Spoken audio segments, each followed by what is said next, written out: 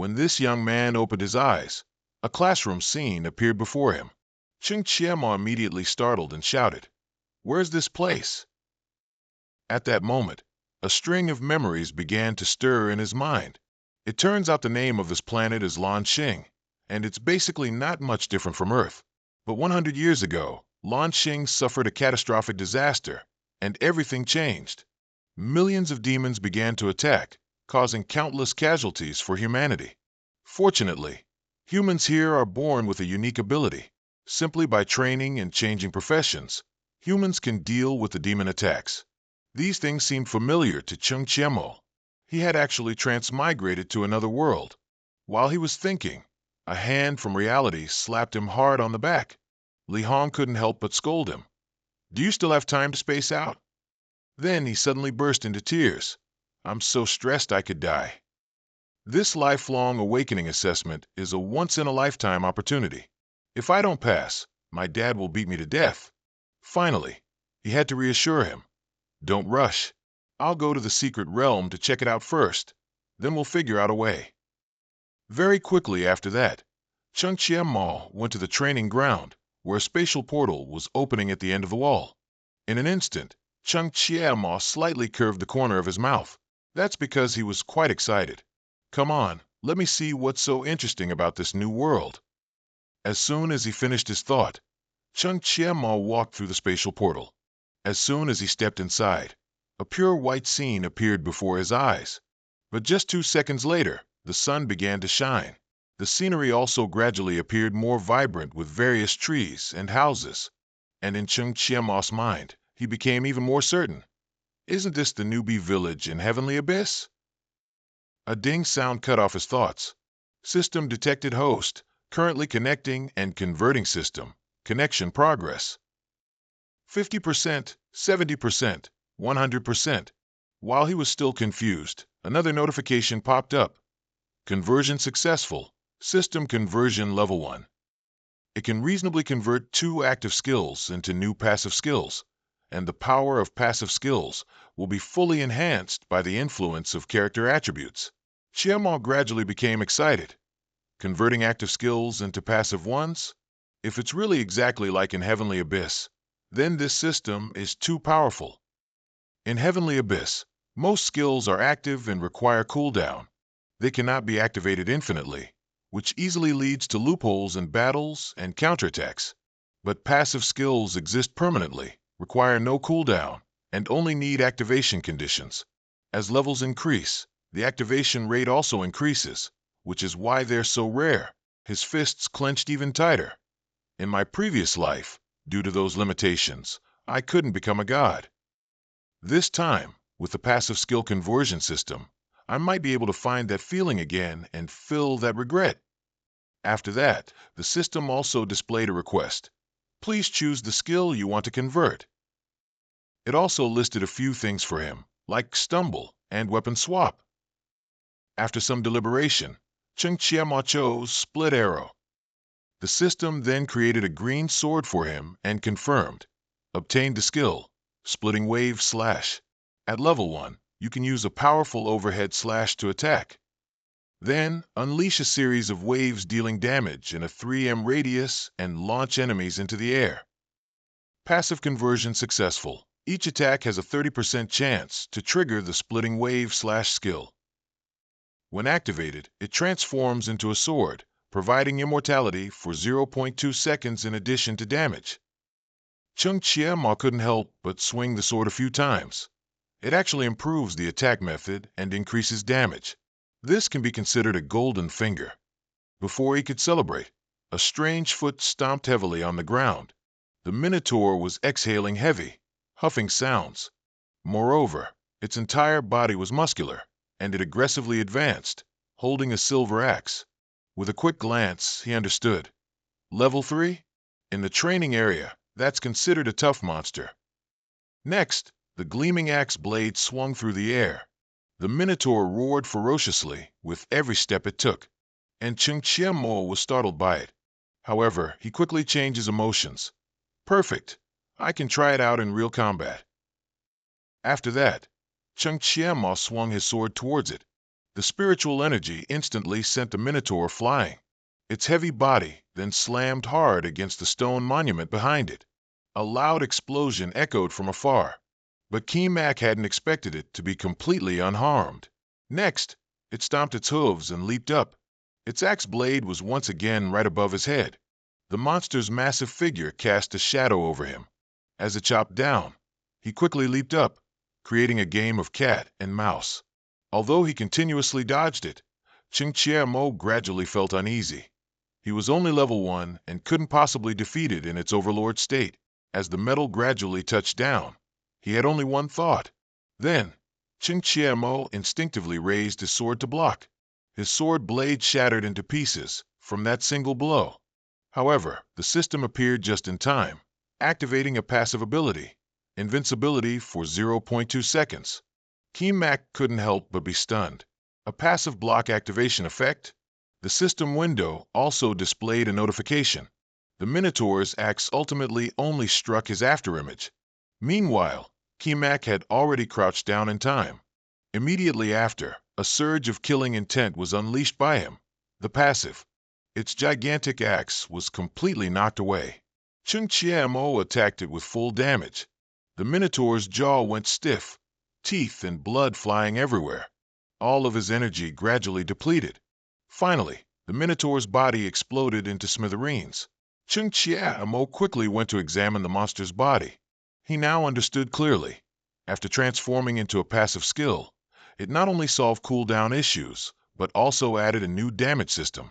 The problems from his previous life were no longer difficult. In this life, he would definitely be able to make up for the regrets of the past, successfully climb to the peak, and become a god in one step. The exploration story is still ongoing in the newbie area. After observing for a while, he dominantly stabbed a bug monster in the neck. After Mo pulled out his sword, it collapsed weakly backward. The scuttling sounds of insects gradually filled the space. Everywhere was piled high with monster corpses. However, Mo felt worried. It had been several hours, and he had finally rediscovered the combat feeling from his previous life. As long as he knew which secret realm tomorrow's assessment would be in, he could help Lai Hon. At that moment, his system appeared again. Facing the countless suggestions from the system, he pondered for a moment. Typically, the reason novices are killed by monsters is insufficient strength and long cooldowns.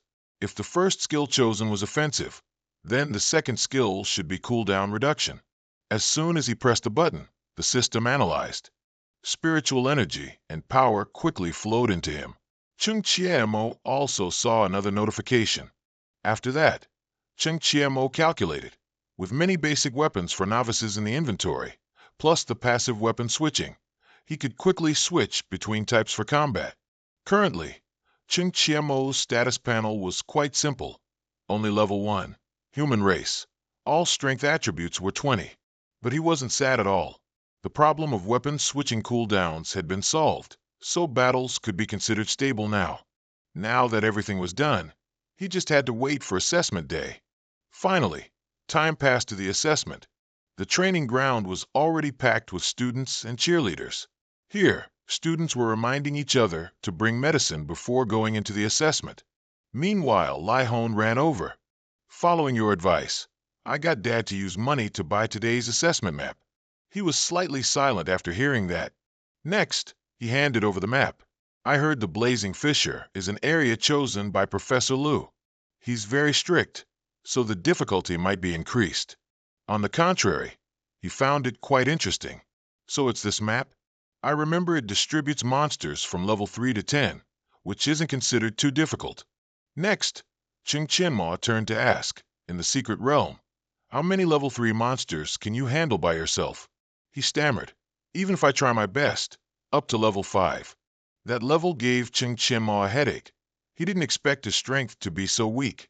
Just then, someone approached from behind. Li Hong, your family has a little money, so you're learning from others to use a back door? Then just give up, to avoid being ranked last and making your dad lose face. Hearing that, he immediately retorted, Get lost. What are you babbling about? Even though Mo advised him, Li Hong was still very upset. Today, I'll take him down with me. Mao Feng took the opportunity to provoke him. Still, Ching Qianma knows better. He knows you're trash and can't beat me. That's why he stopped you. As soon as he finished speaking, his foot was kicked out. In front of everyone, Mao Feng lost his balance and fell down. Ching Qianma looked at him with satisfaction. You don't need to make such a grand bow to apologize. Immediately, he yelled, Are you looking to die? This time, Mao Feng wanted to use force to get revenge. However, his punch was easily caught. Despite his efforts, his hand trembled, but he couldn't move. How can this guy be so strong? On this side, Ching Qianma casually said, I almost forgot something important. Hey, do you dare to bet with me? I bet Li Hong will achieve better results than you. All the hooligans trembled, barely able to contain themselves. Finally, Mao Feng burst out laughing. I didn't miss here, did I? I have no reason not to accept this bet, but I'll decide the stakes. The loser will run naked for 10 laps, then call the other dad 3 times. Ching Qianmo readily agreed. No problem. The rumor quickly spread, causing everyone to discuss. What? The last-ranked student wants to compete in results with an elite student? The gap is too obvious. It's like a free gift to him. Li Hong himself was worried. Old Mo, how can I? Just then, he reassured him. Trust me. But he lacked the courage to stand firm. Trust what? I just want to pass the exam, so my dad gives me more pocket money. Why are you selling me out like this? Once again, Ching Qianma had to reassure him. Get up, just listen to me. Then, he whispered a few words to him. Later, do this, then do that. Li Hong's face immediately brightened. Are those words all true? After receiving a nod, he was ecstatic. Everyone was surprised to hear Li Hong declare, Today, I'm going to make Mao Feng run and call me dad. Less than half an hour later, the dean cleared his throat. As the dean of the academy, Elder Zhang began to speak. I declare the assessment officially open. Students, please enter the transmission point one by one. Ching Qianma also began to walk in. Li Hong went first and didn't forget to tell him, You wait and see my performance. Then he enthusiastically stepped into the spatial gate. The teleportation began to tear open the rift inside. The scorching, blazing fissure appeared before his eyes. Old memories were then rekindled. This was a vast area with giant volcanoes, continuously flowing molten lava, full of evil spirits and fierce beasts. At the peak of the mountain was the boss, Zolin. It really did feel strangely familiar. It had been a long time since he'd run a novice dungeon. Just then, a sound from behind startled him. 2 giant, ferocious bodies emerged. They were low-level green-skinned monsters. As soon as they saw humans, their battle state was activated. The green-skinned monsters also had an extremely long, sharp spike attached to their hands. That blow made Ching Qianma's footsteps falter. However, due to his actual combat experience, he quickly retreated backward. Difficulties continued to arise. 3 more approached from behind. The situation became increasingly critical. 3 monsters closed in on Ching Qianma. He was completely surrounded from both sides. Ching Qianma made a decision. Before, I played games with a keyboard and mouse, but now I have to rely on my body to attack. The system quickly assisted him. Novice blade used. Difficulty, none. This is basic equipment carried by novices. Even with equipment, Ching Qianma was still in danger. Unlike the weakened monsters in the training area, here, 1 against 5 was a bit too much. Suddenly, the system reappeared, detecting that the player has extensive operational experience, which is now fully converting into bodily instinct. His expression froze after reading it. The system, however, had already moved on to a new notification. Operational experience has been converted into instinct. Immediately, Ching Qianma's entire skeleton was enveloped in green energy, and the sensation of his body was overwhelming. On this side, the green-skinned monsters were eyeing him, ready to pounce. Their lightning-fast movements were unexpectedly detected by him. So, Ching Qianma quickly pushed off with his foot. He perfectly clung to the cave ceiling. Next, Ching Qianma slightly tilted his head back, observing them. With a sudden move, he jumped off the cave ceiling again. One of his feet forcefully pressed into its monstrous face. As soon as Chung Chien-ma landed, the green-skinned monster staggered away. Everything made Chung Chien-ma very satisfied.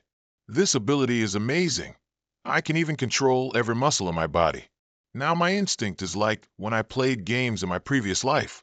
The more Chung Chien-ma fought, the more confident he became. Not convinced. Then come at me all together. His words alone made their eyes turn bloodshot. The entire pack fiercely charged at him, like wild beasts hunting prey. But no matter what they did, Chung Chien-ma still dodged, while twisting his body. After toying with them for a bit, he decided, I need to lure them into a straight line, then deal with them all at once. Immediately after, Chung Chien-ma began to weave in a zigzag pattern through the green-skinned monsters. He lowered himself and landed in a clearing not far away. They slowly turned their ferocious heads around. Seeing his plan completed, Chung Chien-ma's killing intent settled. This is the chance. All 5 green-skinned monsters were sent flying high into the air. He pierced through their line with a beautiful strike. His hand pressed lightly on the ground, creating a body break. The sword was once again firmly gripped in his hand. The passive skill, 3 consecutive slashes, was also activated, and the 5 colossal figures were cut in half. Everything happened quite unexpectedly for him. It activated the passive skill so quickly. Unexpectedly, the passive skill could also reset the cooldown after an attack. Once again, the 5 green-skinned monsters were simultaneously hit. Chung Chien-ma slid majestically beneath them. After several heavy thuds behind him, the monster elimination notification appeared. Furthermore, the main system also appeared. Chung Chien-ma's mood grew more and more excited. When eliminating monsters in a special way, you even get bonus experience. Killing just 5 can increase 2 levels. Things were gradually going in the right direction, and he quickly moved on. After all, while moving, Chung Chien-ma also thought, with so many basic skills and weapons in hand, it's much more interesting than the game, Heavenly Scars, in my previous life. Outside the dimension, the students' rankings were constantly jumping. A spectator exclaimed in surprise, Our Chung Chien-ma is comfortably in first place, because he's level 3. But everyone else wasn't surprised. That's the guy who challenged Mao Feng. He leveled up in just 5 minutes. So our school has a genius after all. Zhang Lei couldn't hide his curiosity either. Interesting. I wonder what other surprises he'll bring. Inside the secret realm, Chung Chien-ma continued to jump back and forth between the rocks. After a while, he seemed to have discovered something. His intuition told him to quickly land at this spot. After hiding in a secluded corner, Chung Chien-ma couldn't help but be astonished. Isn't this the dark mage I encountered in my previous life? The system also added. Even so, he wasn't scared at all. It seems in the game, they had a weakness. If I can exploit it, I won't have to fight them one by one to level up. I can finish them all at once. Just say it and do it. Perhaps leveling up will become easier this way. Next, Chung Chien-ma summoned the hook shot. It was also one of the basic weapons. From within the gun's muzzle, a hook shot out, clinging to the rock face. He used the cable to swing himself higher. After gaining a wide view, the beginner's small dart was also taken out. The hidden weapon spun and slowly descended to the dark mage's location. With a thud, they saw their comrade hit by the hidden weapon. Immediately, they entered combat mode. Their observation revealed Chung Chien-ma's position to the mages. The spells began to glow in midair. Their shadow arrows were slowly charging up. Chung Chien-ma already knew these spells by heart. The dark mages only knew how to use shadow arrows and summon hounds. From the mage's perspective, Chung Chien-ma had vanished. Seeing no threat, they began to return to their normal state. Hidden in the corner, he felt relieved. The keep view effect worked very well. In this spot, the dark mages wouldn't be able to attack him. Indeed, spells with cast times couldn't attack out of range. Step 1 was a success. Step 2, while they were casting their spells, kill all the hounds. Just like that, each dart lodged into the hounds' necks. Despite being a bit out of breath, Chung Chien-ma was still excited. Now for the fun part. The summon hound skill has a higher priority, so they'll summon hounds first. As he predicted, the hounds gradually emerged from the magic circle. The glow of the magic clearly showed his joy. He truly could exploit the weakness successfully. Because dark mages can't choose attack targets, and they're abruptly switching between two skills, their logic gets confused. Therefore, they will continuously summon hounds. This step can generate a large number of hounds. Finally, just eliminate the mages, and the hounds will die along with them. This way, I can gain a huge amount of experience from hundreds of hounds. After that, Chung Qianma lay down on the ground. Now, he'd just sleep while waiting for them to multiply. 8 hours had passed, but there were still many spectators outside. The leaderboard had changed. Now Sun Qua was in first place. At 18th place was Mao Fong at level 7, while Lai Hon was still at 498th. Just when it seemed the outcome was decided, the viewers noticed a difference. Look, senior sister La Tin Tin actually became the first gun expert. She was just second place a moment ago, but now she's first. In the competition map, hundreds of monsters were being taken down by her. That's not all. The viewers were still discussing. Senior brother Sun Qua became a swordsman. I wonder if he'll defeat the boss. The more monsters were defeated, the faster Sun Qua's job change notification scrolled. Dean Chuang Loi didn't make a fuss, but quietly commented, "The outstanding students are starting to emerge." What rank was that Ching Chiema kid earlier? When he glanced at the leaderboard, his name was at rank 659. He was shaken by the small print. Last place. The others almost burst out laughing soon after. That guy was first place initially, probably just lucky. I told you. Why would a genius only appear now? As for the dean, he felt a bit disheartened. The mystic realm only lasts for 12 hours. Based on his speed, he probably hasn't even reached level 6, let alone awakened his talent. There are only 4 hours left until the end. But just a few minutes later, everyone exclaimed, "First place is changing." Chuang Loi jolted, looking up. Chung Qianma's name was climbing from last place to 252, then 121. Such speed made the dean very suspicious.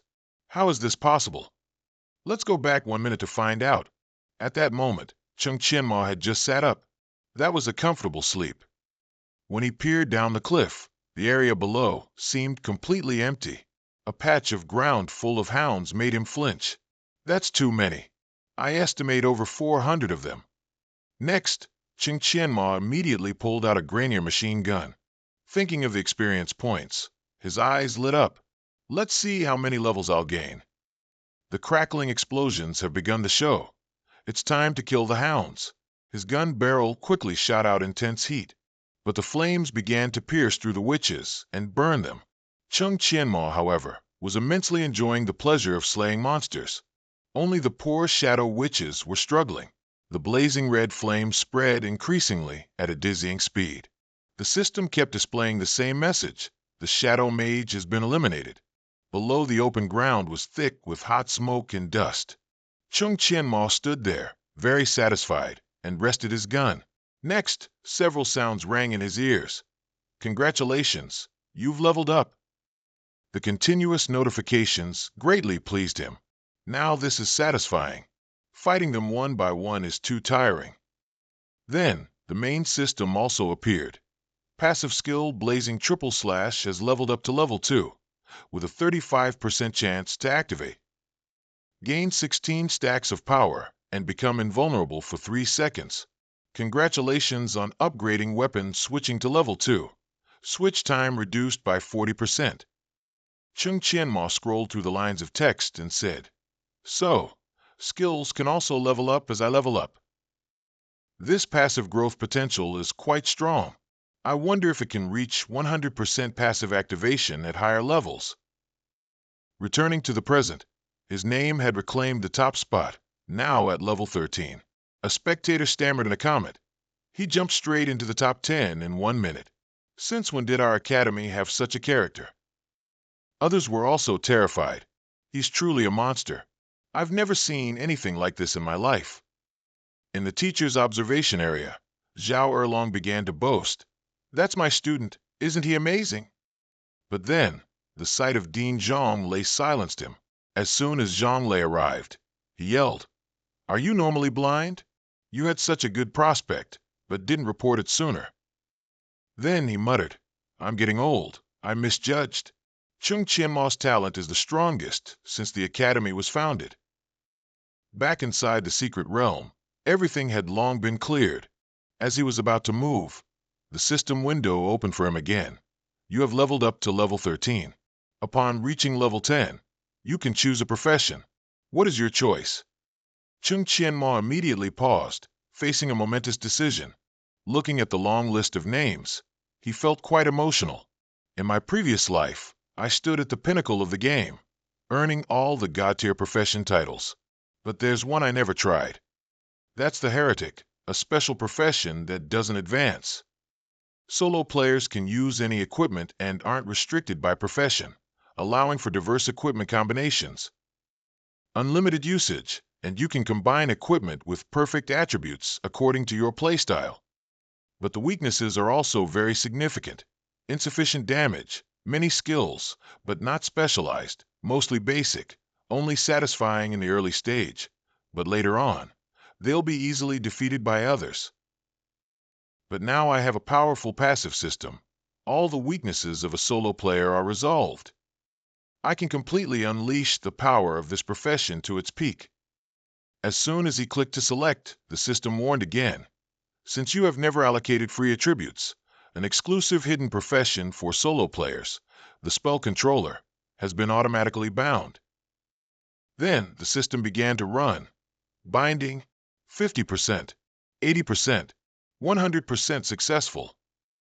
Immediately, a large amount of green light surged into him. The sudden situation startled him.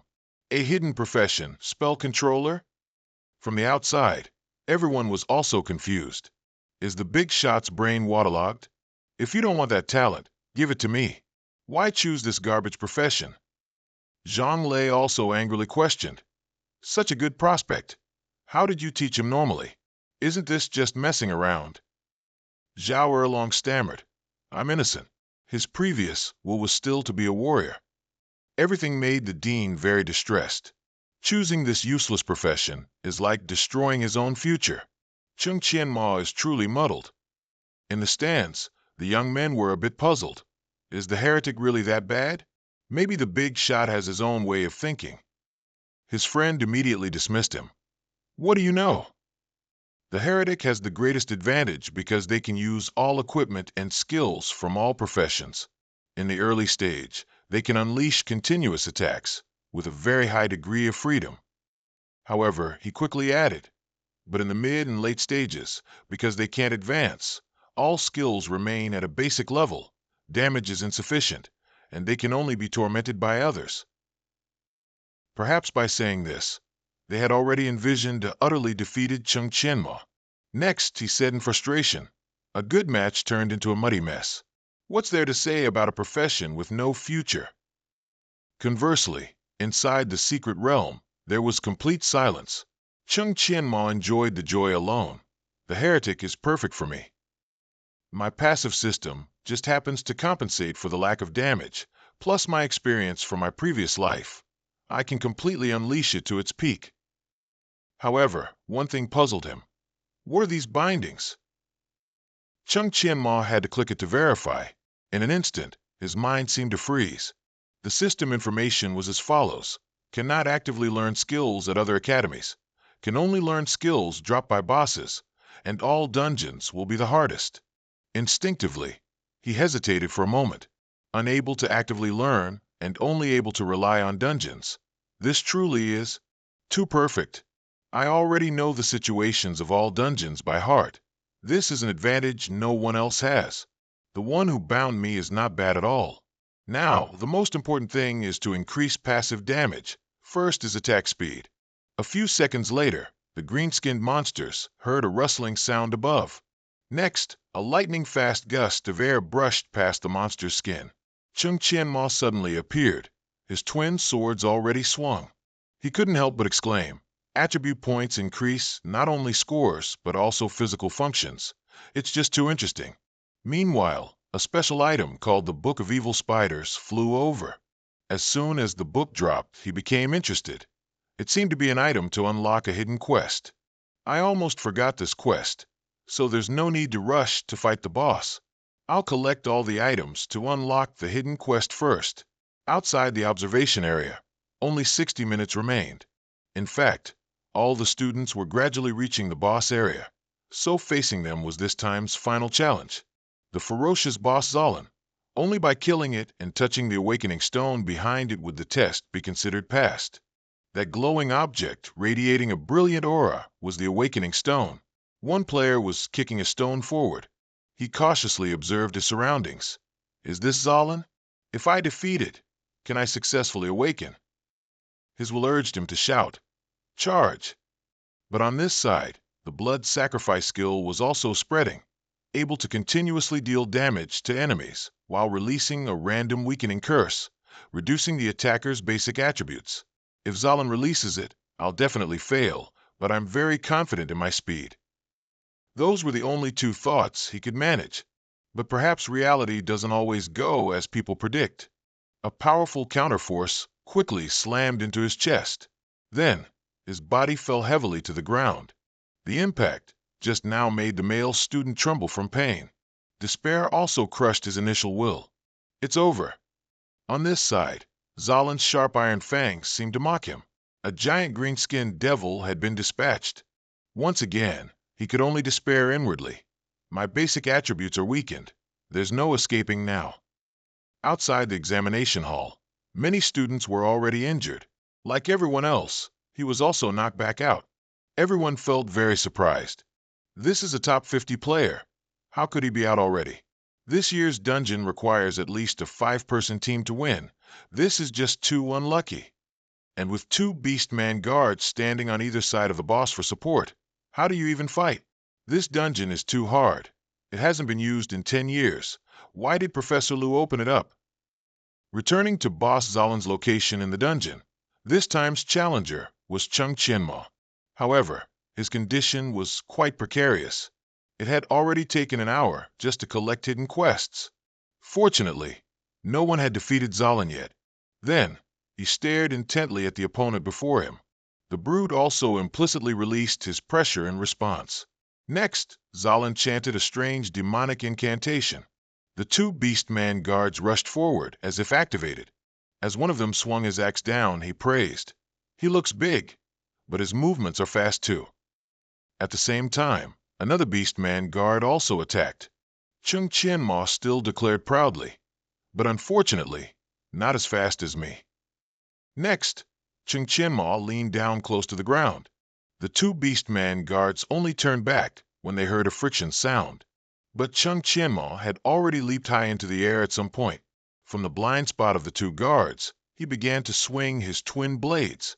Time seemed to freeze for a moment, and behind him, only 2 explosions remained. Next, he flew to another position. As long as there were no green-skinned beastmen guarding him, Zolin couldn't move while chanting a spell. On Zolin's side, even though many demonic curses were wriggling around, he was truly motionless. When he was about 1 meter away from the opponent, he secretly thought, "This way, I can succeed."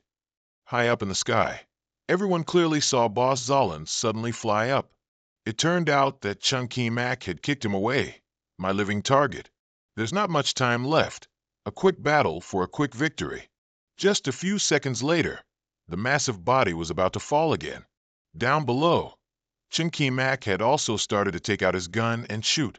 The scorching bullets burrowed deep into the enemy's skin, making him scream. But then Chung Ki-mak ran out of bullets. All 10 shots hit. So it seems he hadn't lost his previous precise mobile aiming skill. At this moment, his enemy suddenly plunged headfirst into the ground. When he got up again, his berserk state was activated. So Chung Ki-mak had to fight a fiercer Zolin. But an expert like him wasn't afraid. He calmly switched weapons. Upgrading this skill is indeed convenient, leaving no openings. Demon King Zolin was growling and running towards him, wanting to crush him. Even so, the sharp spearhead continuously spun, forcing him to stop. Several cracking sounds rang out. The demon's bones were no longer intact. A triumphant smile bloomed on his face.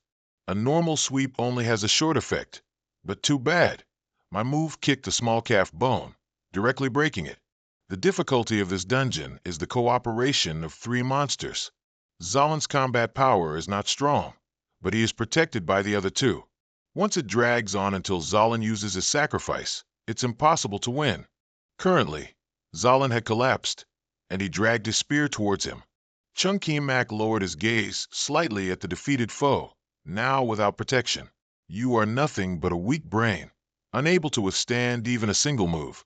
A direct spear thrust brought the demon's body completely to its knees. Back outside the training ground, more people were being knocked out. Lac Tintin just walked out with a very confident look. Tun Qua, it seems first place is mine this time. Tun Qua humbly replied, Congratulations, I ultimately failed this assessment. My defeat is not unjust. But when he checked, he screamed in shock. The name at the top of the list isn't yours. How can this be? Obviously, only those who reach level 10 can change professions. Lac Tintin was so angry her voice trembled. I actually lost to that guy Lai Hon, who's been last for 1,000 years. Meanwhile, other classmates were consoling her. Don't worry, first place is definitely yours. How could a useless level 7 defeat 3 monsters? Lai Hon must have cheated. Principal Chuang has taken him to the faculty office. Tun Qua also hurriedly said, Sister Tintin, those trash from the regular class will do anything. In the faculty office, the situation was very tense. Lai Hon, did you cheat or not? He stammered in fear. I was just better than usual. Lu Nandan raised his voice even more. Still not telling the truth? Earlier, when asked about the boss's appearance skill, you didn't even know it, and you say you passed the exam yourself. Do you want to be the first student to be expelled? The academy will investigate whoever helped you cheat to the very end. Sweat had already dotted his face. Finally, Lai Hon knelt down. It was classmate Chunky Mac who helped me. It's all my fault. Please don't punish him. So that's how it was. Near the end of this area, turning right at the fork would bypass all the monsters and lead directly to the final boss. Chunky Mac seriously analyzed. Because their vision is obscured, they won't attack you. You just need to quickly touch the awakening stone. Lu Nandan listened and pondered. My academy actually has such a genius? Truong Loy, how are the students' results this semester? He respectfully reported. This student just made history, reaching level 13, and still hasn't come out of the secret realm. This is the entire video recording of his assessment process. Just looking for a few seconds, Lu Nandan almost couldn't believe it. He couldn't help but exclaim, Truly boundless prospects? Scene change. The situation at the training ground was still eventful. Some others who just came out praised. Lac Tintin and Tun Qua are out already? As expected of the rocket class. In the stands, people were discussing Chunky Mac. That level, 13 kid, still hasn't come out? The assessment ends in 15 more minutes. No matter how high his level is, he'll still fail. But they didn't know that the awakening stone was already within his reach. Looking at it, he had other thoughts. Touching this would awaken him and send him out. So he'd touch it a bit later. He'd go complete the hidden quest first. So in a short amount of time, from ancient texts to the dark flame stone, withered wood, transparent crystal, or a broken sword, he had them all. As if remembering something, Chunky Mac also checked. There was also the skull of the abyssal evil. Collecting these 6 items, he would be able to summon in a single step. Before he could finish speaking, dark iron chains were piercing out from the ground. The gloomy air gradually echoed with a sound. Who dares disturb my slumber? Chunky Mac immediately became more alert. It is indeed a hidden boss. A muscular body covered in demonic armor appeared. The system silently displayed the information. The famished one, Fat Man, elite boss level 12. He then gnashed his teeth. It's you. Fat Man's sword was then plunged into the ground with the declaration, No mercy. In an instant, the ground was split by the blade. The tremor was about to spread to where Chunky Mac stood. The lava beneath violently pushed the rocks upwards. The scorching heat was quickly unleashed. There was only smoke and dust everywhere, and the ground had been hollowed out into a large pit. But Chung Ki Mak calmly remarked, as expected of a hidden boss, his strength is much greater than Zalin's. Fat Man's advantage is his immense power, but he's not agile enough. If I can execute a skill control combo, I can deal with him. So he started to provoke. Clumsy like you. You should go back and train some more. Immediately, the demonic ghoul roared, each step creating a terrifying rumble. Then, Fat Man unleashed his demonic pressure. Kill, kill. As Fat Man launched himself into the air, the ground beneath him cracked. His entire body, filled with oppressive aura, wanted to knock Chung Ki Mak away. At that moment, he simply reached into his bag for something. His hand gently swept forward, basic combat skill, sand throw.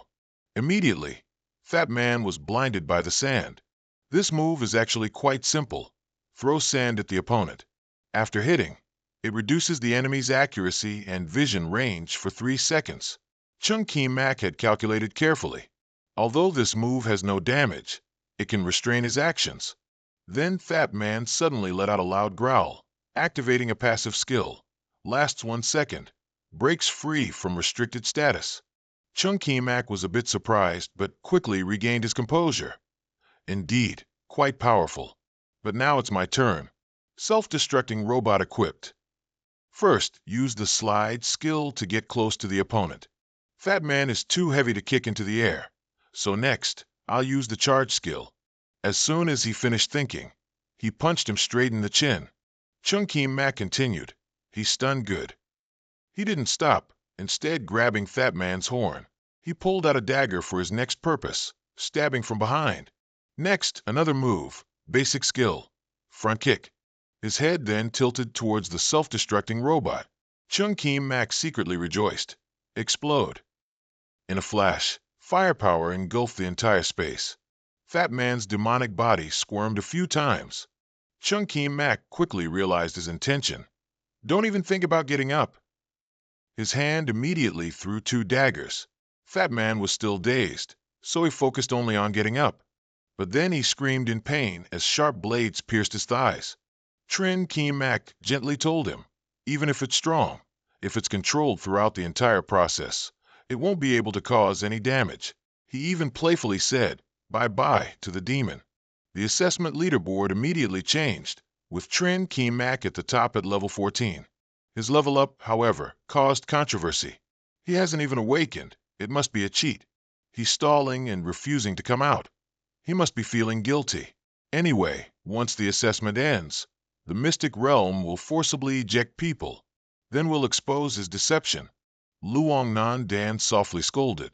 These ignorant children don't understand the saying, there's always a higher mountain. Trong Loi, standing behind him, secretly thought, I haven't seen him this excited in a long time. It seems he believes this is Chung Ki Mak's true strength. At that moment, the countdown clock had less than 1 minute remaining. Meanwhile, in the mystic realm, the system excitedly congratulated. Successfully eliminated all bosses. Rewards activated, all boosted by 50%. Because the man tower was controlled throughout the process, experience doubled, receiving over 30,000 experience points. After it announced he had leveled up to 14, Chung Ki Mak gently wiped his sweat, thinking, my efforts on the hidden quest weren't in vain.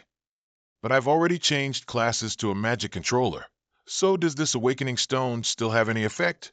Whatever he thought, Chung Ki Mak placed his hand on it to check. Not long after contact, countless incantations appeared on the surface of the stone. The system's mechanical voice rang out. Congratulations on successfully passing the assessment. The talent you've awakened is... Chung Ki Mak was eagerly awaiting the answer. Then, the text suddenly surged into his core. The system mechanically announced again. System conversion upgraded to level 2.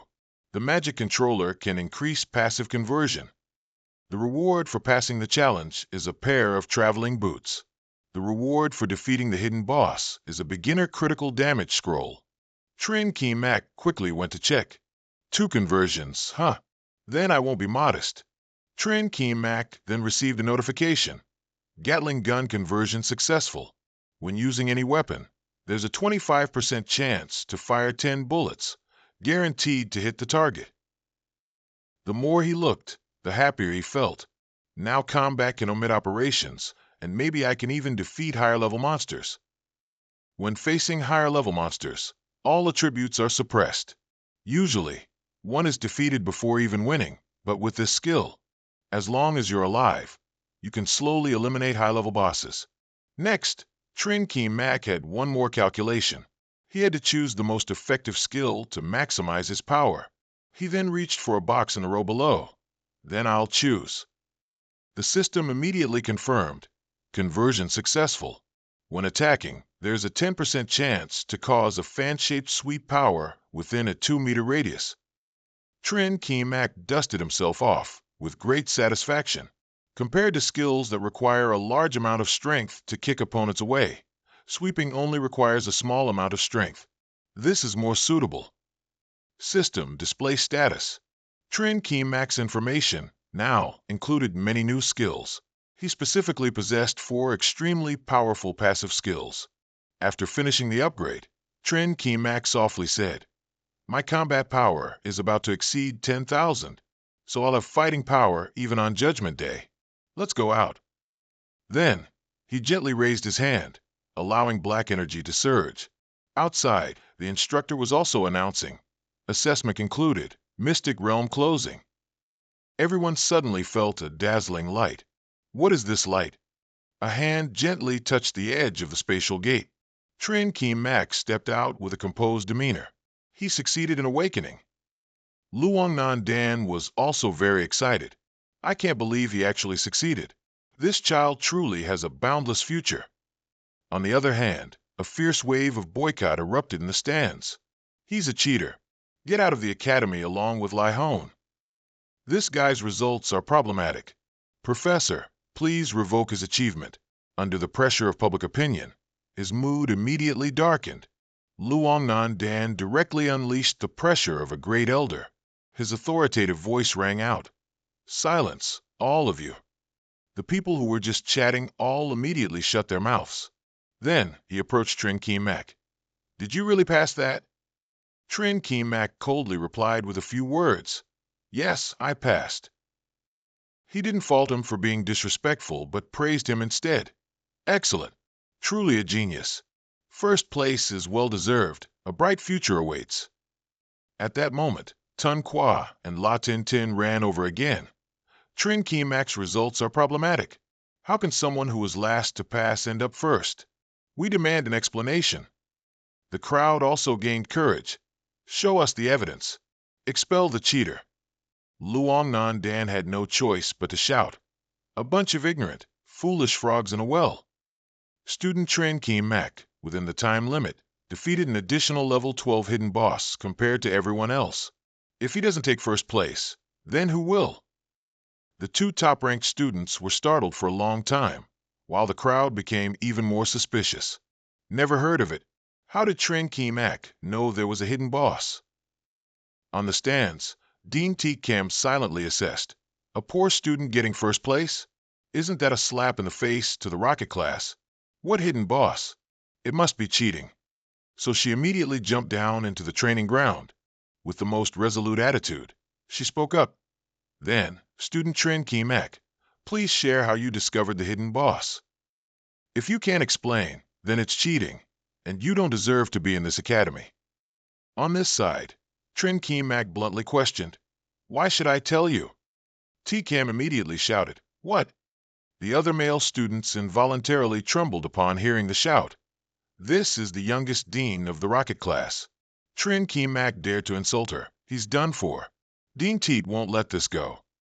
The atmosphere in the training ground gradually became heavier than ever. Tun Qua was the first to break the silence. "You're going too far. Who are you to be so rude to our dean?" Finally, he summoned a treasured sword. "I want to fight you." The people around started murmuring again. "Senior, teach him a lesson. Let's see if he dares to pretend anymore." Then, everyone heard his low voice. "A duel? Are you worthy?" As soon as Trin Keem Mac asked that, he clenched both his jaws. The indignation from the stands grew heavier. He offered to fight you out of respect. All you do is show off and say arrogant things. La Tin Tin suddenly touched Tun Qua's shoulder. So, if I join forces, am I worthy of fighting you? Trin Mak merely gave the opponent a glance. Who are you again? She was so embarrassed she didn't know how to react. You? You don't even know me? I'm the belle of Zhongtan Academy. Tun Kwa immediately roared. You're going too far. You don't put our rocket class in your eyes. Today, I'm going to teach you a lesson. I want to go to the arena for a death match, regardless of life or death. Cam was very perceptive about that. An arena duel is mandatory for awakened individuals. Refusing it counts as a loss, but if he agrees, even if Trin Mak got first place by cheating, he's no match for Tun Kwa. Then he coldly replied, if you're intent on seeking death, I'll see it through to the end. Luongnan Dan, however, found it very interesting. This child is even more aggressive than I was back then. This is a good opportunity to test his strength. So he performed a summoning. If both sides agree, I, the old man, will build an arena for you too. With just one display of his power, an arena taller than a person's head emerged. Before they stepped in, Luongnan Dan reminded, I hope you can control yourself so you don't regret it. Tun Kwa wasn't afraid at all. I want to see what skills you have. Trin Mak replied indifferently. Less talk, don't waste my time. Next, he jumped onto the arena before the other guy. From above, he spoke as if giving an order. Let's start now. Tun Kwa no longer held back. Arrogant brat, don't you dare regret this. He quickly scrambled up at maximum speed. That was an A-grade talent, capable of increasing movement and attack speed by 50%. The male students cheered him on. This is a swordsman's signature skill. I can't believe Senior's talent is so perfect. While running around, he didn't forget to provoke. I see you're only good at talking. When he reached his blind spot, he quickly drew his sword. Tun Kwa's entire body crackled with lightning, shouting die, before thrusting forward. But his powerful sword strike was dodged with just one jump. Trin Mak even teased him. Is that all you've got? The audience couldn't help but wonder. How could he dodge that attack? Did you see clearly? Wasn't his talent only E-grade? On this side, Tun Kwa himself determined. It was just a fluke, being able to dodge that one strike. But he won't be able to escape my strongest combo skill. In an instant, his eyes quickly scanned his moves. Next, Tun Kwa performed his sweeping skill with his sword blade. In an instant, Trin Mak was blown back by a strong gust of wind. Seeing the opportunity, he then executed a dash skill. Trin Mak, however, swiftly raised his sword to deflect his opponent's move. Tun Kwa, on the other hand, used a move to send his opponent flying when the two swords clashed. In midair, Trin Mak unexpectedly did not lose his balance. In an instant, he seemed to have seen something unexpected. Tun Kwa below suddenly began to blur because he had used a displacement technique. No one noticed he had leaped to a spot even higher than him. I win, attacking from above. Because it was too sudden, Trin Mak faltered slightly. Then, all airborne actions were obscured by an explosion. Cheers erupted everywhere. As expected of Brother Tun, a perfect combo with terrifying damage. Afterward, Tun Kwa safely landed on the arena. No one can escape his speed. But before he could finish, his face took a direct kick. Trin Mak surprisingly appeared completely unharmed. He directly kicked the Academy's famous senior. Director Cam was utterly shocked. Luongnan Dan, conversely, was extremely excited. As expected, he didn't misjudge this kid. On the arena, Trin Mak had met the conditions to activate his passive skill. In an instant, everyone saw his figure move extremely fast. Trin Mak seemed to merge with the air, preparing for the 3 severing slashes. Finally, only the sound of Tun Kwa's body hitting the floor remained. Trin Mak didn't look at him, only inspecting his sword. Your maximum speed is still inferior to my agility. However, his opponent was already in too much pain to refute, lying prostrate. Public opinion gradually shifted. It's over before I even got to see it. Tun Kwa is a top genius after all, yet he was defeated in less than 30 seconds. Just then, Trin Mak remembered. Do you still want to fight? He stood on the high platform, looking at La Tin Tin like a small animal. The arrogance on her face had completely vanished. Finally, La Tin Tin whispered, "I truly am not worthy of a duel with you." Shouts from the stands echoed to Trin Kemek. "Great master, I accidentally slandered you earlier. From now on, you are my god." Job changers always prioritize strength. Someone as strong as him deserves to be the #1 genius. La Tintin's heart was suddenly filled with warmth. I can't believe he's so strong. Why do I have such a strange feeling? I actually want to have some kind of relationship with him. From a professional perspective, Luong Nan Dan was very surprised. Extremely fast reaction speed, perfect execution of skills, far surpassing my former self. Perhaps he can become the legendary 5-rank divine human. This is a true genius. Such a good seed must be kept in our Zhongtan. Then he solemnly announced, "As a representative of the Academy, I declare." Considering student Trin Kemak's outstanding achievements, the school has decided to award him 1 million blue star credits. And the special title, Heavenly Chosen Student. The crowd seemed to have heard an explosion in their heads. The trio of directors also paused at the new title, Heavenly Chosen Student. Trin Kemak, on the other hand, was quite calm. Their expression seemed to indicate this title is very cool. I wonder if it can be exchanged for money. Trong Loi then explained, "Our Zhongtan hasn't had a heavenly chosen student in over 20 years. The only one who did is now a rank 4 job changer.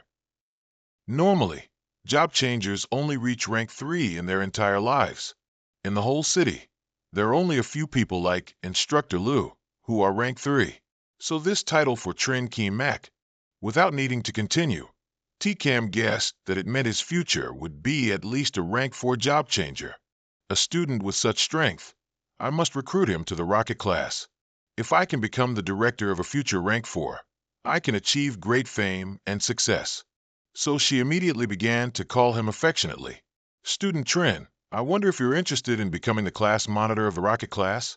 1 month before each exam, I can be your private tutor." The young man over there couldn't help but be jealous. Miss Titchcam is my goddess. If she tutored me privately, I'd die happy. Unexpectedly, Trin Kemak decisively pulled his hand away from her. "You can't teach me." "Not just you. All the teachers in this academy can't teach me. You're probably solo players yourselves." Before clarifying the next development, let's look at his attributes. Most notably, he already has an SSS-Rank job change, with a combat power of 9,972. Furthermore, he possesses level 18 far journey boots, which can double his speed for 5 seconds. Back to the story. Titchcam angrily shouted, "You're only level 14. How dare you say I can't teach you?" But Luong Nan Dan interrupted her. "No one has enough expertise to teach him. After changing jobs, we will abandon our initial skills. We have no experience with combos and solo techniques. Looking across the entire country, you won't find anyone who can teach him. Trin Kemak's future is inherently destined to be faced alone. Student Trin, the path of a solo player is full of challenges. I hope you won't regret it later." He was very firm in his choice. "If I've chosen it, then of course I won't regret it. Plus, I have the help of the passive system." After that, the old man immediately announced, "Then I will approve your self-study. I hope you can shine in the joint exam 1 month from now. That is an exam organized by the nation to find the most outstanding individuals, and each person will receive rewards based on their ranking." However, the other students were still too shocked. No one has ever had the privilege of self-study before. Trin Kemak is amazing. Later, he politely spoke up, "I still have a question, sir." Everyone was flabbergasted by the next half sentence. "When can I collect the 1 million cash reward?" The matter ended there, but the newspapers extensively reported on him. Trong Loi was very busy with reporters. "May I ask which university student Trin Kemak plans to attend? May I ask why student Trin Kemak chose to go solo?" But no matter what they asked, he replied that he wasn't at school. At the same time, at the Genesis Management Association, Trin Kemak stood at the entrance, scanning, and commented, "The system login process is quite comprehensive." The advanced machine confirmed him.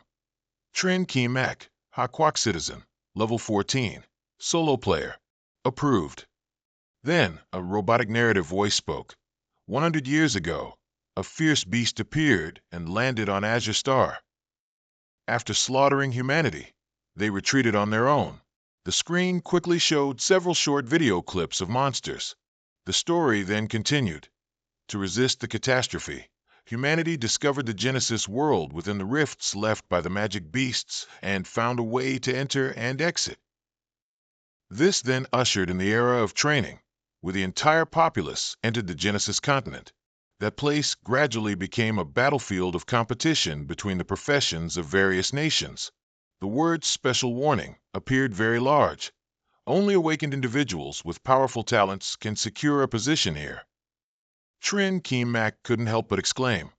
Compared to the dream training area in school, the Genesis continent can do so much more. Most importantly, I need to reach level 20 quickly to pass the joint exam. A few minutes later, the Shattered Archipelago, exclusively for those levels 13 to 18, also appeared. The surrounding layout and architecture felt familiar to him, just like in his previous life. It truly brought back memories. He remembered very clearly that as soon as everyone entered the main continent, they would try every means to hunt monsters and level up. But since he already had old memories, he naturally had to start with the special hidden quest.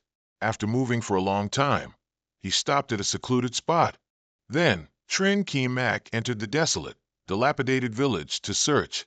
As soon as he saw a piece of white paper among the rubble, he rejoiced. Found it! On the paper was a request to prove the existence of a dangerous shadow to the fisherman. The system also instantly sounded. You have received a hidden quest, Disappearing Shadow.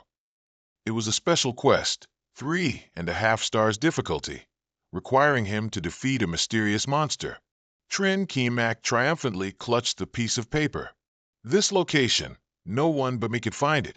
This quest not only gives a lot of experience, but also yields an incredibly useful divine artifact in the end. At the Turtle Disaster Beach, there were many mutated sea turtles. Other players were strenuously attacking small monsters on the shore. They used everything from swords to magic to gain maximum experience. Meanwhile, someone attacked with Magma Fireball. That single blow dealt damage to even the players, who couldn't defend themselves in time.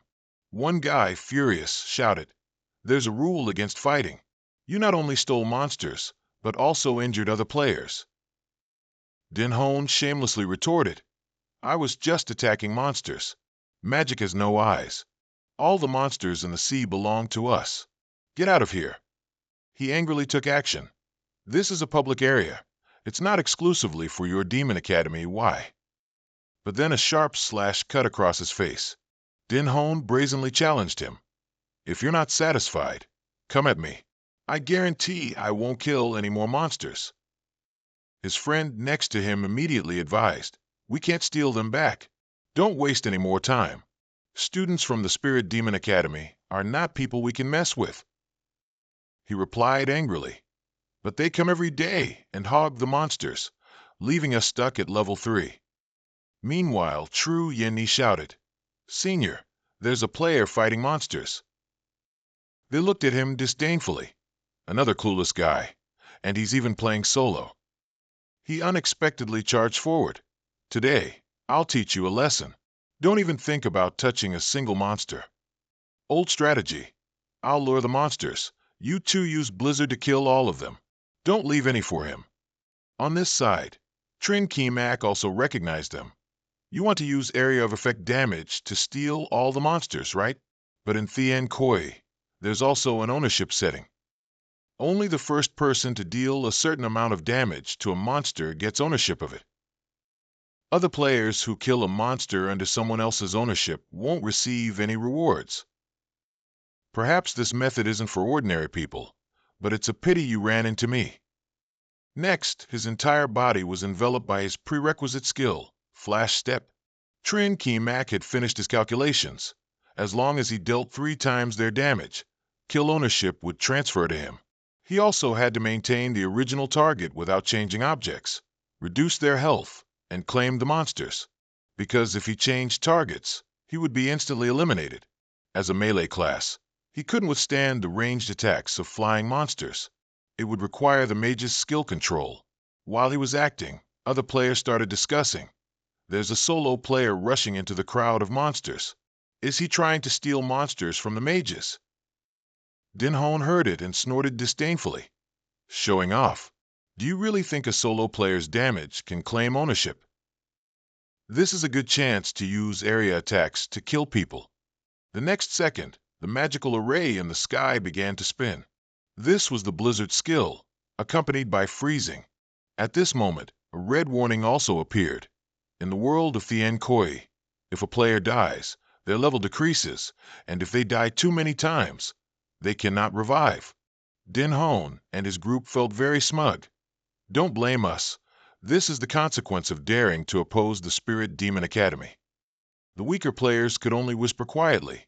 Indeed, relying solely on a player's damage not only fails to claim monsters, but also puts oneself at risk. Then, Dinhone and his group were startled as they realized something. Blizzard didn't kill him? The other players were also shocked. How is he alive? That combination is strong enough to instantly wipe out players of the same level. On this side, Dinhone was urging his comrades. Quick, another blizzard. Kill the monsters first. Inside the formation, he had to switch to another ultimate skill. Just now, his attack speed had activated the Tri-Slash. He also used freezing to slow down the blizzard speed, and used the machine gun to increase his damage output. The passive activation chance of the machine gun is 25%, and in the next second, the surrounding conditions also help the machine gun skill activate. Amidst the hazy smoke, Trin Kimak furiously attacked the monster turtles. The party that had been bullied earlier looked delighted. The monsters were all stolen. Is his damage really that high? The machine gun's cooldown is 8 seconds, but he used it continuously. My impression of solo players is really different now. Dinhone's side also received a shock. Ownership was stolen by a solo player.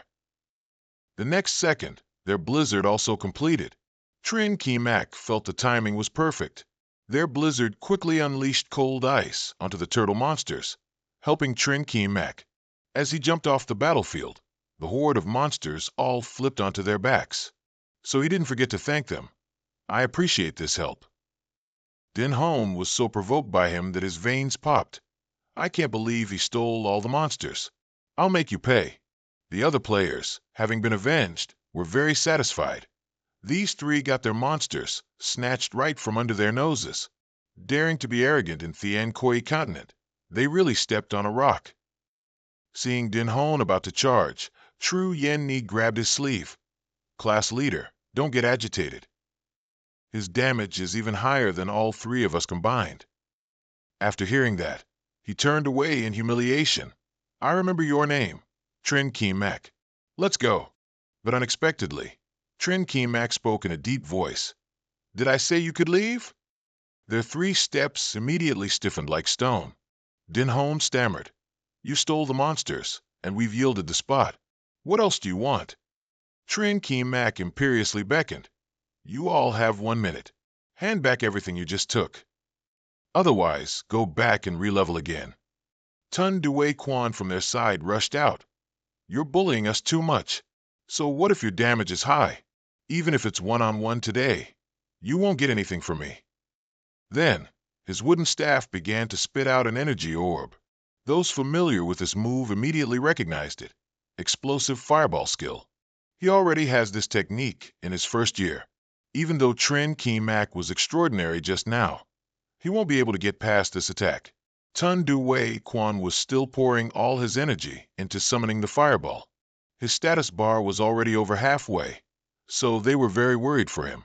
Why hasn't the Great Master made a move yet? It'll be big trouble if he finishes casting the spell. He thought he was scared and was very smug. Scared can't move, huh? I thought you were so good. Turns out you're just an empty barrel making a lot of noise. Then, he aimed his staff straight forward. The farther the flame shot, the more fiercely it burned. At this moment, Trin Kimak quickly switched his weapon to boxing gloves. Next, he used the prerequisite skill of a warrior rush. His entire body leaned to one side, matching the stance of fierce fist. Just like that, his punch force pierced through the fireball and slammed into him. Before he even landed, Trin Kimak leaned and shifted behind Tun Due Quan. One flying kick from him was enough to keep his body suspended for a few more seconds. Trin Kimak didn't hold back at all with this kick. Finally, Tun Due Quan plunged deep into the ground like a comet. The other players were terrified. Are my eyes playing tricks on me? If I'm not mistaken, the solo player used 3 consecutive skills in an instant, right? Is this something a level 14 could do? On his side, Trin Kimak had already reached Din Hone. I take back what I just said. Now I don't just want the materials in your hands, but also all the Heavenly Origin coins you have. You have 20 seconds left. His terrifying aura had an effect. I'll give it to you. I'll give everything to you. True Tuet Ni respectfully offered the small bag, kneeling on the ground like a lowly slave. Hidden behind them, Tun Due Quan still dared to curse. How dare you insult me? I'm not done with you yet. Din Hone heard him and shouted, You idiot! Haven't you lost enough face already? Then, he directly took the bags from his teammates. Trin Kimak was treated with utmost respect. Student Trin, we were reckless. Please accept these things for now. His heart was already blooming. 120 taels. He had to thank these fools for saving him a few hours. After that, he let them go. Seeing this scene, the other players marveled. Is this really a solo player? He actually defeated students from Spirit University. Then, they started arguing again. Great Master, team up with us. Another person shouted, Team up for what? The Great Master is collecting materials. Quickly get out of the way. At this very moment, Trin Kimak secretly thought, it's just like his previous life. On this continent, power is the most important thing. But it's also good. No one will bother him while he's doing quests. The system panel was updating at this time. Requires 400 turtle tails. Requires a high-quality bamboo fishing rod. So Trin Kimak decided, still 239 more tails. Looks like I'll have to pull an all-nighter. These turtle monsters probably had no idea of their fate. By the second day, another turtle shell flew up. On the ground lay all the defeated monsters. Trin Kimak tiredly slumped to the ground and sighed. That's 400 of them. No wonder it's a hidden quest. I'm almost leveling up.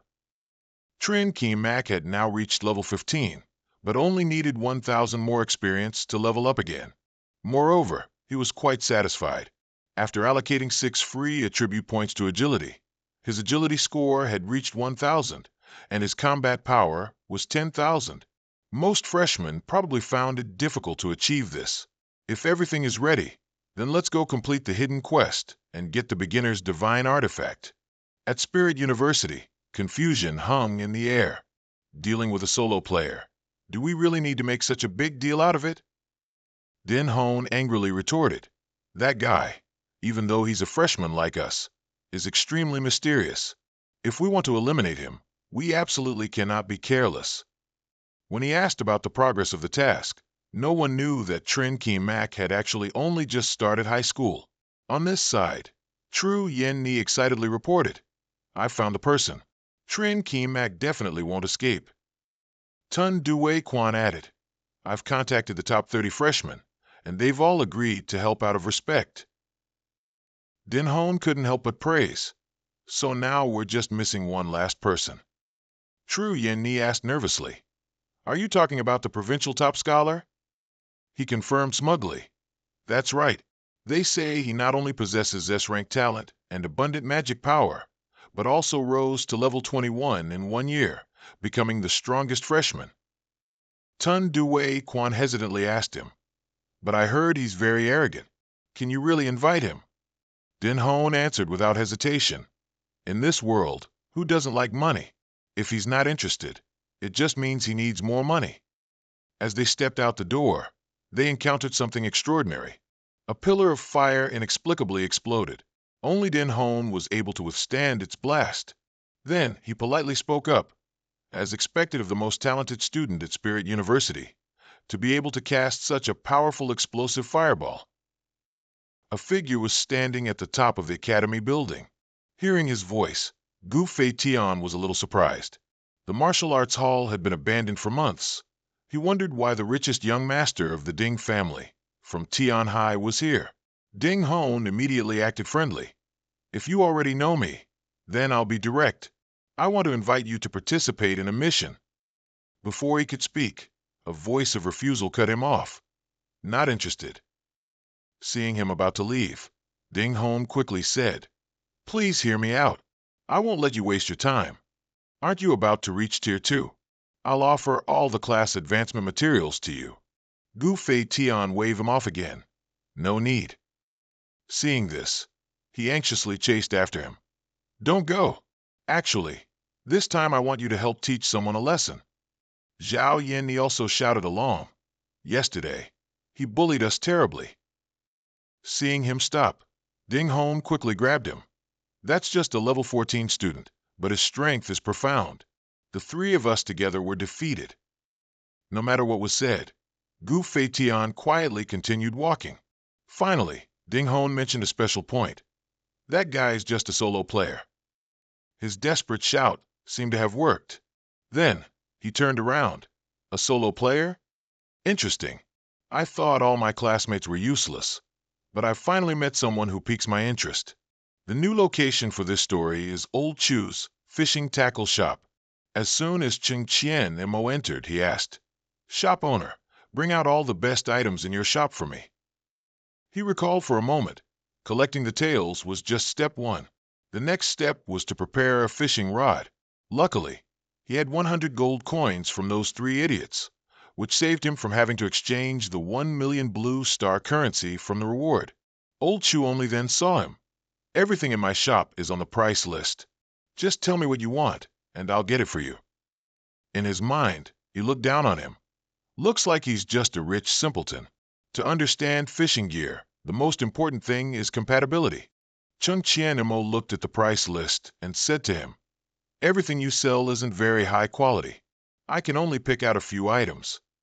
Then I'll take the refined violet bamboo fishing rod and 10 top-grade mudworms." Old Chu shot up from his chair upon hearing this.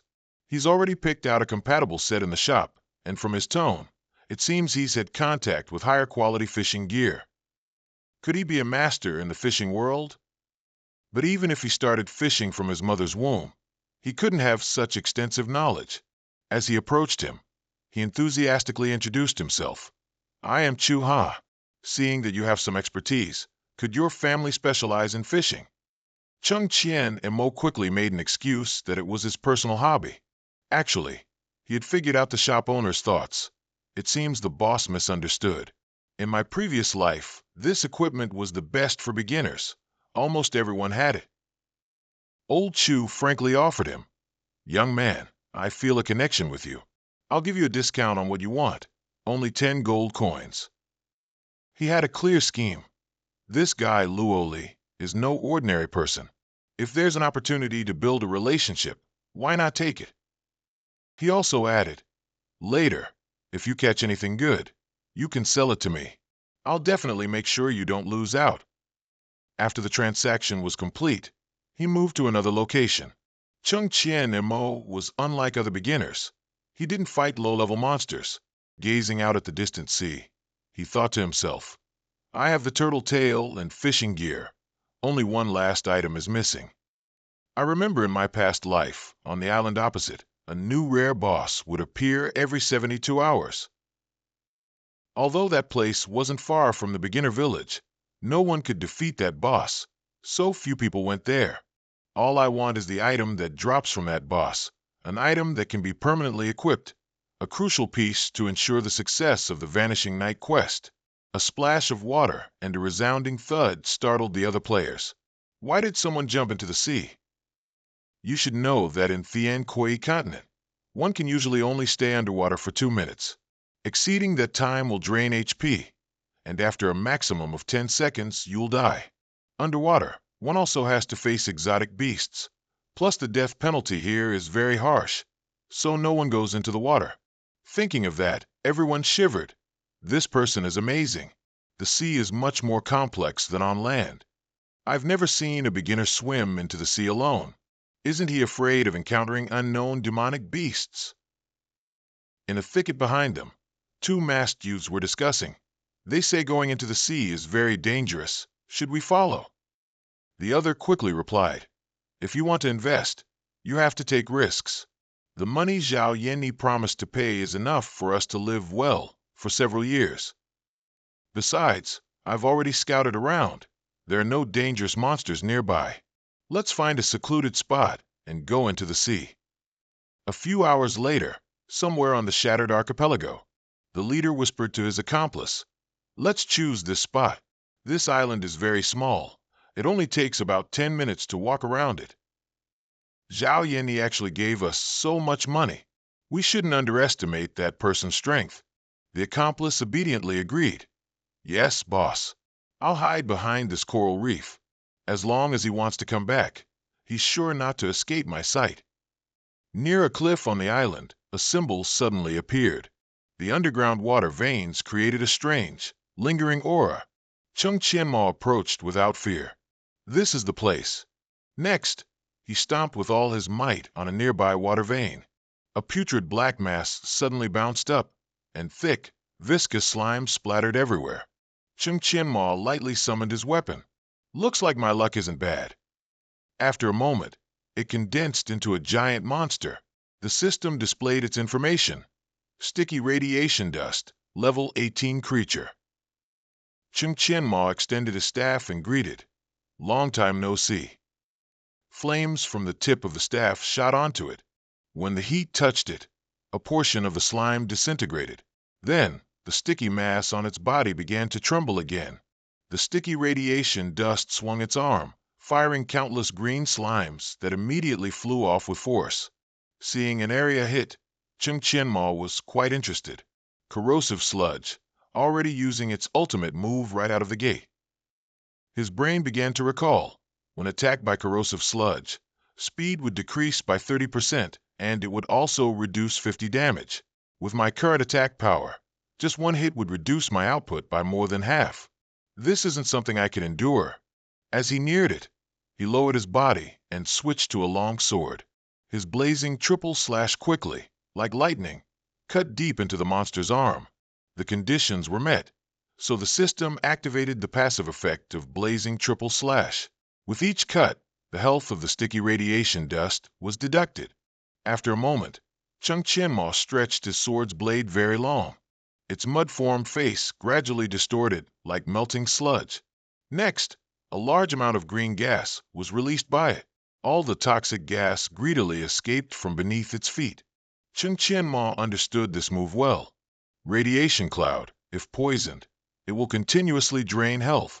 Although this boss is good at using AoE skills, it can't attack at close range. On the contrary, it moves very slowly, which is its fatal weakness. The system quickly announced based on his movements. Gatling gun passive activated. The laser-like bullets incinerated its surface. While it was still dazed, a cliff appeared above its head. Next, the rumbling sound of rocks crushed the sticky radiation dust. Chung Qianmo landed perfectly not far away. It's done. From where the sticky radiation dust disappeared, an item floated up. The system immediately displayed its information. Water vine staff, perfect quality. The user can breathe freely underwater. Chung Qianmo picked it up, very satisfied. The effect is exactly the same as in my previous life. Now everything is prepared. Next is the time to fish for that disappearing shadow. Next up will be a fierce battle. After all, that's the strongest boss in the beginner village, and everything I'm doing is just to improve the success rate of this mission. Just as he was pondering, he subtly detected a sound, but Chung Qianmo merely smiled faintly. I noticed those two sneaking around since yesterday. If you have that much patience, then keep waiting. He ignored them and plunged into the sea. The system also activated his underwater breathing skill. Water vine staff effect activated. At this moment, the two followers panicked. I can't take it anymore. We've been soaking in the water for 4 hours. The leader gnashed his teeth and replied, Impossible. That side is the open sea. If he wants to return to land, he has to pass through us. Next, the subordinate suggested, Let's go up and check. Maybe there's a monster up there and he got eliminated. Finally, only their curses echoed on the island. Searched the whole island and still can't find him. How did he escape? Helpless, the commander made a call. Miss, that Chung Chien-Ma person escaped without a trace. The subordinate also trembled and said, "Did we offend some god? This plan is over." Back to him. The place was now the fishing spot of the ruined archipelago. Chung Chien-Ma carried his gear and muttered, "Everything is ready. The next plan must involve catching a fish to activate the next quest. I remember the disappearing shadow fishing spot is probably here. Oh, someone took the spot already." When he glanced over, the system didn't display any information. An invisible fear rose in Chung Chien-Ma's heart. Why can't I see his attributes? Here, unless the level gap is too large, lower-level players can't see higher-level ones. Before he could do anything, he called out to him, "Are you here to fish? Come over, I'll give you my spot." "Young man, it's good to be cautious, but right now if I wanted to kill you, it would be as easy as flipping my hand. If you want to fish, just sit down." Despite his worry, Chung Chien-Ma still went over. "First, I'll just fish for a while and wait for him to leave. Then I'll do my quest." Next, he no longer cared about the other person and cast his fishing line. Old Chin, on his side, started scrutinizing him. In front of him, he showed no fear. It seems this kid is quite courageous. Just about 2 minutes later, joy came to Chung Chien-Ma. The power system also switched to the fishing system. "Congratulations, you caught a 4 kilograms grass carp." The joy made Chung Chien-Ma mutter, "My luck isn't bad." He was very proud of himself. In my previous life, my fishing skill was always at the highest level. Then the old man and the young man fished together in harmony. Another minute passed, and the system happily appeared, congratulating you on catching a 4.75 kilograms red snapper. Old Chin couldn't help but marvel at the plump fish. It didn't stop there. Another notification came, congratulating you on catching a 4.1 kilograms grass carp. At this point, he couldn't take it anymore. He'd been sitting for half a day and caught nothing. How did that kid do it? Even more shocking, the system tirelessly popped up, from red snapper to parrotfish. He caught them all. After a while, Old Chin decided to strike up a conversation with him. "I've been in the fishing world for years, but I've met a prodigy here. I wonder if you could give me some pointers?" Trin Ki Mak quickly hid his sarcastic thoughts. This old man's skill isn't even beginner level, yet he claims to be an old hand for many years. Outwardly, he was very respectful. "Senior, you're overpraising me." "Then I'd humbly like to offer a suggestion about your bait combination, Senior." After just a brief explanation, he immediately burst out laughing. "You really are a rare prodigy. At this age, to have so much fishing experience, I am impressed.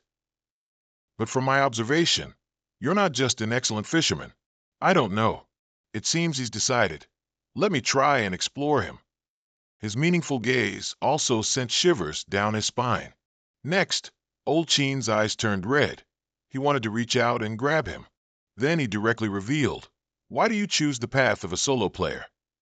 Sensing danger, Trin Ki Mak stepped back and summoned a machine gun. Next, he majestically stood up, shouldering the gun. Trin Ki Mak didn't forget to retort, "The path of a solo player. Why can't I take it?" Surprisingly, Old Chin suggested, "With such talent, even choosing to go solo is fine.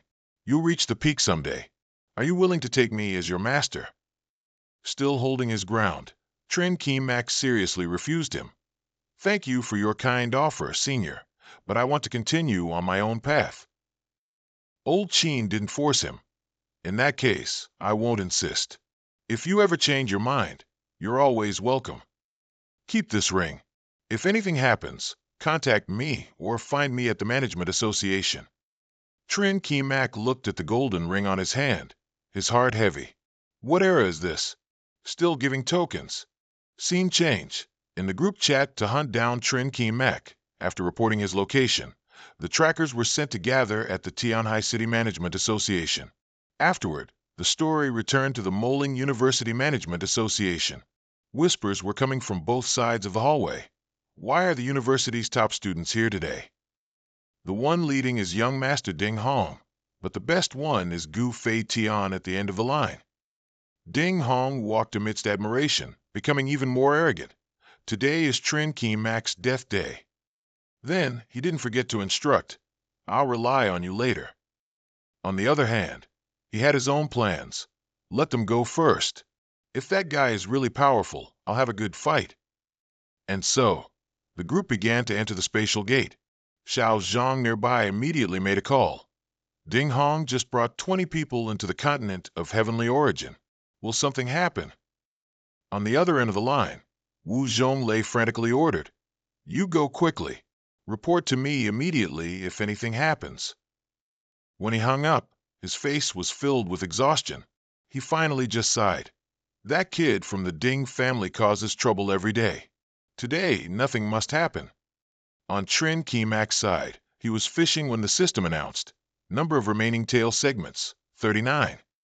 Immediately, Trin Ki Mac felt a little discouraged. 400 tail segments, caught by the shadow, was the largest number recorded in my previous life. Will a lucky person like me become unlucky now? Suddenly, Ding Hong appeared before him. Trin Ki Mac, I bet you won't catch anything today. He heard this and calmly retorted, Is this a bunch of useless trash? If you can't win, you call for backup? I didn't expect Moling University to have such a unique style of learning. In the crowd, Gu Feitian quietly observed him. He's a solo player. Interesting. Ding Hong now began to speak louder. Big talk, huh? Insulting us. Do you think you can easily escape? Today, we'll send you home with nothing. Just as things got tense, luck came his way. An unidentified object bit the hook. Trin Ki Mac joyfully exclaimed, It's finally here. Beneath the water, a gigantic figure was causing turmoil in the vast sea. The shadow emitted 2 red rays, sending shivers down the spines of the Moling University group. They were all paralyzed with fear. What kind of monster is this? Is it a hidden boss? Next, the full appearance of the hidden boss became clear. It was identified by the system. Prince Naskak, level 22 Naga clan leader, HP 6000. As soon as Gu Feitian finished reading the stats, he was speechless. Even he would find it hard to fight it alone. Could it be related to that solo player? Meanwhile, Sun Dewei Quan had an idea. This is a rare boss. There are many of us today. If we kill it, we'll get treasures. Chung Ki Mac heard him and replied, It's true it drops treasure, but you'd have to be alive to get it. After that, he threw all the tail sections used as bait to them. The sea surface was being beaten into waves by his tail. The crowd knew Prince Naskak was rushing towards them. The hidden boss's satisfied growl echoed each time it hit someone. Gu Feitian, however, remained calm and cast a spell. Ice Seal Art. Next, his sharp teeth became stuck. He reinforced the ice and commanded, Attack now. After that, his HP bar also began to decrease. Din Hon took the opportunity to send a message. Only you can hold back the boss. That bastard dared to harm us. I'll take my men to kill him and then come back to help you. So the students bypassed Prince Naskak and went to him. Chung Ki Mac couldn't help but sneer.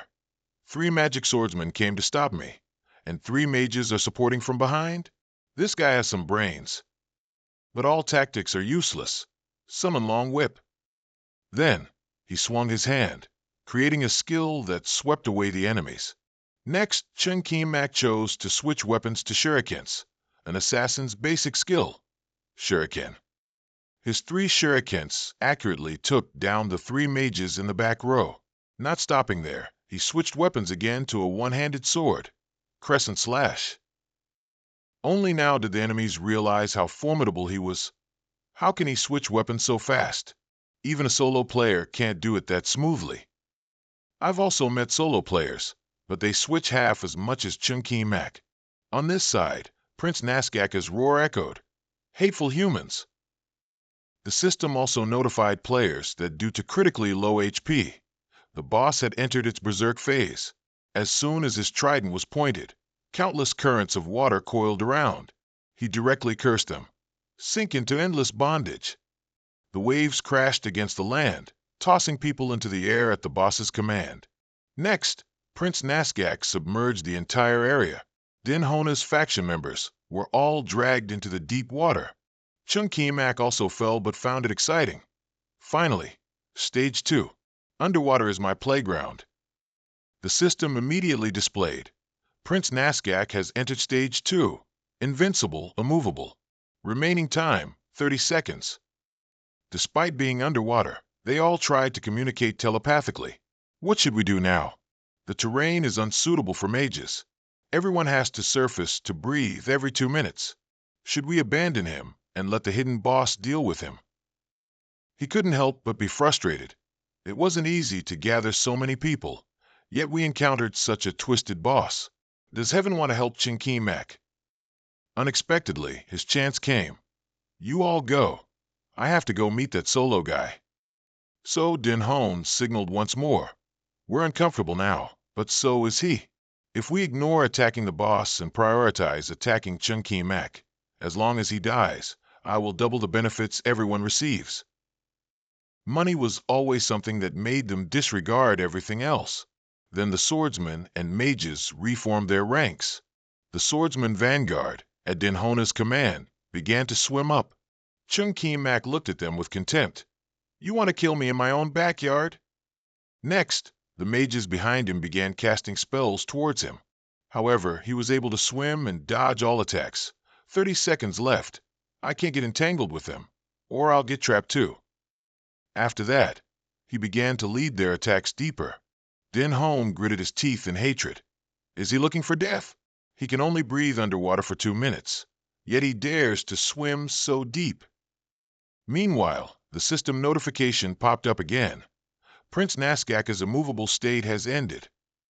He belatedly realized, I didn't even realize that the most terrifying thing wasn't Chung Ki-mak, but... Before he could finish his thought, the deep-sea whirlpools began to twist around his companions.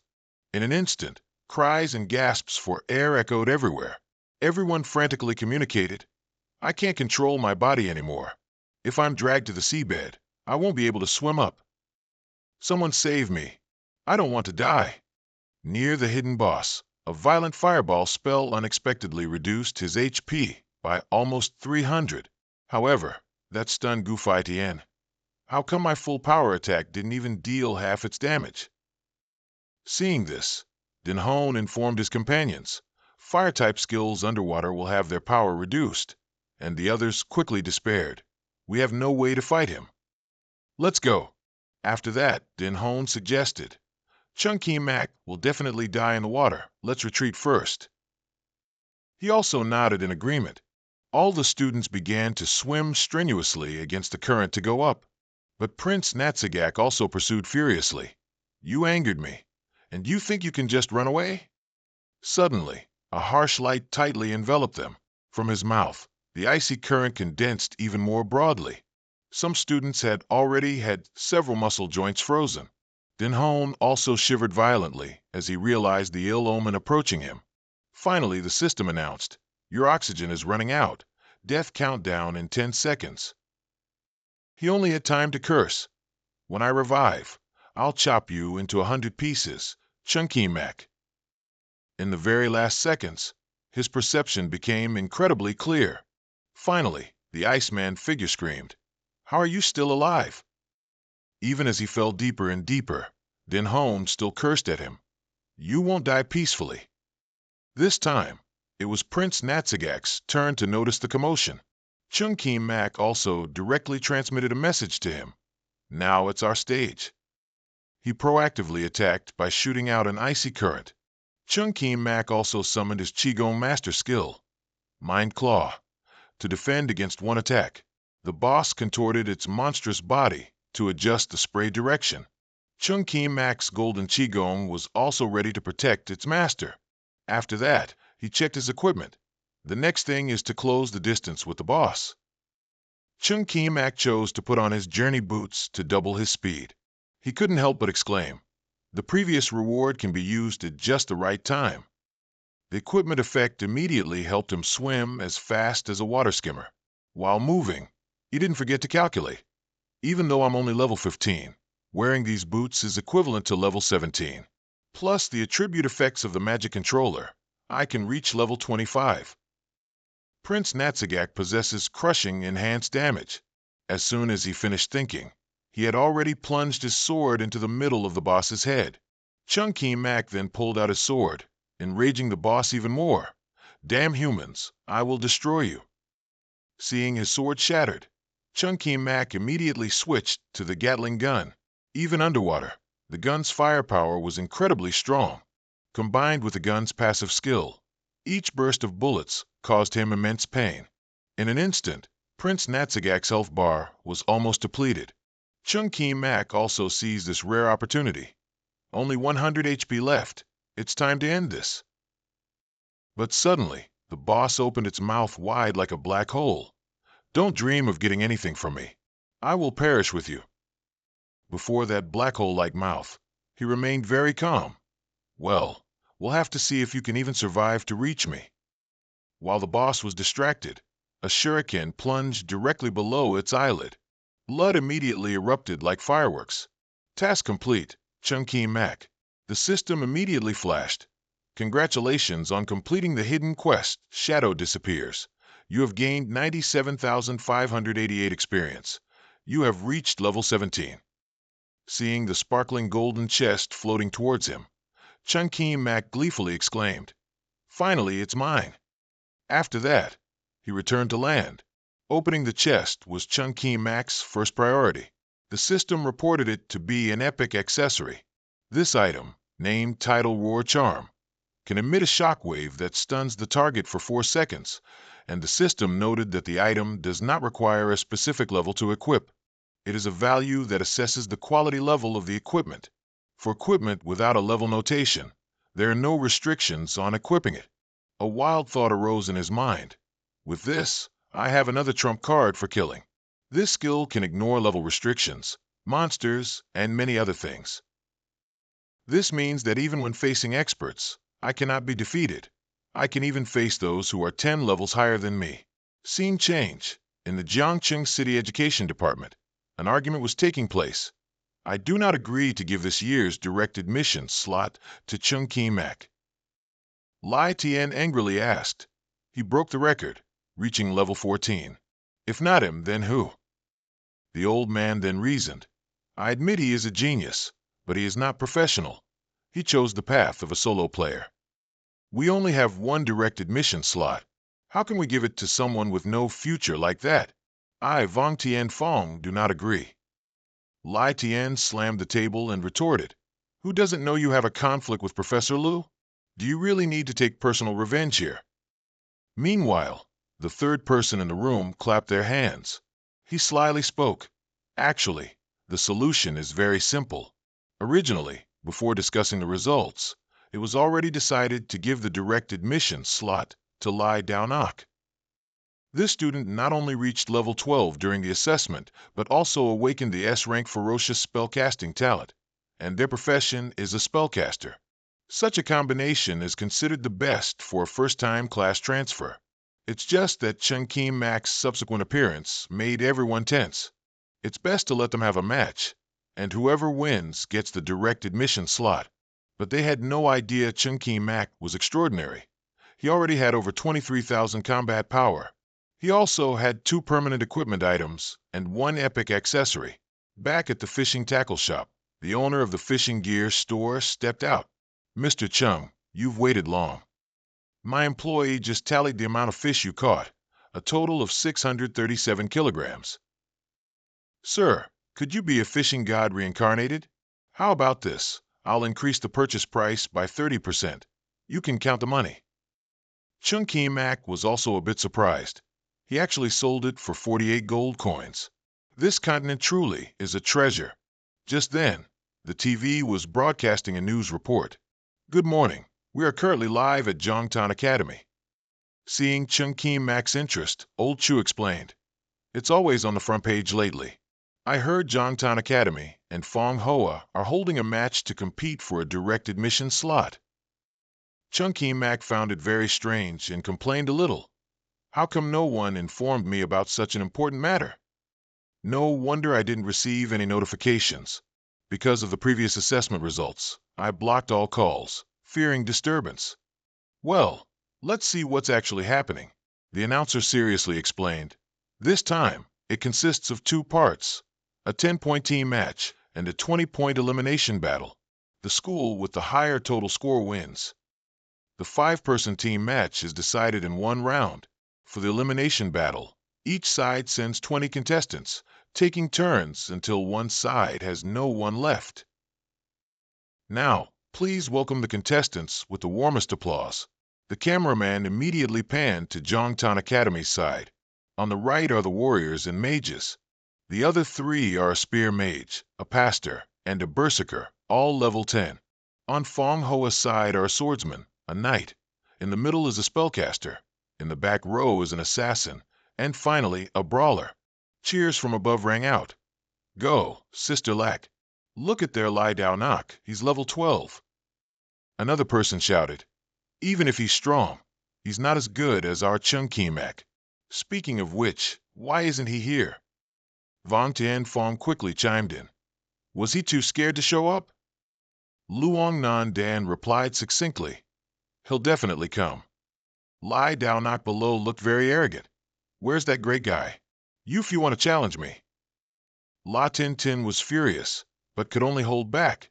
Where's Chin Kimak? This concerns you. How can you just stand by and watch? Lai Dao Nak on this side began to give orders. A quick explanation. The mage behind protects the pastor. Don't get ambushed. Their formation has no healer, so the first person attacked will definitely be my pastor. On this side, La Tin Tin also instructed. Later, I'll provide suppressing fire. The warrior and berserker will attack Lai Dao Nak. Don't let him cast spells. Then, Lai Tian adjusted the microphone and said, as the supervisor of this assembly, I declare the match to begin. La Tin Tin immediately yelled powerfully, go. Her team's warrior and berserker quickly ran forward. In that situation, the two opponents, one cast a spell, and the other blocked with a sword. The audience's whispers arose. That's Sister Lack, just relying on talent to control firepower. She's already suppressing the opponent. Now the warrior can take the opportunity to attack Lai Dao Nak.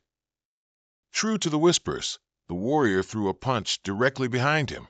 But unexpectedly, he was knocked away by the knight's intervention. That was achieved by holding the shield and leaping to protect a teammate. Next, their assassin immediately used their stealth skill. La Tin Tin was informing her teammates about the formation when she was warned. Behind you, sister. Before they could react, the assassin stabbed her in the back. His action was so fast that she couldn't dodge in time. Despite the pain, La Tin Tin managed to spin around.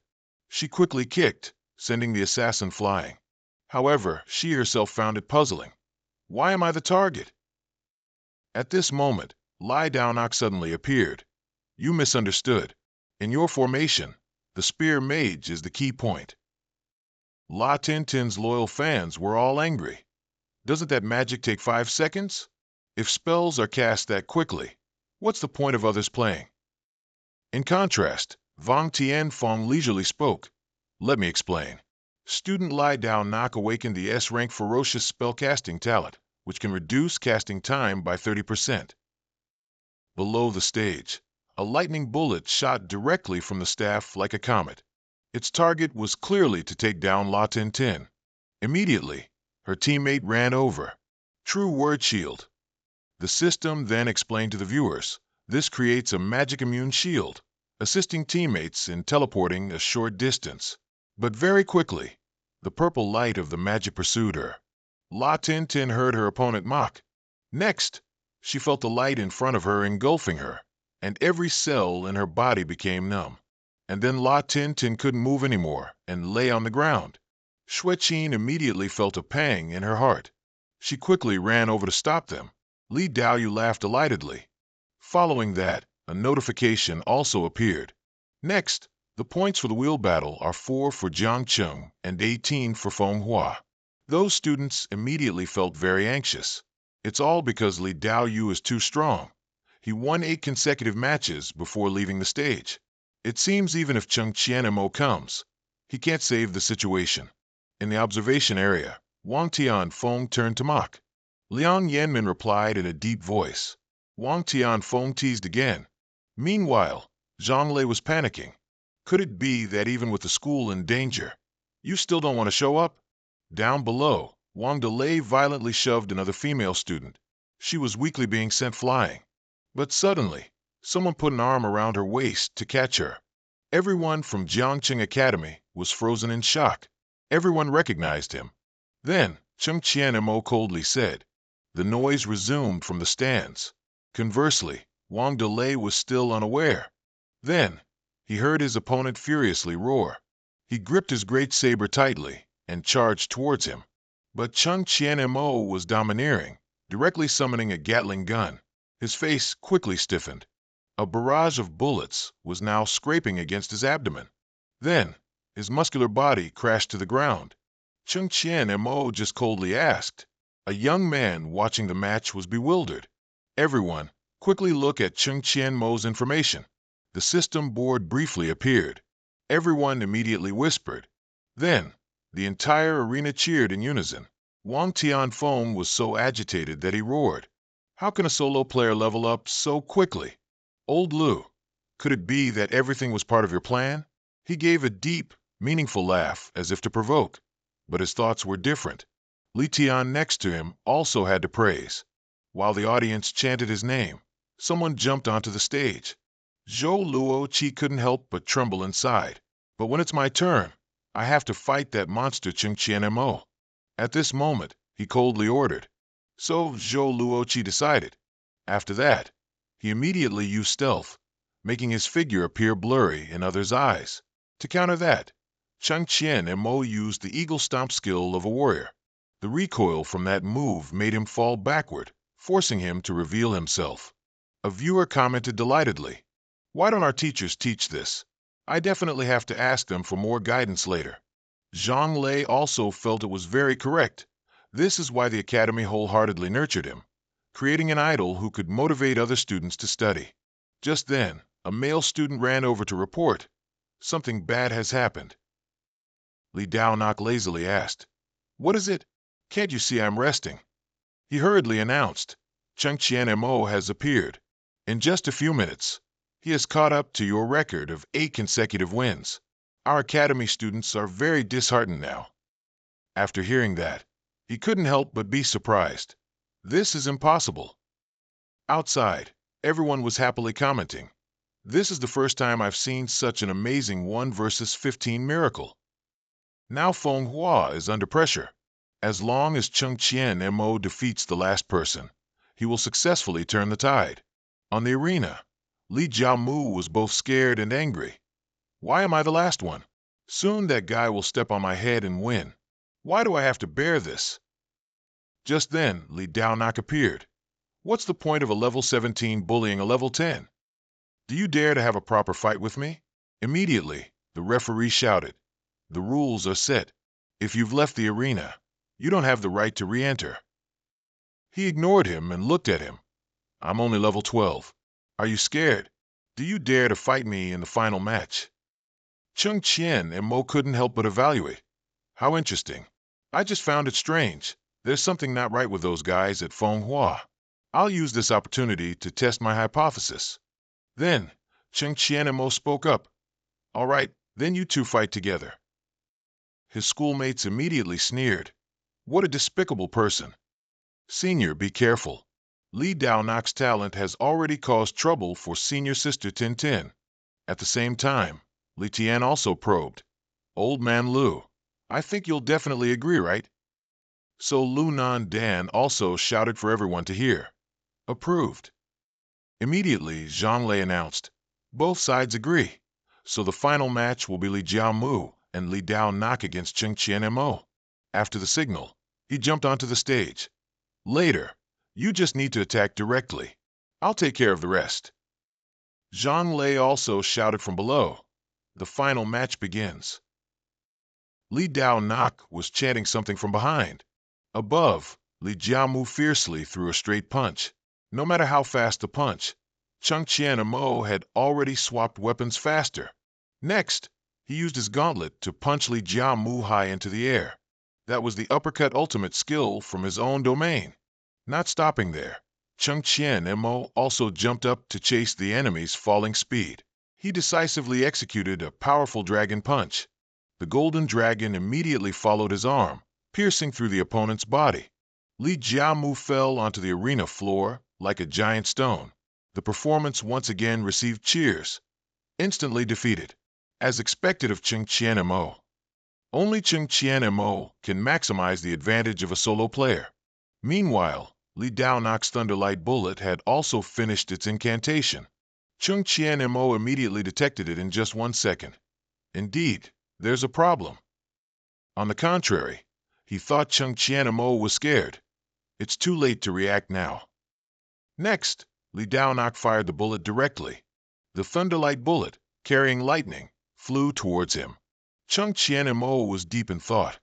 I remember that chant takes 5 seconds. With talent, it should be at least 3.5 seconds, but it was only 3 seconds just now. So he's 0.5 seconds faster. Then, a thick layer of black smoke appeared in front of him. Chung Chien Mo appeared and disappeared within it, then spoke. Even if you awakened your talent, you couldn't reduce the chant time to 3 seconds. You can fool others, but don't try to fool me. If that's the case, you must have violated the rules by receiving the 2nd level of the beginner baptism secret realm. Am I not wrong? Chung Chien Mo made him panic. My spell selection wasn't affected. Then he quickly shouted, "You're slandering me." Just then, an audience member who didn't understand the conversation received an explanation. The so-called baptism secret realm is a special buff from the school's secret realm. Similar to our academy's Blazing Fury, it is divided into 2 modes. Levels 1 to 10 can change professions and awaken after passing, while levels 10 to 20 can receive blessings, gaining special buffs. Based on the levels of those guys, it's clear they couldn't pass the medium difficulty trial, so they must have found experts to help, which is an act strictly prohibited by academies. A wave of criticism quickly erupted. I thought, why are they so strong? It turns out they were cheating. I demand that Manhua Academy return fairness to Jiangcheng Academy and investigate Manhua Academy. After hearing that, Li Tian asked, "Did you notice earlier?" Lu Yanmin had to admit, if Chung Chien Mo hadn't reminded me, it would have been really hard to notice. But thinking about it, the spellcasting speed really is problematic. How about we go to the Management Association to check the data, old Wang? Wang Tianfeng immediately shouted defensively, "If you can't beat us, you're going to slander us?" Chung Chien Mo said Li Daoyu has a problem. If we didn't notice, how could you? Some students also agreed with him. Even the seniors didn't notice anything unusual just now. How could Chung Chien Mo know? For a student like him, it's not quite right. Thinking about it again, his strength also surpasses that of a 3rd year. This isn't logical. Chung Chien Mo couldn't help but feel annoyed. It's true that the guilty often accuse first. Wang Tianfeng gradually regained his confidence. A 3rd-year student reaching level 17 so quickly. I'm afraid you're not clean yourself. Unexpectedly, Chung Chien Mo calmly spoke up. Because I'm too familiar with level 1 job change skills. Such a big problem, I recognized it at a glance. Even though he was far away, the old man still shouted, "Nonsense! A kid who hasn't even graduated dares to boast? He really doesn't know his place." Suspicion was cast upon him. They thought that even if he was extraordinary, he would only know a few common professions. How could he remember all the professions in the world? He used public opinion to add a few more words. If you say so, I'll test you. If you're wrong, don't blame me for being impolite. What are the specific attributes of the Blue Fist Saint Emissary's mind control? Everyone felt confused upon hearing that. They all knew it was one of the top 3 highly renowned waterway commanders. It's difficult to understand without proper training. He was also certain of one thing. This kid is just bluffing. If I hadn't met a powerful person with that thing when I was young, I wouldn't have the information, let alone you. But then, his deep voice rang out. That's a basic skill of the Blue Fist Saint Emissary. It can bury giant weapons underground, stunning enemies in range for about 0.8 seconds. Self-movement speed increases by 20%, attack speed by 10%, jump power by half, lasting for 10 seconds. Wang Tianfeng's smug face immediately stiffened. He knows even this? Everyone also gradually felt excited. Looking at the instructor's expression, you know he answered correctly. His talent is truly enviable. Next, Li Daoyu spoke in a low voice. He just got lucky. You just said you understand the enchanter profession, right? So, what are the hidden characteristics of the enchanter's basic skills? Can you tell me? The audience immediately refuted him.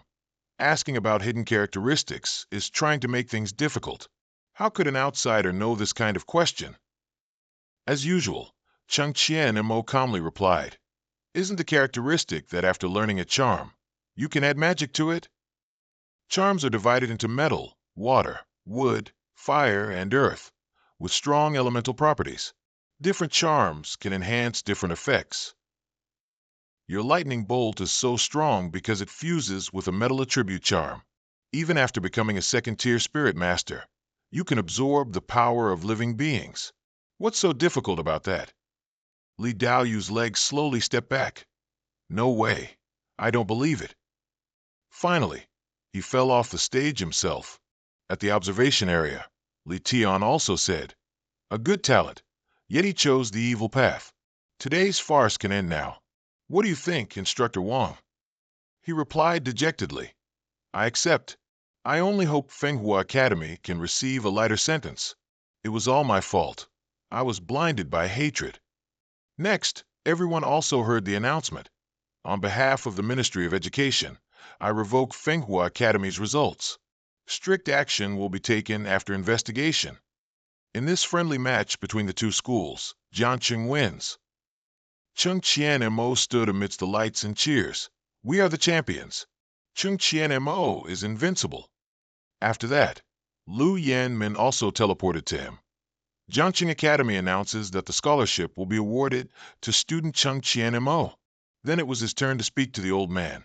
Besides this, I also want to know which secret realms the top 10 universities in Xi'an Nation currently possess. Next, he was invited to the principal's office. The more he searched, the more frustrated he became. Why don't the schools have the high-level dungeons I want? Wait, what school is this? Shindu University. Then Cheng Qianemo looked up and asked, Shindu University has quite a few secret realms. Why isn't it in the top 10 schools? Li Tian replied with some emotion, it's a long story. 50 years ago, Shindu had many secret realms, and the students' talents were very strong. At that time, it was ranked first nationwide. But over time, many other schools developed secret realms with higher difficulty. Their students gained experience and became stronger.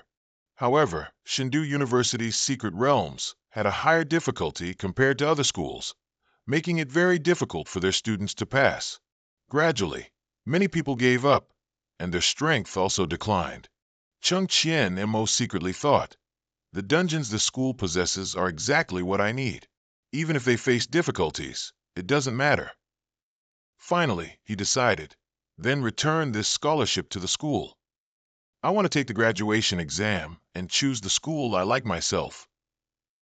The man heard that and reminded him, think carefully. You only get one chance. If you miss it, you'll have no regrets. On the contrary, Lu Yanmin spoke up. You must have your own reasons. The school respects your decision. Of course, the school won't let you suffer a loss.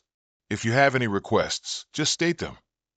After that, Cheng Qian and Mo immediately asked, can the school provide these materials? The old man heard that and agreed, but after seeing the entire list, Lu Yanmin seemed to collapse. Are you importing goods from me?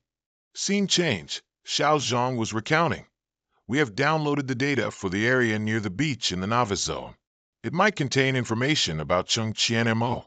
Wu Zhonglei, while browsing his device, was curious, wondering which university could have nurtured such a genius. Jianqing Academy, a third-year student? How can that be? And his power rating exceeds 12,000 points. Xiao Zhang couldn't help but exclaim, No wonder a level 15 defeated a level 22 boss. He's truly a monster. Wu Zhonglei became even more interested. This child will definitely reach the pinnacle in the future. Given the current situation, such a talent must not be ruined. Then he continued to murmur. An unknown power once appeared here. Could this be a peerless expert? Why is there a connection between this Grandmaster and Chengqian Mo? Just then, Xiao Zhang received a call. Magic Spirit Academy is knocking on our door. As soon as the living room door opened, a crowd of people was waiting. Then several women clamored. Commissioner Wu, you're finally here. Today, we must ask you to get justice for us. Our children used to be at the top, but now they've dropped 4 levels for no clear reason. That villain Chengqian Mo acted too ruthlessly. Please give us his information. Afterwards, Zhong Hongshan also appeared. Long time no see. I believe you've heard everyone's requests. This is the voice of the people. Please hand over Chengqian Mo's information to us. Wu Zhonglei firmly replied to him. I think we need to discuss this further. As far as I know, Chengqian Mo is not at fault. The cause of this matter is that your school started it first. I cannot give you someone else's personal information. Immediately, Zhong Hongshan displayed his intimidating presence. He gnashed his teeth and asked, what if Magic Spirit University is determined to pursue this to the very end? He had already made up his mind. Chengqian Mo's potential is immense. He could be the hope of Xia Nation. I can't let him fall into the hands of these people. Finally, the room was filled with a palpable tension. But then, he suddenly burst out laughing. I knew you'd be stubborn. I'd already prepared a strategy before you arrived. I've borrowed the name of Magic Spirit University to request an opinion from the General Bureau. I estimate it's almost time to receive their directive. Wu Zhonglei immediately felt his head heat up. This guy actually went to the General Bureau to demand someone. Chengqian Mo, I can only help you this much. Now you can only pray for your own good fortune. The next second, a notification board appeared, drawing gasps from the crowd. As expected of the vice principal, even the General Bureau has to show him respect. With you handling this, it's bound to succeed. But then, moments later, everyone looked at the red screen in confusion. How can it be rejected? He, too, felt terrified. The request was actually rejected? There must be powerful backing behind this guy. Wu Zhonglei then subtly speculated. Could it be related to the information about that expert? Is this senior a grandmaster within our management association? You little brat, your background is really profound, and I struggled so much to help you. The parents also gradually wavered. I respect the decision from above. This is also my kid's fault. I'll be heading back. Then it was Zhong Hongshan's turn to speak. Today was truly a misunderstanding. I was just being dedicated to my work. I have a small token of goodwill here. Please send my regards to fellow student Chengqian Mo. Finally, he quickly retreated before any further trouble arose. What Zhong Hongshan left behind was a gold-plated card and a black card. He picked them up with a sarcastic smirk. How generous! A black card for the Sky Origin Continent Auction House, and even a top-tier armor set. You little brat, your starting point has already surpassed 90% of the population. You absolutely must not disappoint those who hold you in high regard. Scene change. Back to Jiangqing Academy's principal's office. Lu Yanmin began. Even by mobilizing all our forces, we've only collected 1/3 of the data you wanted. Li Tian also had to remind him. You're asking for too much. To gather the complete list, all academies in the entire city would have to cooperate.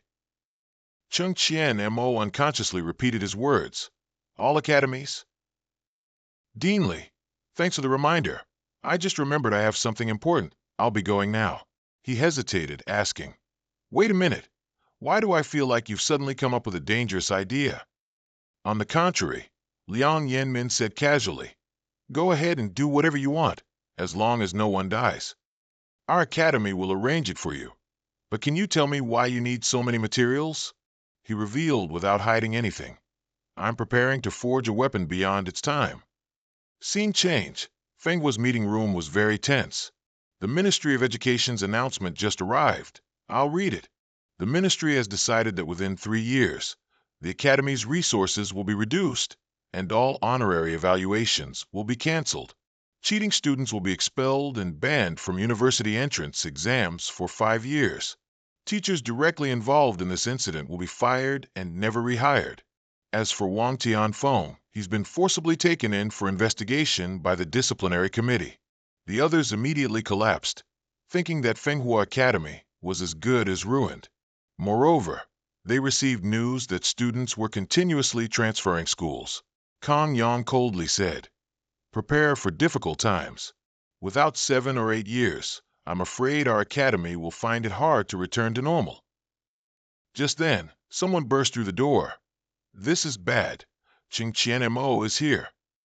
The other teachers immediately slammed the table. "Are you talking about the guy from Jiangqing Academy? Aren't we miserable enough without him coming here too?" Then someone suggested, "Let's go meet him. I want to see what he's here for." Outside, whispers were hushed behind him. "He's the monster who single-handedly defeated our academy. He's handsome too. He's strong and handsome. I want to transfer to Jiangqing Academy." A few minutes later, Kang Yang led the group forward. "I'm the principal here.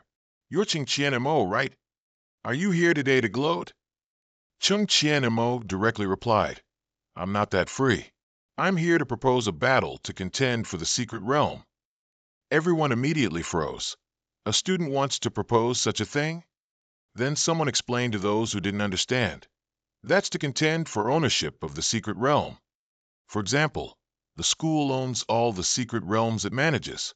Outsiders who trespass without permission won't receive rewards, unless they set a new record to gain ownership.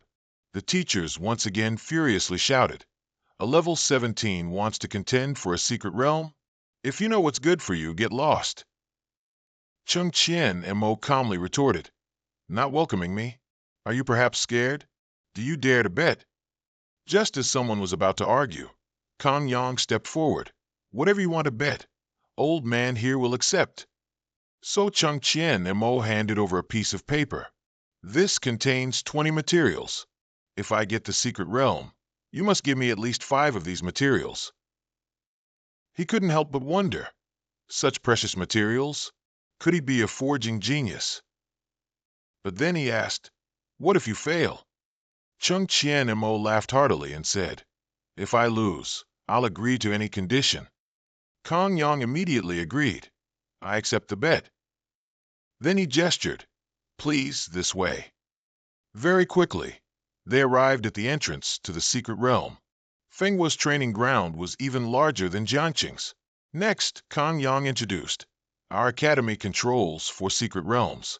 As long as you clear any one secret realm and set a new record within 3 attempts, you win this bet." The first secret realm on the screen was the Death Furnace, with the fastest record being over 2 hours. Next was the Screaming Caverns, with the highest record being nearly 3 hours.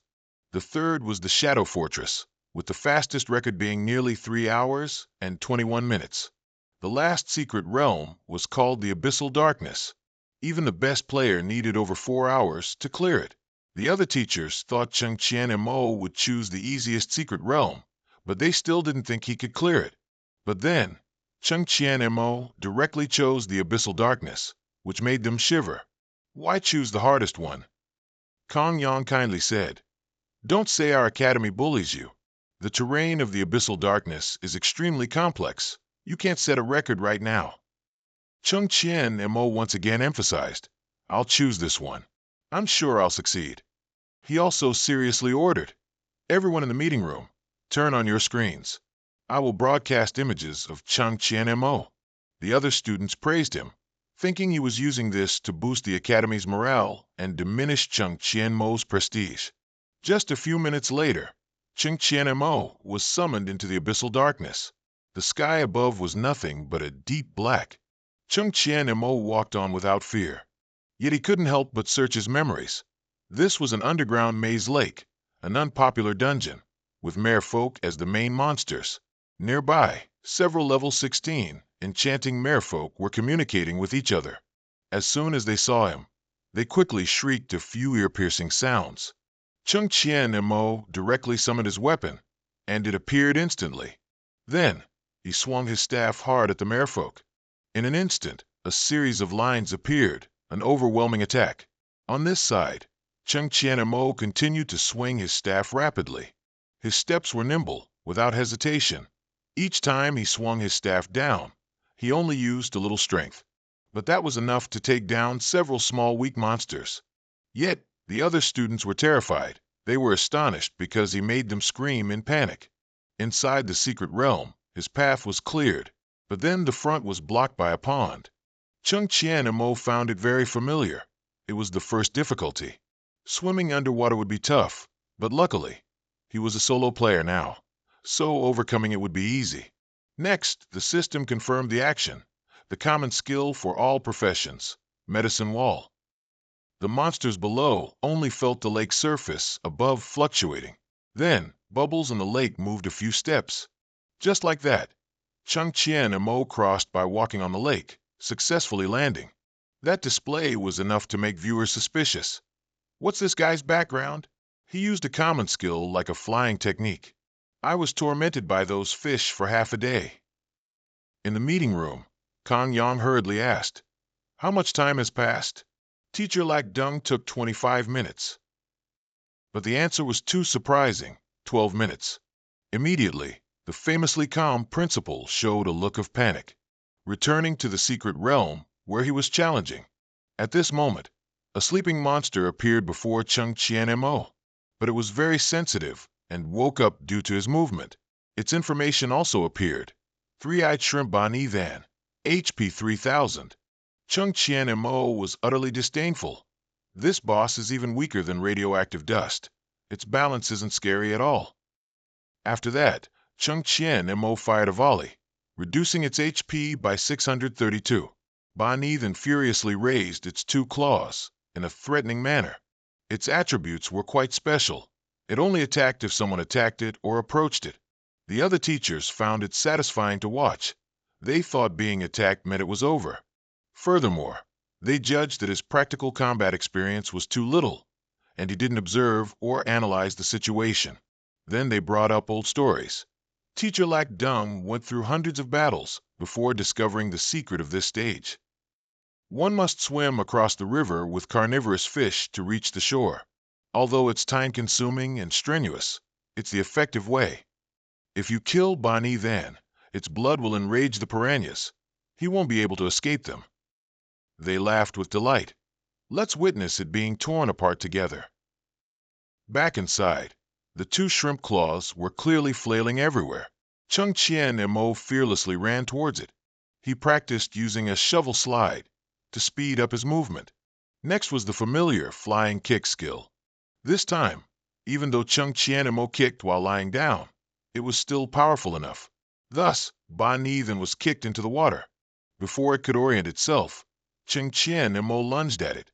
Its treacherous voice echoed, "Underwater is my home turf. If I dive down, what will you fight me with?" Chung Chien Mo replied without hesitation, "Then let's see if you dare to dive." He pierced it with one hand, and the lobster's fresh blood spurted out. The delicious smell of fresh shrimp immediately activated the fish's frenzy. They would bite any target. Chung Chien Mo secretly rejoiced. Very good. Frenzied piranhas won't even look at the boss. Immediately, Bani then was torn apart. It hurts so much. While the shrimp's tail thrashed, Chung Chien Mo acted. He threw out a piece of meat and said, "Don't even think about getting to shore." Bani Van, seeing itself being torn apart, grew even more hateful. "I will take you down with me." Then it struggled, wanting to swim away. Chung Chien Mo quickly switched his weapon to a grappling gun. Below him, Bani then had already slammed into the rock wall. With each impact, shrimp meat splattered out. Chung Chien Mo comfortably toyed with it. "Based on your IQ, you're still far from good enough." Finally, he continued on, leaving behind a pool of scattered shrimp and lobster meat. The teachers outside were greatly surprised. The principal couldn't help but exclaim, "The operation looks incredible, but in reality, it's the result of battlefield judgment." combined with flexible thinking. Is this guy really a high school student? I just hope the labyrinth cave will take up his time. No, wait. This kid's movement path seems to have no flaws. Other teachers were also doubtful. How is that possible? Back then, teacher Lack Dung tried over 20 times before he memorized the path. Another teacher spoke up. It seems his route is even better than his. Could it be that he's been here before? Next, they heard Kong Duong's angry voice. Stop deceiving yourselves. This secret realm has always been in my hands. Is it not clear whether he's here for the first time or not? Is it that hard to admit you're inferior? It seems our school has been defeated by a high school student. In the classroom, the other students watched with great interest, eagerly guessing that he could truly break the record, and that it would be difficult to break afterward. Back inside, Chung Chien and Mo was holding the entrance door. This is the final checkpoint. If I remember correctly, once one brazier is lit, for level 18 black-tide snakes will appear. When all 4 braziers are lit and all black-tide snakes are eliminated, the final boss will appear. With my current strength, lighting all 4 at once won't be a problem. Then, Chung Chien and Mo picked up his staff. He told himself, let's finish this quickly. Following his magic, the 4 braziers all blazed brightly at once. The students of Fong Hoa were horrified by his action of opening all of them at once. They decided that if he succeeded, they would register to transfer schools tomorrow. Old Dung then spoke up. This guy is too arrogant. Another teacher thought differently. If he has an accident here, our school will be saved. Only Kong Duong fell into thought. Let this old man see if you are a genius or a fool. In the secret realm, the strange sound of reptiles echoed. More than a dozen black-tide snakes were surrounding where he stood. Next, Chung Chien Mo demonstrated a skill. Demon's Weeping, Withered Wolf Mountain, reduces nearby targets' abnormal status resistance and magic defense for half a minute. A second later, the black-tide snakes all slithered forward. His skills emitted a pressure that slowed them down. After 16 of them rushed headfirst into the center of the formation, Chung Chien Mo leisurely flew out. He casually threw a few Molotov cocktails at them. As soon as they landed, 2 bombs exploded. A teacher was about to comment on him, but was stopped. This guy has a grand scheme. This skill can reduce resistance and magic defense, and Molotov cocktails can cause fire. The teacher hesitated, pointing at the screen. Could it be that he wants to? In the secret realm, Chung Chien Mo began to mumble ancient incantations. Immediately, the stone sphere spell created a block of stone that crushed the snakes. Then dust flew everywhere. In front of him, everything exploded violently. A perfect combination of 3 skills made the teacher's eyes widen. It seems the solo player profession isn't entirely useless. Kong Duong also had to praise him. He truly is a genius. With a unique combination of moves and incredible combat ability, it's no surprise our school lost. The pillars of light inside the hall also emitted flames. Then Akumak appeared. Who dare summon me? Its information panel also appeared below. San Clan 9-headed, level 20, HP 4800. Chung Chien Mo boldly challenged it. Long time no see. Show me your true strength. Akumak immediately roared, I'll make you pay. Then it unleashed its corrosive ultimate skill. Poison enveloped the surroundings, but he still moved swiftly. Wherever it shot, Chung Chien Mo always found a way to move and avoid it. Next, he destroyed its left head. Akumak has a regeneration mechanism. To avoid activating it, one just needs to sever the secondary heads first. After that, Chung Chien Mo switched to a dagger, activating an attack from behind. When the weapon was firmly embedded in its jaw, its right head was also destroyed. He didn't stop, but shot a grappling hook into its body. That was his goal. Pull the target closer and simultaneously release accumulated energy. The system continuously adapted to him. Switching to a long sword, he activated the sword spirit's prerequisite skill, Overlord Slash, which unleashed a crescent-shaped strike with a 1.5-second charge time. Meanwhile, Akumak writhed in pain, as its heads were successively severed. Finally, the notification arrived. Boss Akumak successfully defeated. Congratulations to Cheng Chien Mo for successfully setting a new highest record, completed in 1 hour 56 minutes 32 seconds. Next, the system also announced, congratulations on reaching level 18. Cheng Chien Mo's status window was updated with several pieces of equipment, and his current battle power was 13,028. After receiving the notification about acquiring a primary material box, he immediately commanded, "Open it." Inside were 3 items: nine-headed serpent's tooth, sea turtle shell, and void tentacle. After viewing them, Cheng Chien Mo was quite satisfied. These were all items he needed.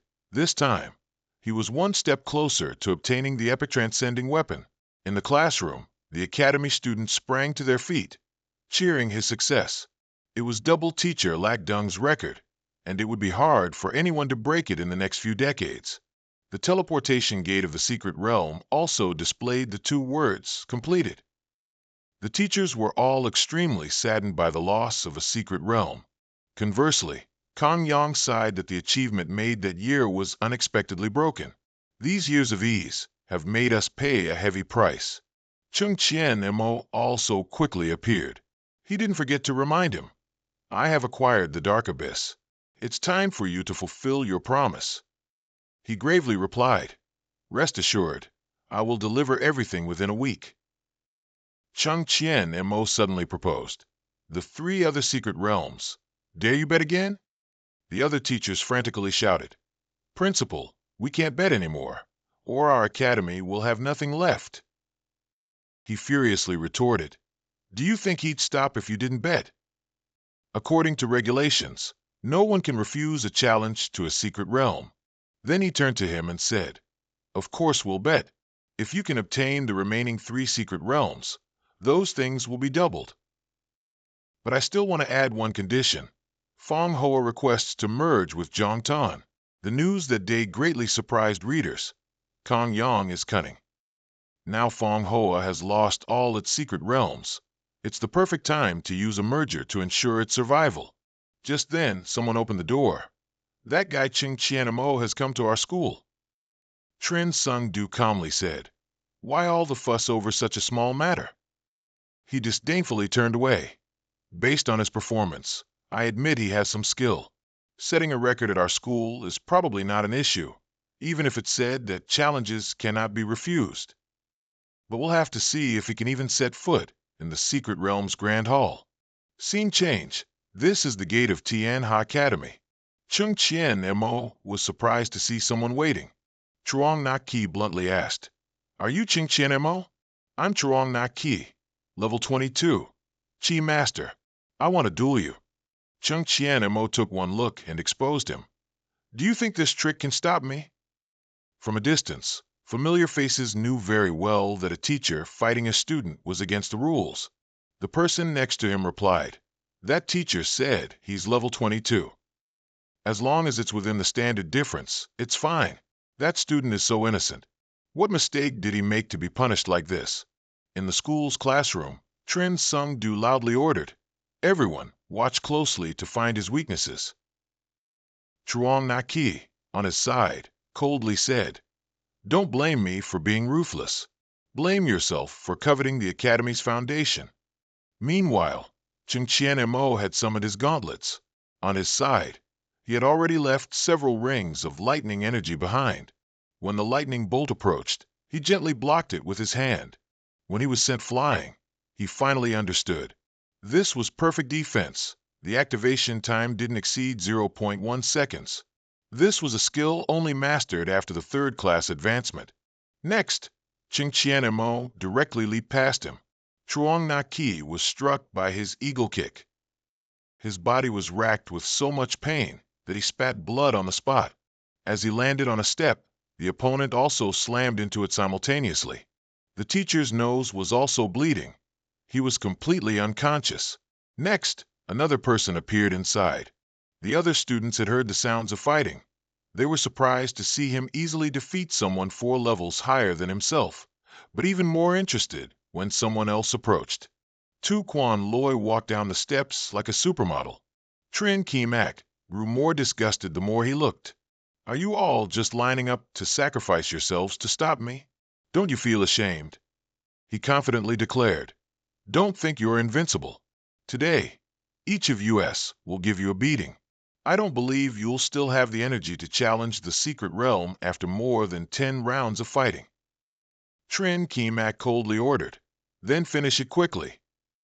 The very next second, he saw him act strangely, activating the effect, Tidal Charm. Equipment effect, can attack the soul, causing stun for 4 seconds. Tu Quan Loi's entire body immediately trembled, but he couldn't move further. At this moment, Trin Ki Mak summoned a Gatling machine gun. The sounds of bullets rang out one after another, and then stopped as they embedded in his body. In the meeting room, the atmosphere was filled with panic. Why is he standing there dumbfounded? Is he forcibly unconscious? Meanwhile, Trin Ki Mak messaged them. Next one. Hurry up and come. Don't waste my time. After his message, the projection screen broke severely. The other teachers collectively urged, Go down there quickly. We're a whole group of people. Are we still afraid of one kid? Outside, Trin Ki Mak was already waiting for them. He even struck the most dominating pose he could. The moment the group of teachers appeared, their aura simultaneously erupted. However, Trin Ki Mak had a stronger killing intent than them. Since you're here, line up. Next, a person aggressively jumped forward. I'm a level 27 berserker. I'll fight you. Following him was a rather large, strangely shaped saber, but as soon as his feet touched the ground, he felt completely powerless. In the end, he lay flat on the ground just like his colleague earlier. Trin Ki Mak coldly ordered. Next, Qin Hung Su and Hong Hak Lao, both above level 30, step forward. Moreover, Hua Academy's level 38 leader was also leading them. In an instant, the challenge had extended until sunset. Trin Ki Mak was still standing proudly. Aside from the fallen teachers, only 3 people remained before him. Trin Sung Du immediately felt despair. There are no teachers below level 38 left. According to the rules, I can't do anything else. But how can I just let him take the secret realm? In a flash, he pondered. Should I just kill this brat? What? I'm locked in. Does this kid have an expert protecting him from behind? If I were to act forcibly today, I would surely face death. I can't stop him anymore. Otherwise, it will be difficult to even keep my position as principal. Trin Sung Du had to change his expression. Student's abilities have prompted all the teachers to give him a warm welcome. Student Trin Ki Mak, please come this way with me. Trin Ki Mak didn't cause any more trouble and followed him. After several days, news outlets widely reported that he had seized 60 secret realms from 20 academies, forcing all of them to merge with Zhongtan. Immediately, a meeting was held.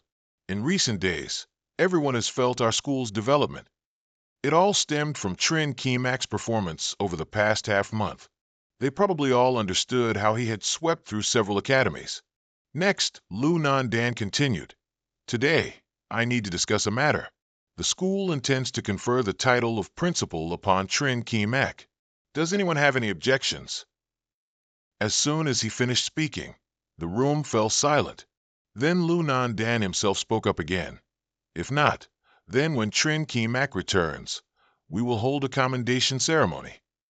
However, no one dared to ask, where did Trin Ki Mak go? After causing such a commotion, is he not showing his face? Scene change. This place is the Tien Koi continent, Lap NAC coast. A pile of seafood was sent flying by Sword Chi. Trin Ki Mak received another reward. You have reached level 20. The transformation system has upgraded to level 3. All passive skills have upgraded to level 3. The Gatling machine gun now has approximately a 30% chance of bullet shots appearing. Passive sweep's chance to appear increased to 15%. His 3/ decapitation now has up to a 35% chance to turn into 7 sword attacks. Next, Trin Ki Mak's weapon switching time was halved, and critical hit increased its critical strike chance to 22%. Trin Ki Mak reread with great delight. The Gatling machine gun's passive also increased damage by 50%. The invincibility duration of 3/decapitation lasts 0.4 seconds, so subsequent operations are much more feasible now. After a comprehensive upgrade, damage has significantly improved. The next transformation points should be carefully considered. Just in time, I've gathered enough materials. Let's go craft weapons. He quickly moved to the beginner's village. Stepping into the blacksmith shop, Trin Kemak softly asked, "Can I learn blacksmithing and equipment crafting here?" The other party replied bluntly, "Tuition fee 50 gold coins, processing fee 100. If you don't have money, get out." Upon hearing this, he was slightly startled. This is a legal business. Normally, learning blacksmithing only costs 20 gold coins. Because he found it strange, this old man didn't seem greedy. Could it be that all the money was used to upgrade blacksmithing experience? Tuong Van Luong retorted angrily, "It's always been that price. Think about it. Have you diligently saved money over the years?" Trin Kemak turned to leave. "Well then, never mind. It's just a pity I'm poor. I wonder when my grand blueprint will ever be realized."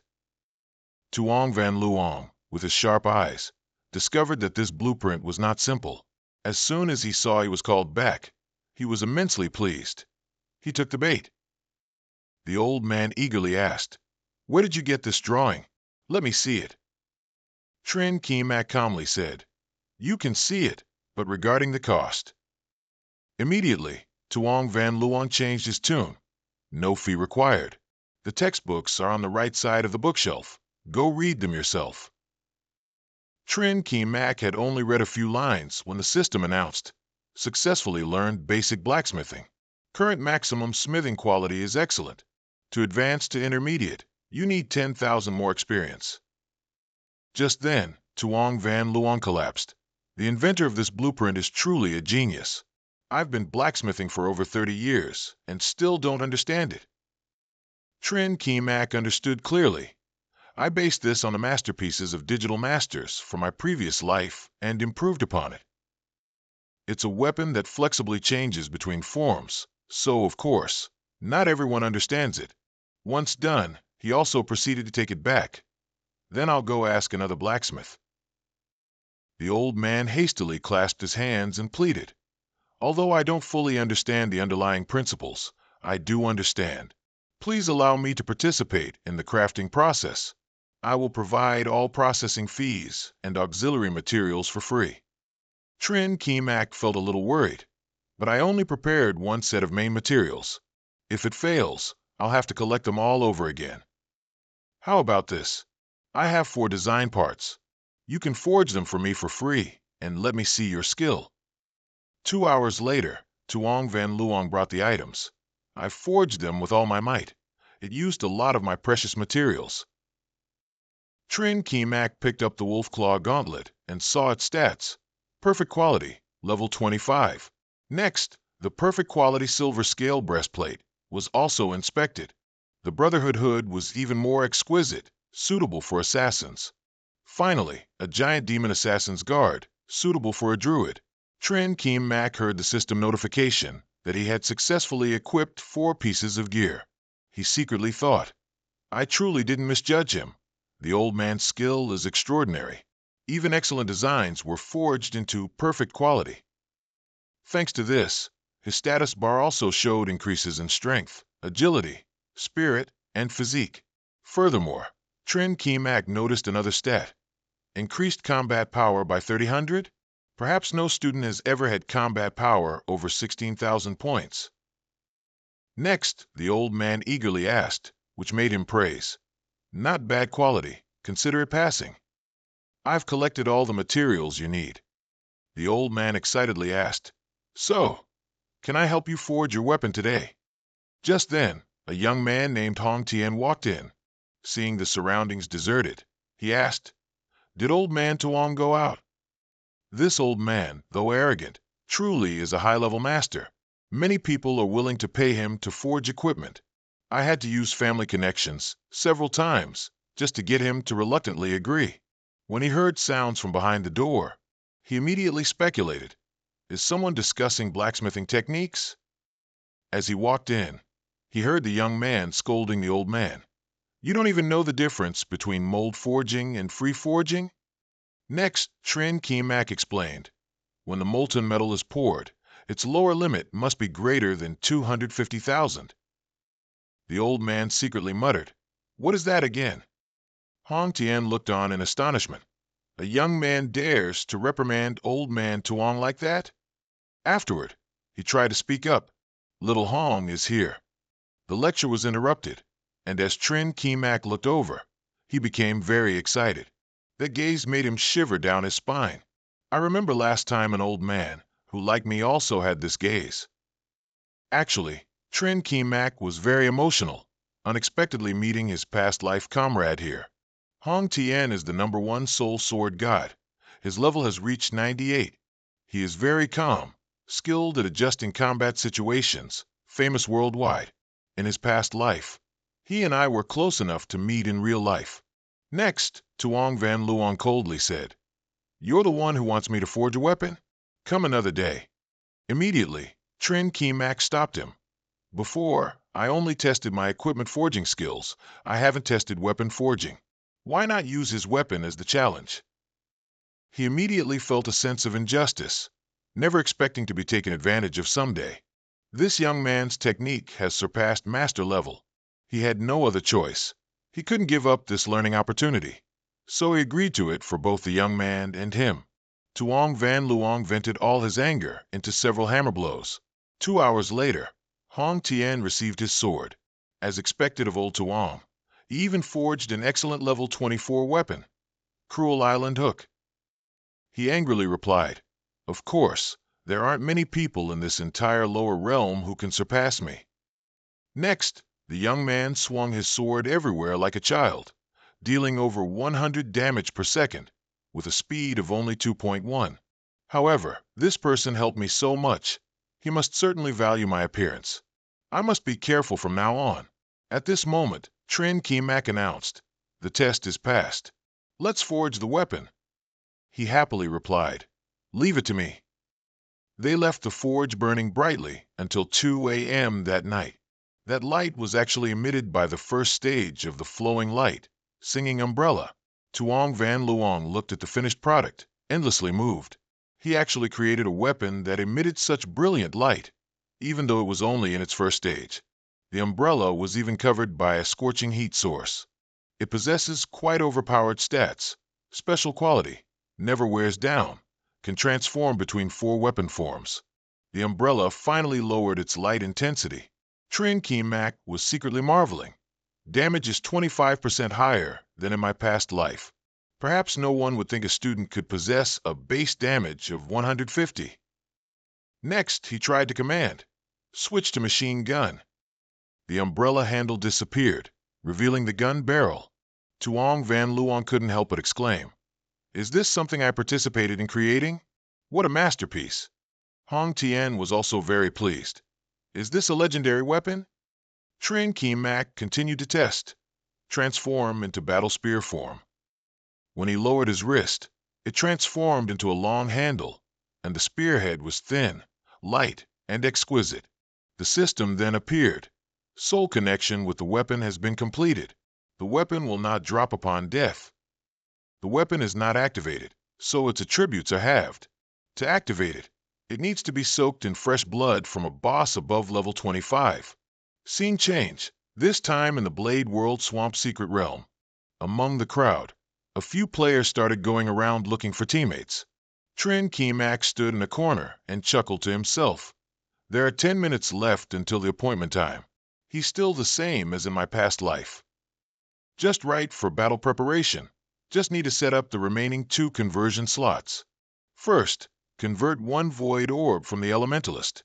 The system immediately provided basic information. Shooting projectiles at enemies creates a black orb, dealing continuous damage to enemies. Chanting time is 3 seconds, has high attack and piercing power, slow flight speed. Immediately after, another notification appeared. Congratulations on successful conversion. When used, there is a 15% chance to shoot a black orb. Trin Mak tried to conjure a small orb to observe. Indeed, there was a significant improvement. Using magic to activate the passive, its cooldown time can activate at least 2 to 3 passives. Next, I want to allow for status skills, but I don't know if the system will allow it. This item is an illusion rune, dark attribute. After 30 seconds of hitting an enemy, it can create an illusion rune. When used, it can increase your physical critical hit rate. A maximum of 7 illusion runes can be created. Then another reception notification. Conversion successful. When hitting an enemy, an illusion rune can be created, lasting for 2 minutes. Increases physical critical hit. Increases magic damage to enemies by 10%. A maximum of 9 illusion runes can be created. He had actually planned very carefully, choosing it because it had the ability to deeply increase damage and could synergize with the Void Orb.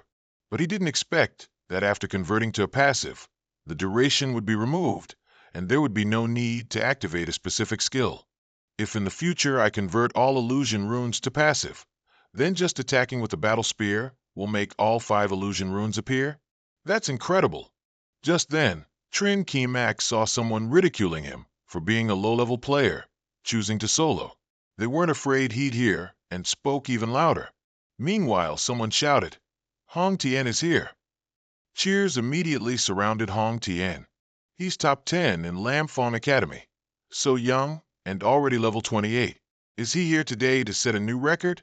Amidst the chatter about him, he just quietly walked past. Reaching him, Hong Tian spoke up. "Let's go, great God." He politely instructed, "Next time, just call me Old Mo."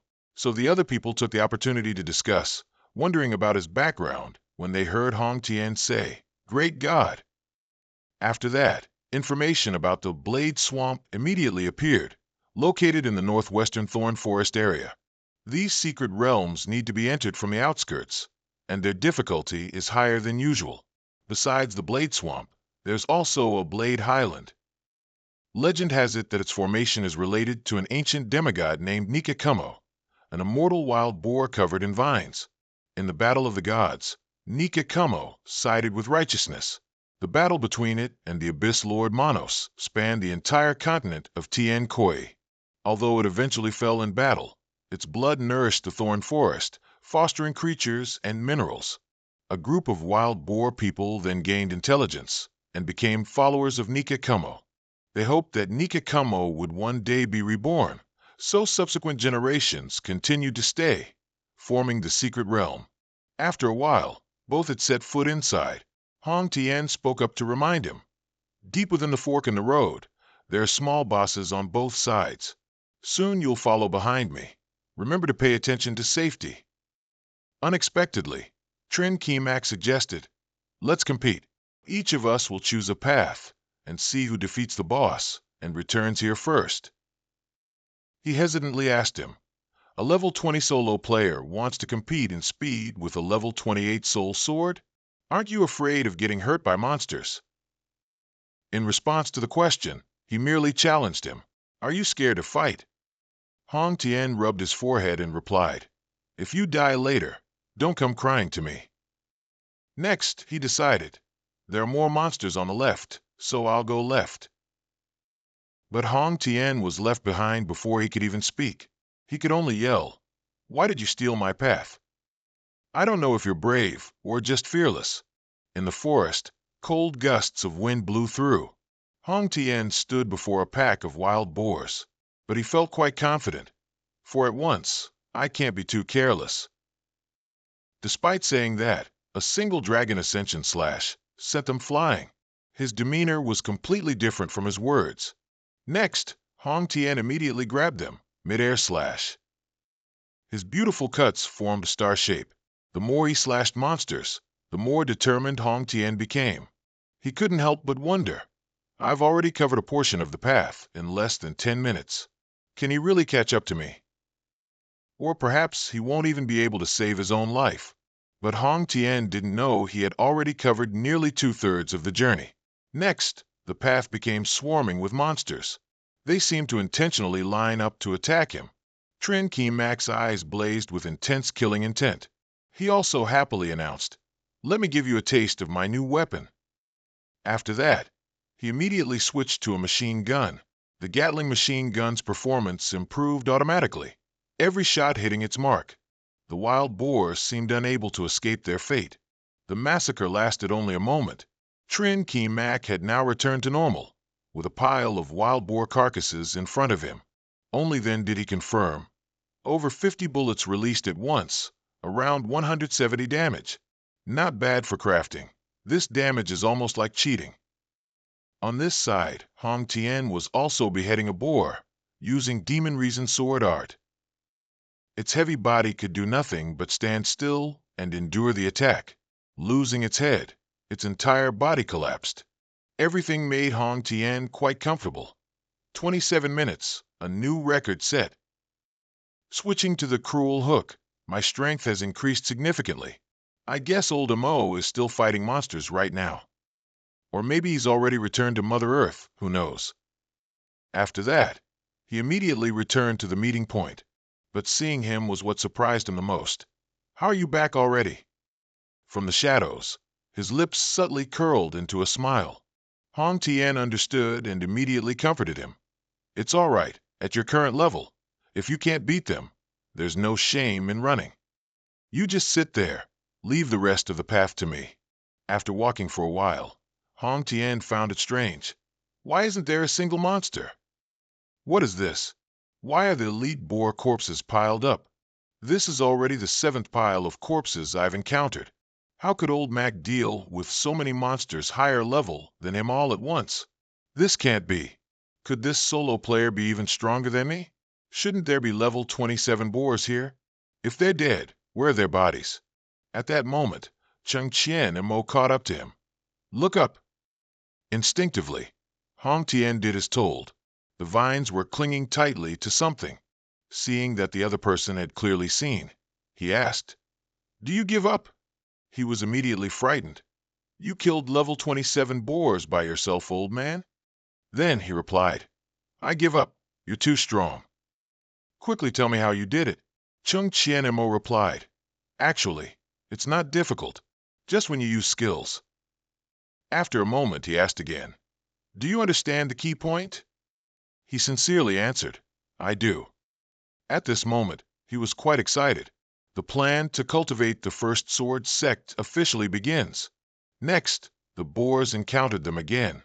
One of them took the opportunity to sneak up behind Hong Tien, but in an instant, it lost its ability to fight. The sudden noise startled Hong Tien, making him turn around. From a distance, Chung Chien Mo just lowered his gun. He didn't forget to remind him. That strike earlier was 0.2 seconds too slow. Next, more monsters came to attack. Even without rest, his sword strikes were still quite powerful. Hong Tien has changed now. Seeing old Mac with my own eyes, I realized how inferior I am to him. What shocked me more is that he knows all my combat habits. While he was deep in thought, a shadow suddenly rushed forward. He only managed to feel a fear-suppressive force. Hong Tien knew one thing. The lag after his skill had not yet ended. Next, a sand kick sent him flying.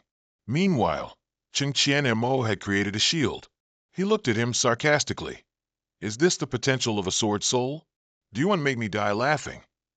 He angrily retorted, "Your demands are too exaggerated. Teaching me so many things earlier. Do you want me to kill Overlord Modas and his minions without taking any damage? That's too much." In contrast, he coldly asked, "Do you know why you couldn't even dodge Modas's basic attack? As a warrior class, you subconsciously often ignore minor damage, blindly pursuing targets for quick attacks, which disrupts the attack rhythm. The true timing of an attack lies in precision, not speed.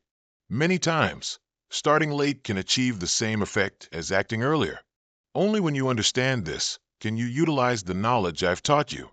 Such a serious lecture truly moved Hong Tien. Afterwards, he mumbled, repeating what he had just heard.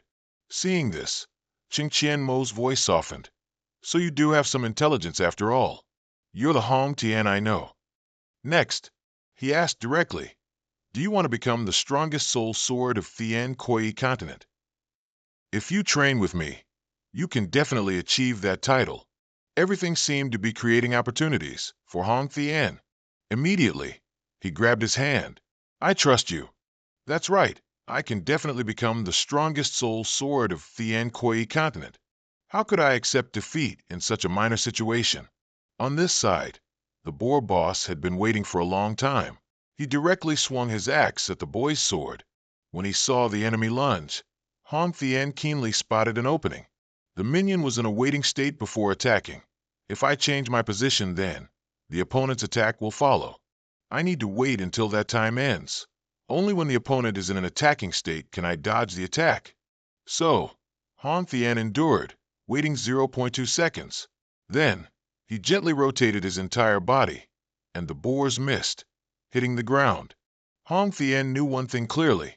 It was this moment. A golden light from the blade quickly swept over him.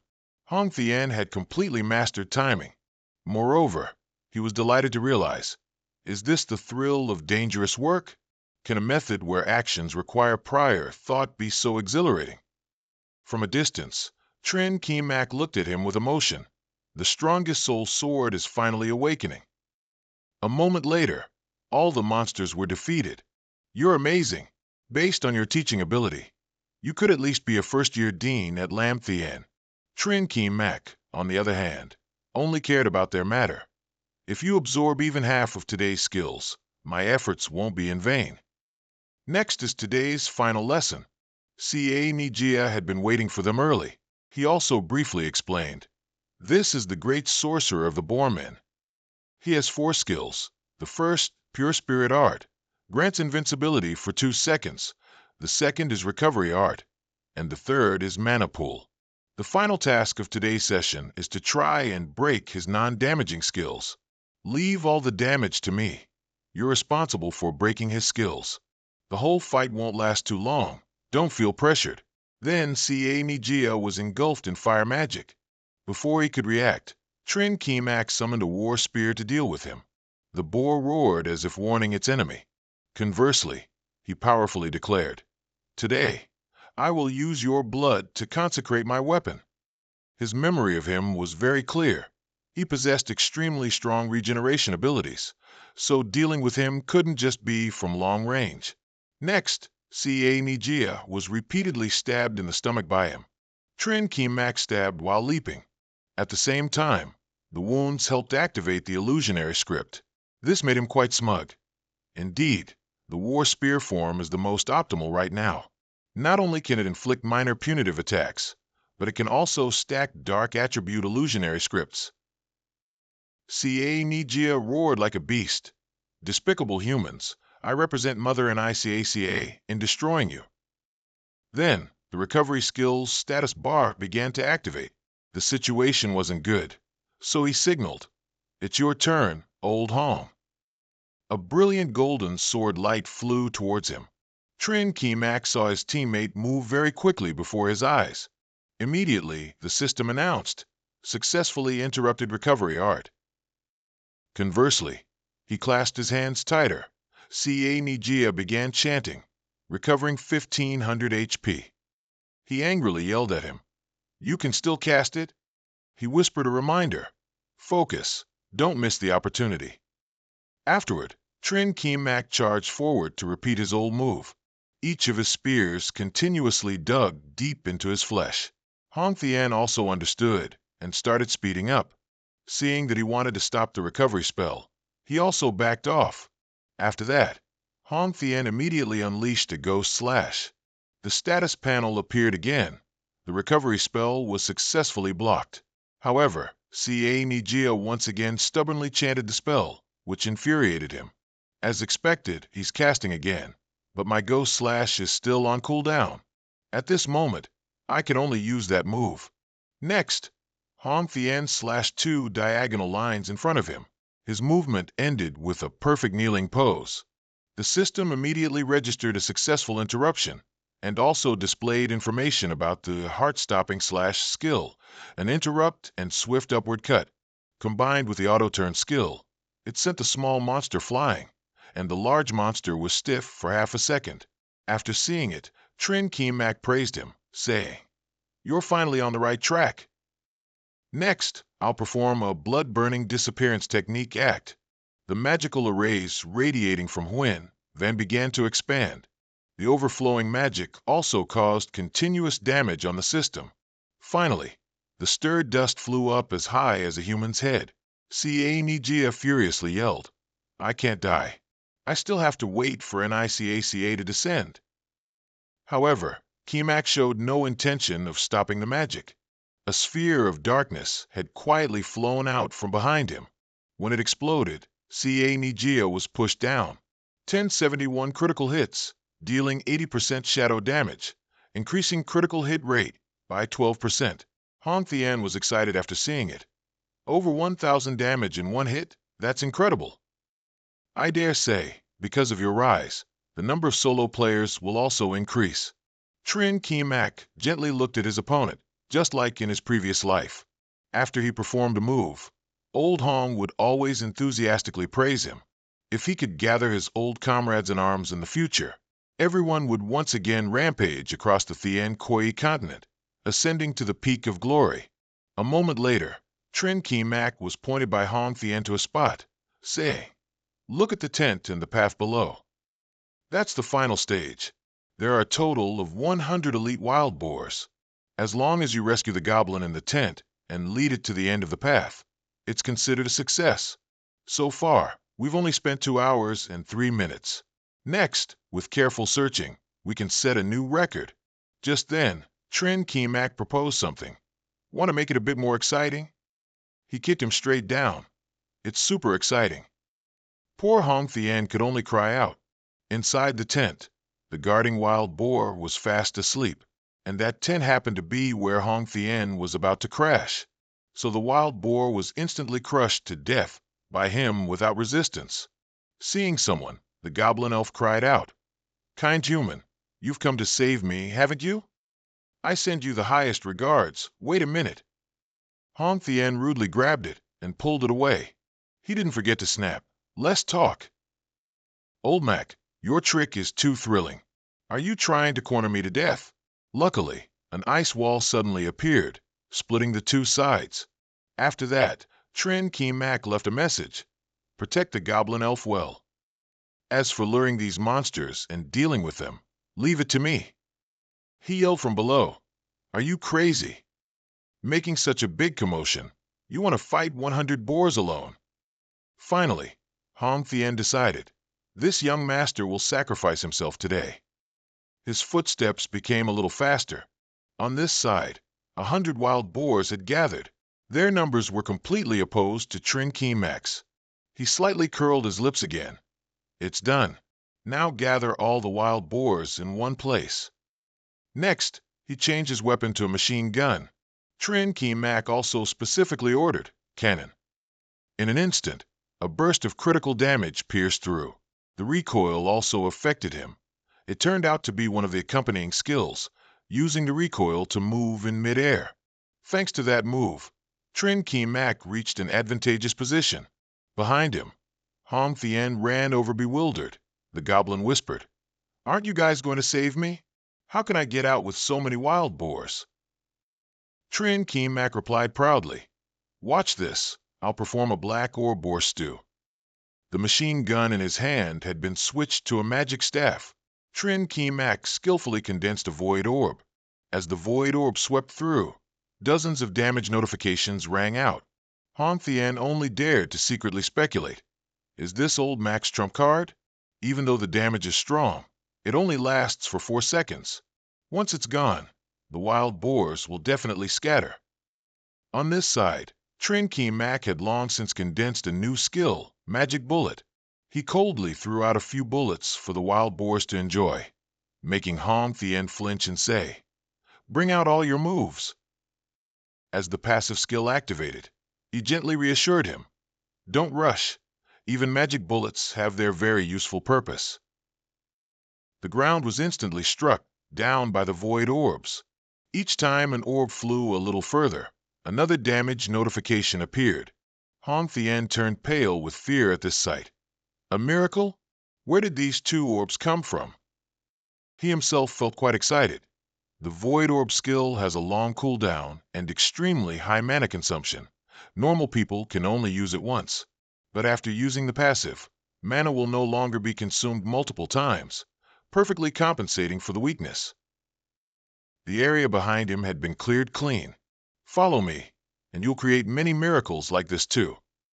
After that, the system also announced, congratulations to Trin Ki Mak and Hong Thien for breaking the record. Completion time 2 hours, 14 minutes.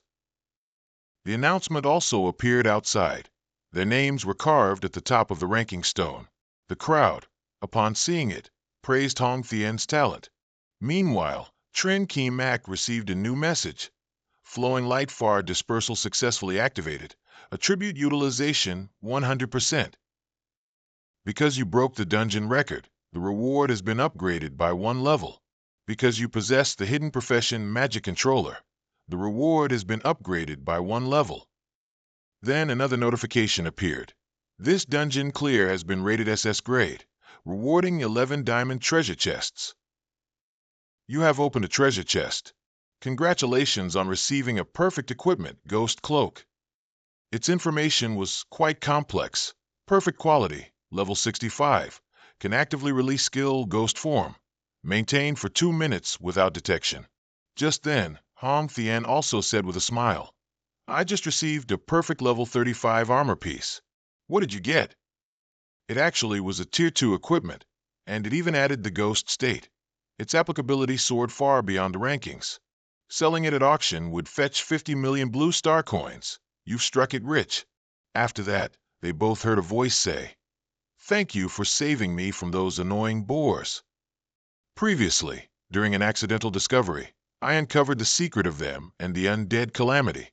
I recorded all the content and buried it at coordinates 3822, 6922.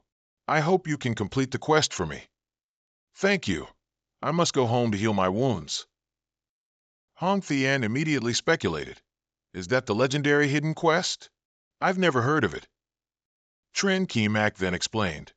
Because this quest activates when escorting the goblin to the exit within 10 minutes. Playing the usual way won't trigger it.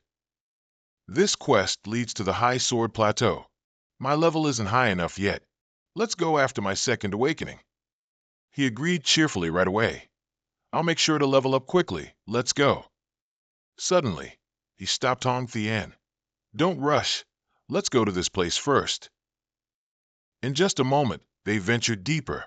The rock cliff here looked quite steep. Beneath it, the ground was shaking violently, the reason being that Hong Thien had just attacked. After digging out a cave entrance, he finally stopped. Moreover, he asked curiously, There really is something here. How did you know? Before he could get an answer, the light source inside overwhelmed him. This looks like an altar, doesn't it? I've only seen it in books before.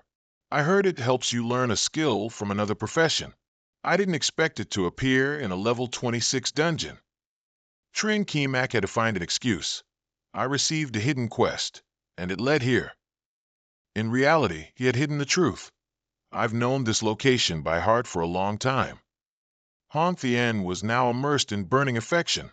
Such valuable information, and you're giving it to me? I love you so much. He immediately pushed him away disdainfully. Hurry up and activate the altar. Following the instructions, Hong Thien placed both hands on the altar. Streams of mana slowly entered his body. The learning ritual was immediately activated. After a while, the system announced that he had learned the skill, Rage Burst. His entire body was quickly struck by a fiery red electric current. Hong Thien proudly boasted to him, I learned the Rage Burst skill of the Berserker Warrior. This skill truly adds wings to a tiger. Mo, you try it. Now I'm eager to see what you'll learn. Trin Ki Mak actually felt quite doubtful. A level 26 altar can only teach first-tier skills. So what skill is left for me to learn? Nonetheless, he decided to reach out and test his luck. The mana stream on it immediately began to probe him. The next second, his mind was enlightened. So that's how it is. The system was giving a warning. Since you have learned all available skills, you can choose one of the second-tier advancement skills. The selectable skills are Death Tombstone, Ice Mountain Fissure Slash, and Buried Black Hole. He couldn't help but ponder for a moment. Based on the forms that the flowing light long-range scattering can deploy, I'll choose a long-range one then. I choose the Berserker's Quantum Bomb.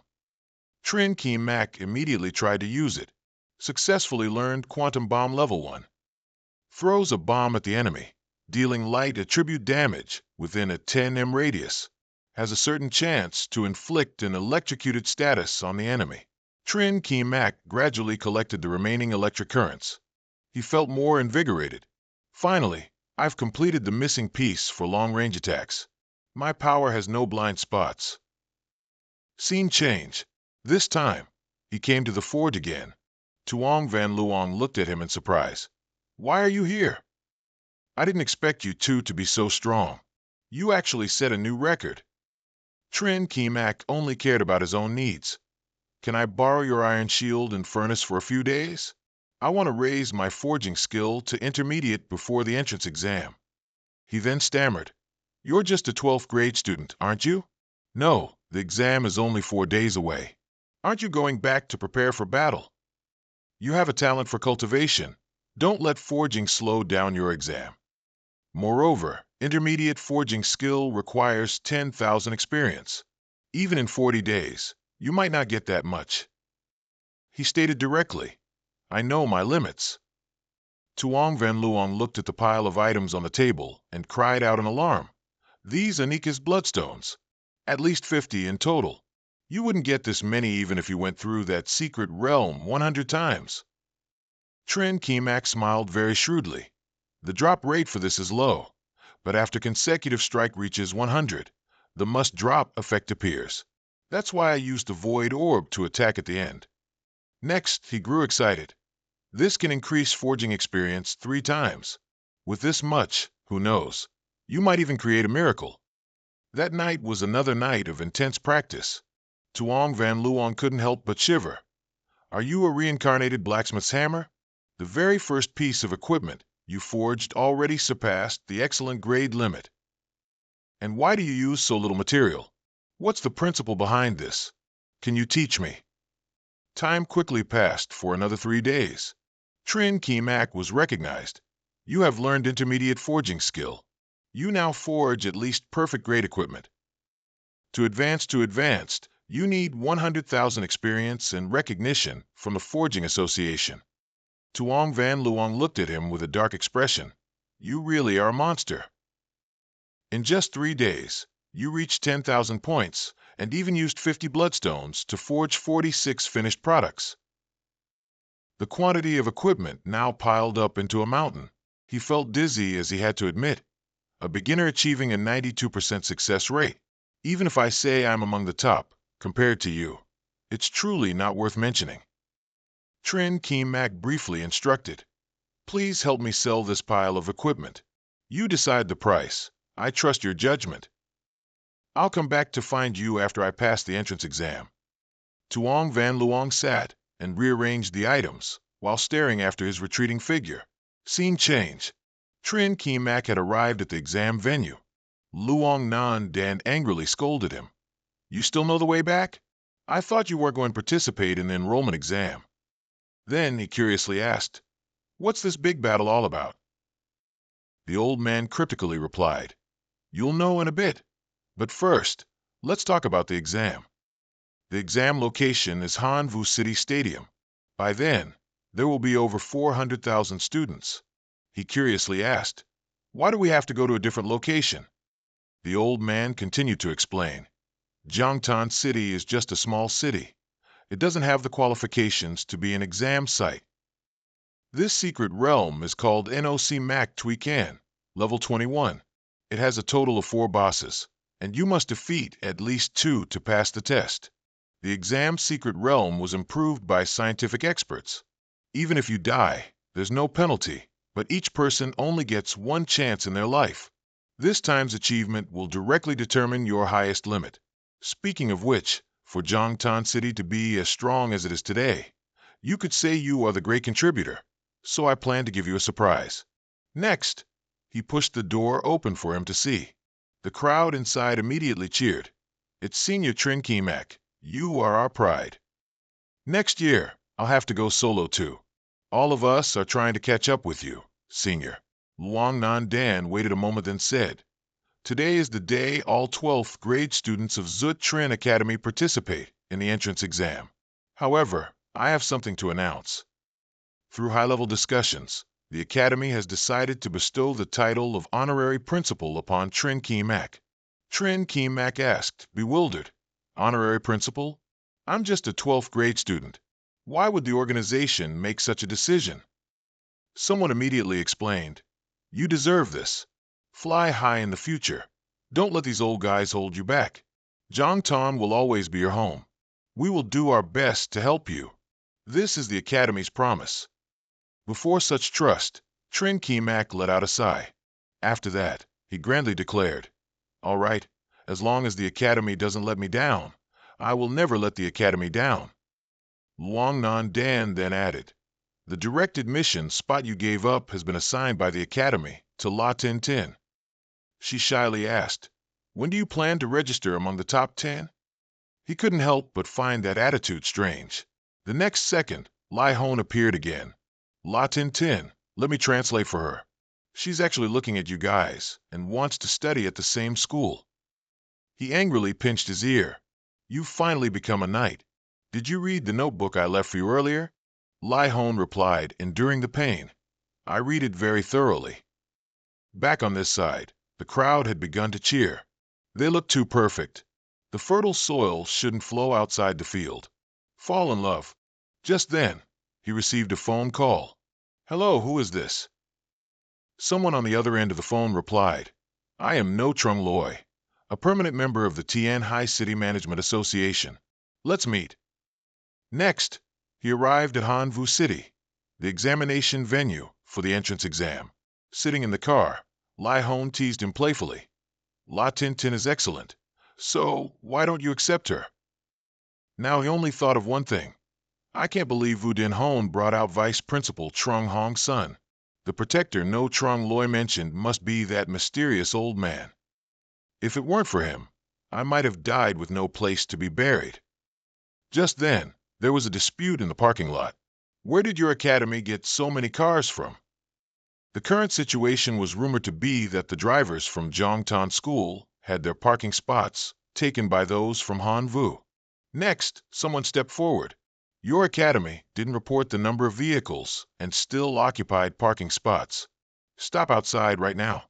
Don't you know that parking spots and other services are allocated based on the school's strength?" Han Nak Fong quickly chimed in. "A school from the countryside dares to be so arrogant." Kang Duong stammered, "Instructor Lu, this matter." Just then, No Trung Loy appeared again. "Quite spirited this early in the morning, aren't we?" Quach Lin immediately flattered him softly. "Sir, why are you here? We will arrange for the entire leadership to greet you right away." He waved them off. "No need. I'm just here for private business." "You are Instructor Lu, right? May I ask who Trin Ki Mak is?" They were all puzzled. Quach Lin then whispered, "Let's give them our parking spots." Next, No Trung Loy walked up to him. He praised him very highly.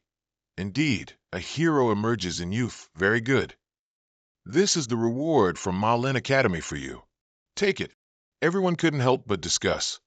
What did Trin Ki Mak do for Ma Lin Academy to send him compensation? Trin Ki Mak calmly accepted it. "Please thank the vice principal for me." No Trung Loy also smiled and replied, "You accept gifts and still complain? You're quite something. I'll pass on the message."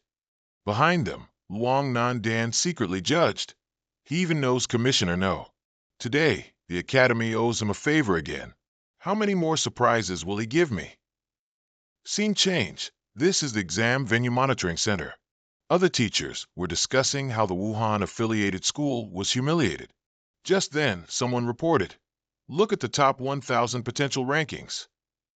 The data table was filled with names of exceptional talents. He said very complacently, "The top 300 are all our people. What's the use of having many students if they're all useless?" Next, Ma Fu was recorded as top 2. Quach Lin felt uneasy in his heart. So, who is number 1? The name that was beyond his expectation. The top spot belonged to Trin Ki Mak. He angrily stood up. This is absolutely impossible. The other teachers also stirred. Why did this person achieve SS level potential on this list? I recall no student from northern Hunan has ever appeared before, and the scary thing is he's playing solo. Hasn't his talent been determined yet? Quach Lin immediately sneered. No wonder you were so calm earlier. With such a genius, it seems Han Yu's goal of championship is a little threatened. The competition rules are being announced over there. All examinees, please note, the content of this exam is as follows. The exam dungeon, Nuamo Raygon, requires defeating 2 to 4 bosses to be admitted into universities. Then a voice from the loudspeaker announced, the exam begins. During the teleportation, Trin Keem Mak was observing everything. This exam will determine my future upper limits. I won't hold anything back. I'll let them witness my true power. Only then can I achieve a stable position in the future. I hope the incident at Malin Academy doesn't repeat itself. If I hadn't received help, I would have fallen into eternal damnation long ago.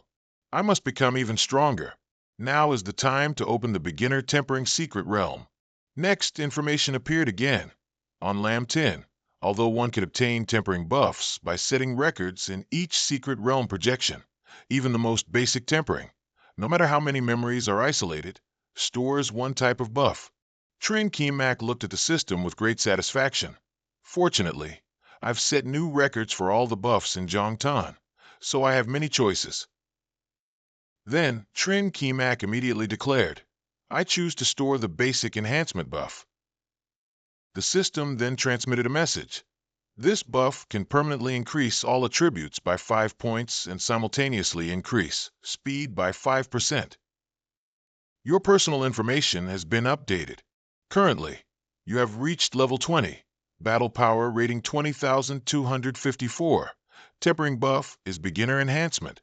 Everyone exclaimed in surprise. Trin Keem Mak was actually hiding his true strength. He's the first student with SSS level potential. According to records, Nuoro-Raygon was once a miraculous city, the crystallization of supreme technological skill. Now, contaminated by radiation, only monsters and out-of-control machines remain. Then, a monster-level dungeon appeared. The system also sounded. Examinees have been transported to the entrance of the underground castle. The exam begins. Trin Keem Mak secretly thought. At the end of the spiral staircase is boss number 1, and the steps are full of mutated rats. According to normal procedure, one should clear each step from top to bottom. However, I don't need to waste this time. Activate the hidden equipment overlay. In an instant, no one could see Trin Keem Mak. He had already swung down to the bottom of the abyss. Right there, a viscous blob slithered towards him. Trin Keem Mak's interest was piqued. We meet again, my old friend, the sticky radiation slime. He then realized something specific. It's a bit stronger than the one outside. Not only has it increased by 2 levels, but its HP has also increased by 500. But things are different now. Based on my current attribute level, I have 50% bonus damage against you. Then, he immediately unleashed his full firepower. With every bullet that hit it, a damage notification rang out. Trin Keem Mak was extremely confident. Dealing with you, 1 round is enough. In the monitoring room, a teacher complained. Potential assessment is just a reference. What determines the results is still the performance in the secret realm. By now, a quarter of the spiral staircase should be cleared. But the next second, he screamed. Am I seeing things? Trin Keem Mak has already killed the sticky radiation slime. Everyone started discussing again. It's only been 2 minutes. Too bad we couldn't watch. We must keep a close eye on the second round. Then, the robots appeared on the screen again. Trin Keem Mak stood alone, facing them. Everyone was sarcastic, thinking that since those robots attacked indiscriminately, he wouldn't be able to withstand 2 hits going in alone. Han Nak Fong also gloated. It seems even an SSS potential student is just a reckless fool. Inside the secret realm, several students were sent flying past him. In contrast, Trin Keem Mak remained very calm, dodging the incoming firepower. The teachers were once again astonished. In such a narrow path, He didn't get hit by a single bomb. His judgment is truly incredible. Just then, someone realized, the end of this path is boss number 2. Luongnan Dan could only hide his anxiety. Trin Ki Mak, how do you plan to deal with this?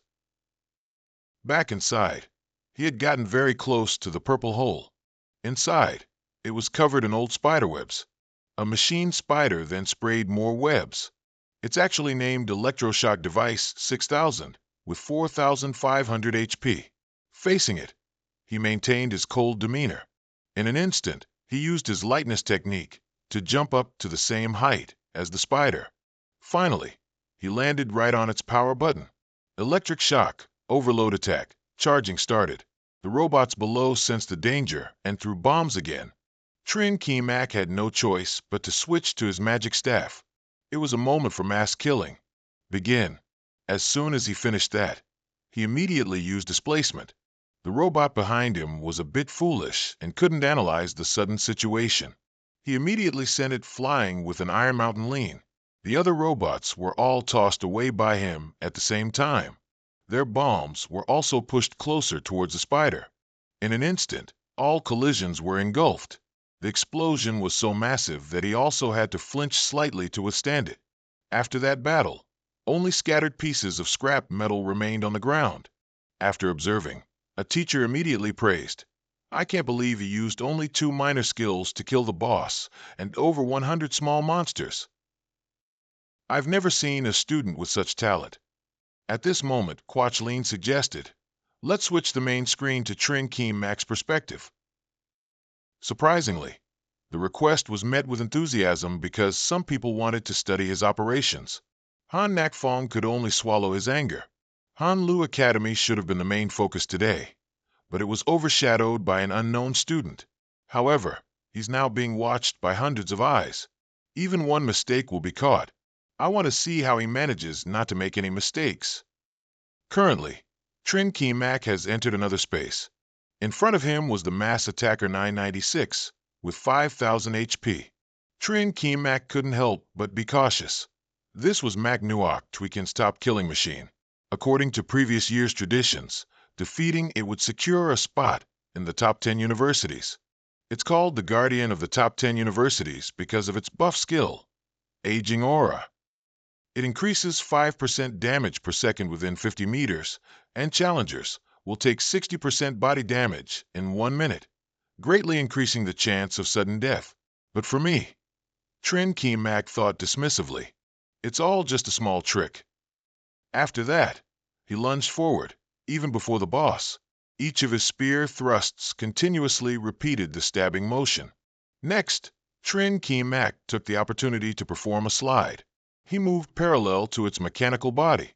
After securely hugging the robot's back, his backward fall activated. The projection screen clearly recorded every detail of his action sequence. Murmurs rose again in the room. Why use backward fall on a heavy unit? It seems he doesn't understand basic knowledge. Han Nak Fong also laughed gleefully, but then someone quickly interrupted. Everyone, look at the status on him. He's not affected by the aging aura. The others exclaimed in surprise. Why isn't the vulnerable damage buff effective? He also felt a chill.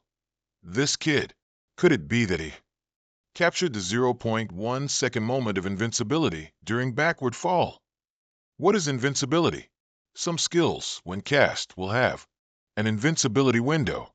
Due to its extremely short duration, very few people can utilize it. However, as long as one is within the invincibility window, they can be immune to any damage and abnormal statuses. One of the spectators on screen exclaimed, "Every awakened profession more or less has a few such skills. Is this why he chose the solo player profession?"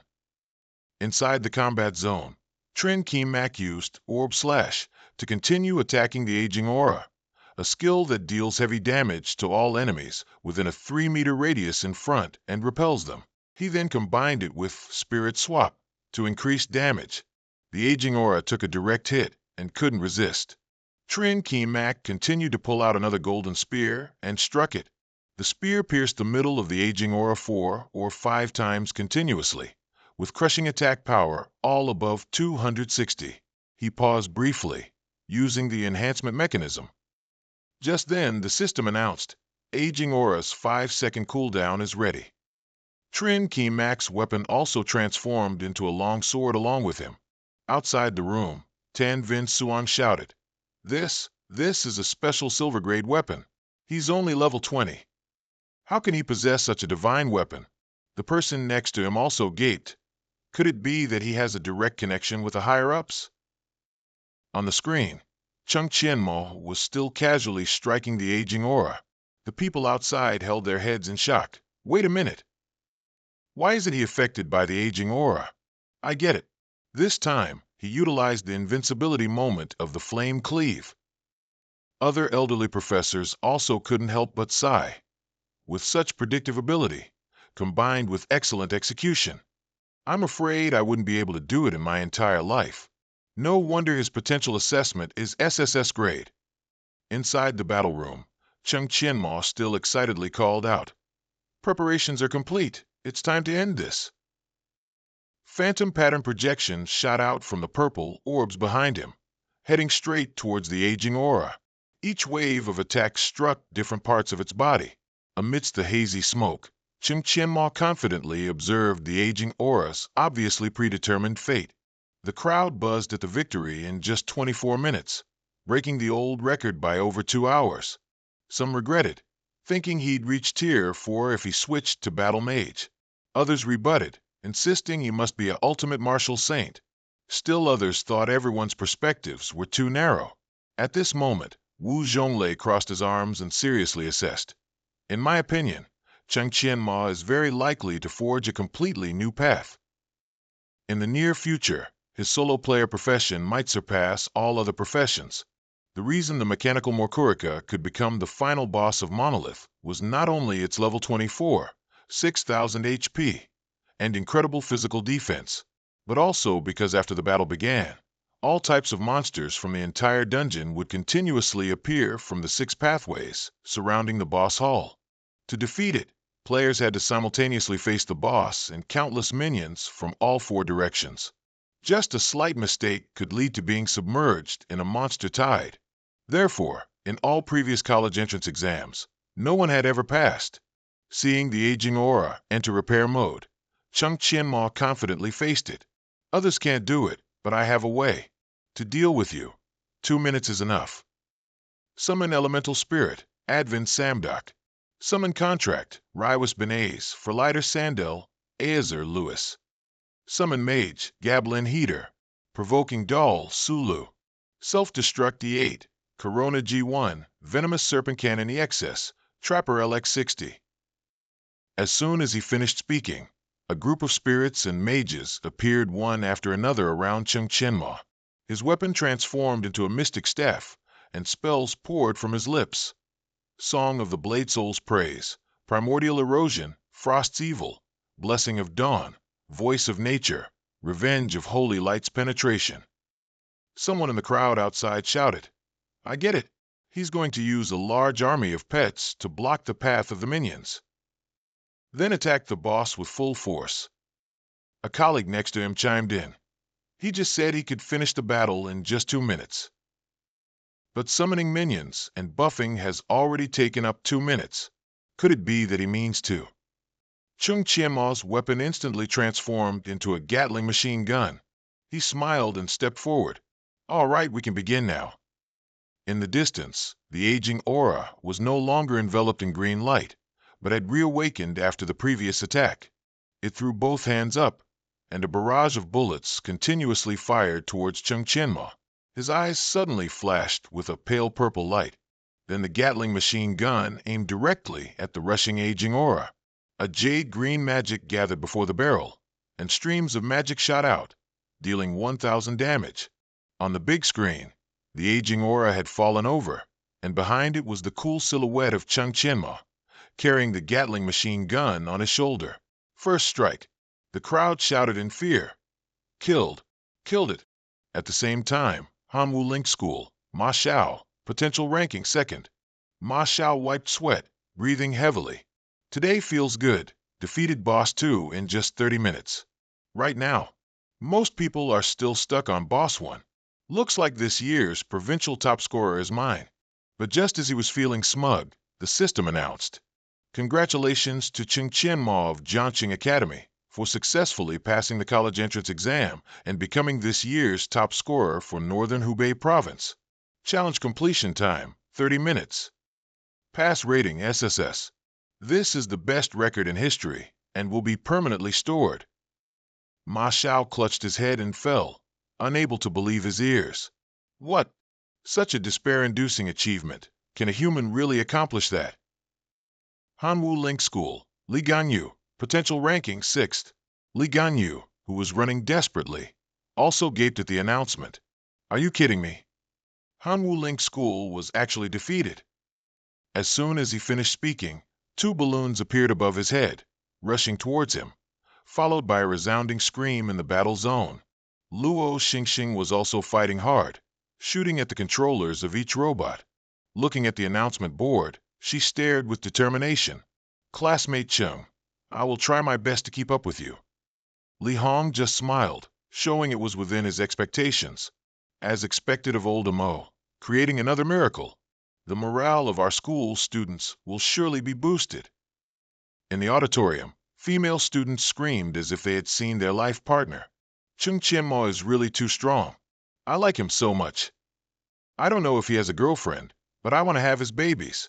Chung Qianmo is really both handsome and powerful. I've fallen in love with him. Han Yefeng's assistant whispered in his ear. "This isn't good, Director Han. Many students from our school were just affected by Chung Qianmo's performance, failed their operations, and were eliminated." Han Yefeng gritted his teeth, slammed the table in anger. Damn it! In contrast, Wu Zhonglei clapped his hands in praise. "Excellent! Heaven bless our Xia Nation, that such an outstanding genius could appear in Xia Nation. This truly is a blessing for our Xia Nation," he secretly sighed to himself. No wonder he's the talent that the high-ranking elder of the Management Association favored. Looking at the scene before him, Wu Lian, sitting next to Han Yefeng, couldn't help but reveal a smile of defiance. Today, Jiangqing Academy has truly taught Han Yu affiliated school a lesson they'll never forget. Liang Yandian also directly taunted Han Yefeng. Sometimes, a trump card can tear down the facade of thousands of people. 30 years east of the river, 30 years west of the river. Don't look down on a young man in poverty. A notification board also appeared for Ching Qianma. He clenched his fist proudly. Due to the special design of the entrance exam secret realm, the limited visibility time of the thermal pulse engraving machine was exactly what gave me enough time to prepare. However, this operation is difficult to replicate in actual combat. Otherwise, if I could activate buffs and summon Lapman every time, everything would become simple. The system popped up a gift box to congratulate him. Successfully cleared the new Mashuigan stage, with an SSS completion rating and a new best record broken. Additionally, as a spell controller, your stage clear reward has been continuously boosted by 2 ranks. In this secret realm, Chung Qianmo received a total of 182,933 experience points and an undefeated diamond treasure chest. Chung Qianmo pressed to open the gift box. I didn't expect the experience in the entrance exam secret realm to be so high. Can even a level 20 secret realm grant a diamond chest reward? Is the entrance exam's secret realm special? Let me see what other surprises there are. A book fell out along with a system notification. Congratulations, you have received the S-Rank skill book, Junior Attack Speed. He couldn't help but be overjoyed. My luck isn't bad. To be able to receive an S-Rank skill book even here. Due to the restrictions of the spell controller profession, I can't learn skills at the academy. And trying to find an S-Rank skill book outside is truly absurd. Therefore, this reward is really like a starving person finding food. Especially the attack speed increase effect, which perfectly compensates for the agility points of the diminishing returns effect right now. The so-called diminishing returns effect on agility points refers to how the increase in attack speed gradually decreases as agility points increase. However, this attack speed book can be directly stacked on top of the current attack speed, completely ignoring the diminishing returns effect. It's truly a leap in quality. As soon as I finished learning it, the notification popped up again. The basic attack speed passive skill can increase by 15%. Currently, the attack speed increase is 32.8%. Trin Kemak clenched his hands confidently. This wave of development was rapid. His speed now completely overshadowed his peers, even surpassing most level 30 individuals. Looking at the decaying aura lying on the floor, he slowly calculated. Next would be the final hidden reward. He pulled out a bottle of green liquid, radiation water, and opened the cap. Trin Kemak narrated. If I remember correctly, pouring this disgusting stuff on the final boss's face can help you obtain a leprosy mask. As soon as he poured it on the decaying aura's face, the system announced, "Congratulations, you have received the hidden item, leprosy mask." After wearing the leprosy mask, the item can transform you into the form of a dwarf race for the next half hour, and your height and weight will also change. The cooldown period is 12 hours. Trin Kemak calmly said, "All right, now that I've received all the rewards, next is entering the academy." The large announcement board on campus displayed big words, "Congratulations to student Trin Kemak from Jongtan Academy for winning first place." Trin Kemak was also teleported back to the gathering area. When the crowd saw him appear, they murmured and whispered. Some even gasped in surprise. But then some individuals started fawning over Trin Kemak. "Trin Kemak, congratulations on becoming this year's top scholar in the province. I've always had great faith in you. For you to achieve the top scholar position today, it truly is well deserved." His gaze swept around. It was all sweet talk, praising him to the skies, as expected of a once-in-a-millennium genius. The glorious mission of slaying demonic beasts. If not you, then who else could it be? That's right. In a world full of dangers like this, Hakwak needs brave people like you. The future of Hakwak rests with you. Keep going. Help us clear away obstacles and build a beautiful homeland. I believe you can definitely do it. Trin Kemak frowned slightly, feeling annoyed. These people were truly cunning, trying to use public opinion to force him into the role of a patriot. If demonic beasts attacked in the future, he wouldn't be able to refuse going into battle, or else he'd be condemned and criticized by them. The corner of his lips curled into a sarcastic smile. Truly, it's murder without a knife. Standing slightly away from the crowd for a moment, Trin Kemak finally spoke. "May the teachers who just now wished for me to bring glory to the country please step forward for a moment." A lecturer in a purple uniform folded his arms confidently and asked him, "Student Trin, what is it you wish to call us for?" Trin Kemak continued to act naturally. "It's nothing. I just wanted to get acquainted with potential comrades in arms for the future. I know my own limitations. If I have to sacrifice myself for the country in the future, of course I'll need to find like-minded individuals to go to the battlefield together." His gaze pierced straight through them. "If you teachers were so eloquent just now, you must have prepared yourselves to die, right?" The entire group broke out in a cold sweat. Then they successively refused. "Student Trin, you jest. We are weak and can't help it all." The old teacher next to him chimed in. "Ah, yes, yes. How could we ever compare to you?" The youngest twitched the corner of his mouth. "We were just kidding for fun." Trin Kemak immediately seized on the last phrase. "Just kidding for fun, you say?" He slowly walked towards them. "By your logic, if a student like me dares to go, do you teachers, a group of level 30s and 40s, intend to be deserters? Is Hakwak not your homeland? Or perhaps your words just now had other intentions?" The others in the crowd immediately chimed in. "I knew something felt off about what they said earlier." "So you wanted to morally bind and threaten to destroy Hakwak's future genius? How malicious." "Indeed, your intentions are sinister. I'll have to send a complaint about you to the Ministry of Education later." Suddenly, a calm voice spoke up, silencing the crowd. "No need to send a complaint. I heard everything just now. Quach Lean, on behalf of the Ministry of Education, will handle you now. All 6 individuals had their teaching qualifications revoked and will never be employed again. Their schools will have their evaluation rating reduced by 2 levels for the next 5 years. 3 teachers began to cry and wail, running towards Quachleen. President, please give us another chance. We know we were wrong. We made such a big mistake only out of jealousy. We have elderly mothers at home and young children. We cannot bear this consequence. No Trung Loy stepped closer to Trin Ki Mak, praising him and extending his hand for a handshake. Not bad. Worthy of being the top student of the northern Hobak provinces. Not only are you talented, but your thinking is also extremely mature.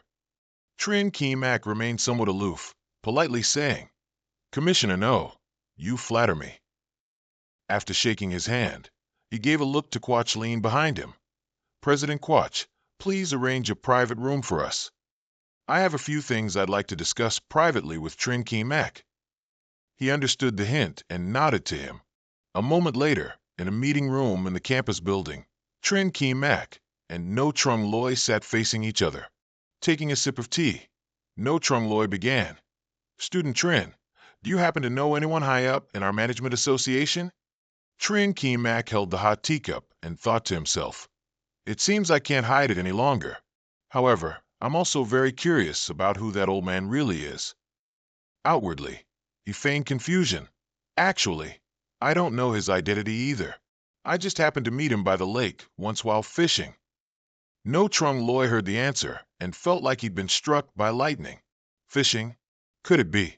But he only thought to himself, waiting for Trin Ki Mak to continue. At that time, he gave me a ring. When he placed the ring down and clearly saw the inscription, No Trung Loy crushed his water glass and sprang to his feet. You actually have Elder Tan's token. Among the high-ranking members of the Management Association, there was only one person named Tan. He was the only level 4 battle mage in Ha Quoc, a peerless powerhouse standing at the peak of Ha Quoc's pyramid, whose war spirit surpassed level 75. Tan Phai Vu. No Trung Loy, slightly sweating, observed Trin Ki Mak's confused expression and pondered. Even though Elder Tan possesses incredibly powerful combat strength, his personality is notoriously eccentric, never easily befriending others. Trin Ki Mak is clearly just a student, so how could he be so highly regarded by Elder Tan? No matter what, with this connection, this child's future development will undoubtedly be extremely smooth. After some thought, he slowly sat down and said, Student Trin, I can't reveal too much information about Elder Tan. I can only tell you that he is a top-tier powerhouse of Ha Quoc. He pushed the ring with the character Tan towards him. In my personal opinion, the ring he gave you, just wear it. It might be very helpful to you in the future. The television broadcast an announcement. Jiangtan Satellite News. The entrance exam has just concluded. Student Trin Ki Mak of Jiangtan Academy has made history, becoming the top scorer in the Hubei Province Northern Regional Entrance Exam. Under his leadership, Jiangtan Academy achieved second place statewide. The third-year teachers of Jiangtan Academy have returned victorious. Mayor Kam Jia Khan and City Management Association President Dong Gao personally arrived at the scene to welcome the heroes.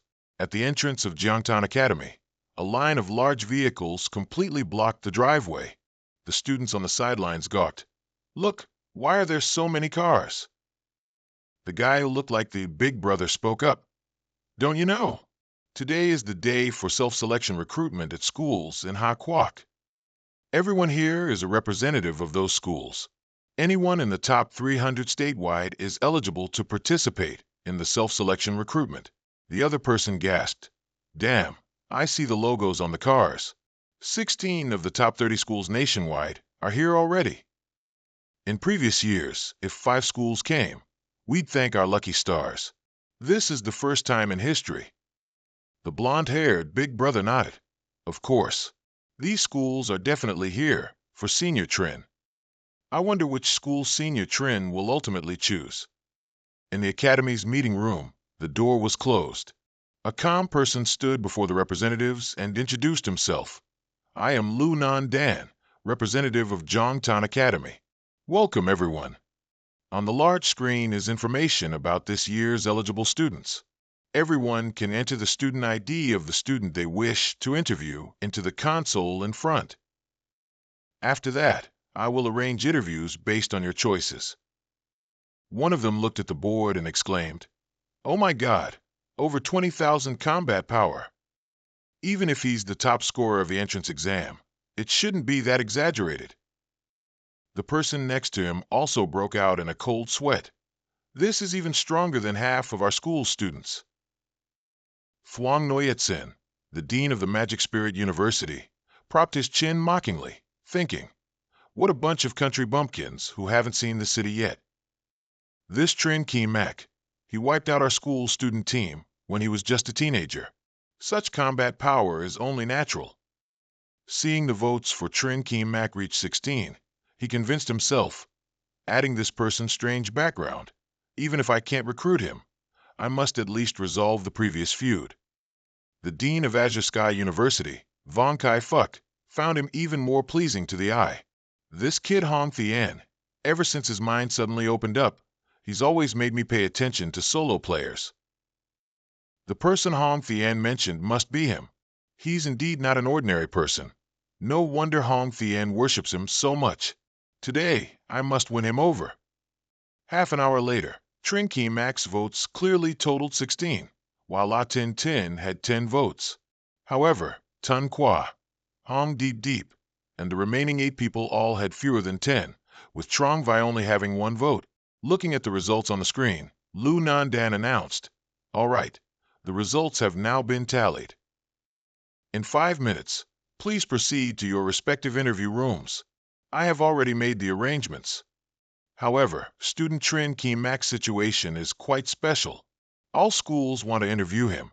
If everyone is so enthusiastic, why don't we hold a group interview after the other students have finished their interviews? The crowd immediately protested. "What are you kidding? This doesn't follow the rules. 16 schools in a group interview. Do you want us to compete openly?" "Exactly. We are universities. How can we let your school set the price on the spot like this? If not, then give up on this student." A sarcastic voice loudly declared, "Our Magic Spirit University agrees with this plan." Thuong Noyetsin smirked. "A once-in-a-century genius like Trin Ki Mak is worth us making changes for." The person next to him was startled. "Elder Thuong, are you doing this on purpose?" Von Kai Fuck also smiled triumphantly, continuing, "Our Azure Sky Academy also agrees and is willing to participate in the public interview." The crowd immediately started murmuring, "Oh wow, 2 of the top 10 schools have already betrayed us on the spot. If we don't participate, aren't we just letting them get a freebie?" That's right, I also want to witness firsthand just how monstrous a student with 22,000 combat power and an SSS level potential rating really is. Soon after, voices from representatives followed suit. Our Xinyu University also agrees. Our Qingbei University also approves. A moment later, in another room, Zhang Lei held the admission list, opened the door, and walked in. "Instructor Lu, the results of the independent interview are out. Jiangqing Academy passed 28 people. The acceptance rate exceeds 60%. He handed the paper to Lu Yandan. Luo Xinxin was also accepted by Qingbei University. Holding the paper, his pupils contracted. How can this be? So many passed. Our students, since when did they become so capable? Are they crazy? Azure Sky University accepted 4 people, and Magic Spirit University accepted 6 people. It seems these 2 schools are risking it all to gain Cheng Qianma's attention." Lu Yandan's eyes anxiously followed the interrogation room opposite. "Next, we'll have to see Cheng Qianma's performance. The unprecedented collective interview of 16 schools is the last thing I can do for you. No matter what your final decision is, from this moment on, your reputation will soar." Cheng Qianma stood alone amidst a panel of 16 schools. Chang Yuesheng spoke up, feigning familiarity. "Student Cheng Qianma, I am Chang Yuesheng, representative of Magic Spirit Academy. There were some minor misunderstandings between us before. I hope you don't mind." Cheng Qianma's eyes sharpened slightly. So, he was the subordinate sent by Zhong Hongshan. It seems Magic Spirit Academy intends to resolve their feud with him. Beside him, Wang Keifu wasn't to be outdone. I am Wang Keifu, representative of Azure Sky Academy. Our academy certainly has someone you know. Previously, he wholeheartedly recommended you to me. Azure Sky Academy. Chung Chien-ma suddenly swallowed a gulp of nervous saliva in his mind. Isn't this the academy where Huang Tian is studying? Could that Brett have told someone something? The surrounding representatives all spoke enviously. Good, good, good. Old Chong, old Wang. So you two already know each other. You kept it really quiet. No wonder you two were the first to rush forward when the collective interview was decided. Student Chung, choosing an academy affects your future development. You absolutely cannot decide solely based on relationships. Among the 16 schools, the representative of Divine Oracle Academy sat on the sidelines, quiet. He couldn't help but think, I never expected that Divine Speech Academy, which used to be so prominent, would decline to this extent. Someone with authority spoke, bringing the focus back. Ahem, that's enough chit-chat. Let's begin. That person was the representative of Qingbei Academy. He extended his hand to Cheng Chenmo.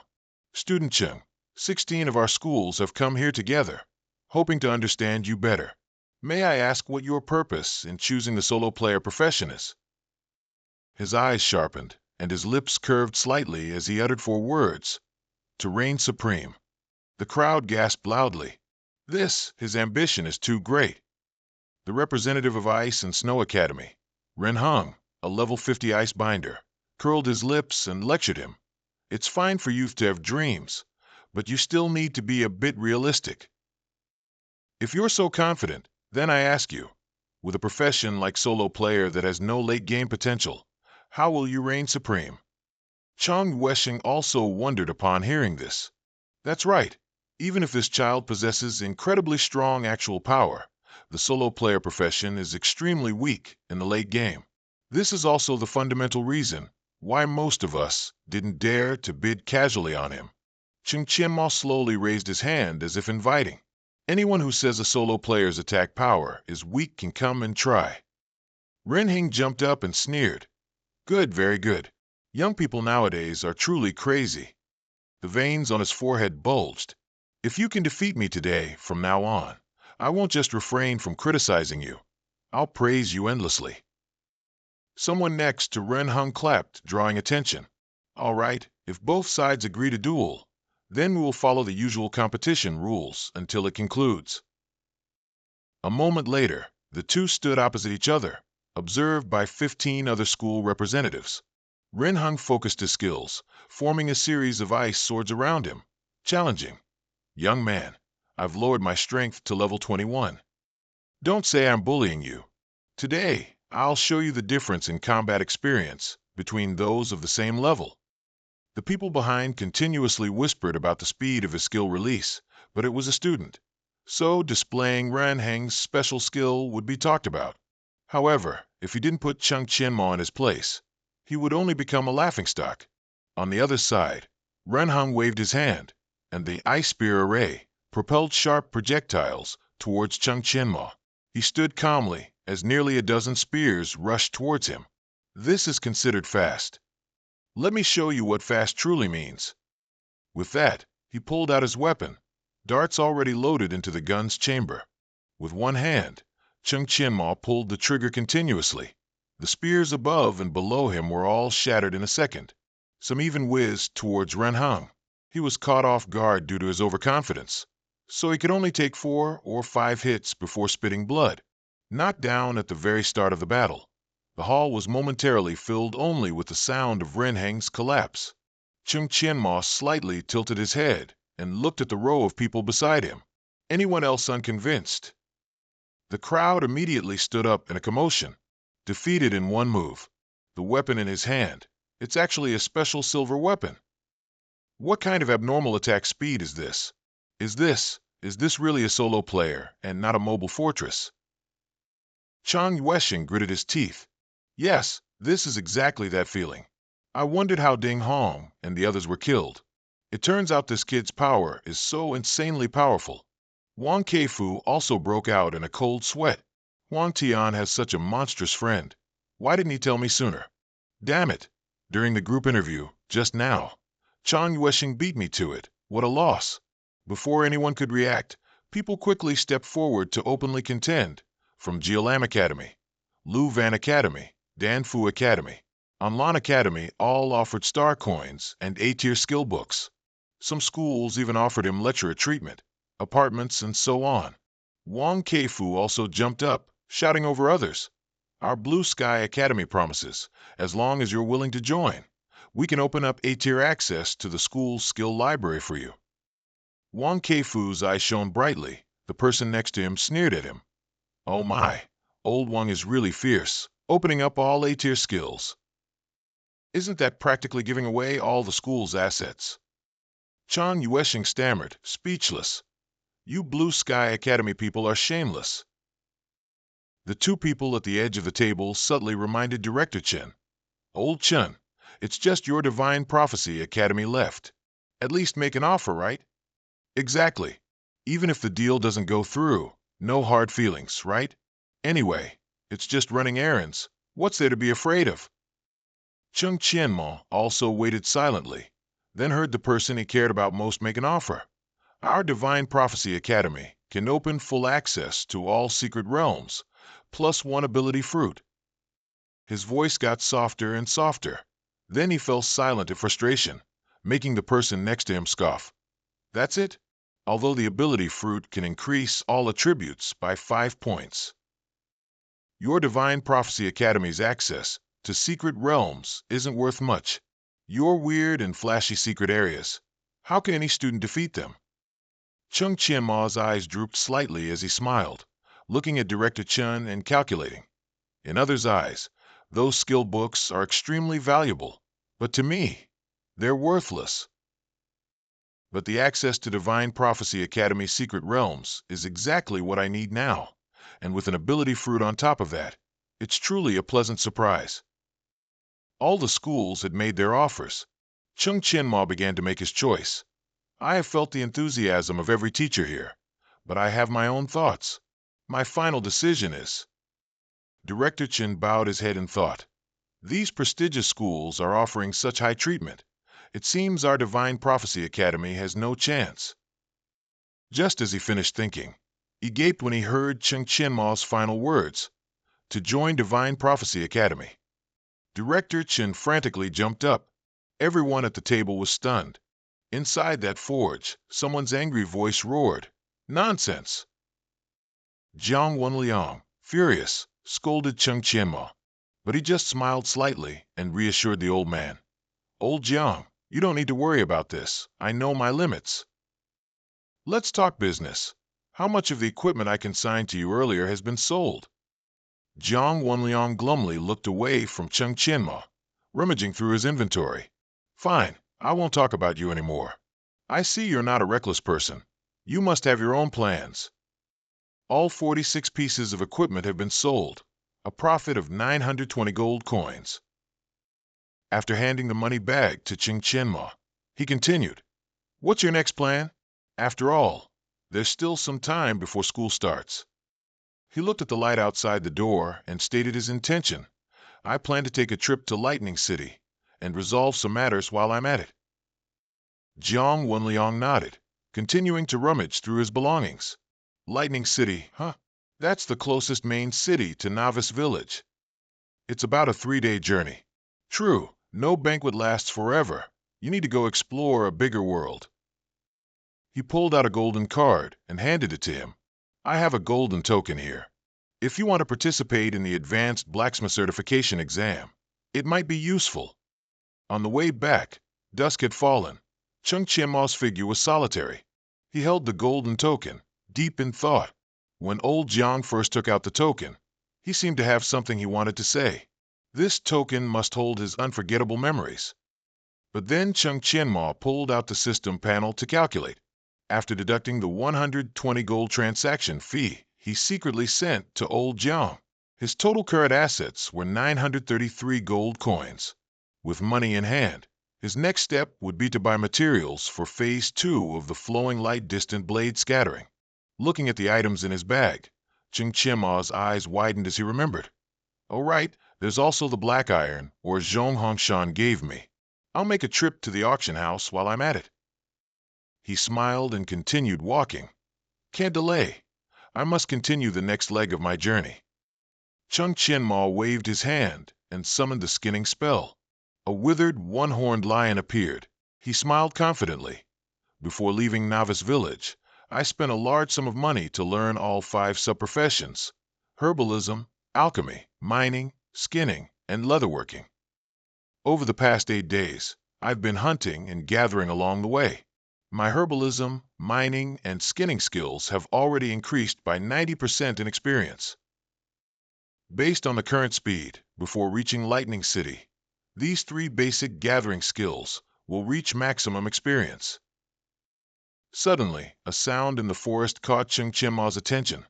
This is the sound of a Magus cat. Magus cat is an extremely rare mobile treasure in the wild in Heaven's Dawn. Although its level is only 27, its HP reaches 8,000 points. So, players of the same level usually find it very difficult to defeat. However, if you're lucky enough to defeat it, there's a very small chance it will drop a level 40 epic equipment. Chung Chien-ma laughed, speeding towards it. What good luck! Today, I might just strike it rich. Suddenly, as he was running, he heard a helpless voice. Why is this big guy so hard to deal with? Chung Chien-ma paused slightly. Huh, someone's already here?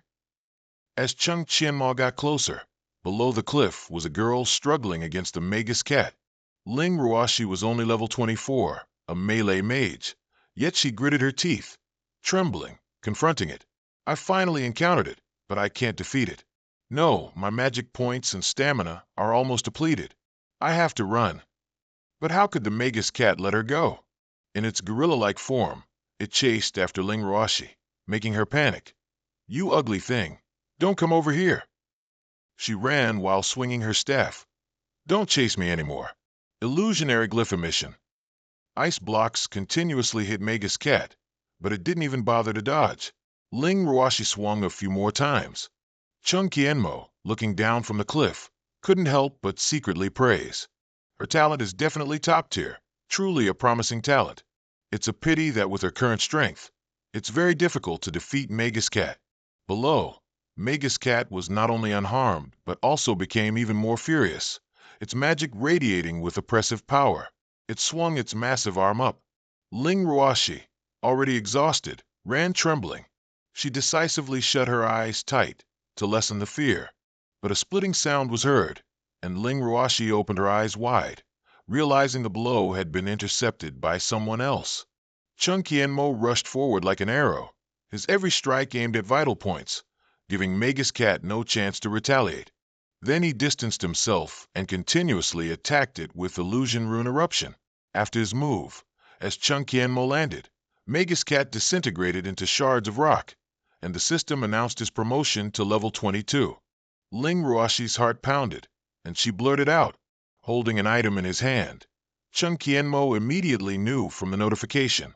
The Spirit Rhinoceros Staff is an epic quality item level 40, but can be equipped at level 25. In addition to basic attributes, it adds 50 damage and restorative effects to all spells and magic effects. Chung Chien-ma gripped it tightly, thinking. On this side, Ling Ruashi eagerly started a conversation. How are you so strong?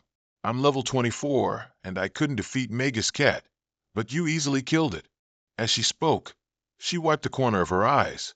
Putting the staff away first, Chung Chien-ma comforted her. Estimated to be at least over 38%. My talent is indeed SS grade, able to increase attack speed by up to 40%. Chung Chien-ma knew she misunderstood, so he added, the skill requirements for melee mages are very high. Although your strategy just now wasn't bad, you still lack finesse in controlling the timing of skill activation. Ling Ruashi gasped in astonishment. Chung Chien-ma merely smiled faintly and shook his head, not denying it. Then he turned and walked away. Ling Ruashi quickly chased after him.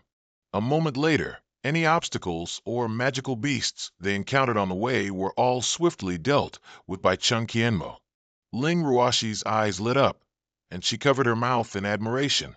Just by observing his operations, I feel like a whole new door has opened for me.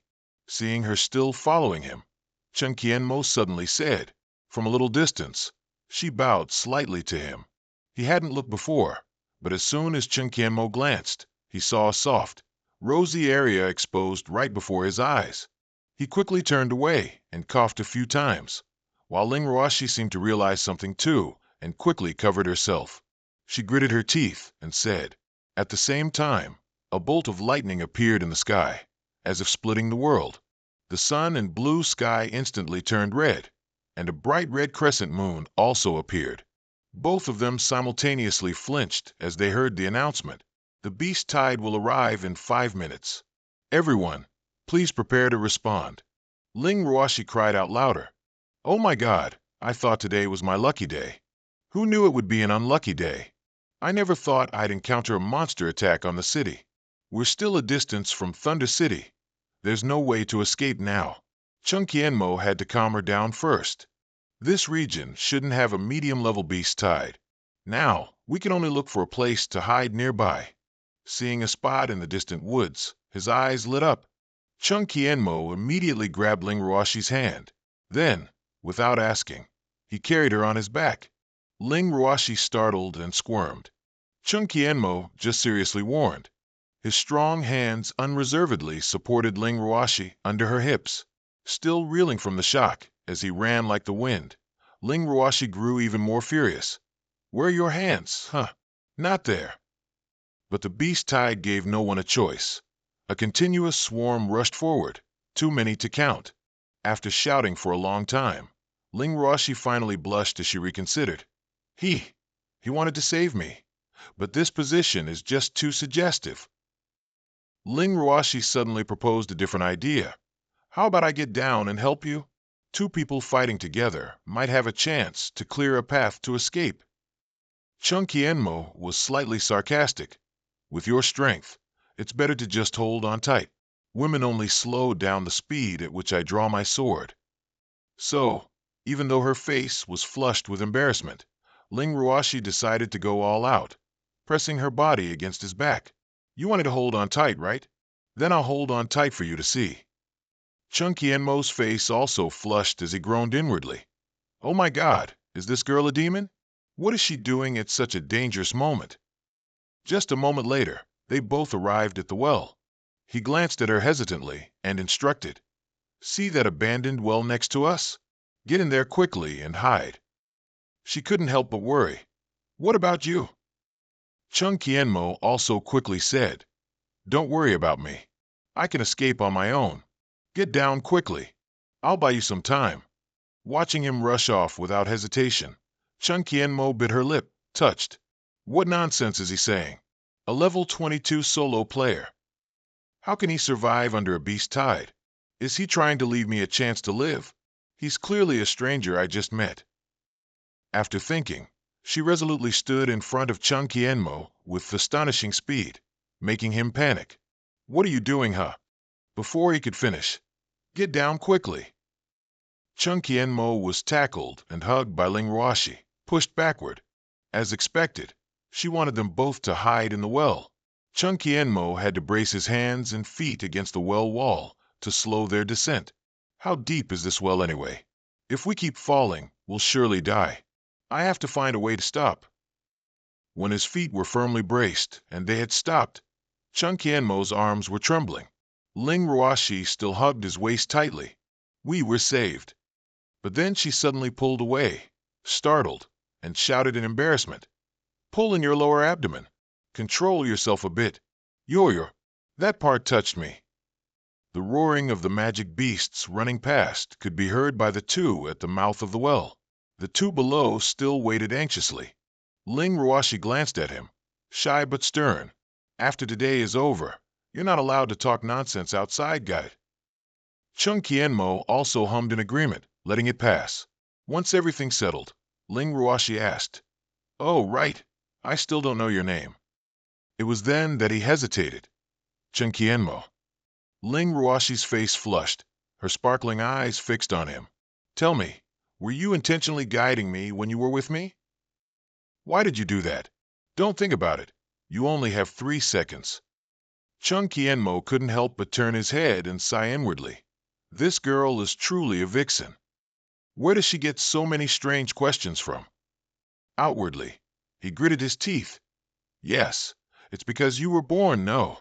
Your talent is good. As if she caught a certain word, her face was full of danger. Born what? Chung Kienmo could only look up at the mouth of the well, hoping. His head was already covered in sweat. Oh my God! This monster attack on the city is taking too long. If this girl asks any more questions, I really can't take it anymore. After an unknown amount of time, a hook was thrown to the mouth of the well. Then the rope attached to it retracted, pulling both Chung Kienmo and Ling Ruoshi up. He quickly jumped onto the well surface. The sky had returned to normal by then. Looking to the side, Chung Kienmo breathed a slight sigh of relief. Phew, finally out. But Ling Ruoshi's clothes were almost completely torn. She gasped and shouted, "Turn your face away. Don't look."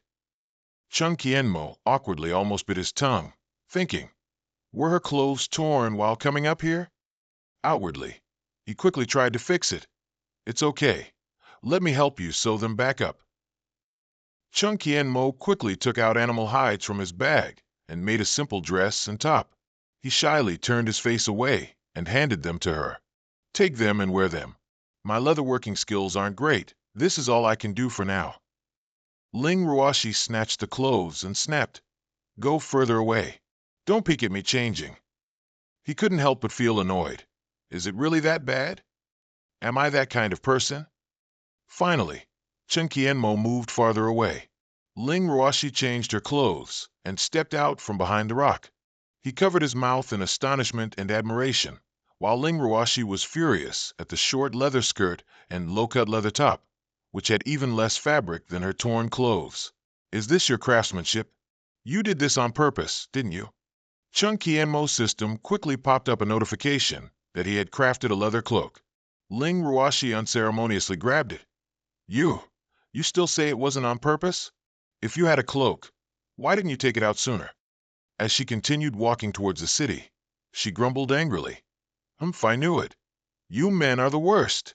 My mother once said, there are no good men in this world. Looks like she wasn't wrong at all. Chung Kienmo just sighed inwardly. I really feel sorry for your dad. He's so pathetic. In the bustling Thunder City, people came and went in a continuous stream. Ling Ruoshi turned her head to look at Chung Kienmo behind her. Hey you, we're in Thunder City now. Where do you want to go next? Chung Kienmo searched for a bit, found the direction sign for the auction house, and immediately replied, I want to go to the auction house for a bit. Ling Ruoshi couldn't help but be interested. An auction, huh? I can take you there. I'm very familiar with that place. He turned to look at her. All right, let's go together then. It just so happens I can buy you a new outfit to make up for it. Ling Ruoshi became even happier, excitedly pulling his arm. Really? Then let's go quickly. But the clothes I want aren't cheap, you know. You don't look like a rich person to me either. You won't bail on the payment later, will you? Chung Kienmo gave a confident smile. Don't worry, I won't run away. Later, just pick whatever you like. It's all on me. In a certain clothing store, slightly hidden off the main street, Ling Ruoshi and Chung Kienmo stepped into the store, and seeing its large scale inside, she couldn't help but be surprised. The shop assistant, who had initially enthusiastically greeted them with welcome, esteemed guests, clearly saw the two of them and stretched out her words, feeling annoyed inside. How unlucky. Where did these two country bumpkins crawl out from? Their clothes are too simple. Damn it, wasting my time again. Chung Kienmo seemed to sense her disdain. Meanwhile, Ling Ruoshi was still carelessly picking out dresses and blouses. Hey, do I look good in this? Chung Kienmo nodded, praising her. Not bad, it suits you very well. The plump assistant crossed her arms disdainfully. Be careful when trying on clothes. Our clothes are very expensive, you know. If you stain them, you won't be able to afford the compensation. Hearing that, Ling Ruoshi looked at the price tag on the collar, startled. Whoa, that's expensive. The price is even over 30 gold coins. She awkwardly put it back. I don't even have 150 gold coins on me right now. Let's just forget it. We'll go look at another store. How could I let you spend so much money? Chung Qianmo, who was behind her, stopped her. It's fine. If you like it, I'll buy it for you. Do you fancy anything else? Hearing his words, both the shop assistant and Ling Ruoshi were stunned. She leaned in and whispered to him, "This is very expensive, you know. It's gold coins, not silver coins. Are you sure you're not mistaken about the price?" Chung Qianmo remained unfazed. "It's fine. Just browse the clothes here."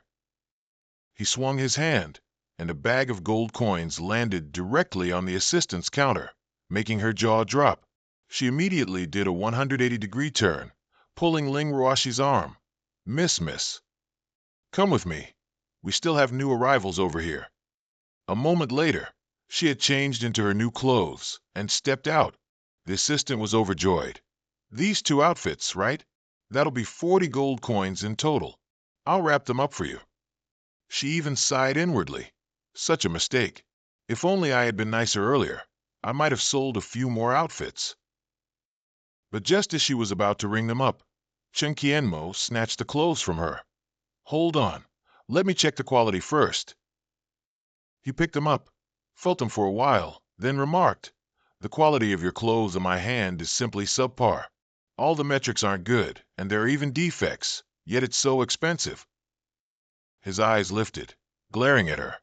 "Is this how you bully outsiders?" The assistant was startled and shouted, "Customer, you can eat carelessly, but you can't speak carelessly. Our shop has been open for over 20 years, and our quality is renowned as the best in Thunder City.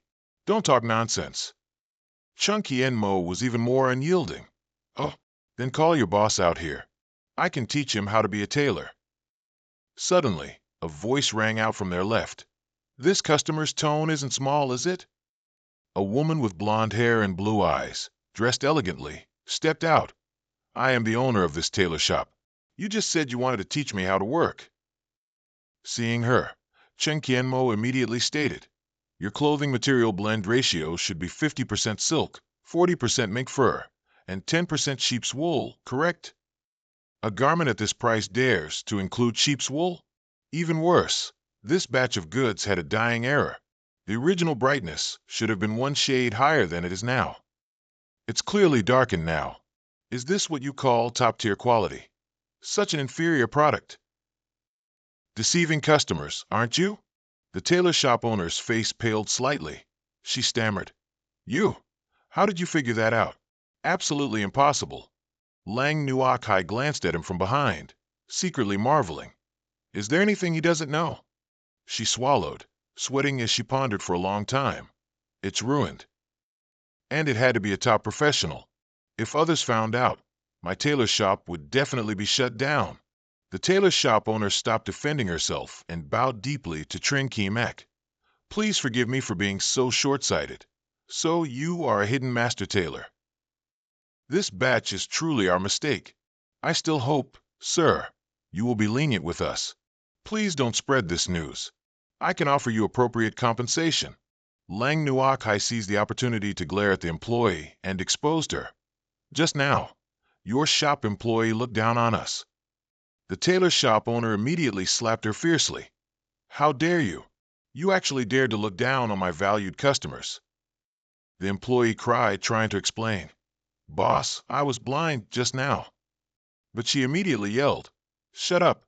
From now on, you are no longer an employee of my shop. Get out." Turning back to Trin Mak, the tailor shop owner pulled out a box. "I've already fired the employee. Please calm your anger, sir. Today, you can take anything you like from my shop. Also, here's a small token of my sincerity. Please accept it." Trin Mak pretended to smile innocently. "Oh, this is really too much. I just had a bit of a professional habit earlier, so I pointed out some issues. If you don't mind, just don't repeat it in the future." At this moment, Lang Nuakai was already browsing around the shop. "I wanted this outfit just now. That one isn't bad either. I really like the style. This color is beautiful. I'll take it too." The tailor shop owner was both angry and speechless, only silently praying in her head. My dear little ancestor, please be gentle. Don't take my entire shop with you. When they left the shop and walked around the city, Lang Nuakai still couldn't believe it, exclaiming, getting 8 of the latest sample outfits for free in one go. What a huge haul. Quickly, see how much money that woman gave you. Trin Mak opened the box lid. The brilliant golden color made her eyes light up. He smiled. It seems she swindled quite a bit of money to actually give 300 gold coins as hush money. He calculated silently in his head. This time, my assets have reached an astonishing 1070 gold coins. In Lightning City, I'm already a wealthy magnate among magnates. Lang Nuak Hai happily pulled his hand. Aren't you going to the auction house? Let's go, I'll lead the way. A moment later, Trin Mak and Lang Nuak Hai stood before the auction house, which looked as grand as a castle. He widened his eyes in surprise. I didn't expect this auction house to be so much more magnificent than in my previous life. She glanced back and introduced. Surprised? This is only a primary auction house. But the first time I came here, my reaction was the same as yours. Without further hesitation, Lang Nuakai pulled him along. Let's go. I'll lead you inside. Once inside the building, they walked to the reception. Lang Nuakai placed her token down. May I ask when the next auction will start, and are there any private rooms available? The receptionist picked up the silver card, delighted. Welcome, esteemed silver card customer. The next auction will begin in 10 minutes. Currently, there's one last VIP room available. I will arrange it for you right away. Trin Mak smiled faintly. Having long guessed that this girl was no ordinary person, he didn't expect her to have an auction house silver card, probably given by an elder in her family. But that was good. No need to reveal his black card. Suddenly, just as it was about to be finalized, a group of 3 swaggered in, cutting the line. Are there any private rooms left? Our young master, Noi Quan Chi, wants to participate in the auction. The receptionist politely and apologetically refused. Sir, I'm very sorry, but the last VIP room has just been reserved by this young lady. She is our silver card customer. Noi Quan Chi disdainfully flicked a golden card onto the table. Just a small silver card. And you call that a VIP customer? Look closely. What color is this? The receptionist picked it up, startled. That's actually a gold card. Seeing this, the receptionist immediately changed her expression. Excuse me, miss. I'm afraid you'll have to bear with this.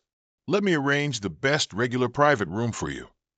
Lang Nuakai could only stare, disbelieving. She turned to Trin Mak to ask for his opinion, but saw him shake his head. Noi Quan Chi and his 2 subordinates swaggered away, leaving Lang Nuakai fuming behind them. Consider yourself sensible. Good. If you spoil young Master Noi's mood, you'll regret it. Lang Nuakai asked Trin Mak indignantly. We clearly arrived first, and the receptionist just agreed to reserve the room for us. He's being unreasonable. Why didn't you let me argue with him? He just looked at her with deep eyes. It's okay. We'll play along with them. In regular room number 996, Lang Nuakai's voice still held annoyance. That person just now was really hateful. It's making me so angry. Trin Mak still spoke gently to her. Calm down. Don't rush. The real show has only just begun. Lang Nuakai puffed out her cheeks. What show? We don't even know their room number. Do you have a plan? Trin Mak took a sip of water and choked, turning his head to cough. He walked towards a direction in the room and slowly spoke. From my observation, that Noi Quan Chi is a level 26 elementalist. Knowing this point, finding him won't be difficult. Later, I'll let him experience what true discrimination is like. After speaking, Trin Mak raised a ring engraved with the character Tan, and a mountain of treasures was revealed before Lang Nuakai's eyes. She gasped in shock. He actually has such good things. That's too extravagant. There are even several types of medicinal herbs and minerals I've never seen before. No wonder he's so rich. On the auction stage, the host had already taken the stage. Dear distinguished guests, I am the auctioneer for this auction, Von Quang. Now, let us officially begin today's auction. Today's first auction item is 10 lawn key grass plants. This is an essential ingredient for elementalists to create greater blue potions. The starting price is 2 gold coins. Each bid must not be less than 20 silver coins. In VIP room 414, Noi Quan Chi smirked contentedly. There are 10 plants at once, and they're so cheap, I'll gladly take them then. On the screen, numbers from 40, 80 silver coins, up to 3 gold coins were successively announced. Finally, Vong Quang struck the gavel once. Congratulations to bidder number 414 for placing the final bid of 15 gold coins, winning 10 lawn key grass plants. Holding the lawn key grass plants in his hand, Noi Quan Chi nodded. Not bad, although a bit expensive, averaging 1.5 gold coins per plant. But it's still worth it, after all. Getting 10 lawn key grass plants at once isn't easy. At this moment, Vong Quang continued holding the announcement paper. Next is the second auction item. This time it's still lawn key grass, but the quantity has reached an astonishing 46 plants. The starting price is 4.6 gold coins. Each bid must not be lower than 50 silver coins. The crowd below began to stir. What? 46 lawn key grass plants, and the starting price is even lower than the previous 10 plants? What are we waiting for? Let's get them. On the auction board, numbers successively appeared. 6, 7, then up to 50 gold coins. Noi Quan Chi grinned widely, clicking repeatedly. Humph, these lawn key grass plants are mine for sure. Let's see how I crush you all. But on the screen, a participation band appeared with a voiceover. Sorry, due to the seller's request, bidders with the surname Noi are prohibited from participating in this auction. Please wait for the next opportunity. Noi Quan Chi nearly bit his tongue. What? Damn it, is this aimed at me?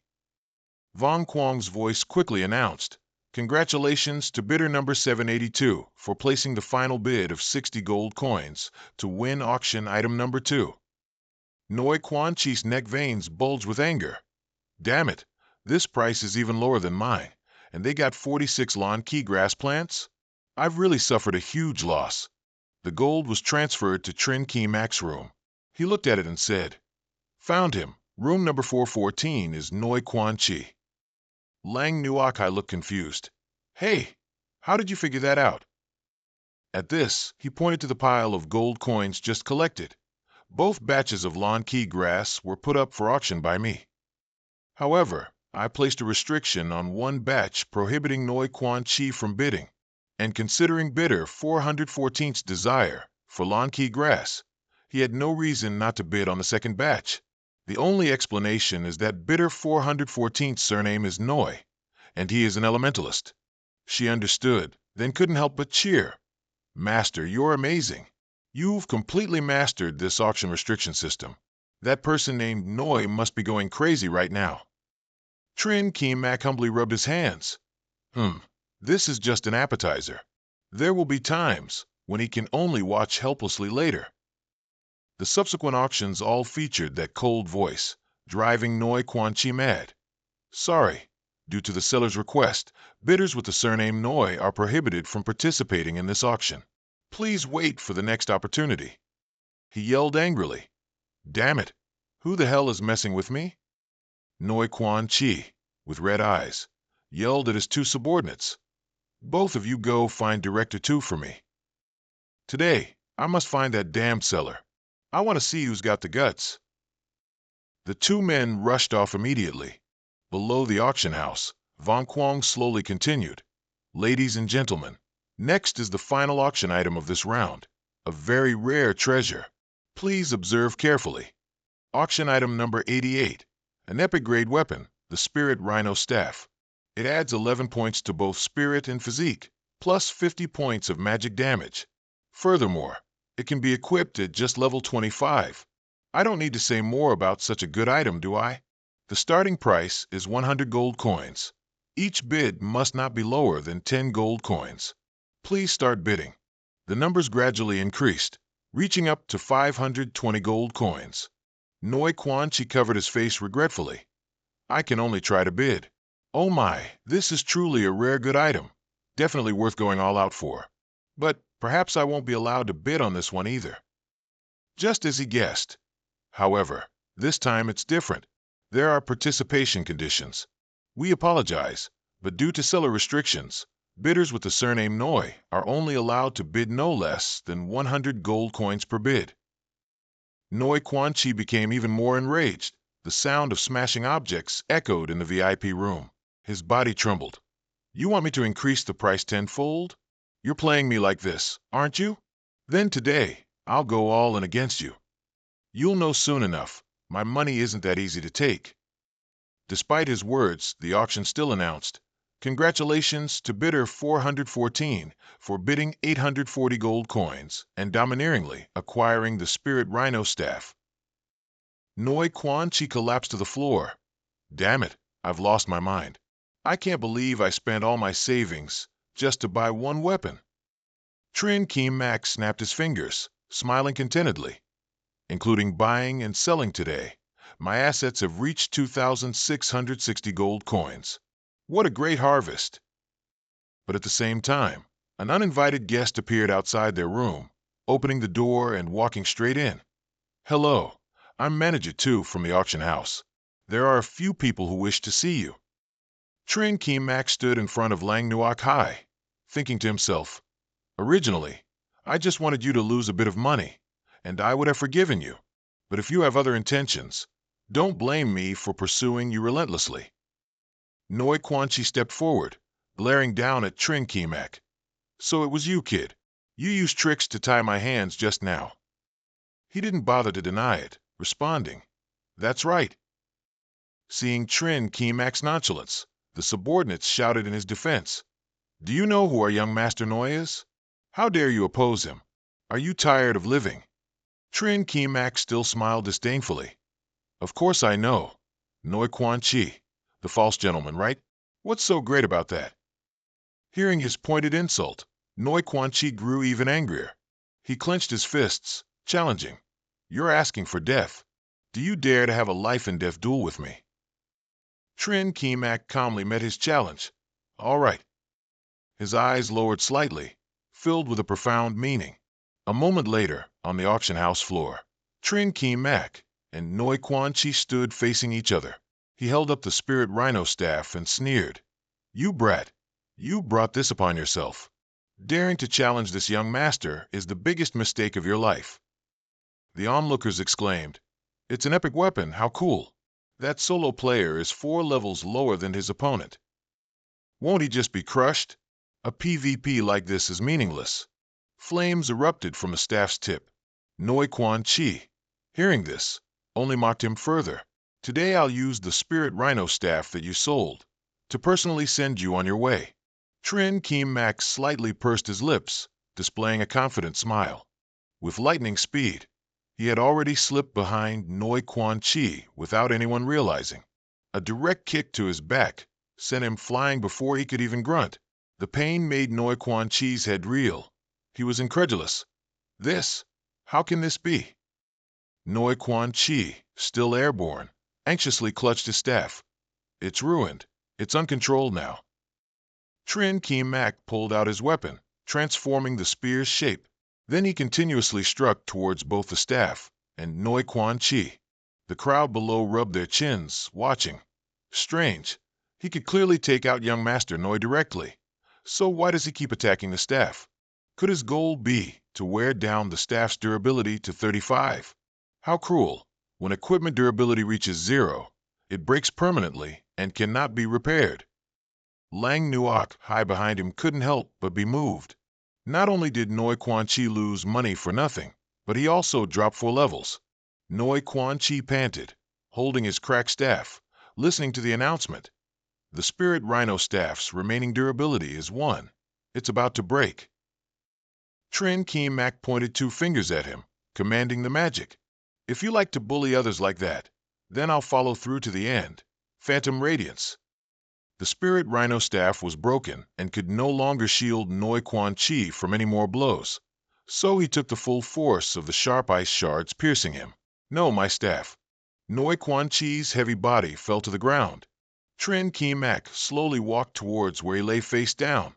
He pulled out a small card and tapped Noi Quan Chi's temple with it. With a sarcastic smile on his lips, he held it in front of him and asked, "Look closely. What color is this?" His lips trembling with rage, Noi Quan Chi's eyes seemed to be splitting. A black card. He was unwilling, but he no longer had the strength to struggle, and after an utterly shocking blow, he completely shut down. The people outside gaped in fear. Are we seeing things? The thing he's holding is actually a black card. Someone asked, "What rank is a black card exactly? I've never heard of it before." A scarred man explained, "A bunch of country bumpkins. A black card is second only to a red card." Suddenly, someone looked in surprise at Trin Ki Mak and Lang Nuok Hai. I remember now, he's Trin Ki Mak, the top student from the northern Hubei province. His nickname is the Crippling Demon. I heard his potential assessment was SSS level. No wonder he thrashed Noi Quan Chi like a toy. Not only is his strength far beyond his peers, but he also has an unfathomably deep background. He must be from a major family in Hai Kwok. Lang Nuok Hai, her eyes red with anger, grabbed Trin Ki Mak's collar. "Humph, top student Trin, you hit it well. You clearly had a black card but didn't take it out." Trin Ki Mak gently stroked her head. "Sorry, I didn't tell you because I wanted Noi Quan Chi to take the bait. Please don't be angry."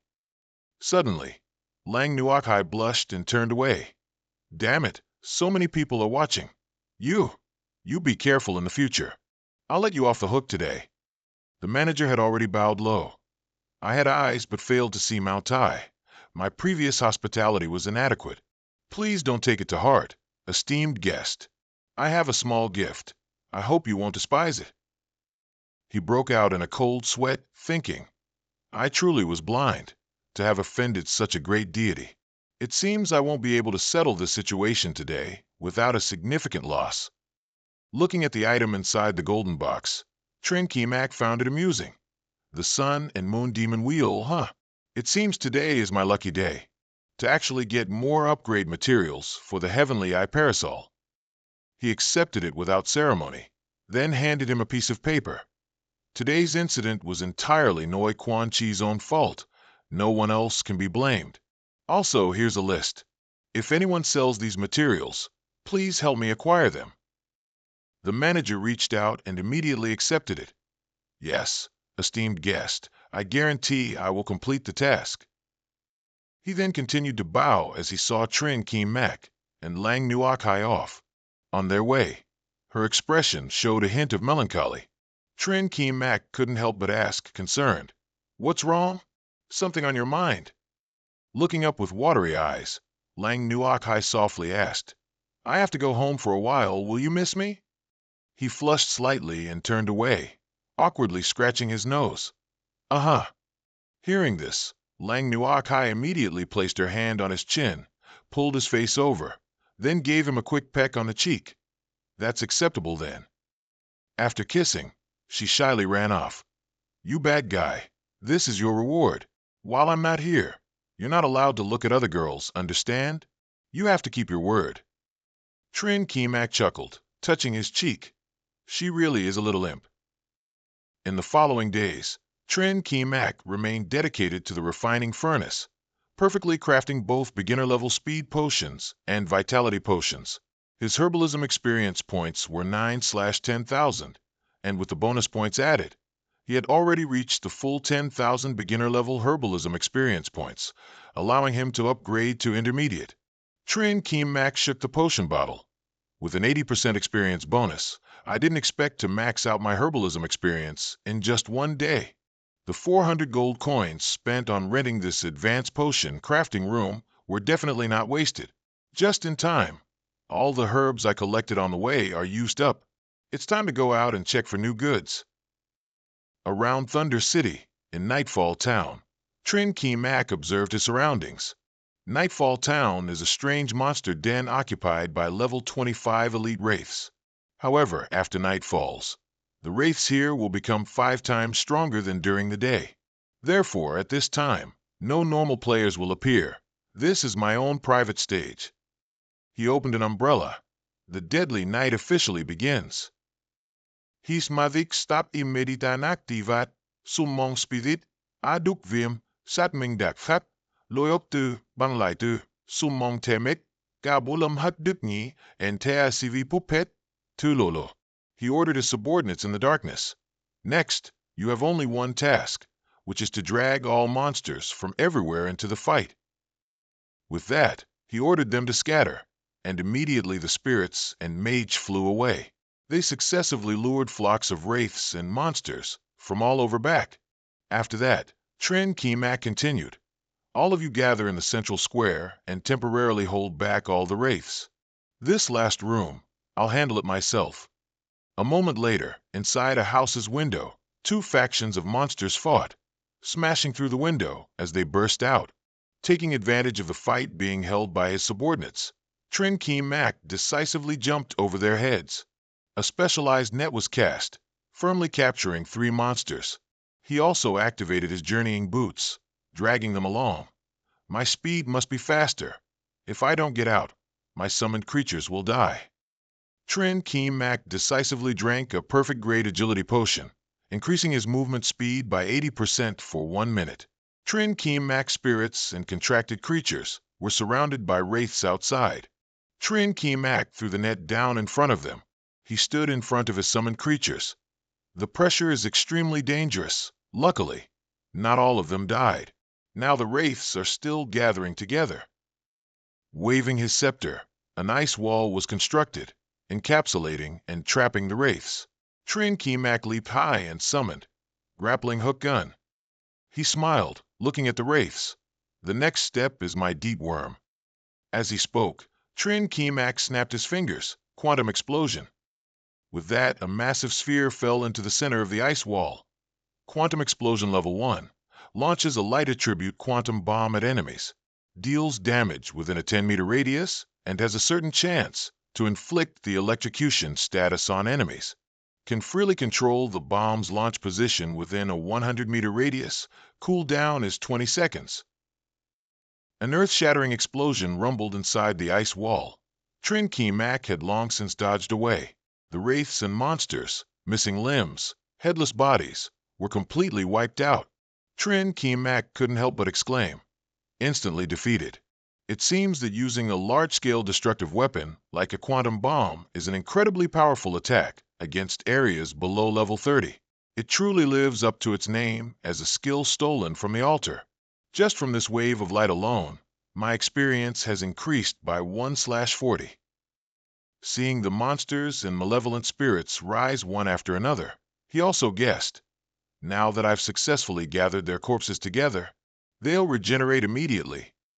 Next, it's just a simple process of mechanized upgrading. With that, Trin Kemak waved his hand, and once again, a colossal and oppressive object appeared in the sky. The sun had appeared in the sky outside after a grueling night, and Trin Kemak rested on a rooftop. He looked at his status board with admiration.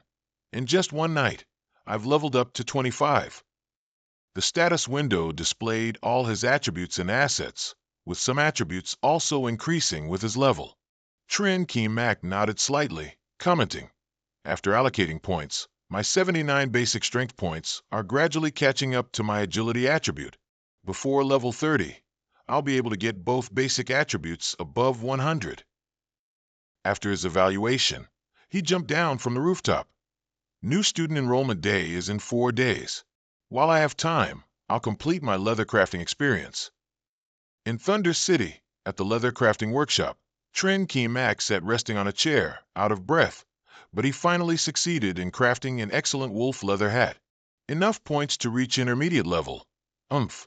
These 3 days have exhausted me. Finally, I've maxed out my experience points. If tomorrow weren't the first day of school, I'd really want to relax a bit. In the library service area, an employee handed him a book. Hello, this is the intermediate leather crafting skill book you requested. While receiving the book, a man approached Trin Kemak from behind and started a conversation.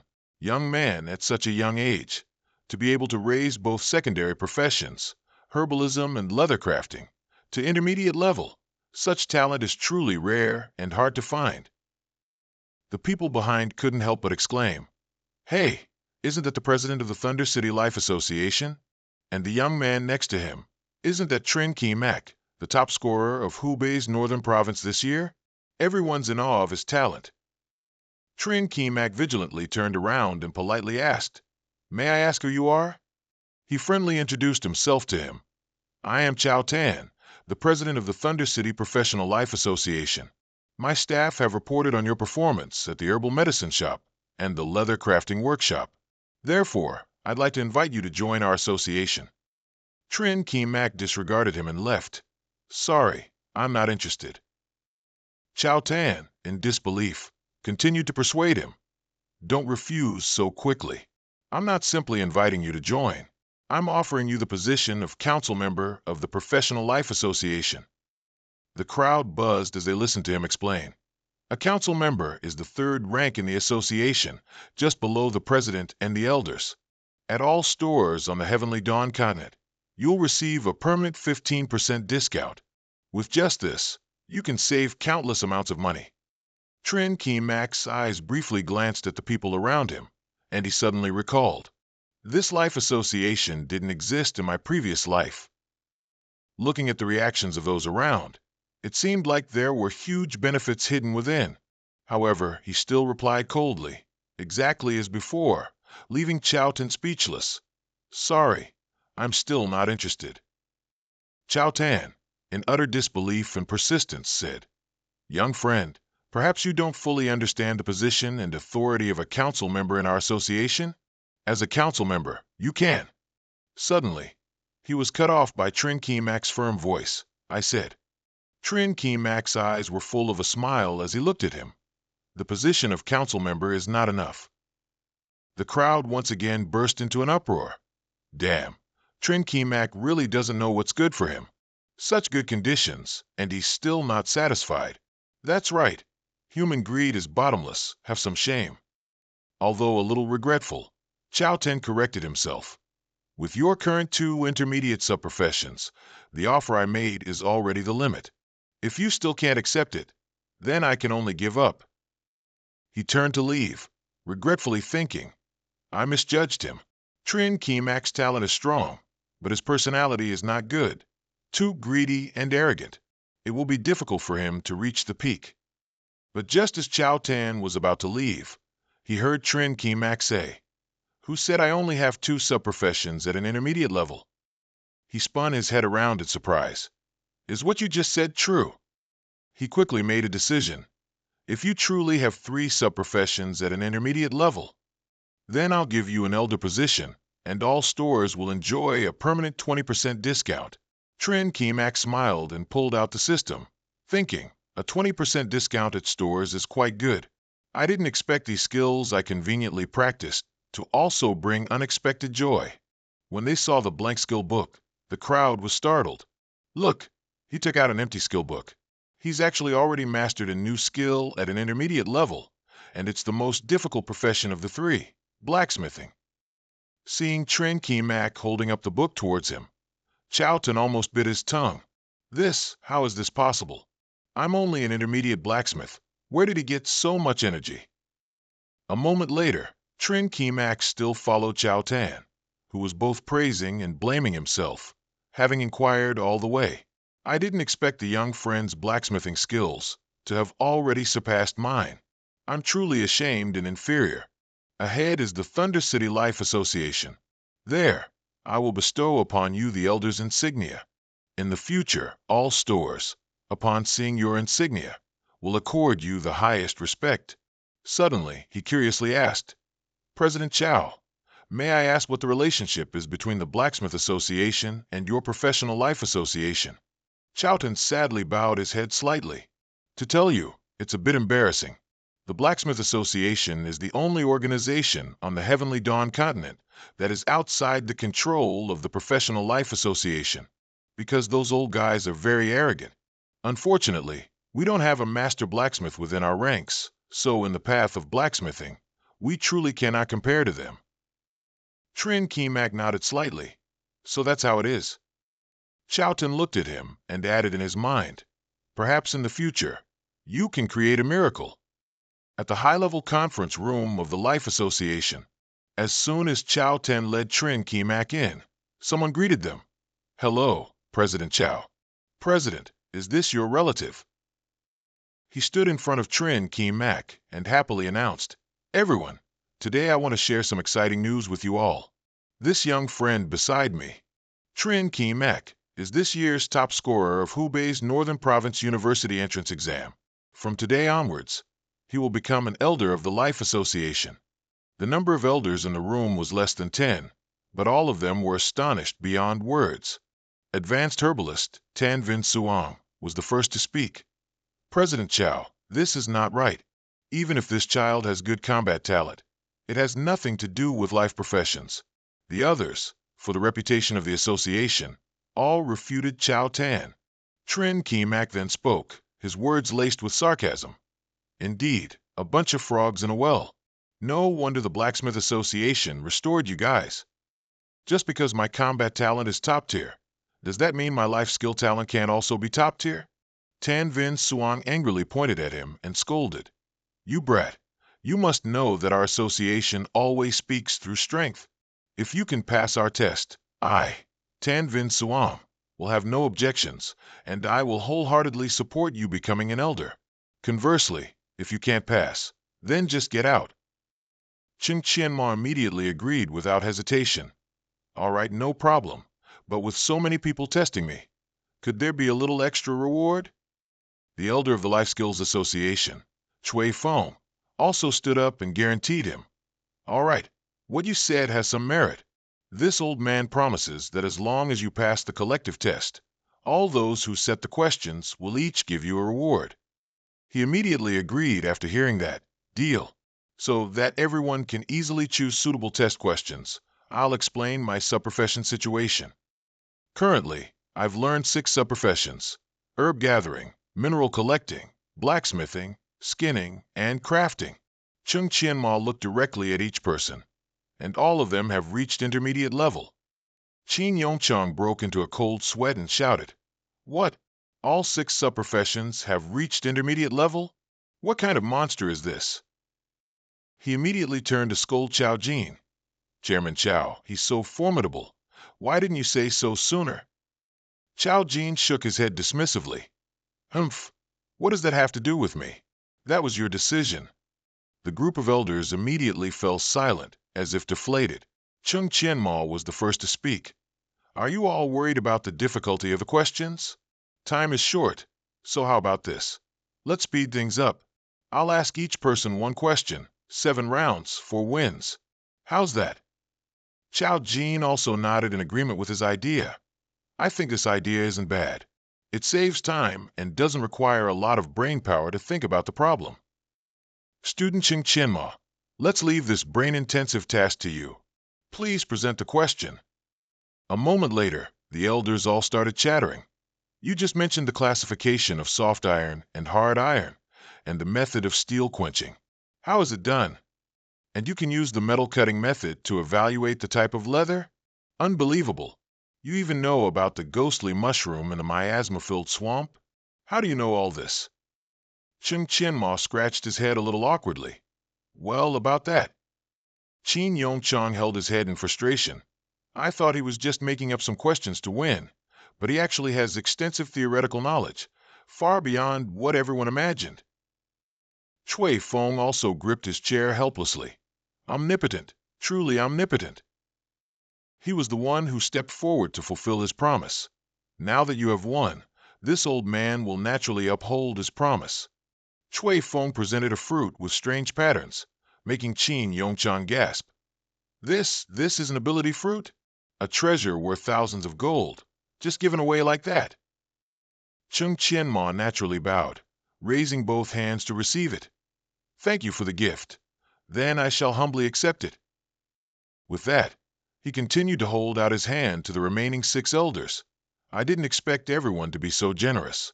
Today, I can only accept all of it." No one expected Ching Qianma to directly ask for gifts like that. Everyone looked stunned. A moment later, Ching Qianma was wandering alone in the forest. A distinct emblem was pinned to his jacket, the elder's emblem. Stellar iron, dragon vine, nether tiger hide. Today was truly a bountiful day for harvesting. Regardless of the material, they are all treasures worth thousands of gold. Even stellar iron is one of the main ingredients for the flowing light distant shadow powder. The day after tomorrow is the start of the semester. It's time to leave the heavenly Genesis continent. At the teleportation gate, the system announced some other upgrades when Cheng Qianmo obtained a former Elder Emblem of the Life Skills Association. And with 6 subprofessions upgraded to intermediate level, the transformation system has been upgraded to level 4, unlocking new abilities. Ability 2 can choose one current potion to convert into a passive effect, and all passive levels are increased to level 4. Gatling Gun passive level 4. When using any weapon to attack, there is a 35% chance to fire 15 Gatling bullets, 100% accuracy, increasing chance by 5%. Cheng Qianma's eyes widened with joy as he looked over the system. So, increasing experience in subprofessions can also help the transformation system upgrade, and even unlock a second special ability. In the status window, Cheng Qianma's attributes changed quite a bit, but the most prominent was his talent, which had reached SSS level 4. He stood admiring the information for a long time. Not bad. This upgrade is truly excellent. As for the new ability, I still shouldn't convert it. After all, I've only just learned intermediate herbalism. The formula can still be upgraded further. If I convert it too soon, I might regret it later. Closing the system panel, Cheng Qianmo placed his hand on the teleportation gate. It's time to go back. At Jiangqing Academy, the stadium was packed with people. Cheng Qianmo appeared among the crowd. He wondered, isn't it still summer break? Why are there so many students and parents at the school? As he got closer, he heard a student exclaim, "Look, it's Senior Cheng Qianmo." Hearing this, the female students rushed over. "Oh my, it's really him, the real deal. So handsome. Senior, please sign an autograph for me. You'll always be our idol." Noticing the commotion, Cheng Qianmo quickly slipped away, leaving his innocent juniors calling after him, "Senior." In a dark but safe spot, Cheng Qianmo peeked out from behind a bush, observing his surroundings. A voice suddenly appeared behind him, startling him. This kid finally decided to come back. Seeing Lu Yanmin, Cheng Qianmo called out, "Commissioner Lu, who are those people outside? They're too crazy." The old man stroked his white beard and laughed. "They are all new students who came to enroll in Jiangqing Academy because of your reputation. Thanks to you, our school student intake this year can rival Wuhan Academy nearby. Follow me. Before you leave, we have a gift we want to give you." A shower of paper fireworks shot up, creating a lively scene. Cheng Qianmo gritted his teeth and resigned himself to the confetti on his head. All the teachers are gathered here. Although for young people, doing this might be a bit old-fashioned, we've put a lot of effort into this for several days straight. It was really hard work. We want to send our blessings to you. Please don't laugh at us. Cheng Qianmo reluctantly took the confetti off his head. "It's fine, but next time, you're not allowed to do this again." Lu Yandan handed him a red certificate and instructed, "This time you have to go to the capital. We think you still lack a place to stay, so we've bought a house for you. It's not too expensive, just about 20 million. Please don't dislike it. Additionally, we've also bought plane tickets to the capital for these dates. Since we don't know the exact time you'll return, to avoid any oversight, we've bought all of them." Holding the 2 items, Cheng Qianmo sincerely thanked them. "Thank you all. In that case, I can't refuse." Lu Yandan and everyone proudly encouraged Cheng Qianmo. "It's getting late. If you have the chance later, remember to come back and visit us. If you ever face any grievances out there, Jiangqing Academy will always be by your side." Cheng Qianmo bowed deeply to the teachers, expressing his gratitude. "Thank you all for taking care of me until now. I won't disgrace Jiangqing Academy. When I return next time, my name will surely be famous throughout China." The next day, at the entrance of Xinyu Academy, there were very few students passing by. One of the 2 people waiting to welcome new students exclaimed, "Mendez, is this student also a new student this year?" They scrutinized Cheng Qianmo from head to toe. "This physique is too amazing. with such a great appearance. It would truly be a pity not to become a big celebrity. Hurry, go talk to him and get his contact information while you're at it. Several senior female students flocked to him, enticing Cheng Qianmo to give them his contact information so they could woo him. No, so they could conveniently support him when he faced difficulties. Cheng Qianmo turned away slightly embarrassed. I'm just here to register. Could someone tell me what I should do next? One person comfortably took his hand and pulled him along. Come on, let me take you to register your information. She confidently winked at him. After that, I'll take you on a tour of our school. Our Shinyu Academy is very big. You could easily get lost if you're not careful. The female students behind them gritted their teeth in anger. This Hua Ningwu, she's relying on being the president of the student council's publicity club to be so shameless. But they had to let it go, only able to fume internally. Hua Ningwu led Cheng Qianmo and explained, in our school, as long as you reach level 30 and successfully complete the second job advancement, you can officially graduate. But before that, the school will classify students into classes based on fixed levels. The first tier will be levels 15 and 25, which will be placed in the freshman class. The second tier is levels 26 and 28, also sophomores. Moving forward, juniors only have one level, which is level 29. And the final senior year is, of course, level 30. All students who haven't completed their second job advancement are considered seniors. Suddenly, she stopped. We're here, Junior. Insert your ID card into the device next to you. The system will categorize your dorm based on your data. Cheng Qianmo followed Hua Ningwu's instructions and swiped his card into the machine. A mechanical voice sounded. Identity verification complete. All data is correct.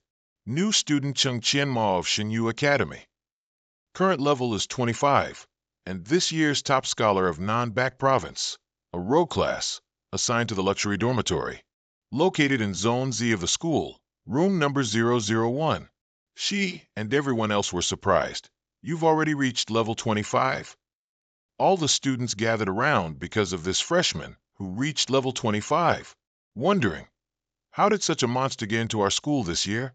He probably crushed the entrance exam they were so scared of too. Hoa and Gung Vu was even more flattering. Junior Trin Ki Mak is the top scholar of Ngakbak Province, invited by teacher Deep Loy, right? No wonder he has an SSS level evaluation. This dormitory only opens 9 rooms each year. I'll take you to Zone Z, okay? You won't know the way if you go alone. Trin Ki Mak politely waved her off, refusing her. No need, I can go by myself. Left behind, huh? Hoa and Gung Vu's face turned purple with anger, but she held it in. She secretly vowed, Humph, you definitely won't escape my grasp. In Zone Z of Vindu Academy, besides the dormitory, there was also another campus area. Trin Ki Mak walked around, looking and contemplating. For now, I'll stay here. I've just enrolled. There's still a lot to do. I don't even have time to check out the House Commissioner Lu and his group gave me. Suddenly, an old man practicing martial arts appeared before him. The roaring peach fist of the extreme martial saint. It truly lives up to its name as the capital. To still be able to meet a 4th-rank powerhouse here. But looking at his health, it seems he's afflicted with some illness. He glanced at him and spoke first. Hey student, are you a new student this year at our Vindu Academy? Trin Ki Mak still politely replied, Yes, sir. I've been assigned to live here. He wondered, is he also a teacher at the Vindu Academy? Then Vindu Academy isn't supposed to have many preferred powerhouses anymore, is it? Why is there a 4th-rank powerhouse here? He bluntly asked him. Number? Trin Ki Mak maintained his polite demeanor. 001, sir. Suddenly, Lang Chu was startled and asked, What? What's your name? Although Trin Ki Mak was a bit confused, thinking, Is he checking my household registration? He still replied outwardly, Trin Ki Mak, sir. After hearing him, he didn't comment but continued to practice his martial arts. You can go now. As Trin Ki Mak turned to leave, he thought, how strange. This person seems to have a mental illness too. On this side, Lang Chu softly smiled. Trin Ki Mak, number 001. Very interesting. But as soon as he left, Lang Nuok Hai angrily appeared. I can't believe you were secretly practicing martial arts. It's time to take your medicine. Lang Chu startled and turned around. Oh dear, I'll take it right away. My hands were just itching for a bit, that's all. At the Ndu Academy, the Spatial Realm Hall was packed with students, all chattering anxiously about the entrance exam and their future lives. The school's Dean of Academic Affairs, Loi Tuan Kiet, smiled at Dean Tran. Dean Tran is excellent at recruiting students. I can't believe we have 2 top scholars entering our school this year. He asked, who do you think will win this entrance exam? Trin Ki Mak from Non-Bac Province or Ha Tu Kiet from Telu Province? A teacher in the back confidently spoke up. It's definitely Ha Tu Kiet. Our Magic Academy must get him. Even though Trin Ki Mak has a very high level, his class is too weak. A rogue class is only good for looks. Another mocked him. Ha Tu Kiet's second class is a wind chaser, not a pure magic system. Our War Academy can't let him go either. Even the Commander Academy insisted on getting him. Dean Tran remained silent. No need to argue and contend with them. Meanwhile, at the entrance of the spatial realm, Ha Tu Kiet, standing behind Trin Ki Mak, called out to him, You're this year's top scholar from Non-Bac Province, right? My name is Ha Tu Kiet, this year's top scholar from Telu Province. You might be very good, but right now, my skills are superior to yours. He glanced at him coldly and indifferently. I don't think I know you. Ha Tu Kiet's veins bulged as he roared. I'll let you be arrogant for now, but wait until we enter the spatial realm. I'll show you who the real leader is. Trin Ki Mak turned around, showing impatience. How boring. You think you're worthy of fighting me. Ha Tu Kiet gnashed his teeth in frustration. Fine, we'll just have to wait and see. A moment later, all the new students entered the spatial realm and heard the announcement. You have entered Spatial Realm, Death Cultivation Academy, current explored area, Library Cemetery. Levels 20 to 30, difficulty rating, difficult. Because your hidden class is the Soul Binder, you have activated the highest difficulty level. You have unlocked a new area, Church Armory, levels 30 to 40, extremely difficult. Trin Ki Mak received another notification. You have entered the cemetery. Good luck. He suddenly paused. I almost forgot the hidden trait of a soul binder. Today, I even unlocked a map for levels 30 to 40. This is getting interesting. He looked at the monsters before him. If these 2 areas ahead present no difficulty, then I'll finish them quickly. Outside the spatial realm, the teachers were all watching them on the big screen, with detailed statistics for each student. The teachers began discussing the contestants' scores. Even though the boss level was up to 28, they still wanted to directly see Ha Tu Kiet's performance. When the information appeared, it showed Ha Tu Kiet, level 23, had cleared 40% of the cemetery in just 4 minutes and 13 seconds, but was only ranked second. The teacher who was proud of Ha Tu Kiet grinned widely, hoping he would clear the trial first. However, a young teacher next to him asked in dismay, Wait, does everyone know why he's only ranked second? He sensed something amiss, so they opened Trin Ki Mak's progress chart, which showed he had already cleared 100% of the trial. Damn, I can't believe Ching Qian and Mo only took 25 minutes to clear this trial. That's incredibly strong. Just like that, the teachers continued to vie. From the War Academy to mages, commanders, and support, all changed their minds and chose Cheng Qian and Mo. But finally, someone noticed something strange and exclaimed, That's not right. Didn't he already clear the trial? Why isn't he coming out yet? When they updated it again, he had already explored 1% of the armory. How could that be? Did he enter an extremely difficult area? Today's trial wasn't supposed to extend to the armory and the church. Is there a problem with the Secret Realms projector? Ha Tu Kiet's supporters all raised their voices, accusing Cheng Qian Mo of violating discipline and wanting to punish him. But Dean Tran stepped forward to intervene. Please don't jump to conclusions. From what I know of Cheng Chien Mo, he's not someone who acts thoughtlessly. How about we invite Dean Loy to report this situation to the principal first and see what the principal says? Loy Tuan Kiet also agreed with him. All right, I'll go to the principal's office to report. You keep a close eye on this trial.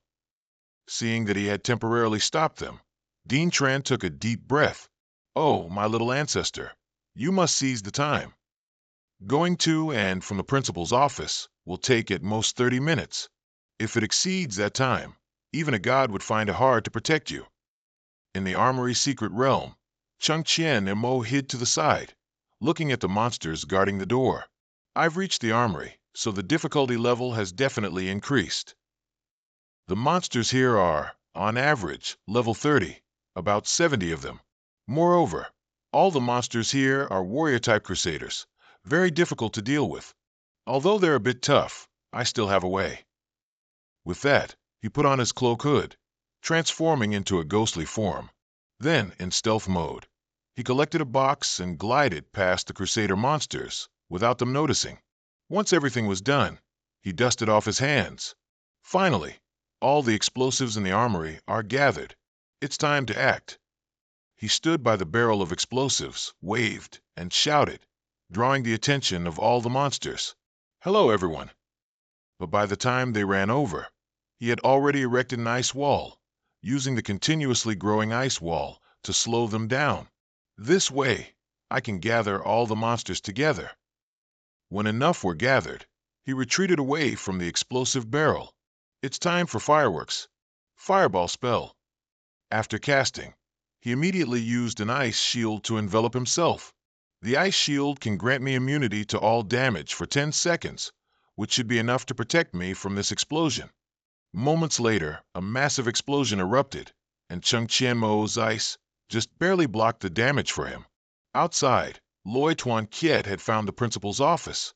Principal Lang, I'm Loy Tuan Kiet. There's an extremely important matter that I need to report to you right now. Lang Chu, the principal of Indu Academy, a level 73 successor of the extreme martial saint, flipped through documents as he asked, "What's so important that you, the Dean of Education, have to come here personally?" He then got straight to the point. It's like this. Today, a student participating in the entrance exam committed a very serious disciplinary violation. Even though he cleared the trial early, he didn't come out. Lang Chu wasn't surprised and asked, "Cleared the trial in just 25 minutes? Are you talking about Cheng Chien Mo?" Loy Tuan Kiet was dumbfounded. "Principal, how did you know?" He still insisted that other teachers wanted to punish Cheng Chien Mo because of the rules. But before he finished, Lang Chu snorted. "Which school rule says that, huh? Show it to me, and I'll amend it immediately." With that, he flicked his hand, and a flash of golden light appeared, stunning Loy Tuan Kiet even more. Watching the golden light dart away, he gaped. "You're giving him the injury immunity privilege? But this is a once every 5 years opportunity. The injury immunity privilege can prevent students participating in the trial from suffering any injuries, even if they are defeated." Lang Chu didn't bother to explain and dismissed him. "Go. For such an outstanding child, we must pay more attention to him in the future."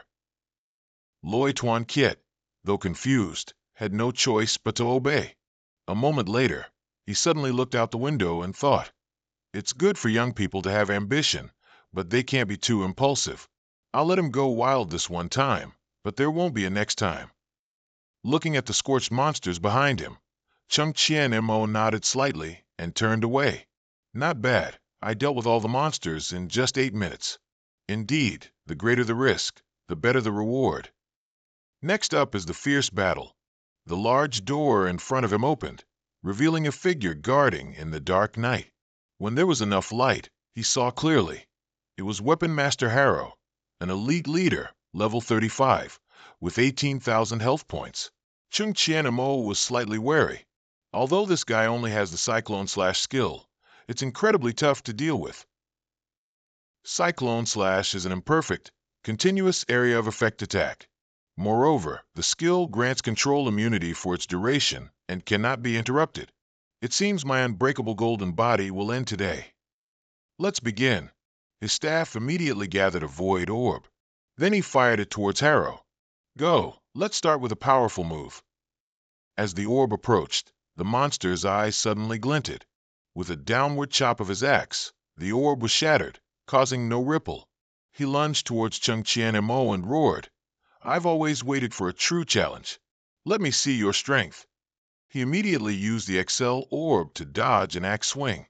Harrow's attacks were like a storm, and Chengqian Mo continuously retreated. What a headache! So the void orb was just batted away by him. Unfortunately, the cooldown for acceleration is too long. If he uses Cyclone Slash again, I might not be able to dodge. From now on, as Harrow's health decreases, the frequency of his Cyclone Slash will only increase. I can only fight him to the very end. It took a while for him to regain the initiative. The skill's over, right? Take this blast from me. Harrow's eyes behind his helmet glowed red. His HP had been reduced by more than half. Very good, you've angered me. I will let you taste the power of my blade. He continued to activate his berserk state. Infinite Cyclone Slash, acceleration. A wave of razor-sharp cyclones surged forth. Chengqian Mo inwardly sighed. Good thing I have a lot of potions. His HP was still at 50%. It was time for a head-on confrontation. While dodging, he looked for gaps in the opponent's defenses to attack. He had continuously chugged 4 excellent primary vitality potions, gaining 21% damage immunity. He was determined. Let me show you what a true potion king is. The fierce battle continued intensely. Potions were continuously opened, and system notifications constantly rang out. As soon as HP recovered, more damage was dealt. Moments later, with Chengqian Mo's HP at a low level, he landed one final critical strike, appearing behind Harrow. The mechanical system announced, Weapon Master Harrow has been eliminated. Chengqian Mo panted. It's finally over. His remaining HP was less than 1,500 points. This type of monster that attacks in groups and is immune to crowd control really makes one sick. But suddenly, a series of golden lights enveloped him. Congratulations! You have received the injury immunity privilege. During this secret realm challenge, even if you die from failure, your physical body will not suffer any injuries. He was slightly stunned. Such a thing exists? Who's helping me? Never mind, it's better than nothing. It's probably just the higher-ups wanting to ensure safety for the next challenge. Seeing that Chengqian Mo had cleared the difficult weapon trial in less than 54 minutes, all the teachers heard Lei Junjie exclaim in shock. How is this possible? I only went to the principal's office for a moment. Yet he's already passed the weapon vault trial. Doesn't that mean the injury immunity privilege that Principal Ling gave him is now meaningless? The department heads, hearing Lei Junjie's words, asked in astonishment. Principal Ling actually gave Chengqian Mo damage immunity privilege? This is the highest opportunity for new students, and no one has received this privilege for 25 years. It seems Chengqian Mo's status is about to skyrocket. Look, everyone, Chengqian Mo has entered the cathedral area. I can't believe he still wants to continue. Level 25 dares to challenge the level 40 cathedral area? This is too crazy. No, we request to activate the secret realm camera. Lei Junjie had been waiting for this. He immediately pressed a red button on the control panel. All right, if Principal Ling said to pay a little attention to him, then let's make an exception this once. After all, I want to see with my own eyes how he plans to deal with that final terrifying boss. Inside the secret realm, another stone door opened. Chengqian Mo carefully pushed open the stone door and entered. Before him appeared a cathedral filled with kneeling worshippers. He looked towards the center and murmured, The final bosses of the monastery are two. One is Moni, the Bloody Cross Commander, sitting on the throne. The other is his wife, Grand Priestess Wyman, in the room behind him. Chengqian Mo smirked, pulled up his hood, and activated his shadow state. The soldiers and worshippers below immediately collapsed to the floor like soulless armors. He then nonchalantly lit a lamp on another path. Later, I'll have to face 2 level 38 bosses at once. To be honest, it's still a bit difficult. However, I can make use of that person.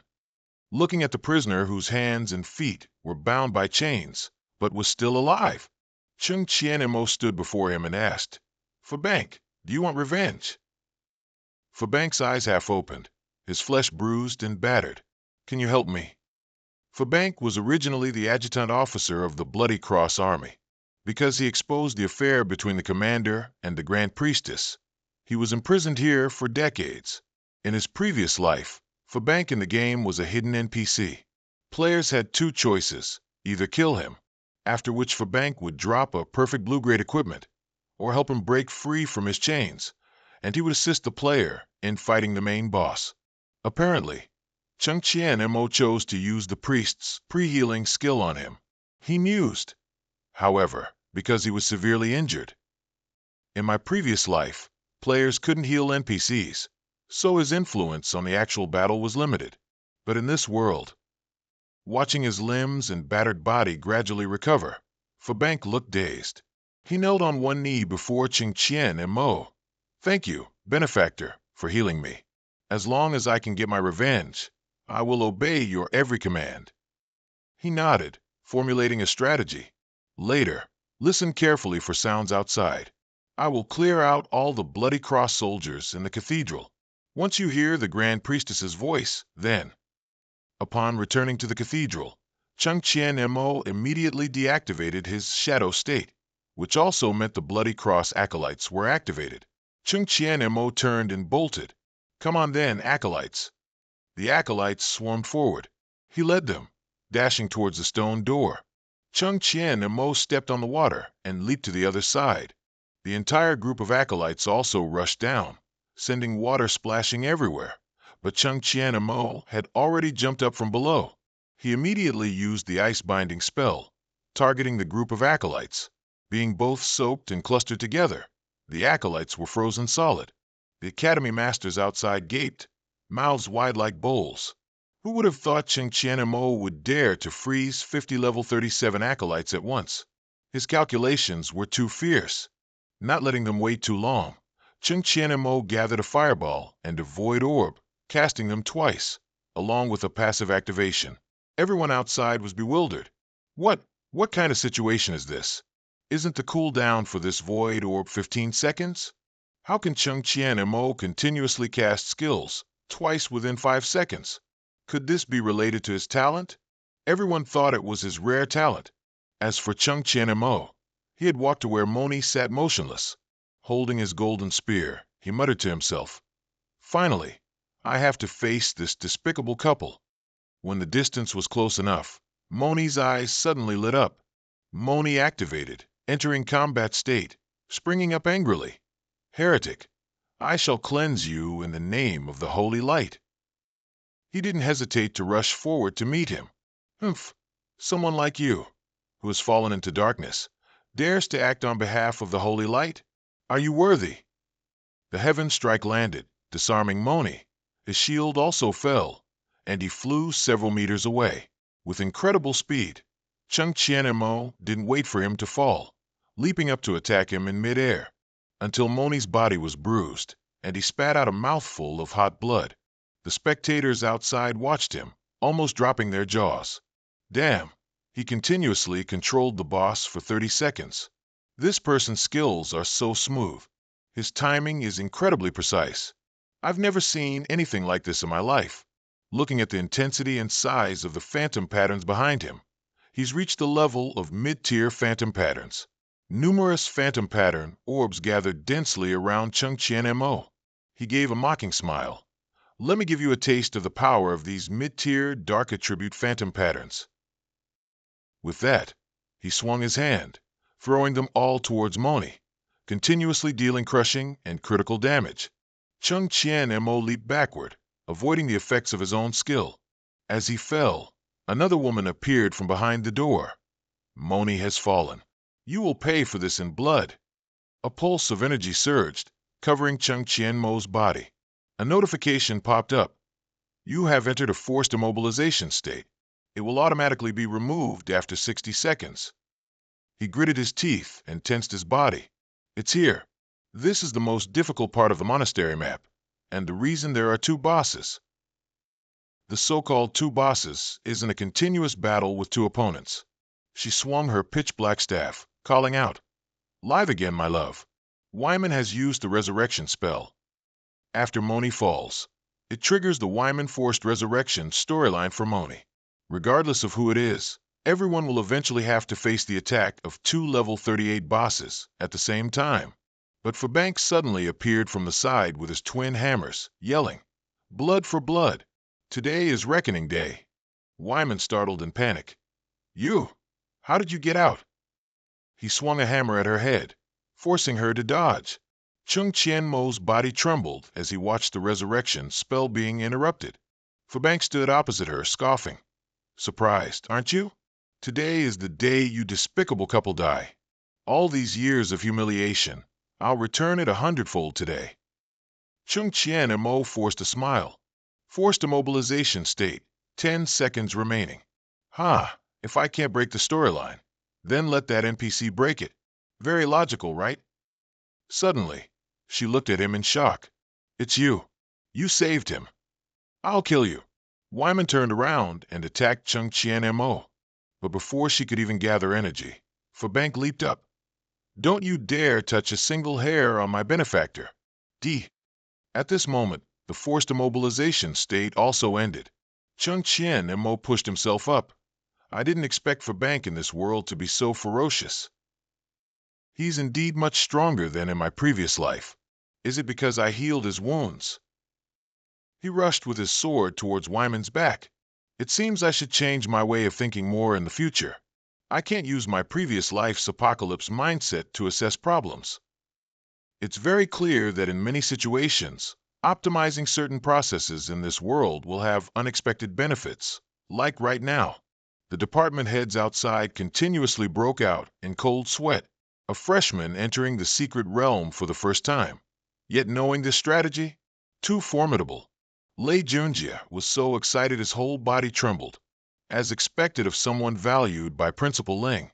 To perform like this, calling him the top scholar nationwide wouldn't be an exaggeration. At this moment, he Shoji casually walked out of the secret realm's entrance. No one else is out yet. The top spot in this entrance exam. I finally got it. Chung Chien Mo. Just a guy with an undeserved reputation. He's nothing special. 1 hour and 38 minutes. Smoothly clearing the tomb area and the library area. Can you do that with your achievements? But he Shoji also noticed something was off. Hey, why isn't anyone applauding? I got first place. This is too quiet. Suddenly, he turned his head towards where they were intently watching. He Shoji's eyes widened as if he'd seen a ghost, almost popping out. Seeing Chung Chien and Mo having just defeated the final boss, he staggered back, pointing and stammering. How? How is he in the cathedral area? Outside the commendation stele, Chung Chien Mo's name and level were clearly ranked first in the entire cohort. Clearing the bloody monastery trial only took 1 hour, 40 minutes, and 58 seconds. Seeing the bright glow of the stele, Ling Xiao couldn't help but praise. This person is an unparalleled genius. To actually clear the bloody monastery trial at level 25 is truly not simple. Could it be that my Oracle University has been declining for so many years that even heaven couldn't stand it anymore?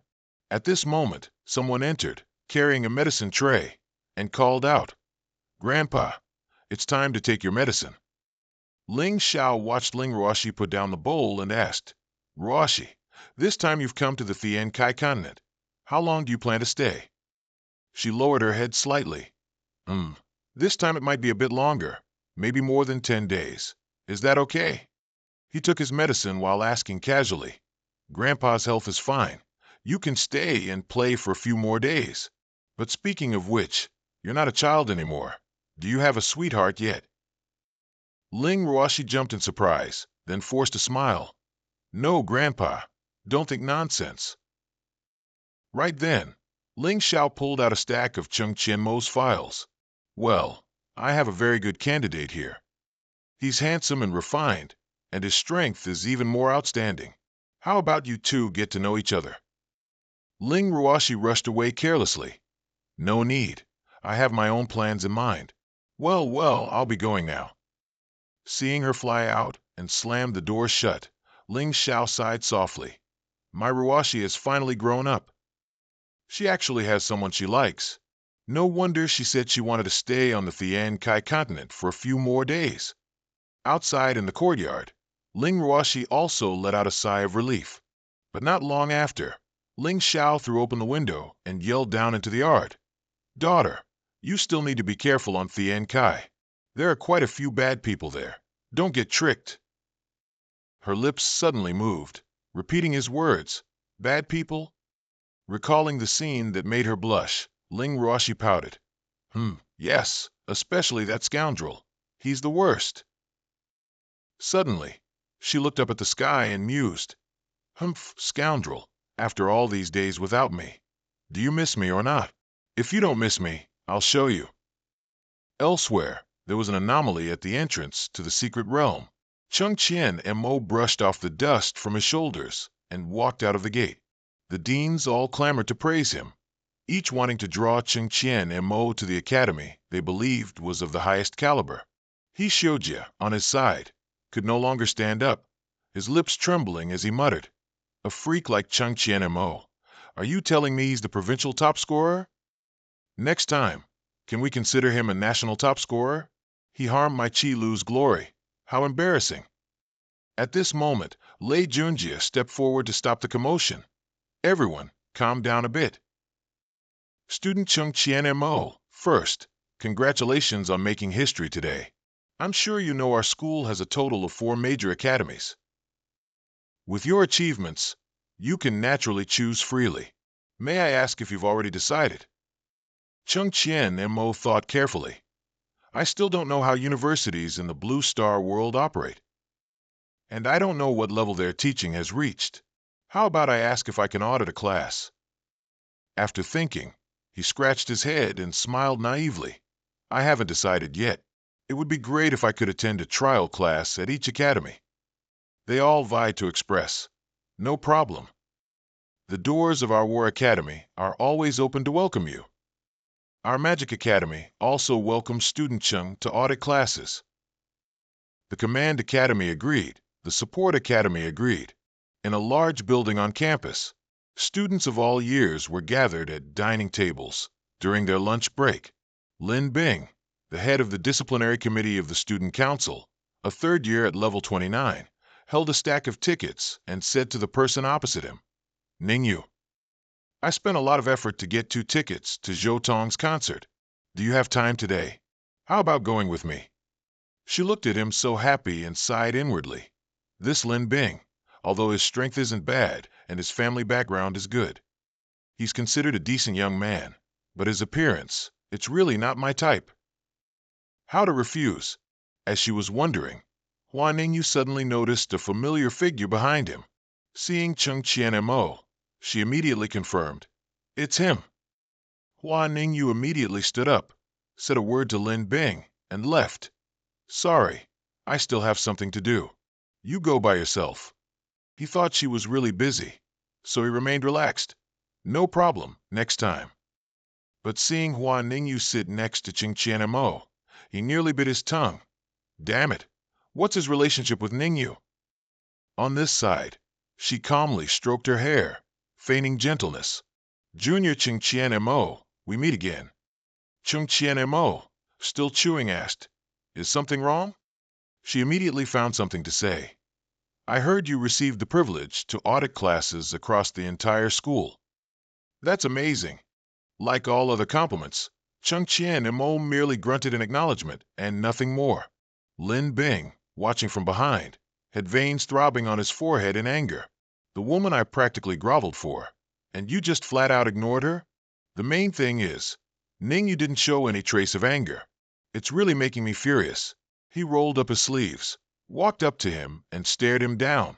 You're Chung Chien and Mo, right? I've heard of you before. Stand up for me. Don't think that just because you got good results on the entrance exam, you can be so arrogant. As a junior, you should act like one. I'm the disciplinary committee minister of a student union, and I have the right to supervise you. Chung Chien Mo was suddenly surrounded by two gossipy people while eating. He angrily yelled, slammed the table, sending his lunch tray flying. "Shut up!" The lunch tray landed right on Lin Bing's head. He was stunned, unable to utter a word. Ha Tu Kiet, watching the drama from afar, munched and exclaimed, "Wow! Holy crap, this guy's amazing."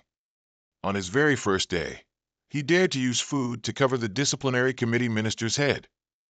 By now, the tray had fallen, and Lin Bing's face was covered in sauce and leftover vegetable bits. He flew into a rage, swinging his fist. "You brat, do you want to die?" But unfortunately, his arm was a bit too outstretched, and he missed his punch. Chung Chien Mo dodged, so he punched the table directly. The dining table broke into pieces, causing Hoa Ngu, who was sitting next to it, to also get showered in with splinters and dust. Seeing Lin Bing sprawled on the floor, trembling, Chung Chien Mo turned away indifferently. "Oops, my hand slipped." He furiously called after him, "You brat, just you wait. If I don't get my revenge for this, I'm not Lin Bing." The next day, in a large classroom, the lecturer sternly instructed, "Everyone, turn to page 265. Let's look at the main points of a strong warrior's combat moves."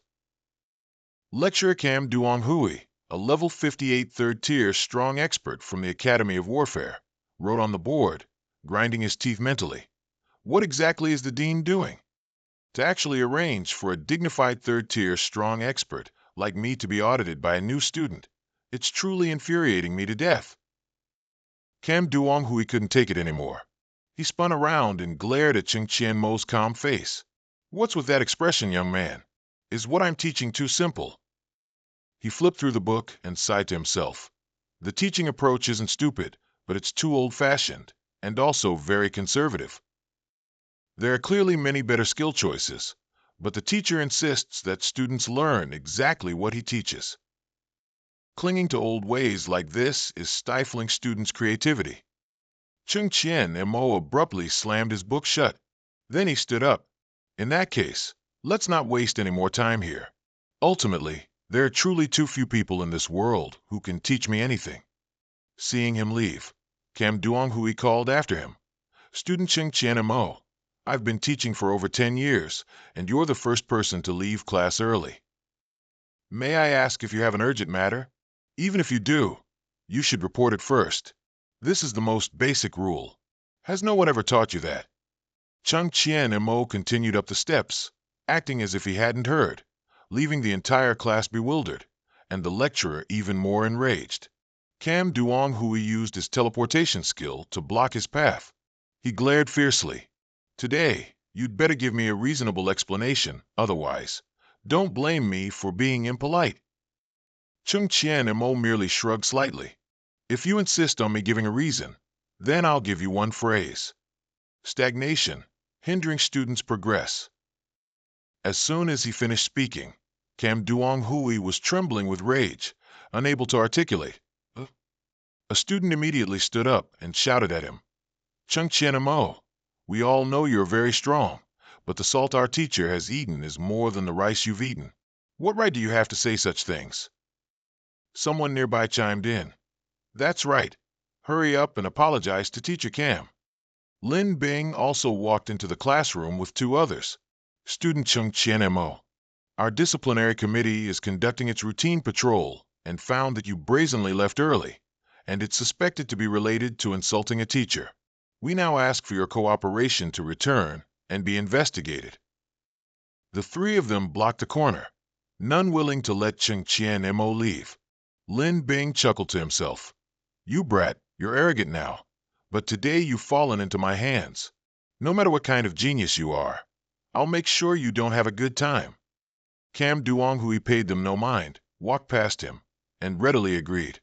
"All right, you can take him directly. Other students, continue listening to my lecture. If anyone dares to continue violating school rules, this will be a lesson." He just sneered softly, remarking sarcastically, "Stubborn indeed. No wonder Shinyu University has fallen to this extent." Seeing Chung Chien Mo about to stride away, the lecturer shouted, Wait, what do you mean? Say it directly if you have something to say. Chung Chien and Mo frowned and turned back. If you really want to hear the truth, then I'll tell you. The lesson you just taught has quite a few errors and too many overly conservative points. If everyone were to train according to your methods, the path in the later stages would only get narrower and narrower, I'm afraid. Cam Duong Hui was trembling with anger.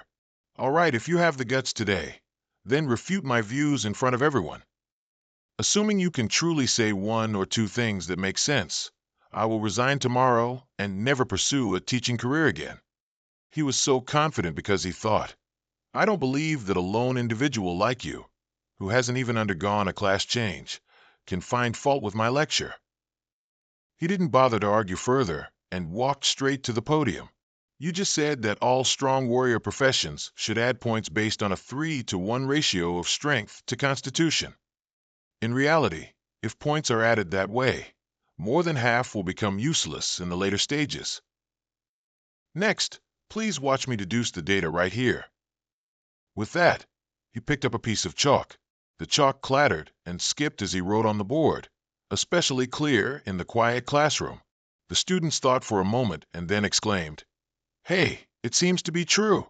Looking at the calculation formula, after level 50, the physical benefits will show a weak linear decrease. Others also saw it. This set of formulas, compared to the standard deviation in the textbook, is about 3 levels smaller. No wonder these 3 conclusions can be drawn. Trin Kim Mak glanced at Cam Jung Hui at the back. Just now, Teacher Cam said that attack speed attribute should give way to critical hit attribute. Only then can damage be maximized. I have another formula that can refute this point of view. A moment later, the blackboard was full of white writing. He stood on the podium and concluded, Everyone possesses the ability for independent thought. What I just said isn't necessarily entirely true to what's called reality. With a provocative smile, he asked the old man, Teacher Cam, is there anything you want to slap in the face? Cam Jung Hui was now sitting slumped on the ground. How? How can a first-year freshman have stronger theoretical capabilities than me? Just then, a blonde senior, leading 4 others, walked in. Lam Bin, we're from the student council. We've received instructions from the dean. You are suspected of being involved in openly humiliating the top-ranked freshman of this batch. Come with us. He was dragged out of the classroom in front of many people, unwillingly yelling, No, no. When class ended, the students whispered and gossiped. Have you heard? The head of the disciplinary inspection department offended Trin Kim Mak. The school immediately announced his dismissal and suspension. That's not all. Just now, Teacher Cam Jung Hui voluntarily resigned.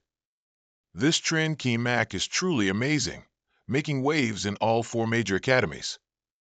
I heard this even alarmed the principal, who directly requested to meet Trin Kim Mak. At this moment, Loi Tuan Kiet, while leading the way for Trin Kim Mak, praised him. You're truly interesting, kid. You actually refuted all those stubborn old men. I don't think they'll have the face to be so arrogant around school anymore. But don't worry, Principal Lang has long wanted to deal with them. Suddenly, Trin Kim Mak remembered the girl with the generous spirit and thought, Principal Lang, surname Lang. But he quickly reassured himself, stepped forward, and pushed the door open. There are many people with the surname Lang in this world. It probably won't be that coincidental. As soon as he entered and closed the door, Lang Chu spoke up. Young friend, we meet again. Remembering the old man he met while walking around the Z District dormitory, he widened his eyes. It's him. He pondered, then smiled faintly and replied, I can't deny my luck is pretty good. Suddenly, he saw the old man exert his power. A golden aura of pressure radiated around him. Trin Kim Mak, unafraid of anyone, also gathered his skills, creating a similar pressure, only the light emitted was dark purple. Lang Chu rejoiced and praised profusely. A formidable young man. He retracted his skills and said solemnly, I've heard about your performance in the 4 major academies. I won't ask you why you can do all these things, nor will I investigate what you've been through. I only want to ask you one question. If I want you to be the head teacher of the most special class at God's Revelation University, do you dare to accept? He smiled confidently. What's there not to dare? However, do you dare to delegate authority? He seemed to have gotten his answer, so he discussed terms. All right, if I've chosen you, what's wrong with giving you a Shangfang sword? Furthermore, I certainly won't let you help for free. They both sat down, and Lang Chu continued. Speak. What are your demands? As long as they're not excessive, I'll do my best to help you achieve them. Trin Kemak rubbed his chin slightly and thought, I need some precious intermediate herbal blueprints. Lang Chu couldn't help but be curious. Is that all? Very good, not arrogant, not impetuous, and not greedy. All right, what you need is in the Blueprint Museum. You need to exchange it with contribution points. I'll directly approve 100,000 contribution points for you. If there's anything you need, go exchange it yourself. Suddenly, his phone in his pocket rang.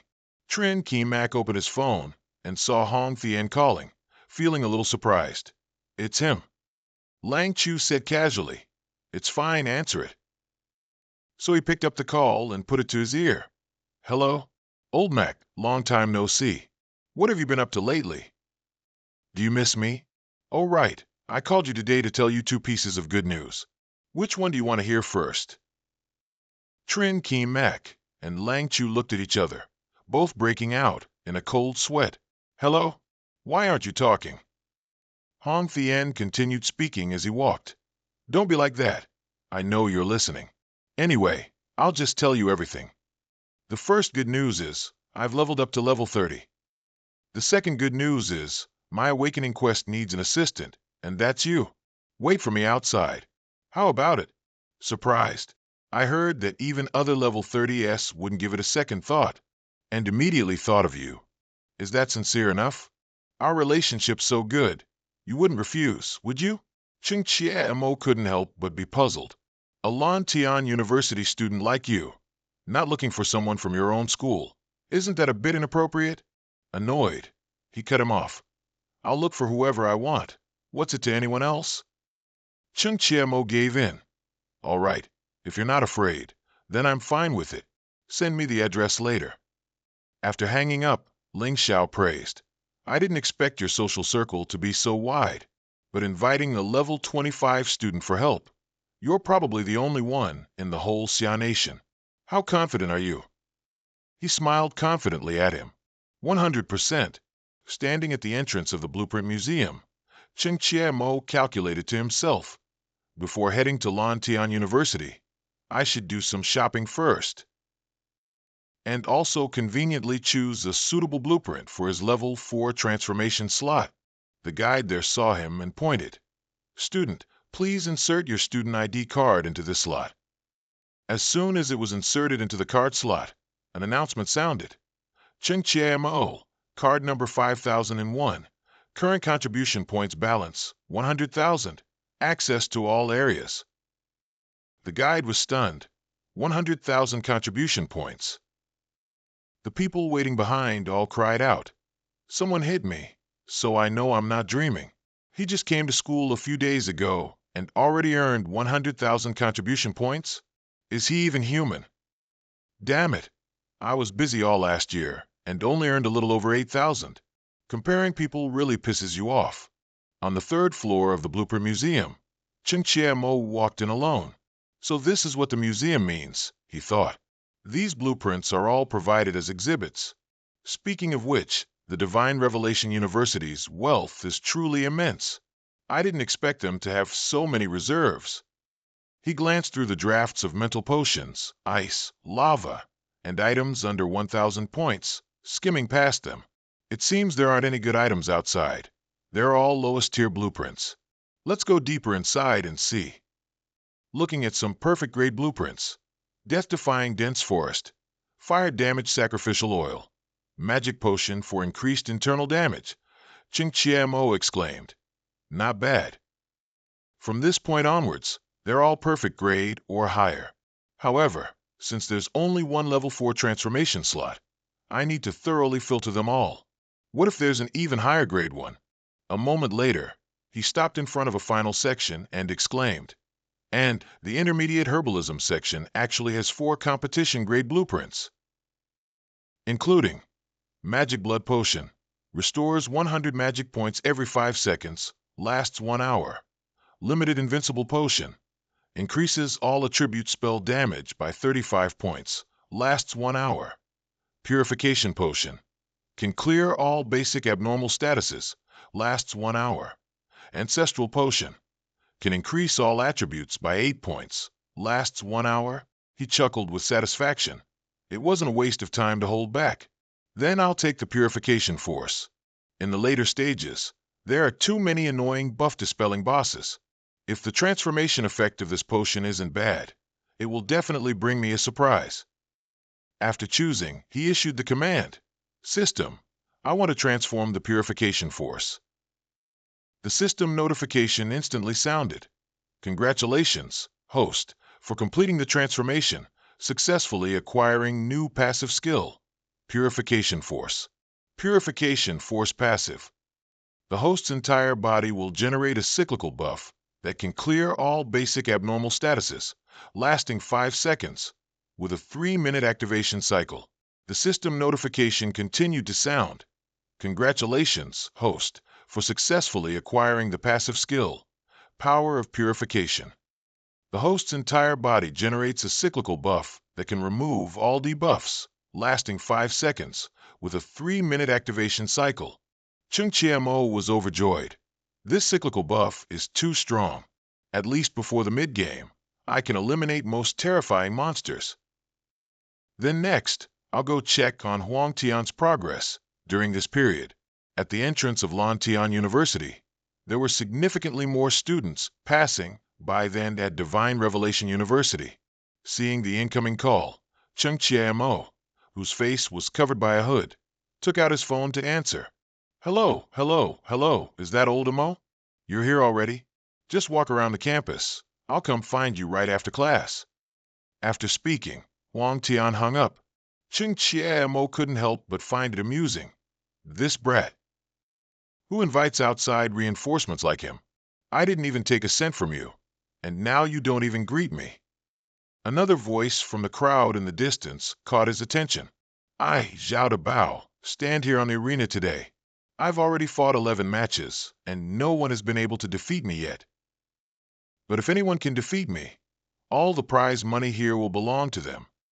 This Zhao Dabao is a 4th-year student at Lantian University, a graduating class student, level 30, a firearms specialist. Chung Chiamo took off his hood and praised inwardly. Lantian University truly lives up to its name as the nation's top training school. They even openly encourage students to fight each other. That's right. Only this way can everyone's strength be quickly improved. Another person standing below the stage sneered. "Zhao Dabao, aren't you ashamed? Bullying juniors for money. What kind of games do you have? Tell us. Let's hear it." Zhao Dabao, insulted, got angry. "Lu Xianghuai, don't slander me. I'm openly challenging here, and the rules are very clear. How is that scamming money? If you can play, first put down 4 million blue star currency. If you win, all the prize money will be yours." He pulled out a golden card and sneered. "4 million isn't enough. There's 6 million blue star currency on this card. Do you dare not accept it?" Zhao Dabao's face paled slightly as he thought. "I opened this arena today specifically to earn recruitment fees for an assistant to help with the awakening quest. If I just win this match, I'll have enough for my second transformation." But he gritted his teeth and agreed. "I accept. Please, come up to the arena." The students below all whispered. Lu Xianghuai is relying on the advantage of his soul sword occupation to bully an honest person. This fight must also be due to an old grudge. Although not many people bet on Zhao Dabao winning, no one supported Lu Xianghuai either. Chung Chiamo narrowed his eyes in interest. "I didn't expect there'd be drama to watch. It's good to pass the time and observe the quality of education at Lantian University." As soon as it began, Zhao Dabao fired a volley of ammunition from a distance. "Take this." Lu Xionghui dodged while using his sword to bat away some of the projectiles. He gritted his teeth, struggling to block the attacks. Is this guy on drugs today? Why is he so strong? I'm barely holding on. No, losing money is a small matter, but losing face is a big one. I need to give him a little surprise. Determined not to lose face, Lu Xionghui's hand behind his back was already preparing something. Chung Chiemo noticed that action and instantly knew. This guy's about to lose. So he's preparing to play dirty, huh? But Zhao Dabao didn't expect it, and was utterly panicked when he saw an iron grenade, with 600 to 700 damage points and a 3-second stun effect, thrown his way. You used an item on the stage. Lu Xionghui, you shameless cheat. Instantly, the grenade exploded, and a burst of flames erupted in front of him. After the smoke cleared, seeing Zhao Dabao lying unconscious on the ground, Lu Xionghui sneered. Well, how does an iron grenade taste? Without knowing any better, he added, I'll take these for million first. I'll come for the rest tomorrow. Next, I'm the arena master. Rules as usual. Whoever dares can come up and challenge. Chung Chiemo chuckled and turned to leave. Lu Xionghui, digging his own grave, called out to him. Hey, you in the gray shirt, stop. What are you laughing at? Chung Chiemo's eyes were filled with coldness as he glanced at him. Are you sure you're calling me? Lu Xionghui's face puffed up, brazenly saying, Who else would I be calling? Our Lantian University isn't a place just any cat or dog can waltz into. And what was that expression just now? You look like you despised us Lantian University students. He squinted his eyes slightly, glaring at him. I'm indeed not a Lantian University student, but today is an open day, isn't it? Besides, who are you to tell me when I can laugh? Do I need your permission? Hearing Chung Chiemo look down on him, Lu Xionghui grew even more furious. Just an off-campus student, yet you have such big talk. Currently, I, your dad, am still on the arena stage. Do you dare to come up? Before he could finish, Chung Chiemo leaped straight onto the stage and asked, The prize money is currently 12 million, right? He pulled out his house deed and his private card. I have 6 million Lantin coins, plus a property in the capital city worth 20 million. Do you accept? All the Lantian students gasped, seeing that Chung Chiemo was only level 25 and in National Treasure level auxiliary. Everyone thought he was just here to donate money, instantly looking down on him. Greedy Lu Xionghui was overjoyed at this. All right, if you're coming up here to give money, then I accept. Today I'll show you. Just waiting for that word, accept. Chung Chiemo's figure vanished, making him wonder. Where did he go? Just a second later, Chung Chiemo appeared with lightning speed, punching Lu Xionghui straight in the stomach. What's the sword for? Then, black blood gushed from his mouth. Even with the naked ear, one could hear 4 or 5 of his ribs shatter. As he tumbled down, Lu Xionghui's pupils constricted in fear, wondering, what just happened? Elsewhere in the school, someone rushed in. Professor Lu, something bad has happened. Please come to the arena quickly. Lu Guangyuan, a professor at Lantian University, a level 57, third-rank powerhouse, was reading a book when he irritably scolded. What's with all this shouting and yelling? The person, even more anxious, summarized. Professor Lu, your son just participated in a battle in the arena. He's been severely injured by someone. Please go take a look quickly, or it might be too late. Hearing this, he shot up. What? Who has such guts to lay a hand on my son? Only one person remained standing on the stage. The students shouted, Enough! Who is this person anyway? He actually annihilated Lu Xionghui in one move. So strong, I couldn't even catch his movements just now. Chung Chiemo stood calmly before Lu Xionghui's trembling body, demanding his debt. Give me the money. He stiffened his neck, swallowed the metallic taste in his mouth, and stammered. Can you give me a few more days? He kicked the bully's chest and roared. What? Don't tell me you're trying to default on your debt. He hastily clarified. I'll pay. I'll definitely pay. But I have to wait for my dad to arrive. He's a professor at Tian University. Chung Chie-mo raised an eyebrow in disdain. Oh, a professor at Tian University, huh? Pretty impressive. As soon as he finished speaking, the crowd below foolishly screamed, "Who are you to insult our professor? Tian University is not a place you can just walk in and out of." Nevertheless, Chung Chie-mo calmly taunted them. "What? You're not satisfied? The arena is still open, all according to the old rules. Who dares to come up?" Everyone was speechless, muttering, There's a total of 38 million tin coins on the stage right now. Who can afford to stake that much?" Chung Chie-mo then offered them a choice. "It's all right. If you don't have money, I'll lower the requirements a bit. Each challenge only requires a 3 million bet. As long as you defeat me, all the prize money is yours." No sooner had he spoken than someone leaped onto the stage. "Gong Fei, I'm betting 3 million. I've come to learn from you." All the students were excited. "Look, it's Senior Gong. He's an outstanding graduate student, extremely powerful. It's really him. It seems we're saved." But less than a second later, he screamed and was kicked straight off the stage by Chung Chie-mo.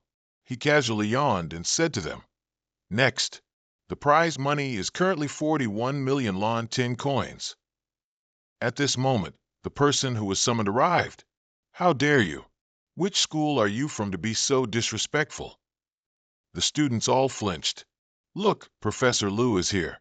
This is going to be a good show. Hitting Professor Lu's son won't end easily."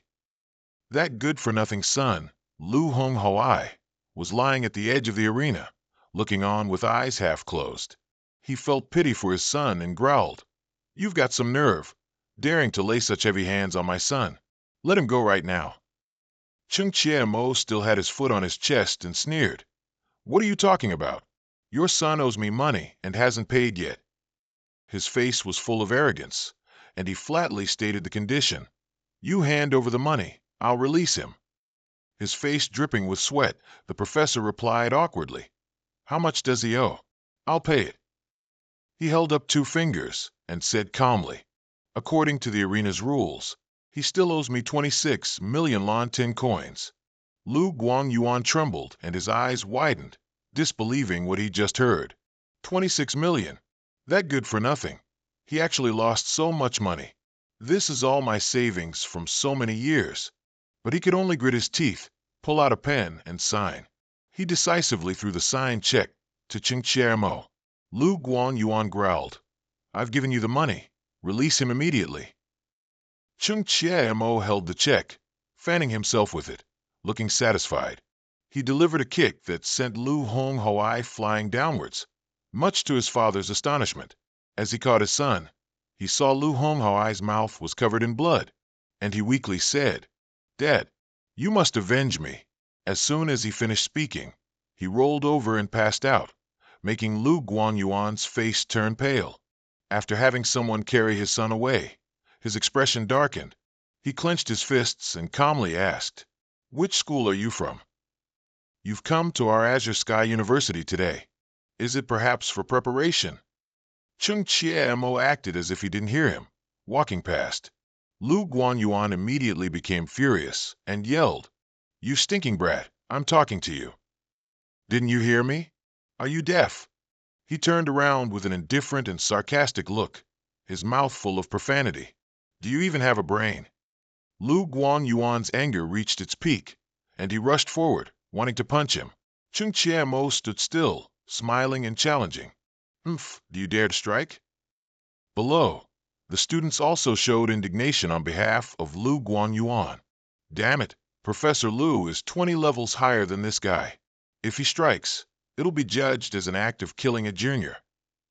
Another student also spoke up. "Our Azure Sky University is suffering such humiliation. Is there really no one who can deal with him? Look, Senior Huang Tian is here." As Huang Tian walked over, he thought, "Old most certainly is popular. No matter where he is, there's always a group of people surrounding him." The students began to gather around him, fawning, "Please stand up for us. This person just continuously injured 7 of our school students. He's too arrogant." Another student added.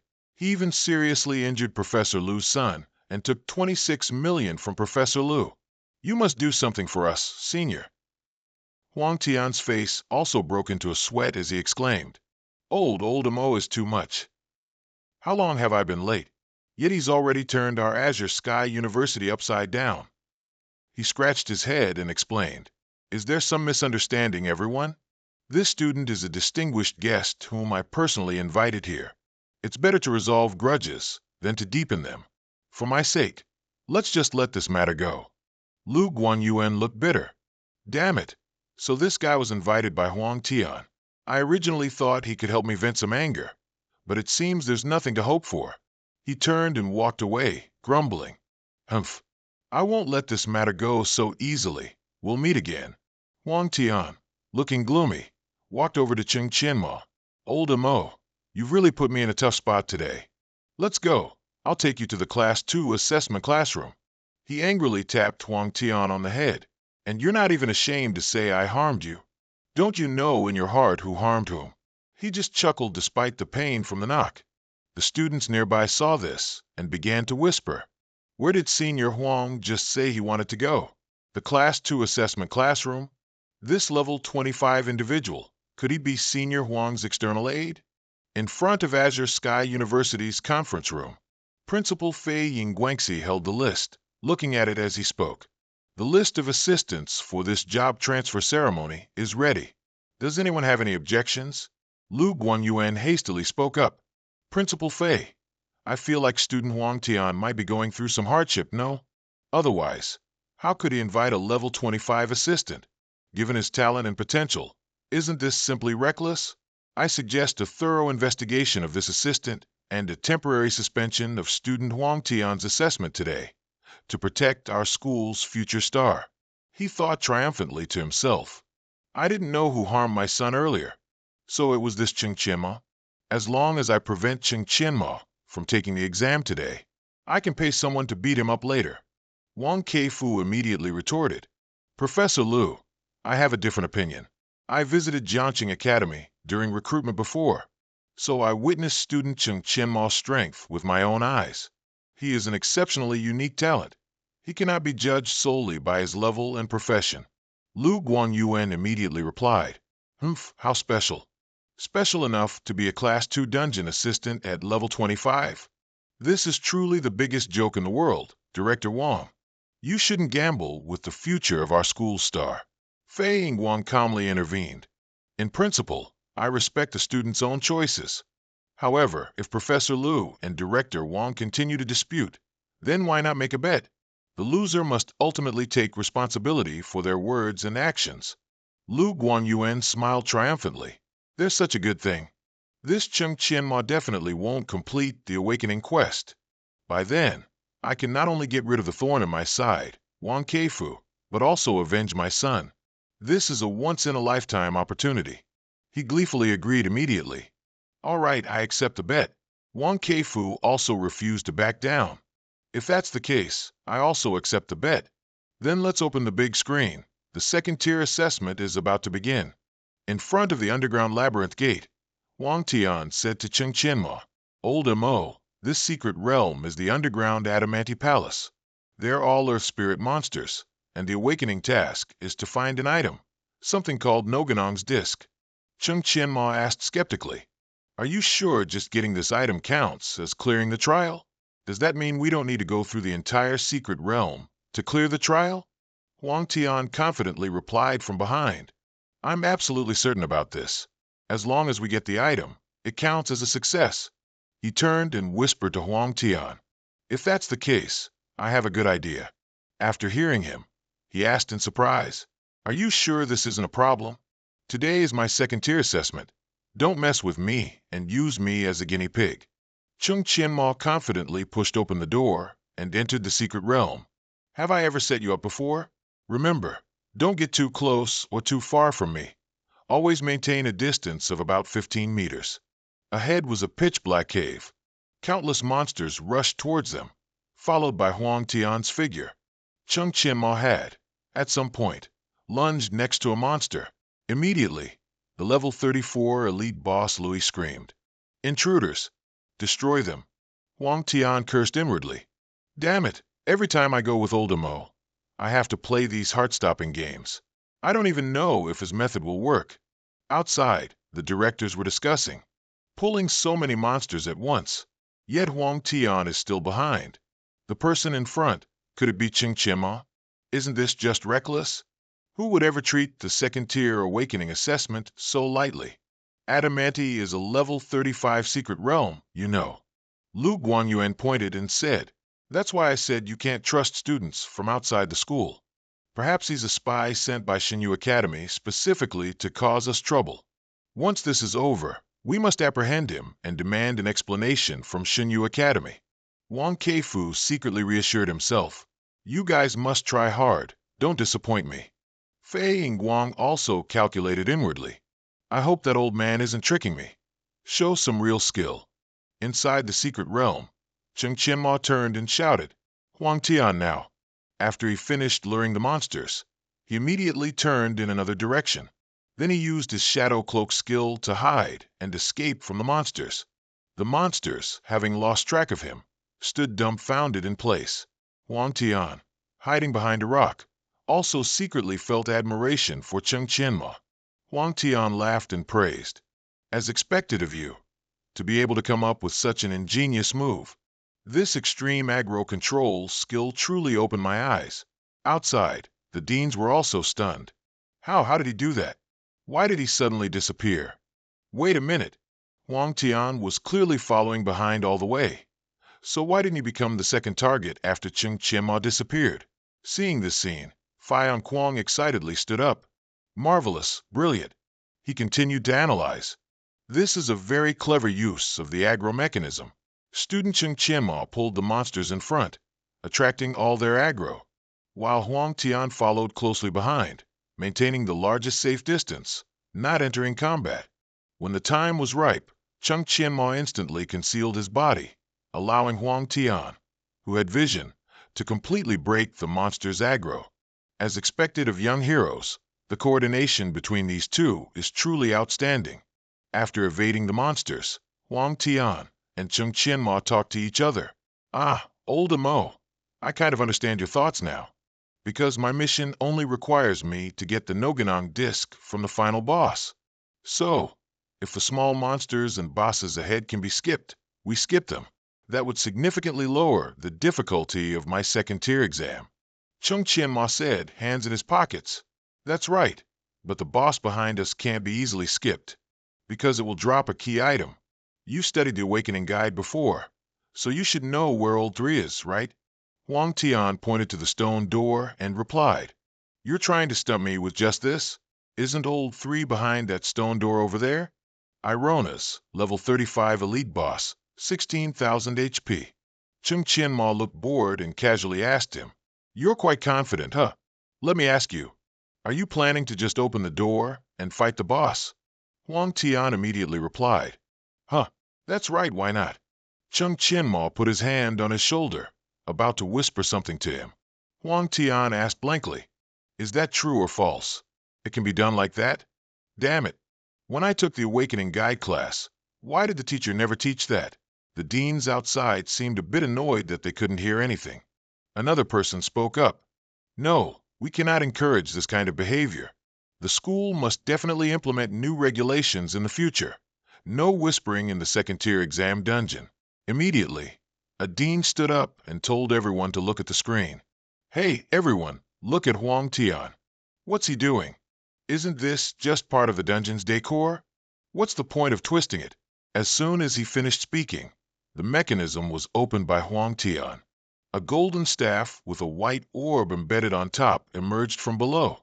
Light pierced through a gap in the maze's ceiling, hitting the orb on the staff, and the light from the orb was projected onto the circular pattern on the wall.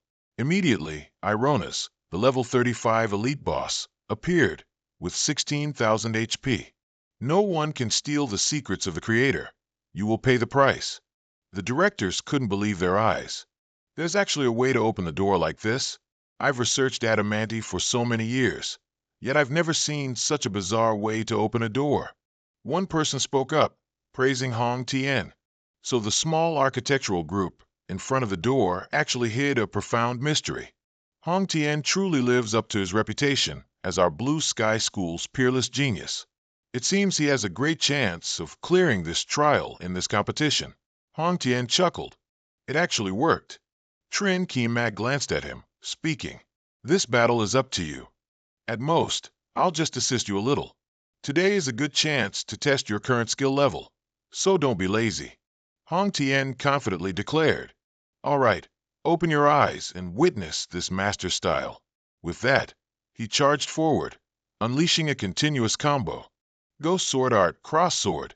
Slashing backward, go sword art, splitting wave slash. The directors outside were all excited. He truly is the best sword spirit genius in our school's history. This skill combo is so beautiful, of course it is. If a student in my class had half of Hong Tian's skill, I'd be secretly smiling to myself. Trin Kemak stood aside, analyzing. Just now, when you used Go Sword Art twice, you were 1 second too slow. Then, the consecutive combo needs a little improvement. He continued to analyze.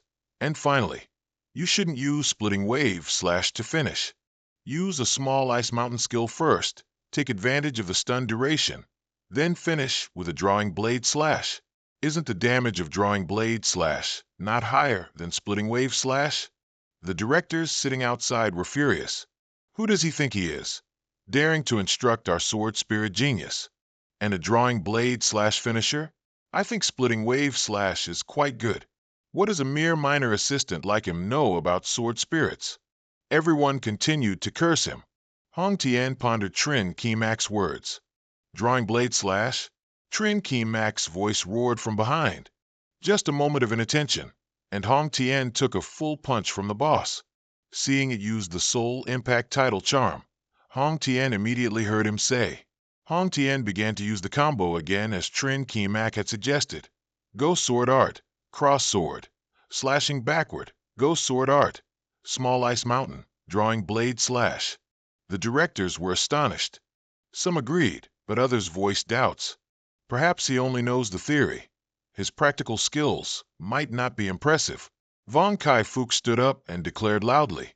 Student Trin Kemak is the top scorer of the Yanbei Province College entrance exam and also the first student in Xia Nation to achieve an SSS potential rating.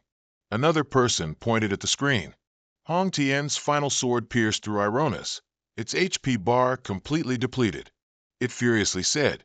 The directors happily praised. We must open the small sand table, as this can reduce the difficulty for future contestants. Fian Kwong pondered. This is getting a bit interesting. Hong Tian turned to Trin Kemak, gave him a thumbs up, and said, Old Mac, you're amazing. Not only did you improve the sword spirit's skill combo, but you could also discover such a powerful mechanism. He just casually leaned against the wall. All right, pick up the items. We should head to the next area now. What Hong Tian was holding was the crude fragment, a piece of the final boss's grand key. The two continued deeper into the maze. From a distance, they could clearly see monsters swarming all over the walls, with glowing red eyes looking down. The two discussed. The path here is narrower than the stone corridors earlier. We can only clear out the monsters. Hong Tian volunteered and rushed forward. When it comes to damage, I'm not as good as you. I'll be in charge of pulling aggro, but your actions need to be quick. Don't let me get killed. A moment later, Hong Tian returned with a horde of pitch-black bats.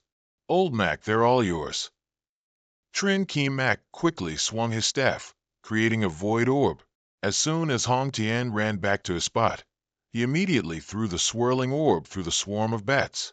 Hong Tian sat on the ground, panting. When it comes to perverted damage, I still have to look at you, Old Mac. A director stood up and said, This Trin Kemak, can we make him transfer schools? A genius like him, placing him in the Vux school is truly a waste of talent. Von Kai-Fook closed his eyes and sighed. You all don't know. Initially, I also represented friendly schools to recruit him. I don't know why, but he ultimately chose our Vux school, which ranks lower. If he made the decision himself, I see almost no possibility of him transferring. After walking a bit further, 3 monsters stood waiting in front of them. One held an axe, and two held swords, standing still in a ready stance. Gagarin's fiery hammer is a level 36 Dark Iron Dwarf, with 18,000 HP. Trin Kemak glanced back and asked, "You know all of Gagarin's fiery hammer skills, right?" Hong Tien confidently replied, "Of course." The instant activation buff that increases fire damage and the group damage ultimate Fiery Nova are both pretty disgusting skills. Trin Kemak nodded slightly and stepped forward. "Perfect. Consider this a test of your timing. Later, I'll tank the boss's damage, and you'll support with DPS. Try to stun it every time it casts Fiery Nova." One of the three boss monsters spread its two wings, engulfed in red flames. This is the kingdom of the Dwarf clan. No outsiders are allowed to trespass. Trin Kemak and Hong Tien both fell into a state where their fire attribute damage taken increased by 150 points. After he used his passive purification skill, he dispelled that status, then charged forward with his spear. The boss monster was startled. How can this be? Trin Kemak unleashed a series of combos: Spinning Staff, Heavenly Strike, Falling Blossom Palm, Forceful Whip, consecutive strikes. Hong Tien, while soloing another boss monster, turned to look and exclaimed, "Old Mac is still savage. He's even made the combat mage skills bloom. I even feel a bit of sympathy for Gagarin's fiery hammer." Trin Kemak guided Hong Tien from behind, and they continuously dealt with the three monsters. Suddenly, he spoke up and asked, "I'll teach you an even more advanced move. Want to learn it?" Hong Tien glanced at him and panted, "I'm busy tanking the boss, and still have to split my attention to talk to you. You're not even helping me directly. You're luring me? Are you a demon? Don't beat around the bush, just tell me." Seeing this, Trin Kemak immediately said, "Actually, Gagarin's fire damage buff has a detectable tell. If your reaction is fast enough, you can completely dodge it. Pay attention and observe the moment it raises its hand. Does it have any specific characteristics?" Hong Tien suddenly pondered. The moment it raises its hand, Gagarin squinted slightly at them. His right hand twitched slightly. Hong Tien continued to take Gagarin's attack.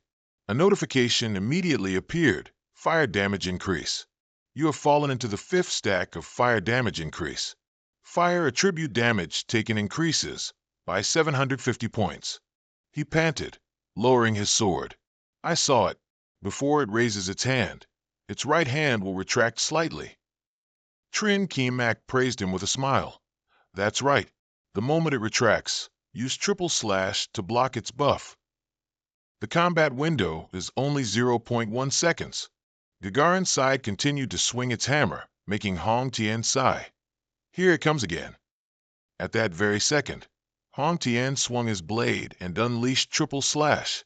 However, he failed and fell into the 6th stack of fire damage increase, suffering 900 additional fire attribute damage. Hong Tien cursed. "Damn it! Is this operation really something a human can pull off?" Trin Kemak immediately shouted, "Don't get distracted. Keep practicing." Hong Tien continuously swung his blade. 0.5 seconds too slow. 0.2 seconds too slow. Trin Kemak's voice echoed from behind. "What are you doing? Too fast again. Remember that feeling just now. Don't be too tense. Just slow down a bit next time." Outside, the Lan Tien faculty members angrily yelled, "Outrageous. Absolutely ridiculous. Even if his strength is great, he can't use our genius as a guinea pig. Even if he's right, can a 0.1 second reaction time really be achieved?" Hong Tien had fallen into the 10th stack of fire damage increase, taking 1,500 additional fire attribute damage. He dropped to one knee, having to prop himself up with his sword to maintain his balance. Trin Kemak, from behind, feigned annoyance and reminded him, "Hong Tien, this is your last chance. Don't blame me for not warning you about your current debuff status. One attack from Gagarin could instantly kill you." Hong Tien's already breathless face was immediately pumped with renewed will to survive. Before Gagarin shot out its ring of fire, he leaped up and slashed. "Damn it, take this from me." A desperate slash came down, and the ring of fire was shattered. Another system notification sounded. You are currently within the invincibility period of the blazing triple slash. Increased flame damage will not be effective. Hong Tian laughed heartily. All right. Trin Kemak looked at him with exasperation. What are you bragging about? It took you so many tries to succeed. Keep going. I'll only save you if you succeed 10 times in a row. Hong Tian was startled. Old Mac, you're truly evil. A moment later, flame nullified notifications continuously popped up, and Trin Kemak smiled, praising silently. Not bad. It's rare to have such a good training opportunity. This old Hong has finally mastered this ultimate skill completely. He subtly spun the tip of his spear and stepped forward. Next, it's my turn. Dark runes launch. A bunch of purple orbs flew towards Gagarin like nuclear missiles, exploding loudly in front of Hong Tian. As soon as the move was finished, he lay sprawled on the ground, his soul having departed to the Western paradise. Trin Kemak smiled and asked him, How do you feel? Hong Tian raised his sword and said, Great. I didn't realize I was so formidable. Though not as monstrous as you, crushing opponents of the same level is definitely within my capabilities. The instructors believed that this person had created a miracle by helping Hong Tian break through his limits and must be kept at all costs. Otherwise, he would become the most dangerous enemy, not just to the school but to the entire Hakwak. Trin Kemak and Hong Tian each held a fragment, which was the key to the door. He spoke up. In front of us is the final boss, Azada's room. Let's begin. At this moment, both placed their fragments into the indentation on the door. Immediately activating the mechanism, the door slowly opened. After seeing the boss, Trin Kemak asked Hong Tian, You must be very familiar with the procedure for fighting the final boss, right? Hong Tian nodded and replied, Yes, the main difficulty of this battle is killing the boss, while also dealing with many small mobs. He continued, Every 10 seconds, this boss will activate 5 statues to join the fight. When its health is below 50%, all stone statues will be activated. According to the normal procedure, we would likely divide the tasks, one person focusing on the boss, the other clearing the small mobs. Trin Kemak suddenly had an idea and said, So, I have an even more exciting plan right now. Do you want to hear it? Hong Tian suddenly grew curious. What kind of plan?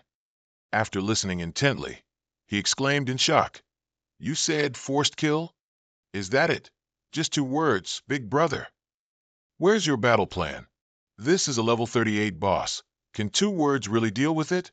Trin Kemak smiled mockingly. What plan do you need for forced kill? As long as we kill fast enough and control the damage rhythm, this boss is very simple.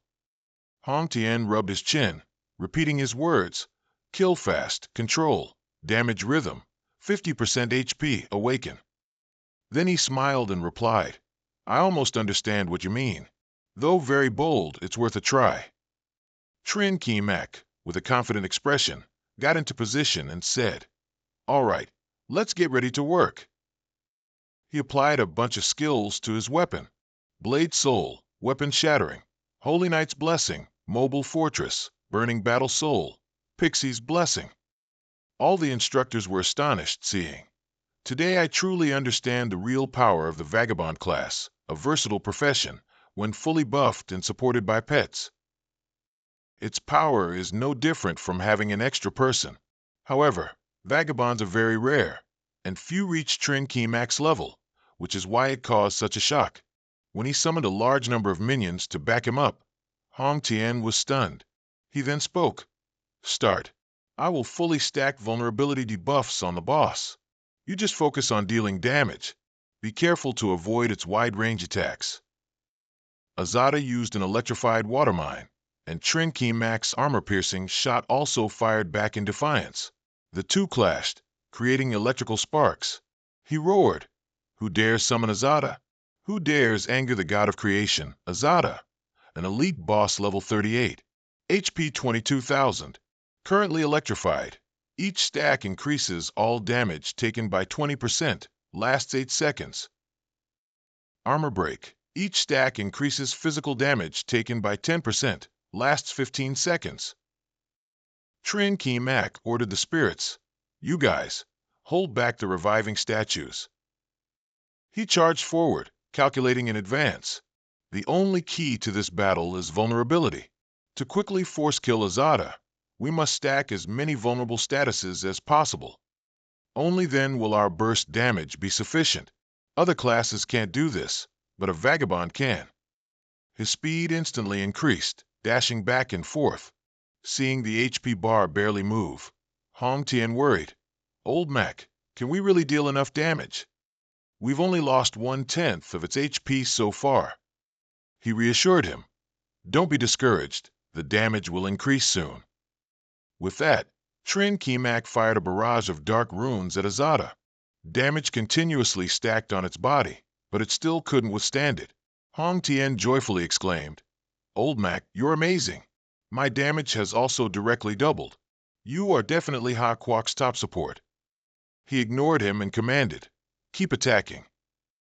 Azada's eyes flashed with peculiar red light. He raised his sharp-clawed hand high. In the name of the Creator, I summon you. Come forth, my slaves. The announcement rang out again.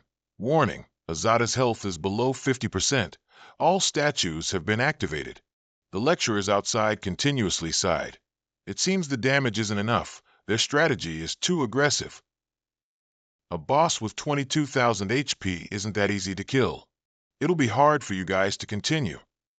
To deal with like the previous boss. Lu Kuang-Vin flashed a sly smile.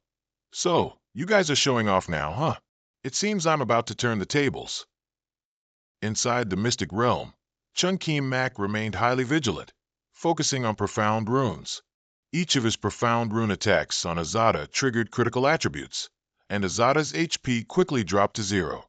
As he shattered into pieces of rock, he still unwillingly screamed, Despicable humans! The great Titan race will surely punish you all. Hong Tian lightly wiped his brow. Looking at the final boss that had finally been dealt with, he plopped down on the ground, sighing. It's just like you, always loving to play heart-stopping games. Chun Ki Mak calmly replied, Life is so bland like this. Wouldn't a little spice be good? In the meeting room, all the lecturers were silent as clams. Fian Kwong also lowered his eyes and uttered, Divine Providence Academy might be about to rise.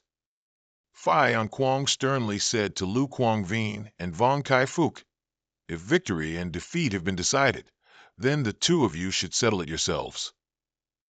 Before understanding what happened, Lu Kuang-Vin had already knelt down on the ground. With an earnest plea in his eyes, he said, Principal, I know I was wrong. My judgment was incorrect earlier. I didn't expect student Chun Ki Mak to be so powerful. I am willing to demote myself 1 rank and forfeit a year's salary. Fian Kwong simply let out a faint "oh," then asked, Then what about what happened at the arena 2 hours ago? The other lecturers still didn't understand. The arena? What are you talking about, Principal? Fian Kwong asked again. You still don't know? I just heard a student mention it. Lu Kuang-Vin's face turned pale. Ah, how did the conflict between me and Chun Ki Mak get to the principal so quickly? He immediately kowtowed and pleaded, Principal, this humble one, because I had a child late in life, momentarily went astray. I have elderly parents above and young children below. Please give me a way out. Fian Kwong said with a grim expression, Oh, Lu Kuang-Vin, I see. I wondered why you attacked Chun Ki Mak so fiercely today. So, you wanted to use public affairs to exact personal revenge. Duel matches in the arena have always been fair and open. If your son lost money, he should compensate for it. But you abused your position as a professor to blatantly take revenge on a peerless genius. Do you have any conscience left? He decisively told Lu Kuang-Vin, Submit your resignation tomorrow. This is the last bit of dignity I'm giving you. Take him away. Lu Kuang-Vin was dragged away by 2 people, but he still begged, Principal, please spare me. No. At this moment, the notification board in the mystic realm appeared. Congratulations, Hong Tian, for successfully completing the 2nd Advancement Awakening mission. You have successfully advanced to Sword Saint. Reward: 20 free attribute points. Total time taken to clear the Mystic Realm: 1 hour, 58 minutes, 49 seconds. Personal rating: S-Rank. Received 500 million FB. Received 1 Platinum Treasure Chest. Chungkim Max system panel also chimed. Activated the Rune Caster, hidden class trait. Personal rating increased to SS rank. Platinum Treasure Chest upgraded to Diamond Treasure Chest. Chungkim Mak was extremely happy to see the reward in his hand. At this very moment, he had advanced to level 27. Hong Tian excitedly turned and said, "Old Mac, this reward is too exaggerated. I not only got a Platinum Treasure Chest, but also leveled up 3 times. Awesome." Chung Ki-Mak smiled relaxedly, thinking, so the FB points from the second advancement Awakening Mystic Realm are this high. Including the FB I accumulated before, I directly leveled up 2 times. It seems Tich's mercenary mission can now be put into the plan. At this moment, he opened a status window and began to allocate points. He smiled as he pointed. Same old rule. Put all 13 attribute points received into strength. With this level up, my combat power is estimated to have broken through 28,000 points, just 1 step away from 30,000 points. He also took the opportunity to open the Diamond Treasure Chest he had just received. The system sound chimed. "Congratulations! You have received a perfect grade equipment. Highly poisonous shoulder guard." He was stunned when he saw the reward and the item stats. His face lit up with excitement upon receiving the item. It's actually a second advancement equipment, and it even comes with a crowd control skill. Immediately, he imagined himself luring monsters and using this new skill. Combined with the Void Orb or Quantum Bomb, wouldn't it be absolutely perfect? He excitedly gloated. From now on, I just need to gather monsters, then cast a net, then unleash a wide area damage attack, directly clearing the entire area. Hong Tian laughed, turning to show off. "Old Mac, I've hit the jackpot this time. I got another high-grade equipment." "Oh, right. Show me your reward so I can admire it a bit." Seeing his shoulder guard, he immediately exclaimed in shock, "Your luck is truly off the charts. It's actually a second advancement equipment." "I remember this is your second one, right? Someone like me who has successfully reached second advancement doesn't even have one. This is so frustrating." He continued, "Old Mac, I've reached level 31 now, which means I've successfully graduated from Azure Sky Academy. What are your plans after this? I can start preparing to rely on you." Chung Ki-Mak calmly replied, "Wait until I reach second advancement. Then I'll tell you." The next day, everyone in the school was abuzz with discussion.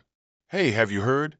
Yesterday, Senior Hong Tian and the level 25 monster completed the second advancement assessment with the record-breaking score."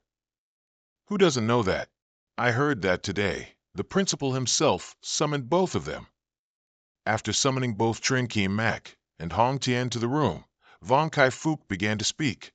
"Student Trin Kim Mak, it feels like ages since we last met. I can't believe your strength has leveled up." Trin Kim-Mak didn't beat around the bush and asked directly, "Sirs, the purpose of calling me here today must be to persuade me to change schools, right?" Von Kai-Fuk clicked his tongue. "Well, there's indeed such an intention. You must also know the strength of our Azure Sky Academy. Before, when you took your high school graduation exam, I personally came to invite you, but unfortunately, it wasn't successful. Now, our Principal Phi has personally promised that as long as you're willing to join our school, you can name any conditions you want. As for Prophecy Academy, he will personally go and discuss it with them." Trin Ki-Mak clearly stated his position. "I'm afraid I'll have to disappoint you all. If I chose Prophecy Academy in the first place, I absolutely will not change my mind. I'm sure you both know about my relationship with Hong Tian, so you don't need to worry. As long as Azure Sky Academy doesn't actively provoke Prophecy Academy, there will absolutely be no conflict with you. I can guarantee that." Fion Kwong laughed heartily and said, "Very well said. If that's the case, we won't make it difficult for you anymore." Trin Ki-Mak suddenly brought up another matter. However, I have a plan that might be beneficial for both sides. Hearing that, both leaders look forward to hearing his plan. At Azure Sky Academy, the Second Advancement Awakening Arena, everyone was discussing. Have you heard? Principal Phi personally invited Trin Mak to be a temporary teacher who will stay at Azure Sky Academy for 10 days to help students clear Second Advancement dungeons. I heard the compensation is some special materials that can guarantee 100% success for the Second Advancement. 100%. Isn't that just bragging? Yesterday, Hong Tian's group of students only had a 37.5% success rate for advancement in the end. In all of Hakwak, no matter how strong a level 30 student is, they wouldn't dare to guarantee that they can definitely help someone pass the Second Advancement examination. Some people still didn't believe it and decided to wait and see. We should still observe a bit more. I heard Senior Lu Q plans to be the first to try. Let's see what the results are like. A student holding a wooden box entered his room. Hello, temporary teacher Trin Mak. I am Lu Q from the Archer Warrior class. I have obtained the ethereal spirit you requested yesterday. When can we start the Second Advancement examination? Trin Mak's face brightened when he saw the item in the box. Not bad. A top-grade ethereal spirit. It would be disrespectful of me to refuse. He said, Anyway, there's no one else here right now. You're the first to arrive. Let's go now. Lu Q was stunned. Go now? Don't you need to prepare anything, like potions? Trin Mak replied, You don't trust me. If you don't, you can take your item and leave. Student Lu Q panicked. Teacher Trin, please don't misunderstand. I absolutely do trust you. I was just worried you'd be too tired. If you want to go right now, I couldn't be happier. I'll lead the way immediately. In front, the crowd chatted. Look, Lu Q is here. He failed once half a year ago and dropped 4 levels. Now he's finally leveled back up. Someone else added, This guy's talent isn't great. The masters they invited before couldn't make any progress with him. Trin Mak's first job is weightlifting, and who knows if he can pull it off. Trin Mak turned to remind Lu Q. Relax, don't mind what others think. You must trust yourself, and even more, trust your judgment. Lu Q clasped his hands awkwardly and replied, But Teacher Trin, my luck is really terrible. I just drew the Ghost Mountain map, which is even harder than Odomet.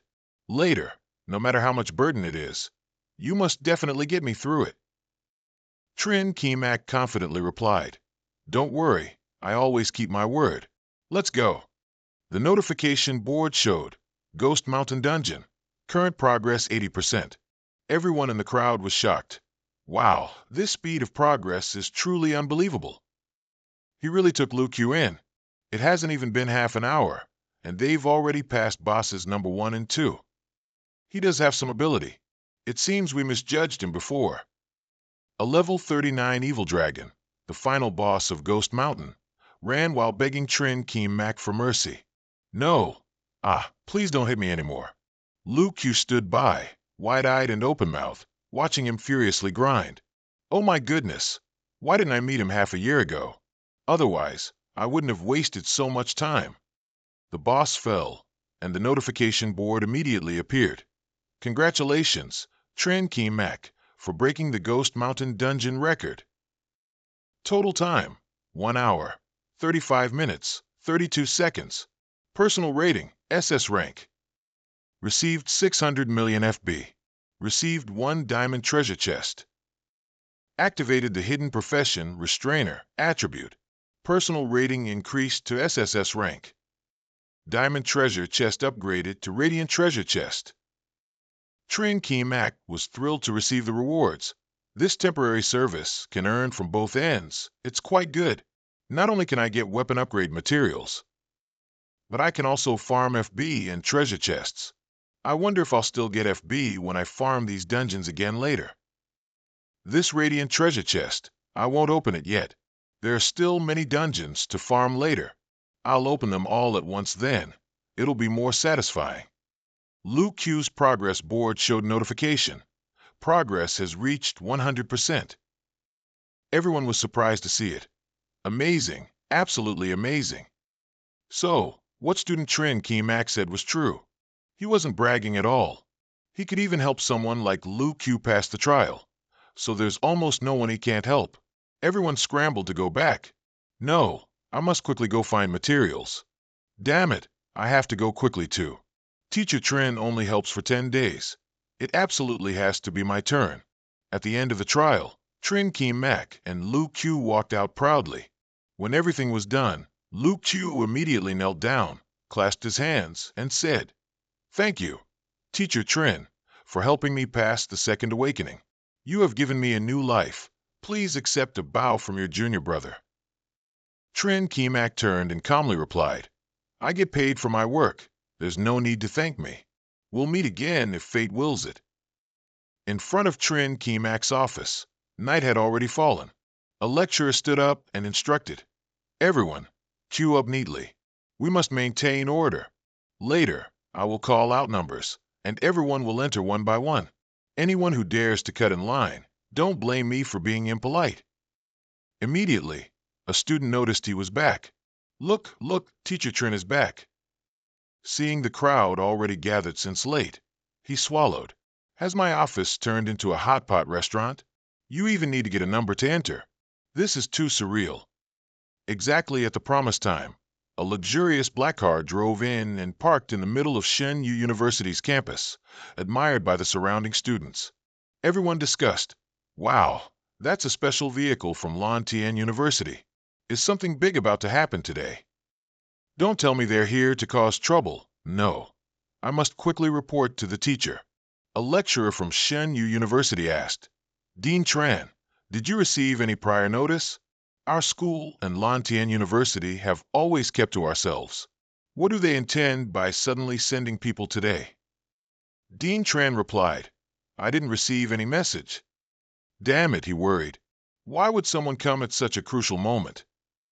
Trin Key Mac is currently at their school. Did Trin Key Mac cause trouble at Lan Tien University? And now they're retaliating against us? Trin Key Mac slowly stepped out of the car, watched by the lecturers. He stepped out of the car, closed the door, and said, "Dean Tran, I'm back." Dean Tran's face showed disbelief. Trin Key Mac, why is he in Lan Tien University's high-level special vehicle? What exactly did he do? Has he defected to the enemy side? Trin Key Mac introduced, "You must be familiar with the person next to me. Today, on one hand, he brought me back, and on the other hand, he represents Lan Tien University to discuss future cooperation ideas with Principal Lang." The lecturers were stunned. Specially brought him back, visiting, cooperation ideas. Why does each sound so impactful? What incredible thing did Trin Key Mac do to make a block dean from Lan Tien University personally escort him home? Moreover, the disparity between our school and Lan Tien University is so great. Why would they agree to proactively cooperate? Von Kai-Fook spoke up. "Your student Trin Key Mac is truly amazing. You must cherish him well." Dean Tran and the lecturers looked bewildered. Did we miss something earth-shattering? Upon entering Lang Chu's office, Von Kai-Fook said, "Principal Lang, you truly found a treasure. Trin Key Mac, in just 10 short days, successfully helped 28 students graduate and advance their class, a 100% success rate, almost reaching a quarter of Lan Tien University's annual graduate count." Lang Chu politely replied, "Dean Vong, you flatter us. Previously, Principal Bui and I discussed that our two schools would form an alliance, bound by student Trin. We are all one family. No need to be so polite." Von Kai-Fook chuckled along. Principal Lang is right. However, precisely because we are about to form an alliance, our Principal Bui entrusted me with a message. From now on, he officially wants to invite student Trin Key Mac to be a visiting professor at Lan Tien University. Lang Chu stiffened, thinking, is this old man waiting for me? This is no different from brazenly poaching someone. A first-year student serving as a dean at his own school, and also a visiting professor at another school. Such an absurd thing has probably never happened in the history of Hakwak. He turned to ask, "Trin Key Mac, what's your opinion?" He calmly replied, "I don't have much time to write academic reports or anything like that." Von Kai-Fook interjected. I already thought of that. You don't need to do any academic reports. Just having your name is enough. Of course, all benefits will be the same as a professor at the school. Trin Keem Mak secretly calculated. Shenyu University and Lantian University will both be my gardens in the future. After my guild is established, it will require a large number of reserve talents to join, so maintaining a certain relationship is very necessary. Thinking so, he immediately agreed. Okay, I accept. By the time they walked out of Shenyu University, it was already late afternoon. Von Kai-Fook adjusted his jacket and stepped outside with a look of satisfaction. Lang Chu asked Trin Kemak, "What are your plans next?" Trin Kemak turned to him and explained, "Today, I will spend some time finalizing the specific details for improving the teacher's class. Then, I will prepare teaching materials. Tomorrow, I will go to Tian Kai Continent for the final sprint before the Second Awakening." Suddenly, Lang Chu wondered, "What level are you currently at?"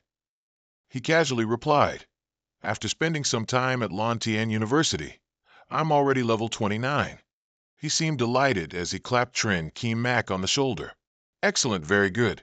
I remember you were level 25 before you left, and unexpectedly, you've gained 4 levels in just a few days.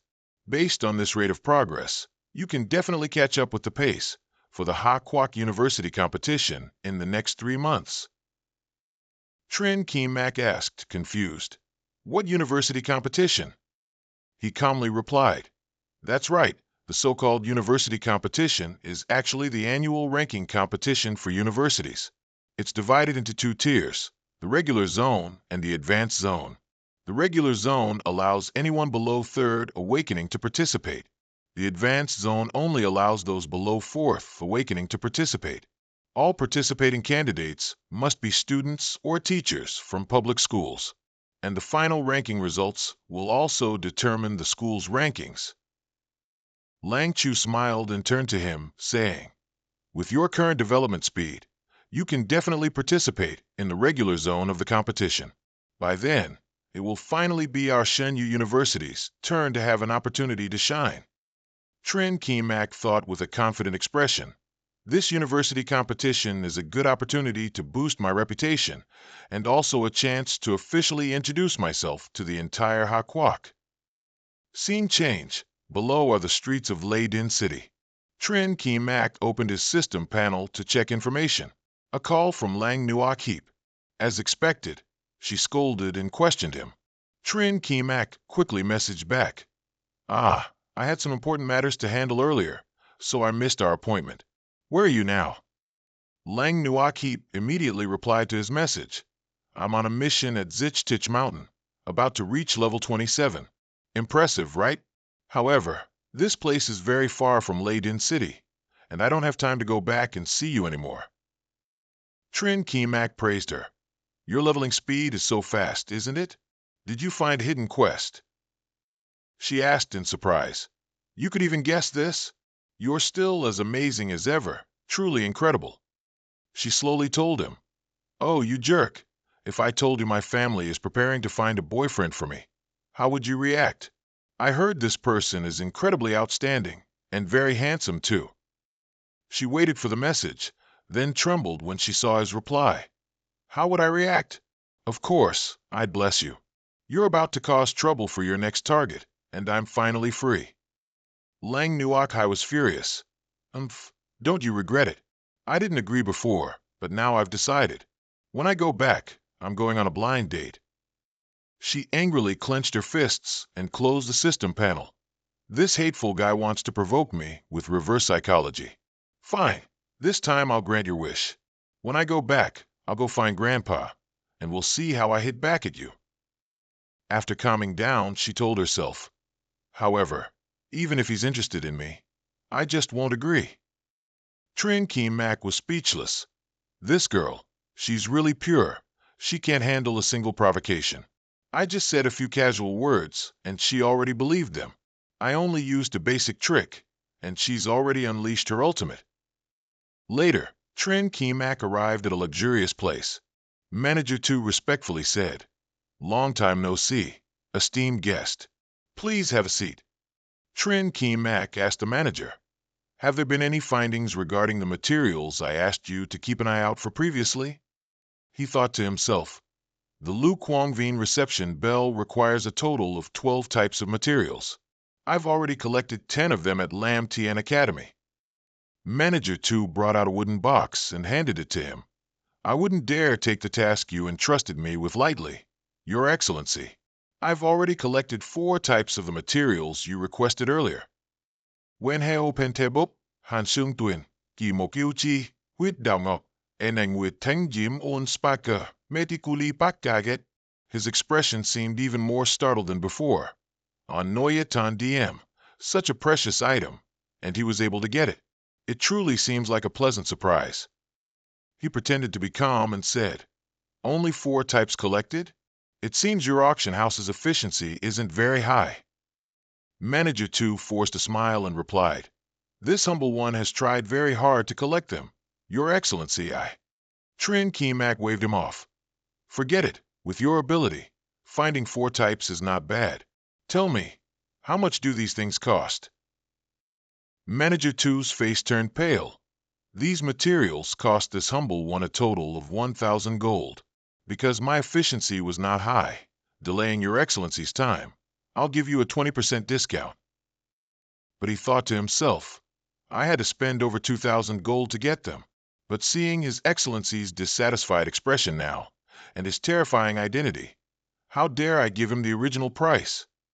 Trin Kim-mak pushed a bag of gold over and said, All right, if it's your goodwill, I'll accept it. Also, I'll recommend you to the higher-ups. Even after he left, Manager 2 remained bowed. Thank you for your patronage, Your Excellency. Serving you is this humble one's honor. As soon as he stepped out, Trin Kim-mak happily calculated. If I'm not mistaken, there should be Am Jung Tan tea there. However, there's still another place I need to visit first. Scene shifts to a certain stable outside Thunder City. Trin Kim-mak opened the basement hatch. Entering this basement leads to the Thunder City branch of the Dark Brotherhood. He'd go get a killer's token and play around a bit first. The Dark Brotherhood is the largest assassin organization on the Thien Jia continent. Every awakened person can come here to apply to join and become an assassin. However, they must pass a test to successfully join. The reason I chose to come here is partly to take on some dark missions and earn some money along the way. Additionally, after reaching a certain rank in the Dark Brotherhood, I can obtain a very good item, the Assassin's Mask. The Assassin's Mask, although it has no attributes, can conceal all of the wearer's information. As long as it's worn, unless the wearer actively reveals their information, outsiders won't be able to discern their true identity, only their assassin code and rank. Assassin ranks in the Dark Brotherhood are divided into 8 levels from highest to lowest: Thien, Sat, Jia, Tuet, D, and I, Vong, Loak. Most people stop at the D and I, Vong, Loak stages. Only powerhouses who have undergone a 3rd advancement or higher have a chance to advance to Tuet rank or above. Trin Kim-mak walked to the end and directly pushed the door open, stepping inside. He thought it wouldn't be crowded, but it was unexpectedly packed. People were concentrated everywhere. Everyone wore an assassin's mask to conceal their identity. They all had a token hanging at their waist, symbolizing their rank. Trin Kim-mak stood before the reception desk. Hello, I'd like to join the Dark Brotherhood. The people in the guild murmured in awe. Hey, look, a wanderer actually came to register. It's real. And look at him. He hasn't even reached level 30. Everyone who registers here is a 2nd advancement assassin type. How can a wanderer pass the assessment? Even so, the masked receptionist handed him a token. The registration fee is 100 gold coins. Take this competition token and report to the assessment hall on the 3rd basement floor. Someone will greet you there. By the staircase the receptionist pointed to, there were quite a few people coming for the assessment. A Kuyan cracked her whip impatiently. Invalid. Next person. Those waiting in line for the assessment couldn't help but worry. Are these girls here to win? What a bad temper. Directly scolding people until they're furious. How pathetic. One of them said, A Kuyan is a rare C-rank assassin. I heard she's just one step away from reaching Tuet rank. Suddenly, while they were discussing, she appeared right behind them. Discussing me is fine, but you all need to show some skill. She gestured with her chin towards the examination area. Now, each of you go over there and get tested. As long as your combat power exceeds 20,000 points, I'll pretend I didn't hear the farts you just let out. Otherwise, before she could finish, they anxiously interrupted. Please calm your anger, Your Excellency. It's all our fault for being talkative just now. We won't dare again. But Akuyan still swung her whip at them, making them run. Hurry up. Don't make me personally intervene. A moment later, all three received invalid results because none of their combat power exceeded 20,000 points. Akuyan scornfully cursed, a bunch of good-for-nothings who can't even reach 20,000 combat power, yet they dare to discuss me. Take them all away and make them serve in the water dungeon. The three men were dragged away by the guild staff, continuously screaming and begging her for mercy. When she saw Trin Mak, she looked at him indifferently. You also want to join the Dark Brotherhood. You haven't even reached second advancement, and you're a wanderer profession. This young lady advises you. It's best not to waste my time. Turn around and leave now. You still have a chance. Otherwise, he also interrupted, but only briefly said, It's fine. Seeing Trin Mak voluntarily go to the test area, she added, Let me tell you first, our Dark Brotherhood doesn't accept trash. Even if you haven't undergone your second advancement, we still can't lower the standard for you. If your combat power doesn't reach 20,000 points, you don't even qualify for the guild entry test. Wait a bit, and if you don't meet the standard, you'll also spend a few days in the water dungeon. He said nothing and placed his hand on the stone surface. Trin Mak, level 29, first advancement unbound class, combat power 30,058 points. Hearing this, Akuyan was suddenly startled. Her eyes widened in horror. Level 29, combat power over 30,000. Who exactly is he? Trin Mak glanced back slightly and asked, Now, do I have the qualification to proceed with the test? She no longer threatened, but instead said, On the contrary, I underestimated you. Next, you will consecutively face 4 trial gates. In order, they are the Gate of Strength, the Gate of Agility, the Gate of Physique, and the Gate of Spirit. Don't blame me for not warning you. If you die during the trial, you'll also lose a level. After hearing that, he directly stepped into the entrance of the Mystic Realm. This place seemed much more interesting than the previous level. Inside, the wind blew for a while, then silence returned. Fong Gwyn walked in from outside. Akuyan, I guessed you'd be here. How is it going? Have you found a suitable person yet? She stared intently at the entrance of the Mystic Realm and replied to her, It's possible I found someone, but we still have to see the test results. Standing before a golden sandy beach on the open sea, Trin Mak was a little surprised. He looked at this place like a tourist spot and smiled with interest. This is the independent space outside the Mystic Realm, isn't it? Interesting. The announcement in the Mystic Realm echoed. There are 30 seconds until the next wave. Please prepare, contestant. Please use all your strength to strike the sea wave. The use of any muscle skills or any type of medicine is prohibited. After hearing the announcement, he thought to himself, It's exactly as I thought for gates. They correspond to the 4 major primary attributes of an awakened person. The first gate is the Gate of Strength, which tests my strength. The sea waves outside surged relentlessly, striking without mercy. After watching for a moment, Trin Mak drew his weapon and transformed it into a great sword. If this place prohibits the use of any auxiliary means, then it's meant to test my strength attribute and my ability to use skill with strength. Very good. It's been a long time since I used a full power strike. Watching the approaching wave, he maintained his stance. This height, it's already considered a small tsunami. They really are taking me seriously. The great sword he transformed, activated with the Bloodlust Ring, its blade stained fiery red. Trin Mak struck down at the wave. Break for me. His sword strike powerfully cut through the massive wave. Then he used the sword's body to shield himself from the rushing water. The announcement popped up. One sword broke 1,000 meters.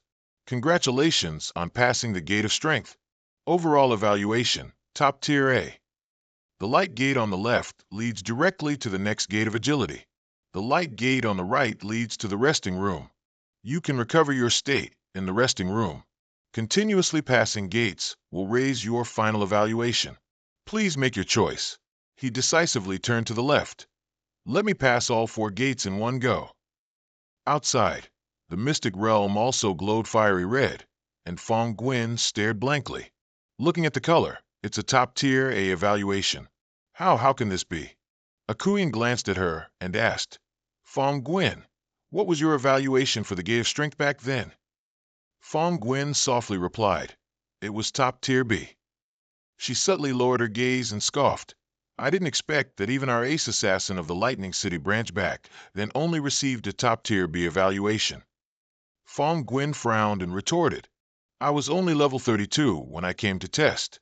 The challenger now must be at least near level 40, otherwise, they definitely wouldn't have gotten a top-tier A evaluation.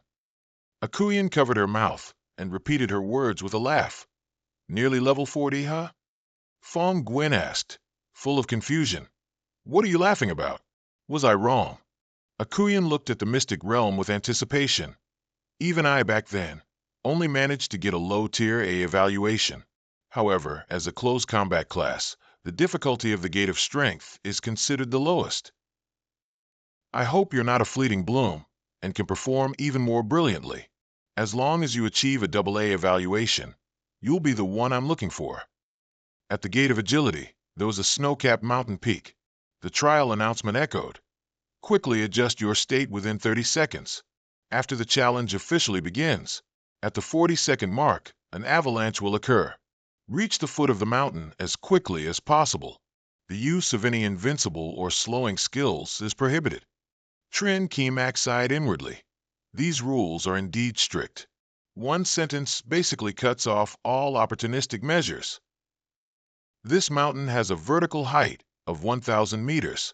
To avoid the avalanche, one must possess extreme speed and sharp judgment. The gate truly lives up to its name of agility. Testing one word, speed. He pulled out an agility potion and chuckled to himself. Nearly 2/3 of the mountain is covered in snow, which will greatly affect movement speed. However, fortunately, my agility attribute is very high, and this gate doesn't prohibit drinking potions. Overall, it's not that difficult. The countdown echoed. 3, 2, 1, challenge begins. The perfect grade agility potion had also taken effect, and Trin Kemak shot down to the foot of the mountain at incredible speed. His breath blew upwards against him. He calculated in his head. While there are still 10 seconds before the avalanche begins, I must try my best to run a little further. However, time was very short. The snow on the mountain peak had already started to collapse. He drew his weapon, instantly changing it into a staff. Chung Qianma spun around, swung his staff, and shouted, Ice wall. Seeing the wall crack completely in less than a second, he was startled. It can only hold for a maximum of 1 second. I must increase my speed quickly. But Chung Qianma decisively jumped off the mountain. Even if the avalanche was fast, it couldn't compare to his free fall. He looked at the depth below. His mind raced. His speed was getting faster and faster. Using only a grappling hook definitely wouldn't be able to withstand the final impact. If I don't use a method to slow down, I'll be smashed into a meat patty. Only 100 meters left, then I'll reach the snow-free area. That's the key to victory. The staff once again changed its combat form into a spear. Mystic Wind Spear, a skill that continuously spun the spear at an astonishing speed, gradually descended towards the mountainside. Chung Qianma smirked. This is already a snow-free area. No matter what happens, a second avalanche cannot be triggered here. Upon reaching a tree fork at the foot of the mountain, he shot out a grappling hook that wrapped around the strongest branch, then used the momentum to land spectacularly at the base of the mountain. Turning his head to look at the snow above, Chung Qianma casually praised himself. When it comes to speed, I've never lost. A notification also popped up. Emergency descent. Congratulations on passing the agility gate. Overall rating, A+. Crossing his arms and listening to the notification, he thought proudly. I don't know the specific grading system, but judging by normal logic, A+ should be the best score, right? You can't tell me there's an A++ above A+. That would be too unreal. Seeing the next secret realm glow fiery red again, Feng Qiong went from surprise to shock. Who exactly is he? He got A+ in both the strength and agility trials. And looking at the color of this trial, it wouldn't be an exaggeration to say he's A++. Akuyan smiled greedily. 2 consecutive A+ ratings. You must be the one I need. Come on, show me if you can bring even more surprises. Feng Qiong was speechless, silently assessing her. This person is in trouble. They've actually been targeted by this violence-crazed Akuyan. Next secret realm. Qingqianma's every step inflicts 100 damage. Physical trial, underground lava cave. Environmental damage, accumulates 1 stack of burned status. He slightly retracted his foot, puzzled. Walking here drains health? That's a bit unreal. He looked at the lava and pondered. A physical trial, so it must test physical attributes, but I haven't added a single point to physique. Currently, I only have 3,980 health points. This lava tunnel seems to be at least 2,000 meters long, and after entering, 100 HP is deducted every second, accumulating 1 stack of burned status. Even if I use potions, I can't last a minute. It seems I need to think of another way. First, let's see if merely entering the lava space drains health, or if only touching the lava ground drains health. With that thought, Qingqianma leaped toward the lava. Though standing very close to the lava, he didn't touch it but instead shot out a rope. The grappling hook latched firmly onto a rock and began to retract. Qingqianma used the momentum to jump back to solid ground. He snapped his fingers. Pop! Earlier, I wasn't careful and stepped directly on the lava ground, which caused health loss. This time, in the space, I didn't lose health. So there's a way. Qingqianma chugged a few more potions. Jump status activated. Teleportation rope sprint effect activated. You have consumed a perfect grade agility potion. As soon as it was activated, Qingqianma leaped forward with the grappling hook to see how many meters he could jump at maximum speed. When he got close to the lava surface, he'd shoot the rope to pull himself up. Seeing a landing point ahead, Qingqianma yanked the rope hard to increase his speed. As he stepped onto the lava ground, the trial announced, environmental damage. 1 stack of burned status accumulated. Current burned status, 2 stacks. He smiled with satisfaction. A 600-meter jump in one go. Not a bad start. He swung his staff, transforming the flowing light remote receiver into a staff shape, then created an ice wall in front. Afterward, Qingqianma kicked, splitting the ice mountain in half, then stood on the ice block and slid through the lava tunnel. The ice block, smoking, sped towards the finish line. The destination is still 700 meters away. Almost there. With that, he transformed the heavenly blade receiver into a machine gun shape, then fired at the ice block to use the recoil to propel himself higher. Qingqianma unleashed an aerial combat machine, Storm, based on the Summoner Mechanic's signature skill. Then he threw out the heavenly net earth web, a net-like grappling rope, to snag the aircraft, using it to cover the final stretch. Upon reaching the end of the lava path, he jumped down, landing safely. Watching the aircraft explode above, Qingqianma exclaimed to himself, "Not bad. Only took 2 instances of damage, losing 200 health points." The third trial then popped up commendation, expert technique. Congratulations on clearing the physical trial. Overall rating, A++. Qingqianma scratched his head, bewildered. There really is an A++ rating? That's truly unreal. Outside, Feng Qiong's jaw dropped, turning to fear as she saw the secret realm gate glow fiery red again. Could the legend be true? An A+ rating isn't the highest. Such a dazzling red color. I've truly never heard of it before. Who exactly is the person inside? Stop being evasive with me.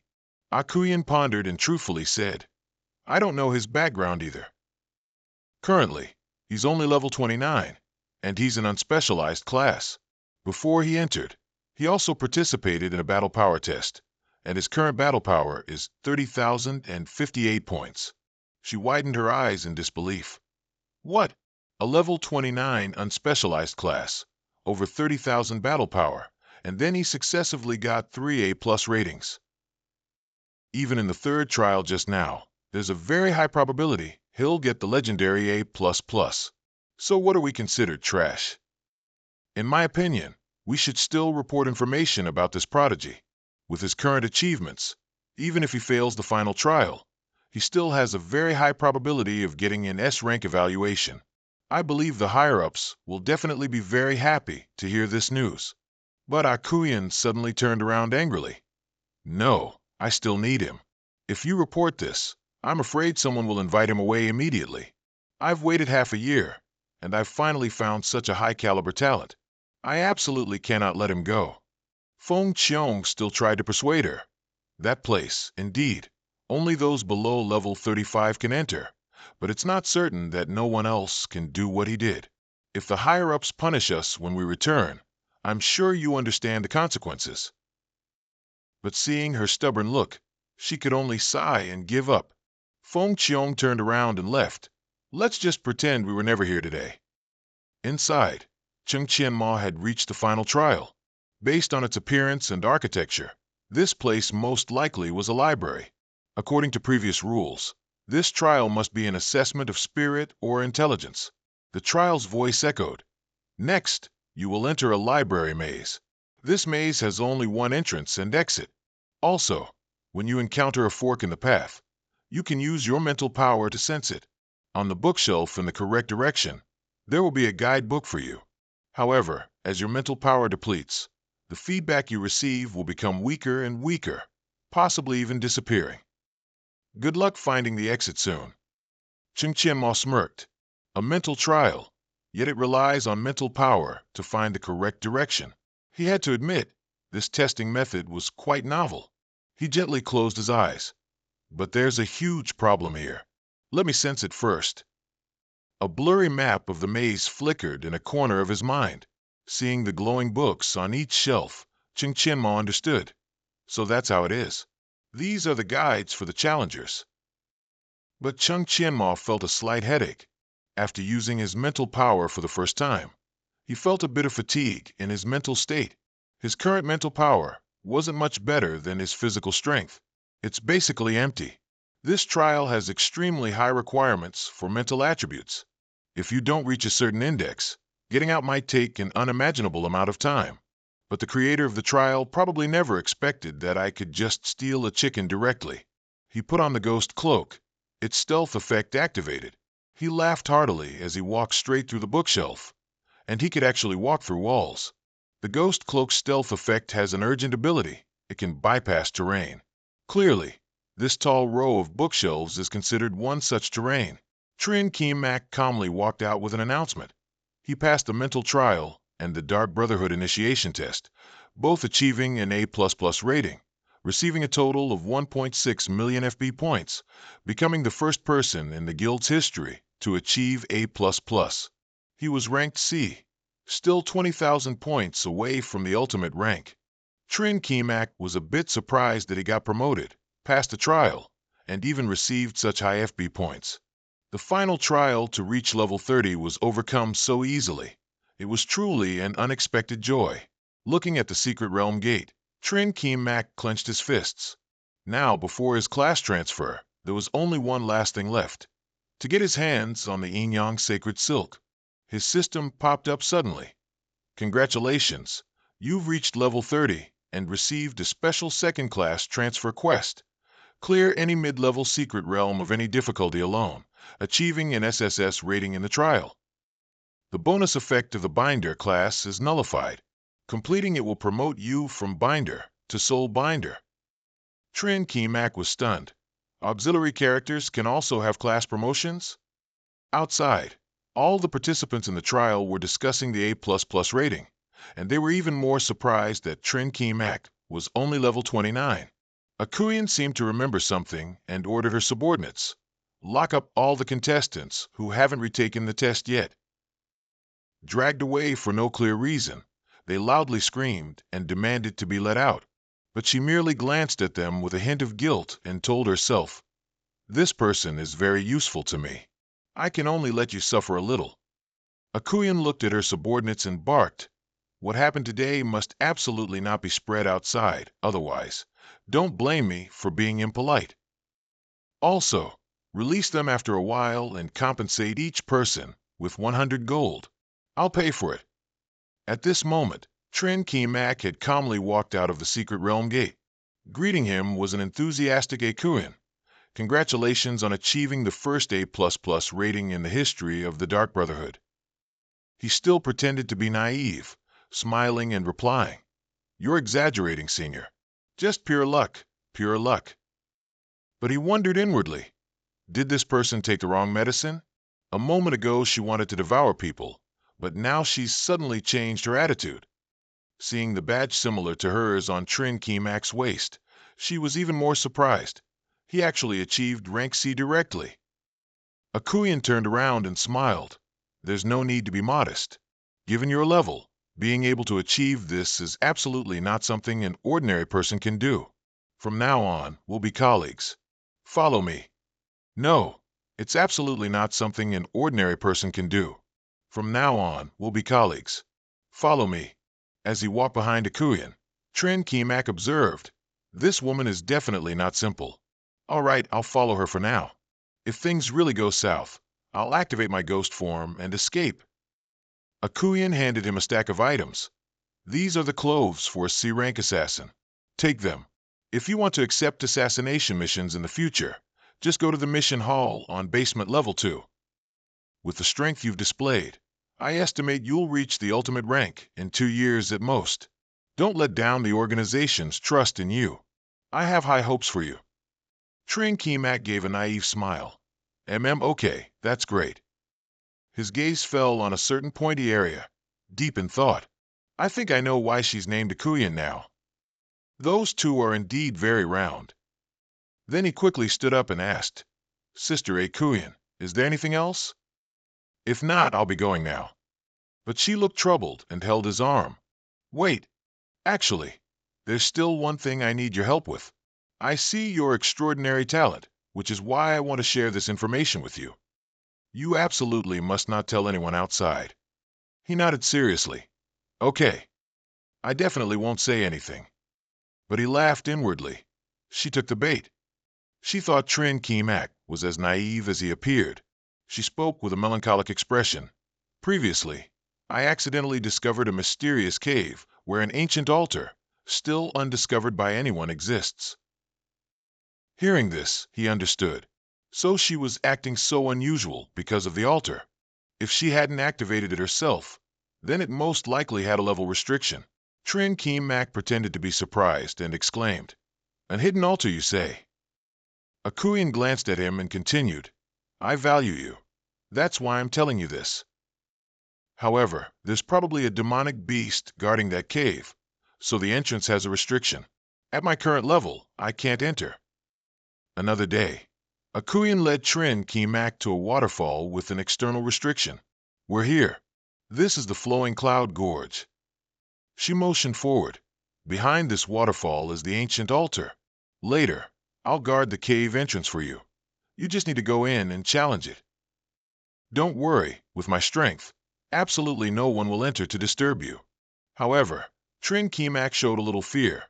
"Akuyan, I naturally believe in your strength. It's just—" She crossed her arms and asked him, "Just what?"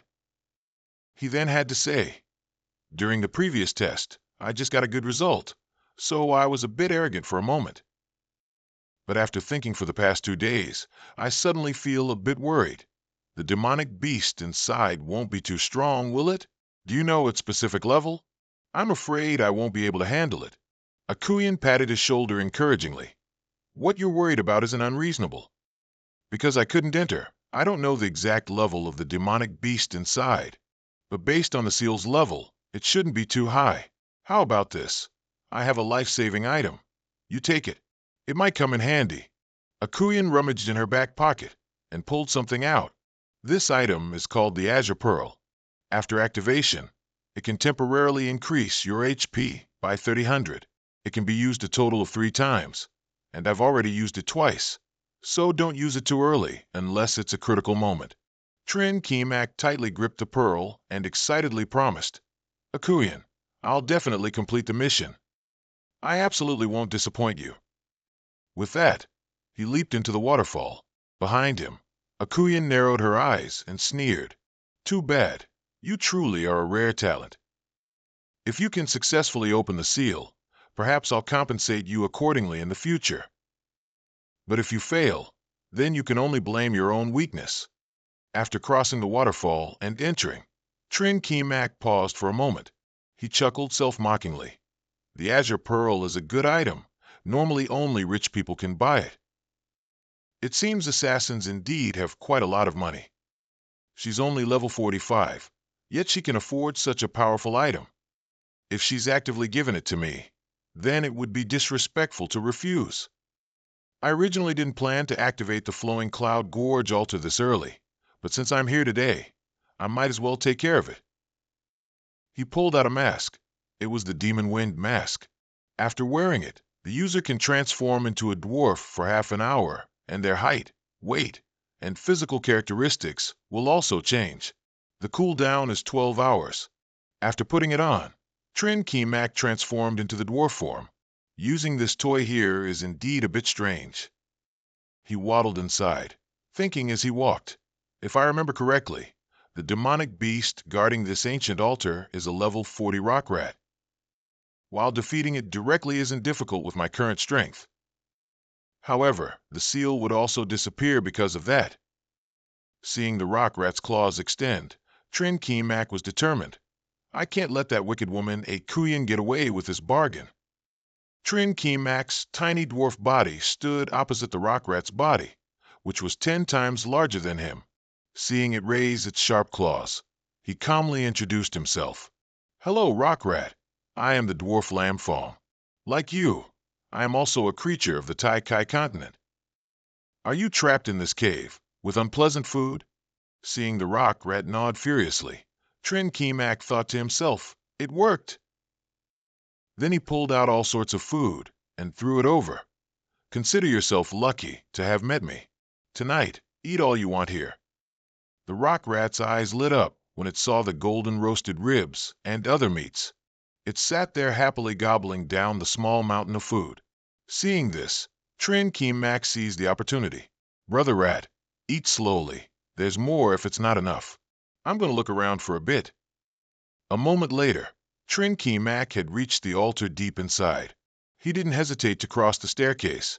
Come on, I'm sure I can still pre-learn a second-tier skill this time. When Trin Kemak placed his hand on the altar, the system popped up. Because your profession is binder, and you have currently learned all first-tier skills, you can choose to learn one second-tier skill from all professions. Currently available skills: Death's Tombstone, Mountain Shattering Slash, Buried Black Hole. Trin Kemak grinned. It's time to play some wicked tricks. I choose to learn Killing Intent Fluctuation. The altar pillar glowed brightly. Killing Intent Fluctuation will unleash intense killing intent after activation, dealing piercing damage to all enemies within a 5m radius and simultaneously increasing the physical and magical critical hit rate by 5% for the user and nearby allies. Maintaining the skill consumes 50 magic per second. The state ends when magic runs out or is actively deactivated. Trin Kemak clenched his fists, waiting for his next system upgrade. I absolutely must convert this skill into a passive one, consuming 50 magic points per second. With my current spiritual attribute, I can't sustain it. I can only use it as a critical skill. Akuyan waited impatiently outside the waterfall. That guy went in half a day ago, and not even a sound came out. Don't tell me he was killed instantly. It can't be that bad. Even if he was killed instantly, he should at least have cried for help. Can a level 40 beast really take his life in one blow? Absolutely not. Inside the waterfall, it was still a harmonious scene, with no battle at all. Trin Kemak stepped out and asked curiously, Brother Stone Rat, is the seal barrier outside maintained by your power? It understood and nodded amiably. He then continued. Earlier, when I was walking around, I noticed that the altar seems to have lost its power. Do you know what happened? The stone rat was shocked, its mouth agape, its red eyes wide.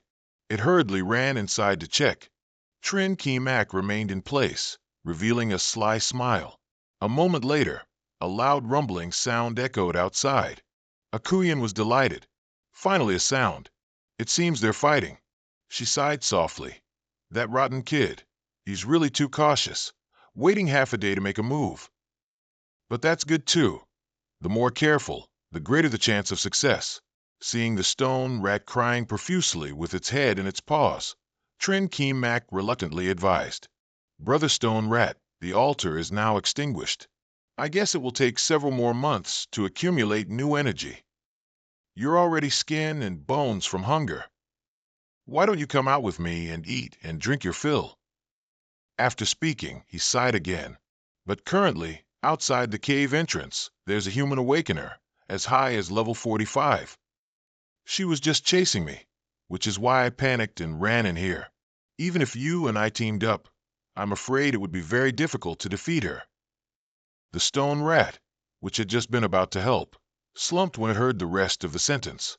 Trin Keemak then whispered in its ear. However, I currently have a plan that can help us escape safely. First, a moment later, Trin Keemak, in the guise of a dwarf, dashed out. Oh no, the man-eating stone rat. Don't chase me anymore. Don't chase me anymore. Seeing the stone rat chasing a stranger, Akuyan blurted out. What a useless piece of trash. Can't even deal with a level 40 beast. Seeing the seal in front of the waterfall vanish, her eyes widened in surprise. The cave seal has actually been lifted. With astonishing speed, Akuyan lunged towards it. Seeing her jump into the waterfall, Trin Keemak froze. He panted, a satisfied smile on his face, as he said to the stone rat, Brother Stone Rat, we coordinated quite well. That wicked woman has gone inside. It's time. Reactivate the seal. Inside, looking at the altar that had lost its light, Akuyan angrily yelled, Who did this? Who dared to steal my things? I've been preparing the ancient altar for more than half a year, and someone actually beat me to it. Could it be that Trin Keemak? No, that's not right.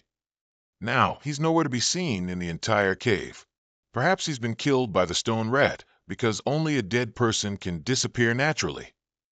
She widened her eyes in thought. Moreover, why are there dwarves appearing in this cave? Could it be that it followed someone else in, and then this altar was activated by that person first? Then Akuyan also tossed her hair, giving up and leaving. Never mind, perhaps this is fate. Anyway, the sealing barrier has now disappeared. 3 months later, I'll come back to try my luck. Suddenly, upon returning to the cave entrance, as soon as she placed her hand on the waterfall, Akuyan felt a difference. She was violently flung backward by the powerful barrier. Lying on the ground, gasping for breath, Akuyan was puzzled. Why has the sealing barrier reappeared?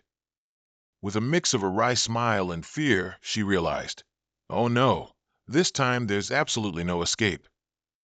In the end, I can only starve to death. Could it be that all of this is a game specifically targeting me? She pulled out a dagger, aiming it straight at her chest. Instead of dying such a difficult death, it's better to be a bit more decisive. As the red liquid splattered, Akuyan's expression was incredibly contorted. Never let me find out who you are, or I'll be your sworn enemy. Outside, the rock mouse was still engrossed in the pile of food Trin Keemak provided it. Seeing that the time had come, Trin Keemak stood up. Brother Rock Mouse, I'll show you a magic trick. He removed his mask and immediately returned to his original form, startling the rock mouse, which squeaked loudly. Seeing it about to run, he immediately drew his sword and asked, Brother Rock Mouse, I didn't scare you, did I?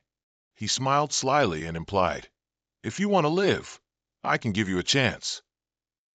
On the golden desert, one human and one mouse sped like the wind in one direction. Sitting atop the rock mouse, Trin Keemak complained impatiently. Brother Rock Mouse, your speed isn't good enough. Can you go a bit faster? I'll give you extra food tonight. Hearing this, it seemed to get a boost, accelerating to maximum speed, leaving a trail of sand smoke behind. Trin Kemak smiled with satisfaction. On the Thien Kai continent, when one awakens to level 30, they automatically gain the beast-taming skill. This rock mouse is quite cooperative. With a sufficient supply of delicious food and guaranteed safety, it agreed to become his temporary mount. Riding it can increase movement speed by 150%, much faster than running himself. Today's destination is Spider Canyon. This place has a level 40 field boss, the Fire Spider Queen. After defeating her, there's a very high chance of dropping Inyan Life Silk. If he can successfully obtain it, his future second advancement and weapon upgrades will proceed smoothly. The beast hunters in the desert only caught fleeting glimpses of their hurried passage. They watched him in awe. Wow, who is this person? He's only level 30, but already riding a mount. That's awesome. This huge mouse, completely covered in rock, it's so cool. Upon reaching the spider fangs, Trin Kemak patted the rock mouse's head and instructed it. Then he instructed, "You wait here for me. The path below is too narrow. You can't go down. I'll go by myself." It nodded obediently and waited. As he approached, Trin Kemak suddenly heard sounds of battle nearby. Someone had actually acted first. Below, someone was desperately dodging attack after attack from the Fire Spider Queen, practically running for their life. Seeing the person's incredible speed, Trin Kemak secretly marveled. This person's level is one level lower than mine.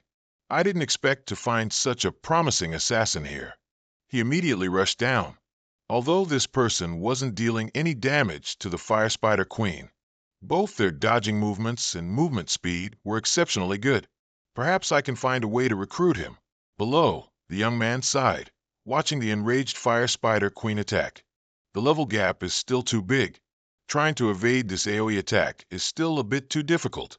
Lai Minhao stood there dazed, seemingly resigned to accepting the incoming fire blast. Fortunately, Trin Kemak arrived just in time, swinging his sword to cut through the flames, which surprised the young man. Lai Minhao joyfully exclaimed, "It's you, after all." Trin Kemak glanced at him with a slight suspicion and asked, "You know me?" He immediately thumped his chest. "I'm Lai Minhao. I just entered Vanma School this year. Thank you for letting me collect peripheral materials when you were gathering outside Thunder City, which helped me accumulate enough tuition fees." He suddenly realized, so it was that person who followed him back then. Back then, on his way to Thunder City, almost all resources were completely gathered. Quite a few scavengers also followed far behind him. He didn't pay much attention at the time, but it turns out he was one of them. Trin Kemak looked over at the Fire Spider Lady again, while Lai Minhao was still happily chattering away. At that time, there were many academy students who were also gathering tuition fees like me. You tacitly allowed us to follow behind. Everyone is very grateful to you. Without hesitation, he continued to rush towards the Fire Spider Lady. Let's talk about other things later. Your current level is too low. Stand aside for now, and wait for me to deal with it first. Trin Kemak rushed forward, continuously unleashing combos. Double Hammer Strike, Shattering Blow, Sky Strike, Dragon Fawn. Lai Minhao watched from behind, marveling. Damn, is he that powerful? But I'm level 29, and you're only one level higher than me. Seeing Trin Kemak not say anything but switch his weapon to a dagger, he was bewildered. Is he going to teach me how to play as an assassin? Trin Kemak leaped up and attacked the Fire Spider Lady from above. All of her fire attacks were dodged by him. A fatal strike, Absolute Slash, plunged straight into her vital point with astonishing speed. Lai Minhao could only stand there, stunned.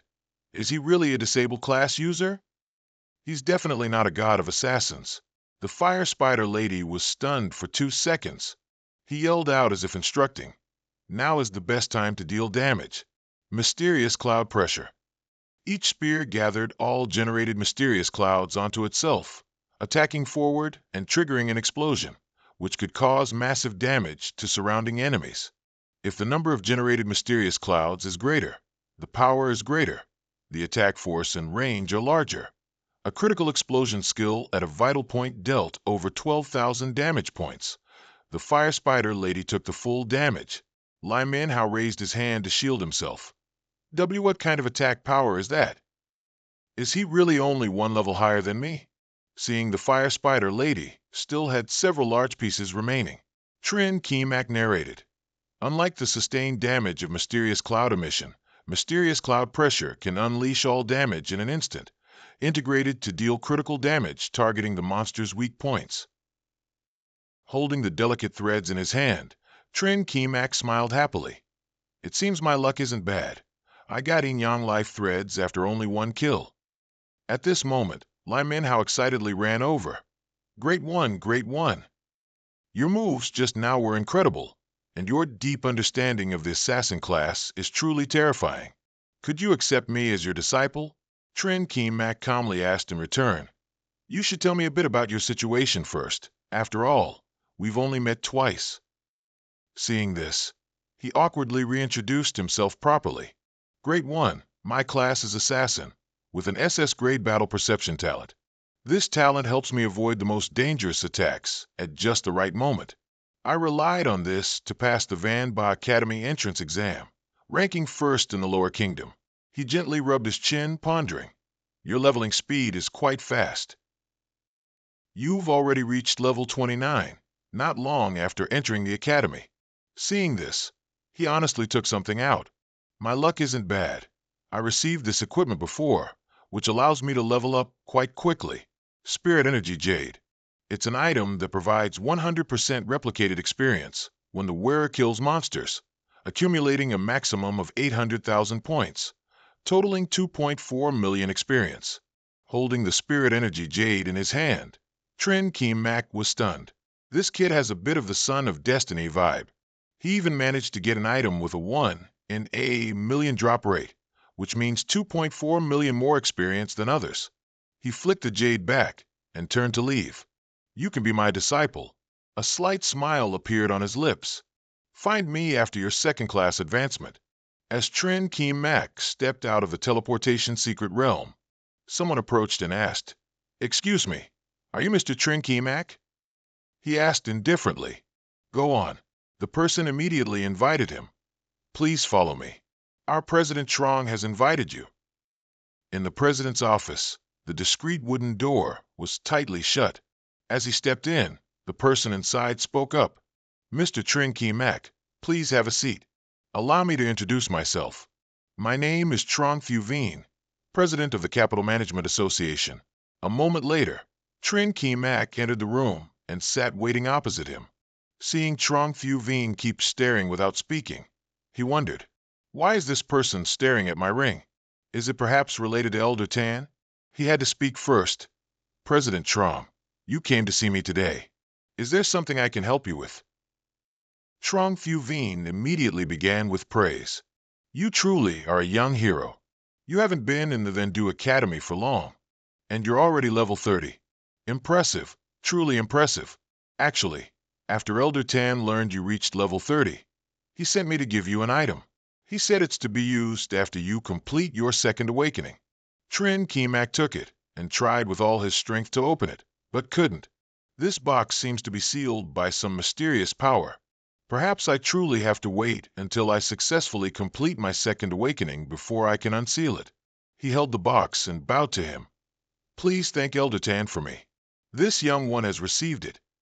At the second awakening examination room of Vendu Academy, Loi Tuan Kiet asked him again, Are you sure you don't want to rest for a bit? You just got back, and you're already taking the second awakening exam. He had to reassure the old man. Director Loi, please trust me, I'm fine. But I have a special circumstance. I'm a disabled person.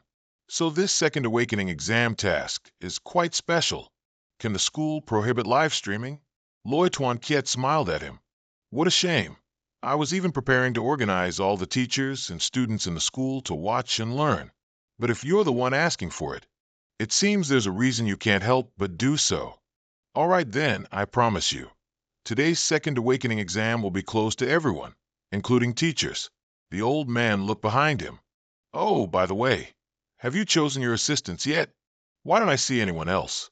He gave the old man a meaningful look. Today, it's just me. I want to take the second awakening exam alone. Seeing Trin Keem-Mak rush into the Mystic Realm portal without hesitation, Loi Tuan Kiet couldn't say anything. The old man hurried to Lang Chu's office. Principal Lang, Trin Keem-Mak just got back, but he's already rushed off to advance to his second awakening. I couldn't stop him. He continued calmly pruning the branches. Him, huh? Still the same. Youth truly is wonderful. Loi Tuan Kiet then added. Also, there's another piece of news I need to report to you. He requested that this second awakening advancement exam be closed to everyone. I thought about it repeatedly and finally agreed, even prohibiting teachers from watching. Upon hearing this, Lang Chu paused slightly, making the old man nervously swallow. But then he shook his head in acceptance. Oh well, everyone has their secrets. Such a talent shouldn't be scrutinized too closely. Let him be. You did well this time. Just then, Lang Nuakhai arrived on time and called out, Grandpa, it's time for your medicine. Let's talk later. Loi Tuan Kiet smiled warmly when he saw her. Oh hat, it's du he. Long time no see. You've gotten even prettier lately. Lang Nuakhai bashfully pouted. Uncle Loi, you're making fun of me again. Humph. The old man slowly turned to leave. All right, I won't tease you anymore. Uncle Loi's work is done. You two can talk. I won't disturb you anymore. Lang Chu gave Lang Nuakhai a meaningful glance as she was about to put the pill into the cup of water. The young man I introduced to you is back. She gasped in surprise, startling her hand holding the medicine cup. Already? Grandpa, didn't I tell you I don't want to go on a blind date? He gulped down the cup of water. That won't do. I've already told the other person. He's currently participating in the second awakening exam. Once he's out, I'll arrange for you two to meet. Lang Nuakhai wanted to say more, but Lang Chu had made up his mind and turned to leave. This matter is settled then. Whether it works out or not, I won't force you, but you must at least meet. Inside the golden desert spanning the clear blue sky, a rock rat leisurely walked through the sand. Trin Keem-Mak sighed in relief, holding the ability fruit granted by Thoi Fung. This job advancement secret realm is a desert, and I want to get an SSS-Rank evaluation. I have to give it my all. Luckily, there's no live stream interference, so this time I can finally evolve into my complete form. He gulped down the entire ability fruit in one go. After consumption, it can permanently increase an awakener's full attributes by 5 points. You have used the ability fruit twice. All attributes plus 10. Trin Keem-Mak's status window changed once again, with his identity and attributes increasing. He was beaming with excitement. Now my body is filled with power. It's time to impact the legendary soul binder. Trin Keem-Mak stroked the rock rat's head. My friend, today is your last day accompanying me. As long as we can successfully pass the secret realm, I'll set you free. A moment later, various demonic beasts emerged from the desert. The rock rat dodged attacks, while dashing as if its life depended on it. His notification popped up. You have fallen under the curse of obsession, cripple, weakness, mute, and burning status. The rock rat shrieked in continuous dissatisfaction. His notification popped up. You have fallen under the curse of obsession, cripple, weakness, mute, and burning status. The rock rat shrieked in continuous dissatisfaction. He chuckled. You mean, luring so many monsters is a suicidal act? He pointed to the rock ahead and ordered, aim for that rock in front, jump. The rock rat, nimble as it was, outran the demonic beasts and landed precisely where he pointed. Then Trin Keem-Mak pointed in front of both of them. See that rock wall over there? Jump one more time. The rock rat used all its might to claw into the rock wall and climb up. When the distance was high enough, the monsters suddenly dispersed, no longer chasing them. Trin Keem-Mak pulled out a high-grade health potion and chugged it down. He also secretly sighed in relief. This is why I chose this map. It saves so much trouble, whether it's the rock walls in the passage or the stone pillars surrounding the path. As long as you use a mount to jump up, you can escape combat. The portal system announced, the cooldown for purification power has ended. All debuffs have been removed from you. He looked at his hand thoughtfully. If the cooldown were a bit shorter, that would be great. Then I wouldn't have to play this heartbeat game. Looking at the chaotic rock dust below, Trin Keem calculated.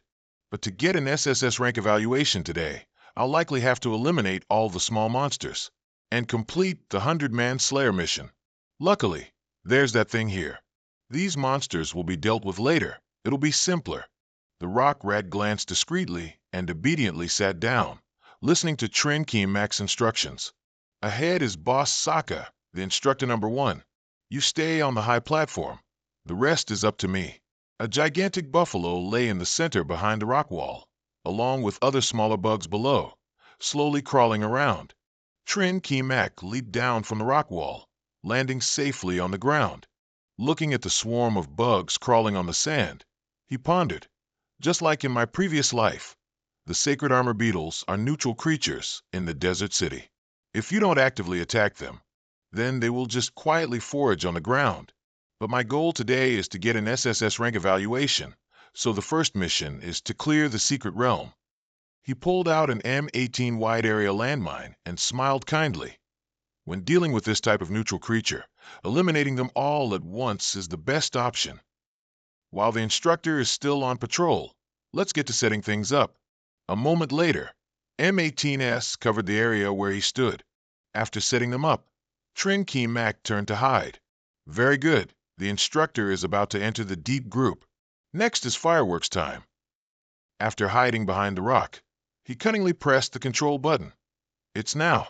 Fly up. A massive, continuous explosion erupted, setting an entire section of the desert ablaze. Red liquid sprayed high into the sky, then rained down. Trin Keem deployed an umbrella to shield himself.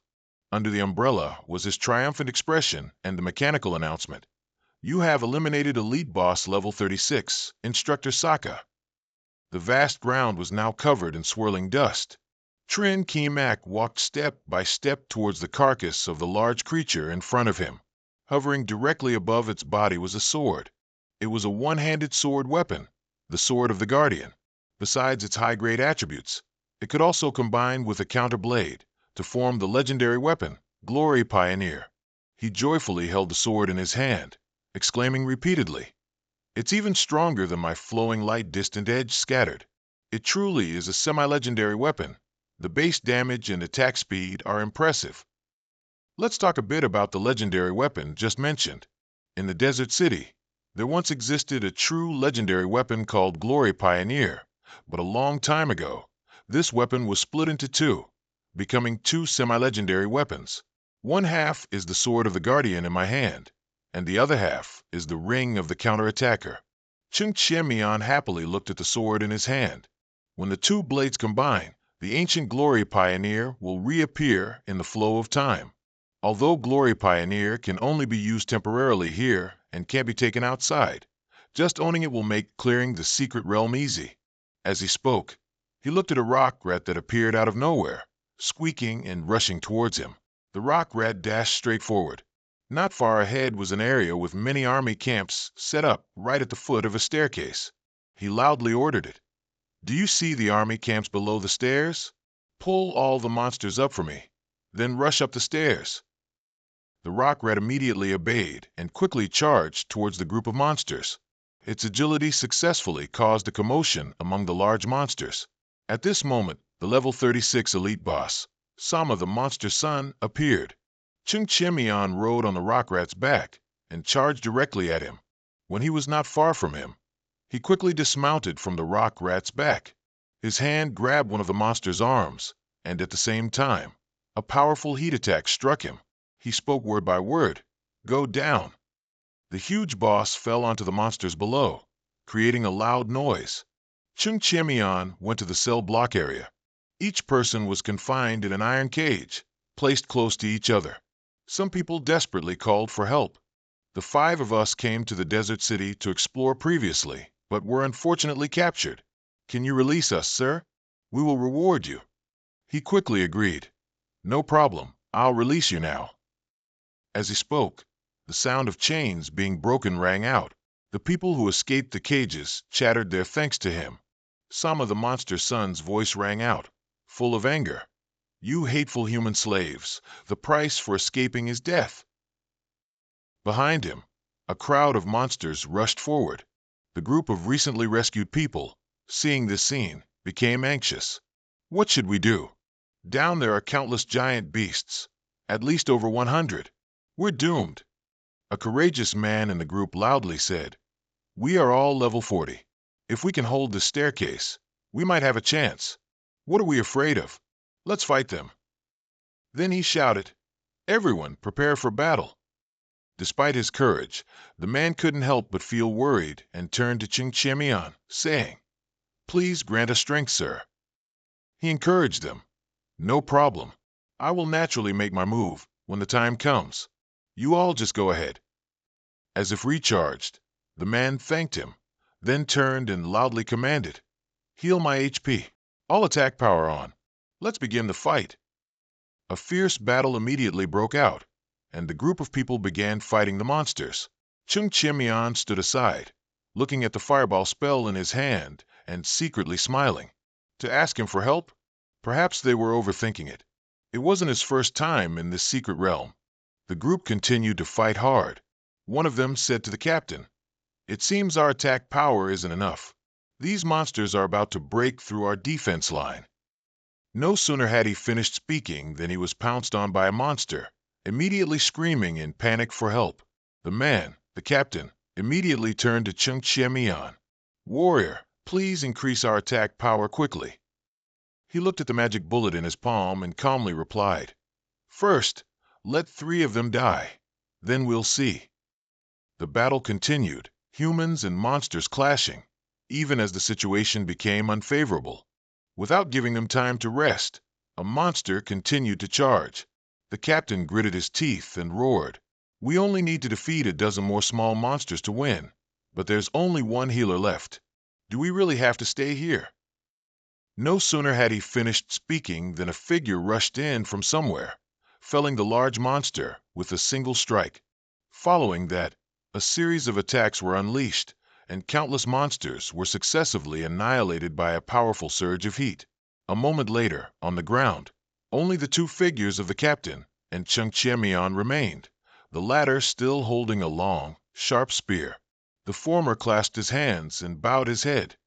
"Thank you for your help. Fortunately, 2 of us are still alive." No sooner had he finished speaking than the tip of the sharp spear was pointed directly at the man's chest, as if in answer. The trembling captain fearfully asked him what he wanted to do. Chung Chemian's eyes were bloodshot, and his voice was full of danger as he countered, "Shouldn't I be asking that question? Are you trying to thank your benefactor with a dagger?" The man, struck at his core, his eyes immediately turned vicious. "How did you know?" He didn't answer but pointed the spear directly, unleashing the phantom mark pressure skill. The dazzling light faded, and the man now lay flattened on the ground, his form indistinct. He slowly replied, "Of course I knew, because I don't know how many times I've entered the desert city. The true level 2 boss is your group of 5. These 5 weren't an expedition team at all, but traitors to humanity who, after being hunted, had to flee here. If I helped them too much, the remaining strength of this expedition team would be even stronger, and when they betrayed me, they'd be harder to deal with. If I helped too little, they would die too early, and then the counterattacker's ring wouldn't drop. Meeting me was your greatest misfortune." He looked at the short saber emitting an orange light, hovering in midair, and smiled contentedly. Chung Chemian held the saber in his hand and praised it with satisfaction. "A good saber. What a pity to have just acquired it only to combine it."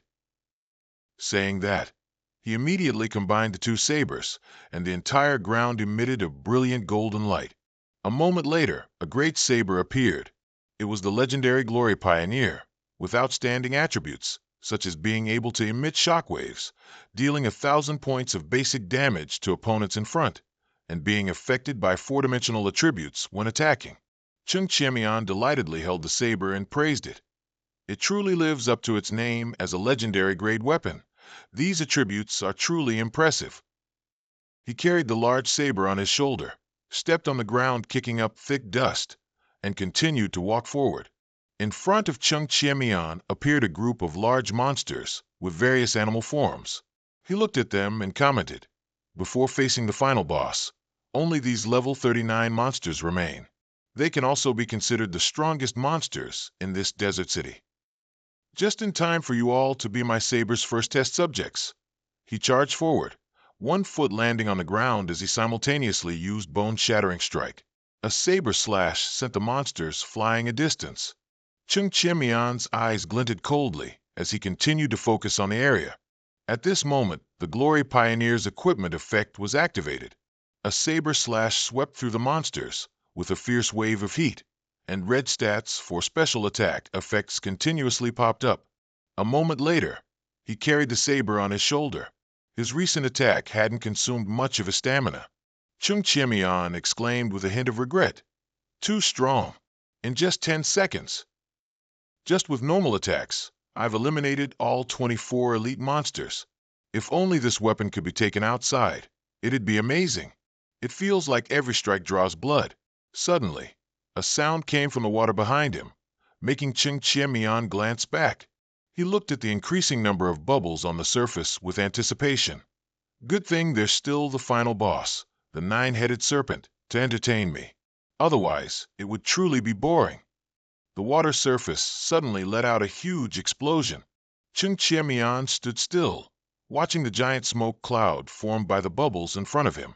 The gigantic level 49-headed serpent, with 26 heads, emerged from the water. It looked down at him and asked aggressively, "Foolish mortal, you are the one who disturbed my slumber." His eyes sharpened as he replied provocatively, "A mere demigod like you dares to defy me? I've already killed all your nine-headed serpent clan's patriarchs. What are you?" Hearing his provocation, the nine-headed serpent became even more aggressive. It waved its large tentacles in the air, creating overwhelming clouds of dust.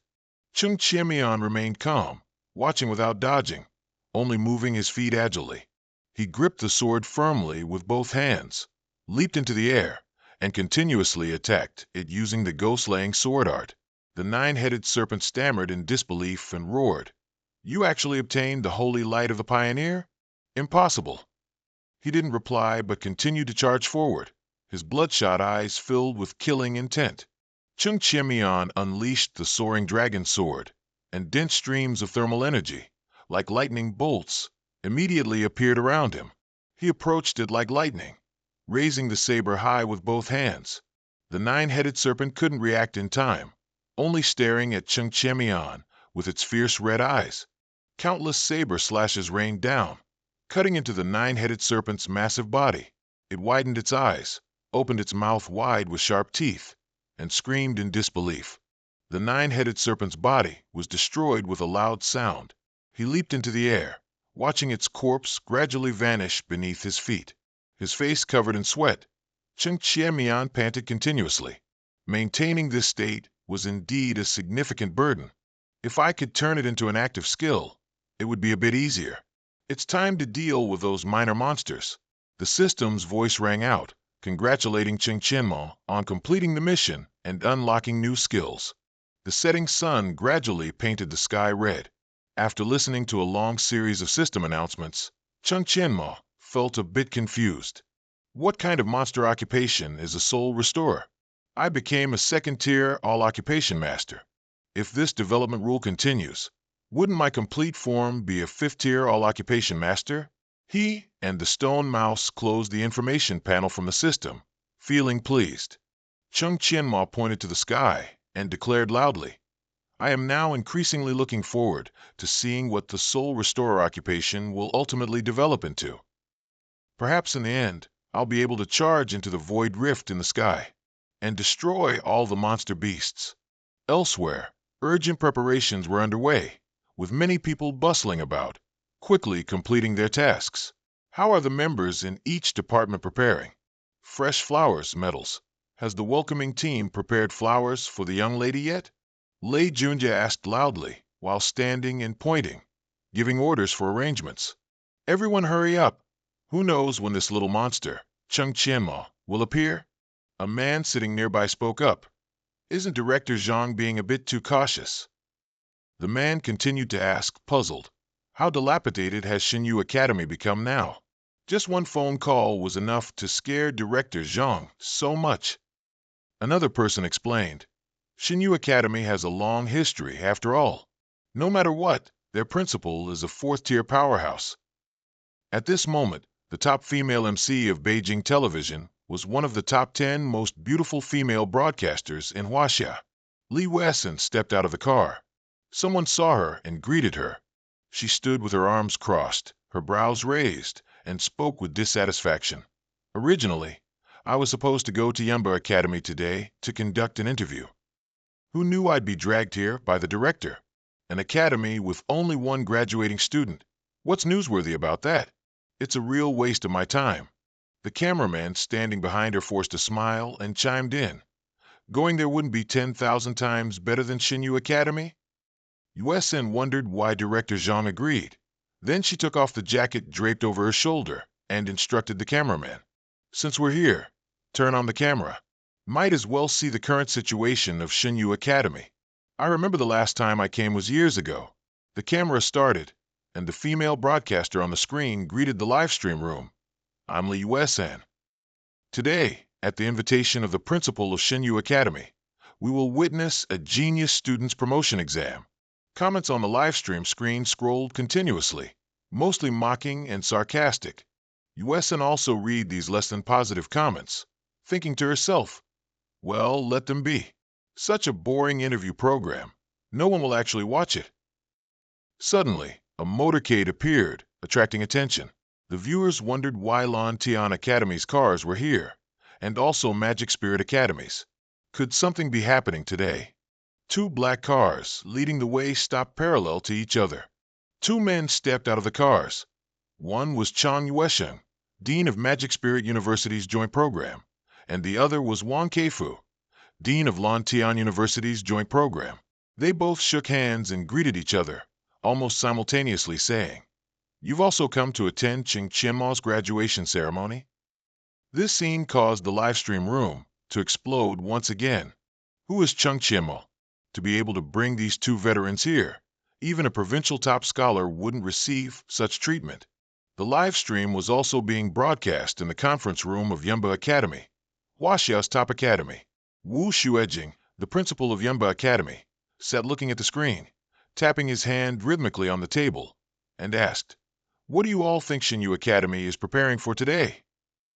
Zhou Siwei, the Dean of Academic Affairs, closed the file in his hand and replied, "As far as I know, Cheng Qianmao is this year's provincial top scholar. But his occupation is an evil human, so we didn't send anyone to recruit him before. Shinyu Academy might be trying to use his reputation to put on a show today." Another person also spoke up. Perhaps Cheng Qianmao's class promotion exam results were quite good. I heard he even achieved an SSS level potential rating. Perhaps it's for this reason that Ling Xiao wants to build influence for his school. Xu Ejing's face hardened as he thought. That old man is almost in his grave, yet he still can't rest. Times have changed. Is he still dreaming of returning to the top of Huaxia? He then cleared his throat and said, "After all, we are all old schoolmates, and since quite a few schools are participating, we naturally can't be impolite. So, Siwei, you go on my behalf." Siwei quickly accepted. Xu Ejing didn't forget to instruct, "Don't forget to call that child up. He returned yesterday." Back at the sandy ground, only Cheng Qianmao was present. As he brushed his bangs back, he suddenly remembered, "I still haven't looked at the brocade box that old Qin asked someone to give me." He held the brocade box in his hand, ready to open it. Indeed, I can open it now. Let's see what good things are inside. As soon as the lid opened, a golden ray of light immediately illuminated Cheng Qianmao's eyes. He looked at the item in the box, his eyes wide with surprise. It's an SS grade skill book, and it's even a passive skill. As soon as he finished speaking, the scroll before his eyes transformed into crystalline fragments that flew up and were absorbed into Cheng Qianmao's forehead. The system's congratulatory sound announced that the SS grade passive skill, Successful Burst, had been learned, increasing his critical damage by 20%. His eyes were now filled with a purple hue. Cheng Qianmao thought carefully. Old Qin probably didn't want to help him during the advancement exam. That's why he placed a seal on it earlier so that he could open it after completing his second advancement. This gift is definitely no small matter. Chung Chien-ma smiled brightly.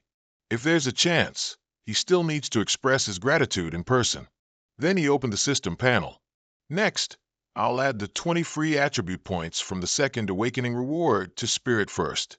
I don't want to experience that exhausted state again. After making his selection, the system panel moved to the next section. The points had been allocated.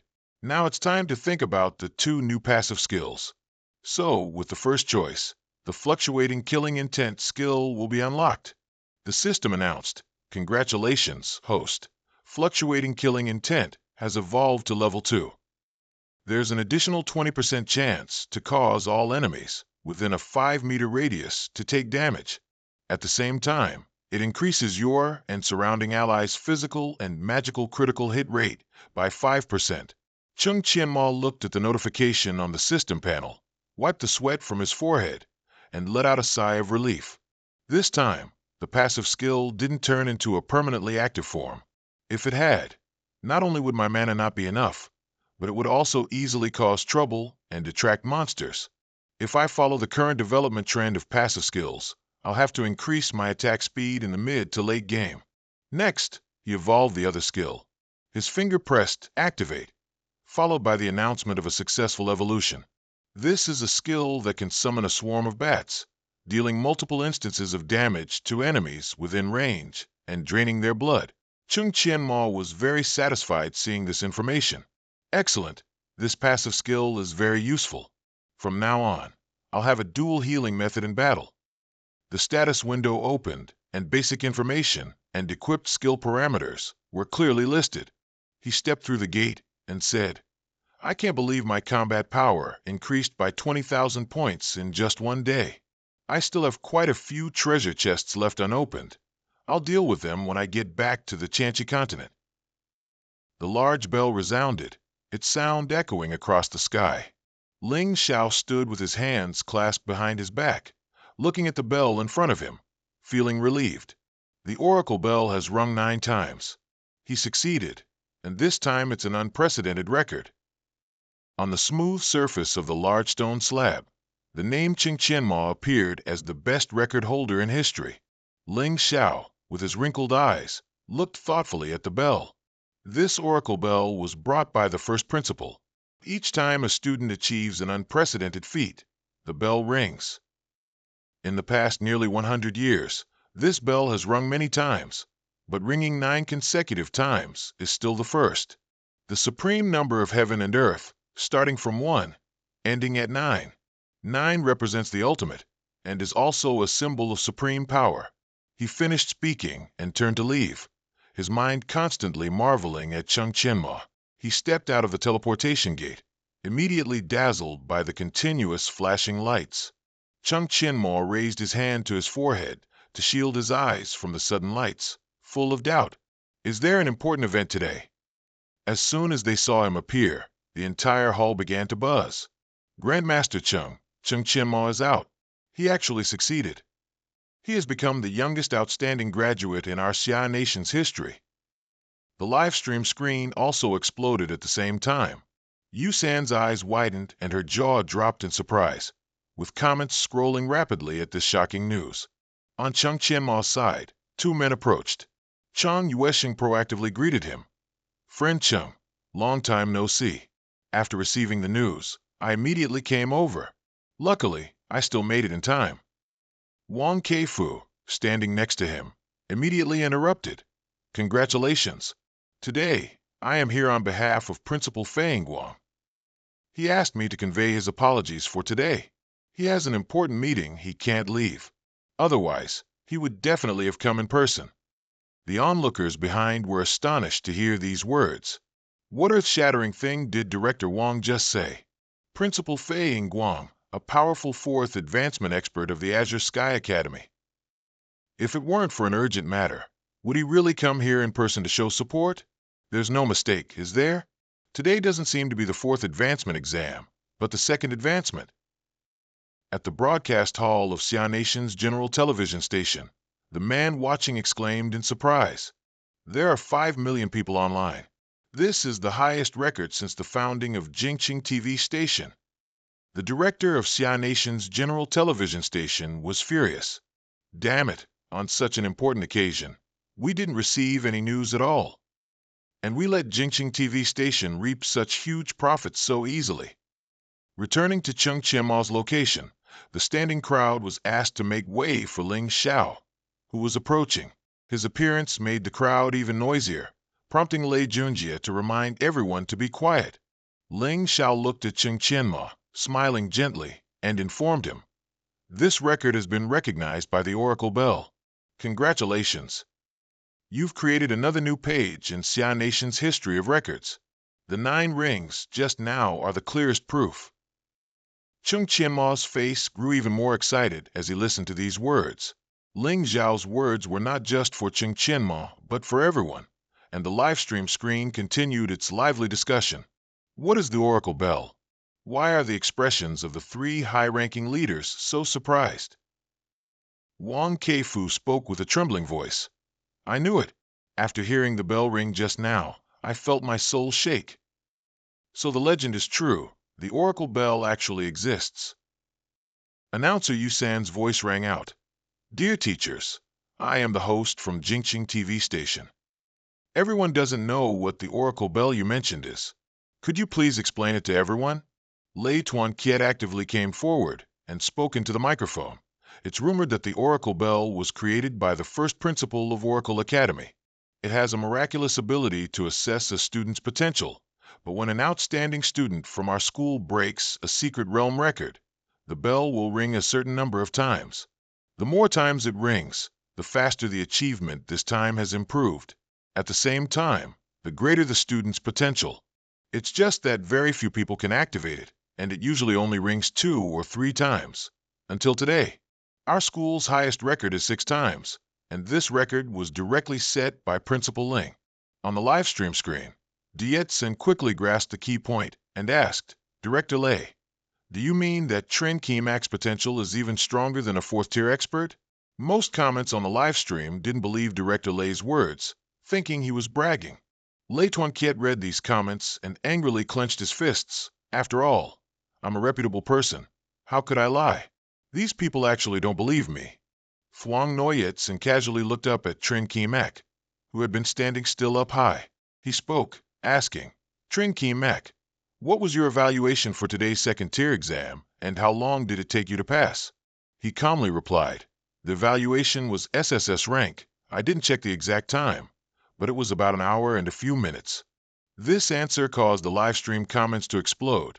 Some praised him, but others doubted Trin Kimak. Lei Tuanqiet read these comments and just sneered. "These people are truly fearless of boiling water. Just watch me prove them wrong." Saying that, Lei Tuanqiet cleared his throat and asked Trin Kimak, "Where's your assistant? We don't seem to see them." His mind quickly processed the situation. "Don't I know? You want me to cooperate, right?" Thinking this, he clearly replied, "Today I went solo. I didn't bring an assistant." The live stream comments finally acknowledged him. "This is truly amazing." The reporter's speechless again. "Amazing, great master. Looks like the Divine Oracle Academy is really about to take off." Do the faces of those who just doubted Mac too hurt now? It must hurt for at least 2.5 years. Trin Kimak's name will surely spread throughout Kintan tomorrow. A girl holding a rose walked over, her ears filled with endless admiring praise. Senior Hoa in Gungvu is so lucky today. She was chosen as the student representative to present flowers. I'm so envious. And Gungvu's heart was filled with determination. She must pursue such an excellent man. Today's flower presenting opportunity was obtained with great effort. She'll show them her tactics later. Elsewhere, a slender, small, still wet hand reached up and turned off the faucet. Ling Nuok Hai, wrapped in a towel, was disheartened and on the verge of tears. What should I do about meeting that blind date later? Why did he clear the 2nd-tier so fast? Couldn't he have slowed down a bit? Why did I listen to my grandfather's arrangements? I'm such an idiot, she cried out, tearing at her hair. This really won't do. I have to make that person fail. If they fail, then I don't have to go. I really don't want to go on a blind date, she said, walking towards the phone that was constantly vibrating on the table. Nuokai picked up the phone and opened the live stream screen with suspicion.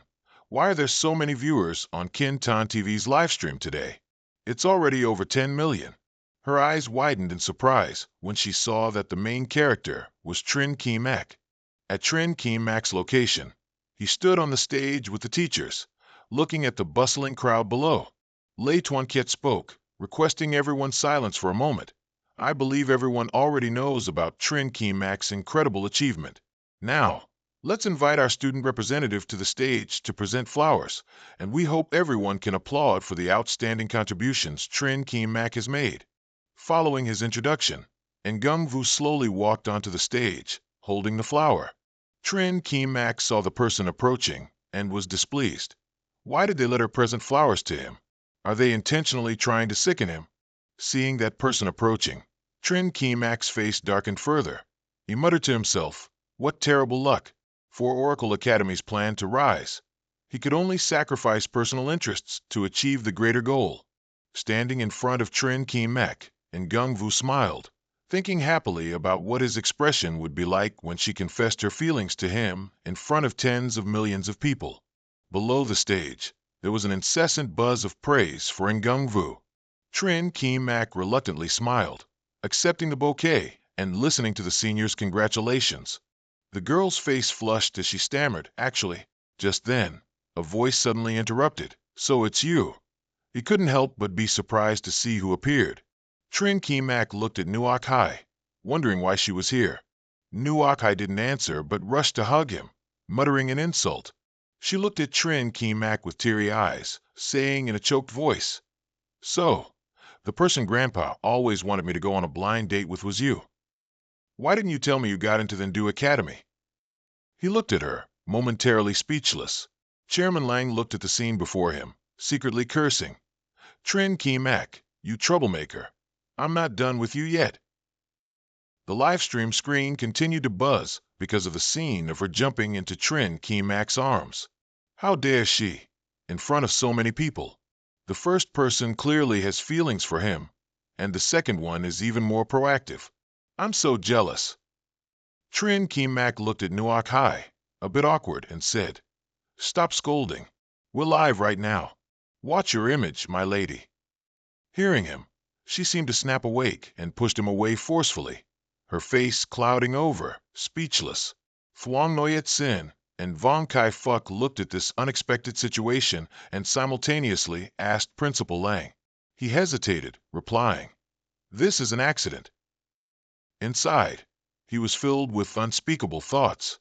He couldn't possibly tell the public that the man on stage was his future grandson-in-law, could he? Loi Tuanqiet stepped in to end this awkward scene. The congratulatory ceremony for Trin Ki-mak concludes here. Reporters, please follow me to the tiered meeting room. An important decision from our Ndu Academy will be announced. Hearing this, everyone below the stage began to move. Trin Ki-mak ruffled her hair, smiling as he asked, "Everyone's gone. Do you still want to keep crying?" His answer was a punch to the chest accompanied by a scolding. "I knew it, you're bullying me." After saying that, she turned and ran away, no longer caring about him. Hoa and Ngung-vu glanced at him, then quietly left. After walking a short distance, she quietly turned her head to look at him, still standing there. The young girl's face was full of pain as she told herself, "And the rival is Lang Nuok Hai, that genius with SS-level talent." From her figure, appearance, to family background, everything surpasses mine. From now on, I'll probably become the laughingstock of the academy completely. Thinking this, the girl fell backward, succumbing to gravity. Below the stage, decorated with flowers, Hoa and Ngung-vu lay on the ground. The bouquet she had earlier now lay silently on the ground with the girl, looking both lonely and disheveled. After everyone took their seats at the meeting table, they began to buzz with discussions about the Ndu Academy. Seeing Loi Kiet arrive, someone spoke up. "Director Loi of the Ndu Academy is here." That person extended a hand, inviting him to sit there. Trin Ki-mak thought, "Is the principal going to announce that matter today?" Duyetsin below was puzzled. How can a student like Trin Ki-mak sit in the main position? That's the position for academy elders, even if he's exceptionally talented.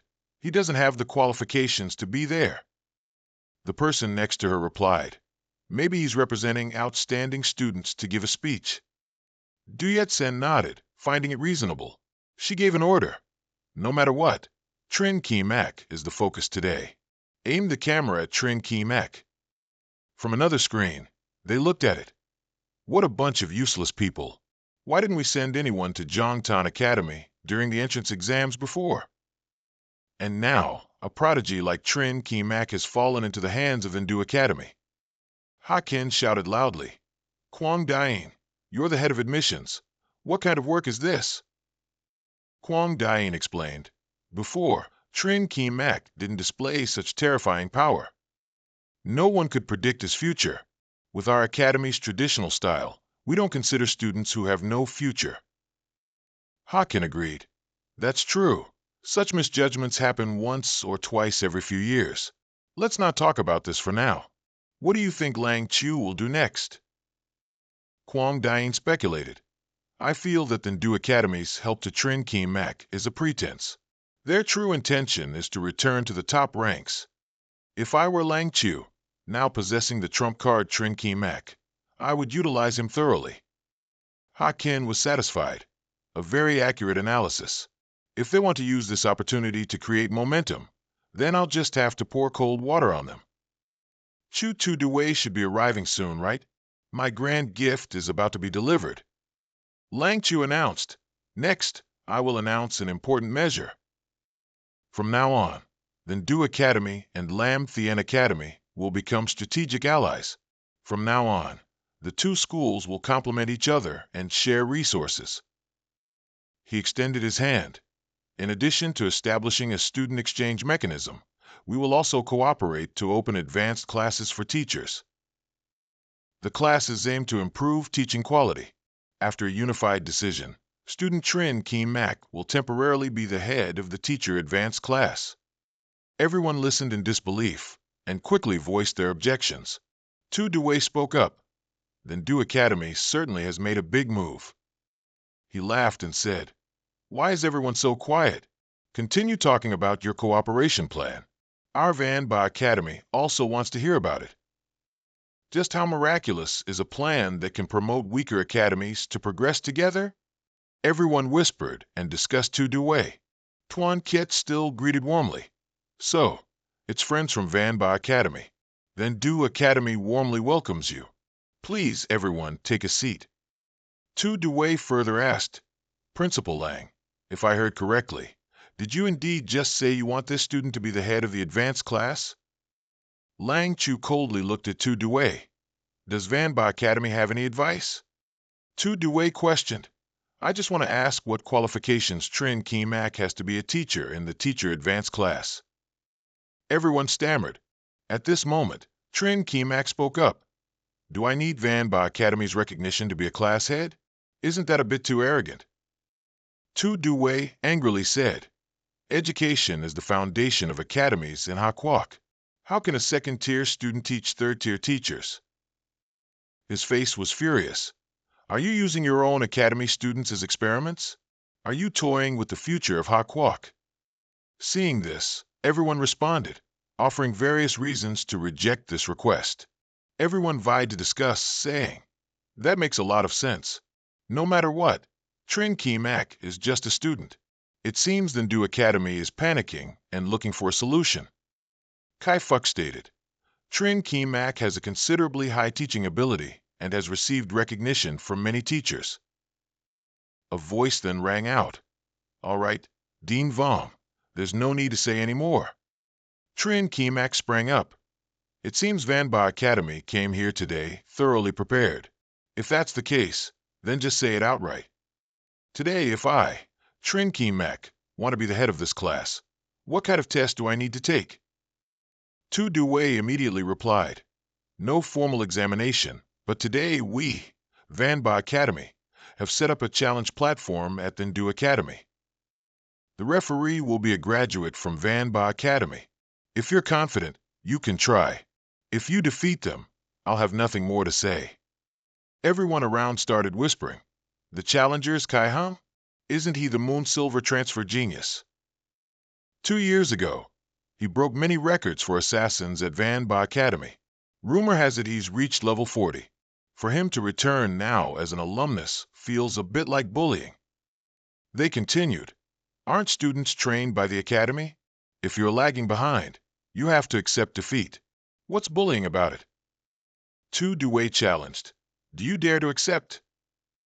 The deans felt a bit uneasy. There's a difference of 10 levels, and he's best at solo combat. Who would dare accept with a Moonsilver profession? But if he doesn't agree, this teacher class probably can't continue. Trin Kemak confidently replied, "I, Trin Kemak, will play with you until the end." Everyone buzzed again. He actually agreed? He's truly fearless. Actually, for the Ndu Academy, there's still other chances to turn things around. A difference of 10 levels. This time, the Ndu Academy is finished. Lang Chu spoke up. "Today's press conference is also nearing its end. If you've requested a public challenge, then I, this old man, will agree. Everyone, follow me to the arena." Suddenly, a voice rang out from a distance. It seems I arrived just in time for the drama. Nguyen Hao stepped in. "Principal Lang, did I just hear you say you're holding a martial arts event?" Tuan Kiet was surprised. "Commissioner Dyke, why are you here?" Lang Chu excitedly said, "Long time no see." Today was supposed to be a press conference announcing the alliance between the two schools, but Manhua Academy decided to challenge us to a fight. The crowd below became noisy again. "Who is this Commissioner Dyke?" "Don't you know Dick Nguyen Hao? He's a trusted aide of the great Elder Tan." Tu Due explained, "It's like this, we, Manhua Academy, heard that the Ndu Academy appointed a second-tier student as a teacher. So we wanted to organize a friendly match." After hearing this, Nguyen Hao nodded in support. He announced, "I am here today representing the Management Association to express our stance, to wish the Ndu Academy's advanced class for teachers continuous development. I hope Trin Ki Mak can lead the Ndu Academy's teachers to bring glory to our Ha Kwok." Lang Chu secretly wondered, how many secrets does this kid hide? Could he have some connection to Elder Tan? After pondering for a while, he spoke up. "Our Ndu Academy will definitely not disappoint the Management Association's expectations." Trin Ki Mak secretly gloated. Elder Tan is truly skillful. Not only does he know the situation here like the back of his hand, but he also made a move that left Tu Due speechless. I must make time to visit the Management Association headquarters. Nguyen Hao turned to leave. "Your Ndu Academy is very good. We eagerly await your results. I have other matters, so I'll take my leave first." Everyone around discussed. It seems the Management Association's stance is with the Ndu Academy. Didn't you hear him specifically mention Trin Ki Mak? He came here precisely to support Trin Ki Mak. Tu Due secretly worried. Why is the Management Association siding with Trin Ki Mak? Does he have some background? Just then, Noyitsin's phone suddenly rang. The phone displayed a message from Hong Sun. "No matter the cost. Must ally with Ndu Academy." Noyitsin secretly thought, has the principal also made a decision? He announced, "After discussions between our school and Principal Lang, I, representing Malin Academy, declare that from today onwards, Malin will join this alliance, with student Trin Ki Mak assuming the position of class head." Everyone was surprised. I can't believe even Malin Academy has joined. With the support from the Management Association, of course they have to start taking sides.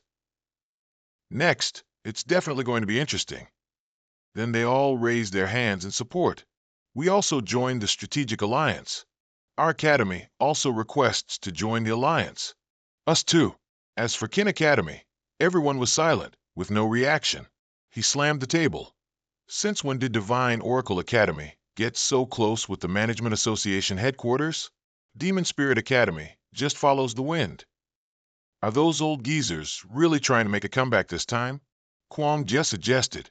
So what if he's the headmaster of the Management Association? As long as we defeat Trin Ki Mak, he won't be able to be the class headmaster anymore, and the alliance will fall apart. After hearing this, Kin Academy felt somewhat relieved. That's right, tell Tu Due and Kai Hung to defeat Trin Ki Mak in the arena at all costs. Meanwhile, Trin Ki Mak remained calm. Didn't you guys say you wanted to set up a fighting ring? Then hurry up and come fight. Finish early, so I can have dinner. Tu Due trembled. The Management Association and Demon Spirit Academy are both on one side. Even if we win, it'll be a slap in the face to the Management Association. The headmaster standing behind is fine, but I'm the one on the front lines. Kai Hung also hesitated at this moment. Suddenly, Tu Due received a message. You must defeat Trin Ki Mak at all costs. I'll take responsibility for anything that happens. Tu Due was scared. The headmaster is pushing me into the fire. He was annoyed. Even if Trin Ki Mak really has some background, I'm not afraid. Here, only strength can prove it. Tu Due shouted, Of course we'll fight. You're a level 40 compulsory PK player. Are you afraid of a free player 10 levels lower than you? Having said that, he stood up and said with determination, Let's go to the arena. The crowd outside buzzed. Have you heard? Van Ba Academy challenged Divine Oracle Academy. Everyone rushed to watch the developments. Meanwhile, the TV station was hastily working to ensure the broadcast wouldn't be delayed.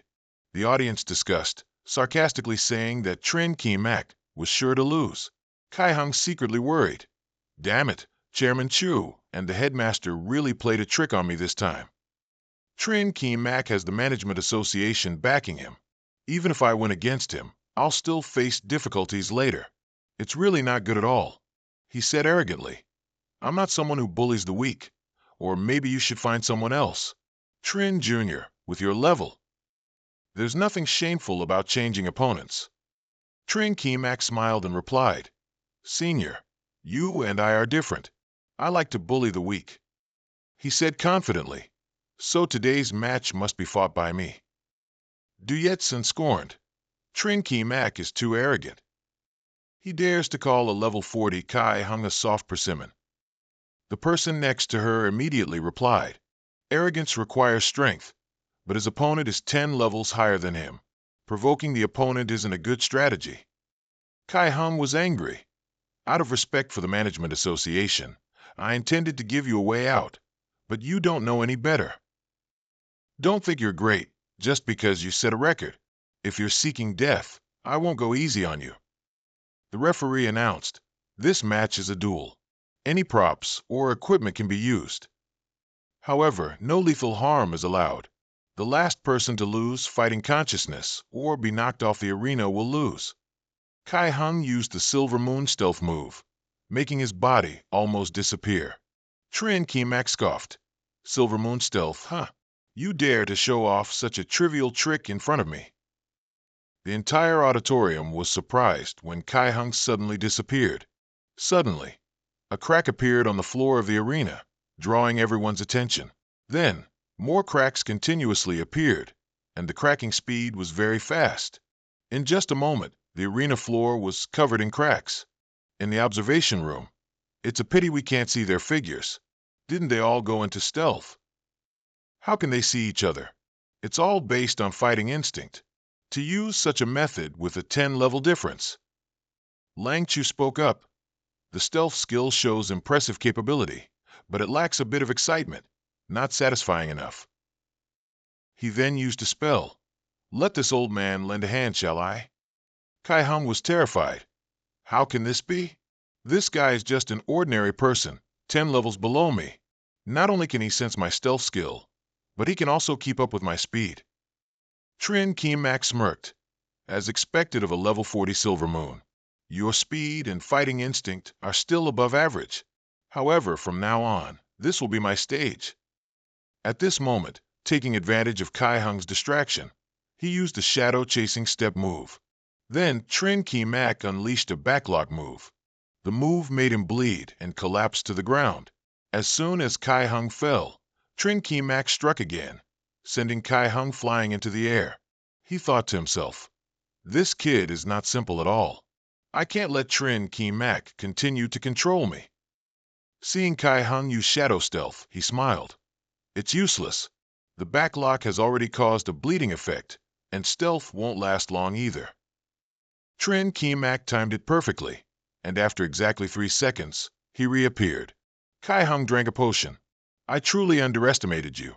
I have to admit your assassination skills are very good. He began to split into 5 clones. My mistake just now, but from now on, you won't be so lucky anymore.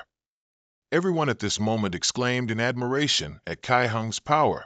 Immediately after, Kai Hung's 5 clones swiftly rushed to attack Trin Kimak. Tuan Kiet secretly worried. It's over. A 5-fold attack. But he calmly held his knife and made a decisive slash. Just petty tricks. With a single slash from him, Kai Hung's blood spilled onto the ground. Once again, he reappeared. How can this be? Do you have eyes on the back of your head? Trin Kimak explained. There's a skill called sound-based positioning. Your true position was already locked by me. Trin Kimak thought to himself. Sound-based positioning is crucial in FPS games. I've trained this skill, and now I can use it in combat. Kai Hung angrily shouted. I refuse to accept this. You're just a level 30 evil cultist. How dare you? He spread his arms wide. If you force me to use this move, then prepare to embrace the pain of death. Then he used Gale Dance of Chaos, using his own vitality as a medium to stimulate all the energy in his body, allowing him to move at high speed and launch an attack on the enemy. Everyone commented, he's about to use Gale Dance of Chaos. No, this move is Silver Moon's strongest, a life-for-life skill. If he uses this, either Trin Kimak dies, or he dies. Tu Dewey pondered. Even though he's 10 levels higher than Trin Kimak, Kai Hung is the first to use Gale Dance of Chaos. After this move, his life force will drop by 80%. Is Trin Kimak really that strong? He observed. No matter how strong he is, it doesn't matter. Kai Hung has used his ultimate move, so everything is over. Tuan Kiet worried. Principal, why don't you intervene and stop the match? I'm worried Trin Kimak will be in danger.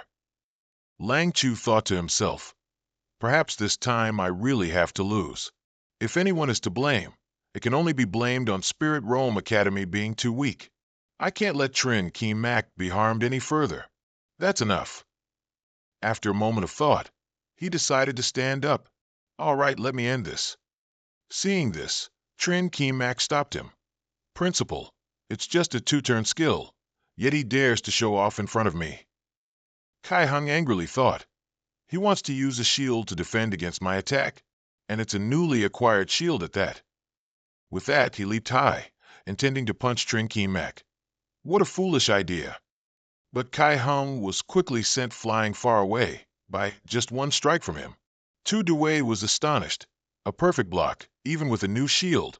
As long as a perfect block is executed, a counterattack is possible. How incredibly fast are his reactions. Kai Hung stood up and countered. I don't believe you can keep blocking. Everyone below was excitedly discussing Trin Kimak's abilities. Tuan Kiet hastily said, a perfect holy shield not only grants the caster immunity to damage, but also repels attacks. Kai Hung is in a mandatory attack state, with 4 more hits remaining, so he won't be knocked back, but the counterforce will affect him. Everyone above observed. Look at that huge surge of aura behind him. That's the clearest sign. Even though the counterforce won't make him lose blood, the pain his body suffers is real. Trin Kimak beckoned with his hand and smiled. I've had enough fun. Get down. With that, he kicked him, sending him flying to the ground. Trin Kimak stepped on Kai Hung. You fell, so don't get up. Should I call a doctor or a teacher? Tu Dewey slammed the table in anger. Enough, Trin Kimak. Don't push your luck. He smirked. If you're not convinced, why don't you let someone else step up? The referee announced, I declare Spirit Rome Academy versus Cloud Overlord Academy. Spirit Rome Academy wins. Jing Him Mak. After the match, the entire arena continuously praised Trin Kimak. Lang Chu enthusiastically congratulated him on his victory. Tu Dewey praised. Director Thuong, you were truly spirited today, daring to openly object. Noyetson looked embarrassed. Our Demon Spirit Academy has always been spirited. I realized early on that Trin Mak was no ordinary person. Noyitson was secretly pleased. Today's transaction definitely seems profitable, with no losses. Tu Dewey shouted, "Quickly take Kai Hung to the best hospital for emergency treatment. If there's any delay in treatment, all of you get out." He thought to himself, "Today, not only did I offend the Management Association, but Cloud Overlord also lost the match. It seems the coming days won't be easy." Tu Dewey turned his head back. This guy absolutely cannot be allowed to remain, otherwise, he will become a threat to Van Ba in the future. Trin Mak smiled. "Director Chu, if you have any more challenges, just bring them on. I, Trin Mak, am ready." Tu Dewey turned back in frustration. "The green mountains don't change. The clear waters flow on. We'll meet again soon." Everyone whispered and chatted. For many years, we haven't seen Van Ba Academy have such bad luck. Honestly, since when did the Do Academy become so strong? With Trin Mak's talent, how did they manage to recruit him? Other academy deans, seeing Trin Mak's ability, competed to get their students admitted. Lang Chu turned away. "We'll discuss this matter privately later." He thought to himself, "A bunch of people like hanging plants on a wall, with no clear stance." Lang Chu looked down at the arena. "Come to my office in a bit. You'd better provide a reasonable explanation." Trin Mak looked confused. "What do you want me to explain?" Just then, Duyetson approached. "Trin Mak, could I bother you for a moment? Right now, there are tens of thousands of viewers in the live stream room who all want to interview you." He refused. "Principal Lang just said he has something important to discuss with me, so I can't accept interviews for now." Then Trin Mak left, leaving them standing there in a daze. She was bewildered. This is a rare opportunity for fame, yet he refused. Contrary to her thoughts, he actually gained the fans' affection. A moment later, he arrived at the principal's office. As soon as he stepped in, the teachers had been waiting for Trin Mak for a long time. Lang Chu ordered, "Nuak Hai, go prepare some tea and pastries for him. We still have a few things to discuss." Nuak Hai obeyed and left immediately. She walked past him and let out an incomprehensible humph. Nuak Hai slammed the door, making Trin Mak feel a little uneasy. Sunlight streamed through the window, shining directly onto the bonsai plants in the room. Noyitson spoke up, "Mr. Lang, you've really found a treasure this time." The person next to him added, "If I had a beautiful daughter, I would definitely compete with you for him." Noyitson also agreed. Lang Chu smiled. "All right, no more joking. Let's talk seriously. You've completed your second transition. What are your plans next?" Trin Mak replied, "Next, I might stay on the Thien Koi continent for a while. I plan to form my own small team." He smiled. "Of course, before I leave, I will properly handle the advanced classes of the 3 academies. Everyone needn't worry." Kai Fuck wondered, even though you can form a small team at level 30 and a guild at level 35, it's really not easy to develop a guild. Do you have a basic foundation yet? He mused. Currently there are 4 people, so it's sure to develop quickly. Kai Fuck offered his opinion. You need at least 5 people. If you don't have a suitable target yet, you can recruit from the 3 academies. Trin Mak said, "Currently, besides myself, 2 people have been confirmed. Hong Thien from Lam Thien and Nuak Hai, Principal Lang's granddaughter. The 4th person might be from Van Ba Academy." Lang Chu was surprised, not knowing what he was thinking. Kai Fuck smiled slyly. "You're good. Hong Thien is the future star of our academy, and it turns out you've already started poaching people." Trin Mak grinned. "Chairman Vom, don't worry. Hong Thien joined voluntarily. But I won't let you guys lose out. If I get the chance, I can help you gentlemen train an excellent team of Sword Spirit Awakeners. Noyitson is in a hurry. Our academy also has many talented mages.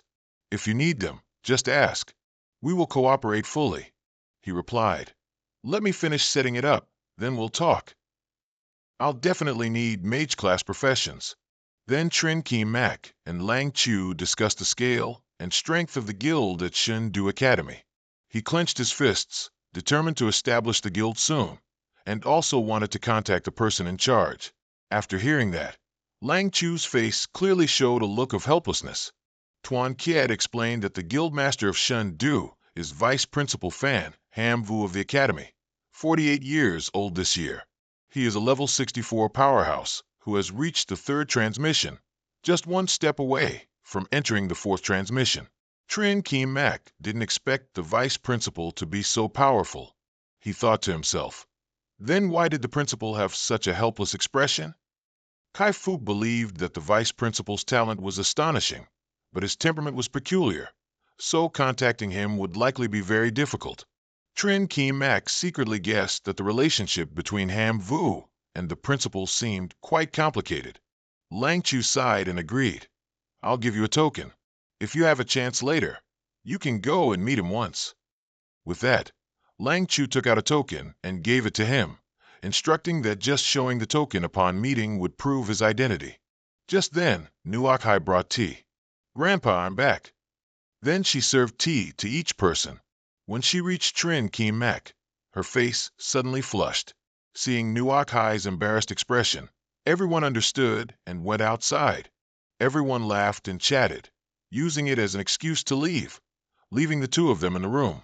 At this moment, everyone had left, leaving only Trin Kim Mak and Nuak Hai. Both of them turned to look at each other, and then spoke at the same time. Seeing this, both of them shyly turned their faces away. He scratched his head. Girls first, you ask? Her face flushed. I didn't expect you'd be here with me. I came back once before but didn't find out. Then Grandpa made me go on a blind date. I didn't expect. Nuak Hai stammered, unsure what else to say. Seeing this, Trin Kim Mak asked curiously, didn't expect what? She shyly, playfully hit him. You're so mean, bullying me again. Lang Chu and the others standing outside heard the entire conversation between the young couple. Hearing this, Lang Chu was delighted and also resolved some of his worries. They still stood outside the door, eavesdropping. Lang Chu cleared his throat a few times. All right, you shameless old folks, hurry up and go. He thought to himself, Trin Kim Mak, I've entrusted my precious granddaughter to you. It's time for this old man to rest a bit. The scene shifted to a magnificent and splendid castle appearing right before their eyes. Lang Chu spoke. This time, you two should stay on the Heaven's Dawn continent for a while longer. I'm content that this girl can stay with me for another half a month. She's also about to reach the 2nd transmission, so help her more. Kim Mak happily accepted. Don't worry, Principal, I'll take good care of her. I've also finished arranging everything for the teacher guidance class. For now, let them intern first. I'll check later. Lang Chu warned, I'm entrusting my precious to you. If you dare bully her, I won't forgive you. He hesitated. How could I dare bully her? Lang Chu then told Nuak Hai, you too, try to control your temper. If you dare bully Kim Mak, I won't forgive you. He was secretly delighted. It's rare to find such a good grandson-in-law. Don't let her erratic temper make them angry. Nuak Hai was speechless. After that, Lang Chu saw them off. All right, all the advice has been given. It's time for you two to depart. He thought to himself, it's probably time to schedule the treatment for Principal Lang's hidden illness. If Shendu Academy wants to return to its peak, it still needs a healthy and powerful 4th transmission cultivator to guard it. After a moment of contemplation, Kim Mak spoke. We should officially set off now. A moment later, the scene shifted to the outskirts of Lightning City. He walked, yawning. It's been a long time since I returned to the Heaven's Dawn continent. Nuak Hai smiled. That's right, the air here is much fresher than on the Azure Star continent.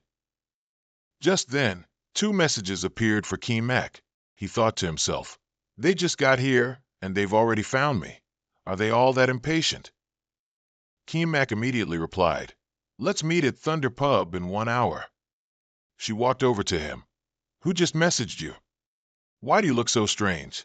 Could it be that some unlucky person is about to be scammed by you again? Kim Mak took her hand. Let's go to Thunder Pub for a drink, and I'll introduce you to 2 people while we're there. Nuak Hai followed, but still wondered who they were meeting. A moment later, the two of them arrived at Thunder Pub together. She asked curiously, "Who exactly are we meeting?" Keem Mak explained, "They're my good brothers, and also our future guildmates. He's already here." Hong Tian opened the door. "Old Mac, let me tell you, you still have to be a bit more diligent as a person. Look, I'm almost level 32 now. Shouldn't you try a bit harder too?" He slammed the door. "Don't waste any more time. Hurry up and train, and get your second promotion. Otherwise, I'll embarrass you." When he saw that he had reached level 30, Hong Tian was surprised. "You also got your second promotion so fast?" Keemak confidently said, "What's wrong, don't you believe it? How about we have a little match?" He gave a forced laugh. "No need for that. This girl here must be sister-in-law, right? Nice to meet you. Please help me out in the future." Hearing that, Nuak Hai, who was drinking water, choked and spat like rain onto their faces. At this moment, Minhao also arrived. "What water festival are you all having?" Hong Tian wondered, "Who is this person?" He introduced, "This is Lai Minhao from Van Ba Academy." "All right, everyone is here then." Keem Mak announced, "Today I invited you all here to announce that I'm going to form a team." Minhao was curious. Is the Great Master going to form a guild? He worried. A guild can only be formed after level 35, and needs at least 5 people. We only have 4. He replied, "Don't worry. Our condition for forming the team is to wait until I reach level 35. I invite everyone to be the first-generation members of the guild. Does anyone have any objections?" Keem Mak said dismissively, "Even if you say something, I won't listen. If anyone doesn't want to join, they can skip it." Hong Tian raised his hand. "Who doesn't want to join? If anyone doesn't, I'll be the first to be displeased with them. I am a guild member for life or death. If you want to destroy our guild, you'll have to step over my corpse." Keemak glanced at him. "But some of you seem to be geniuses from Tian Lam Academy. Aren't you afraid of a bad influence?" Hong Tian showed his determination. "What genius? I'll join wherever I want. Anyway, I definitely have to join." Keemak looked at Minhao. "I won't hide it from you, currently. I have some conflicts with your academy. Van Ba Academy considers me an enemy. If you want to join my guild, you'll have to cut all ties with them later." After hearing that, Minhao immediately grabbed the wine glass on the table and drank it all in one gulp. He clenched his fist. "Of course I'm willing to join."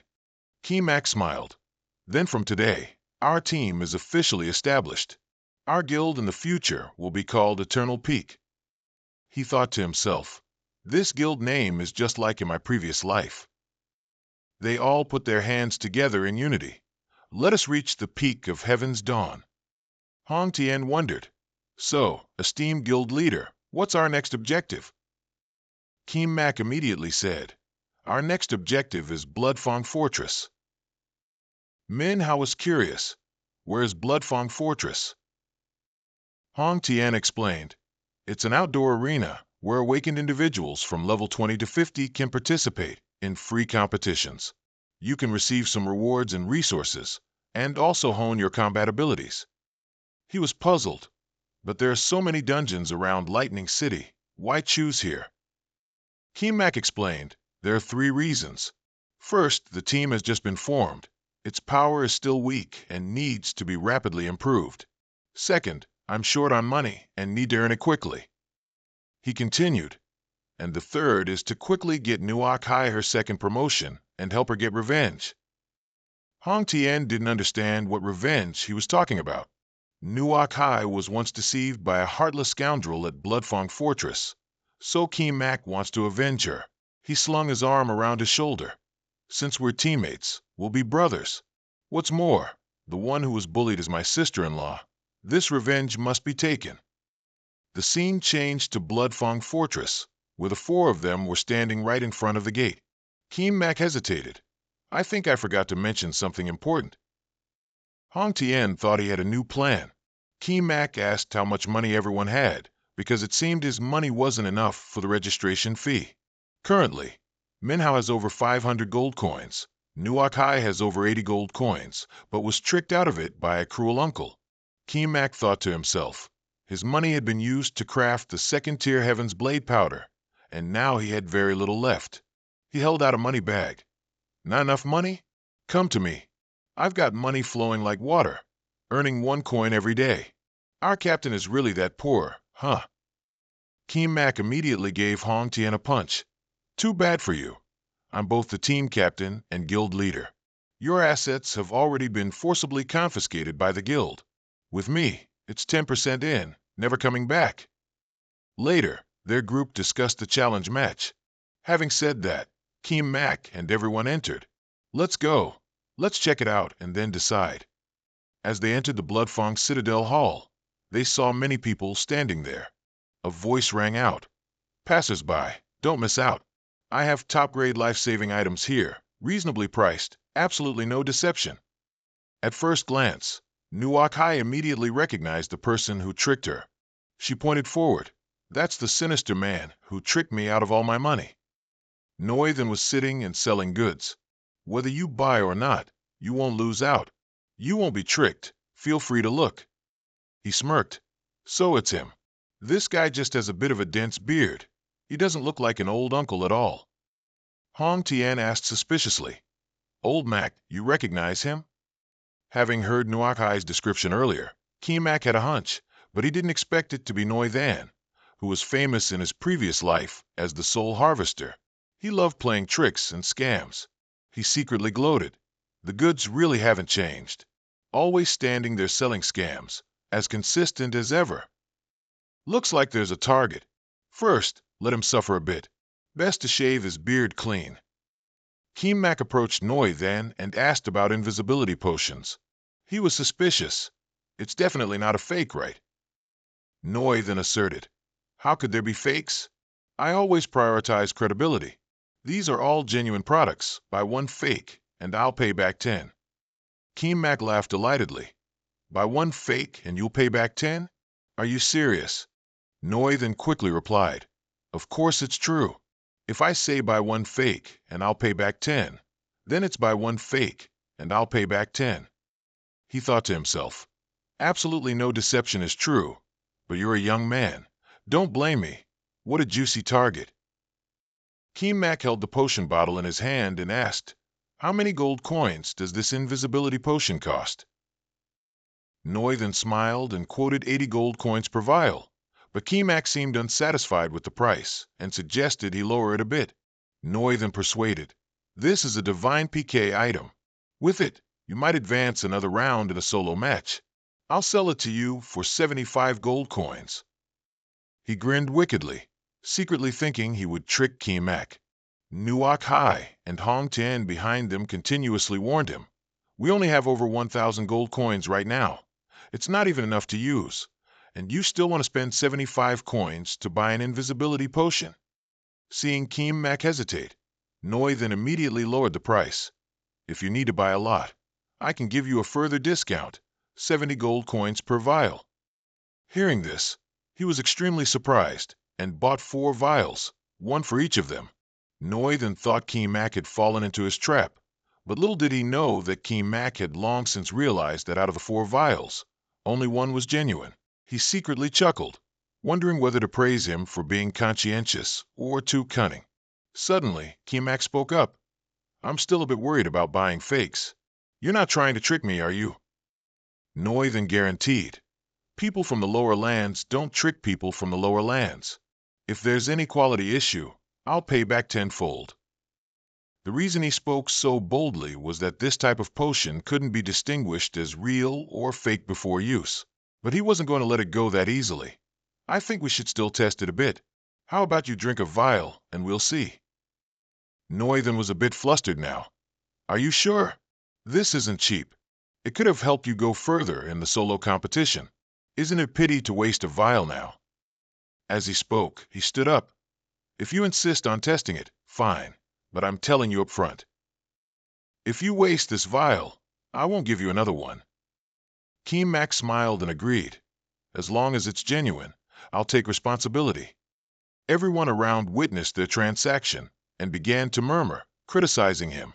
Seeing the tense situation, Nuak Hai advised Kim Mak to drop the matter.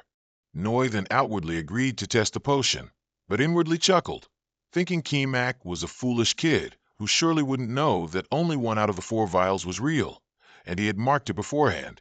Noi then took the vial from Kim Mak's hand and confidently drank it all. In just 1 second, I can become invisible.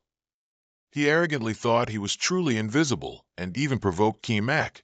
I told you it was genuine. You're too careful and wasteful. I'm currently to your left. You can't see me, right? But Noi then didn't expect that not only was he not invisible, but everyone around him also discovered he was selling fakes. Noi then was stunned. How can this be? I clearly chose the real bottle to drink. Kim Mak exposed Noi then's trick, thinking he was still too green. He secretly chuckled. This trick is usually hard to spot. But unfortunately for you, you met me. Also, you trafficked too much in your previous life, so I know everything. At this point, all 3 of them realized he had a plan all along, which allowed them to collect 2,800 gold coins. They were both surprised and impressed, calling him a master at making money, despite his simple and unremarkable appearance. Manhua suddenly turned to look and warned everyone, "Wait, he's about to escape." Before anyone could react, Noi then had already made a quick getaway. I can't afford to pay 2,800 gold coins. Consider my belongings a gift to you all. Goodbye. Hong Thien observed that the items Noi then left behind were all fakes, estimated to be worth less than 10 gold coins. Suddenly, Manhua noticed Kim Mak was nowhere to be found. Looking closely at where he had just stood, there was now only white smoke and dust, with no one in sight. By then, Kim Mak had caught up to Noi Than, who frantically begged, "I give up. Don't make any sudden moves." In this outer city area, killing is only permitted inside the arena. If you have malicious intent, you'll be immediately thrown into prison. Noi then was helpless before his strength. "I have no money, only my life. If you want it, take it." Hearing him say that, Kim Mak coldly replied, "Deal, I want your life." Seeing him so serious, Noi then was a bit flustered. "Are you really going to kill someone outside the Bloodfang Fortress? Have you thought it through?" Kim Mak presented the contract in his hand to him, requesting Noi then to sign the agreement, which utterly bewildered him. After reading the contract, Noi then himself was completely stunned. Kim Mak still maintained a serious expression, and Hong Thien also acknowledged Noi then as a talent. Outwardly, Noi then helplessly accepted signing the unequal contract in his hand, but deep down, he thought that following him might not be a bad thing, and he might even earn a sum. After signing, as he returned the contract to Kim Mak, he immediately asked when they would eat. He complained that he hadn't eaten a proper meal in days. He sneered, "No problem." Then he took out a money pouch and threw it to him. "Here's 200 gold coins. Go register for the solo competition first, win 10 consecutive matches, then come back to me." Hearing the conditions Kim Mak proposed, Hong Thien and Lai Min Hao were utterly astonished. 10 consecutive wins are not easy to achieve, and these 200 gold coins could be completely lost. He said nothing and turned to leave, which left everyone confused. Seeing Kim Mak's nonchalant attitude, Noi then guessed that he might have figured something out. At this point, he spoke up. "Everyone, go register for the solo competition. I hope you all achieve the goal of 10 consecutive wins." Hong Thien and Min Hao, your goals are 12 consecutive wins in the intermediate area and 8 consecutive wins, respectively. He instructed them. "Win or lose, remember to bring me the video of your match. Complete it, and there will be extra dishes. Otherwise, it's vegetarian food." Hong Thien persuaded him to reconsider. They now had little money left, and if they lost, they would lose everything. Kim Mak thought what he said made sense. It's better to conserve energy for the arena. Then he urged them to quickly go register. They all had no choice but to agree to follow and support Kim Mak. Suddenly, Noi then asked him about the goal he had set for himself, but his question was met with Kim Mak's casual jest. "When did I say I would participate in the solo competition?" He explained with a calculating look. "Everyone is participating in the solo competition, so as the captain, I will naturally stay here to cheer you all on." Noi then was not convinced. While everyone is fighting for their lives, you'll be sitting around drinking tea and watching the show. But before he could finish, Han Thien dragged him away. Mak merely smiled, as if he already knew that today's meal would consist entirely of vegetables, so he decided to go earn some money. Otherwise, everyone would truly be hungry. A moment later, at solo competition Area F382 in the Bloodfang Fortress's intermediate arena, as the intense solo match was underway, player Chu Kaitan gradually ran out of energy, and his opponent continuously provoked him. If you're exhausted, you should just concede. Out of respect for your father, I might not kill you. Everyone was discussing the match between Havin Sin and Chu Kaitan animatedly. Havin Sin had won 15 consecutive matches and was considered superior. At this moment, the crowd rushed to place bets on him, hoping to profit before the match ended. A Bloodfang Fortress staff member guessed Mak was new and offered to explain how to play, but he immediately refused and placed a winning bet on contestant Chu Kaitan. She reminded him that Chu Kaitan was currently at a disadvantage, with odds of 2.1 to 1. Mak didn't say much, but bet 700 gold coins, causing the staff member to question and reconfirm. She was confused but complied. Here is your betting information. Please keep it. After the match ends, if you win, you can come here to exchange for gold coins. Everyone was surprised and buzzed because Chu Kaitan was about to lose. Yet he still bet. They guessed he was new and didn't understand anything, just greedy for high odds, so he would definitely lose. Mak ignored the idle gossip and focused on calculating in his head. After deducting the registration fee, the team only has this much money left. It's a pity this round can only earn so little. Not long after, the match result was clear. Contestant Chu Kaitan unexpectedly defeated Havin Sin and won, advancing to the next round. Those who had bet on Havin Sin began to feel anxious. They couldn't believe that someone as exhausted as Chu Kaitan could turn the tide.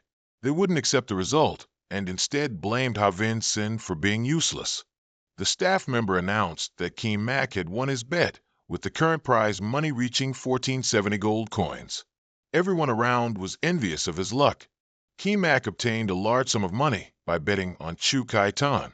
Although he was at a disadvantage, Mak was confident in his experience. He could discern the Poison King's weakness. The winner would definitely be Chu Kaitan.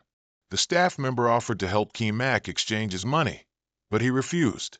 He felt it was still early, and everyone probably hadn't achieved their goals, so he would take the opportunity to play 2 more rounds to earn some money.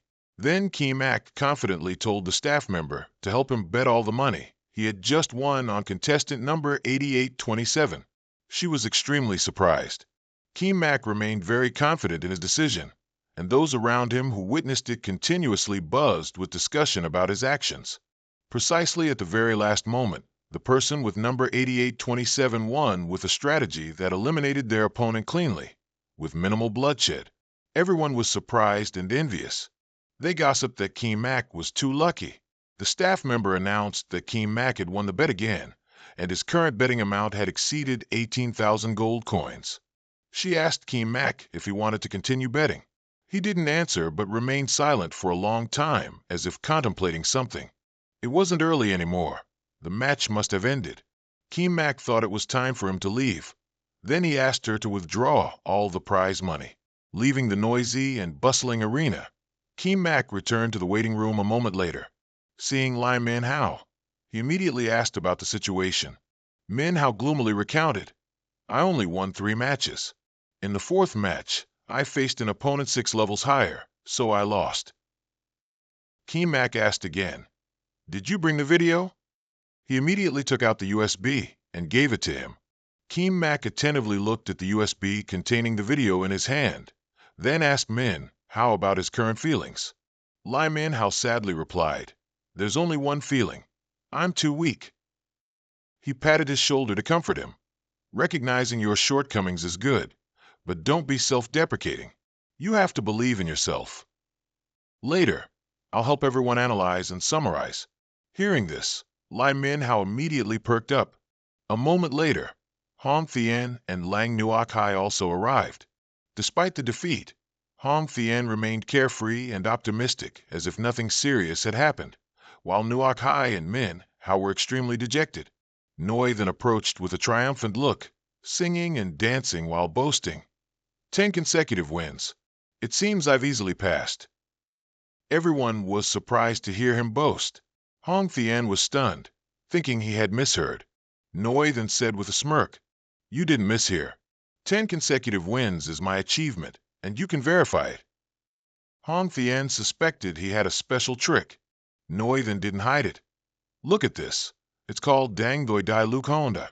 When an enemy is affected, their HP will continuously decrease, dealing a maximum of 2,000 points of damage." Kim Mak thought to himself, unconsciously smiling. Noi then might seem unreliable, but his actual strength was much greater than theirs. He was just a bit mischievous, but with Hong Thien, the atmosphere also became more lively. Lang Nhuk He, Huang Tin, and Ming Hao Su Se Sen Skamben To Bet Ngui Tun Fohis, Dan Toi Dai Lu Quan. He chuckled generously. "One by one. Don't rush. There's enough for everyone." Kim Mak no longer remained silent and immediately exposed him. "There's no such thing as Dang Doi Dai Lu Kon. You've all been tricked by him again." All three of them then realized they had been tricked by Noi Than. He laughed gleefully. "Once sold, no refunds." Kim Mak spoke up. "The task completion rate today is 1/3. According to the rules, dinner will only be a vegetarian feast." He took out a money bag and placed it on the table. "Here are 200 gold coins. After eating, bring today's combat videos to room 301 to meet me." Lai Min Hao was worried because Kim Mak wasn't eating with him. He guessed that he was diligently preparing for the next lesson. Noi Than, standing nearby, immediately revealed to Min Hao that Kim Mak had secretly gone to the banquet area and eaten his fill, leaving Min Hao utterly astonished. Kim Mak frowned in annoyance at being exposed. He blamed Noi Than for always messing things up, secretly vowing to show him what true hard training was. After eating their fill, everyone gathered in room 301 as Kim Mak had instructed. Seeing everyone gathered, Kim Mak didn't hesitate to speak up. "We're officially beginning the battle analysis. Old Noi, bring the battle recordings here." Noi then smiled smugly. "As the only one who met the standard today, it's only natural that I'm chosen as an exemplary model. I must admit, our captain has a good eye for people."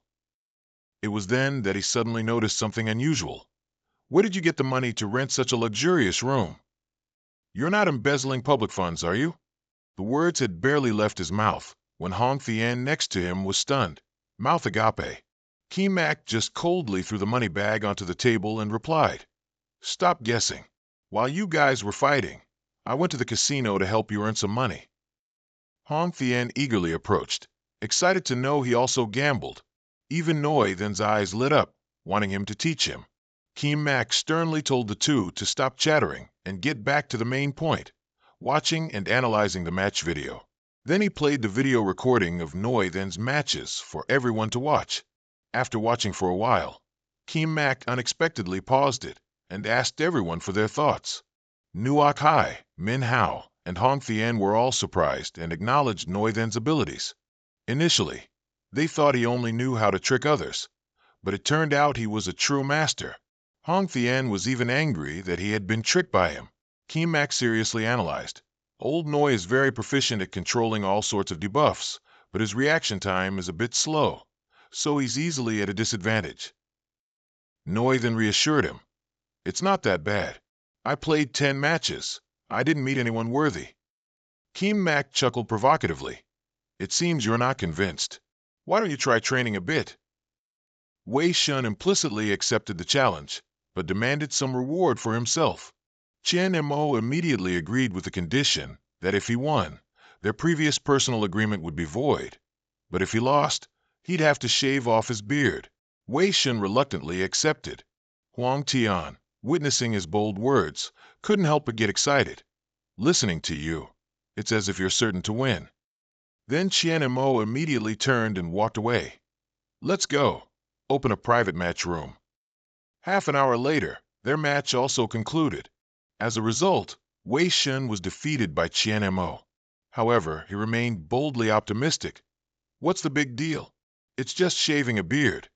Even after shaving, he was still dazzlingly handsome, causing Ruo Shi and Huang Tian to both comfort and tease him. At this moment, Qian Mo announced, since everyone is convinced, from tomorrow, before registering to participate, each of you will train 2 more hours with me. Everyone unanimously agreed with him. He still didn't forget to tease Wei Shen a little more. And for you, old man, the training fee is 300 yuan per hour. Wei Shen gasped upon hearing this. Why are you charging me? Qian Mo wickedly smiled and explained. Didn't you sell them the rotten great strength pills? You must have made quite a bit of money. Hand it all over to me. Wei Shen, provoked by him, was angry to the point of helplessness. He could only shout, how annoying! With such a fee, when will I ever pay off the bill? The next day, as per Qian Mo's agreement, Huang Tian diligently trained with him before the match. The result was as expected. The Eternal Peak team, led by Huang Tian, defeated their opponent, completing a streak of 10 consecutive wins in the solo tournament. Although Ming Hao also worked very hard, focusing on training with Qian Mo, his performance improved significantly, but unfortunately, he still lost in the 8th match of the solo tournament. This was the 3rd time he fell in competition. His achievement streak is still growing, with a bright future ahead. Ling Ruoshi was no exception. Like the previous 2 hours before her match, she trained with Qian Mo with intense determination to win. Upon entering the match, she faced the ghost sword Li Wangyu, who had won 9 consecutive matches. Both were equally matched, aiming for 10 consecutive wins. The battle between them was incredibly intense and gripping. The entire audience was abuzz with discussion. As for Qian Mo, at this moment, a group of people surrounded him, thanking him for helping them earn money recently. They expressed their gratitude, asked for more betting information, and even brought him gifts to show their appreciation. But he didn't expect that his every move was now being observed from afar by the owner of the Bloodfang Fortress. The female employee from earlier reported that over the past few days, Qian Mo had placed 56 bets with a 90% win rate. He won 20,000 gold coins, and many people followed his bets. So if this continued, the casino could suffer significant losses. The boss analyzed and assessed. It's just guessing wins and losses? The casino has many ways to play. Only this method has no element of luck, meaning it relies on vision and strength. The boss curiously asked about Qian Mo's team data, and the employee explained. His team members always participate in solo matches and bet on consecutive wins. Initially, there was only one person, but now 2 have won consecutively. The boss surmised that it seemed Qian Mo was testing the arena's power to assess and improve skills. Although an internal team had been dispatched, suddenly one of his members became stronger and had won. The employee bowed and reported, Boss, please rest assured, the next person to enter the arena will be Shin Shu Yun, ensuring they won't have a chance to win again. Seeing the situation becoming increasingly interesting, the boss let out an amused laugh. I hope you won't disappoint me. Let's see what their strength is like. Returning to the match, under the fierce attack, Ghost Sword Li Wangyu lost consciousness. Ling Ruo, she won with a streak of 9 consecutive victories. A triumphant smile on her face. Finally reached level 30. One more win and I'll achieve my goal. What that nasty guy taught me is really effective. Amidst the lively cheers from the audience, Wei Shen turned to Qian Mo and said, with one more win, this girl can prepare for her second advancement. Qian Mo, however, thought it wasn't that simple. Only then did Wei Shen understand his thoughts. Qian Mo explained, 2 days ago, your opponents were no longer the same as before. But you and Huang Tian are too strong. They can't defeat you. As for Ruo Shi and Ming Hao, they're under a bit of pressure. He blamed himself for being too ostentatious, which made the arena organizers restless. Wei Shen was suspicious. He'd been around long enough to know the arena's secrets, but how did this guy know? It's truly terrifying. Ruo Shi's next match had begun. Her opponent this time was the person who held the title of 100-win king in the arena. It was the second advancement archer, Shin Shu Yun. As soon as they met, she provocatively taunted Ruo Shi. Below the stage, seeing that the contestant this time was Shen Shuyun, the audience incessantly cheered her on. Shuyun immediately became arrogant. "Little sister, do you still want to fight? If not, just concede defeat." Ruo, she retorted, not backing down. "You don't know how much I've been looking forward to seeing you again." As Ruo she spoke, she drew her weapon and charged. "Right now, I'm really excited." The people below watching began to argue and discuss which side to bet on, who would win and who would lose. Even Wei Shen was swayed. "How about we bet on Shen Shuyun? Even if it's just a little, we can still make some profit." Qian Mo angrily shouted, "Are you looking down on Ruo Shi? Or are you looking down on my teaching?" Then Qian Mo boldly announced he would bet all 20,000 gold coins on Ling Ruo Shi. Even though Wei Shen tried to stop him, he was threatened back by Qian Mo. Around the stands, people were still skeptical of his bet, but a few were gradually swayed and decided to bet on Ruo Shi with him. The employee returned to report to Gu Gan that Qian Mo had bet all his prize money on Ruo Shi, but this time the bookmaker didn't match the bet, so the odds were surprisingly high. He looked up at the screen in surprise, wanting to confirm that Qian Mo had bet everything on this match. She reassured him. Shen Shuyun is the 100 victories king. She had defeated this opponent 3 times before, so nothing unexpected would happen. At this moment, Gu Gan suddenly shouted angrily when he learned that the two of them had fought each other 3 times. Back at the arena, the big match between Shen Shuyun and Ling Ruo Shi finally began. As soon as the match started, Ling Ruo Shi immediately swung her staff and charged straight at Shen Shuyun. She calmly provoked her. "Why haven't you made any progress? It's still the exact same opening move, truly nothing new." But suddenly Ruo Shi retracted her staff, which surprised Shen Shuyun.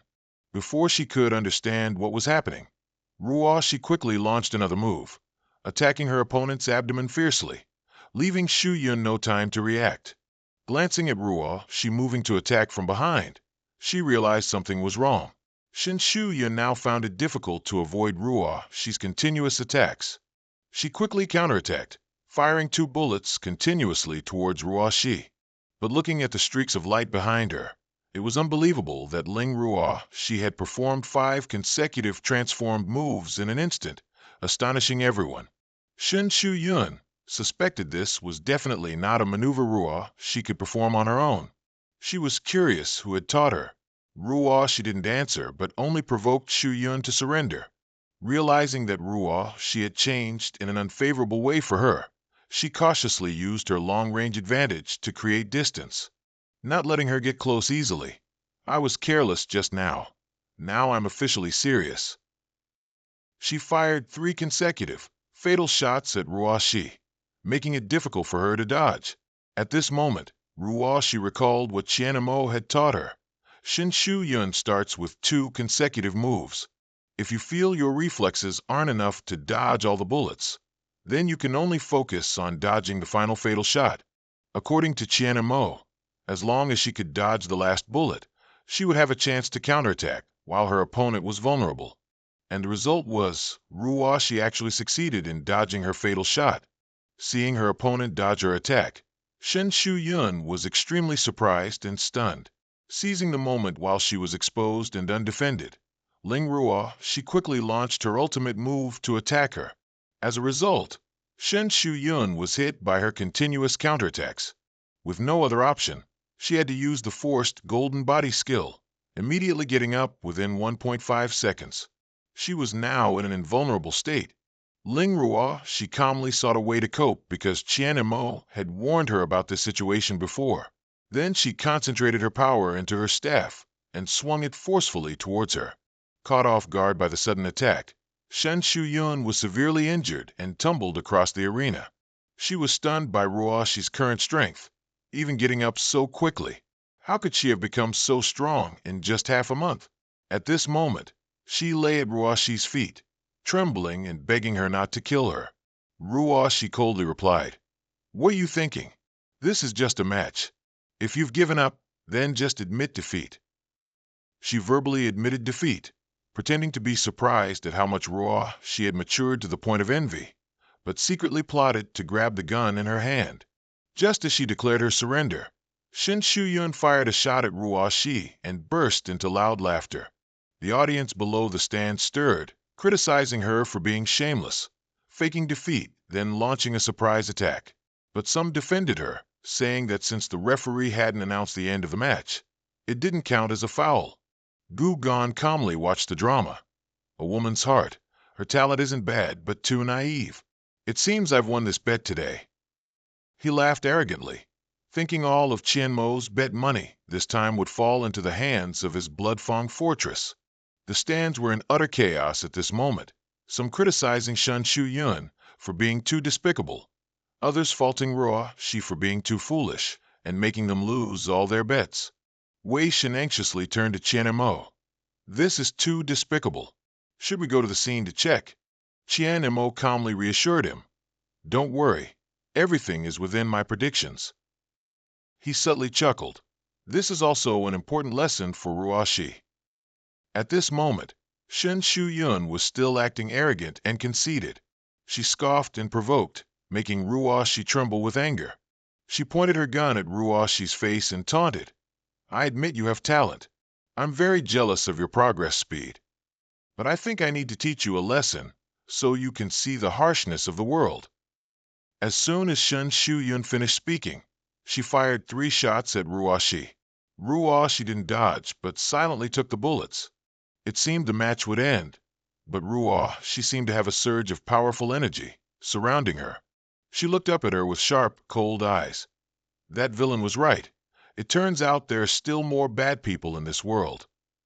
Shin Shu-yun was startled and panicked. She didn't understand how Ruo Shi could still stand, wondering if she had some strange equipment.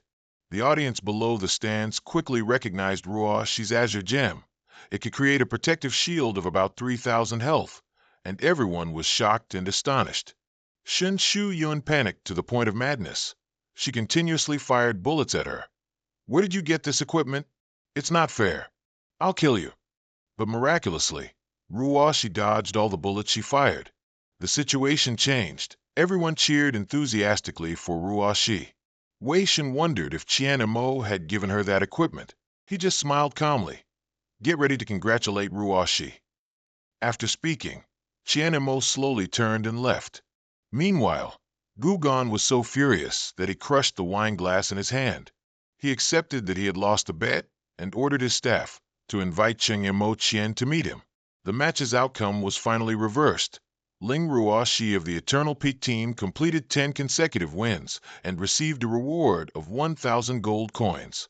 Because Qian-mo won 39,600 gold coins this time, the arena gave him a complimentary black card. Seeing so much money, Wei Shen couldn't help but exclaim that betting was more profitable than selling fake medicine. The surrounding bettors were still chattering nonstop about Qian-mo's continuous victories. Some were skeptical, while others rejoiced that they had bet on him. Suddenly, a stern voice broke the noisy and lively atmosphere. Everyone move aside. Someone recognized the voice as Chowda's, one of the 4 top bodyguards of the arena's guard team. Everyone wondered why he appeared there. Chowda didn't bother to explain, but went straight to the point. Young Master Qian-mo, our master invites you for a meeting. Everyone around speculated that Qian-mo had caught the arena's attention. Wei Shen spoke up.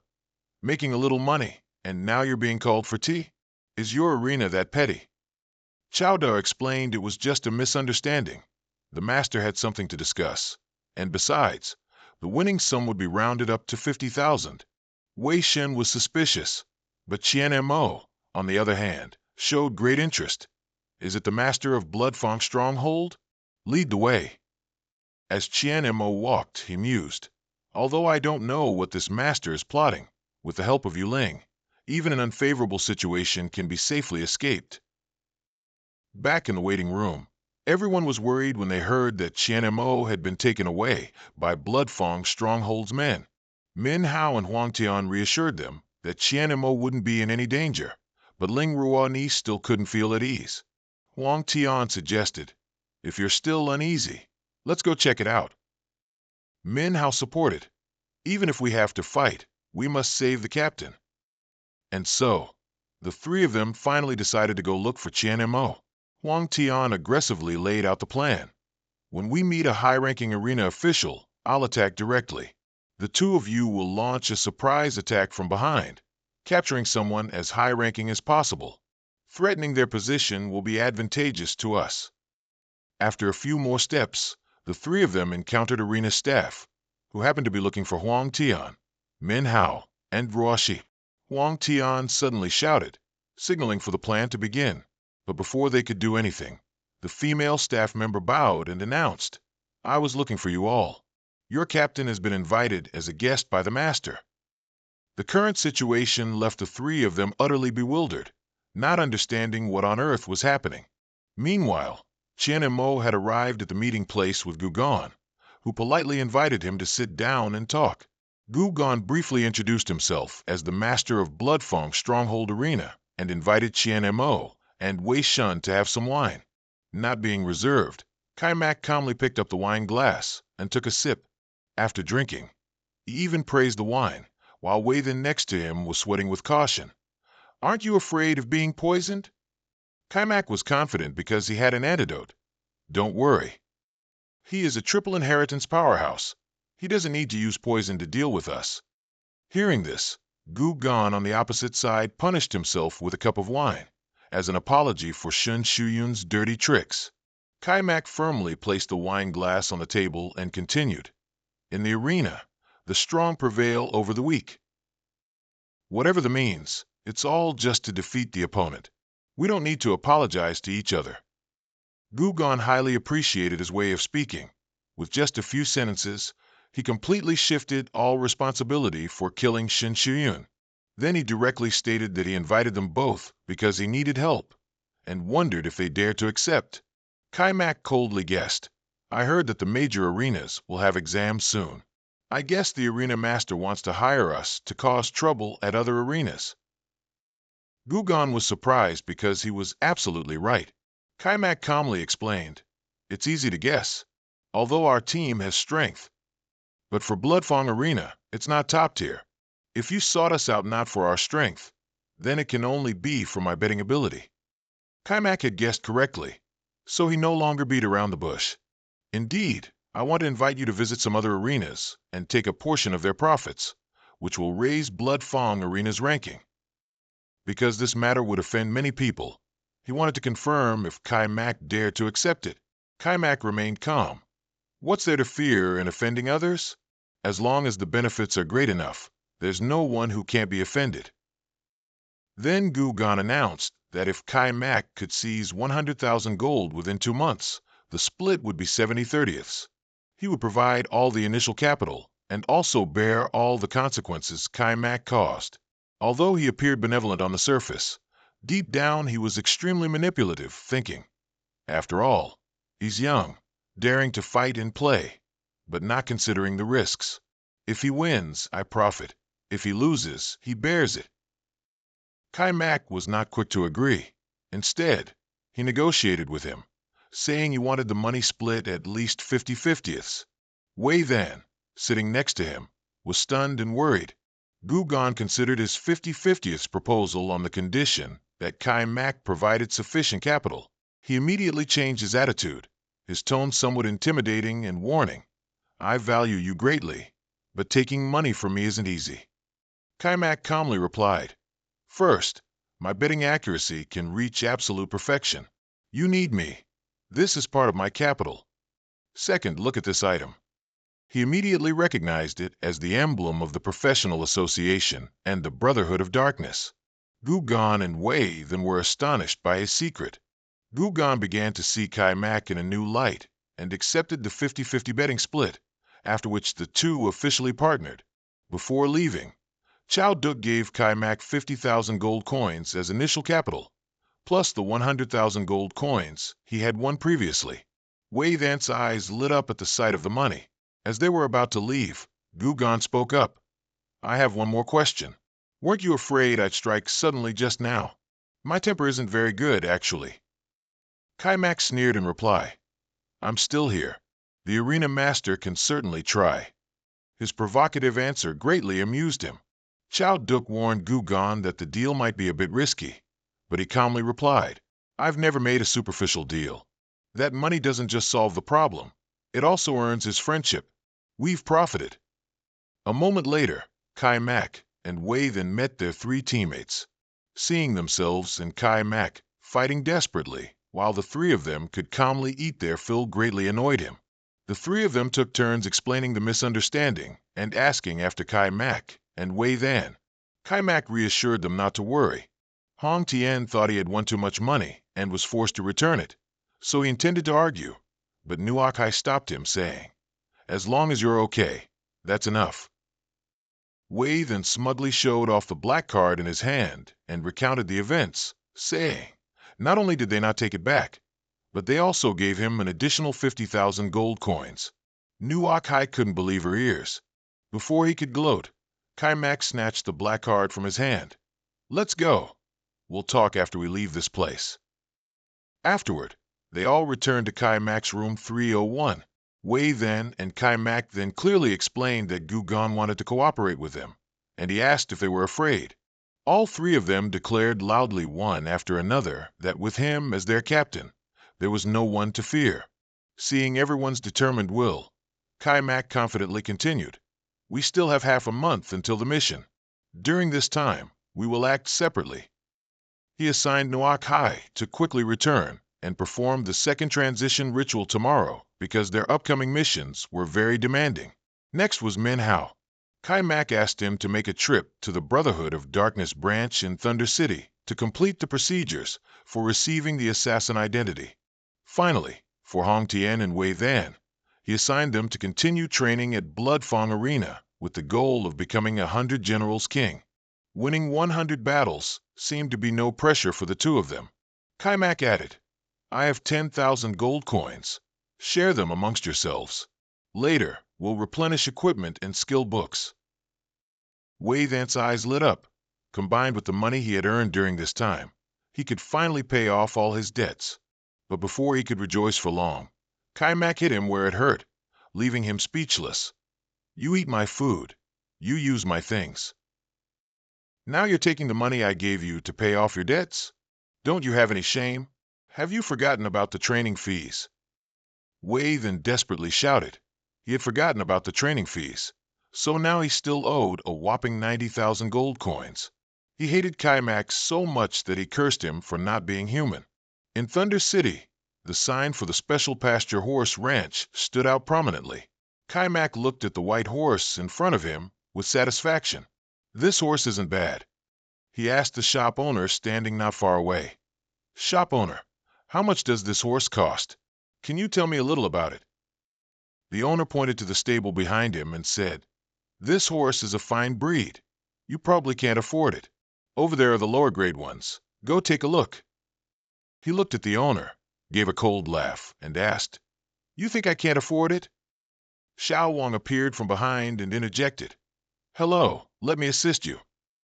This is a special grade horse, currently priced at 1,000 gold. But if you're a member of the professional association, we can give you a discount." Kai Mak replied decisively, "No need for a discount. I'll take this horse. Please complete the procedures for me. I want to take it now." As he spoke, he threw a large bag of money into her hand. Xiao Wang's eyes lit up as she looked at the large bag in her hand. "I'll process the paperwork for you right away." At this moment, the shop owner standing nearby stared wide-eyed at the heavy bag of money, his mouth hanging open. Kai Mak leisurely rode his new horse out of the shop. Xiao Wang walked beside him, happily seeing him off, while the sounds of chatter endlessly echoed in their ears. "I can't believe a special grade horse was sold. It's surprising that a level 30 player could spend 1,000 gold. Xiao Wang is so lucky. Her commission is already 100 gold. It's all because someone was short-sighted and couldn't recognize talent." Kai Mak rode his horse far from the shop, leisurely in the morning sun, calculating in his mind, "I've agreed with them to act separately. There's only half a month left. With this horse, I'll have enough time to prepare materials and complete the second stage refining of the Blazing Heaven Blade Scatter." After riding for a while, Kai Mak arrived at the gates of Thunder City. At the professional association, Two soldiers guarding the city gate saw him and saluted solemnly. "Greetings, Elder Trin." As soon as he dismounted, Chowden came to greet him.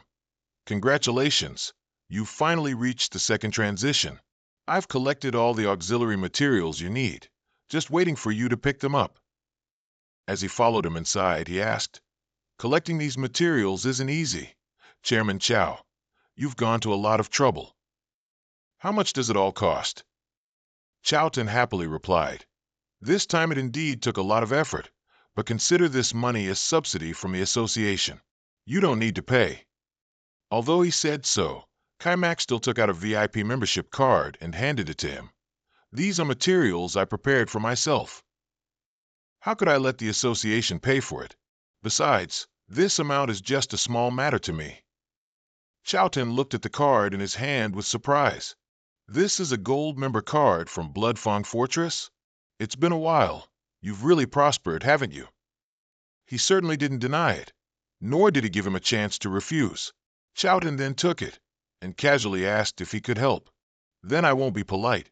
I see all these materials are for crafting weapons. You're probably planning to craft a reincarnation weapon, aren't you? Who are you going to find to forge it? Do you need me to introduce someone?" Kaimak didn't hide it. "You guessed correctly. Thank you for your kindness, but I've already chosen a blacksmith." Chowden couldn't help but be curious. "A blacksmith who caught your eye? I'd like to hear who it is." He looked at him and said the name. "His name is Jiang Wenliang." Hearing this name made Chow Tan's eyes widen immediately, and he asked in disbelief, "Elder Jiang? I heard he has a rather eccentric personality. How did you manage to get involved with him?" Kaimak didn't answer his question, but simply said, "So Chairman Chow already knows about him." Chow Tan's voice had a hint of reminiscence. He almost became the chairman of the Tianfeng City Blacksmiths Association back then, so of course I know him. Moreover, the situation in Tianfeng City has been quite tense recently. It might even affect him. Elder Jiang has such a past. Kaimak was curious. "What kind of turmoil is it? Can you tell me?" The two of them had now reached a large door. He placed his hand on the door, not rushing to open it, but replied to him, "It concerns a high-level upheaval in the Blacksmiths Association. I can only tell you what I know." A moment later, Chowton watched Kaimak ride his horse out of the city gate, waved goodbye to him, and didn't forget to add a few words. "When you go this time, you'll surely get caught up in the storm of the Blacksmiths Association in Tianfeng City. If Elder Jiang can return, I hope you'll help me ask a few questions." He replied simply, "Don't worry," and rode away. On the bustling street, Kaimak sat on horseback, arms crossed, deep in thought. All the materials for forging the second stage of the flowing light distant blade scatter have been collected. Now, I just need to return to Novice Village to find Elder Jiang and collaborate. No one else can complete this forging except him. There's still some time on the way, so I should try opening a dozen treasure chests in a row. The chests were opened, revealing, in order, Barbarian Chainmail, Battle Gauntlets, Adventurer's Helmet, and Dragon Wing Wrist Guards. Kaimak looked up at the items before him and smiled with satisfaction. "What good luck!" All of them are second-tier equipment above level 40. He can finally replace the level 25 gear he's currently wearing. The next item opened was the Magic Heaven Evil Relic. As he expected, there was indeed a level 50 accessory, as long as the level doesn't exceed 20 levels compared to him. Then he can become immune to magic.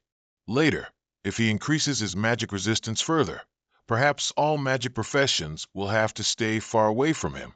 He opened the system panel. The first few pieces of equipment already exceeded his expectations. Let's see if there are any more surprises later. Next, a series of congratulatory sounds rang out from the system. Received an intermediate experience book, received a spider-catching net. He chose to open 2 exquisite chests. The experience books and items are also quite good. Next are the last 2 exquisite chests.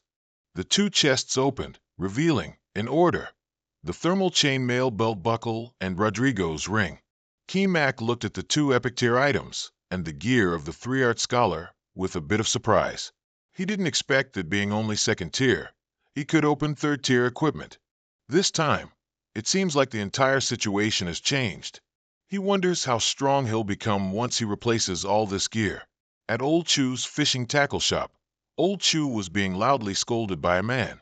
"You misunderstood my grandfather. Want a beating, huh?" Saying that, he raised his hand, intending to physically harm Old Chu, but his arm was grabbed by King Mac. The man glared at him. He angrily shouted, "Kid, who are you? Do you want to die?" He didn't answer the man, but asked Old Chu, "Boss Chu, what's going on?" Old Chu rubbed his arm, looking at King Mac and stammering, "They intentionally damaged the fishing rod and falsely accused me of selling faulty goods." He understood everything. So that's what happened. King Mac's hand was still gripping the man's arm. At this moment, the man's face was even more contorted in pain, but he still stubbornly threatened him. "I'll count to 3. If you don't let go, you'll face the consequences yourself." King Mac asked coldly in return, "Face the consequences myself? I want to see what consequences there are." As soon as he finished speaking, his hand increased its force on the man's wrist. Visibly, the man's wrist was likely broken by him. He was in so much pain that he collapsed to his knees. He continuously begged for mercy. "My lord, please forgive me. I was presumptuous just now. It's true I deliberately framed this boss. I was wrong. I'm truly worthless." It was then that King Mac released his hand, not forgetting to warn, "Next time I see you, it might not just be one broken hand." This scene had, without anyone knowing when, attracted many people to gather and watch. Old Chu stood beside him, smiling. A girl approached him from behind and introduced herself. "Hello, I'm Bai Lu from the Bai conglomerate in Jingqing. Can we be friends?" The man whose hand King Mac had just broken was also Bai Lu's subordinate. When he saw her, he was a bit flustered, stammering, "Lu," but then couldn't say anything more. Bai Lu heard him call her name and became angry, ordering coldly, "How dare you call me Lulu? Useless people like you. Stay away from me." Then Bai Lu turned and softly smiled, speaking to King Mac, as if afraid he would misunderstand, and hurriedly explained, "What just happened has nothing to do with me. That guy wanted to harm you all by himself. Look." Without waiting for her to finish, he impatiently raised his hand and coldly cut her off. "There's nothing to look at. I don't know the Bai family in Jingqing. If you don't want a broken arm or leg, you'd better get out too." Bai Lu heard this like a bolt from the blue. Her face contorted, her eyes filled with disbelief and anger. She turned her back and walked away, silently vowing revenge for this humiliation. "How dare you insult our Bai family? I'll remember you." Old Chu scratched his head, smiling at him and praising with a hint of warning. "Your progress is quite astonishing, but that woman Bai Lu, her background is truly not simple. You must be careful. Moreover, I don't know what's going on today, but many experts have appeared in Novice Village." He didn't pay any mind, simply replying with one concise sentence, "No need to worry about me." He focused on the information Old Chu had just mentioned. Many experts. It seems they're all targeting Elder Jiang. Then what Gao Jin said was true. He glanced at the fishing rods in the shop, an idea forming in his mind. "Since I'm here, I'll pick a good fishing set. It'll be a gift for Old Chin next time I see him." King Max slowly rode his horse into Novice Village, and the surroundings stirred into a commotion. People murmured, "Is this truly a real big shot? That horse is so cool. You can tell this white horse is worth a lot just by looking at it. It's so beautiful. Someone must have been lucky enough to clear a dungeon with the big shot. So admirable. Big shot, can we be friends? I know how to wash clothes, cook, and warm the bed." King Mac didn't respond to them, only silently commenting, "Being like this in Novice Village is still too ostentatious." In front of him was Jiang Wenliang's blacksmith shop, where a large crowd had gathered, making him curious. "This is old Jiang's blacksmith shop. Why are so many people gathered here? It seems they all got the news." Among the crowd, Bai Lu and her people were talking to a blacksmith shop employee. Jingqing Bai conglomerate's eldest young lady, Bai Lu, represents the family to request an audience with Elder Jiang. "Please report it." The employee replied, I've already said. The boss is resting these past few days and is not receiving guests. No one is an exception. Bailu's subordinate asked further, Did you mention our family's name?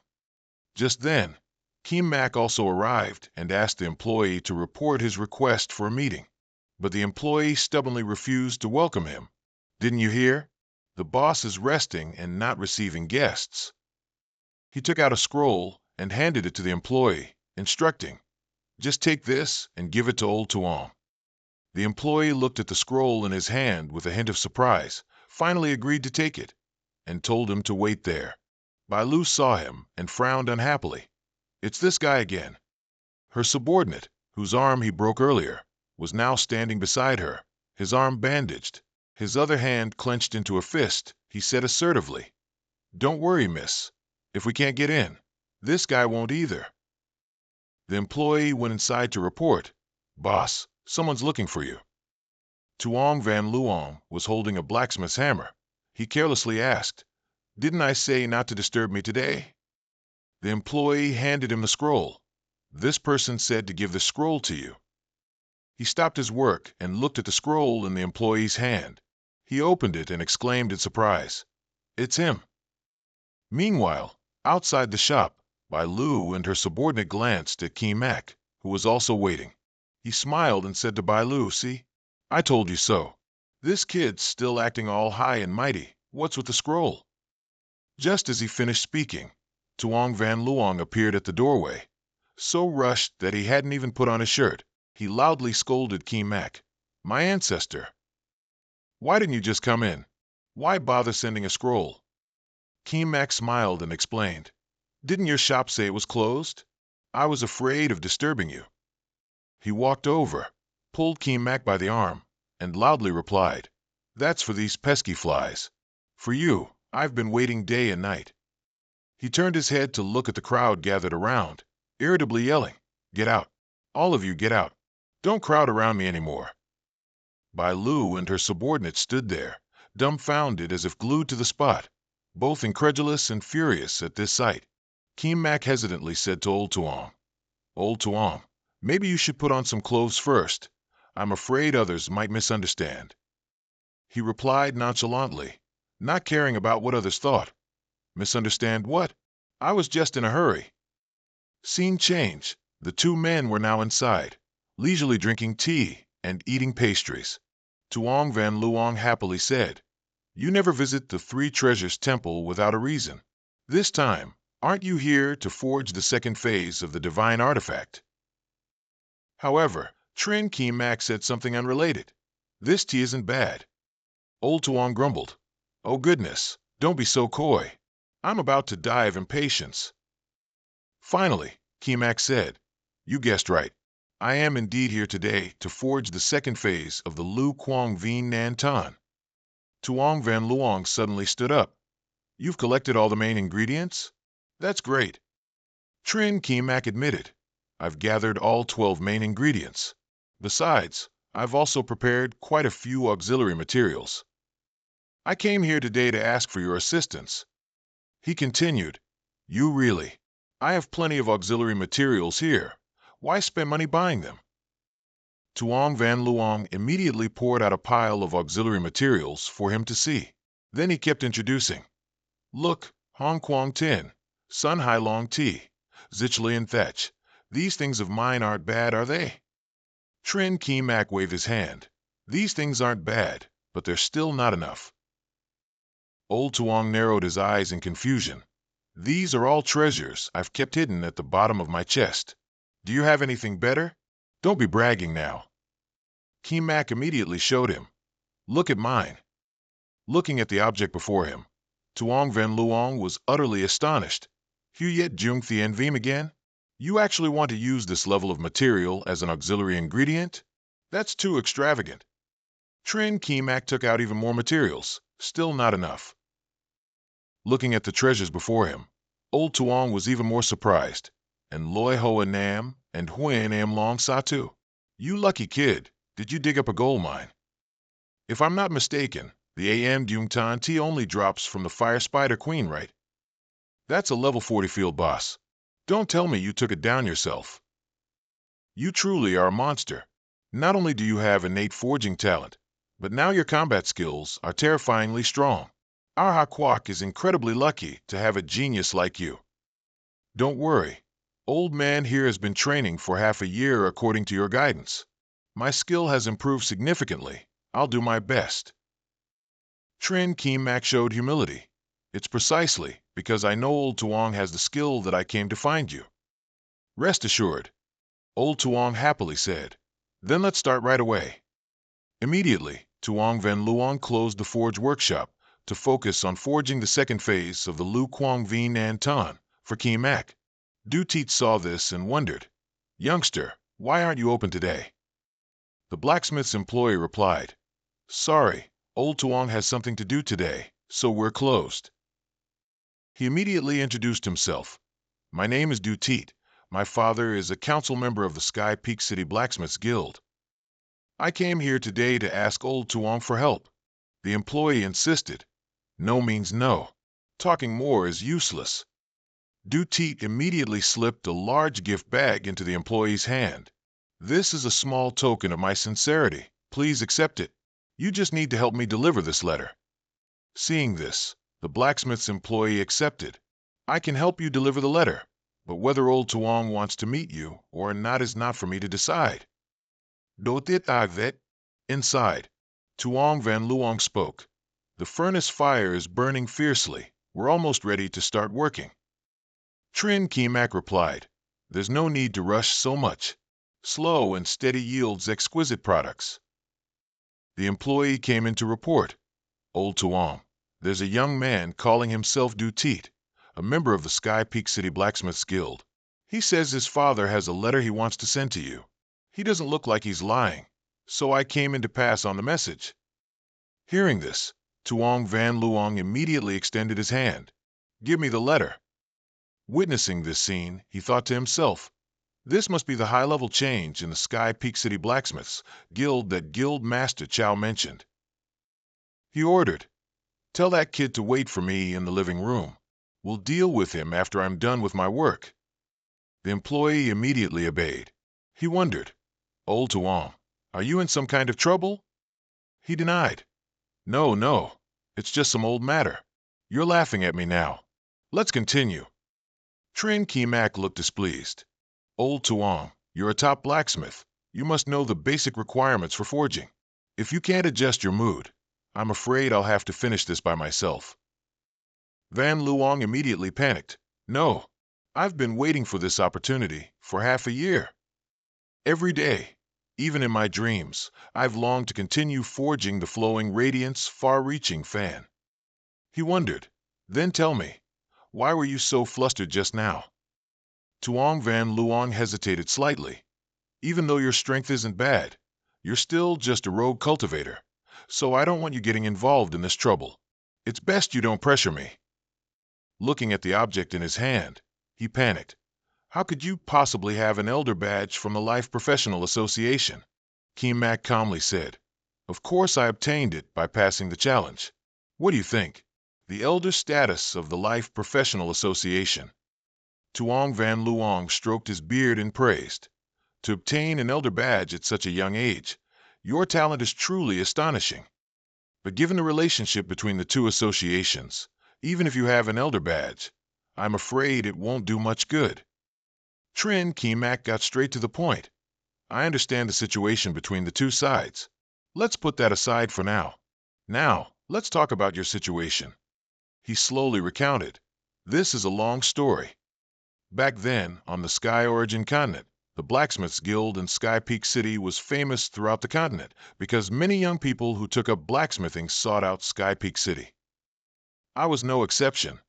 My master was Dong Ho Fai, a renowned blacksmith. Being accepted as his apprentice was both my honor and my misfortune. My master valued my talent, but he took me in not to pass on his craft, but only because he wanted a good assistant to help him reach the pinnacle of glory. However, he didn't expect that I would be even more outstanding than he thought.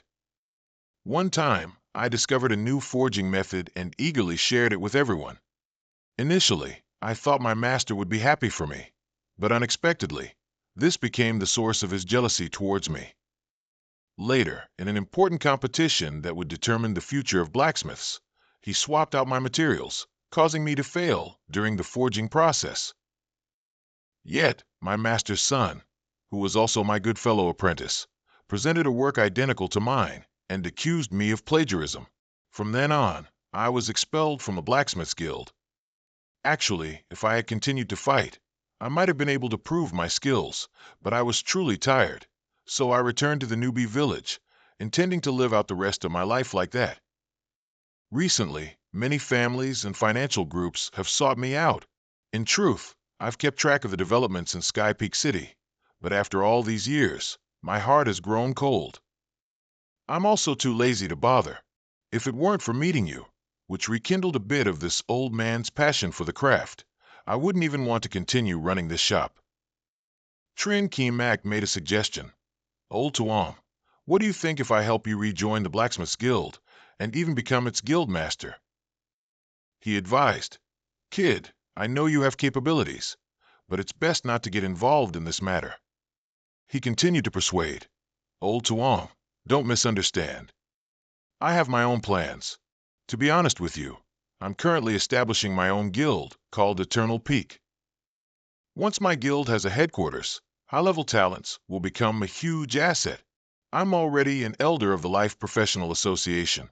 If I can facilitate the merger between the Blacksmith's Guild and the Life Professional Association, that would be something truly worth looking forward to. Population has always been the core indicator for judging whether a guild is strong or not. As long as this crucial reform is completed, the Eternal Peak Guild will take off in a short amount of time. Tuong Van Luong refused again. I saw early on that you are no ordinary person, but such a grand plan is still beyond my scope. It's a pity that I'm old now and don't want to get involved in such struggles anymore. He yelled irritably. So you're willing to bear this false accusation for the rest of your life? You have unparalleled forging talent, but why haven't you been able to improve all these years? Do you know why? Because your mind is not clear. This matter has been stuck in your heart, preventing you from moving forward. Even if it's just a little, to make progress, you must sever your inner demons. Constantly avoiding the issue won't solve it. After his persuasion, he finally agreed. All right, I agree with you. Isn't that enough? Trin Keemak continued. Excellent. I already have a preliminary plan.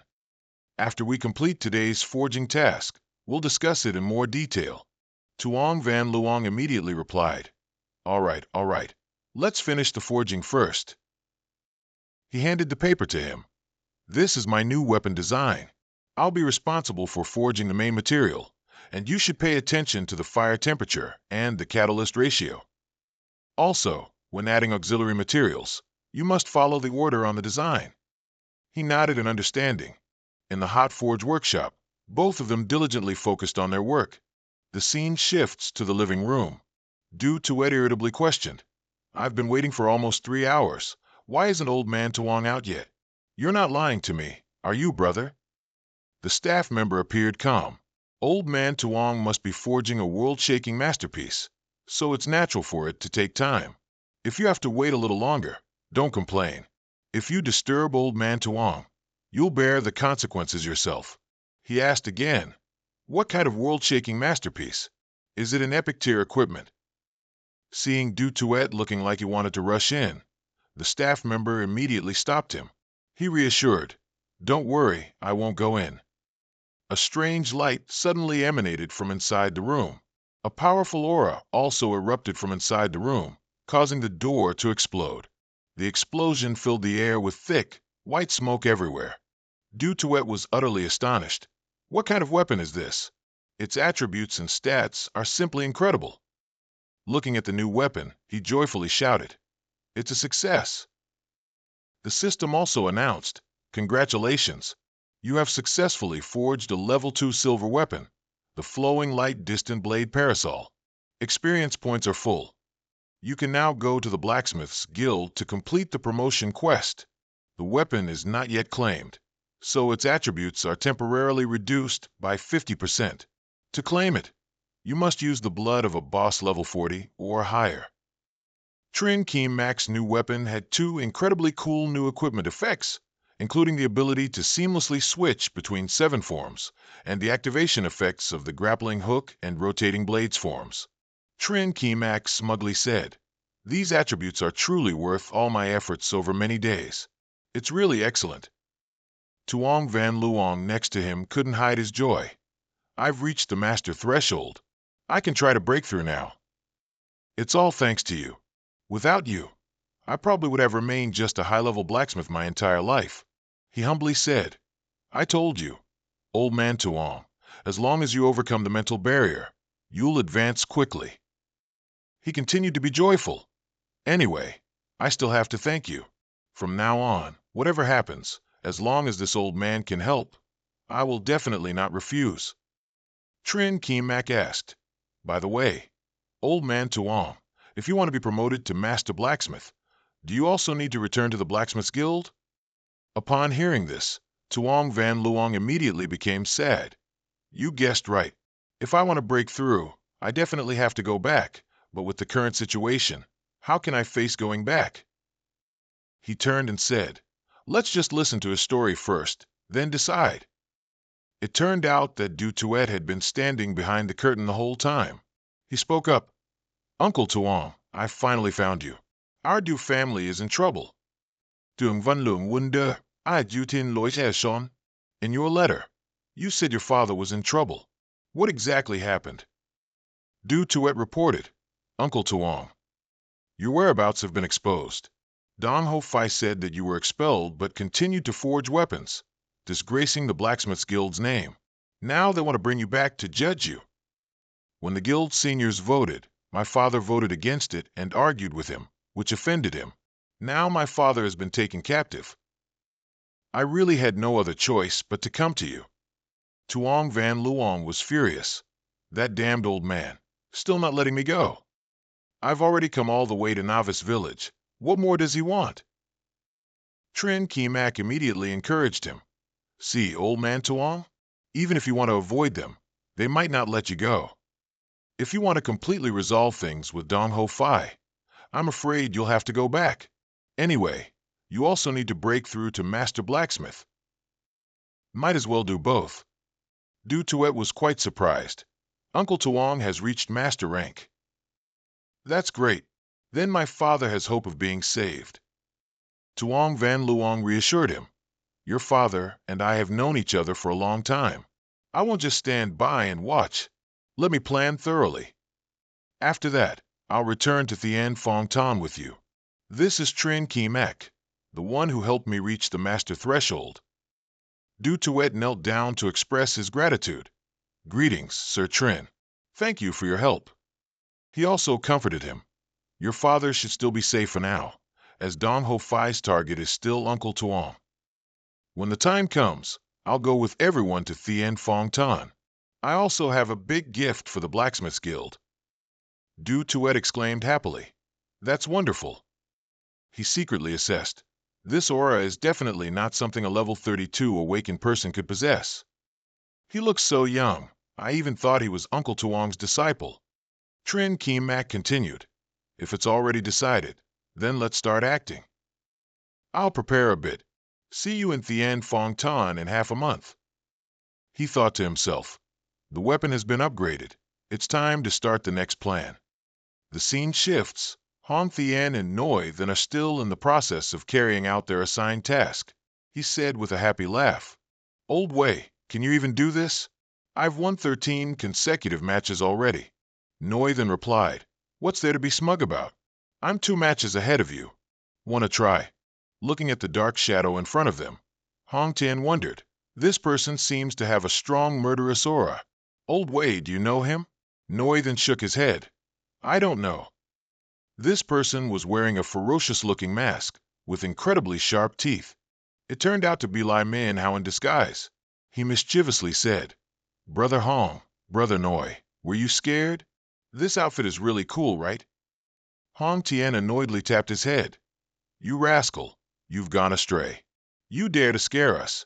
You're really going places." Noi then subtly realized, "It seems you've passed the assassin organization's test." Hong Tian wondered, looking at the card on his belt with the word MIT engraved on it. This must be a rank in the assassin organization, right? What level is this? Lai Minhao explained. Assassins are divided into 8 ranks. My rank is the 2nd level below Tam Truyen Ni. Hong Tian praised him endlessly. Not bad, but you still have to keep trying. Lai Minhao wondered, where's the captain? Noi then replied, not just him. Even Sister Ruo Hai isn't back yet. What do you guys think? Did the two of them run away together? Because he had already seen their figures, Hong Tian looked serious. You can't just joke about things like this. If old Mac hears it, we'll probably be in trouble again. Noi then replied, what's there to be afraid of? Even if he were here, I'd still say the same thing. All of us brothers here are suffering, but he's fine, running off alone to enjoy himself somewhere. Lai Minhao kindly reminded him, Brother Noi. Noi then became even more annoyed. Minhao, don't stop me. There are some things I just can't hold back anymore. That coward Trin Mac, he's fine as a coach, but as a captain, he's really no good. Other teams have daily training and team-building activities, but what about us? We have nothing. Why don't you guys say something? The other two were already scared pale at this point. Trin Mac silently gave Noithen a hard kick in the butt. He furiously yelled, who dares to kick my butt? Are you tired of living? Trin Mac, with a murderous look, said, it's me. Just finished enjoying yourself, and now you're back. Noithen immediately became scared and flattered him. Oh, it turns out to be my beloved captain. Then it's fine. Hong Tian teased. Why did you two come back at the same time? Could it be you really ran away together? Lang Nuok Hai immediately retorted. What nonsense are you talking about? I just happened to run into him on the way back. Trin Mac announced. It seems everyone has completed their missions. The initial form of Eternal Peak has been revealed. It's time to act and give the rising continent a small shock. A moment later, outside Tianfeng City, their group rode horses at full speed towards their destination. Hong Tian wondered, Old Mac, why are we doing this? The main city closest to Thunder City isn't Fong Hoa City, right? Trin Mac explained, this time going to Tianfeng City for 2 commissions, our first comprehensive mission. Noi then suddenly interrupted. 2 things? I only know about Ko Tian's mission for us to wreak havoc. What else? He answered, the second thing is to help an old friend of mine win the position of president of the Blacksmiths Association in Tianfeng City. Hong Tian assessed. The Blacksmiths Association, although not a combat-focused organization, is still a considerable force. Trin Mac assigned. I'll handle that matter myself. The arena mission is up to you guys. Are you scared? Hong Tian powerfully yelled. Whoever's scared is a coward. Trin Mac applauded. Very good, let's go. After some traveling, their group arrived at the Phi Lam Arena.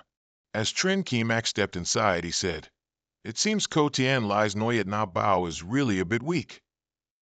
The popularity here needs to be thicker. You guys wait here. I'll go form a temporary combat team. With that, he quickly made his way to the registration area. After a simple greeting, Mac immediately requested, I want to form a temporary combat team to participate in the tournament. The person at the counter quoted a price. Forming a temporary combat team requires 500 gold coins. He didn't hesitate to place the full amount on the table. The receptionist then asked for more information. What do you want to name your team? Trin Mac unhesitatingly spoke a name, Eternal Peak. The people in the Soaring Cloud team heard it and also discussed this name. Hearing him say the team name like that, his teammates who came along also somewhat objected, showing dissatisfaction. The receptionist introduced that team levels are divided into 8 ranks: Black Iron, Bronze, Silver, Gold, Platinum, Diamond, Radiant, and King. This ranking system is widely used on the T-Koi continent. The Eternal Peak team currently has a Black Iron rank. To upgrade to Bronze, they need to reach 100 win points. Each win adds 10 points, while a loss subtracts 6 points. Trin Mac stroked his chin. According to this scoring method, If we just win 10 consecutive matches, we can upgrade to bronze quite quickly. The receptionist outwardly agreed with his idea, but inwardly thought he was just bragging. Kemak took out a money bag. "All right, I want to bet 3,000 gold coins on the Eternal Peak team's next victory." "This doesn't violate the rules, does it?" The receptionist replied. "Betting on a win is allowed, but betting on your own team to lose is not." He pointed behind him and whispered, "So, we want them to be our opponents. What do you think?" The receptionist refused. "This doesn't comply with the rules, because they are a bronze-ranked team. Their captain is level 38. Their team strength is greater than yours. You are not his opponent." Trin Kemak immediately offered a bribe. "This isn't something you need to worry about. Here's 500 gold coins. If you help us get this done, the reward is yours." The receptionist immediately refused. "I am a long-time employee. How could I go against the rules?" More money was needed. This guy outwardly pretended to follow the rules, but inwardly had no shame, greedy for his own gain. Not long after, the referee announced some information about the match. "Please, Eternal Peak Team and Soaring Cloud Team, proceed to Arena 987. The match will begin in 10 minutes. Wei then happily praised, "I didn't expect Kemak to spend money to confront them." Hong Tian also reminded him, "Old Mac, their rank and skills are stronger than ours. Let's not take any more risks." Trin Kemak calmly replied, "The word risk isn't in my dictionary. Let's go to the arena." The Soaring Cloud team, on this side, was extremely smug. One guy spoke up, "Captain Chuang, we're in luck. We've run into a rookie team again. This match is a guaranteed win." Captain Chuang immediately showed disdain. "There are two people in the team wearing black clothes and masks, truly trying to look dangerous." Entering the arena, the referee announced, "The match begins. If members are not present within 3 minutes, they will forfeit immediately. Please hurry." Captain Chuang Gao Man announced, "Our upcoming match will end in just over 10 minutes. Trin Kemak, still in his mask, was also ready with his proposal. "All right, then in 10 minutes. The people in the stand seemed a bit bored with this mismatched game. One team consists entirely of newly second-turn members, only Black Iron. Trin Kemak calmly assigned roles meticulously. Hong Tian will be the main attacker shortly. Lang Nuok Hai will provide support. Old Noi will freely develop from the back. Manhua, just hold back the opponent's backline." The other team was a bronze team, with a higher average level than them. The outcome was predictable. The referee shouted, "The match is about to begin. Both sides prepare, start." As soon as he finished speaking, both teams charged forward like a storm.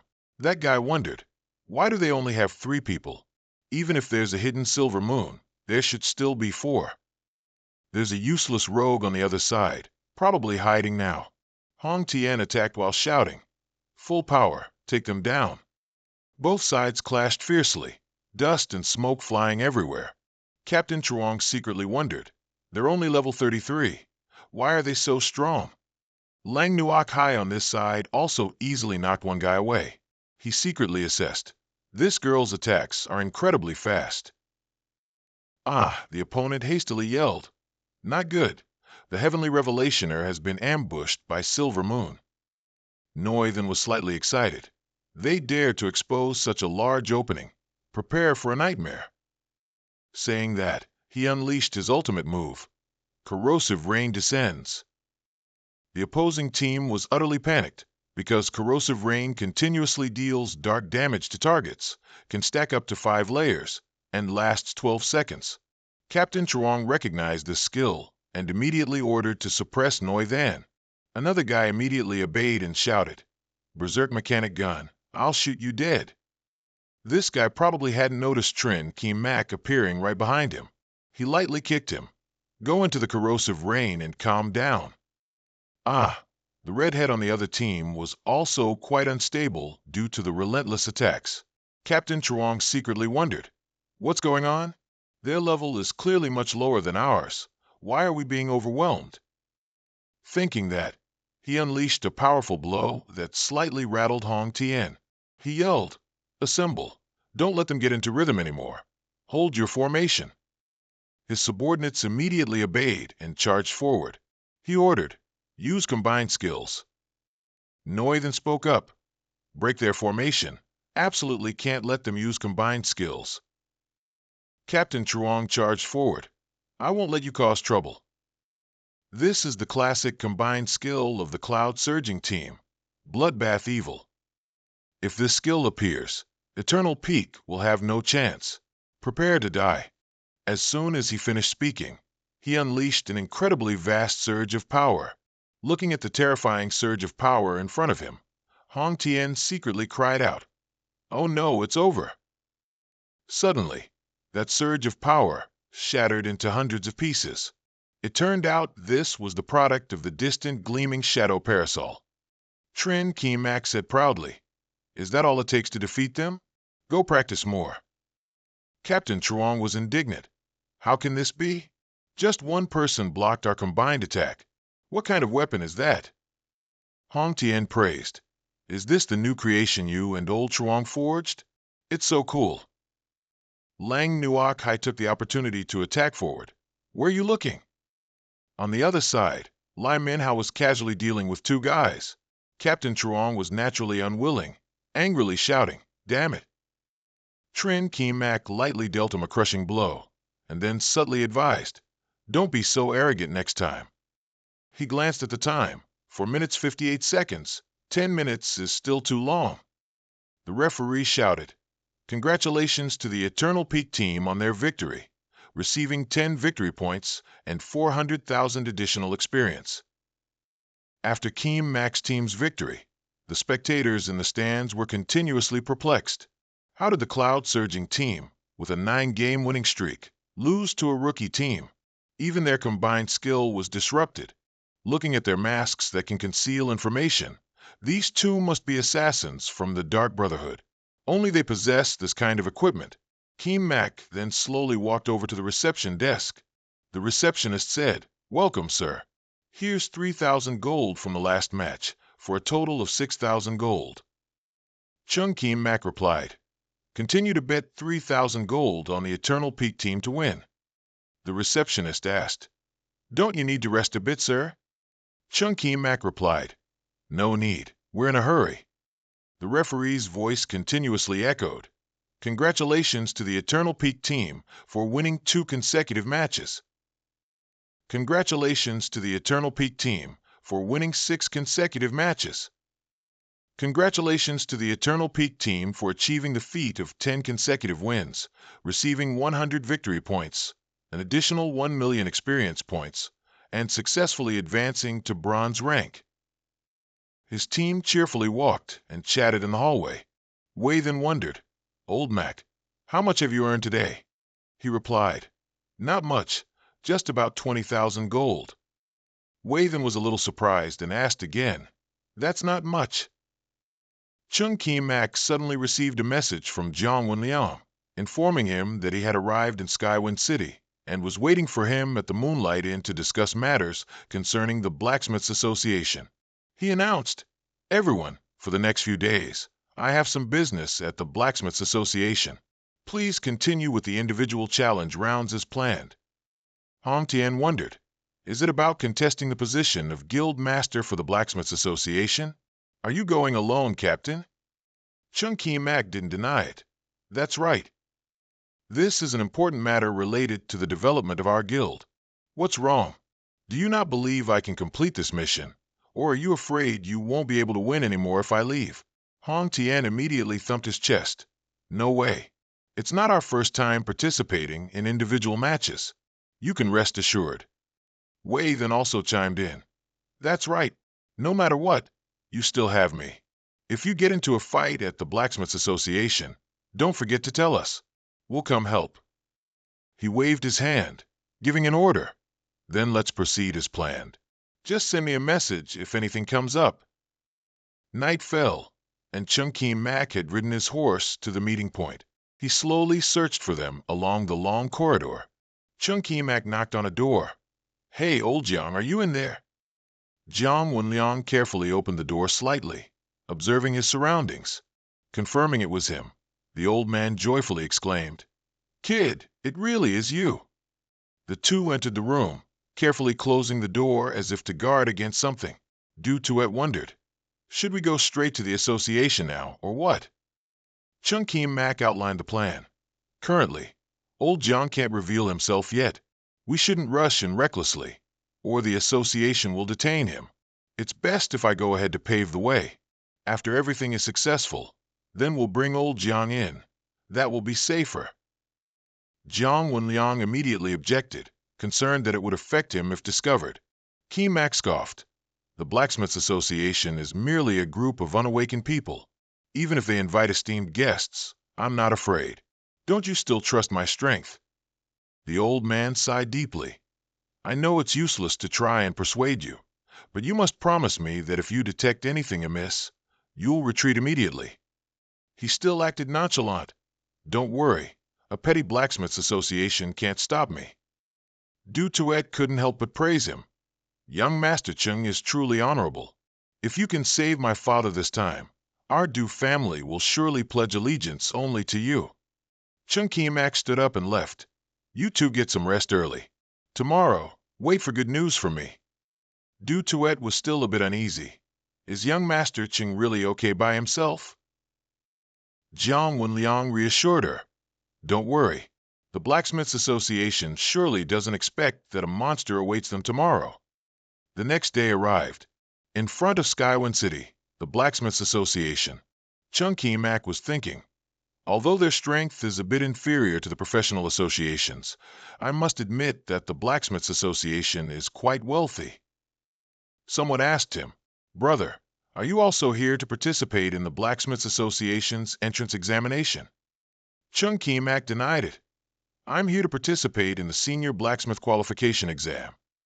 Hearing that, the people around him immediately showed disdain, not bothering to pay attention to his words. A line of people was waiting while the examiner said to him, Excuse me, let me check again. He secretly wondered, No way, the machine is new. There can't be a problem. The machine still reported, Current smithing level, intermediate. Experience, 100, 000/100, 000.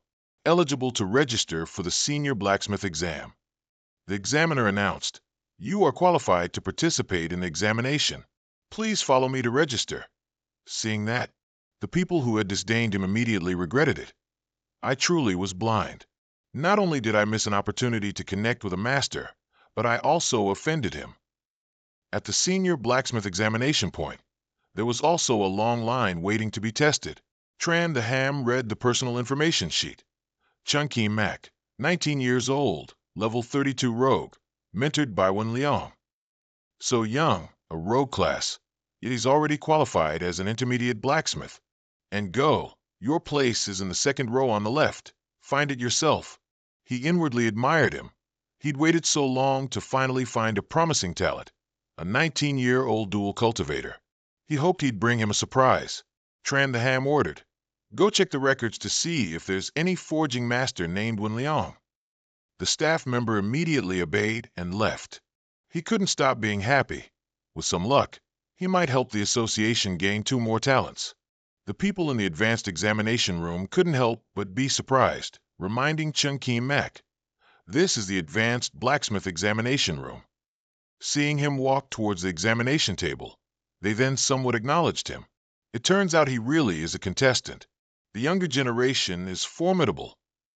Tran the Ham loudly announced, First, let me introduce myself. I am Tran the Ham, a member of the Tianfong City Blacksmith Association. I'm an advanced blacksmith, and the person next to me is Elong, also an association member. We will be the examiners for this advanced blacksmith examination. Now I will announce the content and rules of the exam. The exam consists of 2 parts. The first part is, within the specified time, contestants must select suitable materials based on the prompt and design a forging plan that meets the standards. Chung Kim-ak inwardly assessed, This exam looks simple, but it actually tests fundamental forging knowledge. Considering this exam, the Blacksmith Association is not ordinary. Tran the Ham wondered, Has Dong Haktan arrived yet? Why don't I see him? Yilong replied, he entered the city more than 10 minutes ago. He should be arriving soon. He was quite displeased. Even if he's old Dong's son, he can't openly disregard the rules.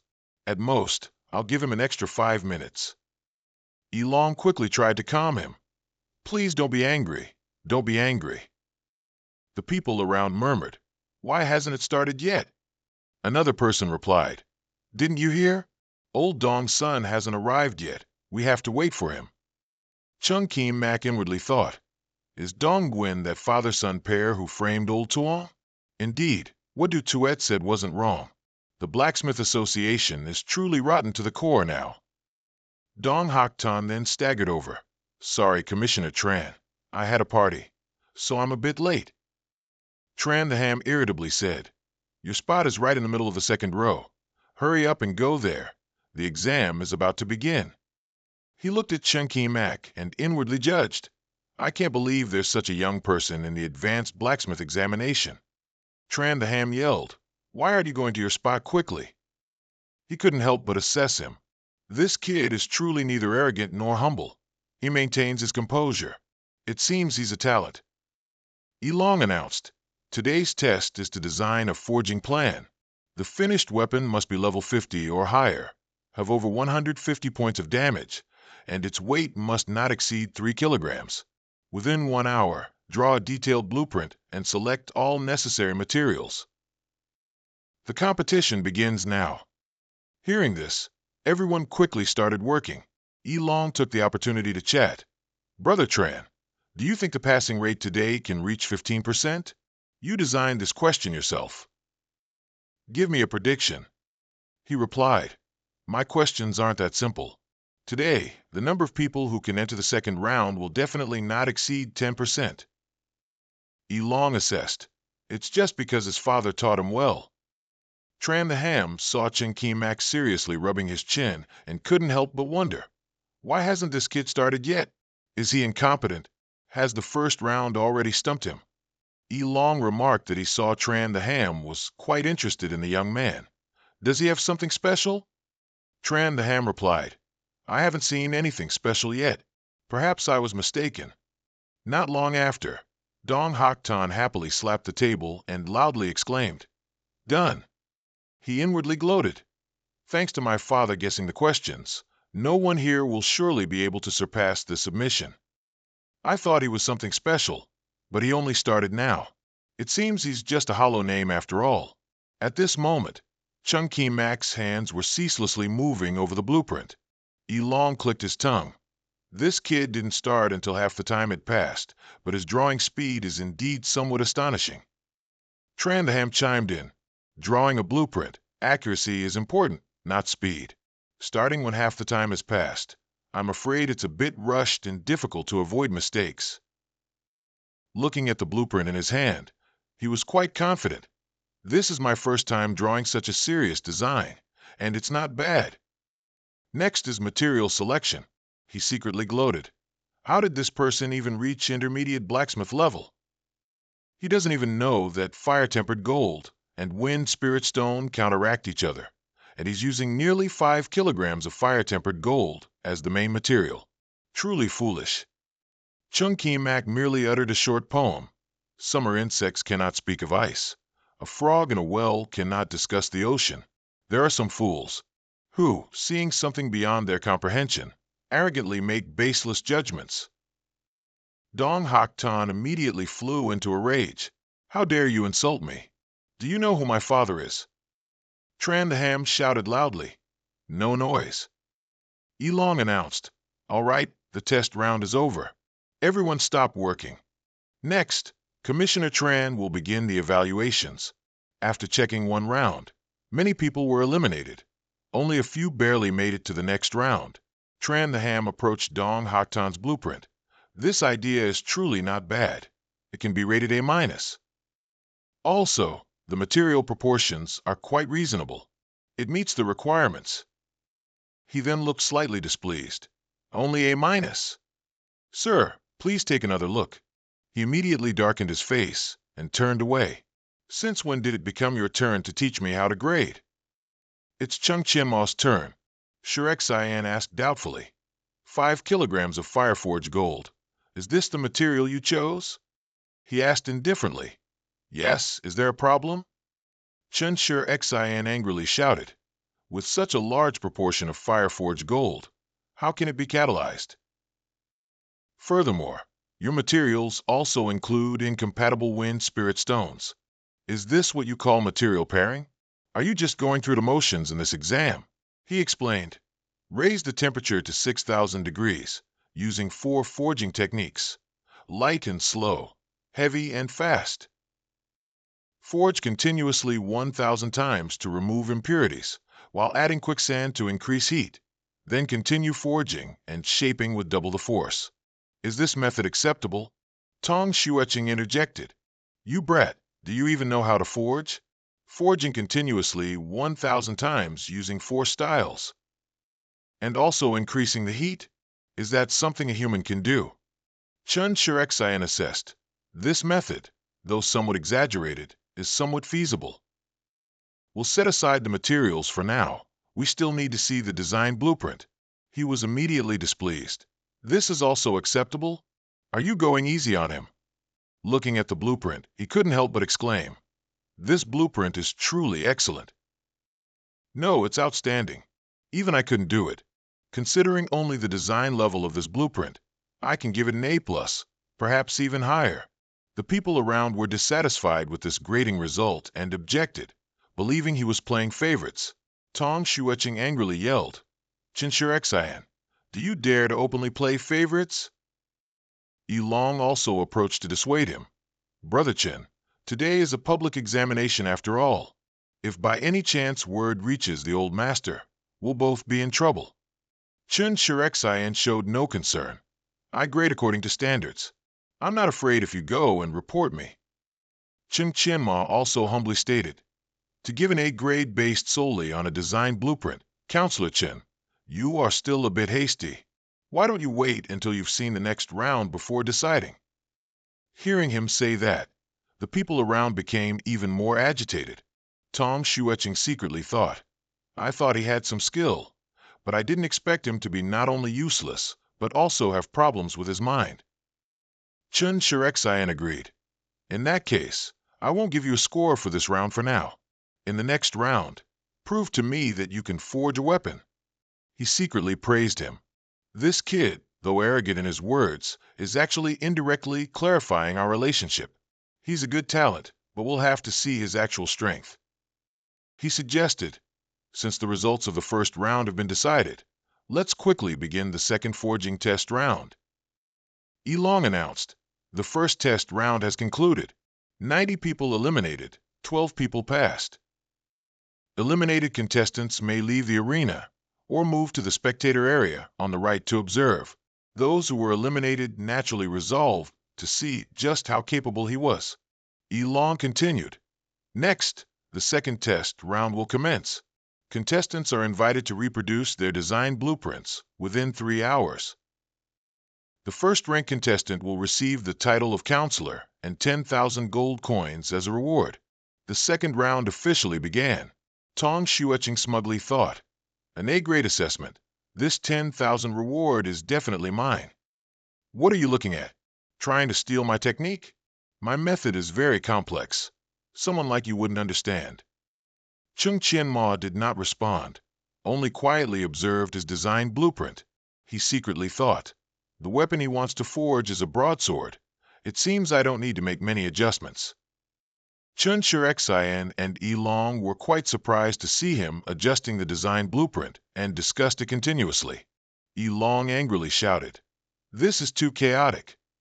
I just gave him a chance, and now he wants to change his plan on the spot. I must disqualify him. He immediately stopped him. It's fine. I've given him a chance. Just keep watching. He secretly thought, Tong Xueching's designed saber is a bit heavy, so my new plan also needs to adjust the material proportions accordingly. This block is just right. He happily looked at the material block. Tong Xueching secretly disdained. Foolish. Such a large block of Fireforge gold. Let's see how you plan to handle it. Chung Chien-Ma assessed. The temperature's almost reached. He can probably start forging now. The sight before them made someone exclaim, "Oh my God! He can wield such a huge hammer with one hand. It's incredible. He must be an awakened person, and one who specializes in strength-based awakening." Don't dual cultivators progress very slowly in their secondary professions? How can his forging skill reach this level? Dike Long just realized. So he's a dual cultivator. He continued, "Dual cultivators are rare, but almost no one can make equal progress in both fields, so we'll have to see." He gently struck the fire-forged gold block with his hammer. Chung Chien-ma kept striking this fire-forged gold block. Tong Xuecheng was now panicked.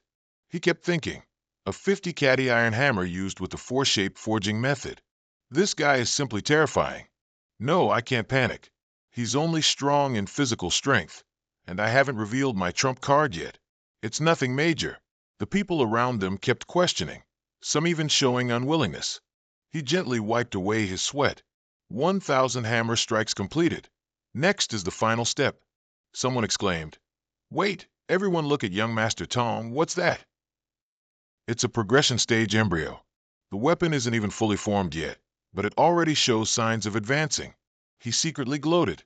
"No matter how skilled you are, in front of my family's forging tradition, you're just showing off your amateur skills to an expert." Chung Chien-ma also had his own thoughts. That's the embryo progression technique invented by Master Tuong, isn't it? It is indeed astounding. But this isn't the best way. The glory that those two father and son stole from him, I'll help him reclaim it. Dike Long panicked. Is he crazy? At 1,100 degrees, adding the wind spirit stone now will cause the embryo to collapse. Tran the Ham also lost his composure a bit. What exactly does he want to do? Chung Chien-ma ignored the chatter and simply put in the wind spirit stone. Everyone watching suddenly felt a cold current. How did the temperature drop? Quick, look inside the forge. A green light is emanating from within. He picked out the weapon embryo from the forge. It bore a uniquely distinct green color. Tong Xuecheng immediately burst into laughter. "I knew you couldn't do it, but I didn't expect you couldn't even finish forging the embryo." "What trash?" Dike Long said sadly. "What a pity. I thought I'd get to witness a new forging method." Tran the Ham thought to himself, what was I even expecting just now? Did I really think he could forcefully fuse fire-forged gold and the wind spirit stone? Looking at the green light radiating from the embryo, he exclaimed proudly, "It's done." Everyone was still confused. What exactly did he do? This violent tremor and terrifying aura, could it be the phenomenon that only appears when a supreme-grade item is forged? The embryo in his hand shattered, gradually revealing the form of a cutting-edge weapon. Finished, Chung Chien-ma held it up for everyone to see. Everyone around couldn't stop praising his talent. The people outside also kept discussing as they felt this aura. The elder of the Forgers Association, Tong Ho-Fai, spoke up. "It's an epic-grade masterpiece. Could be forged by Tong Xuecheng." The president of the Forgers Association, Thatch Dong, also approached. "That's a forging phenomenon. Could it be that our Forgers Association is about to have a genius emerge?" Tran the Ham was so astonished he stammered, speechless. "This is epic grade, an epic grade masterpiece. Chung Chien-ma could actually forge an epic grade masterpiece. I declare Chung Chien-ma as the first place winner." Tong Xuecheng yelled, "No way. I don't believe it. He looked at my blueprint during the competition and then suddenly modified his own. It's clearly plagiarism. I don't acknowledge it." The people around immediately sneered. Chung Chien-ma's forging skill is clearly superior to Tong Xuecheng's, yet he's accused of plagiarism? He truly is cornered like a dog. Tran the Ham immediately scolded him. "If you lose, you lose. Don't disgrace our Forgers Association." Tong Xuecheng yelled back at him. "You keep defending that kid. I think you have some secret dealings with him." Tran the Ham calmly said, "This place is still under my decision right now."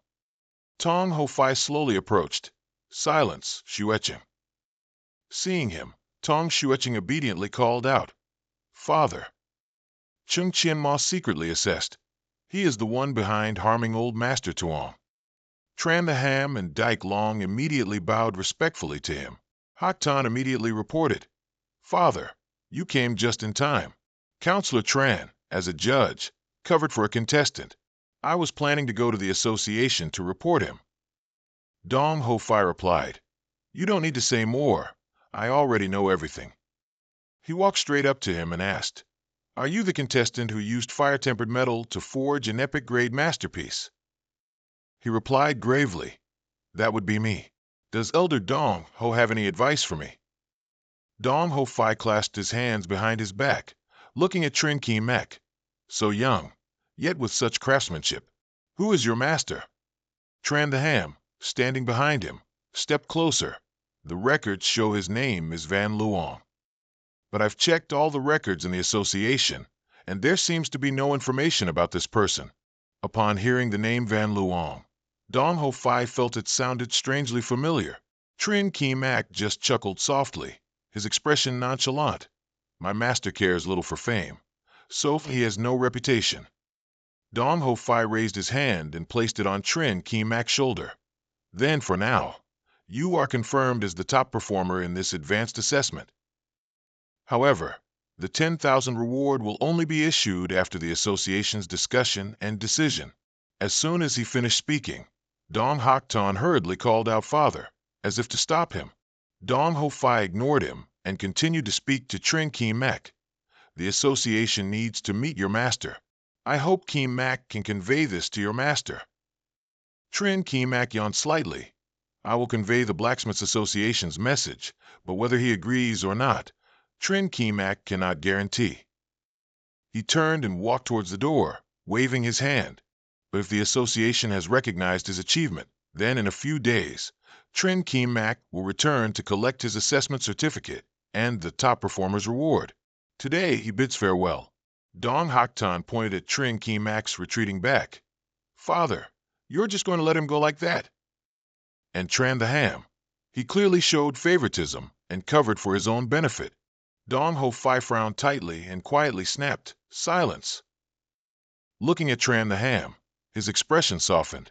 "This assessment, he has done very well, fair and just. Ho Fai will propose a commendation for Tran the Ham at the association." He humbly lowered his eyes and replied, "It is my duty. I wouldn't dare ask Elder Dong Ho to propose a commendation." Dong Ho Fai turned to leave, not forgetting to tell Dong Hak Tan to follow him quickly. He followed behind, his heart full of confusion. "Father, why would you bestow the title of top performer in the assessment to Trin Ki Mak? With your status, if you just spoke up, Tran the Ham wouldn't dare to say anything." The Blacksmiths Association has always been in the hands of the Dong family. Why should we heed the opinions of a counselor like him? Dong Hak Tan didn't notice the anger that had gradually appeared in Dong Ho Fai's eyes. He angrily swung his hand, delivering a forceful slap to his face, making Dong Hak Tan's head snap to the side. Dong Ho Fai's face was ashen, his anger reaching its peak. "Shut up, you fool." He trembled as he looked at the person in front of him, stammering a few times, "Father." He paid no attention to his call of father. His face darkened as he loudly rebuked, "Chairman Thatch is old." The Blacksmiths Association is approaching a period of personnel change. What good would it do us to create a stir and let the entire association know about a young prodigy? Currently, the most important thing is to win over mid-level counselors like Tran the Ham, so they vote for me in the upcoming election. Yet you dare to offend them? It's fine to endure for a while. Once Dong Ho Fai becomes the chairman of the Blacksmiths Association, an advanced assessment is nothing. Even for him wanting to advance to Grandmaster next year, I have ways to help." Dong Hak Tan lowered his head and sincerely admitted his mistake. Dong Ho Fai narrowed his eyes slightly, as if deep in thought. "As for that kid Trin Ki Mak, we can't just stand by and watch. The name Van Luong sounds very familiar. Find someone to investigate him for me." Dong Hak Tan nodded in agreement with Dong Ho Fai's request. A few hours later, the scene shifts to the Moonlight Tavern. Tuong Van Luong looked at Trin Ki Mak, who was sitting opposite him. He wasn't surprised that he could pass the advanced blacksmith assessment, but he never expected Trin Ki Mak to be able to use the materials at the arena to forge an epic-grade equipment. He didn't mind and waved his hand. Kimak only absorbed your idea and then improved upon it. Tuong Van Luong immediately retorted, "The method was proposed by me, but I didn't expect anyone could actually perform such an unimaginable forging technique." Du Tuet, standing beside Tuong Van Luong, secretly marveled. Just over 20 years old and already has an advanced forging certification, even able to make old master Tuong learn from him. He truly is a monster. Trin Kimak looked at Du Tuet and asked if he could contact the chairman of the Blacksmiths Association. Du Tuet crossed his arms and looked at him. Chairman Thatch is old and has been in seclusion for many years. Contacting him isn't difficult, but if it's not an important matter, it might be hard to get the elder to show up.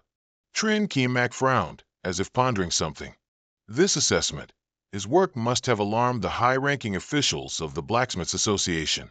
But Dong Ho Fai certainly wouldn't easily acknowledge Trin Kimak's achievement. He believed that he would definitely investigate his identity. But if he already wants to investigate, then they don't need to hide anymore, seizing this opportunity to expose Dong Ho Fai's true colors before Chairman Thatch. Tuong Van Luong asked Trin Kimak in return, "Chairman Thatch is inherently a fair and righteous person, but are you truly sure you can clarify what happened that year for me?" Chung Kimak nodded firmly, affirming to Tuong Van Luong, telling him to rest assured. Du Tuet cupped his hands, bowing slightly forward. "With your help, Mr. Chung, even if I have to face life and death, I will definitely do this well." Chung Kimak spoke calmly yet resolutely. "Then let's go. Time waits for no one." As scheduled, 2 days later, at the Blacksmiths Association, Chung Kimak followed Tran the Ham down the long corridor. This time, he'll probably be able to receive the 10,000 gold coins from the previous assessment's first prize. He laughed loudly. Younger brother Chung seems to value money more than the senior blacksmith certification. Chung Kimak smiled and scratched his head. He was a practical person. Compared to vague titles, Chung Kimak cared more about what could bring him actual benefits. Tran the Ham thought to himself, assuming that Chung Kimak probably didn't know how much money his senior blacksmith certification could earn. He clasped his hands behind his back, tilted his head slightly, and looked at Chung Kimak. "This time, the Ham is taking you to meet the high-ranking officials of the association. As long as you join the association, not only the senior blacksmith certification, but also the 10,000 gold coins promised last time will be no problem." Tran the Ham led Chung Kimak to a large room where all the high-ranking officials of the Blacksmiths Association were present. He introduced Chung Kimak to the important figures. Voices of disbelief gradually arose. "So young? Is he the one who forged an epic-grade item? Did this kid really reach the senior blacksmith level?" Dong Ho Fai stood up and asked Chung Kimak, "Has your master reached an agreement yet? What's the final result?" Chung Kimak calmly replied, "Yesterday, my master and I had a full discussion, and he still doesn't want to reveal himself." Dong Ho Fai's voice was full of provocation. "Is your master unwilling to come, or is he afraid to come?" Before Chung Kimak could respond, Tran the Ham behind him asked in return, "Elder Dong, what do you mean?" Dong Ho Fai was infuriated by his words. Let the peerless genius Chung Kimak answer that. "Isn't that right, Elder Chung of the Thunder City Professional Life Association?" As soon as his words fell, everyone was immediately in an uproar, questioning why someone from the Professional Life Association was here. Tran the Ham couldn't believe what he had just heard. "Are you really an elder of the Thunder City Professional Association?" He took out his elder's badge and calmly admitted, "That's right. I am indeed an elder of the Professional Association." The high-ranking officials of the Blacksmiths Association felt it was hard to believe upon hearing his admission. Dong Ho Fai suppressed the anger on his face. He was very curious why Chung Kimak came here, whether to humiliate them or to infiltrate. He was calm, his voice unwavering. "You're overthinking it. I simply want to obtain the senior blacksmith qualification." Dong Ho Fai, however, didn't let up, pressing closer. "If that's the case, why intentionally hide your identity? Furthermore, with your status, it's impossible for you not to know the relationship between the two organizations." He then concluded that Chung Kimak must have come with a mission. Ho Fai interrogated further. As for your master, what kind of person is he? He advised him that it would be best to confess honestly. At this moment, behind him stood two tall, muscular men with fierce expressions, as if ready to pounce at any time. Just as the atmosphere became extremely tense, a voice suddenly echoed from the room's door. I heard you were looking for me. He heard the familiar voice and was startled, looking at the figure entering. Standing at the door was Du Tuet, beside him an elderly man with his face covered by a hooded cloak, surprising everyone. Why is he here? Could it be that Du Tuet and Chung Ki Mak are on the same side? At this moment, Dong Ho Fai recognized the cloaked man and excitedly shouted, Van Luong. So it's my good disciple. We were about to look for you, but I didn't expect you to come on your own. Seeing that he had been recognized, Tuong Van Luong pulled down his hooded cloak. Dong Ho Fai, it's been many years, and you're still as shameless as ever. Tran the Ham looked at the two people standing at the door and exclaimed in surprise, Master Tuong. The high-ranking members of the Blacksmiths Association all stood up excitedly. It really is him. That shameless scoundrel actually dared to return. You were expelled from the Blacksmiths Association long ago. Why are you returning today? Tuong Van Luong heard the angry accusations and shouted back, Stop talking nonsense. Back then, Dong Ho Fai clearly stole my work and framed me. Tuong Van Luong respected their past teacher-student relationship and didn't bother with him, but he didn't expect them to still refuse to let him go. Tran the Ham was doubtful. Is Tuong Van Luong telling the truth? He pointed to the sky and said sternly, I, Tuong Van Luong, swear to heaven that what I just said is absolutely true. Dong Ho Fai's eyes darkened upon hearing the oath. How ridiculous. Back then, you were just a lowly apprentice. By what right do you say I stole your work? I spared you out of consideration for our teacher-student relationship, yet you dared to use the title of blacksmith to deceive people across the entire Tian Kui continent, tarnishing the association's reputation. How could I stand idly by? Chung Ki Mak stepped between the two. I was taught by Elder Tuong, and yet I defeated your son, Dong Hak Ton. If you think your talent surpasses Elder Tuong's, then you must have understood my exquisite forging technique by now. Why don't we have a match? Tuong Van Luong looked at the back blocking him. His eyes were filled with emotion. Chung Ki Mak, to defend him, dared to claim to be Tuong Van Luong's disciple. He felt this kindness was too great. Dong Ho Fai's face went pale with anger, but no matter what was said, it wouldn't change the fact that one was a good-for-nothing expelled by the association. One is an infiltrator sent by the Professional Life Association. Today, I will represent the Blacksmiths Association. Before Dong Ho Fai could finish, Thatch Dong's faint voice echoed from behind. Represent the Blacksmiths Association? You're speaking too soon. Everyone looked at him and stood up to salute. Greetings, Chairman Thatch. Thatch Dong looked at the crowded room. Everyone, please be seated. This old man hasn't paid attention to the association's affairs for a long time. Today, by chance, I have some time, so I came to take a look. Everyone, there's no need to be too polite. Just continue discussing the previous topic. Dong Ho Fai quickly stepped forward to Thatch Dong. Chairman Thatch, Tuong Van Luong today sent his disciple.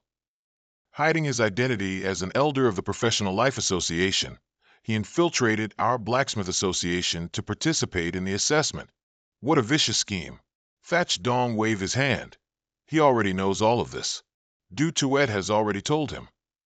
Elder Tran turned to look at Jiang Wenliang. Long time no see. How have you been? Jiang Wenliang's gaze glanced to the side, not looking straight at him. He replied, Still the same. Thatch Dong then turned and pointed at Trin Ki Mak. Then let's talk about him. Your disciple is already an elder of the Professional Life Association. So why did you send him here? Do you really want revenge? Jiang Wenliang raised his hand towards Trin Ki Mak and admitted that he was not his disciple. It was he who asked for Ki Mak's help. Otherwise, he would not have been able to reach the threshold of a Grandmaster. Everyone was shocked to hear this. Jiang Wenliang has reached Grandmaster level? After leaving the Blacksmith Association, without resources, How could he have advanced? Dong Ho Fai is still a senior blacksmith, not yet a grandmaster, yet Jiang Wenliang surpassed him. Looking back now, perhaps what happened back then was not so simple. Dong Ho Fai grew angrier the more he listened and shouted, Jiang Wenliang, don't slander recklessly. Aren't you just saying these things to gain sympathy? Is there any evidence to prove I slandered you back then? Jiang Wenliang maintained his calm demeanor. I truly have no evidence for this. If I must be blamed, it can only be for trusting you too much.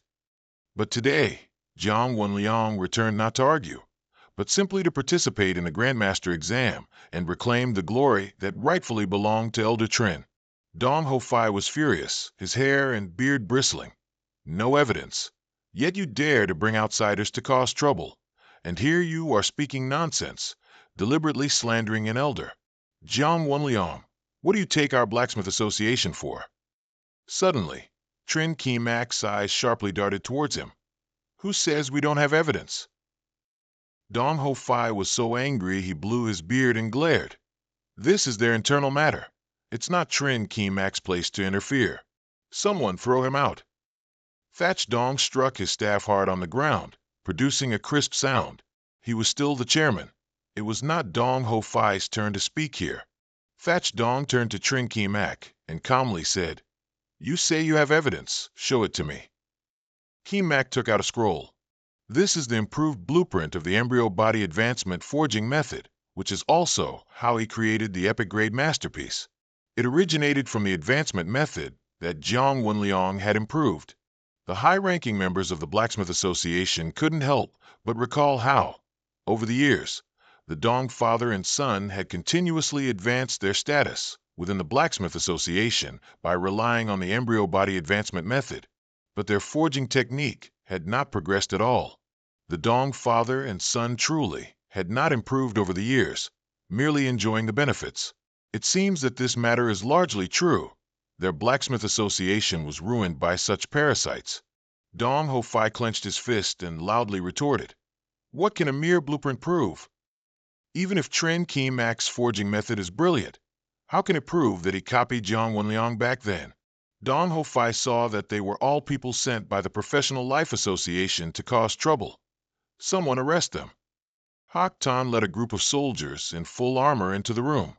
Du Tuet was startled, looking at the suddenly appearing group. Dong Hak Tan, the chairman is still here. What does he want to do? Dong Hak Tan sneered, his arrogant demeanor fully exposed. What do I want to do? Of course, I want to eliminate harm for the association. Thatch Dong's wrinkled eyes narrowed slightly. Is Dong Ho Fai trying to rebel? He disregarded the threat and insisted on his way. Chairman Thatch, after these troublemakers are apprehended, Dong Ho Fai will personally apologize to you. Arrest him. Trin Kimak bowed his head slightly, making the expression on his face dark and difficult to discern. Arrest him. You think you're worthy. As he spoke, a dazzling purple light flared around Qingqianma, instantly sending all those who wanted to apprehend him flying. A few armored men fell right at Dong Xueqing's feet, leaving him dumbfounded and speechless. Hu Fei's expression gradually contorted as he thought to himself. The guards he hired with a large sum of money were all level 35 on average, yet they couldn't withstand more than 2 moves against Qingqianma. Not only did he possess astonishing forging techniques, but his strength was also immense. But at this point, even if he forced Chairman Shi to step down, he still had to control the situation. Dong Hu Fei didn't believe Qingqianma could defeat everyone. He disregarded everything and shouted, Control all of them. Qingqianma, however, remained unusually calm and cast his gaze toward Shi Dong. Do the elders of the Blacksmith Association hold such great power that even the chairman can't control them? Shi Dong slammed the staff in his hand forcefully onto the ground, causing everyone around to lose their footing.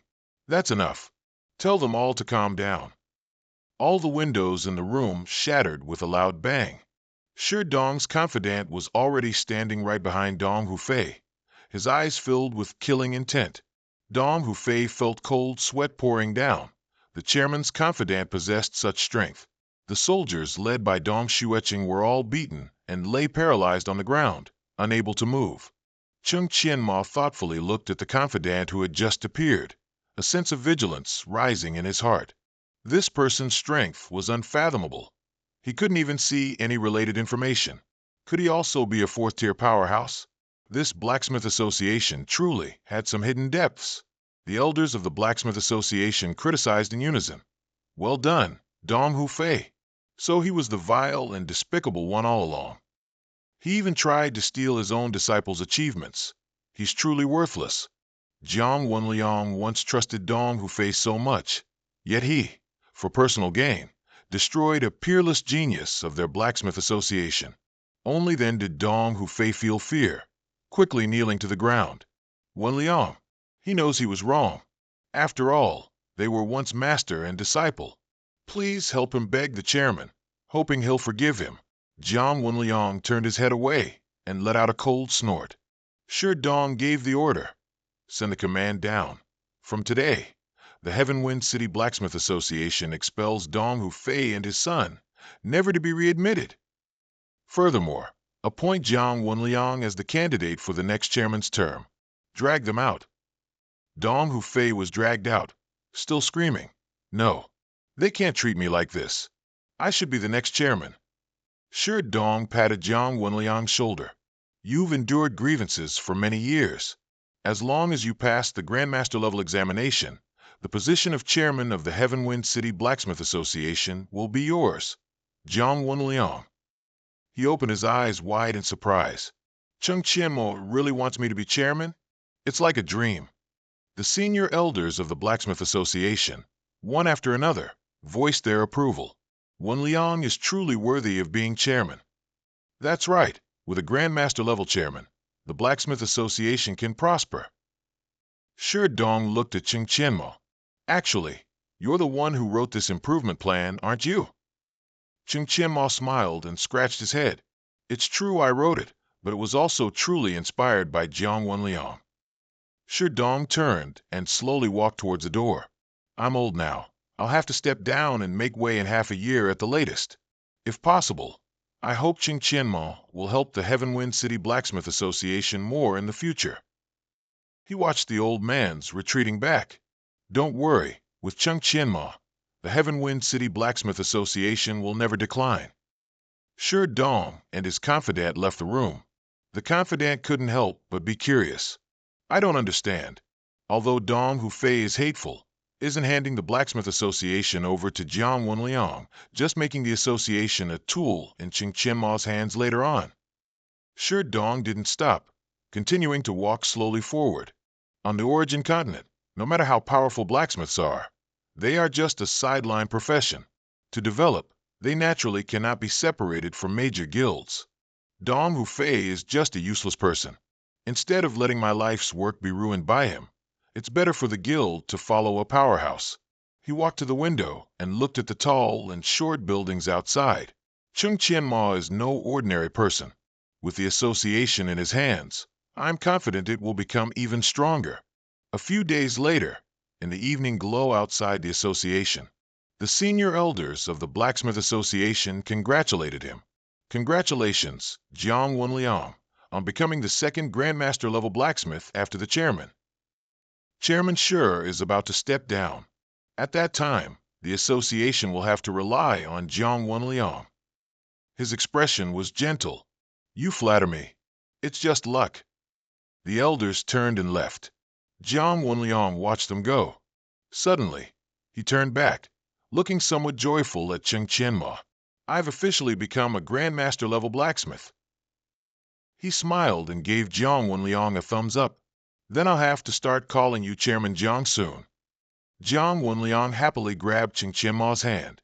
Today, you absolutely must have a drink with me. Chung Chien-mo didn't pull his hand away, but also didn't follow. Actually, I came today to bid farewell to Jiang Wenliang. He was startled, a little regretful. Are you leaving? Chung Chien-mo replied. Yes. Now that the Blacksmith Association's matters are settled, I should return to the Blue Feather Arena to reunite with my teammates. Du Shui suddenly knelt on one knee, clasping his hands in front of him. Chung Chien-mo saved my father's life. This kindness, the Du family can never repay. From now on, if there's anything you need, just say the word, and the Du family will dedicate all its strength. Chung Chien-ma smiled and helped Du Shui up, saying, "You're being too polite, but I actually have something I need you two, father and son, to help with." He said firmly, "Please, just say it. My father and I will definitely not shy away from any difficulty, even if it means going through fire and water." Chung Chien-ma explained his next plan. Now that old Jiang has taken the position of president, he also has to go back. He plans to establish his own guild next month. By then, Chung Chien-ma will occupy a territory and begin to develop his influence. Therefore, he hopes they can join his guild. Chung Chien-ma will not let them suffer any losses. Their compensation will be double the current standard. Du Shui smiled. "If there's anything you need help with, just say it. As for compensation, there's no need to mention it." Jiang Wenliang immediately poured cold water on Chung Chien-ma. His father is a high-level blacksmith. To invite their whole family, it would cost at least 200,000 gold coins. Can you afford it? He was startled by the number. "Although I'm still a bit short, I'll have it soon enough." Jiang Wenliang chuckled. "Why not invite this old man, the future president, as well? I'll give you half off." Du Shui was also taken aback by Jiang Wenliang's words. "That's not right. Chung Chien-ma invited our Du family first."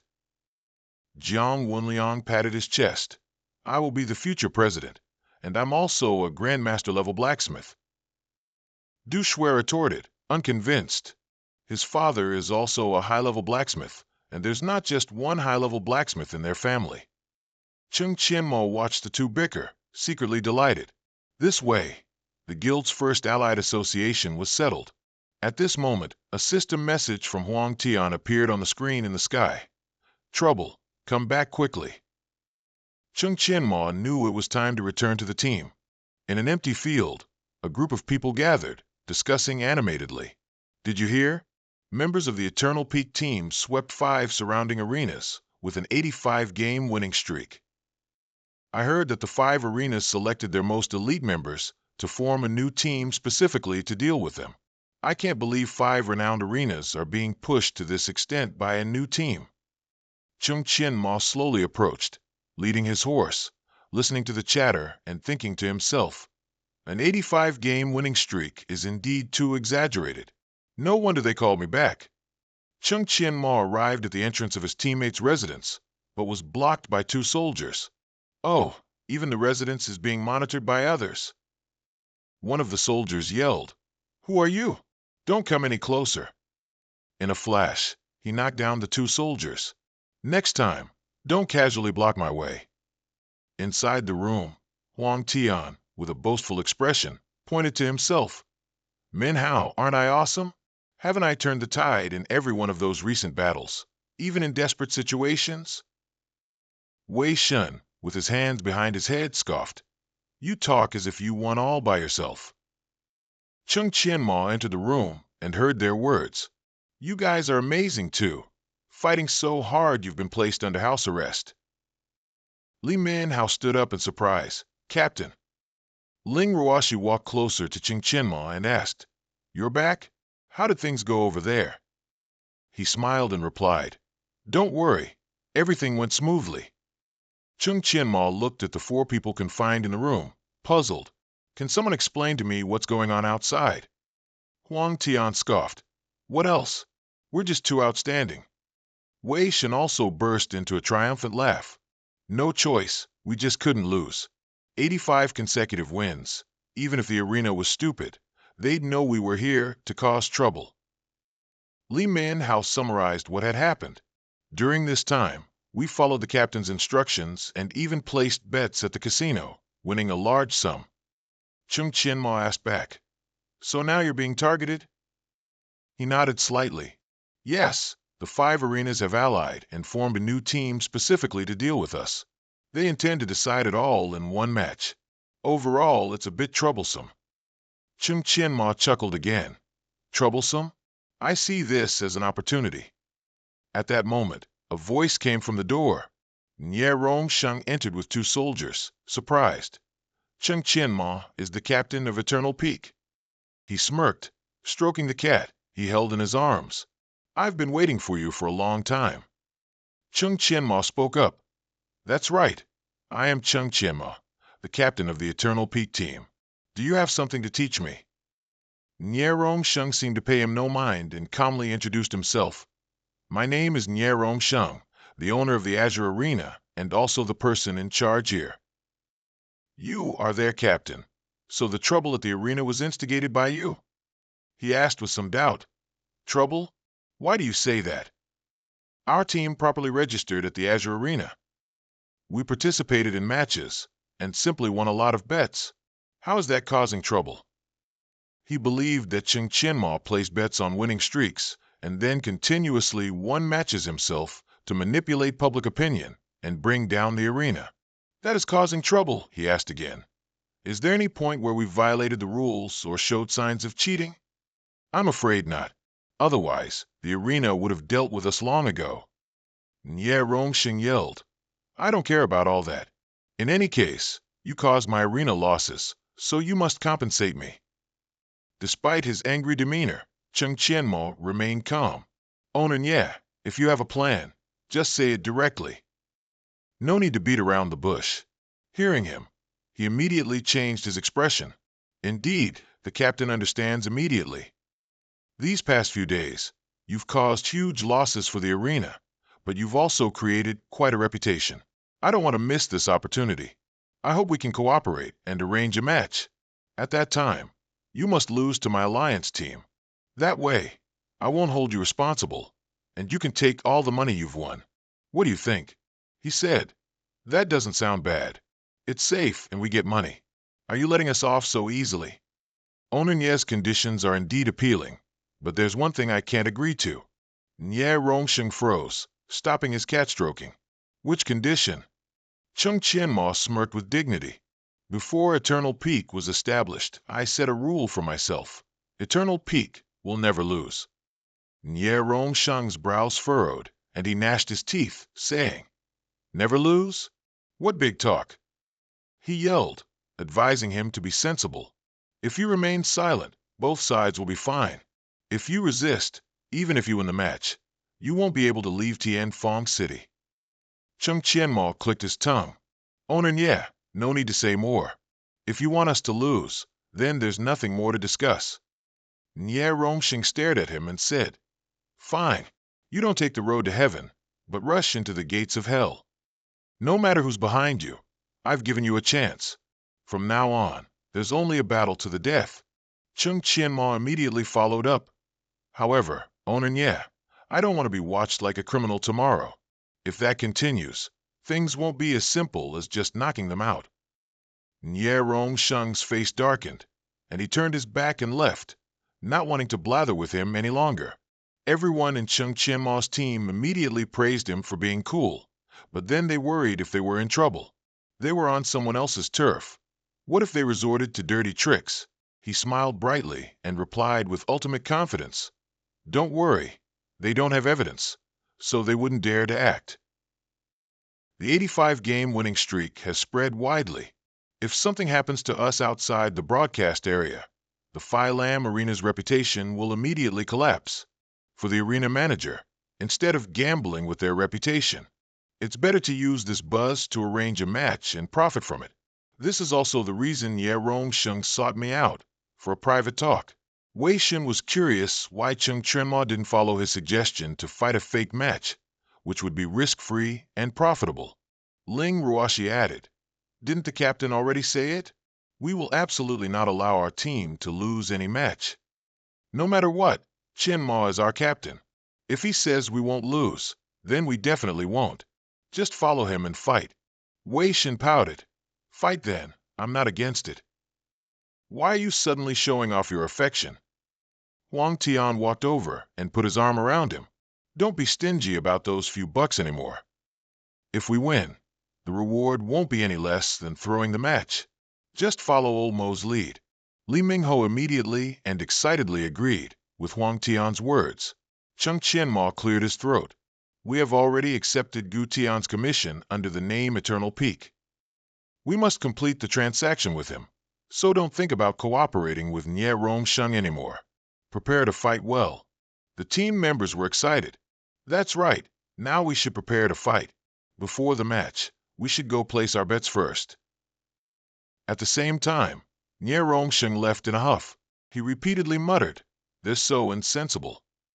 The soldier walking beside him spoke up. "Boss, they've placed their bets again. Still betting everything on themselves to win. What should we do?" Nie Rongsheng's eyes turned red with anger, and he bellowed, "What else to do? Of course we fight. A bunch of country bumpkins. They win a few matches and think they're invincible. Negotiating with them was just to ensure the win rate. If they're so insensible, then we fight. Has Sui Mong returned yet? Notify them not to hold back. It's best to kill them all." The soldier behind him said sternly, "Yes." The person who opened the door walked in and announced, "Captain Liu. The news has arrived. He is Sui Mong's vice captain, a level 40 soul slayer. Currently gathered in the room are level 40 Judge Vu Bakvan, level 42 God of War Captain Lu Kok, level 40 Wind Rider Diem Bin Bin, and level 40 Goddess Vong Duye." They curiously asked, "How did Onanya negotiate with them?" Tun Kokvan calmly said, "It's done." They didn't agree. Vu Bakvan next to him asked skeptically, "Onanya offered such generous terms, and the opponent still didn't agree?" He was curious. "Have you thoroughly assessed the strength of this team?" Vong Duyet explained the situation. All members are under level 35, but their 4-person team has a record of 40 consecutive wins, and their individual win rates are all 100%. After hearing the situation, they remained calm. Diem Bin Bin clicked his tongue. They wouldn't even agree to a fake match for split money. What a bunch of weirdos. Luke Kok next to him exclaimed, "Now this is interesting. Calling us all the way here. If it's just for a fake match, it would be too boring. Did Boss Neep say anything else?" Tun Kokvin glared arrogantly and said, "He told us not to hold back and to kill them all." On the night of the match, the announcer began speaking, inviting Team Vin Hang Din Fong and Team Mong Toai to arena number 520. The match will begin in 10 minutes. Once the match starts, if a member is not present, they will forfeit directly. Please quickly get into position. Noi then said, "Their levels are too high. The lowest is already 40. Hong Thian added, "The strongest one is their captain." "Old Mac, do you have any tactics? Quickly arrange them for us." Trin Kimak chuckled lightly and said, "Tactics? My presence is the tactics." Noi then sighed, chiding him, "We know you're strong, but can you be a little less boastful? Say something realistic. Captain, you're still full of confidence." "I'm not boasting. Before entering the arena, they've probably watched our match videos no less than 100 times. Discussing any tactics now would be useless." The announcer's voice rang out again. "The match will begin in 10 seconds. Countdown 10, 9, 8. He continued, "However, there's only one video of my match, so if this match has a tactic, it's me." The audience discussed. This is the main force of the arena. Toai Mong assembled 5 elites from various competitive arenas. "Go, Vinghang Ding Fong. I've bet a lot on you guys. Don't lose, okay?" Toai Mong is invincible. Neep Vin Sin's subordinate flattered him.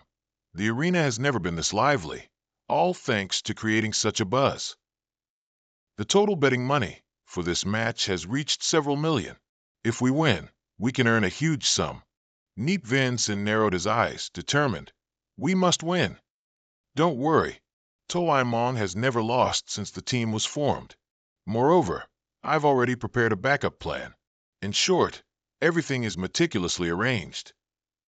Trin Kimak stood arrogantly in the middle of the arena, ordering his team members to charge and start the battle. Luke Kok's expression didn't change as he laughed loudly and said, "Still the same old strategy? Vubak Van, Gopotet Vungjuit. They have a stealth class approaching. Tun Kok Van, keep up with my pace. Diem Bin Bin, provide long-range support from the center." Trin Kimak watched the formation just now and said, "Their strength is indeed greater. The previous teams were all weaklings. I should get a bit of exercise myself." Hearing him, he suddenly paused and thought, He's already brought out that strange weapon so quickly? Wasn't he going to save it for a crucial moment? Tun Kok Van, who was clashing with Lang Nuok Hai, was suddenly restrained by a swung whip. He questioned, "What is this?" Trin Keem Mak yanked the whip in his hand, pulling him closer, and said, "Come over here." Vu Bak Van and Vong Duyet were astonished. He yelled, "His target is the vice captain. Support him." The two of them stood dumbfounded, unable to react. Both were caught by a tongue. They said curiously, "What kind of weapon is this?" "It's poisoned." After dealing with the two of them, Trin Keem Mak turned and kicked Tun Kok Van, saying, "They're coming too." Noi then lightly shook the weapon in his hand, muttering a painful curse as he attacked Luke Kok. Enveloped by the curse, he thought suspiciously, "The target they want to focus fire on isn't the healer but me?" Luke Kok saw the situation getting out of control and thought, "How can this be? It's only just begun. Everything should have been under my control." He looked at Trin Keem Mak and thought, "Why are three of them being held back by him alone?" He stood frozen, calmly watching those attacking him, and continued to think, moreover, how is his teammates' synergy so high? Luke Kok was pierced by blades. Cold sweat poured down as he sighed. Could To Ai Mong lose here? Neep Vincent frowned and said, "What is this Luke guy doing? I showed him the previous match video beforehand."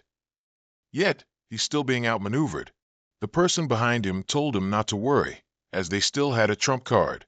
"That's something I spent a large sum of money to buy, ensuring the match has no mishaps." The audience above immediately grew agitated. In just a moment, Team To Ai Mong was already being overwhelmed by Vin Hang Din Fong. The money they'd bet was about to be completely lost. Dien Bin Bin gritted his teeth and said, "Captain, if they don't break free, relying only on the two of us, we'll definitely lose." Luke Kok chimed in, "Damn it, I don't believe his control skill can last forever." Chung Chien Mo refuted him. "My control isn't a skill, but a supplementary attribute of my weapon and technique. If you're waiting for a skill cooldown, you might as well surrender now." He exclaimed, "A supplementary attribute of a weapon? There's even that kind of weapon." Bing Bing explained, "That's an enchanted weapon, and it attacks without any preparatory moves. Perhaps it's a supplementary attribute of the weapon." Having no other choice, Lu Gu pulled out the remnant crystal. When destroyed, it creates a mist. Inhaling it increases all stats by 30%. He said, "I can't believe we're being overwhelmed by a rookie team. We really have to use this thing now." He had no other choice but to destroy the remnant crystal in his hand. Yen Bingbing asked in a panic, "Captain, do we need to use this thing?" He gritted his teeth and inhaled the remnant mist, wanting to increase his strength to counterattack. Huang Tian said in surprise, "Are they using drugs? Does this count as cheating?" Wei Shen then explained, "It's a remnant crystal. It's an item, but if you use this, you won't be able to level up or progress for 5 years. The others also use this kind of item." He said skeptically, "Everyone carries this kind of item?" Sun Quan broke free from his restraints, intending to attack Chenma. Yu Bowen and Wang Yu, after being boosted, could break free from the net, forcing him to step back and think. This kind of suppression is no longer enough. They regrouped, staring intently, radiating killing intent. Wei Shen said uneasily, "We've been fighting for half the match, and we finally gained control of the situation. Yet now they've fully recovered." He still calmly said, "It's just a desperate struggle, nothing to worry about." Lu Gu, annoyed, said, "You're full of empty boasts. We already know all about your weapon. Don't expect it to work on us anymore." Then he ordered everyone on the team, "Form up. Don't give them another chance." Chenma spoke up, "Useless posturing, but you do have some skill. If you've unleashed all your moves, then I'll show some respect and let you witness my new skill." Flowing light scattered, second transformation. His umbrella was surrounded by an aura, causing it to deform. Immediately, it transformed into a staff. Wei Shen said in surprise, "This is a magic staff. Did you also learn mage skills?" He launched magic straight at Lu Gu's group while saying, "I know many things. Learn them slowly." Yu Bowen received the command to defend and raised his shield to block the attack. His powerful move made him struggle to defend. Lu Gu said doubtfully, "We've held our ground. Now it's our turn to officially counterattack." After that blow, Qing Qianma summoned a bunch of magic orbs again. He continued in shock. "How can this be? He's just a rogue who just underwent a second transformation. How can he cast a chain reaction formation? It's the dark hole of synchronicity, creating a black hole that continuously pulls in enemies and deals shadow attribute damage around it. It lasts for 5 seconds, and when the black hole explodes, all enemies within its range will be stunned. From there, the magic orbs rushed straight towards them." Qianma said, "The most difficult part of a chain reaction is controlling it during the spellcasting phase, along with the medium, which is the casting tool. The flowing light feather blade umbrella consumed countless resources to bring it to its optimal state." Looking at the miserable state of the group in front of him, he mocked. Now it seems it wasn't in vain after all. Nyerong Sheng yelled furiously, "Lu Gu, you scoundrel, wake up!" "My money!" "Boss, don't get agitated." He attacked the sycophant next to him and said, "And you scoundrel, didn't you say it was a sure win?" Then Chung Chin-ma turned and walked away, saying, "All right, now it's up to you guys to finish the match." Everyone on the team shouted in unison, "Don't worry." On the stands, the crowd was angrily cursing. "Damn it, all my money's gone. Toei Mong my ass. They're clearly just a good-for-nothing." On the arena floor, the Shattered Dream team had completely collapsed and lay on the ground. There were also some winners cheering endlessly. "We won. Eternal Peak is amazing. We're rich this time." Chung Chien-ma listened to the crowd cheering for him and smiled, saying, "So, our first battle for Eternal Peak can be considered over." A moment later, he and his team were riding horses out of the city. Behind them, pursuers shouted, "Catch them! Don't let them leave Tianfeng City." "Damn it, why are their horses so fast?" Huang Tian asked, "Old Mo, should we punish these leech-like guys?" He immediately replied, "No need. We're about to leave Tianfeng City's boundaries, and besides..." Chung Chien-ma looked at the people in front of him and said, "Our reinforcements have also arrived." Chowder rode his horse, leading the group to reinforce him. The Tianfeng City people saw this and quickly stopped, saying, "They're from Bloodfang Fortress. We've reached the border of Thunder City." Someone asked, "What do we do, Captain? Just let them go like that?" He replied, "It's not just our Phylan who lost. That's money from all 6 families. Are we supposed to risk our lives ourselves? Let's go back and wait for old Nye to speak. Anyway, we already know they were sent by Bloodfang Fortress, so we can just directly settle accounts with the people from Bloodfang Fortress." Chung Chien-ma said, "Captain Chow, you guys arrived just in time." Chowder replied, "Young Master Chung, you're too kind. Upon receiving your message, we've been waiting here for a long time. Let's go. The fortress lord is still waiting for everyone." A moment later, they returned to the city. Someone, hearing Qianmo recount the situation, angrily shouted, "I told you to make money, not to make such a big deal out of it." "Damn it, 86 consecutive wins. You're really something. Why didn't you just kill Nye Rongxing while you were at it?" The person speaking was Gu Gan, who continued, "You guys from the Eternal Peak team, you're truly an adorable bunch. Brother, this 300,000 gold coin feels a bit hot to handle. How about you take it back and say you have nothing to do with us? Bloodfang Fortress." Chenmo interjected, "Didn't Boss Gu himself say earlier that any big problem could be solved? Now you're backing down so quickly." He said, "I told you to secretly gather data, not to step all over the 6 great arenas. Now you've left a size 48 shoe print directly on their faces, and even explicitly said you're wearing Bloodfang Fortress's shoes." Someone rushed in and said, "Boss, there's big trouble." Gu Gan, annoyed, yelled, "Can't you see I'm busy? Speak quickly." The person stammered, "According to reports from our scouts, people from Phylan, Ziyun, and other arenas have appeared together on the outskirts of Thundercloud Gorge." Gu Gon was frightened upon hearing this. Seeing this, Qianma provoked, "You're scared too?" Gu Gon sighed and said, "I said I'd shield you from the storm, but what you did is too terrifying. I, Gu Gon, am talentless and powerless. How can I help you overcome challenges in the 6 major arenas? But I, Gu Gon, am a man of my word. First, I can return the money." After 5 years of trying to get into the top 10, Cheng Qianmo replied, "I didn't expect Boss Gu to be such a righteous person. I have a big business deal here. Do you dare to take it on?" He rubbed his forehead and said, "What business deal? If you have something to say it quickly. They'll be here in a few hours at most." He then continued, "After leaving this time, I will establish a guild and occupy more than one base. I want to invite you to join." He said, full of doubt, "What did you say? Did I mishear you?" "Brother, are you crazy?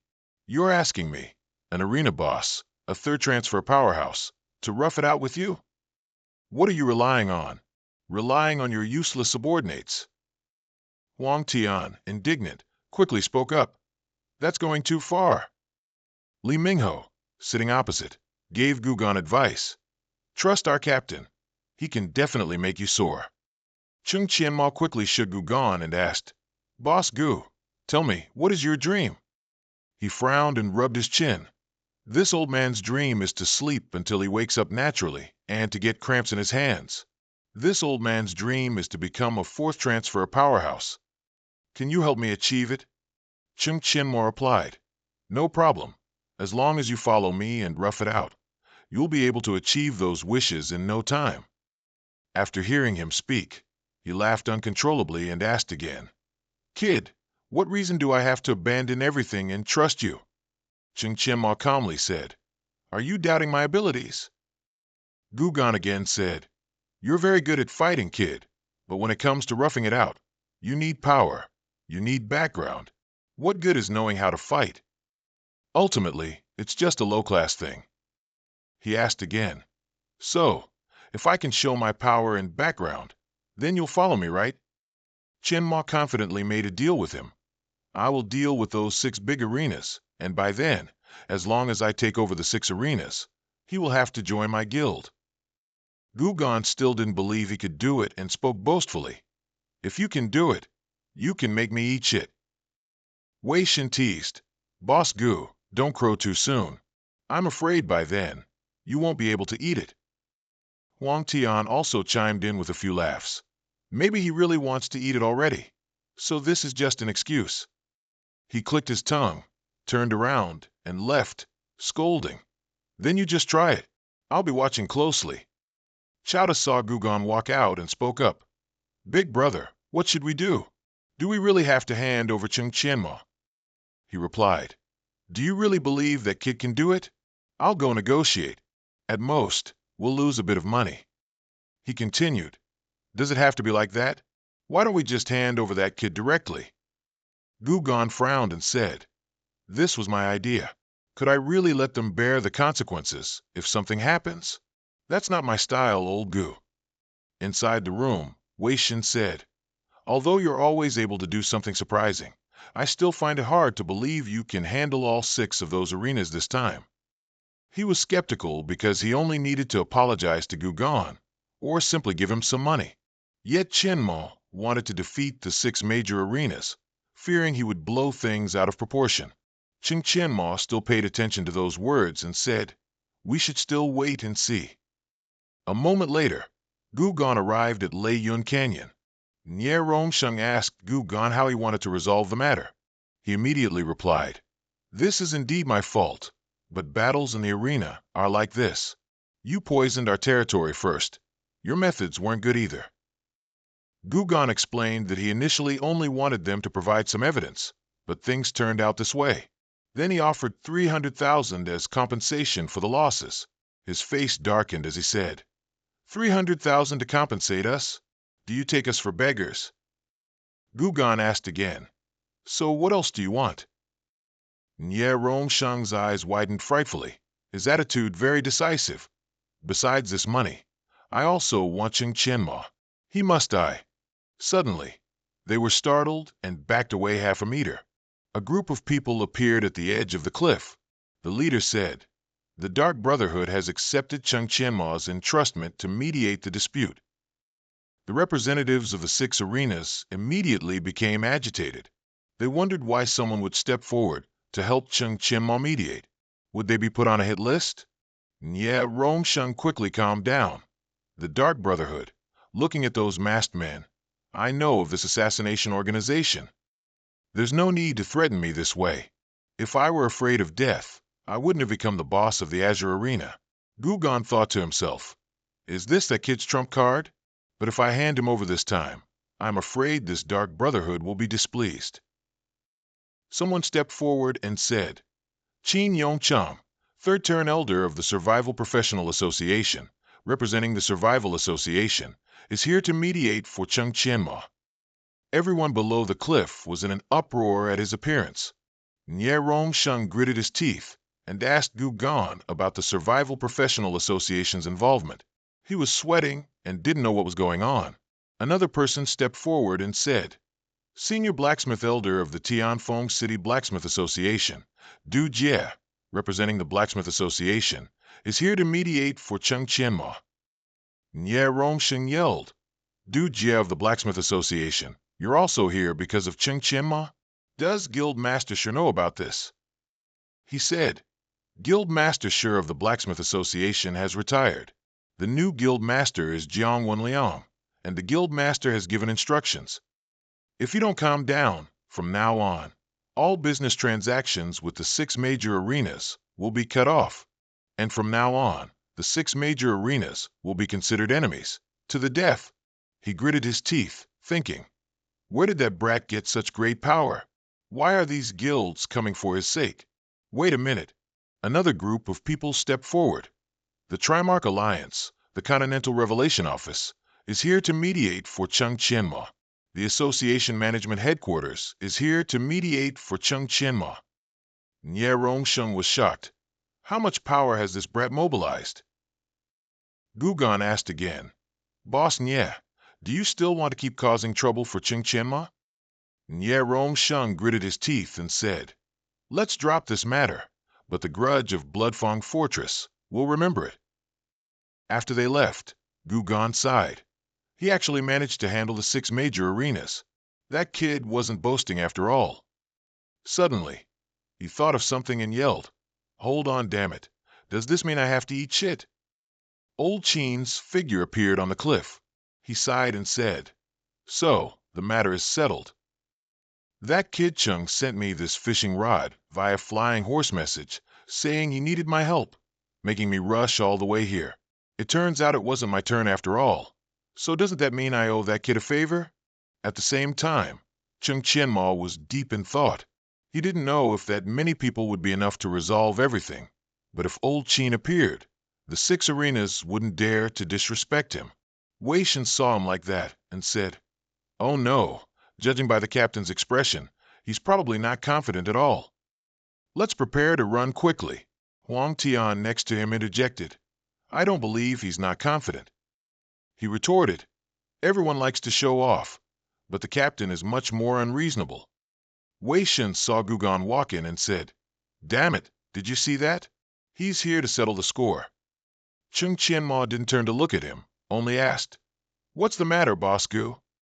He beamed a standard smile and praised, very good, it's really you. And yet you, kid, actually did it. I underestimated you. Wei Shen next to him chimed in teasingly, the captain's showing off again. Cheng Qianma calmly said to him, so, your agreement to join us, does it still count? Gugan replied, I, Boss Gu, am a man of my word. I said if you could do this, I would join, and of course, I won't regret it. However, before joining, there's something I need to discuss with you. He looked over with a curious expression and asked, what is it?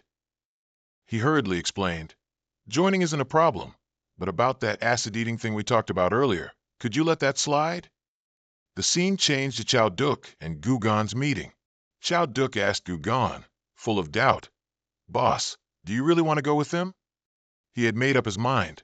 A man's promise is worth 1,000 pieces of gold. I said if Chung Chien-ma could solve the 6 major arenas, I would go with him, so I won't change my mind. He said, but if you leave, what about the arena? Gugan decided to entrust this arena to Chao Duk for him to manage this enterprise, because if he didn't leave now, Nye Vincent wouldn't give up. He continued, I have a premonition that Kid will help me reach a higher level. The scene then shifted back to Ching Qianmo and his group. Huang Tian looked into the distance and said, we've waited for half a day. Is this old Gu guy reliable? Ling Ruoshi continued, he said he'd follow us, so he shouldn't be lying. Wei Shen continued to wait calmly. Boss Gu eats and drinks well every day, earning tons of gold. How could he possibly follow us, sleeping under the sky? We've definitely been tricked. Gugan suddenly appeared and confidently said, sorry I'm late. I had to hand over everything properly. You can't possibly understand how busy a tycoon like me is. Everyone was excited to hear his voice. He's really here. Wei Shen stood up, a little surprised. He actually joined. Chung Qianmo spoke up. From now on, Boss Gu will officially become our guild manager and a member of our team. Gugan smiled brightly. I look forward to working with you all from now on. From now on, we're all teammates. This is a joining bonus. Everyone gets a share, come. As he spoke, he took out envelopes and handed them to everyone on the team. He cleared his throat and said, we should still discuss our next move. Gugan confidently said, don't worry, I've arranged everything. The documents for guild registration are at Lin Noyetan City Hall. I had someone take care of it yesterday, so you don't need to queue when you go there now. You can proceed directly with the guild registration procedures. He continued, Captain Chung mentioned the guild registration plan, and I've already started preparing. Even if I'm the future professional manager of the Eternal Zenith Guild, this is still a bit sensitive. Chung Qianmo noticed Lin Noyetan City Hall. Huang Tian laughed and praised. If I did it myself, it would take at least half a month.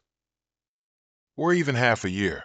Only people like Gugan, with special connections, could do it so quickly. Chung Qianmo didn't say it aloud, but thought to himself, he really lives up to being the manager I specifically chose. He certainly didn't disappoint me. At the same time, at Lin Noyetan City Hall, the receptionist said, hello, sir. Do you wish to register a guild? This requires prior verification of your assets. She took Ching Qianmo's card and thought to herself, so much money, and only level 36, yet he's already registering a guild. She continued, sir, I have completed the check. You meet the requirements to apply. Please tell me the official name of the guild. He immediately replied, my guild's name is Eternal Zenith. The receptionist then asked, and where would you like to establish the initial headquarters? Chung Qianmo replied, I want to establish the headquarters in the Dark Forest. She was shocked and her face darkened. Sir, although the Dark Forest is ownerless, many powerful demonic beasts live there, and transportation is quite inconvenient. Would you like to change to a different location? He thought to himself, it seems good luck. This area hasn't been occupied by other guilds yet. Then he said, then let's just choose that place. Please help me register. She quickly replied, I will deduct 200,000 for the establishment fee along with the monthly maintenance fee. The guild fee will increase monthly according to its scale. In her mind, she thought Trin Kimak was a rich kid who squandered money. It's done. Your guild has been successfully created. Congratulations to Trin Kimak for successfully establishing the Eternal Peak Guild, located in the gloomy forest area. Please come to the headquarters within 3 days and complete the first mission. He walked out and was immediately asked about everything by everyone in the team. Trin Kimak held out a glowing red stone. It's already registered. This is the guild's primordial crystal. Now just go to the headquarters and place the primordial crystal down, and our guild will be officially established. He curiously asked where Kote-san had gone, and everyone explained that he had gone to a wedding banquet with someone from the city hall. Trin Kimak thought to himself, establishing a guild inevitably requires dealing with other forces, but such banquets are not suitable for him, so entrusting it to Kote-san is most appropriate. Suddenly, He appeared and asked, "Has the guild been registered yet?" Trin Keemak replied, "It's already registered." Kootsan then asked, "So where will our guild's headquarters be located?"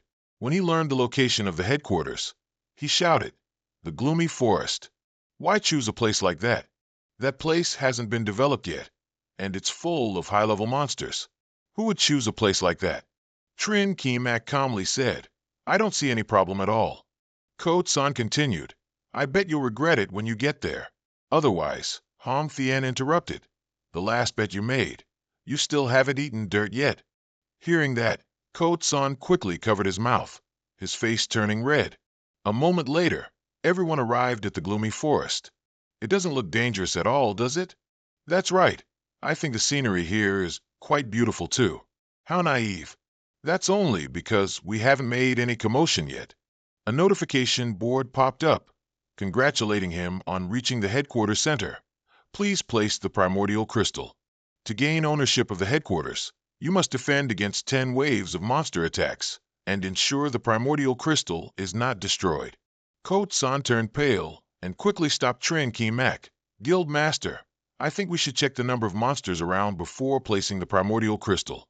He didn't listen to his advice and directly placed the stone down. From that spot, a stone pillar emerged, inscribed with Eternal Peak.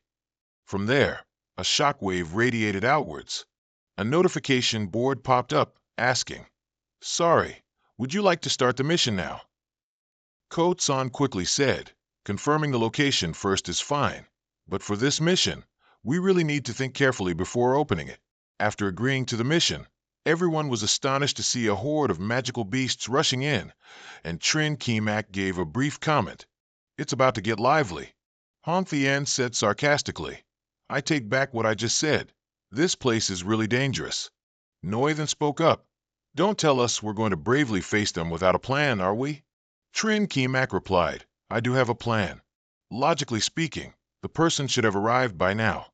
Could it be that I've been stood up?" Noi then continued, "Don't joke. Even if we defeat monsters of this scale, we'll be worn out to death." The magical beasts surrounded them, staring with murderous intent. Then they intended to rush forward and attack them. Suddenly, it was interrupted by an attack.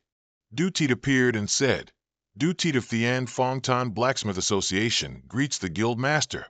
Sorry we're late. We couldn't find the exact location, but luckily we saw the light emitted from the primordial crystal just now." Kootsan was curious. "You are from the Blacksmith Association, and you came here to help?" He then said, "Hello, Mr. Ko. I didn't expect to meet you here. From now on, we are teammates in the same guild." His face beamed, "Teammates. So, the Blacksmith Association wants to ally with us?" He said with a smile. "Not just an alliance. From now on, we are members of the Eternal Peak Guild."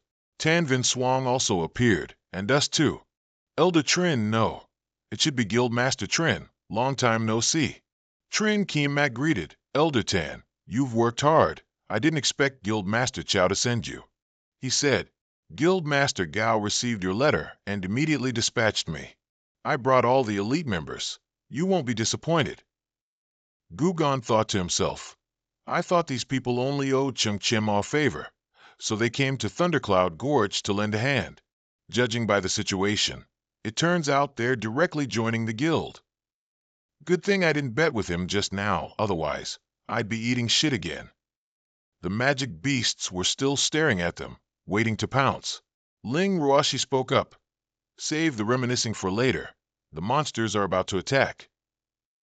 Chung Chien-Ma cleared his throat to get attention. "Everyone, starting today, you are the first batch of members of the Eternal Peak Guild. I won't say many superfluous words. Once my base develops, I definitely won't let anyone suffer losses.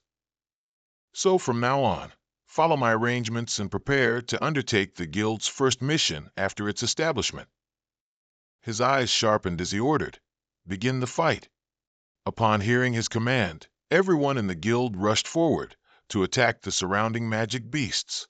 In the silent night, a flock of birds suddenly flew in disarray, creating a chaotic scene. The terrifying roar of a three-headed monster echoed. It charged towards the humans with extreme ferocity. Qin Ing Shuang commanded everyone, "Don't be afraid. Form a defensive formation." No sooner had he finished speaking than a flash of sword light suddenly tore through the air, slicing the three-headed monster in half in an instant. Qianma appeared, sword on his shoulder, standing tall and imposing. He addressed the group, saying, "Brothers of the Life Association, you are responsible for the rear. Just defend against the small monsters. Leave the rest to the combat team members. Wei Shen, Ming Hao, you two are responsible for defending the east. Huang Tian, Ruashi, you two are responsible for the south. The west and north are up to you, Gu Tian." Everyone quickly split up and acted according to Qianma's assignments.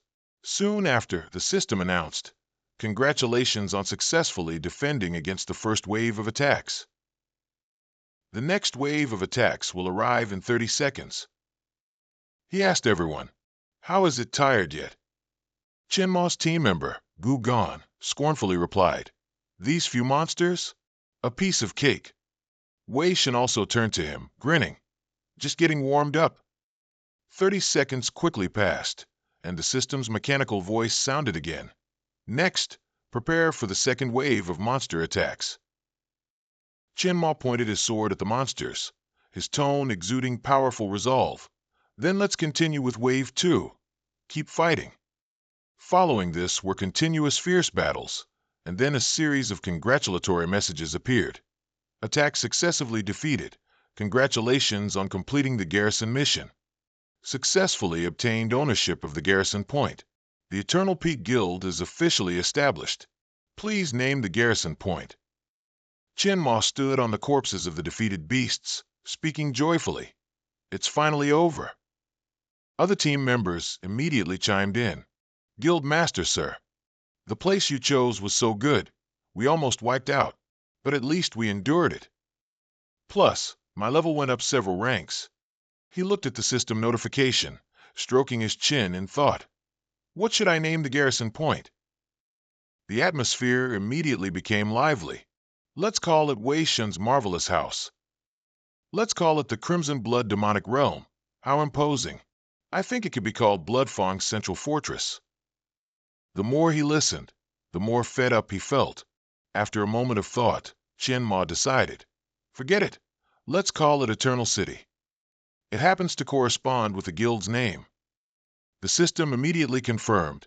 Garrison point named Eternal City. Saved. Cannot be changed. Current guild level is 1. Received Basic Architecture X11, Basic Resource Bag X11. Congratulations, you have received a blacksmith, herb room, crafting workshop, guild warehouse, dormitory, group barracks. Guild quests available.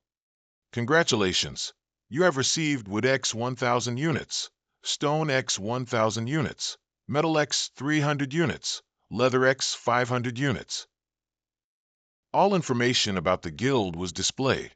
He looked at him and smiled. "It's a success. Next, we'll expand our resources and upgrade the guild." At this moment, Ruashi suddenly spoke. Wei Shen immediately teased. Huang Tian interjected to defend her. Looking at them, Qimak thought to himself, "It's true that this place holds a secret that can accelerate cultivation speed." Under a giant tree, his calm voice resonated. "As expected, it's still here. The world tree is a sapling. Every 3 days, it can produce 5 units of life source. It knows how to protect the base's territory, attacking all invading enemies. The life source can upgrade the quality of basic materials by 1 level. The upgrade duration is 1 year." Qin Yongshuang asked curiously. Dutit also spoke up. Trin Qimak took a knife, made a cut on the tree trunk, and explained. "When used in crafting, it can double the quality. It stabilizes the crafting process. When used as medicine, it can increase the medicine stability. With this forest, our guild no longer needs to worry about development." Dutit couldn't help but be overjoyed upon hearing this. If that's the case, then it's a treasure for blacksmiths. Qin Yongshuang also nodded and said, "In my experience, this type of liquid indeed has medicinal properties, but specific details still need verification." Qimak looked at them and added, "This place is now our territory. Everyone can come and take it anytime, but be mindful of the quantity." Observing the giant tree in front of him, he thoughtfully pondered. Its aura can transform the environment, which is also why Ruashi and the others felt their attribute leveling was faster. In the game of the previous life, this place was a mysterious entity. As soon as it was discovered, it caused a massive scramble and a huge uproar, but now it belongs to me. Suddenly, the system sent a series of notifications again. The guild system was successfully converted and simultaneously upgraded to level 6. You can now choose between machine gun and blade wave. Seeing this, Keemak couldn't hide his surprise, thinking to himself, "Congratulations, host, for successfully converting the new passive skill, metal regeneration. Each day, your base can automatically gain 500 units of metal." As soon as he saw this notification, his face brightened. That's great. Just when he was worried about metal materials, the system gave him a big gift. Not long after, at the Eternal Guild's encampment, everyone seemed extremely busy. The clanging sound of metal colliding was piercing. After a period of diligent work, Keemak finally forged a weapon. It's a success. He looked at his achievement and named it Divine Light War Spear. Epic quality. One-handed weapon. Basic damage 180. Attack interval 1.7. Keemak held the Divine Light and looked towards Dutit. "What do you think of this long spear?" He examined it, then nodded and replied, "Looking at its quality and attributes, it has reached epic tier and could sell for at least 4,000 gold coins. If put up for auction, the price would be even higher." He attached the spearhead to the shaft and handed it to Ruashi. "Wait 2 more days until I gather enough materials, and I'll make a high-grade one for you." Ruashi couldn't help but be surprised. "This one is already very good." "I love it," Dutit asked curiously. Keemak calmly replied, "Of course. What's more, it used the most ordinary design." "Do you know what this means?" he said in a low voice. "It means we can mass-produce weapons." Keemak nodded. "That's right, but you've been up all night with me. Regarding the manufacturing, everyone should get some rest. Then we'll discuss it further." Hearing that, they became even more excited. "Rest? We don't need rest. To create epic-level items, with black iron, with such a good thing, we'll willingly work overtime." Seeing their enthusiasm, Keemak had no intention of stopping them, and even chuckled inwardly. "Well then, good. I'm not forcing you all to work, okay? You're all doing it voluntarily." After saying that, he turned and left. But before he got far, someone suddenly shouted, "It's done. We succeeded." The shout startled Keemak, who wondered in confusion, "What is it?" Another madman. Tan Vin Suang walked up to him, holding a vial in his hand. "Guild leader Trin, this is the attribute elixir created using life force. Through testing, its effect has indeed doubled. We succeeded." Hearing this news, Keemak's mood improved even further. "Excellent, excellent. Guild leader Chao sending you here has truly helped me greatly." On the other side, Hong Tien was busy urging everyone, "Come on, quickly collect all these spoils of war. Old Mac, this place is really great. After monsters of the same level are killed, both the experience and benefits are higher than outside." Keemak quickly explained, "Perhaps this is related to the world tree. The monsters around it will be affected, more or less." Hong Tien was busy assigning tasks to everyone. Keemak looked at this scene and secretly thought, "If this continues, I wonder what scale the guild will reach in 6 months." A month later, the guild was filled with weapons and various other materials. Guild leader Chao reported, "Guild leader, the guild has now created all these animals." Keemak collected them and said, "Everyone has worked hard this month. I'll leave the rest to you. I'll sell them at a very good price." He was about to turn and leave when Dutuet's voice suddenly rang out from behind him. "Wait, guild leader, we have a gift for you." Keemak looked at them blankly. "A gift?" Nuakai opened the chest in her hands. "These past few days, we've been using the base's resources to upgrade equipment. Only the 1,000-blade scattering fan in your hands. Guild leader, I truly couldn't create any weapon that surpasses it. So after much thought, I made you a new cloak. Its name is Sacred Essence Robe, of exquisite quality."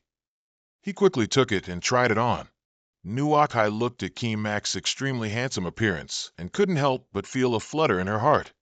This guy looks even more handsome wearing this.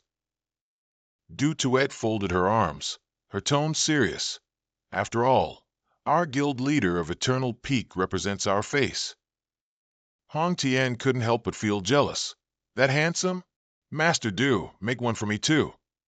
Noi then teased. Nuakai is even embarrassed. Hearing that, she blushed and recoiled. Darn it! Do you want me to tear your mouth apart? Keem Mac immediately intervened. All right, I should get going now. Then I'll leave now and return in about half a month. Nuakai looked at him, her eyes filled with reluctance. Okay. Suddenly, before everyone's eyes, she stood on tiptoe and kissed him on the cheek, making Keem Mac's face flush with embarrassment. After the kiss, Nuakai shyly turned and ran off.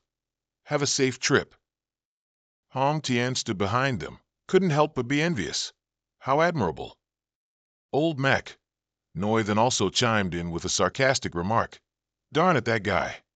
At the auction house in Lin Noyet City, Keem Mac looked at the two long lines of people ahead and couldn't help but exclaim. As expected of a mid-level auction house, the crowd is truly too large. If I have to queue, I don't know how long I'll have to wait.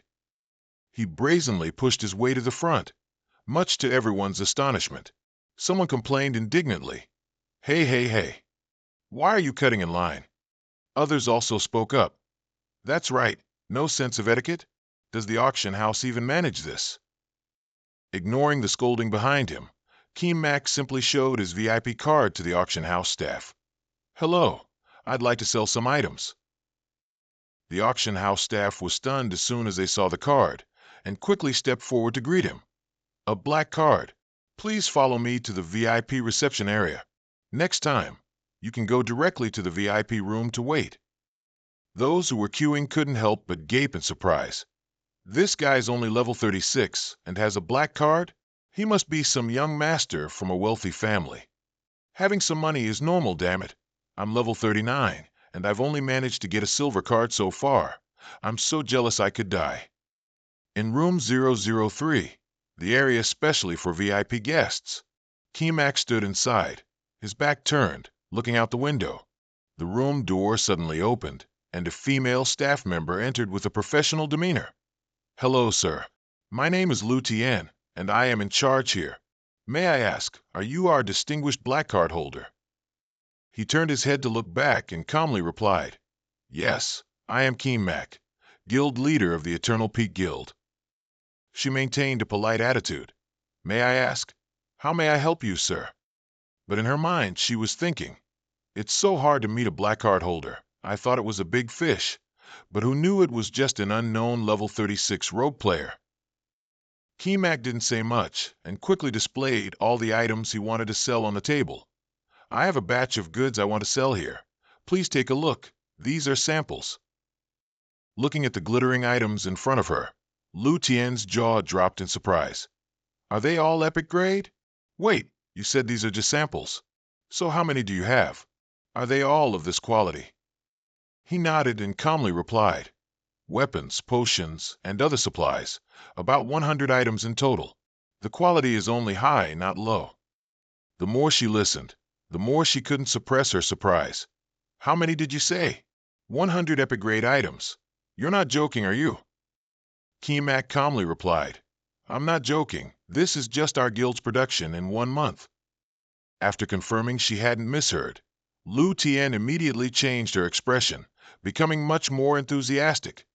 All right, I'll immediately arrange for all of these to be put into the auction process. May I ask if you have any other requests? He continued, I also have a few other requests. But thinking of something, she suddenly felt nervous, shyly covering her chest with her hand. About that. Before Lu Tian could finish speaking, Keem Mac interjected. All the epic grade items I sell must have a price cap. These words made her feel a bit disappointed. Oh, is that so? No. What I mean is, with the quality of your batch, if you set a price cap, you'll definitely lose quite a bit. Don't you want to earn more? He turned around and calmly replied, You don't need to worry about that. Just help me collect more materials on the list. Looking at the list Kimak handed her, Lu Tian was extremely stunned. Wait, Guild Master Trin. Normally for a Tier 1 guild, we don't encourage charging an entry examination fee. He chuckled faintly and replied, I understand the recruitment rules. Just do as I say. Hearing that, she had nothing more to say. All right. Leaving the VIP guest room, Lu Tian's heart was still unsettled. What's with me today? So flustered. There are really quite a few transient residents in Lingua City. At this moment in the Adventurers' Hall, the atmosphere was lively and crowded with people coming and going. Kimak looked around. All those who wanted to join a guild had gathered here. He focused on reading the words on the bulletin board and thought to himself, just like in the game in my previous life, low-level guilds often provide subsidies for new members to expand their scale.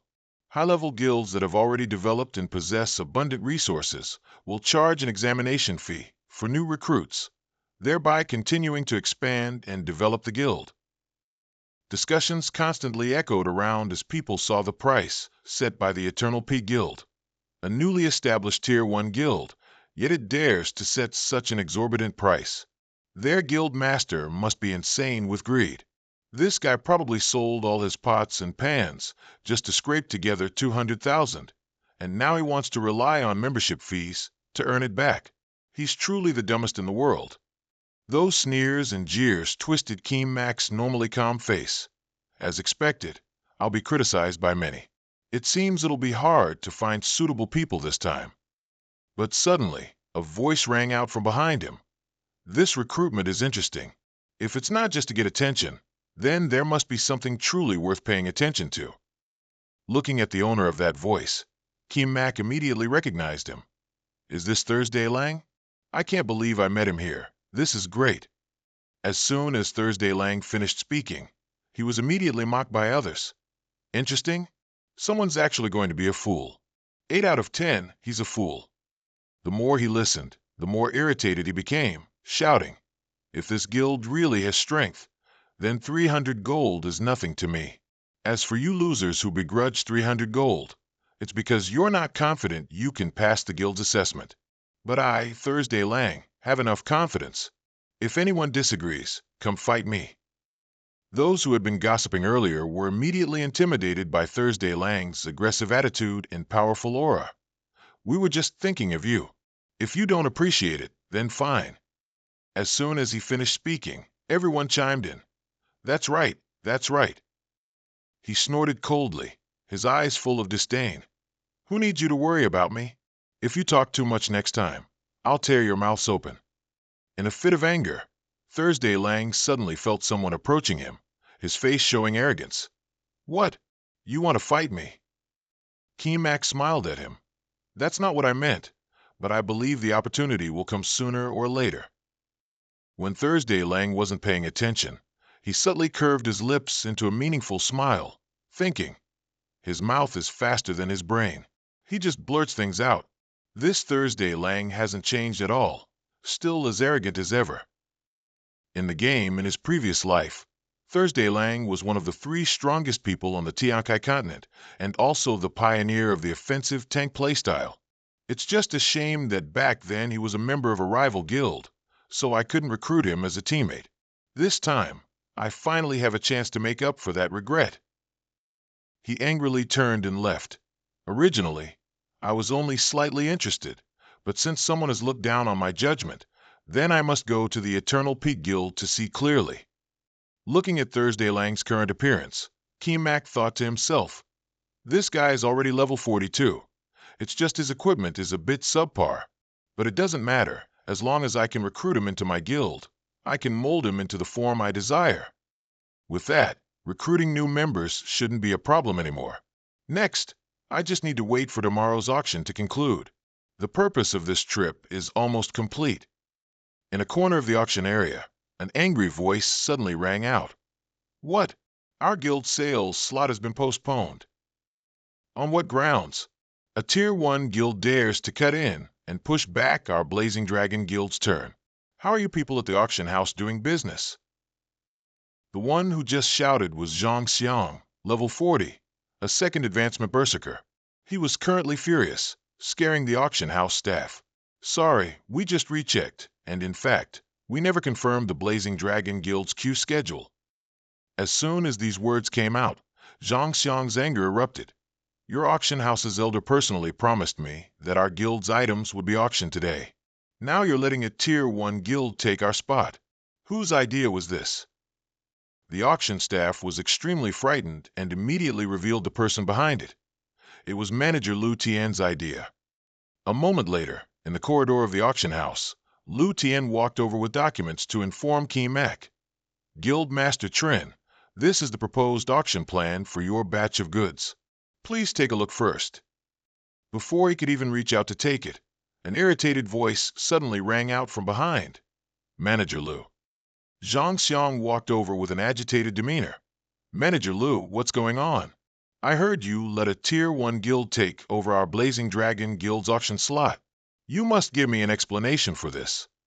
Facing the direct questioning of the other party, Lu Tian still politely replied, Today's auction slot was indeed arranged by me, but from the beginning, I decided it would be for Eternal Peak. Who told you it was for the Blazing Dragon Guild? His gaze swept towards Qi Mak with hatred. Oh, so this is the Guild Master of Eternal Peak, a Tier 1 guild. A guild master who's only level 36 can actually cut in front of our slot. Lu Tian, you haven't made some shady deal with this pretty boy, have you? Zhang Xiang's blatant insult made her choke up and blush. What nonsense are you talking about?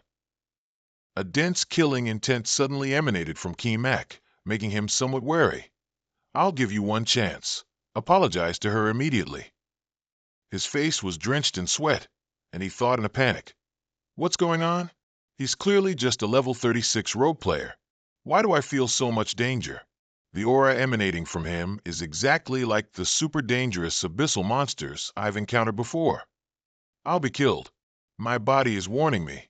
If my next sentence isn't an apology, he'll definitely kill me. Frightened by his oppressive aura, Zhang Xiang immediately bowed his head meekly and said, I apologize. I was hot-headed and disrespectful.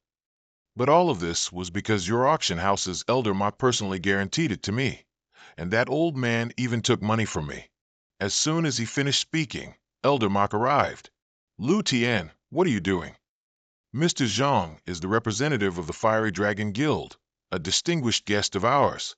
I heard you let a Tier 1 guild take his auction slot. Is that true? Lu Tian's brows furrowed slightly. Elder Mok, you've come at just the right time. So tell me, when did you arrange an auction slot for the Fiery Dragon Guild? As soon as Zhang Xiang saw the old man, he couldn't suppress his anger. Elder Mok, what the hell do you mean by taking my money and not doing your job? Elder Mok coughed twice, extremely awkward. Please calm down, sir. I will definitely give you a satisfactory explanation. Qi Mak glanced at Lu Tian and asked suspiciously, What exactly is going on? She felt extremely awkward. She spoke up to explain. According to proper procedure, all auction slots should be decided by me, the person in charge. But before distinguished guests like you appeared, the elders of the auction house often accepted bribes to change the schedule. This old man Mok, it's not the first time he's used such rule-breaking tricks. I've always turned a blind eye before. But rest assured, this time I absolutely won't let it affect your business. Elder Mok loudly shouted at her. Manager Lu, Fiery Dragon is a Tier 3 guild. In terms of guild level, the resources they provide must be better than that small Tier 1 guild, right? Why are they ranked last? Did you accept a bribe and intentionally arrange for that Tier 1 guild to go first? The more Lu Tian listened, the angrier she got. Elder Mok, you're really good at shifting blame. Your unauthorized interference in arranging the auction order was already wrong. I haven't even settled scores yet. Moreover, what makes you so sure that Eternal Peak's materials aren't better quality than Fiery Dragon's? With someone backing him, Zhang Xiang also became bolder. Manager Lu, I cannot accept that statement of yours. We are a Tier 3 guild. How could our output and item quality be inferior to that Tier 1 guild? As soon as he finished speaking, Elder Mok immediately cut in. Exactly, Lu Tian. You're truly blinded by greed to say such nonsense. I'll report this to the director and demand your dismissal. Their words made Lu Tian feel truly ridiculous. Report to the director? Eldermach, I advise you not to shoot yourself in the foot. Seeing that she wouldn't back down, he angrily shouted, even if I did violate rules, I don't believe there's no foul play in your arrangement for that Tier 1 guild. Their noisy commotion quickly reached the director. Nen Kai Hoa, accompanied by 2 guards, approached with a stern voice. What's going on? Has today's auction not started yet? I could hear you all arguing loudly from afar. How can you even do business like this? Nen Kai Hoa asked sternly. What's going on? Has today's auction not started yet? I could hear everyone arguing from afar. Is this business deal going to continue or not? As soon as Lu Tian saw him, she immediately accused, Director, you've truly come at the right time. But before she could finish, Elder Mok interrupted. Director, this Lu Tian is getting more and more unruly. For a small profit and the auction house's benefit, she's coercing a Tier 1 guild to go up in rank. Nun Kai Hoa walked past the old man and coldly dropped a shocking statement. Eldermach, actually, this was my idea. The old man couldn't help but be surprised. Nen Kai Hoa approached Kimak and greeted him politely. You must be Mr. Trin Kimak, the guild master of Eternal Peak. You truly are talented at such a young age. I am Nun Kai Hoa, the owner of this auction house. He was a bit impatient. Director Nun, I don't have time to concern myself with your internal corruption issues. I just want to know when my auction will begin. Kimak's eyes, filled with killing intent, suddenly shot towards the other 2. If you don't handle this properly, I'll go to another auction house. This threat was extremely effective. Nenkai Hoa felt very apologetic. I'm very sorry. This is our auction house's oversight. I will definitely give you a satisfactory answer. Lu Tian, please help Mr. Trin start first. You don't have to worry about the other matters. She nodded, immediately following the director's words. Seeing them leave like that, Eldermach still refused to admit defeat. Director, this is just a small Tier 1 guild. Do you really need to do this? Nenkai Hoa's gaze immediately darkened. A small Tier 1 guild? This time they provided over 100 epic-grade weapons and various potions, equivalent to our annual output. You dare offend a customer of this magnitude? This number made both of them gape in astonishment. Over 100 items? Impossible. Where could a Tier 1 guild produce 100 epic items? Nenkai Hoa's face was grim. Eldermach, you're getting on in years. From now on, you don't need to work at the auction house anymore. During this time, I will conduct a thorough investigation into your bribery activities, so prepare yourself. These words were like a thunderbolt, making the old man utterly terrified. Director, you can't do this to me. I've worked for the auction house for 50 years. Nenkai Hoa didn't care and ordered his subordinates. Take him away. Dragged away by 2 tall men, Eldermach still unwillingly shouted, Director, no.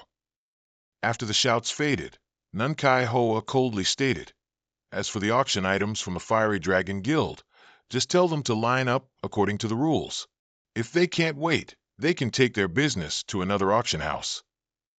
At the auction venue, the auction was about to begin, and the seats below were already packed. Lu Tian quickly started the auction. The first item put up for bid was the Dragon's Bane sword. She introduced, this epic-grade one-handed sword is called the Dragon's Bane sword. Its basic attack power reaches 180 points, and it has an attack range of 1.6. In addition, it also comes with an extraordinary attribute. That is, this Dragon's Bane sword can actively summon a low-level dragon to fight, with a maximum duration of up to 1 minute. The people in the audience immediately became interested. Such an epic-grade item being presented first. It seems there are quite a few treasures this time. This item looks really good. It's only the first item, and I already see something I want, but its price will definitely be very high. Just watch. Kimak stood on the second floor observing the auction, thinking to himself, no wonder she's an auction master, so good at stirring emotions. I wonder what kind of expressions these people will have when they hear the price. Lu Qian quickly announced the starting price of the item. The starting price for this Dragon's Bane sword is 500 gold coins, and each bid must not be less than 100 gold coins. The maximum bid limit is 3,500 gold coins. Please press the button on the left armrest of your seat before bidding. The auction begins. The price she announced caused a stir among everyone. What? An epic grade item has a maximum bid limit, and it's only 3,500 coins? What kind of joke is this? Is that a wrong quote? I bid 3,500 gold coins. Lu Qian hammered the gavel. Number 879 bid 3,500 gold coins. Since it reached the maximum price, it was immediately acquired. Everyone in the audience was extremely surprised to hear that. They got it just like that. Even if they sold it immediately, they could still make a lot of money. No, this auction is too fast. I need to pay more attention. Seeing the chaotic situation, Lu Qian spoke up. Please don't rush, ladies and gentlemen. There are still many epic weapons and elixirs coming up. As long as you're quick enough, I guarantee everyone will have a chance. Hearing that, someone happily shouted, "There's still more?" Could it be that today won't stop at just one epic item? The second item was displayed on the screen. She loudly proclaimed, "Ladies and gentlemen, the next auction item, number 57, is still an epic weapon. However, this weapon is a staff, and the upper limit this time is still 3,500 gold coins, just like before." The floor immediately became noisy, everyone scrambling to bid. I bid 3,500. I pressed first. This weapon is mine. Items were brought up one after another. The next item, number 60, is a healing elixir. Before Lu Qian could finish, someone spoke up. I bid 3,500 gold coins. The speed at which everyone closed deals made her dizzy. Item number 70. This time it's a saber. Congratulations to number 603 for acquiring it. Ladies and gentlemen, I haven't even introduced item number 72 yet. Please don't rush. Discussions constantly echoed from below. Damn it, if we can't get it, what's the point of having a price cap? Exactly. I'm not short on money. If it were a free auction, I could definitely buy several items. This is the first time I've seen an auction for epic weapons feel like a vegetable market. Qian and Mo stood upstairs, witnessing all the chaos below. He subtly curled his lips, thinking, the purpose of setting a price cap is for scarcity marketing. The guild isn't short on money right now, but on influence. This batch of epic weapons will definitely have a good marketing effect if they're released into the market. Oh, that's... While observing, Qian and Mo suddenly saw a familiar figure. Qiu Lang was also among those who came to the auction. He was absent-mindedly thinking, I originally wanted to go all out to buy an epic shield from the list. I didn't expect them to set a monetary limit. Looking at this madness, it seems difficult for me to snatch one. Qian and Mo rubbed his chin, his eyes fixed on Qiu Lang as he pondered. He also came to buy equipment. If that's the case, why not do him a favor? On the screen, the next item to be auctioned was a shield. Next is item number 80. This epic shield is called the Shield of the Undead. Someone immediately bid from below. I bid 3,500. But the rules this time were not the same as the previous items. Lu Qian calmly explained, this customer, please don't rush. The method for selling this shield is a bit different. The seller has already designated the buyer. Everyone, please look at the button in front. Only those with a green light can purchase it. Hearing that, everyone quickly looked at their seat. Qiu Lang did too, and when he saw the green button on his seat, he couldn't help but feel suspicious. How could this be? Does the seller know me? How did he know I wanted the shield? Forget it, I really need this shield, so this time I'll owe someone a favor. Qiu Lang didn't think much further and quickly pressed the button. Lu Qian immediately announced, congratulations to number 372 for successfully winning the bid. This result caused immense dissatisfaction among everyone. Isn't this an underhanded activity?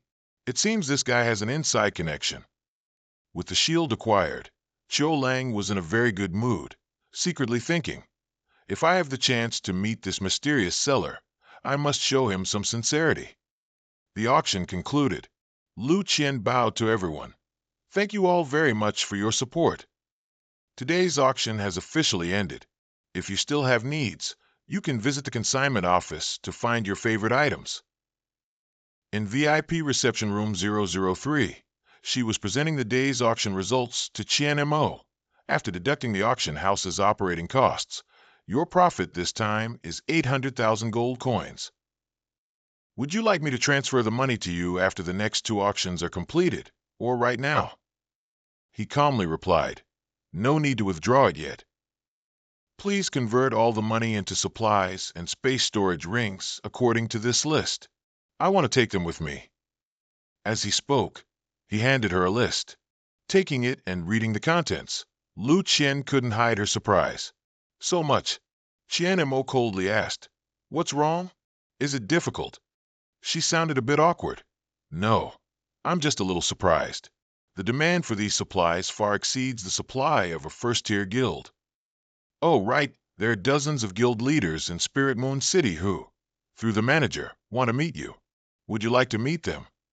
He answered decisively. I don't want to meet them, nor do I want my identity revealed. Lu Qian immediately understood. Understood. Then I won't disturb your rest anymore. As the room door closed, he smiled. The news released should be almost ready now. Hopefully, it can achieve the desired effect.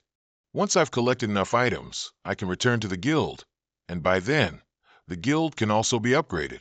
Inside Lin Noyet City, a tavern somewhere, the customers drinking were heatedly discussing today's auction. This Lin Noyet City auction house is quite something, huh? They actually auctioned off dozens of epic items at their ceiling price. And I heard the auction will last for 2 days, so people from surrounding towns are flocking here. Where do they get such an abundant supply from? I haven't heard of any large-scale purchases or sales. It's not easy to know the origin. These weapons usually have their origin information engraved, so you'd know just by looking. Immediately, someone took out the item they had won at the auction to examine, and it said the place of manufacture was Eternal City. That name continuously echoed around.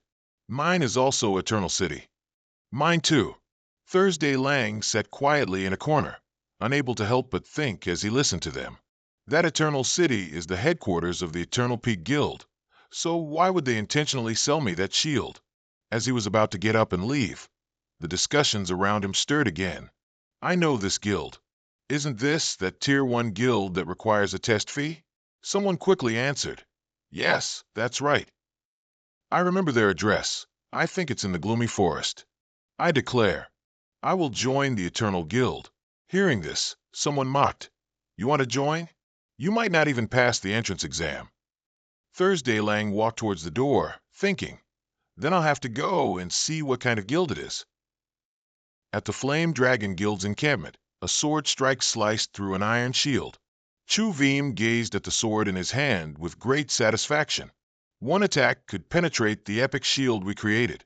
Truly formidable, the person behind him said. I spent a lot of money to buy it from customer at an auction house.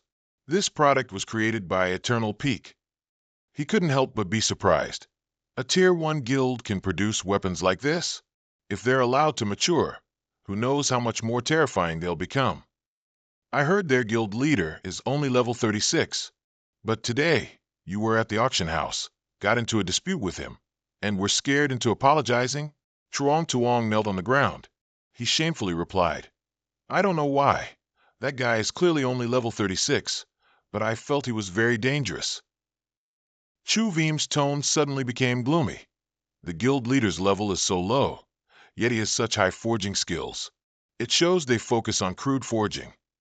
Our guild has invested a lot of resources to train you to level 40, yet you were so afraid that you had to apologize. To have a good-for-nothing like you represent our Flame Dragon Guild externally is a complete loss of face. He panicked, quickly begging, Guild leader, I know I was wrong. Please give me another chance. He turned away, his voice devoid of warmth. I've already investigated their guild's location. I'll give you another chance to cleanse the humiliation you've brought upon our Flame Dragon Guild. Truong Tuong was so terrified he broke out in a cold sweat. Guild leader, rest assured, this time I will definitely satisfy you. As dusk began to fall, a new day was about to end. Lu Tien came to report on the material collection situation. Guild leader Trin, all the materials you requested have been brought here, and the remaining money has also been transferred to your card. Keem Mac happily extended his hand. All right, it's a pleasure doing business with your auction house. Please send my regards to Elder Nian Hang. She politely replied. We also highly value our cooperation with Guild leader Trin. Elder Nian Hang has instructed that as long as it's your request, we can fulfill it. He smiled and said, Don't worry, I've never let my friends suffer a loss. There will surely be many more opportunities for cooperation. Lu Tien bowed farewell, looking very professional. Lin Noyet City Auction House will always serve you. Not long after, at the Eternal Peak Guild's encampment, a figure on horseback galloped straight to the city gate. The guards above saw him and shouted a warning. Who goes there? This is the territory of the Eternal Peak Guild. Unauthorized personnel are not permitted. Keem Mac stopped his horse, looking up, teasingly.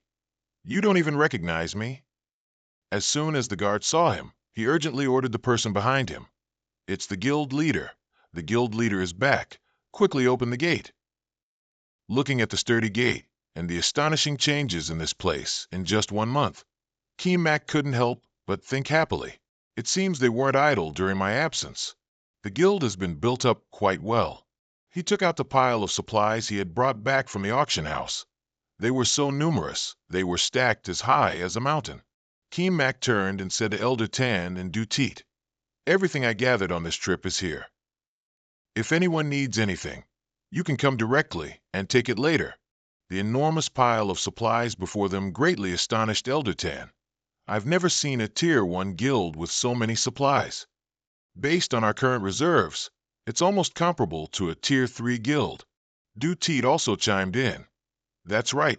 If we had more people and built a perfect supply and consumption channel, our development would surely astonish the entire continent. Keem Mac had also thought of that. Don't worry, I've established cooperation with the Lin Noyet City Auction House. The population issue will also be quickly resolved. Now we can upgrade the guild to Tier 2 to cope with the impending surge in guild population. After he pressed the upgrade button, a pillar unexpectedly rose. Noi Than, who was secretly on a date in a corner, was also startled. Holy moly, the guild upgraded. Hong Thien, who was fighting monsters in the forest, was also drawn by the commotion. Old Mac is back. The pillar rose in the middle of the encampment, surrounded by extremely sturdy stone. The system's mechanical voice rang out. Congratulations, guild leader. The Eternal Peak Guild encampment has successfully upgraded to Tier 2 and unlocked the encampment construction function. All guild information has also been updated to Tier 2 on the system panel. Keem Mac looked and said, Not bad. After the encampment upgraded to Tier 2, its sphere of influence expanded significantly, and many new structures were added. It's time to improve everyone's daily living environment. First, let's look at the living-related structures. After all, too many people gathered in the collective dormitory isn't a long-term solution. The system showed him some suggestions. Currently, the encampment can construct the following residential buildings: residences, rest areas, small eateries. Elderton offered his opinion. A guild upgrade is good, but blindly expanding is not a good idea. Du Teet also agreed. That's right. Every time the area expands, costs also increase, and currently, there isn't enough manpower to maintain such a large area. So, let's first consider recruiting more people before contemplating expansion. But Keem Mac suddenly grinned. Don't worry, manpower isn't an issue. Soon, a large number of people will come to join us.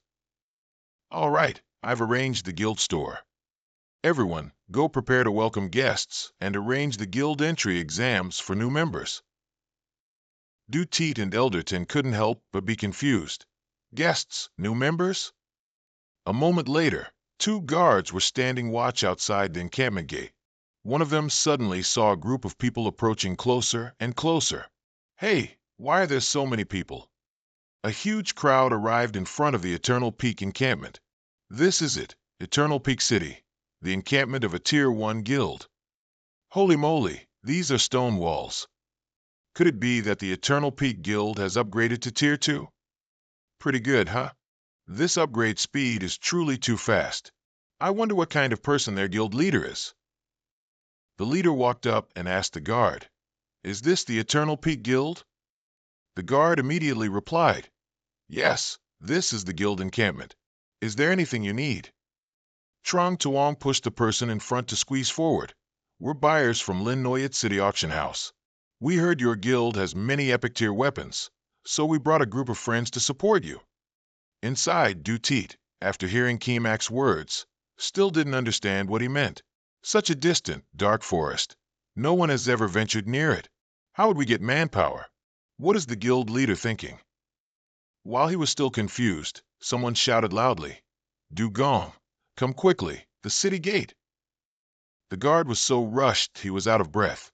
Dutit asked in confusion, "What is it? What's happening at the city gate?" The other person, still panting, replied, "There are so many people at the city gate. Some are here to buy weapons, and others are here to apply to join the guild." Hearing that, he was suddenly stunned. Dutit quickly moved to the gate to welcome the guests from afar. "I know, you're all here for my epic tier weapons. But don't rush. We have enough stock." Those people were extremely happy to hear that. "That's great.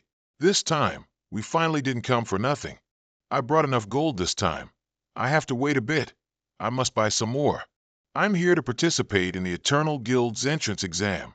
Dutit looked at these people and secretly praised Kimak. The guild leader truly has extraordinary ability. I don't know what he did to attract so many people. Never mind that. First, let's arrange the tasks the guild leader assigned.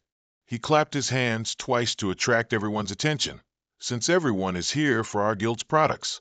Then, according to the rules, please select items at the guild's mobile store. The mobile store was opened, and dazzling golden light immediately flashed from within. All items are mid-tier, uniformly priced at 4,500 gold. As soon as they saw the price, the crowd immediately stirred. These items are indeed of impeccable quality, but the price is too high. You used to sell them at such low prices at the auction house. Why have you raised the price so much now? Exactly. If we knew the price was this high, who would bother coming here? Dutit explained, "The auction house has limited supply, so you have to compete. But here we have enough stock, so the price will be decided by us." After hearing this, they also felt it was somewhat reasonable. "That's right. We also saved a sum on auction entry fees." Exactly. It seems to be about the same, and it also ensures everyone can buy it. Truong Tuong suddenly spoke up to disrupt. "Don't listen to their nonsense. Clearly they're maliciously raising prices, and still saying righteous-sounding words. You Eternal Peak Guild are really too much." He was secretly calculating in his mind. If only he could magnify the conflict and incite these people to rush in. Then it would all be chaotic. Anyway, this guild is about to fall apart, and then he'd settle the score with that guy Trin Kimak. Truong Tuong pointed directly at Dutit and cursed. "You are a Tier 2 guild, and you're already so arrogant? Aren't you afraid of making enemies? Call your guild leader Trin Kimak out here." Dutit said coldly, "I haven't seen anyone's anger yet, but why are you so agitated? Moreover, it looks like you're intentionally here to find our guild leader." He scowled and yelled, "You're just a blacksmith. How dare you talk to me like that? Do you believe I'll deal with you right now?" Dutit slightly curled his lip in contempt. "You can try." Seeing his fearless attitude, murmurs arose from the crowd behind him. The Eternal Peak Guild is too arrogant. A blacksmith dares to confront a level 43 strong person. This blacksmith is done for. This is Tien Koi Continent. Killing people here isn't against the law. Thursday Lang stood in the crowd, frowning and thinking, "I owe the Eternal Guild a favor. I wonder if I should step in and save him later?" Suddenly, Truong Tuong grabbed Dutit's collar and cursed. "Do you really think I wouldn't dare to kill you?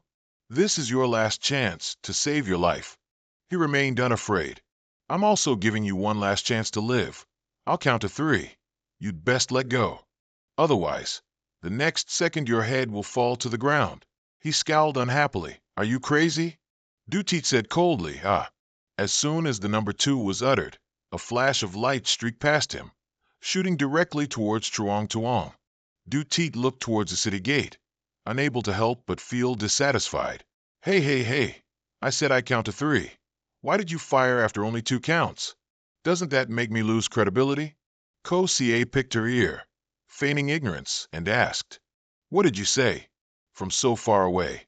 Who could hear you count? Seeing Truong Tuong defeated in one move, the crowd behind couldn't help but be afraid. A level 43 strong person just died like that. Is this the strength of the newborn guild? The person on the city wall must have at least 3-turn strength. Maybe it's their guild leader. Dutit scratched his head and said, Excuse me, can everyone talk properly now? The crowd became noisy again. Everyone, there's no such thing as a free lunch in this world. Eternal City truly has no obligation to sell us such good items at a cheap price. Everyone, ask yourselves, were your previous doubts reasonable? Seeing that the situation seemed to be getting chaotic, he immediately spoke to calm them. Everyone, don't worry. We're not devils either. We won't randomly kill innocent people. Next, everyone, start your transactions. Those who want to buy weapons, go to the left. Those who want to join the guild, go to the right to register for the assessment. The crowd below was no longer noisy. Gugon complained, This bunch only listens when someone dies. Chien Mo stood beside him, smiling slightly. Being both flexible and firm is always the best approach. As soon as he finished speaking, he suddenly remembered something and asked, Oh right, that person keeps targeting you like that. Do you know him? Chien Mo replied casually, I'm a respectable guild leader, busy every day. How could I remember when I offended minor characters like these? But honestly, he does look a bit familiar. It's a pity you already disfigured him, so I can't recognize him anymore. Below, Chiu Lang was queuing with everyone, his eyes inadvertently catching a familiar face on the city wall. Wait, is that guy from Eternal Peak? At night, at Eternal Peak, fires had been lit. Outside the garrison, a line of people was still waiting for their turn to register. On the city wall, Gu Gon approached Chien Mo and asked, Currently, we've interviewed over 100 people, and there are still over 200 people yet to be interviewed. They've set up camp nearby. We've sent people to deliver some food over there. He calmly replied, Now, can you understand why I have to charge membership fees? If we didn't require membership fees, I'm afraid even more people would have come today. Hearing that, he suddenly understood, giving a thumbs up in approval. No wonder, Guild Leader Chung, you're truly prescient. Suddenly, a voice full of dissatisfaction rang out from below. What? I didn't pass. Did you make a mistake somewhere? Gugon looked over curiously. Oh, is someone causing trouble? The man pointed at himself, his voice irritable. I'm a level 40 storm user, don't you know? Is this not enough to qualify? Du Shui, sitting opposite, remained calm and said, You're not good enough is not good enough. Don't waste time here anymore. His words infuriated the man, his eyes bloodshot. Since we paid the registration fee, we naturally came with sincerity. Your guild said you wanted to test everyone, even from morning till night, and we all accepted. But you send a group of people, who haven't even reached level 40, to assess us as unqualified. Isn't that a bit too much? Du Shui suddenly sighed. Huang Tian, standing behind him, casually asked, You're not convinced? Do you want to try a duel with us? The man sneered disdainfully. Level 36, and you're arrogant enough to challenge me to a fight. All right then, I'll play with you for a bit, but don't expect me to go easy. He calmly replied, You'd better think that way, because I won't hold back either. On the city wall, Chien Mo and Gu Gon were still observing the situation below. He asked, Should we intervene? He calmly replied, It's just a second-rank storm user. Leave it to Huang Tian to handle. The two walked to a spacious area, with spectators gathered around. Huang Tian spoke first. Come on, you can make the first move. His arrogant demeanor infuriated the man. Presumptuous. Take this comet vortex. The man charged forward, his arm forming a vortex towards Huang Tian. Die. He looked at the man's move and smirked slyly, not even rushing to dodge. Just as the man was about to reach Huang Tian, he suddenly retreated backward, and a beam of light shot out. The man blocked with his hand, gritting his teeth and enduring the pressure from the attack, thinking in confusion, my comet vortex skill is a guaranteed hit. Yet he not only dodged, but also counterattacked. While he was momentarily stunned, Huang Tian had already closed in. Don't think about it anymore. Earth-splitting slash is half a second of invincibility. So if you can judge and grasp the skill, you can dodge it. Now it's my turn. He delivered a kick, sending the man flying into the air. Next, Huang Tian jumped high. Seeing this, the man panicked, thinking, so fast, I'm on the defensive. I need to counterattack. He slashed with his sword, and the man hurriedly dodged, quickly assuming a defensive stance. His inner thoughts were filled with shock. What a coincidence! Why are my movements constantly being interrupted? In a flash, Huang Tian appeared behind the man. The sword in his hand struck the man's face. Interrupted again. In midair, they fought, creating streaks of light connected to each other, making it difficult for the people below to keep up with their speed. Gu Gan observed and said, although Huang Tian's level is lower than his opponent's, he can interrupt his opponent's movements with every move. Is this the result of training in the arena? Qian and Mo smiled slightly. Exactly. The so-called 4-level difference is basically nothing. A moment later, Huang Tian landed on the ground, saying smugly, well, is anyone still unconvinced by our assessment standards? Seeing the man beaten so miserably, the people around couldn't help but be shocked. Sun Tian's strength is really not bad, yet he was beaten to the point of having no chance to retaliate? Damn it, is everyone in this guild a monster? It's over. Probably more than half of us won't pass the assessment. The assessment fee seems to be completely wasted. Suddenly, Qiu Lang stepped out from the crowd. It's my turn. I'm here to receive guidance from your guild's master moves. Huang Tian looked at him suspiciously and said, it seems it's not your turn for the assessment yet. Qiu Lang replied casually, it's not that I disagree with this method of assessment. I simply want to test my strength and choose my opponent. He frowned tightly. Choose an opponent? Who do you want to fight with? He pointed at Qian and Mo and said seriously, tell him to come and fight me. What do you say? Hong Thian was stunned. You want to fight him? Thursday Lang asked. What? Is that not allowed? He was a bit awkward. Oh no, it's not that. Before he could finish speaking, Kimak walked over. Old Hong, let me handle this. Hong Thian was confused. Hey, didn't you say you'd leave it all to me? Kimak walked up to the other person and explained. I know this guy. At the auction house, he already wanted to test his strength against me. Let's just grant his wish. Thursday Lang heard that and exclaimed in surprise. So it is you. It turns out you're from Vin Hang Din Fong. Even though you're only a level 36 independent practitioner, I feel like you're very special. Fighting you shouldn't count as me bullying you, right? He waved his hand, and dust and sand scattered from under his feet, forming a circle. Bullying me? Don't overthink it. I don't want to make things difficult for you. How about we limit ourselves to this circle? If you can force me out, you win. Otherwise, I lose. Whispers immediately rose from the crowd. This circle isn't big. If he can just force him out of the circle to win, that's much easier than defeating him. This guy is just a level 36 independent practitioner. How can he compare to that sword saint? Are everyone in this guild so arrogant? The more Thursday Lang listened, the angrier he got. He slammed his shield into the ground, radiating killing intent. You're far too arrogant. Now, take responsibility for those words. Rocks and earth beneath his feet suddenly rose like mountains. Kimak's figure vanished. Where did he go? Did he really not even manage to block one move? But at some point, he had appeared behind him. I haven't even finished speaking, and you're already in such a rush?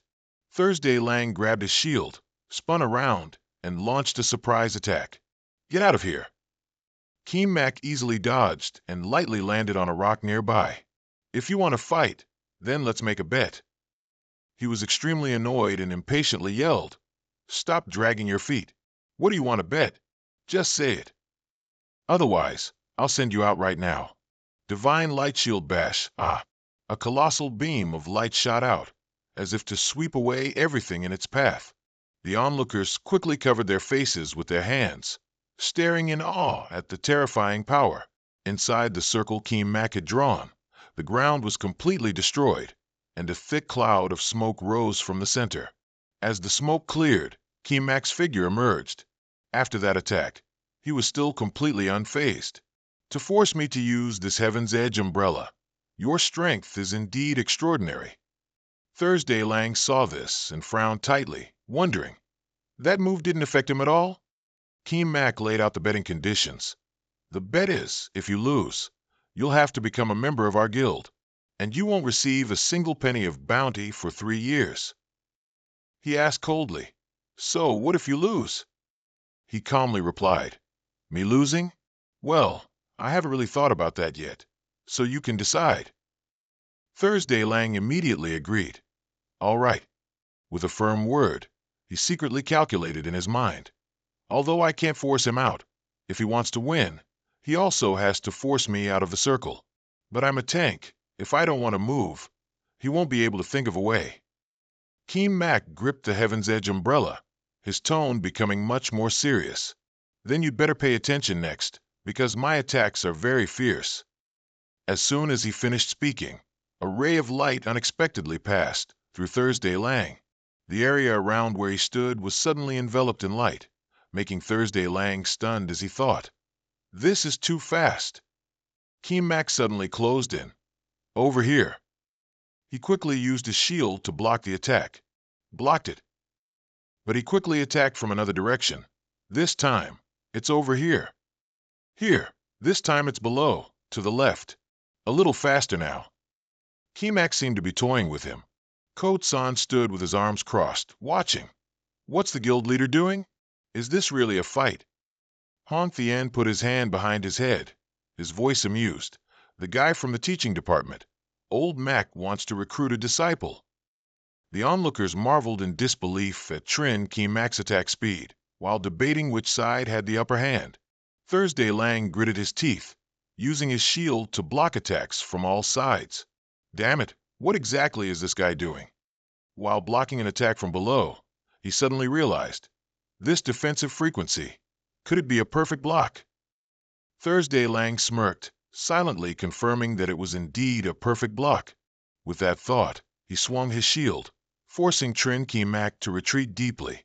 Thursday Lang panted, asking suspiciously, What's wrong? Not fighting anymore. Seeing him suddenly say he was tired and demand a rest, he immediately protested. Keep attacking, at the same frequency as before. Trin Keem Mak heard that, lifted his head and smirked. That's enough learning for now. I won't actually let you learn this perfect block. Hearing that, Thursday Lang's face turned pale, and he stammered. Were you really teaching me just now? Hong Thien let out a sarcastic laugh. He's only just realizing it now. Did he still think he was about to figure something out? Ko-san also felt sorry for him. He still doesn't know how terrifying his opponent is. Saying that, he immediately shouted, urging Trin Keem Mak to quickly finish it. Others are still waiting for their assessment.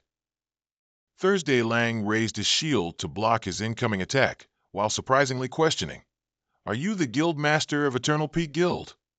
As soon as he finished speaking, Trin Keem Mak swung his arm and pulled him into the air. Fly up for me. Then Thursday Lang was whipped by Trin Keem Mak's whip and fell straight to the ground with a loud bang. The fall was so hard it created a cloud of dust. Trin Keem Mak slowly approached. Still alive? From within the smoke, an armored arm trembled and rose, accompanied by Thursday Lang's voice saying he was fine. Trin Keem Mak smiled proudly. How about now? Surrender or keep being stubborn? Thursday Lang, kneeling and crawling on the ground, conceded defeat wholeheartedly. I'm willing to join your guild, but I have one condition. Trin Kemak immediately turned and walked away. The condition will be discussed after you join. Now go complete the guild membership procedure. Remember to tell them there's no salary for 3 years. Hearing that, his face turned pale. At the very least, he should get a meal allowance. Hong Thien then approached and took Thursday Lang's arm to reassure him. From now on, everyone is a teammate. We won't let you starve. Now, come with me to complete the guild membership procedure. The people around, having witnessed the scene, continuously expressed admiration and wished to join their guild. Early the next morning at the guild city gate, Thursday Lang reported to Trin Kemak that he had completed the guild membership procedure. He nodded in satisfaction and instructed, "From now on, we're a team, so you don't need to call me my lord. Just call me guild master." As soon as he finished speaking, he immediately bowed respectfully, apologizing for his arrogance and offense before knowing Kemak was the guild master of Eternal Peak Guild. He waved his hand casually. "There's no need to feel inferior for losing to me. You still have many opportunities to grow in the future." Only then did Thursday Lang cautiously rub his hands. "Didn't I say before that joining the guild had one condition?" Trin Kemak smiled and turned his head, saying the 3 years without pay was just a joke. But Thursday Lang quickly waved his hand to deny it, then hesitated, unable to speak. He rubbed his chin, looking puzzled. Hong Thien couldn't hold back anymore and spoke up to help. "He wants you to teach him the perfect parry." As soon as he finished speaking, he immediately nodded in agreement. "If the guild master is willing to teach, I'll work for free for 10 years. Trin Kemak stopped pretending and smirked. "So it was about this, huh? I've thought about it. I'll teach you when I have time." Upon hearing that, Thursday Lang immediately thanked him cheerfully. "Back then at the auction, the guild master also sold the shield to me, right?" Trin Kemak confirmed. "At the auction, I saw that only you and the shield were a perfect match, so I sold it to you. No need to be formal. If you want to learn perfect parry, come find me whenever you have time. I guarantee you'll know it after I teach you." Hearing that, he exclaimed that he was indeed a sincere gentleman, and that he hadn't chosen the wrong person. Then he told Hong Thien that he would work for the guild for free for 10 years. Hearing that, he couldn't help but secretly curse Trin Kemak, calling him a beast. The person being cursed was now smiling slyly. "Now it's done. The main tank is secured. It's time to go to that place." At this moment, a surprised shout rang out in the Flame Dragon Guild. "What? Zhang Xiang is dead." Chu Vim couldn't believe a level 40 berserker who came to a tier 1 guild was instantly annihilated. Was he ambushed? The subordinate explained. They had a 3rd-tier destroyer. Before anyone could react, Zhang Xiang was shot dead in 1 hit. His expression became serious. "A 3rd-tier destroyer, huh? Could it be the guild leader who acted?" The subordinate denied it. "Their guild leader is a level 36 scribe, also very strong." As soon as he finished speaking, everyone around started discussing and angrily demanded blood for blood. Chu Yim frowned in thought. The guild leader is a scribe, yet a team member is a 3rd-tier destroyer. That's truly a strange guild configuration. Something's not right. We definitely need to investigate their strength first. Thinking this, he immediately instructed his subordinate to go to the Spirit Moon City Guild Alliance and spread a rumor. Say it like this. At the same time, at the Blade Peak Highlands, countless people were gathered in front of a large cave entrance. Inside was a fantastical vortex of light. Chung Chien Mo and his group approached the vortex. Wang Tian exclaimed, "Time flies so fast. We're back here again." Then he worried. The intensity of the Blade Peak Highlands is far greater than the Blade Swamp. "Are 4 of us enough?" Wei Shen confidently replied. He arrogantly replied, "With me here, it's naturally as easy as turning over one's hand." As soon as he finished speaking, he and Huang Tian immediately bared their fangs and claws, claiming to be stronger. Meanwhile, Chiu Lang was full of enthusiasm. "Don't worry, everyone. I'll contribute too." Hearing this, Huang Tian immediately felt uneasy and soothed him. "Don't be too stressed. We just need to relax a bit." In his heart, he silently pitied him. A good main tank manipulated by old Mo into a dog king. At this moment, Chung Chien and Mo turned around to reassure them. For people are not only enough, But this time I also need to achieve the best record at the Blade Peak Highlands. Hearing this, the other two stopped arguing. Not far away, a group of people stood by the cliff, mocking them for not knowing their place. Their average level hasn't even reached 40, yet they dare to challenge the Blade Peak Highlands. Hearing them mock him as a frog in a well, Huang Tian immediately gnashed his teeth, wanting to retort, but Cheng Qian and Mo stopped him. Don't waste words on them. Let's get going. Then they entered the vortex together amidst the weary sighs of those around them and shouts of recruiting teammates. Stepping inside, before them were two doors. Huang Tian immediately asked Cheng Qian and Mo which way to go. He searched his memories from his previous life strategies. The left leads to the prison zone, which has a relatively low difficulty. As for the right, one has to go a long way around to reach the final boss area. Both paths can lead to the summit of the Blade Peak Highlands. Thinking this, Cheng Qian and Mo pointed, telling everyone to go in one direction. Suddenly, he turned his head and glanced at Qiu Lang. This is your first time teaming with us. Just do your best. Don't be too reckless. After all, you're not getting paid. He immediately took offense. If we're a team, I will definitely give my all. With that, Qiu Lang boldly walked forward, to Qian Mo's surprise. You guys wait, I'll aggro for you. Wei Shen and Huang Tian immediately criticized Cheng Qian and Mo for taking advantage of his sincerity and deceiving him. He was wronged and couldn't clear his name. This time, I was genuinely caring and advising him. As if on cue, Huang Tian, upon hearing, immediately pointed at Qian and Mo and laughed loudly. So you admit you manipulated him before? Cheng Qian and Mo didn't want to waste any more words with him and quickly dashed off. Quick, chase him. Don't let him escape. The clear blue sky was obscured by thorns. The commotion scattered birds. Thundering footsteps echoed. A pair of legs was sprinting forward. Qiu Lang, holding a shield, was running desperately. Guys, I've brought the monsters back. But these monsters here are way too strong. Right behind him was something very aggressive.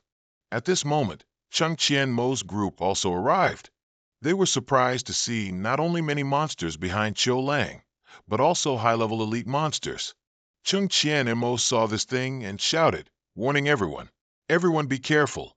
They are dry boar elite monsters." Before them were savage level 40 dry boar elite monsters, charging fiercely to attack. Cheng Qian and Mo looked at the aggressively charging monsters and loudly warned everyone to be careful. They are all dry boar elite monsters. Then he quickly swung his sword and rushed into battle. Hold the aggro tightly. I'll control them. With that, Cheng Qian and Mo unleashed his ultimate skill, Wave Slash, to cut down those monsters. Huang Tian and Wei Shen then also charged into attack after him. His frightening dance skill successfully reduced a significant amount of their HP. Huang Tian raised his sword and slashed at a monster, then yelled out a curse. These elite monsters only appear to be level 40, but their HP is incredibly thick. After a long while, the space in the thorny forest returned to its original silence. Cheng Qian and Mo stood amidst the fallen dry boar elite monsters and slowly spoke. Now everyone must understand how Blade High Realm is different from previous secret realms, right? Huang Tian immediately grumbled that such important information wasn't told to them beforehand. At this moment, Qiu Lang timidly apologized for being too eager and rushing forward too quickly. He said he would control himself from now on and would never hold them back, but they didn't mind it at all. Cheng Qian and Mo also encouraged him. You've done very well. In a short time you could assess enemy damage to calculate your own limits and react flexibly. I wasn't wrong. You were born to be a tank. Hearing this, he was overjoyed. Huang Tian turned away, unable to watch. I still prefer his arrogant and untamed demeanor from before. Now he's completely tamed by old Mo. Wei Shen was also speechless. Not only does he volunteer for tasks, but he's also grateful. Truly a disgrace to the pack mule community. Deep within this forest, there was a mysterious, deep cave. Seeing the skeleton elite monsters with 15,000 HP inside, Huang Tian couldn't help but sigh. More mini-monsters with super thick HP. Although their attack power isn't very high, they really grind you down. Cheng Qian and Mo spoke up. The mini-monsters here are very difficult to deal with, but completing them will give you satisfactory rewards, so get used to it. Suddenly, he saw a bronze gong behind them and wondered. He rushed forward, warning, "Don't worry about what it's for. Before you clear out these monsters, don't be foolish enough to strike that gong." With that, Chung Chien Mo unleashed his chain rush skill, knocking away several monsters at once. Then he used Crushing Blade again, sweeping around and slashing all the skeleton spirit monsters within a 5-meter radius. Chiu Lang was surprised. A DPS who pulls aggro better than me. Is he using hacks? Is he really using hacks? Wei Shen chuckled. Get used to it. The guild leader always likes to stir up trouble. Chung Chien Mo turned his head and shouted loudly, "Stop spacing out. Hurry up and fight." Immediately after, Huang Tian and Chiu Lang rushed forward to continue the fight. Wei Shen also used his staff to support them at this time. The four of them worked together with all their might, defeating all the skeleton spirit monsters without stopping for a single minute. A moment later, the last monster was finally defeated. Chung Chien Mo gave each person a potion. Everyone took advantage of the time to recover. We're about to face the first boss. Huang Tian was still curious. What's that bronze gong for, anyway? Chien Mo explained while drinking a potion. When you pull monsters after the first boss appears, if you hit the bronze gong, all the monsters will concentrate their attacks on the person who hit it. At that time, you guys can focus on clearing the small monsters, and I'll handle the boss. Learning about the danger hidden behind the gong, Wei Shen and Huang Tian couldn't help but feel a chill down their spines. Chiu Lang quickly volunteered to hit the gong, but Chung Chien Mo waved him off and assigned it to Wei Shen, which made him stammer in surprise. But I'm a squishy support, yet you're giving such a dangerous task to me? I didn't even say anything bad about you today. He slowly explained that there's a unique mechanic here. So if a tank pulls monsters, the small monsters will enter an aggro state, making them harder to deal with, while a squishy character has a smaller impact.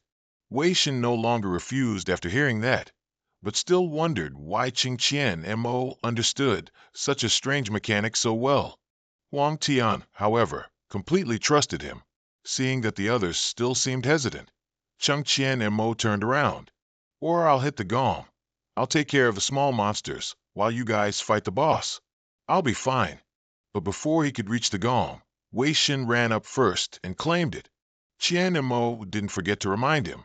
My life is in your hands, brother. Remember to react quickly later. Immediately after, he used the mallet to strike the bronze gong with a loud clang. The gong's sound echoed throughout the space, creating an extremely eerie atmosphere in the cave. Just a second later, countless skeleton beast monsters with 25,000 HP appeared, astonishing everyone. There are still so many elites and small monsters. Behind them was the king of evil tombs, Tutankhamun, a level 43 elite assassin with 150,000 HP. Huang Tian screamed in horror. Even all the small monsters combined don't have that much HP. Chung Chien Mo charged forward, wielding his umbrella. You guys keep hitting the gong to hold the small monsters first. Once I kill the boss, I'll come back and help you. He yelled, his face pale. Captain, just seriously deal with the boss. Don't worry about us. Wei Shen was panicking. I'm starting to agree with what the people outside the dungeon said. Is this boss a bit too much for us? Chiu Lang used his shield to block a monster and yelled, Don't overthink it. Just endure this wave of monsters for now. Chung Chien Mo looked up at the giant spider. In his previous life, he had returned countless times to understand the gong's mechanism and defeat this monster. He didn't know how many times it had been, but this time, he had returned with the experience of those previous efforts. Chung Chien Mo's eyes were filled with killing intent as he smiled grimly. I hope you can still let me enjoy this. Immediately after, Chien Mo charged forward, swinging his sword straight towards the spider. The scene shifts to the Eternal Summit Guild. Ling Ruashi asked a subordinate, urgently summoning me back. What exactly is going on? The person looked flustered. Captain Ling, there's no time to explain. In short, someone's here causing trouble. On the city gate, Gugan was loudly declaring to the crowd below. I'll repeat again, Eternal Summit isn't joining any team, so get lost. Zhou Yan spoke in a fawning tone. Don't think that just because you're a third transmission, you can look down on everyone. Our Bloodkill Alliance leader is also a powerful third transmission expert. Wang Zung spoke imperiously. I came with sincerity to cooperate with you all. If you don't know what's good for you, don't blame me for being impolite. But Gugan still frowned sternly. Stop talking nonsense. If you've got the guts, come up and fight. He whispered. It's been less than half a month since they were founded, and they've already expanded in all directions. Last time I sent Zhang Xiang to communicate, they killed him before he even got a chance. Wang Xiang gnashed his teeth in anger. A second-tier guild dares to be so arrogant. What will happen if we let them develop further? Zhou Yan incited him. Their guild master and main team are out. We just need to unite and attack. We can definitely take it. Even if their guild master returns, it'll be useless. Xian Guo immediately agreed. Ling Ruo, she then came up and asked Dugan what was happening. He calmly replied, "It's just the Bloodkill Alliance from Lin Noyet City trying to take us over. We might have to fight. Everyone get ready." As soon as Gugan finished speaking, an arrow suddenly shot up from below and embedded itself in the pillar behind him. Gugan angrily turned his head. These bastards actually have the guts to make a move. Ruo Shi Ming Hao, you two lead the combat team and prepare our defenses. We must hold out until the guild master returns. Ling Ruo Shi rushed off impatiently. I don't know if that scoundrel has finished the dungeon yet, but anyway, hurry back. On the other side, Cheng Qian Mo successfully used his critical strike skill to stab directly into the head of the spider monster, causing its HP to continuously drop. He carried his umbrella on his shoulder, smiling contentedly as he received the system notification congratulating him on killing boss number 1. Huang Tian gasped in disbelief. Is the first boss already dead? Wei Shen also slumped down in relief. Finally, we're saved. Cheng Qian and Mo now walked over to them. Boss number 1 has been dealt with. We just need a little more power to eliminate the remaining 2 bosses. Then we can go back. Does everyone still have enough energy? As soon as he finished speaking, the others immediately regained their spirits, confidently proclaiming their strength. Hearing that, Qian and Mo felt much more relieved. Then let's push a little harder and clear it all at once.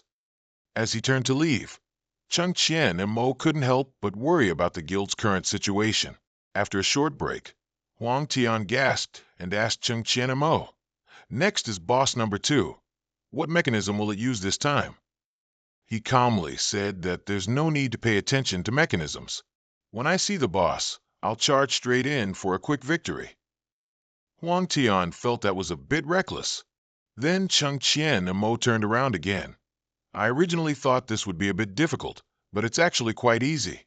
So there's no need to waste time dragging it out. Let's just speed up and finish quickly. Immediately after, another skeletal monster charged at them, roaring ferociously. Wei Shen's face turned pale. Even faster? We're already going very fast now. Huang Tian was still full of energy. Stop complaining. It's not easy for old Mo to lead us. We're about to set an unprecedented record. With that, everyone seemed to be re-energized and charged forward together to fight the monsters. The scene shifted to Cheng Qian Mo's guild headquarters. In the forest, something unknown had happened, causing flocks of birds to scatter everywhere. A subordinate of the Eternal Apex Guild was shot down and fell to the base of the city. Zhou Yan and Xian Gu coldly watched this scene, realizing that the guild's defenses were stronger than they had thought. But since the war has begun, we must defeat them. If we retreat now, our Bloodkill Alliance will lose all influence in Lin Noyet City. Hearing this, Xian Gu instructed him to return to Lin Noyet City and continue to mobilize other guilds in the Alliance to help. I will personally handle this place, he said, then took out his weapon, a giant saber, and spoke coldly. Above, Gugan was also observing. If we don't teach the Bloodkill Alliance a lesson, they'll really think we're easy to bully. Ruo Shi, next to him, reported the situation. Dushue's city wall has been fully reinforced, and Minghao is handling the forest defense line behind us. It won't be easy for them to break in. After hearing this, Gon asked about the guild master's news. Hearing Lingrua, she replied that there was no response yet, and he was likely still in the dungeon. Gon fell silent. They could still cope for now, but he was worried because a Tier 4 guild usually had a 3-transfer powerhouse guarding it. As soon as he finished speaking, a powerful, wind-piercing blow from below the city created a deep cut on the ground and plunged straight into the city gate. Wang Xing's eyes widened in shock, gasping. A full-power strike couldn't break the city gate? How tough is this thing? But he stubbornly refused to give up and swung his saber again. If one strike isn't enough, I'll add another. Let's see how many consecutive attacks you can withstand. Gon gritted his teeth and hissed in anger. If he keeps hacking like this, no matter how tough the gate is, it won't hold. We absolutely cannot let him break in. He then turned and left, telling Ruashi to stay and guard the area while he would go deal with that 3-transfer opponent. With that, Gon immediately used his Sky Medicine Face skill to leap up and instantly teleport. Just a second later, he appeared right in front of Wang Xing with a gun in hand. Your opponent, a fellow 3-transfer, is right here. Before the other man could react, bullets from Gon's gun flew out first. But Xing was no pushover. He quickly raised his saber and blocked the incoming bullet. Wang Xing smirked arrogantly. Twilight 3-transfer, as a ranged attacker, you have no advantage fighting me one-on-one. He then challenged, don't brag. Catch me first, then talk. No sooner had he finished speaking, Gon instantly used a blink skill, startling Xing a little. Not only him, but all the subordinates present were also stunned. Gon moved in an unknown way, weaving through the subordinates and firing continuously. However, Xing also reacted very quickly, unleashing his extreme 3-slashes skill towards him. Immediately after that, all the subordinates were sent flying into the air. They had all been injured to varying degrees by him, and were both scared and confused as to why Wang Xing would attack his own men. Xing didn't care, smiling with bloodshot eyes. I don't see anyone. You can't escape. The scene shifted to the forest, where night had already fallen. Gon, with blood profusely flowing from his arm, stood hidden behind a tree and cursed under his breath. That guy even attacked his own men. He really is a gun master, but fighting a martial artist one-on-one gives him no advantage. He only wanted to make money and conveniently get stronger. But that kid tricked him into joining that weird guild, which led to this predicament. If he had known, he would have stayed in the arena and become a big shot. Suddenly, at that moment, something with immense destructive power shot through the forest, breaking countless trees. Xing charged forward with his saber, roaring, don't hide anymore. Once you're hit by my skill, you're marked. You can't escape. Suddenly, he looked towards a tree in the distance and smiled sinisterly. Gon was still lost in his thoughts. But if I can survive this time, that kid will owe me a huge favor. Just thinking about it made him happy. He continued to smile as he thought about it, not realizing that Xing had already charged towards him. Then, quick as a flash, he swung his saber, striking directly into the middle of the tree. But strangely, no one was there. As Wang Xing was still astonished, Gon had already dodged and thrown several grenades towards him. Immediately, a thunderous explosion echoed in the forest, along with his voice. Hey, Chung, if I survive this time, you definitely have to help me fulfill my dream of making money and advancing to the 4th transfer. The scene shifted to another area, which seemed to have just been stirred up, with dust billowing everywhere. Chung Chimao's group seemed to have defeated another boss. A notification appeared. The giant swamp scorpion of Tianza Swamp has been eliminated. Congratulations to you all for defeating boss number 3 and successfully passing through Razor Swamp. The scorpion's body gradually disintegrated, revealing several glowing purple stones floating in midair. Huang Tian turned to Chima, exclaiming, you went straight from boss 2 to boss 3 without even getting tired. Xiuling also excitedly said, I can't believe we cleared the stage so quickly. The rewards must be abundant. The system congratulated Chung Chima for completing the hidden quest, destroy the Razor Swamp disaster base. passing the Razor Secret Realm stage and setting the fastest record. Following this were individual and team evaluations, and finally, the choice of one of 3 rewards. After the notification disappeared, Cheng Chiema immediately leveled up. His current level was LV 39 Rogue. Wei Shun's eyes widened in surprise. Leveled up twice at once. You're almost surpassing this old man. Cheng Chiema smiled. You guys probably also got experience point rewards. As soon as he finished speaking, sure enough, the others also leveled up, and everyone was very excited. Cheng Chiema looked at the control panel in front of him. This secret realm trip was tough, but well worth it. Next is the passive skill reward for the Soulbinder. Seeing the screen in front of him flashing like that, he felt it seemed truly random. Oh well, I'll just pick one at random. Chiema obtained the SSS-Rank skill Ice Rush, with a casting time of 6 seconds. Unleashes an ice attack in a 50-meter radius around the user. All hit targets will be frozen for 3 seconds. Cheng Chiema was extremely excited. It's actually the Ice Scorpion's signature skill. This is a super AoE skill, and it even comes with crowd control. Another notification appeared, but this time it was for him to review all his stats and information. Chiema was very satisfied. I even received physical attribute points. This trip to Razor was truly a perfect harvest. Huang Tian teased Wei Shun. This intermediate baptismal corn is truly amazing. Later, old Amo will just need to swing his saber with his eyes closed to kill you. He retorted angrily. This old man also leveled up quite a bit this time. If you're not convinced, just come here. Cheng Chiemo approached him. This trip took several days. We should go home now. He smirked darkly. I wonder if anyone on Lin Noyet City's side can still endure it. Outside, many people were still gathered. They were surprised once to learn that the time record for the High Razor Plateau had been broken, but 10 times more surprised to learn that this record belonged to the low-level team that had entered last time. Soon, Cheng Chiema's group walked out. Wei Shen stretched and yawned.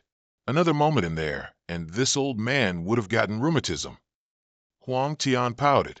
With our strength, even 3 more hours wouldn't guarantee we'd finish. You're complaining after benefiting. It was then that he looked ahead and realized there were still many people gathered there. They were all chattering with admiration, even wanting to join their guild. Huang Tian pouted and coldly snorted. A bunch of ignorant frogs in a well.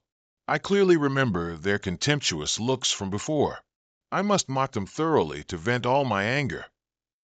But Cheng Chiema told him not to bother with them. Just then, a notification appeared right in front of him. It appeared to be an urgent notification sent by Ruo Shi, reporting that the guild was currently under attack by the Bloodfiend Alliance, and to return immediately if this message was received. As soon as they read this, everyone's faces darkened. These damn scoundrels dared to take advantage of their absence to launch a sneak attack. Immediately after, Cheng Chiema took the lead, leaping high. Let's go. We need to return to base quickly. At the guild city gate, a fierce battle had just taken place, leaving it utterly devastated. Ruo Shi stood on the city wall and asked Min Hao about the casualties, and he reported. Quite a few brothers were injured, but with Elder Qin and the World Tree there, it wasn't a major problem. Then Min Hao worried about her. You haven't rested all day. Take advantage of this time to rest, okay? But Ling Ruo Shi firmly refused. Even though they had stopped 2 waves of attacks, who knew when they would start the 3rd wave? At least not until the guild master returns. We can't be negligent at all, she mused, gazing into the distance. Li Min Hao could only concede after hearing that. If the guild master were here, we wouldn't be so passive. Ruo Shi calculated that they must have completed the dungeon. Min Hao was still worried. The manager tried to lure away that 3rd-tier shadow warrior, but he still hasn't returned yet. I wonder how it's going. Suddenly, the guards up high loudly announced, Captain Ling, they're preparing to attack again. Indeed, below the city wall, many soldiers from the Bloodkill Alliance were charging up, intending to attack again. Li Min Hao angrily cursed. They're starting the 3rd wave so quickly? Aren't these people afraid of death? Ruashi had guessed that it seemed someone was inciting the forces of Spirit Moon City against them, intending to eradicate them completely. But no matter the reason, once they've made their move, we have nothing to fear. Go prepare the defenses quickly. She glared and ordered Manhua. As soon as Manhua left, Ruashi received a message from Chengqiemo. She was so happy she almost cried. Finally, there's news. They've completed the Highland Path of the World. That's great. Below, the soldiers were still fiercely rushing to attack like a storm. In the forest, Zhu Yan was listening to his subordinate's report. All usable members from the Alliance's guilds had been mobilized. He didn't expect such a small Tier 2 guild to be so difficult to deal with, which was exactly what he wanted. It'd be best if Wang Xiangu and them fought until they were both completely defeated. By then, Zhu Yan's Flaming Dragon Guild would have the chance to become the leader of the Bloodkill Alliance. After that, they would seize Eternal Peak, take their forging techniques, and upgrade to become the largest guild in Spirit Moon City. That way, the kid Zhang Xiang wouldn't have died in vain. The subordinate immediately chimed in. This strategy of using a tiger to devour a wolf is truly brilliant. The sky in the forest had now turned crimson with the sunset. Xiangu was still aggressively determined to pursue Gu Gan to the very end. He followed a thin red trail left by his blade when it struck Gu Gan to track him down. Xiangu became even more excited. What's the point of running like this? Losing a powerful third-tier warrior. How long can your Tier 2 guild hold out? It's better to surrender now, and I might spare your life. Moreover, with my tracking skills, you absolutely cannot escape. With that, he immediately launched himself forward. As Wang Xiangu passed a tree, he glanced and saw a bomb flying straight towards his temple. Indeed, immediately after, there was another loud explosion in the forest. Gu Gan stood leaning against a nearby tree. I'll make a bet with you, shall I? A bet to see if you can kill me today. But it seemed the bomb earlier had no effect on Xiangu. He immediately stood up, waving away the smoke around him. Aren't you going to keep running? But instead of answering, Gu Gan fired 2 consecutive shots. Whoever loses has to eat shit. Do you dare to bet? Xiangu deftly dodged the bullets. Are you trying to use this lame trick to buy time? With that, he suddenly changed his mind and lunged straight towards Gu Gan. I'll bet with you. As he spoke, his blade was already swung right in front of Gu Gan's face. The blade was just a hand's width from his neck. But just then, before he could even touch Gu Gan, Xiangu was inexplicably sent flying backward. He quickly used his blade to prop himself up to avoid falling, but his eyes were still staring straight ahead, not understanding what was happening. Chengqiemo stood in front of Gu Gan and asked him, Are you okay? Gu Gan was overjoyed that he had arrived. I deliberately led him this way precisely to bet that I would meet you, and I won the bet. Then he flopped onto the ground, panting. This time, someone has to eat shit. Xiangu raised his trembling hand and asked who the person in front of him was. Qiemo also seriously introduced himself. I am Chengqiemo, guild leader of Eternal Peak. Upon hearing this, Wang Xiangu immediately changed his attitude. You're the leader of a Tier 2 guild? Perfect, you're here. I'll capture all of you right now. He calmly replied. Then hurry up, I'm very busy. Xiangu then lunged forward, fiercely swinging his saber, cursing Qiemo for being arrogant. Gu Gan, seeing this from outside, frantically shouted to warn Chengqiemo. Be careful. This is the extreme triple slash of a dark warrior. Normal defense won't work. But just as his saber struck down, Chengqiemo raised the umbrella in his hand to block it. Xiangu was now putting all his strength into the saber in his hand. Is this umbrella spinning? He also used it to block my attack, just now. Meanwhile, Chengqiemo remained extremely calm and spoke to him. This isn't a normal defensive item, and I know quite a bit about dark warrior skills. Xiangu immediately recoiled. It's not over yet.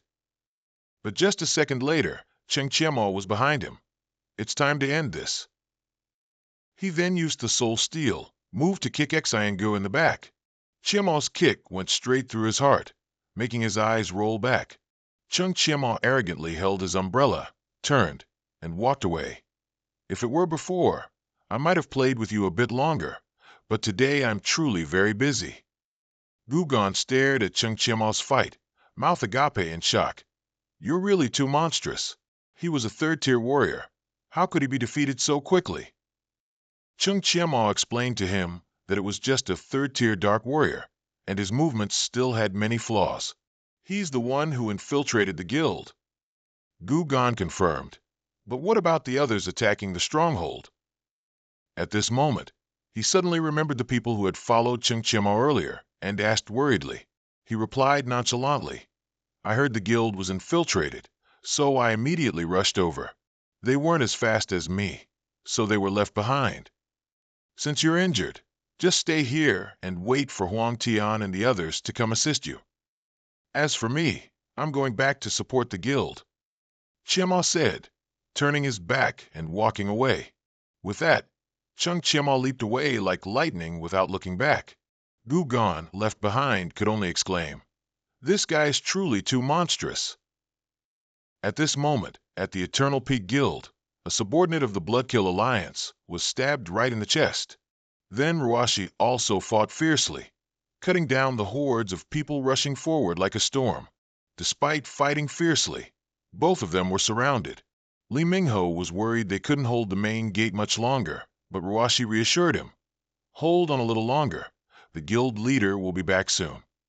Just then, both of them suddenly heard a thunderous explosion and turned to look in alarm. Their city gate now had a large hole blown through it. It turned out the Bloodkill members had used guns to blast directly into the gate to break in. The man carrying the gun laughed loudly. Their main gate is breached, charge in. Seeing this, Ruashi quickly turned and told Li Mingho to stay there and watch while she went down to stop them, but he held her back. That's too dangerous. Ling Ruashi gritted her teeth and replied that no matter what, she couldn't just stand by and watch them invade and occupy the guild. But just at this moment, the Bloodkill Alliance members suddenly stopped, their mouths agape, looking in one direction. It seems someone is attacking from behind. Immediately after, before they could react, they were all sent flying by someone. Cheng Chiamao appeared from nowhere, striking them and sending them scattering in all directions, unable to resist. The guild members looked at him with immense joy. The guild leader is back. We're saved. From above, Li Mingho and Ruashi also saw Cheng Chiamao. They were overjoyed and prepared to rush down to help him. Chiamao appeared like a god and said in a deep voice, Anyone who doesn't want to die, leave here immediately. But those guys weren't afraid. Seeing he was alone, they disdainfully rushed forward all at once. Cheng Chiamao sighed, looking helpless. The opportunity has been given to you. Immediately after, he raised his flying sword, his eyes flashing with murderous intent.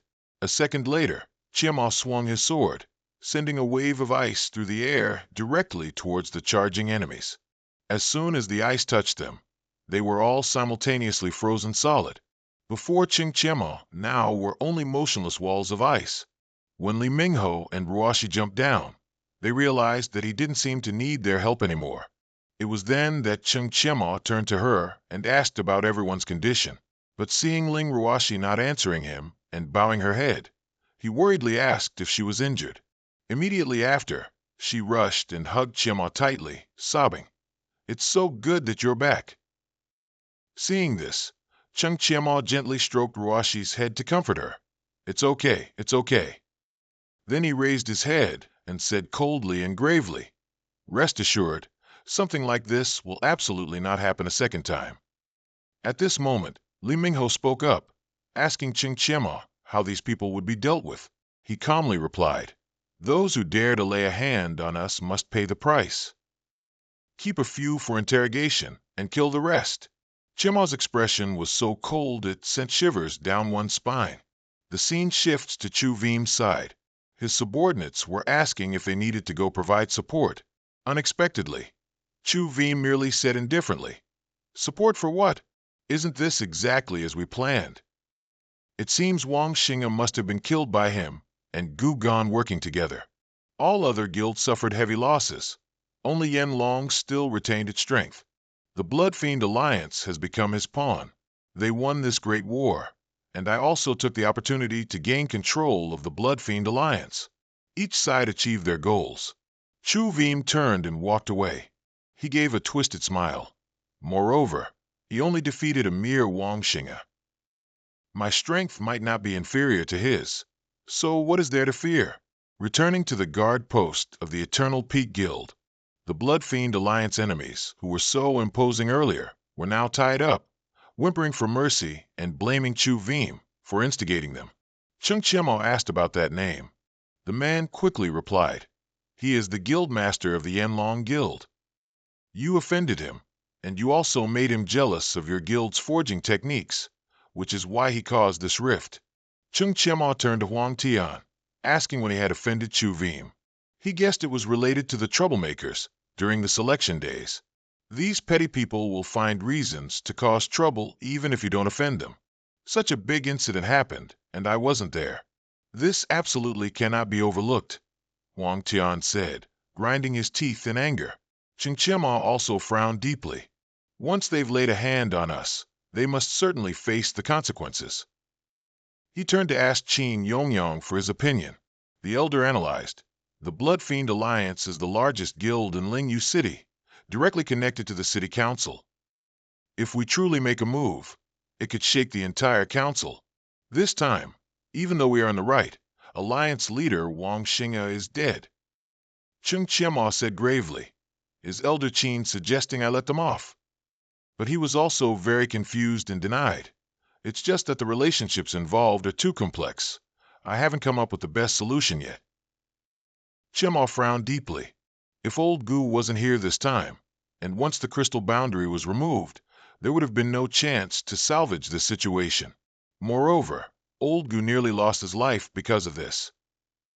As soon as he finished speaking, Gu Gon interjected, "Guild Master, don't say I'm that pathetic. I'm not dead." Huang Tian happily asked, "Old Gu, you recovered so quickly?" Hearing him ask that, he proudly replied, "With the World Tree, even if you step into the gates of hell, you can be pulled back, let alone a small injury like this." Then Gu Gon turned to tell Cheng Qianmo to let it go, but he stubbornly refused to budge.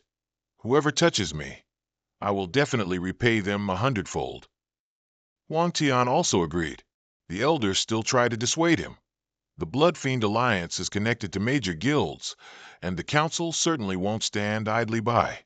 Even if you're good at fighting, in the real world, it's all about power and connections. Hearing Gu Gon say that, Cheng Qianmo turned to look at the enemy soldiers, mumbling, "Power and connections," causing them to turn pale with fear. But in the end, he remained firm. "No matter what, I must eliminate the ringleader and eradicate future threats. That is my only limit." Everyone heard that, and no one objected anymore. "Then we will follow the guild master's orders." A few days later, Cheng Qianmo's guild massacred the guild of those people. Not only did they loot, but they also destroyed the guild signboard. From that incident, in a tea house, several martial artists were discussing the matter animatedly. These past few days, they have been attacking guilds affiliated with the Blood Fiend Alliance everywhere, destroying several guild strongholds. The story was widely discussed, and people in the tea house were also debating these arrogant actions. They were convinced that the city council would make that guild behave when someone walked into the tea house. Huang Tian was annoyed and wanted to teach these garrulous people a lesson, but Gu Gon stopped him. "This time we're here to reconcile. Don't cause trouble anymore." Huang Tian was still resentful about fighting everywhere without finding Chu Vim. Clearly, the council is covering for him. He explained. His goal was to escalate the matter and then use the council's mediation. Now, it seems he has achieved his goal. Huang Tian then turned to ask Cheng Qianmo how they would act later. He calmly replied, "Don't be so rash.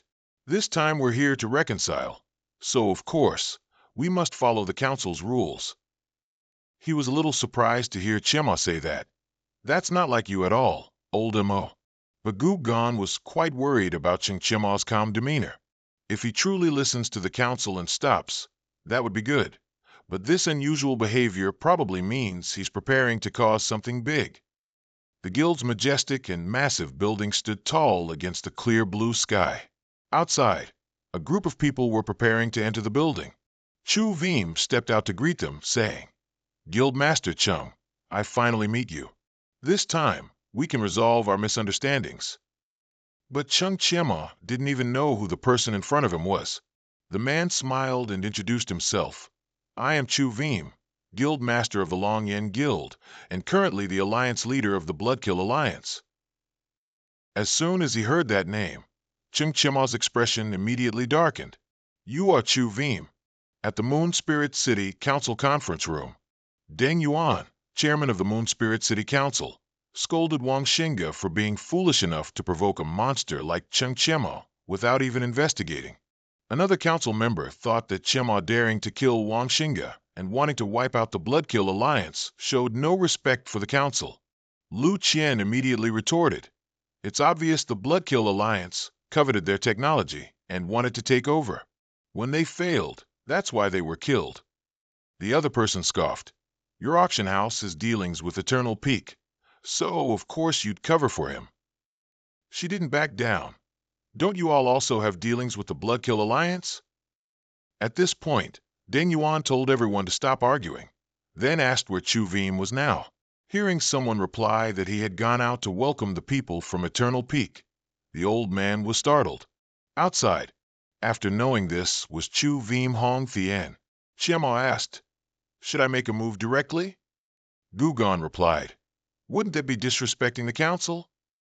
He continued to argue, "If I act now, the council won't have time to stop me." But strangely, he didn't pay much attention to Chu Veem and just walked past with his head down. "We're here. We'll discuss any matters once we're inside." Deng Yuan now led several council members out, scolding them as he walked. "Chu Veem wanted to go out, and you didn't stop him? If they fight here, our council will truly lose all face." After walking a bit further, Deng Yuan saw Chung Chiema and greeted him. "Guild Master Chung, I've long heard of you." But he very nonchalantly asked in return, "Who are you?" Immediately after, Qin Vin Suang stepped forward and introduced, "This is Deng Yuan, the branch chairman of the Moon Spirit City Professional Association. He is also the acting chairman of the Moon Spirit City Council." After hearing this, Chung Chiema urged them to go inside to talk. Deng Yuan watched his retreating figure with an unreadable expression. "I'm not here to welcome you. I'm here because I'm afraid you'll fight." Chu Veem was furious because things weren't going as he'd imagined. He thought they wouldn't be able to control themselves and would attack. Wouldn't that offend the council? Who knew this guy, who was so hasty before, would be so calm now? After entering, Chung Chiema sat comfortably in a chair, looked across, and said, "Please, have a seat. Why are you standing?" Deng Yuan had to speak first, saying that the Bloodkill Alliance was in the wrong, but Wang Xinga had been killed, and Alliance leader Chu also intended to reconcile. Chu Veem immediately covered his face and feigned sorrow. Alliance leader Wang was truly foolish, but he has paid the price for his actions. He stood up straight and loudly declared that all past grudges would be erased, and the Bloodkill Alliance could even cooperate with Eternal Peak for a win-win situation. After all, the Bloodkill Alliance now belonged to Chu Veem, so this would be beneficial for both sides. Hearing this, Chung Chiema immediately praised, "I also came here today to do business with you all in the council." Deng Yuan was surprised to hear this and asked, "Oh, business? What kind of business?" Chung Chiema confidently continued, "I will not pursue the losses, but you need to assign a group of people to me. Each person must be equivalent to a secondary profession, and their rank must be at least intermediate or above, with no less than 1 year of experience." Hearing this, the old man was startled. "Does Chairman Chung mean that these people will join your Eternal Peak?" Chung Chiema waved it off. "They don't need to join. They just need to work for us." Immediately after, someone stood up and said discontentedly, "So, does Guild Master Chung mean that for a ceasefire, the council must also compensate you?" Chiema calmly replied, "We will pay higher than market wages, and we will also pass on my alchemy techniques to the blacksmiths in your guilds in return." Everyone present was extremely surprised upon hearing Ching Chimao's words, as if he were joking. Chima continued, "Each month, I will also distribute 20% of high-end products at cost price for your agencies to sell. At the same time, I guarantee that Eternal City will absolutely no longer sell these products, and our business scope can expand to broader areas." Everyone in the room was now overjoyed and excited, agreeing immediately. Chung Chiemo smirked. "Forging and alchemy still depend on the world tree's essence. Even if I teach them the techniques, they'll still need our guild to produce complete products." Sharing profits for development was the path he had laid out for Eternal Peak. Chu Veem's face turned pale, and he gritted his teeth. If he does that, won't all of Moon Spirit City become his subordinates? Won't all the hard work I put into acquiring the Bloodkill Alliance be for nothing? Chimaw stood up, raised his hand, and announced, "The Eternal Alliance is officially established. From now on, all of your stances must be consistent with mine. If I have a war with other guilds in the future, you must cut ties with them and not sell any products to them." He could no longer hold back and angrily said, "Your actions are clearly targeting our Bloodkill Alliance, aren't they?" But before Ching Chiama could reply, Ding Yuan and several others spoke up on his behalf, crushing Chu Veem. He completely exploded, yelling loudly, "Shut up! You people only know how to follow the wind." Seeing this, everyone else was also frightened. This is Third Legacy. When did he enter the Third Legacy? On the opposite side, Gu Gan, along with Huang Tian and Ruo Shi, sneered, "There's a good show to watch now." Chu Veem pointed directly at Chen Mo's face. "I tolerated you step by step. Do you think I'm scared of you? I just want to live in peace, but you don't want to leave me alone." He immediately retorted, "I originally didn't want to settle old scores, but he was the one who actively provoked me." With that, he completely went mad and lunged towards Chung Chema. On the Thien Koi continent, the strong rule. Whoever has the biggest fist has the right to speak.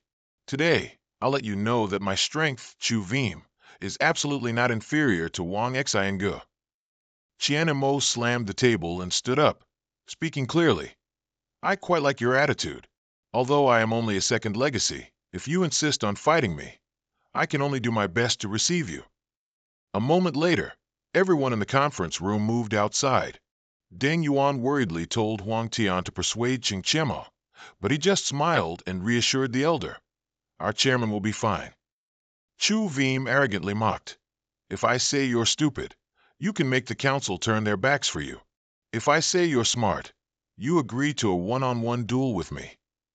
Qian Mo looked like he was listening to a joke. "Are you sure you'll win?" He raised his hand and created a flame.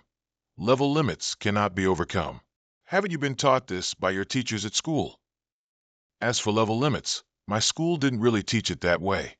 I only told them that there's only one standard for distinguishing strength, and that is—" While Chung Chiema was bowing his head to reply, Chu Veem's fireball had already shot towards him. "That is skill." With that, he immediately swung his sword and directly cleaved the fireball. He immediately created countless other fireballs. Just a rogue cultivator, huh? Well, let's see how well you can pretend. Countless fireballs flew towards him, but Ching Chiema quickly used his sword to cut down all of them. He gently landed on the ground without being touched by the fire. Deng Yuan immediately recognized from outside. Third Legacy Fire Arts. Although the attack power isn't strong, once the battle lines are extended, they can change the terrain. If Chairman Chung has no way to break the situation, then it's dangerous. At this moment, Chu Veem had created a wall of fire right in front of him. He called this the Demonic Flame skill. It will cause real damage. If you don't have a way to counter it, then bury yourself in this sea of fire. However, a ray of light shot out from within the wall of fire. Chung Chiema had, at some unknown point, quickly leaped through the fire wall and plunged his sword straight into Chu Veem's chest. He was stabbed once, but was still completely astonished. He replied with a smile, "Sorry, this is my ultimate equipment, impervious to water and fire. Moreover, your speed is too slow." Chu Veem grabbed the sword piercing his chest. "You think that's enough to kill me? I still have elementalization skill. But he quickly discovered something. Why isn't my elementalization skill working? Chung Chiemo yanked the sword out. My weapon is also a supreme artifact with a passive skill that deals 100% continuous damage. It's useless even if you turn into a turtle. Chu Veem fell to the ground. How do you possess so many supreme artifacts? Didn't you say it was all about skill? He questioned unwillingly, spitting blood. Then Xian Mo, like a grim reaper holding a scythe, gradually approached Chu Veem, making him retreat in fear. You can't kill me. I am the leader of the Bloodkill Alliance. If you kill me, the Council will absolutely not. Before Chu Veem could finish speaking, he looked up and saw the cold, furious eyes of everyone present. Chung Chiemo raised his sword high. You want to tie me down with benefits, huh? Then I'll show you who can offer greater benefits. You want to suppress me with power, huh? Then let's see who has more power. Comparing fists? Too bad, your fist isn't as big as mine. Be a decent person in your next life. His eyes were bloodshot, like a true demon. After killing Chu Veem, Chung Chiemo turned to the people there. Everyone, please look carefully. This time I came to reconcile and win together. He was the one who wouldn't stop, so I had no choice but to act. They immediately chimed in agreement. Gu Gon looked at this scene and secretly smiled. Our chairman not only has strong enough power, but also acts flawlessly. Following him, it seems old Gu has chosen the right person. Afterward, everyone gathered around Chung Chiemo to discuss cooperation with the Eternal Peak. Inside the Eternal Peak Guild, people were bustling, transporting goods. Deng Yuan exclaimed, I didn't expect the guild to produce so many weapons and medicines. He replied that this was just the initial phase. Once all the Parliament's manpower is fully assembled, their production capacity can increase even further. The elder continued, currently, the production of high-level materials has reached saturation. If we want to increase output, we must find a way to export them to the surrounding main cities. Chung Chiemo, of course, understood Deng Yuan's intention. In that case, we need to carefully consider the issues of transportation and logistics. The two continued to walk and discuss cooperation and goods transportation. The elder clasped his hands in farewell. With Chairman Cheng's words, I am at ease. Indeed, I didn't misjudge you. Cooperating with Chairman Chung is the most correct choice. After Deng Yuan left, Gu Gon frowned and grumbled. What a sly old fox, always trying to gain benefits from everything. Then he turned to him and worriedly asked, You said you have a solution for transportation. Is that true? If it is, then the entire Lin Noyet city will be decided by us from now on. But Chung Chiemo said something completely unrelated. There seems to be a slight sign now.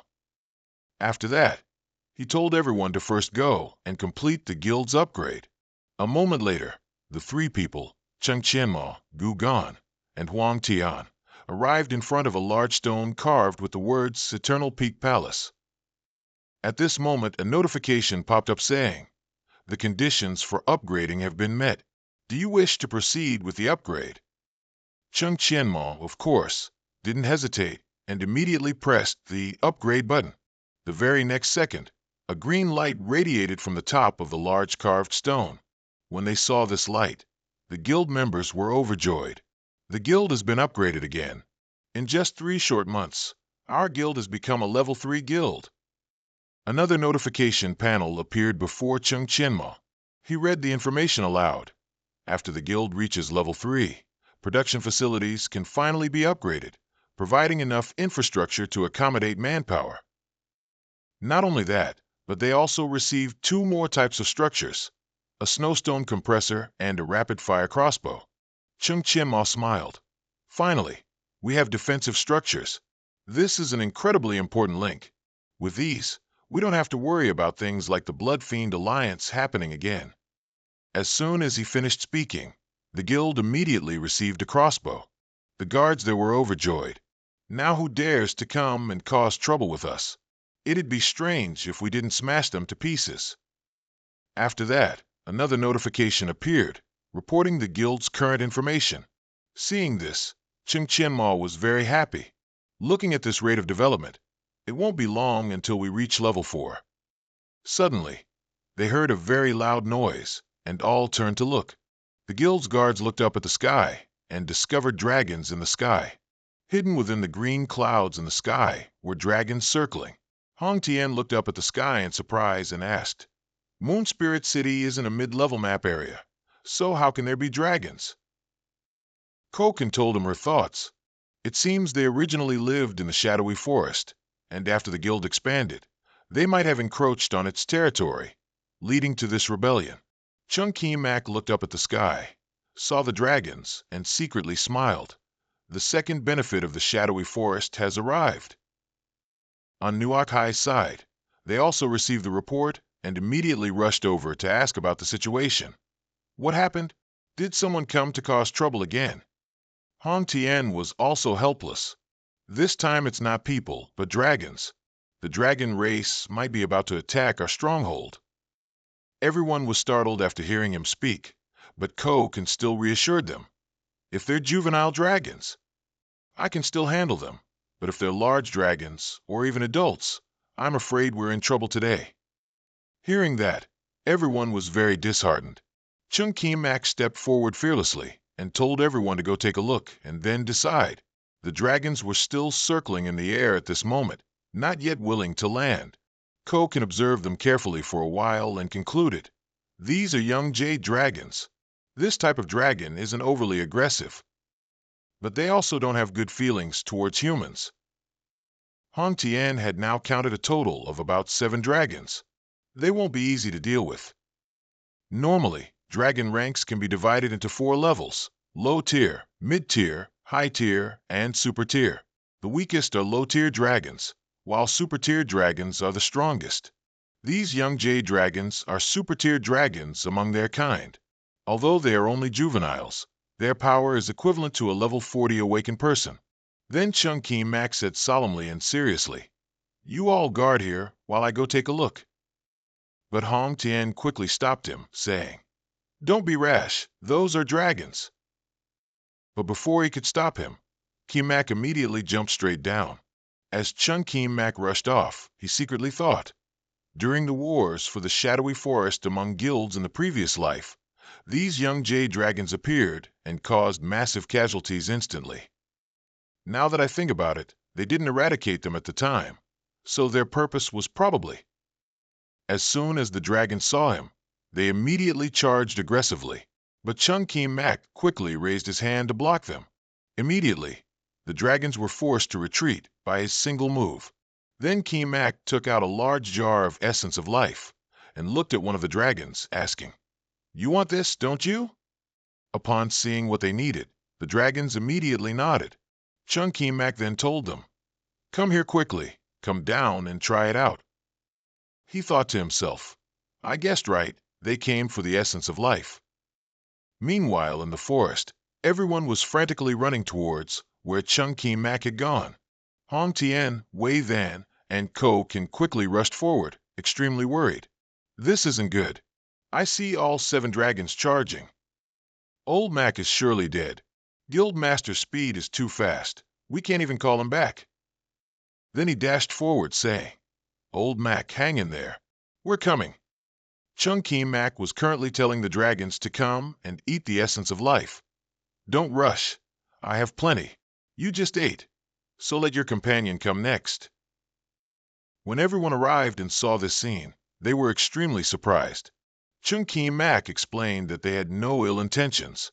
They've always taken essence of life from here as food, and coincidentally, we took over this spot. It seems the essence we produce suits their taste better. Who knows, these young dragons might become our allies. Hong Tian heard this and gaped in disbelief. Allies? You mean our guild will have dragons? The guild members, hearing him say this, all exclaimed that the guild master was truly audacious.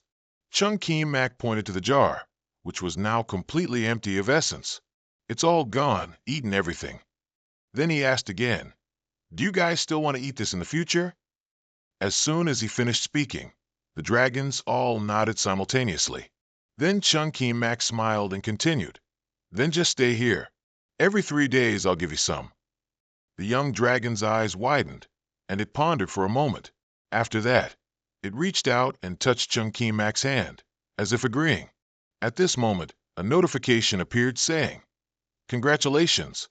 You have successfully reached an agreement with 7 young jade dragons. They agree to stay in Eternal City.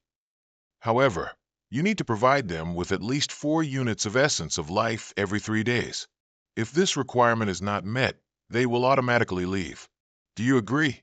Hearing this, Chunky Mac could only give a wry smile. These young jade dragons eat a lot. They've already consumed 4 units of my Essence of Life in just 3 days. So from now on, I'll only have 1 unit left to make items. Then he thought to himself, "Oh well, at least I lured them here. I'll deal with the rest later." At this moment, a new notification appeared. "Congratulations to the Guild Master of Eternal City for temporarily reaching an agreement with the Jade Dragon species. This also brings benefits to the Guild, as well as penalties for violating the contract." After reading it, Chunky Mac couldn't stop smiling. 1 dragon egg per week? If it develops like this, won't everyone in the guild have a dragon? This is a huge profit. The guild members were extremely overjoyed when they saw he had tamed 7 dragons. This way, trade routes with other major cities could also be connected. In the future, couldn't they transform into dragon warriors? Chunky Mac looked at the system information again. Sure enough, risks always go hand in hand with benefits. Perhaps because he had lured the young jade dragons, it triggered a protection mechanism, causing their clan to send a young adult jade dragon to test his strength. Oh well, I'll deal with problems as they come.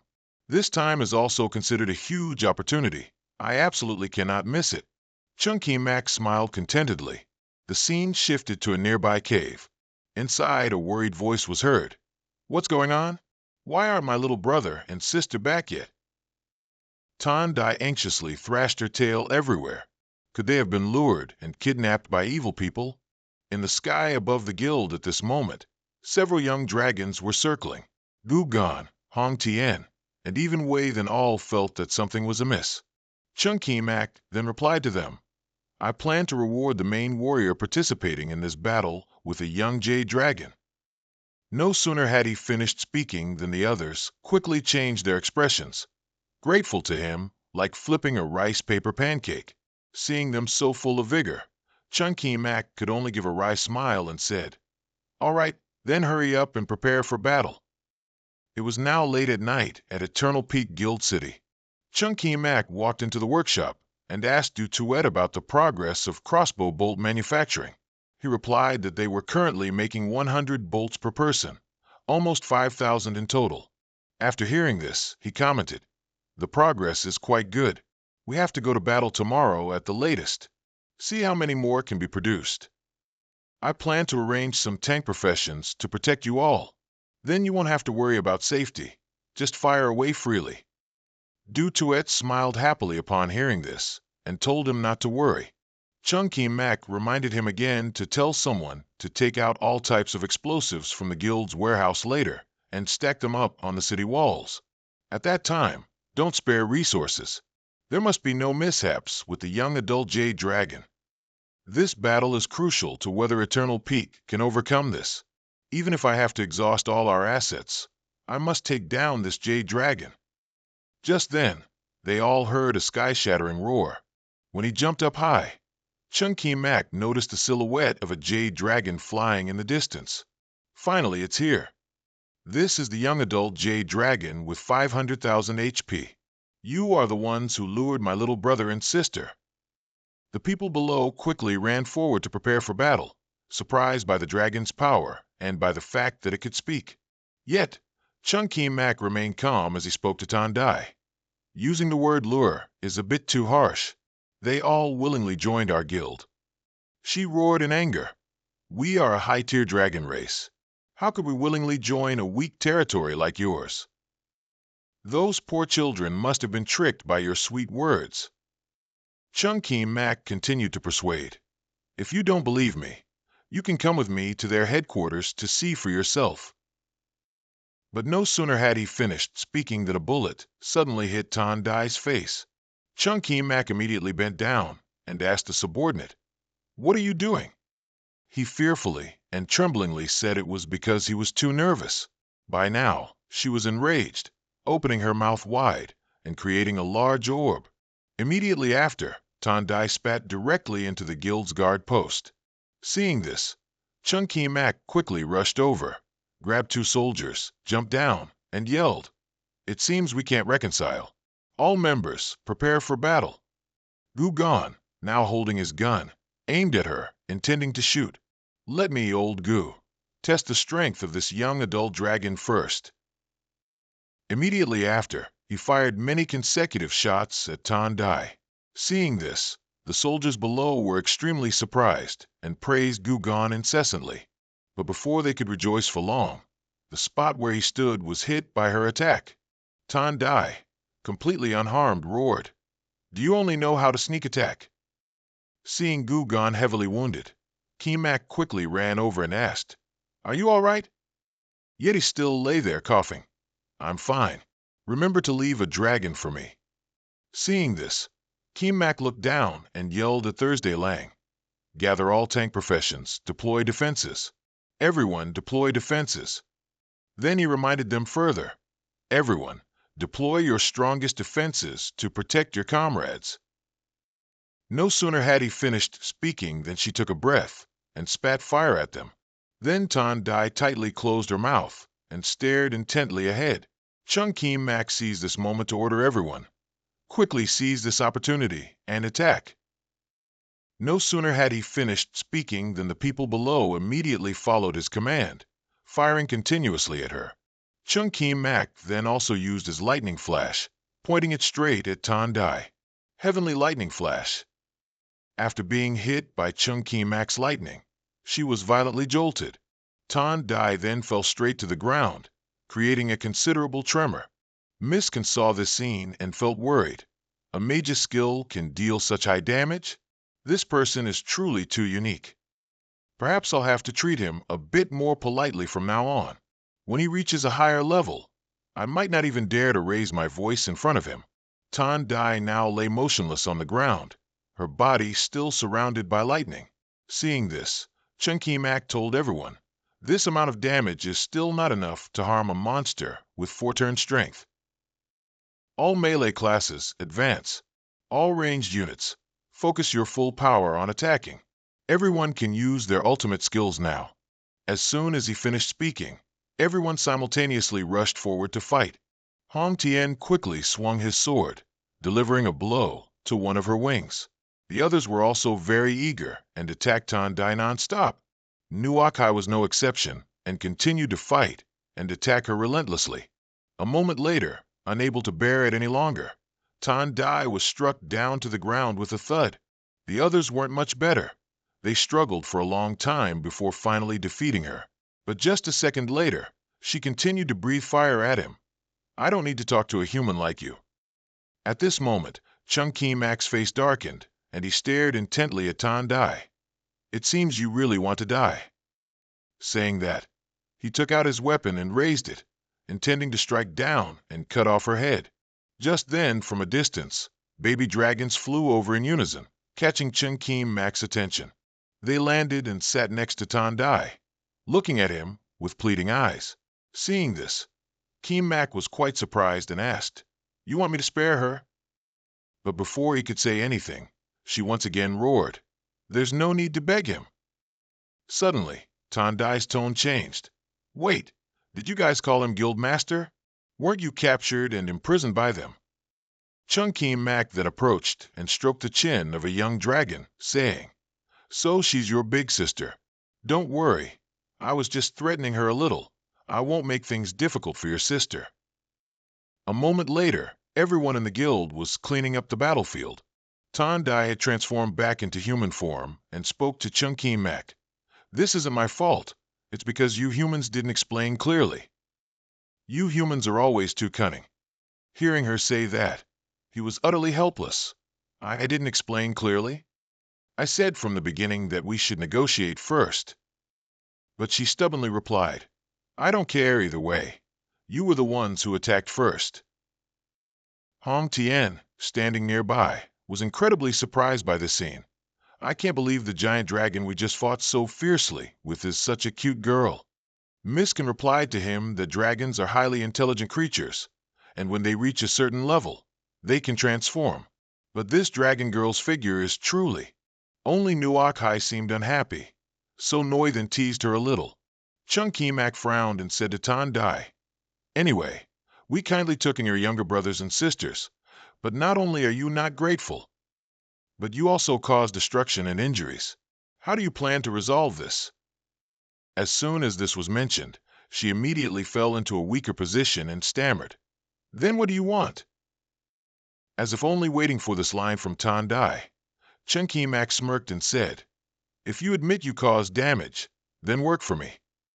As soon as Tan Dai heard the condition Chen Qimak offered, she grimaced, "Make me work for a human?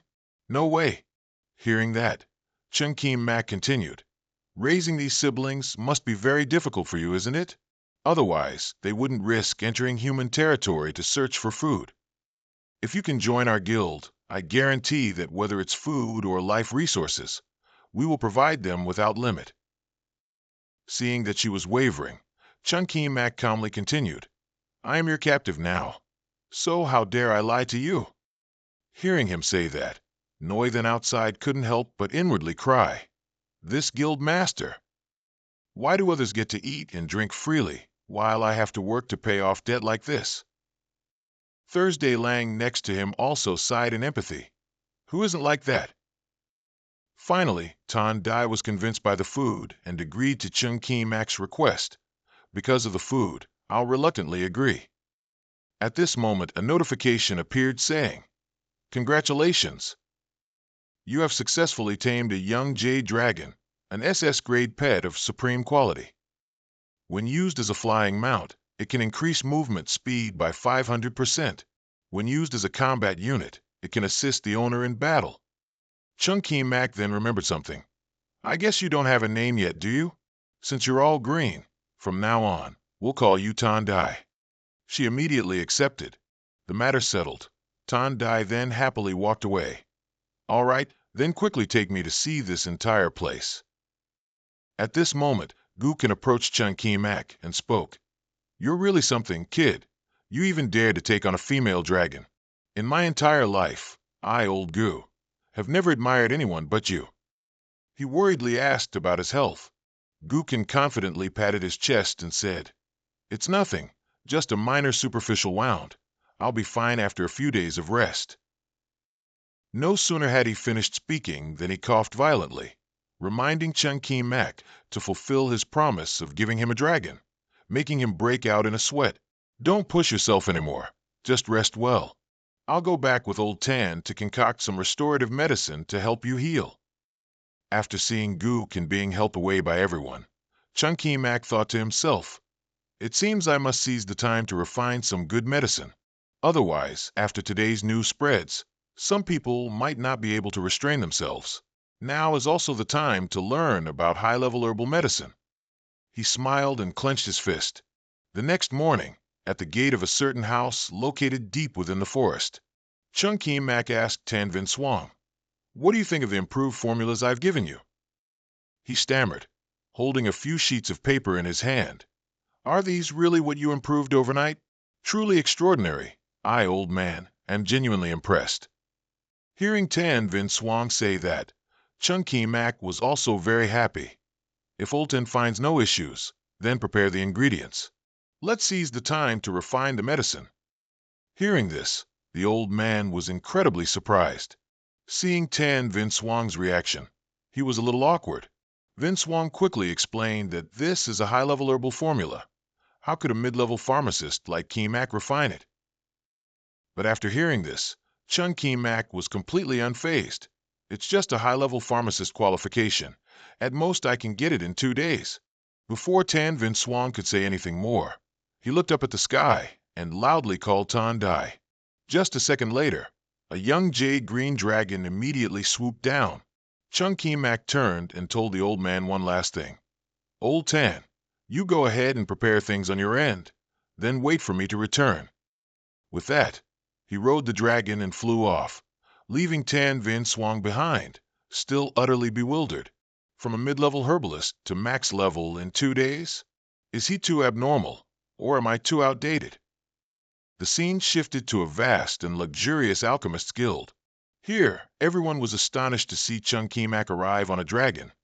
Oh my God, where did this rich guy on a dragon come from? Some thought he was a second-generation rich kid, but then someone quickly recognized Kimak as the guild master of Eternal Summit.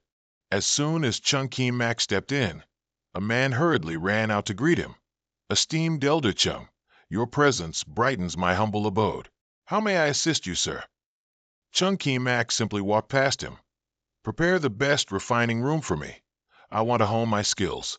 Oh, and while you're at it, get me the high-level herbal medicine skill book. The man quickly replied, Do you need any other auxiliary materials, sir? The manager offered the room for 1,000 gold coins, but Chung Kimak essentially paid no mind. He took a bag of money from his pocket and placed it on the table. Here are 2,500 gold coins. Let's do this properly. Remember to prepare everything I asked for. Those around continued to speculate about what Kimak intended to do. Not long after, in the magnificent and luxurious council building, the man who had greeted Kimak yesterday was now reporting everything to Deng Yuan. Chung Kimak wants to challenge for the high-level herbal medicine qualification. The old man was astonished. He's already a high-level blacksmith, and now he wants to become a high-level herbalist too. I heard before that he intended to merge the Blacksmiths Association and the Life Skills Association. It seems it's true. If he becomes a Grand Master of Herbal Medicine, then the unification of the two major associations will only be a matter of time. With his friendship with Jiang Wanliang, our Life Skills Association might be suppressed by then. Seeing the old man in such a dilemma, the subordinate suggested, So what should we do? Should I tamper with his auxiliary materials? But Deng Yuan immediately yelled at him. You dare to tamper with him? Didn't you see what happened to Zhou Yan? Seeing the old man so angry, the subordinate stammered nervously, asking what to do now. Deng Yuan frowned in thought and said, If today he can truly become a high-level herbalist, then we will double the number of experts in various fields that we previously sent. The salaries of these individuals will be paid by our Spirit Moon City Life Skills Association, and we will also send an additional batch of accompanying materials.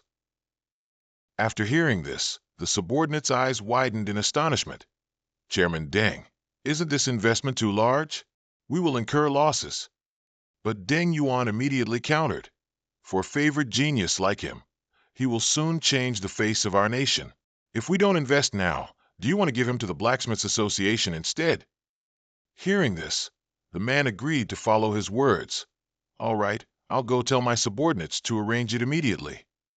2 days later, that subordinate rushed in again to report to Deng Yuan.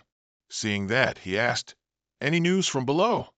The man tremblingly replied that in less than 2 days, Chung Chiemo had already raised his herbalism to advanced level. As soon as he heard that, Deng Yuan immediately ordered him. Then what are you waiting for? If we're giving gifts, we should do it early. Don't let the Blacksmiths Association snatch him up first. Meanwhile, Chung Chiemo was sitting cross-legged in the alchemy room. A notification appeared right in front of him. Congratulations, your herbalism has advanced to advanced level. You have received the title of Herbalism Master. After hearing it, he let out a sigh and said, Although it only took less than 2 days, I haven't slept at all, so I'm still a bit tired. Suddenly, Chung Chiemo heard some voices from outside his room. This is the territory of my Life Skills Association. Why are you blacksmiths making so much noise here? Another voice retorted, We heard that Guild Master Chung inside has advanced to advanced herbalism, so we came specifically to congratulate him. Why can't we? A moment later, he walked out and saw 2 groups of people standing on 2 sides, so he asked, Are you all? Before he could react, the 2 people immediately rushed forward to introduce themselves and express their desire to give gifts. They were from Guild Master Deng's side and the Blacksmiths Association. After hearing them talk for a while, Chung Chiemo quickly waved his hand. All right, I thank both guild masters. Your people can stay, but please excuse the gifts." Seeing that, the two were disappointed and wanted to hold him back, but Cheng Chiema quickly returned to his room. "I've just advanced, so please let me rest for a bit." The scene then shifted to the Eternal Peak Guild headquarters. The guild members were now chatting happily, all expressing their admiration. The guild master disappeared for only 2 days, and yet how many craftsmen came? Others enter the city as goods, but the guild master enters the city with a crowd of people. Now, with the help of so many craftsmen, our Eternal Peak's productivity will definitely reach new heights. Du Shui was now talking to Ching Chima. "Didn't you say you were going to challenge to become an advanced herbalism master? Why are you back so quickly? And you brought back so many people." He replied that he had successfully advanced, so he was back now. Then Chima continued to say that these people were sent by the Life Skills Association and the Blacksmiths Association to assist. "Please arrange them. I'll go discuss some matters with Old Chin." As soon as he finished speaking, Du Shui was stunned. "You succeeded? But you've only been gone for 2 days." Cheng Chiema stood right in front of Qin Yongsang's house and asked, "Old Qin, I'm back. What's the current progress?" He walked out and reported to him, "Guild Master, you really came back in 2 days. It seems you failed, haven't you? It's all right. These past few days, I've almost finished researching your formula." Before he could say anything else, Cheng Chiema interjected, "Who said I failed? Take a good look." Hearing that, Qin Yongsang immediately rushed over and looked him over, and indeed it was true. "My guild master, did you really succeed in becoming an advanced herbalism master in 2 days? Are you a monster?" After seeing the finished products that he had researched over the past 2 days, Cheng Chiema commented, "Not bad at all. These herbs you prepared. It indeed took a lot of effort. Now that I've advanced to an advanced herbalism master, our alchemy plan can begin." Qin Yongsang was so overjoyed he almost cried. "To be able to concoct medicine with a genius like the guild master is truly my good fortune, Old Qin. I will definitely support you well." Outside, in the forest around his house, it was now late afternoon. As night fell, the place was filled with hazy night mist. Dawn once again cast its first rays of sunlight into the house. Just then, Qin Yongsang's joyful voice rang out from inside the house. "It's a success! It's a success!" Guild members passing by early in the morning heard it and were very curious. "That's Old Qin's voice. What's wrong with him? Is he crazy?" A guild member replied that he recently heard that during this time, Old Qin and the guild master were concocting medicine together, and by the sound of it, the medicine seems to be finished. At this moment, inside the house, a notification appeared saying, "Congratulations! You have successfully concocted the Peak Recovery Potion. Current quality is Epic Grade. Epic Peak Recovery Potion. After consumption, physical injury recovery speed is increased by 500% for 12 hours. Seeing that, Qin Yongsang happily said to Ching Chima, "Guild Master, the effect of this thing is truly too abnormal. We won't supply it without limit, will we?" He stood with his arms crossed and replied to him, "It definitely needs to be limited. First, we will sell 10 bottles through auction house transactions. This will not only increase our guild's appeal, but also avoid too much trouble." Then Qin Yongsang clenched his fist and said, "After refining this peak potion, I feel like I've touched the threshold of becoming a Grandmaster Herbalist. It's truly not simple at all." Chung Chiemo then told Qin Yongsang that he would give him a few days off, so he could obtain the Grandmaster qualification, as there would still be many things to rely on him for in the future. "Once the guild reaches level 4, I will temporarily leave the Thien Koi continent." Hearing Ching Chiemo, Yongsang was startled and asked, "Guild Master, what are you planning to do? We have an excellent opportunity for rapid development. Eternal Peak cannot do without you." He then explained that Ha Kwak's National Higher Education Entrance Examination was approaching, and as a student of the Ndu Academy, Chung Chiemo naturally had to participate. Qin Yongsang heard that and suddenly realized, "Oh, right. If you hadn't said anything, I would have almost forgotten. You're only graduating from college this year." Then Ching Chiemo held a small potion bottle in his hand, raised it, examined it, and said, I should have reported back to school a long time ago. I was just waiting for this potion. With it, Principal Ling's latent illness won't be a problem anymore. The first scene showed a system notification popping up, saying, "Congratulations, you have met the conditions for promotion. Would you like to upgrade the guild?"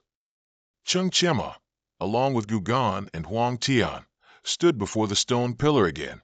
He exclaimed, "After going through so much, the guild has finally been upgraded to level 4. Gugan, standing next to him, saw this and said, "Listening to your tone, you don't seem entirely satisfied. You should know that in the entire continent, to be able to upgrade to level 4 in such a short time, with a scale larger than even a mid-level main city, only our eternal peak can do it." Hearing that, Cheng Chiemo replied with a smile, "The guild's achievements are quite satisfactory to me, but the speed is indeed a bit slower than I expected." The old man behind him could only force a bitter smile upon hearing this. After clicking the upgrade button on the notification panel, the usual green light immediately enveloped the entire guild. It's now much larger in scale compared to last time. Another notification panel appeared before Ching Chema, displaying all the guild information. He read for a moment and then spoke. After upgrading to level 4, not only did the number of guild members reach over 200, but the radius of its influence also instantly increased by another 500 meters. Gugan heard that, frowned slightly, and said, "A larger scale means a larger area to protect." Although there are Dragonkin guarding here now, most guild members are crafters, so the armed forces are still insufficient. Huang Tian, standing nearby, also added, "That's right. Recently we've often seen spies from other guilds near the border. They're all jealous of us, and no one knows if they'll attack us again." But Chung Chemo then turned his head and replied to them, "Don't worry, I've already thought about this defensive aspect." Another notification panel also appeared, but this time it displayed all the post-upgrade information for the World Tree. Huang Tian saw this and immediately said, "The World Tree also upgraded along with the guild, and its shape seems to have changed too." Gugan also noticed it, but he was a bit curious about what these vines were for. Did they have any special function? Just then, Cheng Chema, who had unknowingly moved under the World Tree's canopy, spoke to Gugan. "Old man Gu, stand there and use your machine gun to shoot at me." Huang Tian, standing further away, thought he misheard and quickly turned to ask him, "What did you say? You told old man Gu to shoot at you." Even Gugan's face turned pale after hearing it. "Are you tired of living?" But from afar, Ching Chemo insisted, "I told you to shoot, so just shoot." Hearing that, Gugan stopped being polite, picked up his gun, and replied, "All right, kid. You asked me to shoot, remember? Then I won't hold back. I'm warning you now. If you need to pay for medicine later, I won't have a single cent." Huang Tian, standing beside them, was alarmed and tried to stop them. "Even if it's an experiment of new abilities, you should use a different method." But Cheng Chiemo stubbornly told Gugan, "Don't worry, just shoot with all your might. Then I won't be polite anymore." With that, he immediately opened fire directly at Cheng Chiemo. As the bullets whizzed towards him, some vines from the World Tree moved closer to Cheng Chiemo's body. Then, they quickly used their bodies to deflect all the bullets, protecting him. Gugan and Huang Tian watched the scene with wide eyes, astonished. Is the World Tree providing defensive support? Then he grimaced and said in a low voice, "All right, kid, so you still have this trick. In that case, I'll use all my strength. You need to be careful." Immediately after, Gugan raised his gun and fired a stronger burst of bullets towards Cheng Chiemo. But this time was exactly like the last. The World Tree's vines quickly blocked all the bullets, making Cheng Chiemo exclaim in admiration, "This defensive effect is much stronger than I imagined." At this point, it seemed Gugan had given up. His machine gun clattered to the ground. Gugan then gasped, kneeling on one knee, and said, "If I only rely on a machine gun, I truly can't break through this defense. I need to use the power of a stronger gun." Chung Chiemo then further explained to them, after upgrading, this World Tree, while appearing like an ordinary tree, has actually developed intelligence. It knows how to protect our guild members. Moreover, these branches and leaves are extremely tough. Even a Tier 3 free transfer expert would need to use ultimate skills to destroy them. With it, if we encounter a firepower attack in the future, everyone can retreat and safely counterattack while standing under the world tree. Gugan listened and admitted, "This is indeed a good thing. But why are you preparing all this? Do you perhaps want to leave the guild?" Cheng Qianmao happily replied, "That's right." He was preparing to return to school for the exam. Huang Tian next to him also added, "He has to go back to school too." But Gugan was still a bit bewildered. Then he started profusely sweating and stammered, "I almost forgot you two are still students."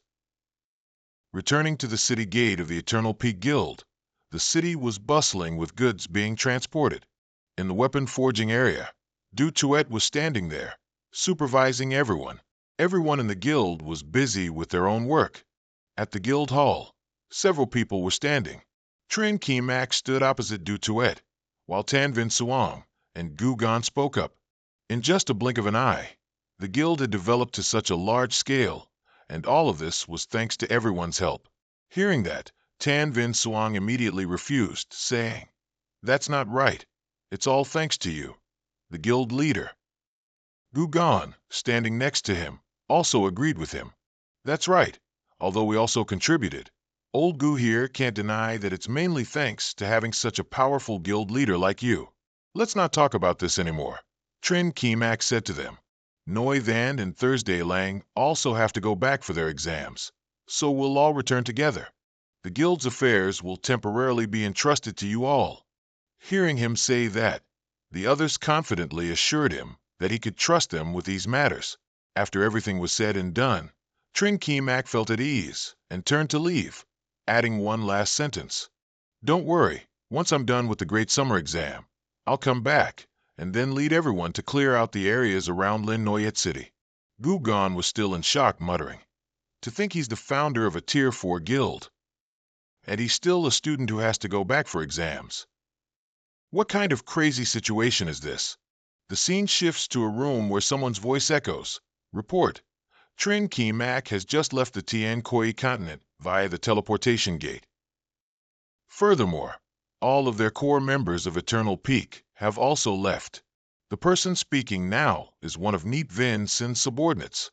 The man, holding a cat, was quite pleased to hear this. "He really left? That's excellent." Sitting opposite Neat Vin Sin was a hooded figure. This person spoke. "I said it before, he would definitely return to the Ndu Academy to participate in the major exam this time." The man replied with a disbelieving tone, "Who would have thought that someone could build a guild that dominates Lin Noyet City in just a few short months, and he's still an ungraduated student at that?" The hooded figure was Chu Tu Due, the former dean of academic affairs at Van Ba Academy. He clenched his teeth and spoke furiously. "Because of that brat, I lost my position at Van Ba Academy and was then sent to Tien Kai Continent to manage a guild. If I don't get revenge for this, I swear I won't be human." Then Tu Due continued to speak to Neat Vin Sin. "Brother Neep, my people are on their way here. They'll arrive by tomorrow at the latest. As long as you agree, this time we can cooperate to destroy his guild." The man listened, not in a hurry, and said with a grim face, "This kid's background is extraordinary. Some time ago, he uprooted our Bloodshell Alliance rivals. I need to think of a way to deal with him." Chu Tu Due then said that he had spent a lot of money to hire 20 mercenaries, and the average level of each of them was above level 45. "As long as we can defeat their guild, the spoils will be 70% for me, 30% for you. What do you think?" Neat Vin Sin then agreed, raising his wine glass and smiling. "If Dean Chu is so sincere, then old Neep here will take this risk with you. We'll attack together the day after tomorrow." Chu Tu Due also smiled, raising his glass. "This time, with our cooperation, we will surely make him die without a burial place." But in his heart, he secretly cursed Neat Vin Sin. "This old fox, as soon as I said I'd do the hardest part, and he'd get most of the money, he immediately agreed. But this time, I can finally make Trin Kimak pay." The scene shifts to the gate of Vendu Academy, under a warm, blue sky. Trin Ki Mak and Nuak Hai walked side by side into the school. As soon as they saw the two of them, many students in the school began to buzz with excitement. Trin Ki Mak looked around for a moment, then turned to Nuak Hai and asked, "Am I that famous, for so many people to recognize me?" She giggled and replied, "What do you think, great guild leader Trin? You're a prominent figure who has broken several records, and you're already teaching at the school before even graduating. So, of course, you'll be surrounded wherever you go." Just then, a voice rang out. "My dear granddaughter, you stinky brat, you two finally came back. Any later, and you wouldn't have made it." Standing in front of them was Lang Chiu, smiling affectionately. As soon as Nuak Hai saw her grandfather, she immediately rushed to him, crying, "Grandpa, it's all my fault. I haven't visited you in so long." After the two had finished their reunion, Trin Ki Mak asked him, "Principal, how's your health lately?" Lang Chiu stroked Nuak Hai's head and replied to him, "Still old as ever, but recently fewer annoying people have bothered me, so my life has become much quieter." Lang Chiu observed Nuak Hai for a moment and then said, "You're already level 39? Little Trin is also level 39, but I don't think he's quite like you, though he's doing very well too. It seems our Vendu Academy will make a name for itself in this major exam." Hearing him say that, Trin Ki Mak also expressed his determination. "This time, since I've returned, I will definitely help Vendu Academy achieve a worthy ranking. Besides this, I've also brought back a type of medicine that can cure your hidden illness." Lang Chiu took the bottle of medicine in his hand and said in great surprise, "It can cure my hidden illness? Kid, are you kidding me?" But before Trin Ki Mak could answer, Nuak Hai spoke up, telling her grandfather, "Grandpa, just trust him. He's a high-level herbal master now." Lang Chiu was even more surprised now. "A high-level herbal master? Your skill, kid, even surpassed this exam. You truly are a peerless genius." Being praised like that, Trin Ki Mak couldn't hide his joy and immediately told Lang Chiu to go inside and try the medicine's effectiveness. He didn't hesitate anymore and immediately turned around and left. "There's no time to delay. Let's quickly find a quiet place and try this medicine to see if it can truly cure my hidden illness." The first scene is in the principal's office of Vendu Academy. Lang Chiu was now sitting comfortably on a chair and seriously said, "Before we begin, I must tell you too that I have also sought the help of many herbal masters to treat this hidden illness, but in the end, there were no results.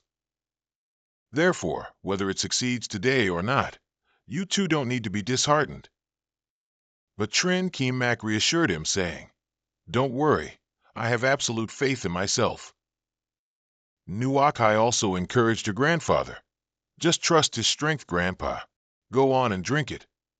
After that, Lang Chiu picked up the bottle of medicine and drank it sip by sip, but immediately after, the bottle in his hand fell to the ground and shattered.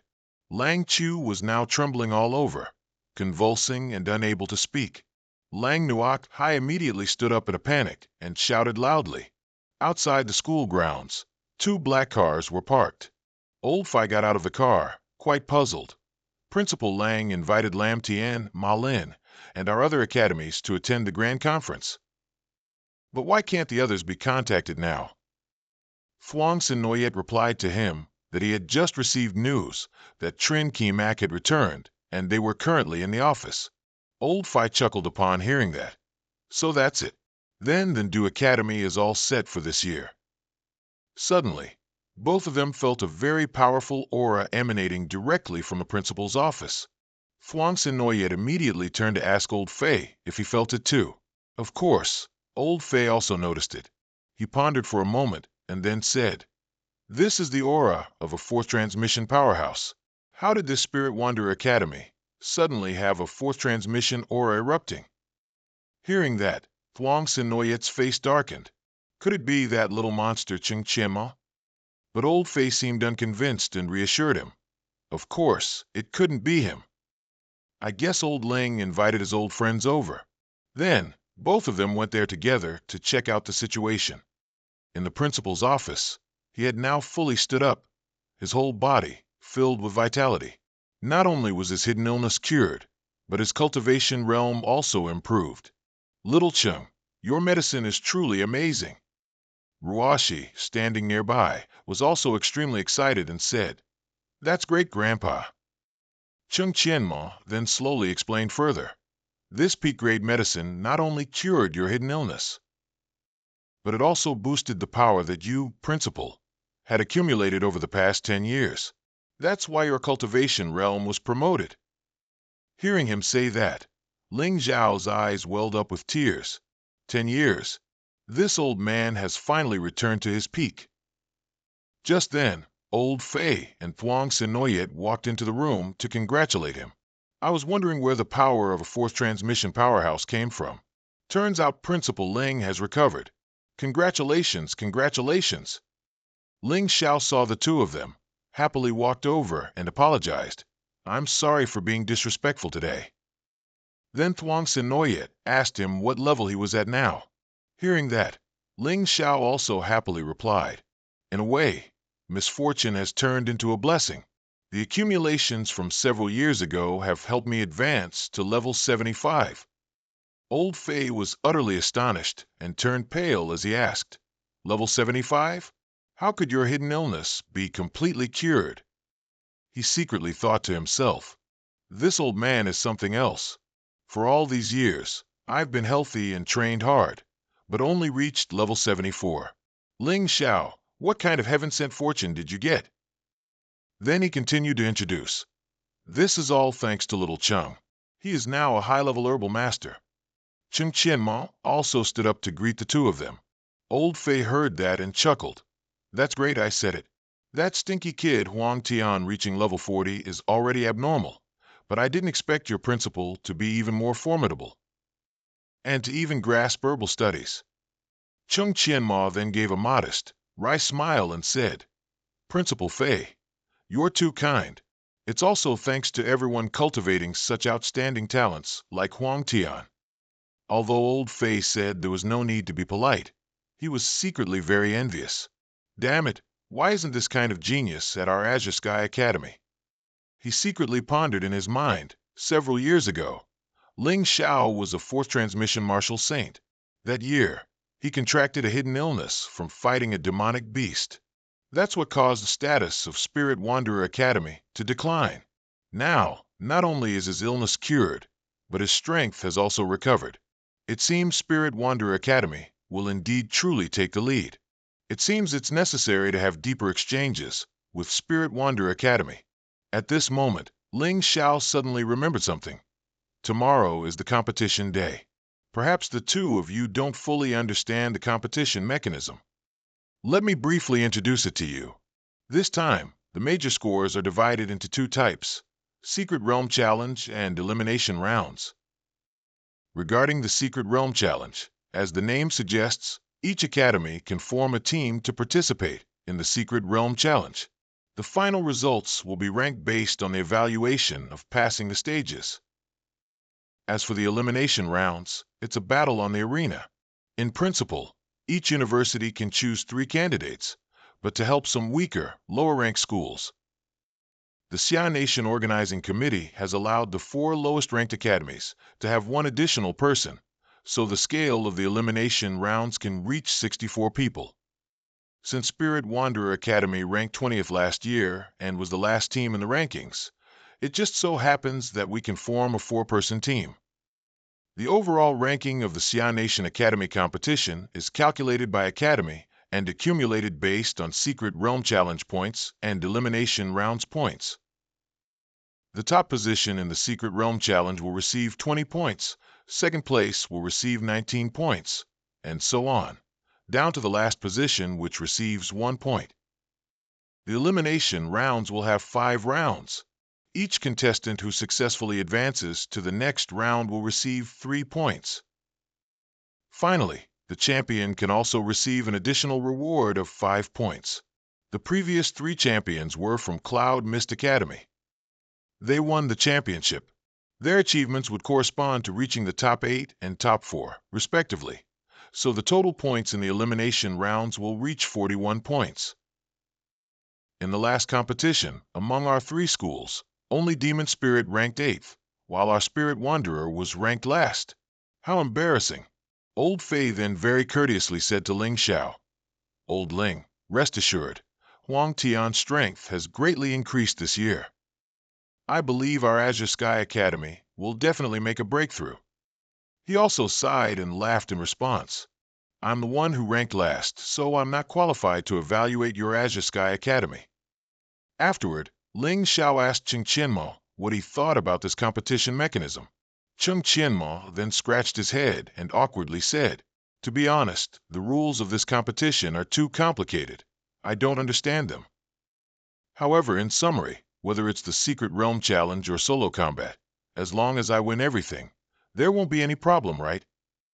After he finished speaking, everyone agreed. "That's right. Your summary is very accurate. Just win everything." Chung Qianmo confidently continued, "Then there's no problem. Actually, this time when I came back, I had a small request. I hope you all will agree." Ling Xiao was, of course, very willing to help. Then Chung Qianmo loudly told them, "I hope this year to select some graduating students from the 3 schools and recruit those good seedlings into my guild. I know this is very sudden, so I wanted to discuss it with everyone first." Old Fei also very tactfully said, "If it's voluntary, then of course I have no reason to stop it." In his heart, he thought, how could these outstanding students, whom the universities put so much effort into training, be easily poached like that? This kid's proposal is indeed quite sudden. However, his guild has just been established, so what attractive conditions could he offer? After speaking, Chung Qianmo immediately bowed 90 degrees and respectfully thanked the 2 of them. He was now secretly smiling, thinking, "You all said this, so don't blame me for being cruel when the time comes." The next day, at the Xia Kingdom competition venue, there was an incredibly large and magnificent arena. A reporter, holding a microphone, fluently announced, "Today is, one might say, the annual event in Xia Kingdom. Currently, over 800 million people nationwide are watching this competition on TV. As everyone can see, many universities have arrived.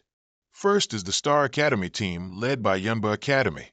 They have always been ranked first in previous competitions, and we hope they achieve equally good results this year. Next is the alliance of 3 schools, led by Shinyu Academy.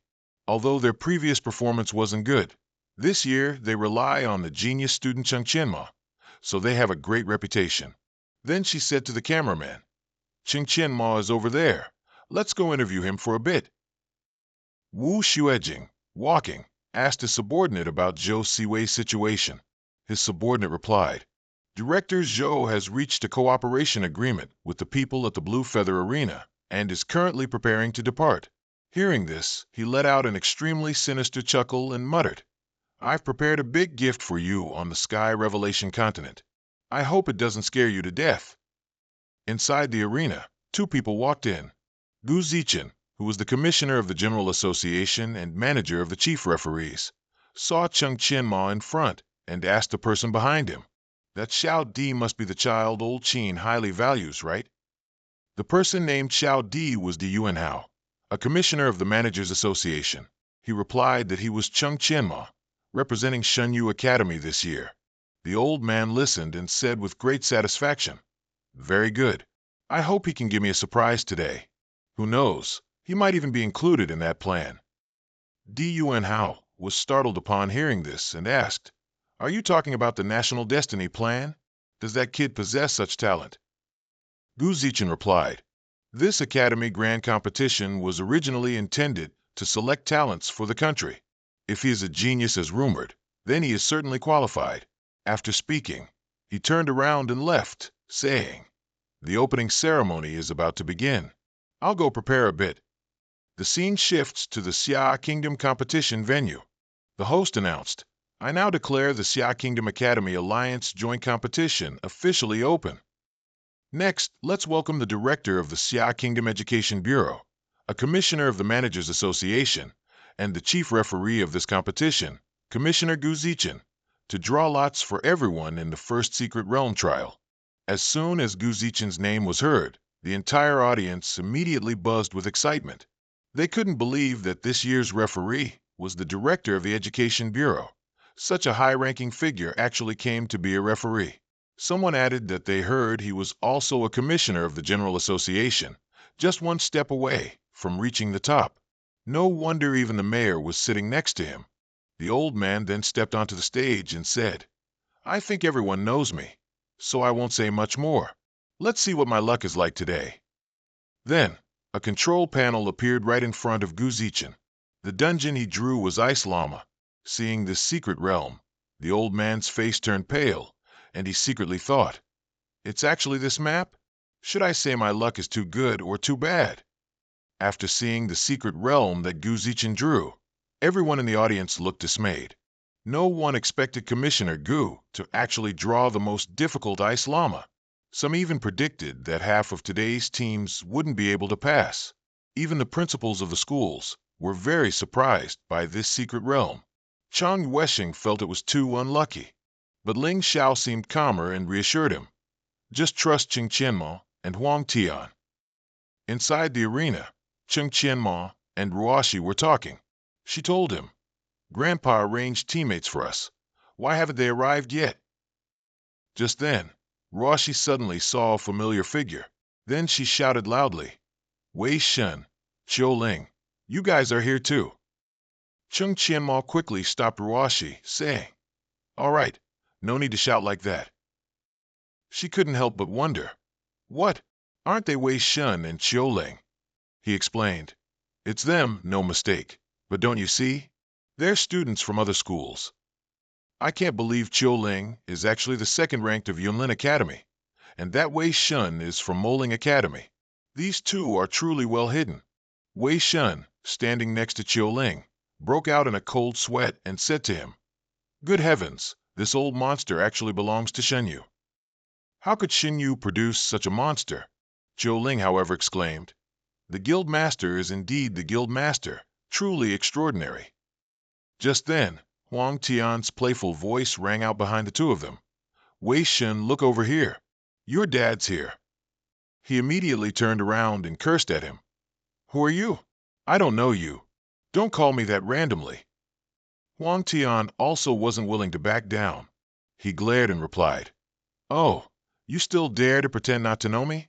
Wait until the elimination round. I'll beat you until you call me dad." Seeing that, Qiu Ling immediately asked him, "That blonde guy, you don't know him?" Wei Shen angrily replied, "I know that guy. Damn it, that kid is actually from Blue Sky, that bottom-tier school." Cheng Qianmo thought to himself at this moment, "That's the team from Yunba Academy. All their members are above level 45.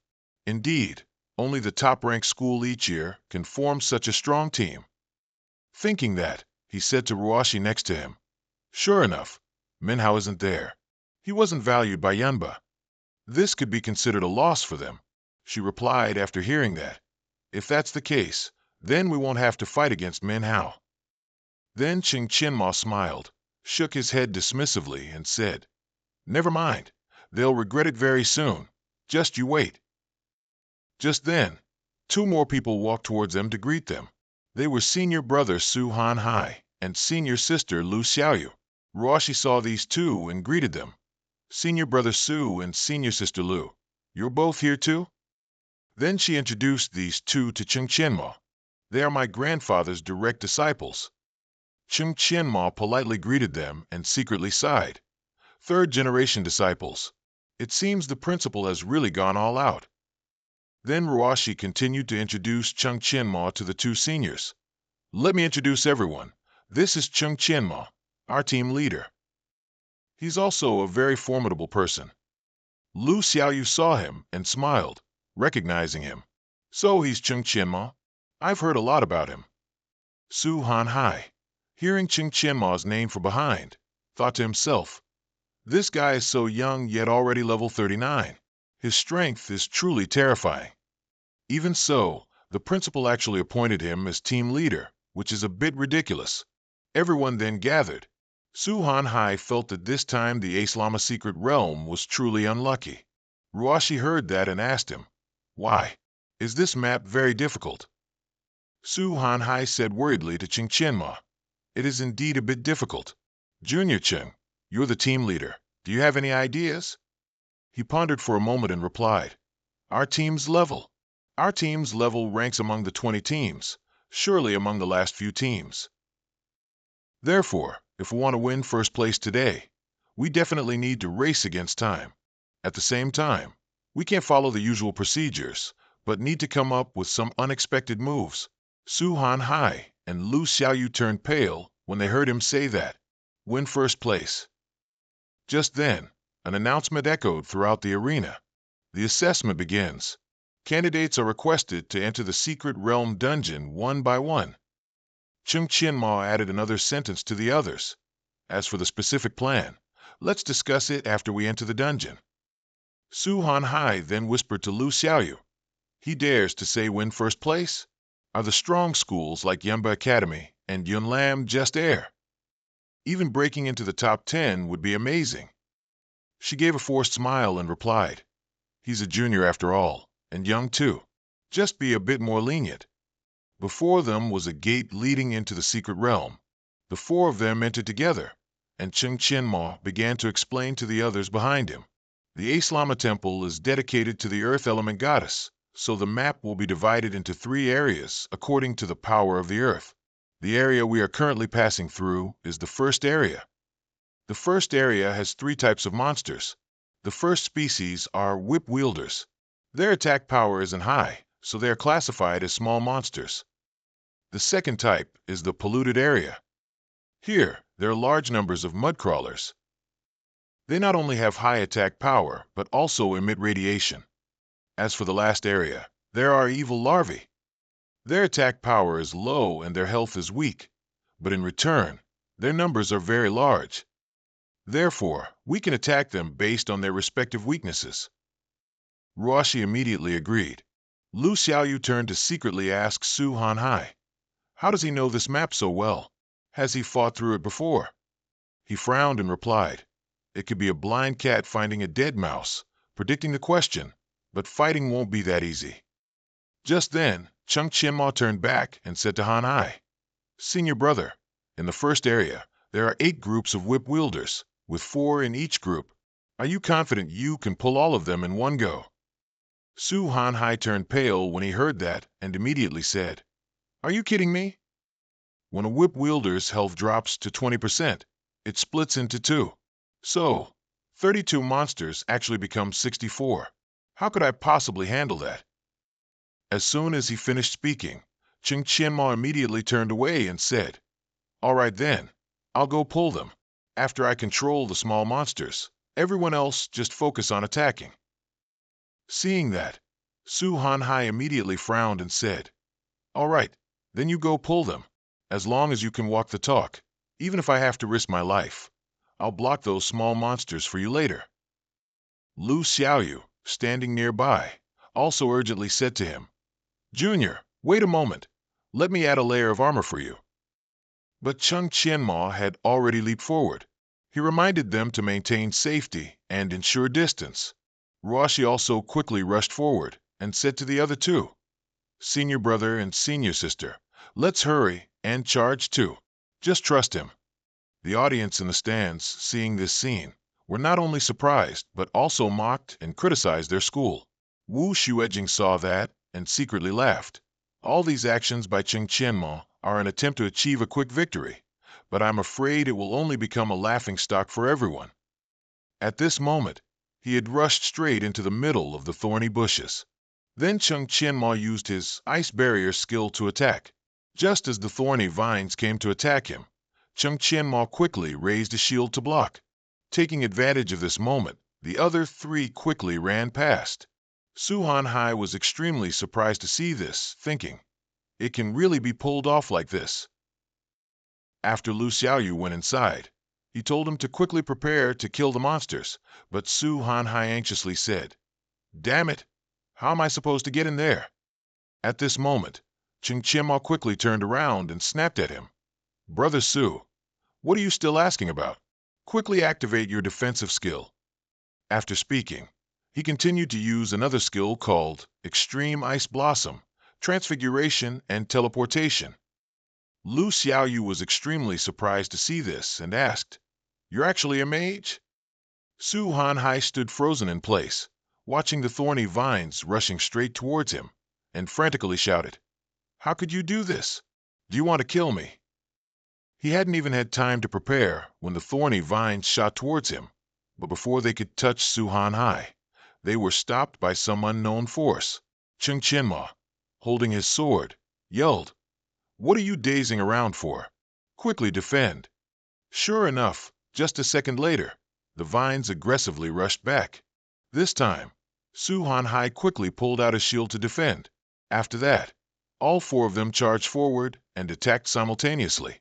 Each person fought with a group of vines in perfect coordination. A moment later, the secret realm became quiet again as if no battle had ever taken place. They finally defeated all the vines. Even Su Hanhai had to exclaim, "That was too fast." None of them were seriously injured. He now had to admit, "Now I know why the principal chose him as team leader." At this moment, everyone in the stands was surprised by Shen Yu Academy's recent battle. They couldn't believe that Shen Yu was actually the first team to overcome the whip wielder.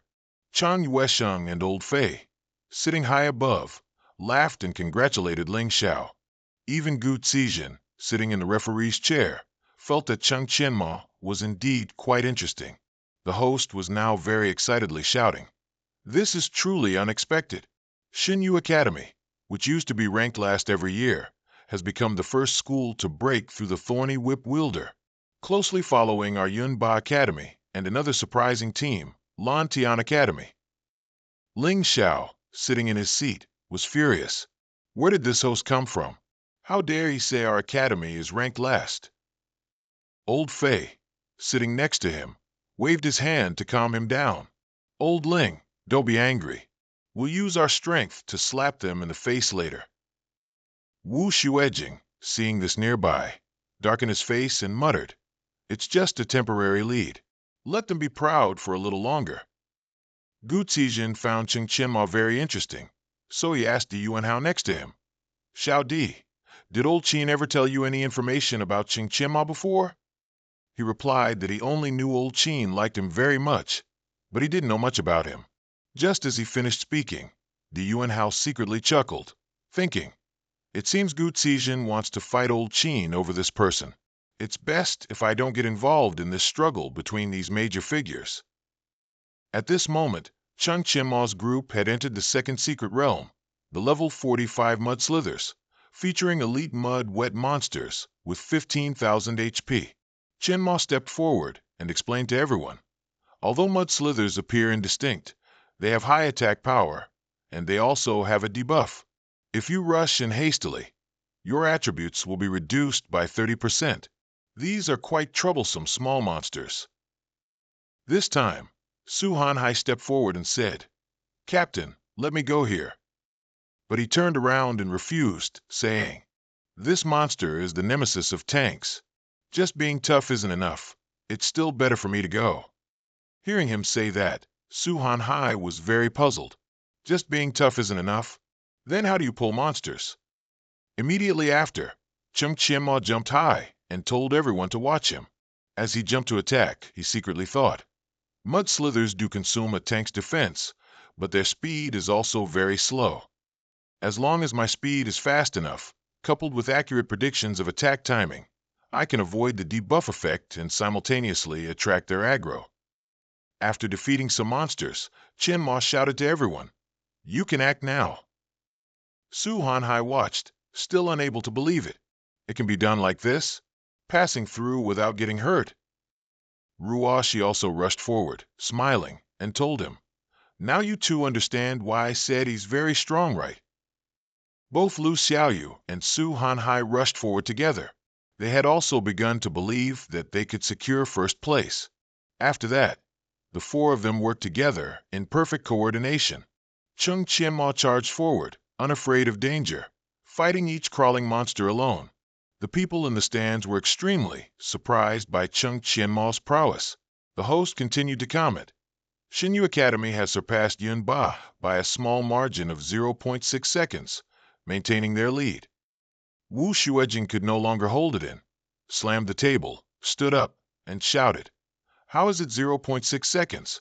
Is there a mistake?" His subordinate tried to restrain him. "Headmaster, don't be angry. They won't be able to stay ahead for long anyway." Cheng Qianmao's group was now facing the third secret realm.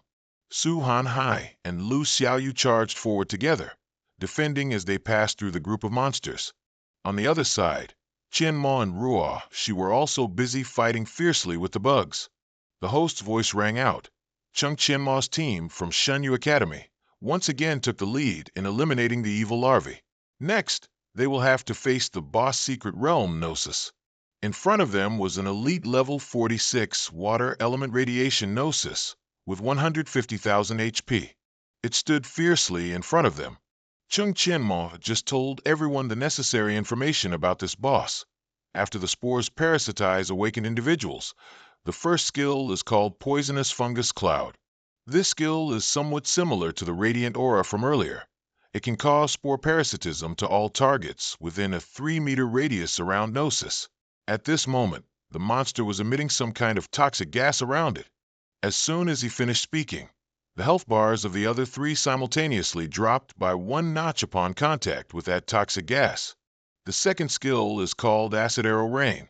The acid debuff will continuously deal 600 damage to the current target every 3 seconds. Gnosis has 3 skills. The existence of this skill creates considerable pressure on the team's healer, who has to both watch the tank's health and ensure teammates don't die. As its name suggests, Gnosis will fire 5 poisoned arrows at once, and this skill will be fired immediately, so be careful. Each arrow will absorb 18% of the target's HP per second and transfer it back to Gnosis, sustaining the boss's healing for 10 seconds. However, these 2 skills can be avoided using a method similar to dealing with the slime lurker, so they're useless against me. Gnosis, now furious, shot out slimy poison from its hands and roared, "Annihilate the invaders! Receive my terrifying natural power!" But Cheng Qianmao was not only unharmed by this attack, but also counterattacked with another flame-spewing move. The last passive skill is called Wei Inheritance. This is the most troublesome ability. After speaking, he once again slashed down with his sword decisively. Gnosis gradually disintegrated after that last blow. Qianmao continued to loudly tell everyone, once its health bar is depleted, it will split into 6 smaller clones. If the clones escape, it will regenerate. Everyone's mission is to shoot down its clones. Upon hearing this, Ruo Shi immediately charged forward and unleashed her. On Su Hanhai and Lu Xiaoyu's side, they also didn't hesitate, rushing forward with dual swords to defeat Gnosis's clones. Suddenly, its remaining clones gathered to form a whirlpool. Gnosis roared angrily as it saw Cheng Qianmao preparing to unleash a move toward it, while he smiled and said to the others, "Good, it has no escape now." Immediately after, a powerful fire vortex pierced through the monster's body. The space was now silent again. The smoke and dust gradually dissipated, and no one was to be seen. At this moment, a notification appeared before them. Boss number 1 of the Islama secret realm, Gnosis, has been eliminated. The host was ecstatic, shouting loudly, 1 hour, 15 minutes. Team 3 from Shunyu Academy has killed boss number 1 and broken the record, currently leading by a large margin. Wei Shun and his teammates were utterly astonished when they heard this news. One of his teammates exclaimed, "Holy crap, we haven't even finished fighting the evil larvae. So who could have eliminated boss number 1 so quickly?" Wei Shun heard this and replied silently, "That guy is utterly perverse." Huang Tian, fighting nearby, could only let out a bitter laugh upon hearing the announcement. Old Amo is too fast. At this moment, the entire audience watching the match erupted in a frenzy. Someone exclaimed in surprise, "That's ridiculous. How is Xinyu so strong this year?" Someone else felt delighted. "No wonder they're geniuses. My 3 precious babies have finally been discovered." But some also voiced their suspicions. There's definitely cheating involved. Xinyu is definitely cheating. Gu Zizhen, sitting in the referee's chair, pondered. No wonder old Chin values him so much. He really does have some skill. Other teams also successively defeated the first boss. Second place went to Yunba Academy, followed by Iluo Academy. Lam Tien Academy took fourth place, and Malin Academy came in fifth with 1 hour and 47 minutes. Old Fei, sitting high up, saw the rankings and smiled. That kid Huang Tian is pretty good. Getting into the top 4 is already excellent. Chang Yuecheng, sitting beside him, also smiled and replied, I'm sorry, our Malin is fifth this time, but making it into the top 5 is still something to celebrate. Wu Xuejing was now close to his limit. He began to doubt. Could this just be luck, or did he accidentally activate some hidden mechanism? The subordinate sitting next to him quickly tried to appease him. The secret realm is still very long. It can't be this lucky every time. Wu Xuejing then remembered something and turned to ask him, How is Zhou Siwei doing over there? Go urge him a bit. Tell him to hurry up, and let's see how much longer they can laugh. The scene shifts to the city walls of the Eternal Peak Guild. Nie Rongsheng and Zhou Siwei were standing under a tree in the nearby forest. He told him, the city wall in front must be Qingqianma's eternal city. Nie Rongsheng was extremely surprised to hear that, saying, Although I received information about them, seeing it with my own eyes, I really can't believe that kid could build a guild of this scale. They have prepared many soldiers and weapons for the attack. Nie Rongsheng then said, Why do I have a bad feeling about this? Chu Siwei reassured him, Don't worry. The reason we spent so much time was just to prepare these siege weapons. With these, breaching it will be as easy as flipping a hand. Today, we have no shortage of manpower, and our equipment is complete. I want to see how they plan to defend this eternal city. At this moment, Coco stood on the city wall, observing with binoculars, and said, Half of the more than 80 people in the team are around level 45. They prepared 10 siege machines, each costing over 10,000. This Nie Rongsheng truly is loaded with money. After observing, he chuckled and said, I can't believe that kid guessed right again. What exactly is hidden in his head? He always predicts the enemy. Du Shui, who was nearby, also agreed. Fortunately, the guild leader arranged everything before leaving. He truly is someone with foresight. Coco then turned around and jokingly said to him, A level 4 guild during exam season, with all of its main combat forces gone. Such strange things can only happen in our Eternal Peak Guild. Immediately after, he ordered everyone, all those within the city, immediately return to your defensive positions and enter combat readiness at Eternal Peak. The excited voice of the host rang out once more. Another divinity first. Today's opening results are quite interesting. I wonder if it's the 3 schools alliance preparing to snatch the first place to boost their prestige, or if other schools are holding back. He continued, Just now, after boss number 1 was killed, the secret realm barrier has been passed by Qian Mo. Now, let's invite Principal Wu Xuejing of Yunba Academy to talk about information related to boss number 2. He stood on the stage and began his speech. Hello everyone, I am Wu Xuejing, Principal of Yunba Academy. Isar Aroma is a high-difficulty epic-level secret realm. The first boss, Gnosis, is the simplest. The allowed error rate is quite high. Some teams might rely on luck to get through. But the next boss, Velatek, is not that simple. It requires thorough preparation of resources, not just a bit of cleverness and luck to pass. After hearing him speak, Old Fei and Ling Xiao frowned and said, This Wu Xuejing is clearly implying that we relied on luck to pass boss number 1. The more sarcastic he gets, the more it proves he's not confident. Let's just wait and see. Wu Xuejing continued to introduce. Boss number 2 has a total of 3 types of small monsters. The first type is the Shadow Demon, which likes to hide in the dark and ambush people. As long as you maintain light, you can quickly kill them. The second type is the Trampler. This monster has a bulky physique. You can use long-range attacks to kite and kill them. The third type is the Stinking Fire Ghoul. This monster, like boss number 1, also has the ability to split. You need to control the attack intensity well. You mainly handle defense and healing. I'll focus on attacking to secure the formation, Qian Mo said, then rushed forward. Su Han Hai was suddenly attacked from behind by a stinking fire ghoul. He cried out in pain. Qian Mo quickly rushed to help. Are you okay? Su Han Hai quickly stood up and apologized to him for delaying the test progress. Qian Mo didn't blame him, just said, It's okay. We're a team. Just do your best. The host was no longer as excited as before, slowly saying, Boss number 2 is indeed more difficult. This time, although Divinity Academy went smoothly, due to the weak equipment of its team members, their time ranking dropped from first place to the team of Liang Xiaoyun, a top student from Yunba Academy in previous terms, temporarily leads with a fairly small advantage. Following them is Yunlin Academy, whose captain is Chiu Ling, who caused quite a stir this year. Then come the two teams, Lan Tian and Mo Ling, full of vigor, with captains Wang Tian and Wei Shin both performing excellently.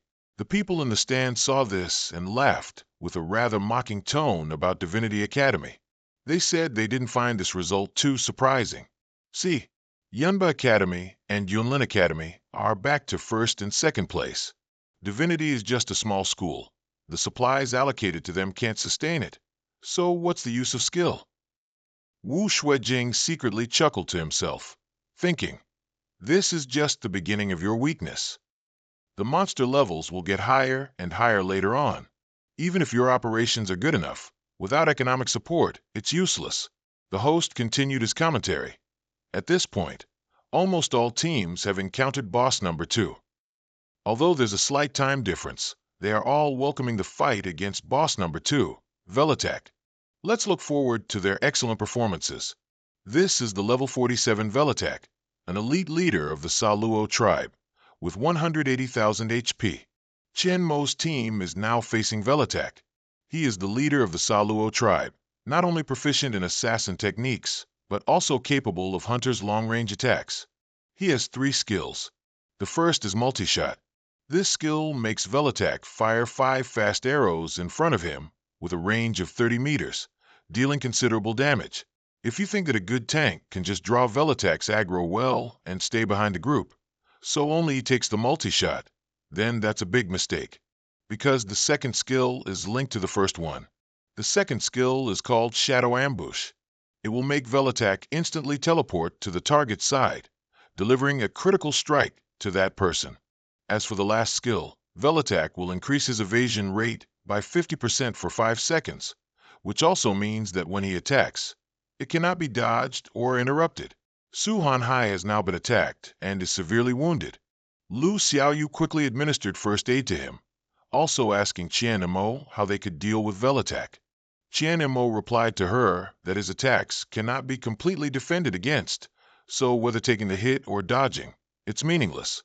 At the same time, they couldn't kill them immediately, so to deal with him, they could only fight while drinking potions, slowly wearing him down. Su Han Hai sat up, trembling, and replied, That means to deal with this boss, besides tactics, we also need a large supply of high-grade potions. Lu Xiaoyu, standing beside him, anxiously continued, A large supply of high-grade potions? I only have 3 bottles, and those were given to us by the principal before. I can't believe we even have to pay to participate in the exam. This resource constraint isn't fair to us. He silently continued, Mainly, I didn't expect to draw Velatak. Otherwise, I would have prepared more. Just then, Qian Mo took out a pile of potions from his bag. I have 8 bottles of super potions here. Each of you take 2 for now. Su Han Hai looked at the potions in surprise. Super health potions? These are potions that are in short supply year-round and ridiculously expensive. 2 bottles of these could give us an extra life. Lu Xiaoyu, however, asked him worriedly, Isn't this too extravagant? You're not trying to charge us for them, are you? Ruo Shi, standing to the side, smiled and replied to them, Don't worry, just use them. He's incredibly rich, richer than you could ever imagine. Qian Mo also smiled and said, As long as we can successfully defeat the boss, 2 bottles of potions are nothing. After speaking, they set off, preparing to fight the second boss. Immediately, they plunged into a fierce battle. Velatak furiously slashed down at Su Hanhai with his claws. Taste my sharpness. He was hit right where he was already severely wounded, gritting his teeth in pain. Damn it, it really can't be dodged. Qian and Mo quickly rushed to support Su Hanhai, urging him to drink a potion. After drinking the potion he had given him, Hanhai's health recovered a bit. Lu Xiaoyu also stood by, assisting Qian and Mo, reminding her to heal Hanhai. Su Hanhai stood up, watching Qian and Mo fiercely battle Velatak. Thanks to these potions. Otherwise, I wouldn't have had time to heal and would have been eliminated. Qian and Mo fought and reassured him. It's fine. Just maintain this rhythm. Don't try to dodge his attacks. We'll trade health with him. Let's see who dies first. He fought and took a swig from a potion bottle. Ruoshi on the other side also attacked while chugging health potions. Lu Xiaoyu was no exception. She quickly parried an attack and drank a potion. All 4 of them surrounded Velatak, coordinating with each other to defeat him. Everyone in the audience was astonished by the 8 bottles of potions Qian and Mo had just taken out. Such generosity. Chang Yuesheng, in the stands, said to Old Fei in surprise, judging by the health recovery of the marshal just now. The super health potions Qian and Mo gave out must be at least epic grade, right? I'm afraid it's not just epic grade. The amount of health recovered in an instant. The old man listened and couldn't believe it either. I'm afraid it's almost 4,000 points directly. These are epic grade super health potions. Ling Xiao saw the 2 of them so surprised and chuckled. I told you long ago this kid is not just a high-level herbalist master, but also capable of producing large quantities of epic grade potions. Did you think I was lying to you, old man? Wu Xueqing on top was now grinning, so widely his mouth wouldn't close. Ling Xiao is still ruthless. I just wonder how many epic grade super health potions you prepared for these guys in total. Even Gu Zizhen couldn't help but sigh inwardly. So rich, to be able to drink epic grade health potions like water. I just don't know if this money is yours or the gods' blessing academies. A moment later, Qian and Mo forcefully slashed down with his sword. At this point, he had killed the second boss, Velatak. The host, seeing this, excitedly spoke into the mic. God's Blessing Academy has once again created a miracle, taking the lead. Cloudbreak Academy has defeated the second boss and is reaching new heights. Cloudbreak, Cloud Forest, and Demon Spirit Academies followed closely behind, completing the kill. They are all at the main resting area, preparing to welcome the next challenge. Wait, God's Blessing Academy hasn't stopped. They're still advancing. Don't they need to rest? Furthermore, the path they're taking doesn't seem to be the usual route for these mysterious places. The subordinate sitting next to Wu Xueqing happily said to him, Principal, that kid is crazy for wanting to win.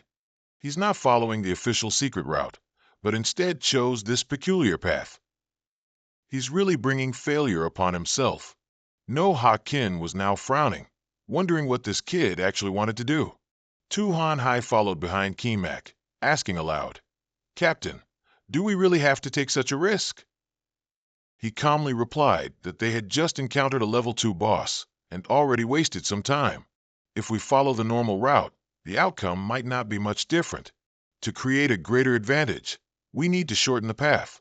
Tu Han-Hai turned pale upon hearing that and replied, We are currently leading in points. If we just follow the fixed route to the boss's location, Kimak's team will definitely be in the top 3. But if we choose a path no one has taken, if we encounter a problem, we could be eliminated immediately. Lu Hu also agreed with him. That's right, Junior. This is the first time our school has achieved such good results. But Kimak remained resolute and didn't turn back, simply saying, If I said I've been through this path, you certainly wouldn't believe me. So I don't need to convince you. Just follow me. Nuakai also turned back and told the other 2. Senior brother, senior sister, don't overthink it. Just follow him. Kimak, walking ahead at this moment, was secretly thinking, In my previous life, I explored all the hidden routes on the map. If there's a perfect route in this game, it's definitely already in my head. With that, they all continued to walk forward. In front of them was a poisonous swamp with some monsters wielding maces waiting. Tuhan Hai and Lu Hu turned pale upon seeing this and stammered, "It's over. We're done for this time. We really took the wrong path this time." Everyone in the audience laughed mockingly when they saw this scene. This Kimak really made a blunder. In my experience, this pond is absolutely impassable for anyone who isn't a master of the four transmissions, let alone a group of four. Someone even scoffed. Originally, then Du had hopes of making it into the top ranks this year, but now that Kimak has to turn back midway, it'll be difficult to even stay in the top 10. Even Thuong Noyet Sin and Old Phi, who were sitting above, were very surprised and displeased with Kimak's decision. This kid really made a bad move. He was clearly in the lead. Why did he suddenly turn onto a new path? What a pity. But Lang Chu didn't seem to care much, and told them to just keep watching the developments. Inside the secret realm, someone was throwing something into the middle of the lake.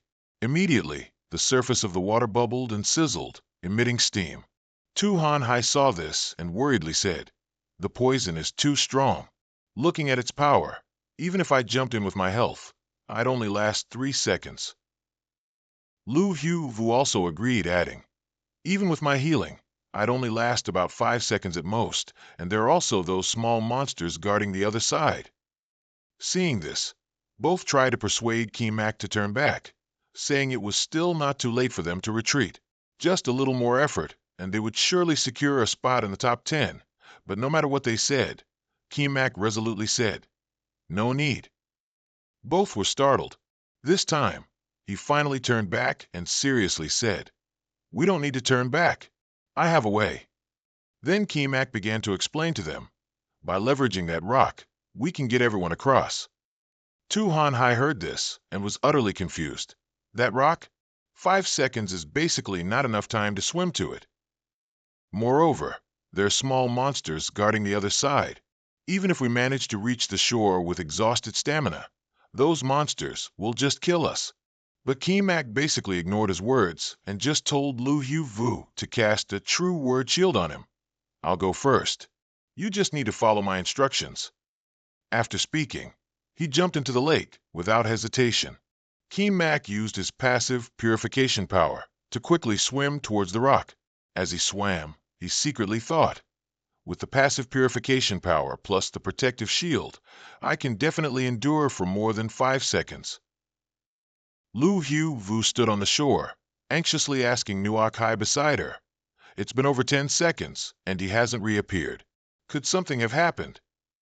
But she still had great faith in him and smiled, saying, "He'll be fine." The spectators who had been watching the match saw that Kimak still hadn't surfaced and started to buzz. He hasn't come out after all this time. He's probably not going to make it. Even if he appears now, it's useless. The distance to that rock is at least another 10 seconds away. Some people even laughed mockingly, saying, "This Kimak loves to show off with extreme risks, and it'll just bring disaster upon himself." But just then, something shot out from beneath the lake's surface and clung tightly to the rock. Suddenly, something leaped up from under the water. Kimak, his whole body enveloped in brilliant fire, leaped out of the water and successfully landed on that rock. Tuhan Hai and Lu Hu were overjoyed and exclaimed, "Junior Trin is truly amazing. He lasted so long. His health is even better than a tank like me." The people in the audience were now both excited and astonished. None of them could have imagined that Kimak would make it. They couldn't believe he actually did it. Someone also commented, "This maneuver looks simple, but it requires 4 things: travel boots, extremely high agility, passive purification power, and a retractable grappling hook. Missing even one, it can't be done." They all greatly admired him. Even a master of the 4 transmissions couldn't replicate this maneuver. Ko Tu-chan, sitting on the referee's chair, also had to exclaim, "He truly is a once-in-a-century talent." Daikon Gwen-hao also blurted out, "He's really formidable, he's made it across. But don't forget he still has his teammate, Kimak. Moreover, there are monsters guarding the other side. So how does he plan to get all three of them across? Keemak stood on the rock and told Nuak Hai on the shore, "Jump over as soon as I call for you." Immediately after, he swung a rope, latching onto a monster that was charging at them. With a whoosh, Keemak used his flowing light distant grapple and hook spear form to pull and send it flying into the air, and at the same time, he shouted for Nuak Hai to jump over quickly.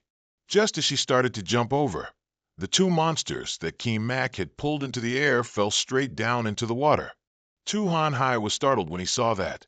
"That's an amazing idea." Nuak Hai quickly understood, jumping onto the monsters that hadn't yet fallen straight into the water, swiftly approaching the rock. After stepping on the last monster, she rushed to hug Keemak tightly. "I made it. I'm across. You're really good." He also supported Nuak Hai, saying, "These are just basic maneuvers." After helping Nuak Hai up, Keemak turned back and told the other two, "Senior brother and senior sister, get ready too. Jump over one by one." Seeing that, the other two also responded with great determination. The people in the stands now had a myriad of different emotions. Some felt Keemak's weapon was extremely powerful, while others even shared information about this weapon. The excited voice of the host rang out again. "Wonderful! Student Keemak has once again shown us that there's always a way, even when it seems impossible." By choosing a completely new path, they have now avoided the third boss's small monsters and arrived directly in front of the third boss. Standing before them now was Cursed Posen, an elite centaur leader, level 245, with 140,000 HP. It's noteworthy that at this moment, other teams were still dealing with the third boss's low-level monsters, while Keemak's team had already begun directly engaging the third boss. If all goes well, they will be the first to face Queen Let, Isorama's final boss. Keemak quickly explained this boss to everyone. Posen isn't very strong, almost never inflicting any negative status effects on the team. From here, we can relax a bit more. I'll quickly explain the skills, then everyone get ready to go. He has a total of 3 skills. After explaining everything, everyone rushed forward in unison, following Keemak's instructions. Posen roared a challenge. "Protect Queen Let, destroy all intruders." No Hakin was now furious, wanting to curse. Damn it, he crossed that new path as easily as if he'd conquered it before. Just then, his subordinate approached and whispered in his ear, "Headmaster, rest assured, Chu Tu Due and everyone have already begun their operation." The scene shifted to the Eternal Peak Guild at this time. Chu Tu Due and his comrades ordered the soldiers to quickly deploy siege weapons after conquering Eternal City. Everyone would be handsomely rewarded. He stood next to a cannon, smiling. "This thing works well, but it's super expensive. I heard Eternal City is ridiculously rich now. Don't disappoint me." After saying that, he immediately ordered the cannons to fire. The cannonballs immediately flew, heading straight into Eternal City, but Ko Ken and everyone calmly watched them fly overhead. They had enough siege cannons and were very well prepared. Chu Tu Due, waiting below for a long time without hearing anything, asked, "What's wrong?" No sound when they hit the ground. Could it be that all of them misfired? Hearing that, Nap Vincent immediately retorted, "How could all of them misfire?" Ko Ken, standing on the city wall, looked down and laughed, saying, "Nap Vincent, that old man is still stubborn, eh? If you strike first, don't blame me for not being polite." Immediately, he ordered the world trees, which were holding the cannonballs, to counterattack. Instantly, all the cannonballs fired by Chu Tu Due's group were shot back out. He and Nap Vincent were utterly astonished, not understanding how this could have happened. The very next second, all their equipment and soldiers were detonated into smithereens. Nap Vincent was lucky. Chu Tu Due had timely used a magic artifact to create a protective circle, so he remained safe. At this moment, he continued speaking to Nap Vincent. "I'm not sure what tricks they're playing now. Even without siege weapons, with the two of us, both being 3 transmissions, plus these high-priced mercenaries, defeating them won't be a problem." Koken looked down from above, seeing the two still alive, and smirked. "So confident, are we?" Then he waved his hand, and the young dragons simultaneously flew up. Warriors of Eternal Peak, show these intruders what manners are. The two were stunned, seeing dragons fly up, unable to believe it. It's just a small level 4 guild. How can they even have dragon knights? After Ko-Kan's command, these young dragons immediately spewed fire in unison, directly towards the two. Instantly, their men and possessions were incinerated, leaving nothing behind.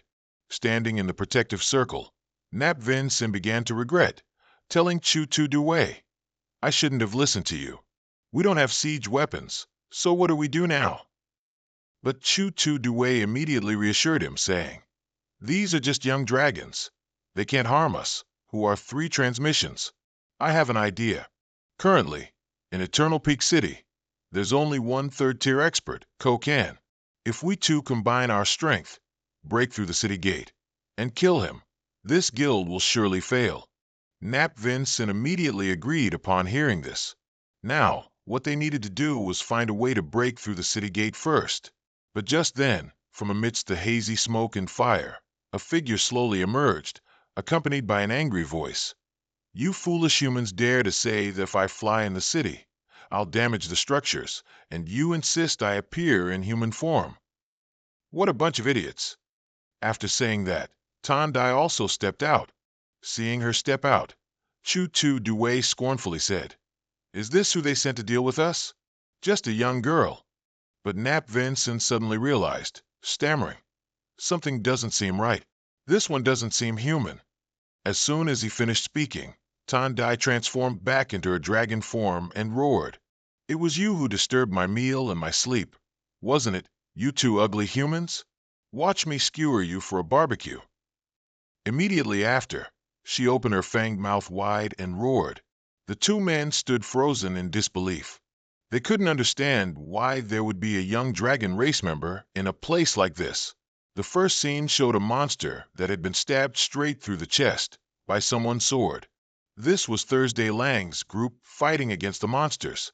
One of them joked, "We're about to fight the boss. Our performance this year will definitely be among the top 2 worst." Another person replied to him, "Top 3, in my opinion, will probably just be the top 3 worst. Perhaps only Van Ba can still compete with us a little." Then he turned to Thursday Lang and said, "With you here, I feel like we could conquer even first place." He heard this and gave a bitter laugh, replying, "Fighting for first place is probably impossible, but if we try our best, who knows, there might still be hope for second." As soon as he finished speaking, the others curiously asked, "Do you mean there will be someone very strong this year? Which school could threaten the top 3 position?" "Could be Lam Tian Academy." But Thursday Lang calmly replied that he was talking about someone from Nindu Academy. The other two heard this and were stunned, unable to believe it. So they asked again, "You said Nindu Academy, the school that's always at the bottom of the rankings?" He shrugged casually and said, "That's right, it's them. If nothing unexpected happens, they might very well be today's top team. So if we try hard, there's a good chance we can surpass Van Ba Academy." Even though Thursday Lang said this, his teammates clearly didn't quite believe it. Seeing this, he didn't try to explain, only vaguely saying, "Perhaps in just an hour or two, everyone will understand." The scene shifted to Keem Mac's group, who had just defeated boss number 3 in the Israma dungeon. After the battle, Tu-Han Hai panted and laughed, saying, "We've defeated boss number 3. We're just one step away from completing Israma." Keem Mac also smiled but still reminded him, "Don't be careless, the final boss is still ahead." He turned back and encouraged everyone to keep pushing forward. He could say with certainty that as long as nothing went wrong with this boss, they would be the champions of today's dungeon challenge. Just then, boss number 3, lying on the ground, disappeared. Seeing this, everyone was worried, wondering what was happening. Keemac reassured them, "Don't be nervous, the final boss, Element Queen Lysis, is about to appear." Immediately, a mass of earth floated in the air before them and coalesced. That mass of earth quickly formed a monster known as Lysis, the elite Earth Element Queen, with 250,000 health points. Tu Han Hai looked up at her and declared, "This is Queen Lysis. She's uglier than I imagined." Nuak Hai beside him added, "Her appearance is indeed a bit ugly, but there's no doubt her stats are the strongest in all of Israma." Kim Mak then spoke up, saying, "She is indeed very strong, but I already have a way to deal with her. Everyone just needs to remember the three-word tactic. Run, pull, explode, that's enough." As soon as he finished speaking, the others all looked bewildered. "What's this tactic?" Seeing this, Kimak immediately stepped forward and said, "Let me go first and demonstrate for everyone. You'll understand once you see it. The first skill of Lysis, Queen of the Earth, is called Stone Throw. The effect of this skill is very simple. It throws a gigantic rock. When the ultimate skill, Dust Field, is activated, I will actively attack and provoke, pulling Lysis away from her position, then retreat to leave enough space for everyone to unleash their full attack. This type of area of effect attack can either be dodged or blocked with endurance, but trouble will come right after with the second skill. The second skill, Gaze of Hatred, will cause Queen Lysis to periodically inflict a wide area fear effect on all targets within a 10-meter radius around her, lasting a total of 6 seconds. Right as you're stunned by the fear effect, the third skill, Dust Field, will be activated. Lysis will use herself as the center, creating a terrifying sandstorm that spreads within a 30-meter radius around her. Anyone hit by this skill will lose HP and be knocked back. As soon as he finished speaking, the sandstorm flew towards the three people, forcing them to retreat. Nuakyu even cursed her, saying she was truly evil. After saying that, she quickly ran to Kimak, asking if he was okay. Kimak replied that he only lost a little HP, but that was enough to scare Nuakyu out of her wits. Then Kimak turned back and asked the other two, "Did everyone clearly see her skills?" Then he gave a few more instructions. "Later, whenever she uses a skill, I'll use the fastest speed to block the first hit for everyone. Just time it right and move to dodge. When the ultimate skill, Dust Field, is activated, I will actively attack and provoke, pulling Lysis away from her position, then retreat to leave enough space for everyone to unleash their full attack." Nuakyu listened and then worriedly asked him, "Isn't that too dangerous?" Suhan Hai also agreed, saying, "This time, all of us are going into battle. That's 3 times the power." But Kimak replied very seriously, "Whether I'm in danger or not depends entirely on whether everyone can deal enough damage in time." Even at this point, Nuakyu was still worried. She hadn't even had a chance to say more when Kimak dismissed it. "No buts. Just do as I say, and we'll take down the final boss as quickly as possible. By then, not only will we get first place, but we'll also break the record. That's my goal." Since the captain had decided, the members could only obey. He held his spear, looked forward, and said, "I'll go lure the monster. Everyone get ready to run." Lysis, now seemingly enraged, held a large rock, intending to throw it down. She roared furiously, "You outsider! All of you stay here and be my companions. Taste the power of the earth." With that, Lysis immediately threw the rock straight at Kimak. He quickly opened his shield, bracing himself to block it. Suhan Hai, watching from outside, gaped in admiration. That was a perfect block. He's a monster. Such quick weapon switching and reaction speed. It's truly terrifying. No wonder he dared to take on the stone throw skill alone throughout the entire fight. Nuak Hugh then rushed forward, reminding him, "Don't just stand there. Implement the tactic." Then she also started rushing to attack her. Suhan Hai was also very busy, quickly using his shield to block Lysis's barrage of attacks. Lu Xiaoyu stood behind, providing support for both of them at the same time. She was now in a furious rage and roared, "You maggots, perish before the power of the great earth." Yet just as Lysis was about to strike down, Kimak used his spear to slash her. Those watching the match in the stands couldn't understand his action. What's he trying to do? Lysis is about to unleash her ultimate move, but he not only didn't run but dared to provoke her? Goosey Eye Tran, sitting in the referee's chair, saw this scene, frowned and said, "Clearly, there were many other options. Was it necessary to take such a risk?" Daiten Gwen Hao, sitting next to him, also couldn't understand. This guy is determined to break the record no matter what. Keemak had now leaped high, close to Lysis. He thought to himself, 5 meters, 8 meters, 10 meters, the distance is enough. She had now switched to a new move, yelling, "Explode, the mighty power of the great earth."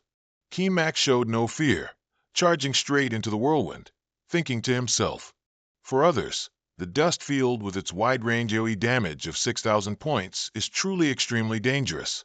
But for me, who has a magic blessing buff, its effect will be halved.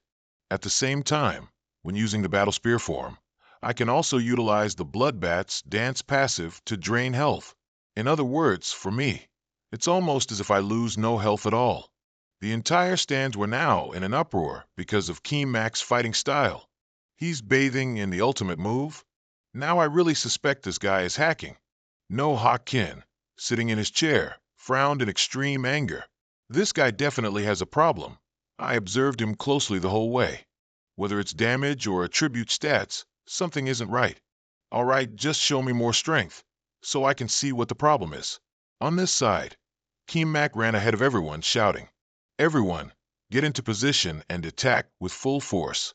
Suhan Hai was in position and used his divine light shield skill, waiting for orders.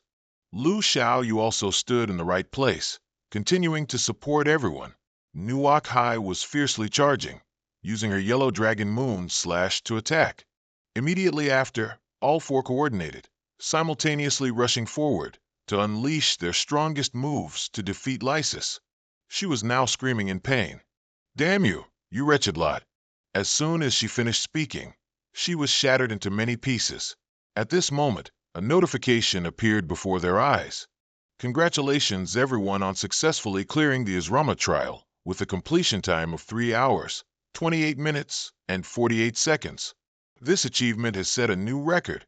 Congratulations to the Ndu Academy for winning the championship of the regular Regional Secret Realm Challenge Tournament, receiving 5 million experience points and a random tier skill book. This trial clear achieved an individual rating of SSS, a team rating of SS, a total rating of SS, and received a total of 6 million experience points and a shining star chest as a reward. Immediately after, countless treasure chests and other rewards appeared to congratulate these brave warriors. Everyone stood up, all looking at each other happily. They did it. They were champions now. Immediately after the victory announcement, the entire stands erupted.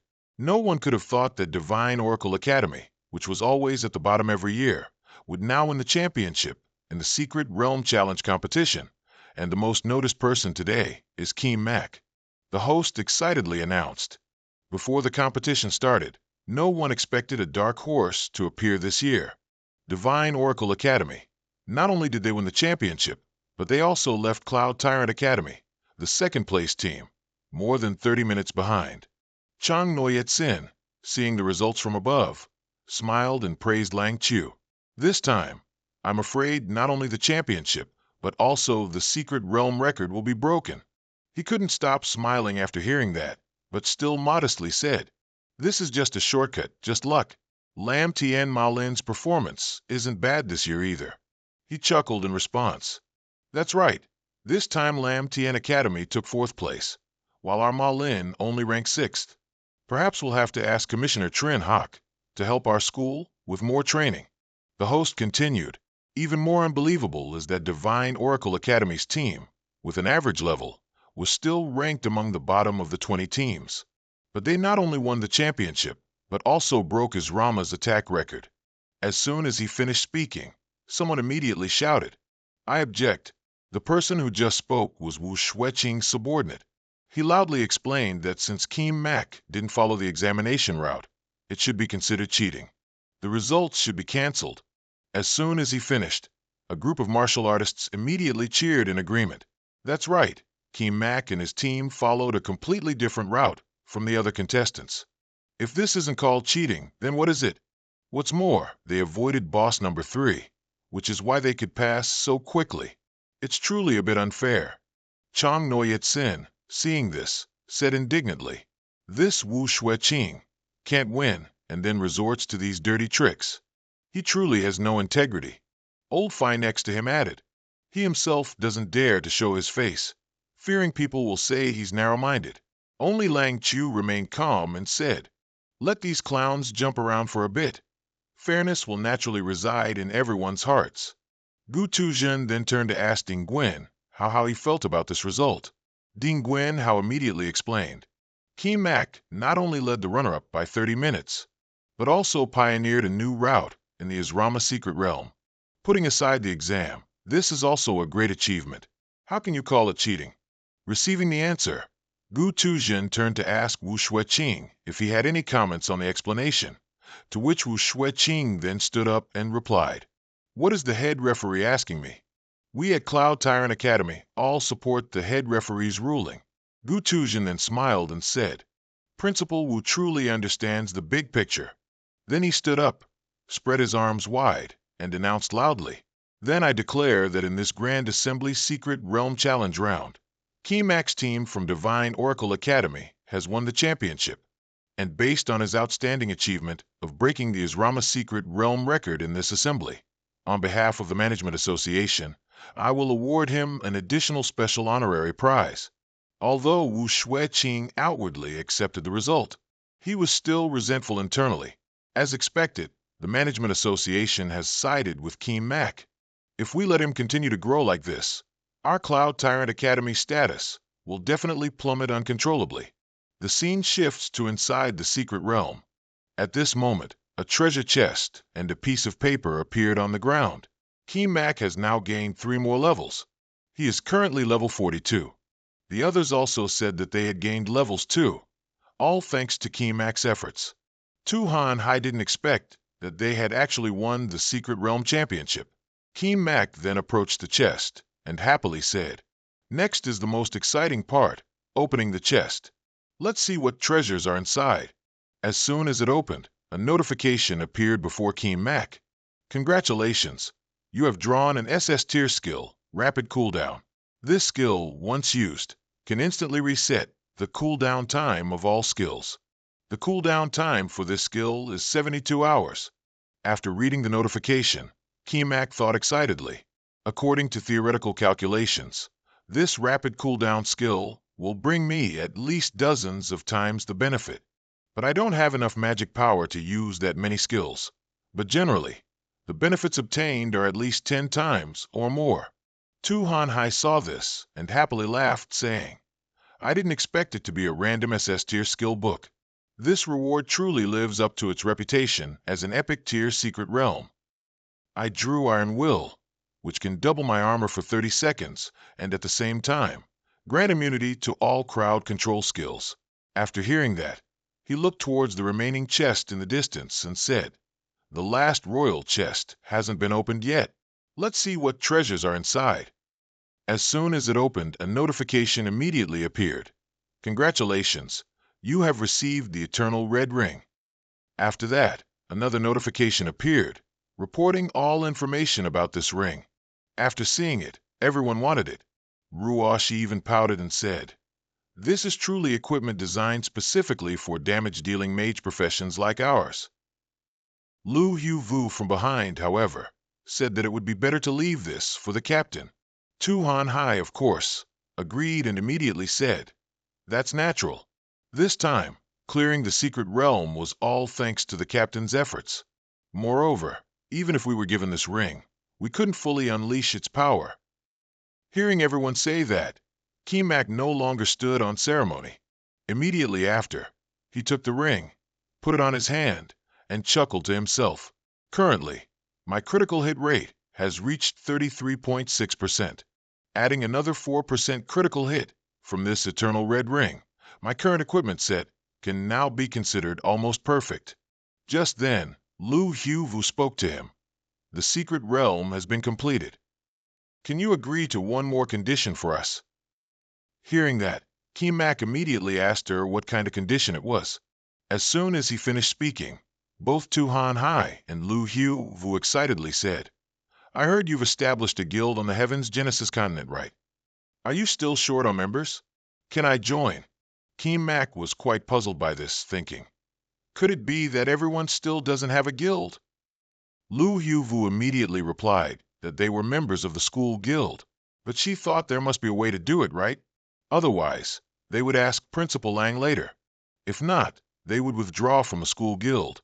Keemak, of course, didn't refuse, but he still cautiously said up front, "If you all can do it, then I certainly won't object."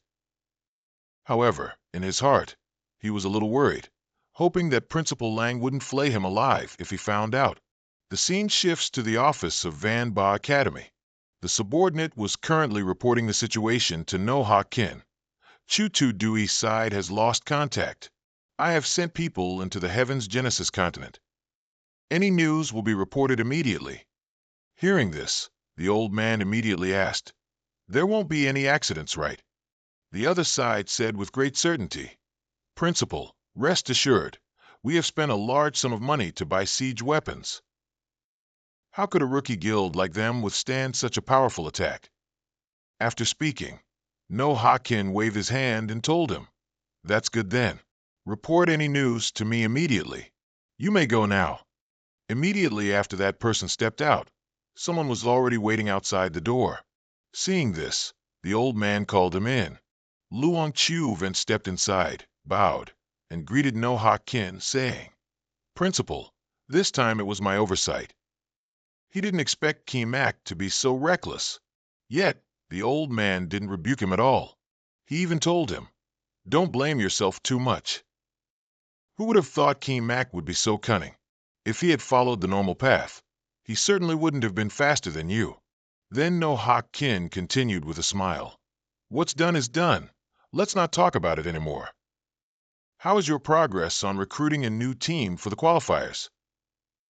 Luong Chu then took out a folder of documents and handed it to him. "I'm here for this." After careful screening, we discovered a new student who's an assassin. If he joins, our performance in the qualifiers will definitely be much better. Wu Xueqing looked at the documents. They were Li Mingho's information. After looking for a moment, he said, 21 years old and already level 40. Not bad talent, but the level is still a bit low. Perhaps only next year he'll be able to make a difference." Hearing that, Xiaoyan immediately spoke up to persuade Wu Xueqing. "Principal, in reality, level isn't the only standard for evaluation. Please reconsider this person named Li Mingho." But he angrily snapped at him. "That's your mistake. For Heaven's Dawn, level and resources are the standards for evaluating everything. Otherwise, do you really think the Oracle Academy team, with an average level of less than 40, could defeat us? They merely relied on tricks and luck.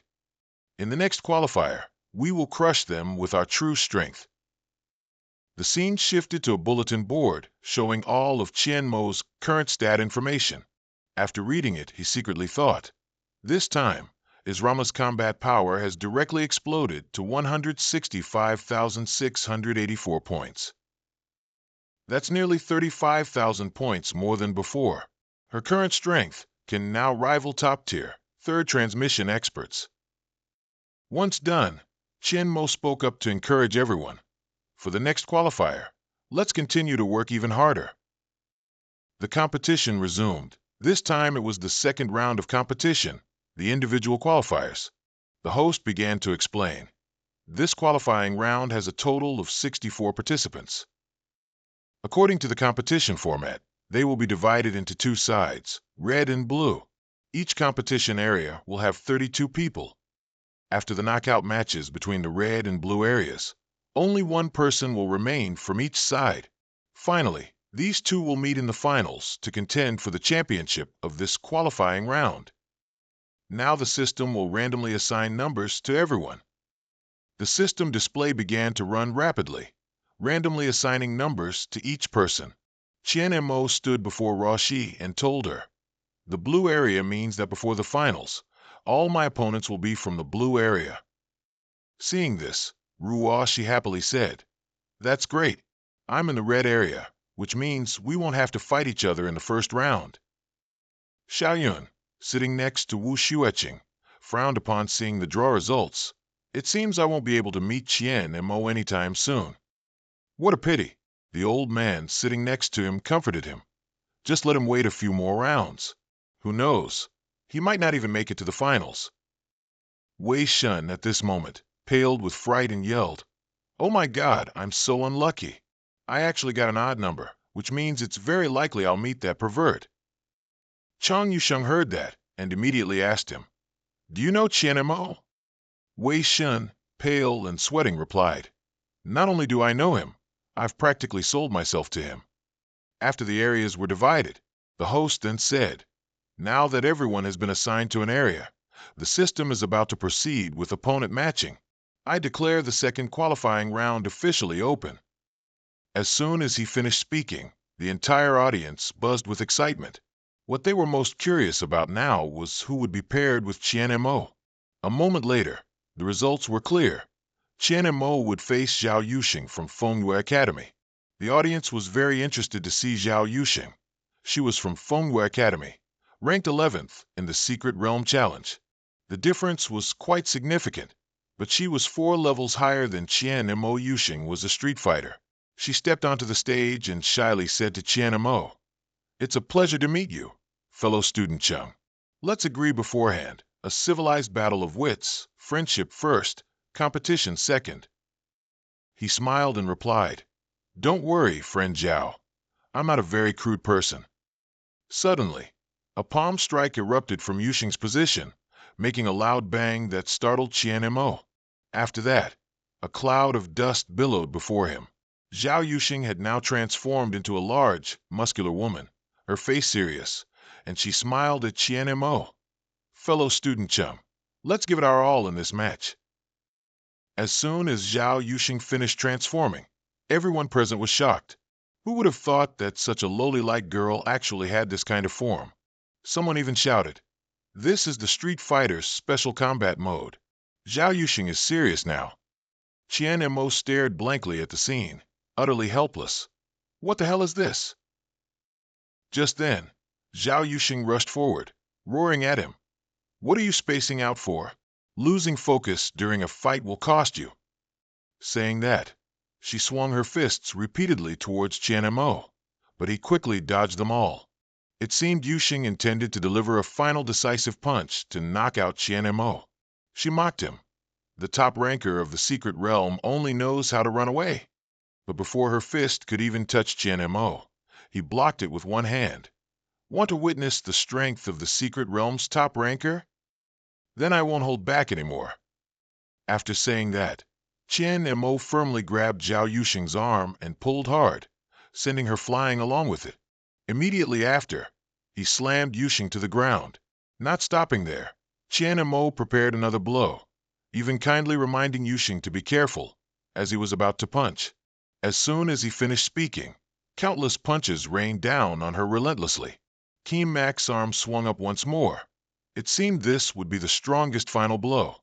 A devastating punch was thrown down, causing the arena to dent in one spot. True Noxin's face was now swollen like a pig's head, but she still tried to say, "Didn't you say you wouldn't be rough with girls?" Keem Mac rotated his aching wrist and replied, "Sorry, but that doesn't include types like you." The referee of this match quickly announced the results to everyone. Divine Oracle Academy versus Wind Moon Academy. Divine Oracle Academy's Keem Mac wins. This match happened so fast that some people had just returned from the restroom and the match was already over. They hadn't even had time to take out their snacks yet. Looking over at Malin's match, it was also quite interesting. Over here, a female warrior was tightly held by a mage's magic hands, unable to move at all. She gritted her teeth and angrily said, "Damn it, if you've got guts, fight me head on. What kind of skill is it to keep playing dirty tricks on me?" Hearing this, Noi then chuckled and said, "Little sister, it's not that you're not good enough. It's just that I'm too strong. Just surrender and get down already." The girl reached her boiling point, yelling at him, "You shameless brute, I'll kill you." With that, she struggled to break free from Noi then's bindings. As soon as she broke free, she immediately grabbed her sword and charged, but he still arrogantly said, "I told you to surrender, but you wouldn't listen. Do you always have to be so stubborn?" However, when she charged to attack, her sword only sliced through the air. Noi then's voice then echoed from behind her, saying, "All right, let me send you down then." and he unleashed his magic once more. Immediately after, blasts shot out from large swirling vortexes, sending the girl tumbling forward, screaming in pain. Noi then looked proudly at the girl, who was defeated and lying motionless on the ground. "See, I told you, you're no match for me." The referee of this match announced the results to everyone. Spirit Academy versus Black Tortoise Academy. Spirit Academy's Noi then wins. Noi then was now greeting everyone around the arena and enjoying the cheers of the audience, who were quite surprised by his strength. "This guy is really strong. A mage completely dominating a swordsman. I like his fighting style. It's truly too cool and skilled." Lang Chu, having just watched Noi Than's match, turned to Thuong Noi Sin and said, "This Noi Than, he's one of your Spirit Academy students, right? He seems pretty good." The man humbly replied, "Don't mention it. This guy isn't serious at all. To be honest, I just found out he also joined Wu's guild." Lao Fai, standing nearby, chuckled. "So he must know Hong Thien too. That's great, isn't it?" Thuong Noyitsin then gave a wry smile and said to Lang Chu, "Yes, that's true, but that kid is in for a bad time. He's in the same bracket as Keem Mak. He might have to face him later." Lang Chu, hearing this, smiled reassuringly. "There's no need to be so pessimistic. The outcome is still unknown." Thuong Sin Men then told him, "Principal Lang, please don't comfort me anymore. I just hope he doesn't lose too badly." At this moment, in another arena, a referee's voice announced, "Blue Sky Academy versus Giant Armor Academy. Blue Sky Academy's Hong Thien wins." On another side, Thursday Lang also just won against a competitor from Cloud Forest Academy. A little later, Nuoc High of Divine Oracle Academy also won and advanced to the next round. After an intense qualifying round, the entire arena finally reached the most anticipated part. The announcer's voice was filled with excitement. "Ladies and gentlemen, after several days of fierce competition, the top 8 of the tournament have officially been revealed. They are, in order, Luong Chu Van and Chiem Du from Cloud Overlord Academy, Keem Mak and Lang Nuoc Hai from Divine Oracle Academy, Thursday Lang and Thiat Dien Tang from Yunlin Academy, Hong Tien from Lanthian Academy, and Noithan from Demon Spirit Academy." After a short break, the matches to enter the top 4 will officially begin, followed by the championship match. The audience in the stands also started to buzz about the recent results, commenting that Yunba and Yunlin were both in the top 3 in previous seasons, so it's not surprising that 2 of their members made it through. But for Xinyu to also have 2 people make it through, that's truly unexpected. It seems Xinyu Academy is truly rising this year. With this achievement, they're definitely in the top 3. The scene shifts to the lounge for those who have advanced to the next round. Qian Mo's entire group was now gathered in the room. Everyone was happy because, as expected, they had all made it into the top 8. This was certainly worth celebrating. Just then, Noi then knelt down, hugged Qian Mo and whined, "Esteemed President, let's discuss something for a bit. Please let me win later, okay? Even if I have to lose, I should lose gracefully, right?" After hearing him, he replied in a deep voice, "Kid, try to hold on until you have to fight me. Then we can talk." As soon as he finished speaking, Noi then immediately stood up and said, "What you're saying makes me unhappy. I know I can't beat you, but I'm still a bit confident against the others." Seeing this, Qian Mo explained to him, "Once you're in the top 8, infighting is unavoidable. What's the situation now?" Hong Tien then reported to him, "The current situation is that I'm in the same combat zone as Thursday Lang, Ruo Shi, and Liang Xiaoyun. Old Mo, Noi Than, Thiat Dien Tang from Yunlin, and Chiem Du from Yunba are in the other combat zone. Among the 3 of us, 2 will have to fight each other, and the other will face Liang Xiaoyun." Thursday Lang heard this and asked again, "So that means one of us has to stop at the top 8? Ruo Shi quickly reassured them, "This is just a competition.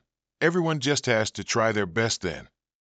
A moment later, Thursday Lang turned to Qian Mo and said, "President, besides Noi Than, your team also has Thiat Dien Tang from Yunlin and Chiem Du from Yunba."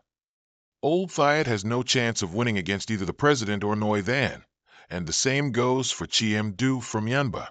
In short, no matter what, Noi Than will clash with the president. After hearing him speak, Chien Mo also stood up and replied seriously, "Whether it's an internal fight or facing others, I hope everyone can try their best. Fight to the end, so there's nothing left to regret." Noi then heard this and stammered, trembling, "Esteemed President, it sounds like you're reminding me." Thursday Lang ignored him and continued to speak in a rather worried tone. "Among these, everyone must pay special attention to Liang Xiaoyun. This person is Yumba's assassin, so his target is probably the president. I've observed a few of his matches. He fights very cruelly. Those who fight him usually either die or are severely injured. So many opponents after that even forfeit before fighting him. With such a fighting style, his score in the qualifiers was even higher than the president's." Hong Tien saw this and straightened up, saying very confidently, "Then please let me face him in the next match, so I can extinguish his arrogant momentum. I'm really looking forward to competing with old Mo for the championship." Chien Mo warned him not to be overconfident. Then Ruoshi stood up, and everyone gathered around. She gently said, "That's good then. From now on, everyone, please do your best and fight with all your might." A moment later, on the grand arena, the 8 individuals stood in a neat line on the field, and the announcer's voice echoed once more, "Ladies and gentlemen, the most anticipated top 8 competition has officially begun. Next, the system will randomly pair up the combatants. The results are in. Chien Mo will fight Noi Than, Hong Tien will fight Liang Xiaoyun, Ruo Shi with Thursday Lang, and Chiem Du will fight Thai Dain Tang." As soon as Noi Than saw the results, he collapsed. "Oh no, I'm not allowed into the top 4. Meanwhile, Hong Tien beside him chuckled, "Liang Xiaoyun, let me see what Yumba's power is like." Thursday Lang then said to Ruo Shi, "Even though we're from the same guild, I won't go easy on you." She smiled back, "Don't worry, I'll get my all too." Liang Xiaoyun glanced at the others and thought, "It seems I'm about to meet Chien Mo in the championship match." He was now looking at Noi Than's pale, fearful face and said with a laugh, "One can only say you're really unlucky." The first match was between Chien Mo and Noi Than. He stood on the field and spoke to Chien Mo first. "Old Mo, before we start fighting, we need to agree on 3 conditions." He didn't refuse and let him speak. Then Noi Than slowly began. "First, don't hit the face when you fight. You can't hit my handsome face until it swells.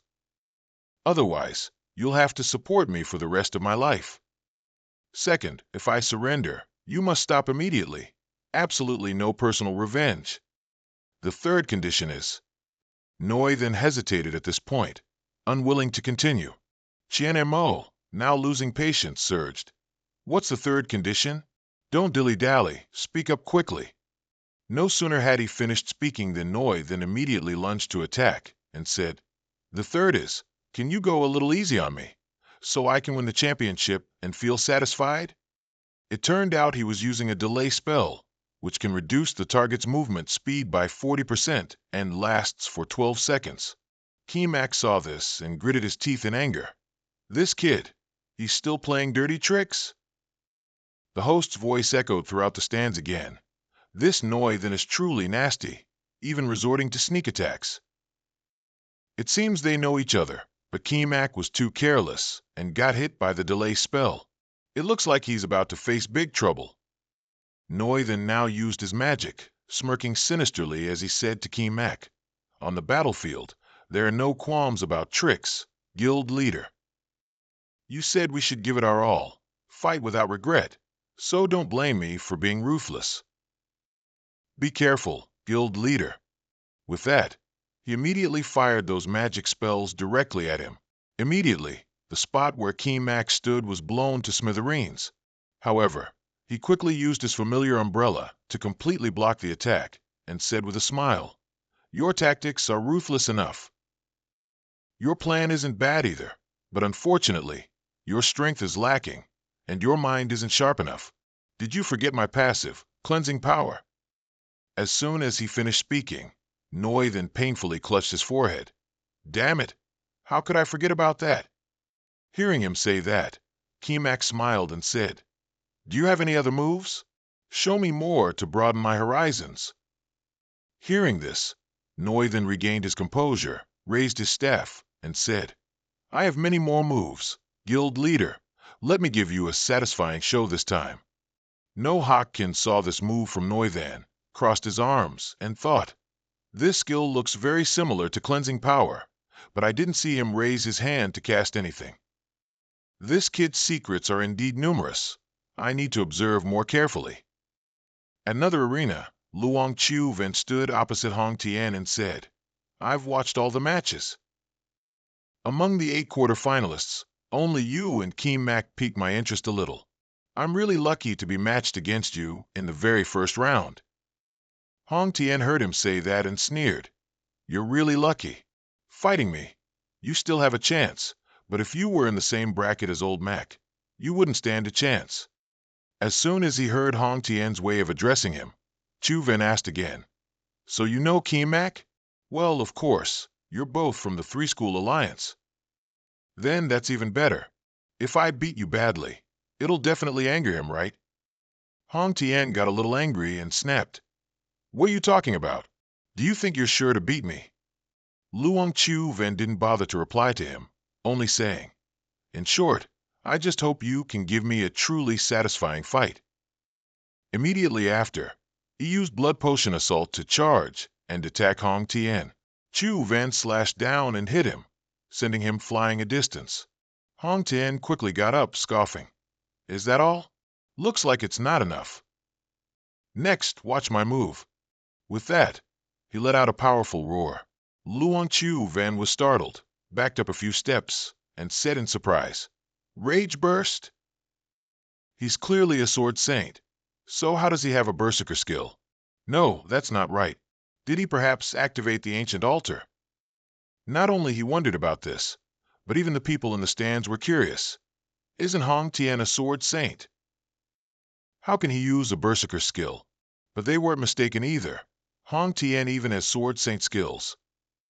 Daitan Guinhao was very surprised to see this scene, saying it would be reasonable for Kimak, a rogue cultivator, to learn all kinds of unique skills. But how did this Hong Tian overcome the class change limit? Ko Tu-chan, sitting next to him, smiled and said, This Hong Tian must have a very close relationship with Kimak. Hearing him say that, he also added, Not only do they both belong to the Three-School Alliance, but they were also very close before that. He is also Kimak's right-hand man, the second strategist of the Eternal Peak Guild. Ko Tu-chan chuckled and murmured, How interesting. Everyone connected to Kimak is truly remarkable. Hong Tian was now using berserker skills, and said in a low voice to Chu Lang, Old Mac, I'm sorry, but this brother really couldn't hold back anymore.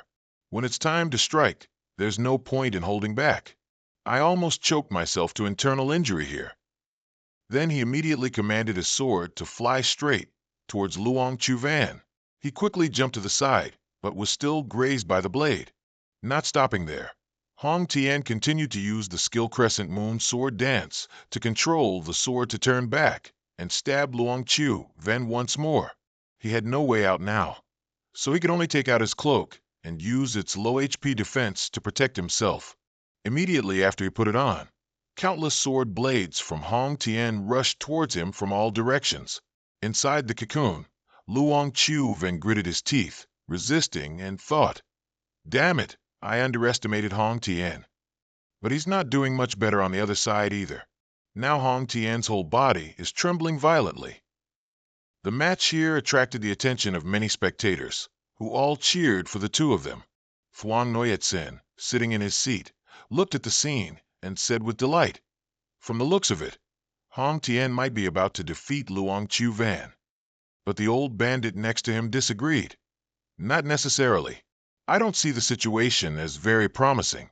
This kid Hong Tian has already given his all. But Luong Chu Ven is indeed very formidable. He clearly understands his role as a blood mage, and is now willing to abandon his pride and play defensive like a turtle to hold out. Once Hong Tian's energy is depleted and he still can't break through the defense, it'll be very dangerous for him.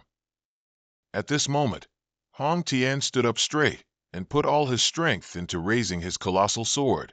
Taste my final sword strike. With that, he launched it directly towards Luong Chuvan. Immediately after, the spot where he stood exploded. Hong Tian plopped down, panting, and asked, "Did it work?" But Luong Chuvan was still able to stand up from the smoke and fire, smiling. "It's finally over. Your energy must be completely depleted, right? In that case, it's my turn next." With that, Luong Chuvan smiled sinisterly. Immediately, he lunged forward. Meanwhile, Hong Tian could only tremble and slowly back away. The scene suddenly shifted to Keem Mak and Noi Than's arena, where Noi Than was now being pressed hard by him. He screamed in fear, "Don't come closer. At least let me finish casting this skill first." Hearing that, Keem Mak stopped immediately and replied with a smile, "All right, I'll give you a turn. Let's see what other tricks you have up your sleeve." Noi Than now stood facing Keem Mak and said, "No matter what, even if I lose, I must at least stand firm." Immediately after, he raised his staff high, creating a vortex in the air. Keem Mak saw this and asked curiously, "What kind of move is this? How can it change the celestial phenomena to this extent? Will it affect us?" No sooner had he finished speaking than several gigantic meteors shot out from the vortex, astonishing everyone. "This guy is actually summoning meteors." Then he unleashed all of them onto Keem Mak and said, "Taste the power of hellfire." Keem Mak quickly ran back and forth to dodge the falling meteors and commented, "This attack isn't bad at all." But it's not enough. After saying that, he immediately rushed towards Noi Than. Seeing this, he screamed in terror, "Holy cow, are you even human? This attack couldn't kill you. A non-tank class having 7,500 HP. Just before Keem Mak could strike him, Noi Than turned pale with fear and shouted, "I surrender! I surrender!" No sooner had he finished speaking than the match referee immediately announced loudly, "Magic Spirit Academy versus Divine Oracle Academy. Keem Mak of Divine Oracle wins, officially entering the top 4. Mu Hawkin saw the result of this match and secretly chuckled. This kid's attribute values are indeed problematic. Not only high attack power, but also a lot of HP. Where do you get so many free points to allocate like that? Let's see how I'll deal with you in the next round." Thuong Noyetsen now smiled and said to Lang Chiu, "As expected, Noi Than is no match for Keem Mak. But making it into the top 8 is already good enough. It hasn't disgraced us. What about Hong Tian's side?" He now looked grim as he replied to the man, "The situation isn't looking good. The previous attack couldn't defeat Luong Chuvan, and now there's no chance to counterattack anymore." He was now using magic to lift Hong Tian high by the neck and mocked, "You were so formidable just now. Let's see if you have any other moves." Hong Tian, squeezed tight by Luong Chuvan, could only grit his teeth and curse. The entire audience was now buzzing, many saying they thought Hong Tian could defeat Luong Chuvan.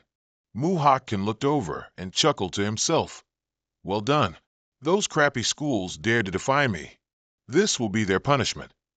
Just then, Old Phi suddenly stood up and announced loudly, "Our Blue Sky Academy has lost. Tell Luong Chuvan to stop." Immediately, the match referee shouted, "Blue Sky Academy versus Cloud Overlord Academy. Luong Chuvan of Cloud Overlord wins, advancing to the top 4. Then he ordered him in the arena to stop the match immediately. Luong Chuvan immediately let go, causing Hong Tian to fall to the ground, while he proudly walked away. Luong Chuvan was now like a madman, excitedly chuckling. Reaching this point must have angered Keem Mak, right? Hong Tian was now taken for treatment. Someone's voice next to his hospital bed said, Hong Tian's state at that time meant he had lost. Before that, Luong Chuvan was severely injured by him, and with a personal grudge for revenge, he attacked him to this extent. But now there's nothing to worry about. He just needs rest. Keem Mak, standing beside the bed, heard this and said gravely, so that Luong Chu Van intentionally injured Hong Tian to this extent. Thursday Lang also agreed, saying, "Moreover, he spoke arrogantly, saying he wanted to do it for you to see." Noi then also had to sigh. "Old Hong, really, if you can't win, just concede. Look, didn't I land safely?" After that, Kim Mak turned to ask the other two how their matches went. Hearing his question, Thursday Lang sighed wistfully and said, "I tried my best, but I didn't expect junior sister Nuok Hai to have a perfect counter." And she smiled and said, "Those are all things Kim Mak taught me before, so it's practically cheating." Noi then frowned upon hearing this. "Then junior sister Nuok Hai's next opponent is Luong Chu Van, isn't it? His goal is to provoke the president. Don't tell me he'll play dirty." But she retorted, "I'm not afraid of him." At this moment, Thursday Lang also added, "Old Thiat lost to Kanoyet of Cloud Overlord Academy, which means the president's next opponent will also be someone from Cloud Overlord Academy." Noi then heard that and laughed, telling him, "Then this is interesting. The battle for the top 4 unexpectedly involves Divine Oracle against Cloud Overlord. Wouldn't that settle all old scores and new grudges at once?" Now Kim Mak's face darkened as he stared at Hong Tian lying on the bed and said, "An eye for an eye, a tooth for a tooth."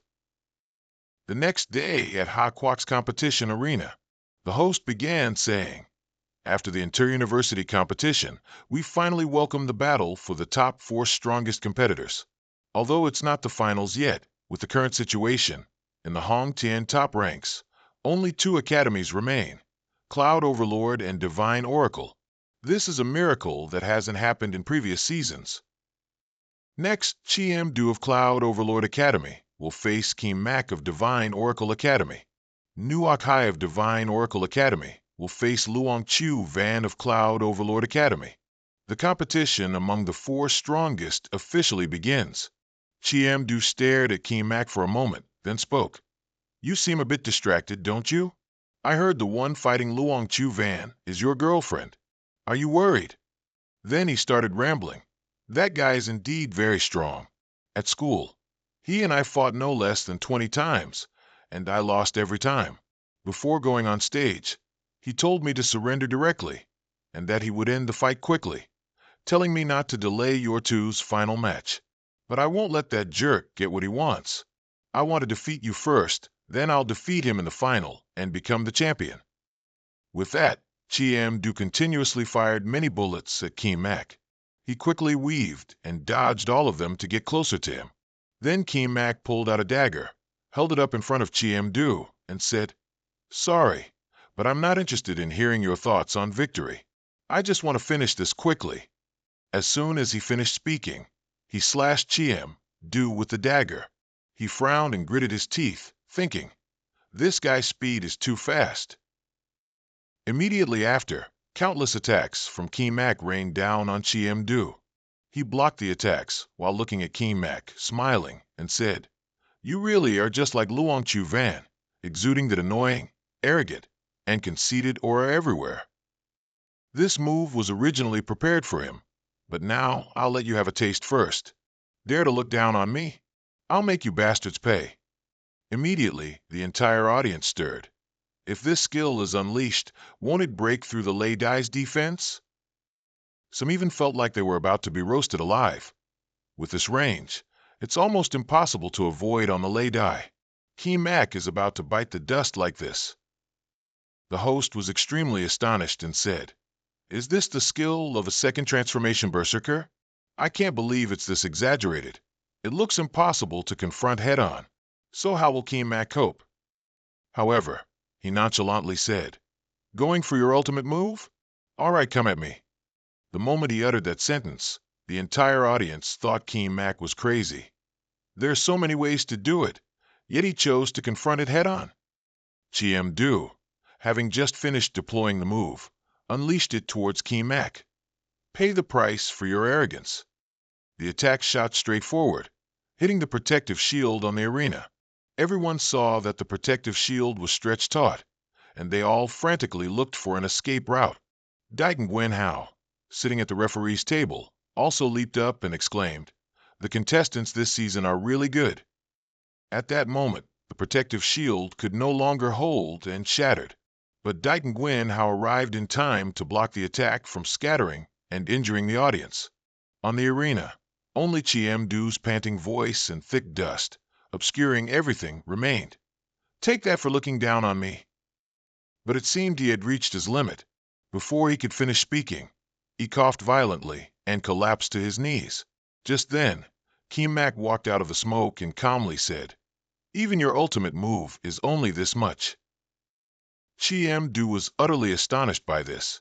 He yelled out in a strained voice, "How can this be? Just with that tattered umbrella. How is it possible?" But before he could finish, Chiemdu saw Mak turn and leave immediately. He called out to him, saying the fight wasn't over yet. Mak just frowned, turned his head, and said, forcibly unleashing an attack that doesn't belong to your current stage, your body probably won't be able to handle it. No need to waste any more time with you. Chiemdu tried to shout again, "No, I can still fight." But just as Mak had said, after speaking a few words, Chiemdu coughed up a mouthful of blood. Then he collapsed to the ground, lying motionless. At this moment, the match referee announced, "Chiemdu is incapacitated. Mak successfully advances to the finals." After seeing the result, everyone was terrified. This match truly kills both body and spirit. Mak struck Chiemdu until he could no longer resist. Everyone was very curious about his true strength. Mak was walking inside when a notification suddenly appeared before him. "This is an urgent message from Coke and Cloud Overlord Academy again. No Hawkkin wants to fight me to the end." Mak then approached where the principals were sitting. He ignored Thuong Noyet, since congratulations, and asked Lang Chu about Nuoc Hai's situation. He was now frowning as he replied, "In this situation, Nuoc Hai can't beat Luong Chu Van." He was floating in the air, looking down at Nuoc Hai, who was kneeling on one knee on the ground, and sneered, "You're truly stubborn. But for someone of your level to make it into the top four, it seems your boyfriend put in a lot of effort for you, huh? However, I advise you to surrender early. Don't delay the final match between me and him."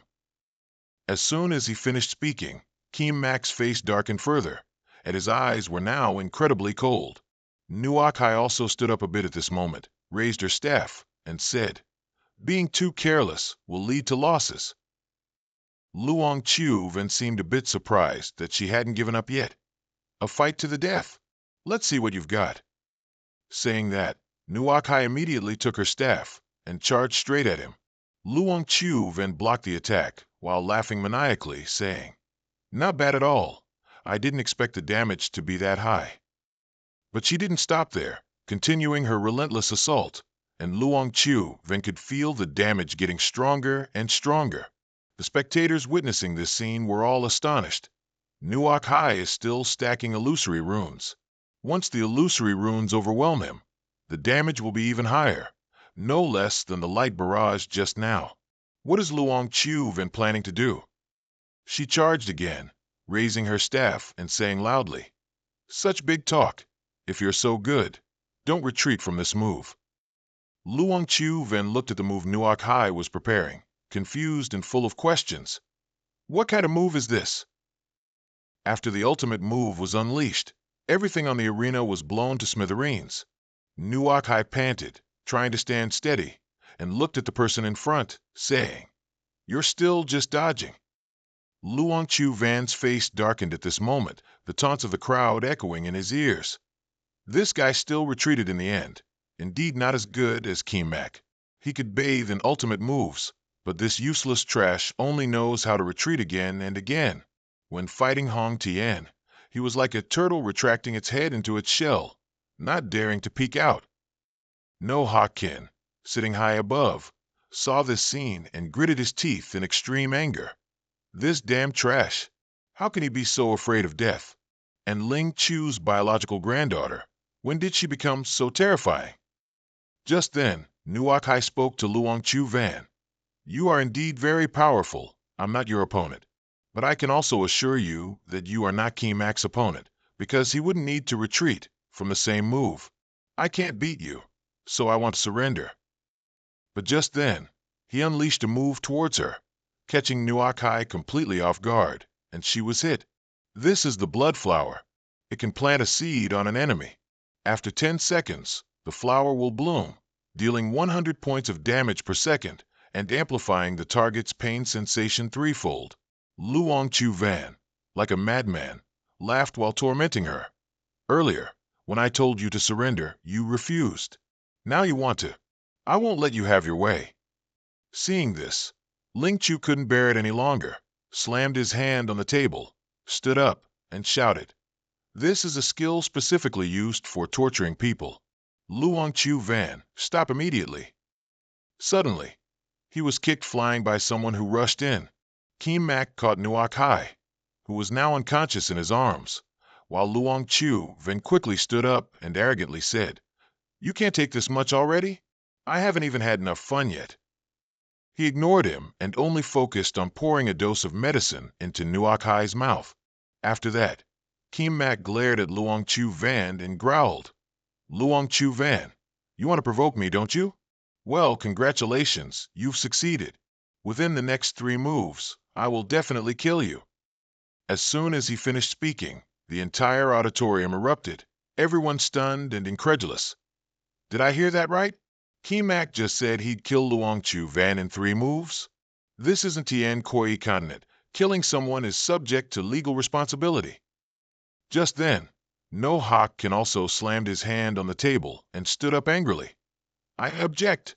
The finals haven't even started, and Kim Mak has already charged in.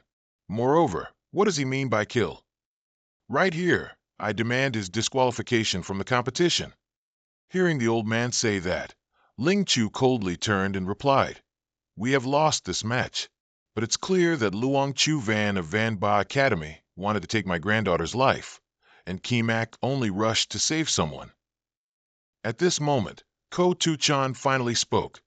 "This semifinal already has a result. Kim Mak's entry to the stage right now, though a bit hasty, is reasonable. As for the matter of killing or not, it's unavoidable for young people with surging blood to be a bit impulsive. Principal No doesn't need to worry about it." The old man was angry after hearing that but could do nothing, thinking to himself, "Damn it, it seems Ko Tu Chan is determined to cover for Kim Mak."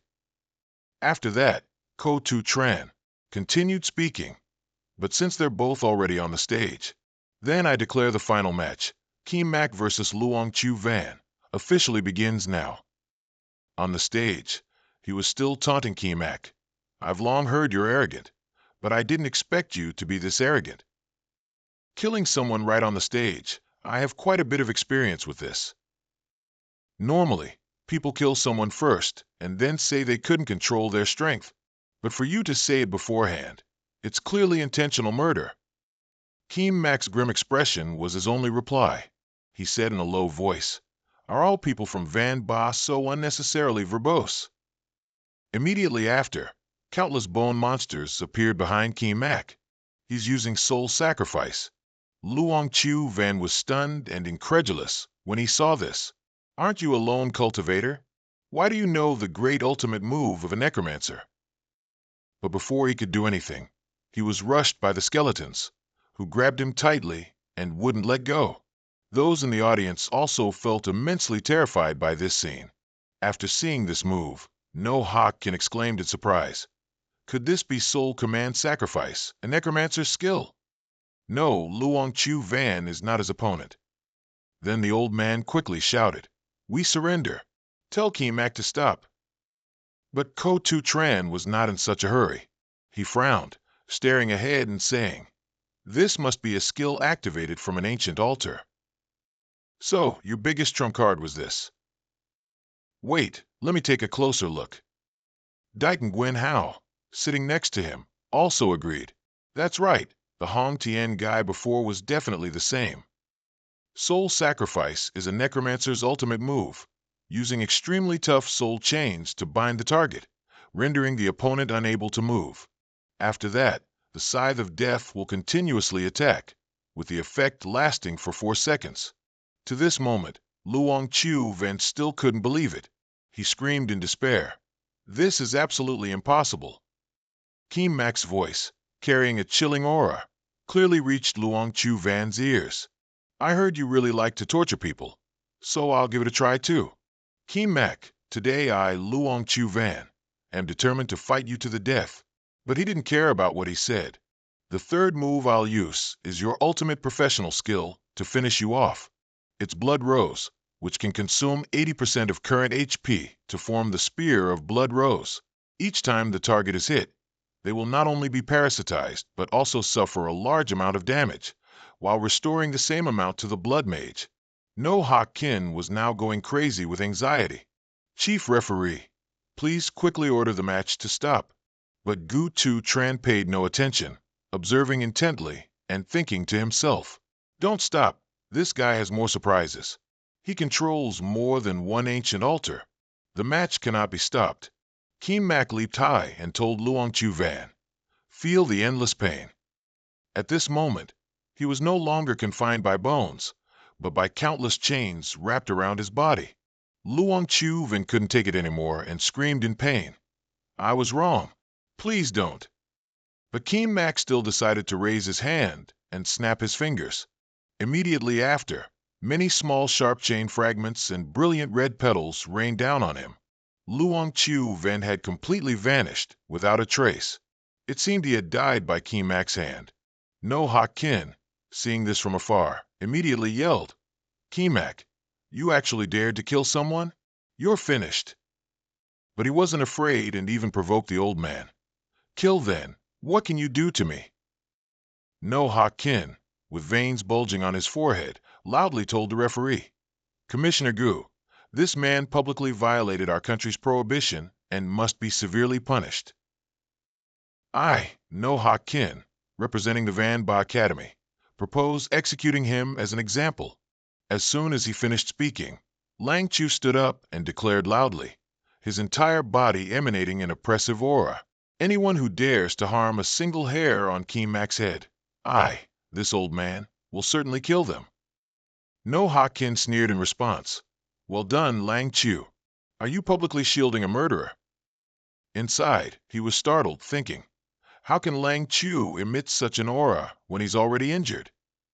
Hearing this, he snorted. Are you saying that the person just now, who was completely unable to resist, was Van Ba's genius? Then that's all he was good for. Dead is dead, but if you want to settle scores, I'll settle them with you. Your academy's person intentionally violated regulations and tortured my granddaughter. How do we account for this? Just then, Gu Tu Tran stood up from the referee's chair and demanded, cut the live broadcast immediately. The match ends here. The principals of the schools, along with Kim Mak, are to stay. Everyone else may leave. No Hak Kin now cast a gloomy gaze towards Gu Tu Tran and asked, Commissioner Gu, are you shielding Kim Mak? Unexpectedly, the old man very clearly and defiantly told him, Principal No, if you don't agree with my decision, you can appeal to the Ha Kwak Administrative Court. Or try to lay a hand on this old man. No Hak Kin was clearly at a disadvantage now. He stammered in response, all right. We'll talk about Luong Chu Van's matter later. I have other information to report. Then he began to explain. According to my observation, Kim Mak not only killed someone in front of everyone, causing an extremely bad impact, but he also harbors an astonishing secret. I propose that the Management Association conduct a thorough investigation into him to provide us with justice. Hearing the old man say this, Gu Tu Tran feigned surprise and asked, there's more to this? Principal No, please elaborate. No Hak Kin glanced at Kim Mak, who stood there, and slowly said, first, Kim Mak's attribute points definitely have a problem. According to my observation, he has at least 30% more attribute points than others at the same level. Furthermore, he has discovered at least 2 to 3 completely new ancient altars. The other principals were extremely shocked upon hearing this. Ancient altars? Those are crucial weapons that can change the fate of an awakened individual. Just one more altar. The overall combat strength of Ha Kwak would also skyrocket accordingly. But some were not entirely convinced, saying, he discovered 3 altars? How is that possible? No Hak Kin continued to argue. Hong Tian of Lam Tian Academy has a very close relationship with him. Before that, he also used skills not belonging to his second-tier advancement. Additionally, Kim Mak has twice cast the ultimate skills of the Necromancer and Blood Mage. These things are absolutely not something an unaligned cultivator could achieve. Gu Tu Tran waited for the old man to finish speaking, then added, Principal No makes a very good point. But in reality, Gu Tu Tran was secretly cursing him in his heart. This No Hak Kin, I tried my best to reduce the impact of this matter, yet he exposed everything. Just then, Kimak spoke to No Hak Kin. Sorry, but you're underestimating me too much. Actually, the number of ancient altars I possess is 5. Everyone present, especially Gu Tu Tran and No Hak Kin, was shocked and couldn't believe it. Is this true? Ancient altars are supreme sacred grounds that allow awakened individuals to break through career boundaries and acquire various skills. A high-level ancient altar can produce hundreds of awakened individuals who surpass their career limits. This is almost a coreless combat reserve force for a nation. It must be known that throughout Xia Nation, only 19 ancient altars have been discovered so far, which has already made Xia Nation a great power in awakened individuals. Gu Tu Tran, still shocked, immediately asked again, 5 locations? You have the locations of 5 altars in your hands. Kimak didn't hesitate and said, That's right, exactly. No Hak Kin, naturally still unable to believe it, said, You can eat whatever you want, but you can't just say whatever you want. Do you know what meaning your words carry? Yet he immediately laughed and retorted, The matter of me possessing the altar locations was revealed by Principal No, so why don't you believe me now? As expected, No Hak Kin was speechless. He secretly thought, How could you possibly have as many as 5 ancient altars? If it were 3 locations, he could still be questioned for concealing information and not reporting it. But if it's 5 locations, the nature of the matter changes completely. It's likely the Huasha government will have to try and win him over. Then No Hak Kin raised his head and declared loudly, Even if you have 5 altars, how can you, an awakened individual at level 42, have so many free attribute points? If you have such a method, why not make it public and cooperate with our Xia Nation scientists to see if we can find a way to benefit the people? As soon as he finished speaking, quite a few people agreed. Chinky Mac, if you truly have the ability, you should proactively report it to the Management Association. Ling Xiao couldn't stand by and watch anymore, so he yelled at No Hak Kin, You're truly shameless. Our Xia Nation is already so weak, yet you still want to destroy a peerless genius. What exactly are your intentions? Yet this guy replied indifferently, Ling Xiao, is your mind roaming Academy's vision really so limited? If the experiment succeeds, Xia Nation won't just have one genius like Kim Mak, but countless ones. As citizens of Xia Nation, appropriate sacrifices are necessary. If a student from Ayumba Academy had such a secret, I, No Hak Kin, would be the first to bring him to the laboratory. As he was speaking, Kimak stepped forward and interrupted him. I'm truly sorry, but perhaps you're thinking too much. My main attributes are indeed a bit higher than normal people's. But this comes from my talent, not anything else. No Hak Kin heard him say that and immediately retorted, If I'm not mistaken, your talent was rated as E-grade. Can you explain to me what kind of E-grade talent can increase so many attribute points? Chung Ki-mak calmly replied, Although I don't know why the system determined my talent to be E-grade, its actual effect can indeed help me convert experience points into additional attribute points every time I level up. If you don't believe me, you can check for yourselves. Meanwhile, he also secretly thought, as long as they cling to the talent explanation, even if they investigate the secret of the soul binder, there won't be any problems. Gu Tu Tran then spoke up, remembering something. Speaking of which, our Xia Nation's top scientist, Lu Yenqing, also came with me this time. Why don't we go talk to him? No Hak Kin heard this and replied happily, Is that academician Lu Yenqing from the National Academy of Sciences? He's here too. That's excellent. But Ling Xiao was a little worried and said to Gu Tu Tran, "Chief referee, I don't think this has anything to do with the match." But he smiled and replied, "Principal Ling, don't be in such a hurry to stop him. Why don't we ask for Keen Mac's opinion?" He had nothing to refuse, so he replied, "I'll follow the leader's arrangements." After that, they all went inside. Gu Tu Tran walked and smiled as he spoke to Chen Keen Mac. "All right, to be honest, I'm also curious about your attributes and combat power. So let's go check it out." The scene shifts to a laboratory in Xia Nation. Xia Nation's top scientist, Lu Yenqing, looked at the data provided by the machine while examining Keen Mac and exclaimed, "It's incredible. I've never seen data like this before." Nearby was a board displaying all his information and parameters. Gu Tu Tran looked at it and exclaimed in surprise, "Combat power rated at 160,000? Far exceeding the strength of an ordinary second tier. It's completely equivalent to level 60. No Hakin, standing next to him, saw this and fearfully thought, "If I had known this guy was so strong, I wouldn't have let Liang Yunxiao go to his death. This loss is truly too great." Then he remembered something and asked, "Wait, didn't they say the highest rank was only SSS? What the hell is X rank?" Hearing him ask, Lu Yenqing turned around and replied, "Do you know foreign languages? X is short for extra. Literally translated, it means." At this moment, Kimak came down and asked him, "So what level am I actually right now?" Lu Yenqing stroked his beard and slowly said, "There has never been a case like this before. Currently, this data is too strong to compare. Or rather, there's no data to compare it to, but judging by your characteristics, it's clearly unprecedented." At this moment, Wu Xueqing added with a smile, "That's great. Such a good experimental subject must be kept in the lab for research.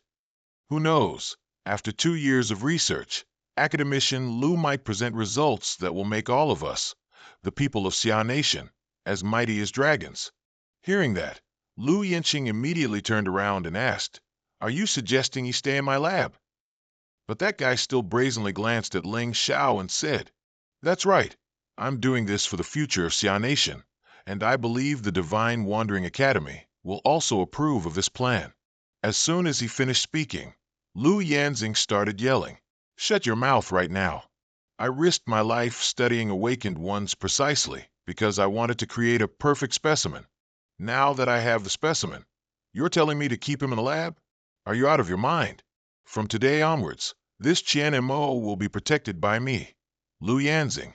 I want the entire Xia Kingdom to cooperate with him at any time when he levels up on the Tianqian continent and report his progress to me at any time." Wu Xuejing heard that and stammered in disbelief. How did things not go the way I wanted? Gu Zizhen, however, happily agreed with the academician. "Academician Lu, please rest assured, our association of managers will fully cooperate with Qian Mo." Just then, he lowered his head and asked him, "Academician Lu, if that's the case, then I want to ask you something. If someone secretly organizes activities and plots to harm me, what should I do?" Lu Yanxing thought for a moment and replied, "According to the laws of the Xia Kingdom, this is naturally considered intentional murder. If it's on the Tiankai continent, just leave it to the Association of Managers to handle." As soon as he finished speaking, Chen Mo turned around and said, "That's good, bring them in." Gu Gan appeared at this moment with a hooded figure, smiling as he said, "President, I've brought the person." Gu Zizhen was slightly surprised to see him. "Gu Gan, why is it you, kid?" Qian Mo heard that and also turned back to ask, "Chief Arbiter, you know Gu Gan too?" Then Gu Zizhen replied to him, "This is the youngest grandson of my Gu family's junior generation. He's always been involved in shady business on the Tiankai continent." "What's wrong, Qian Mo? You know him too." Before he could answer, Gu Gan spoke first. "Granduncle, I'm no longer involved in the arena. Now I'm just a small vice president under President Qian Mo of the Eternal Peak Guild, running errands." The old man heard that and found it hard to believe. Did the sun rise from the west? My grandnephew is actually doing legitimate work? Then who is this person in your hands? As Gu Zizhen asked, he secretly thought, This kid Gugan is only level 65. How could he help Ching Qian Mo, who is only level 42?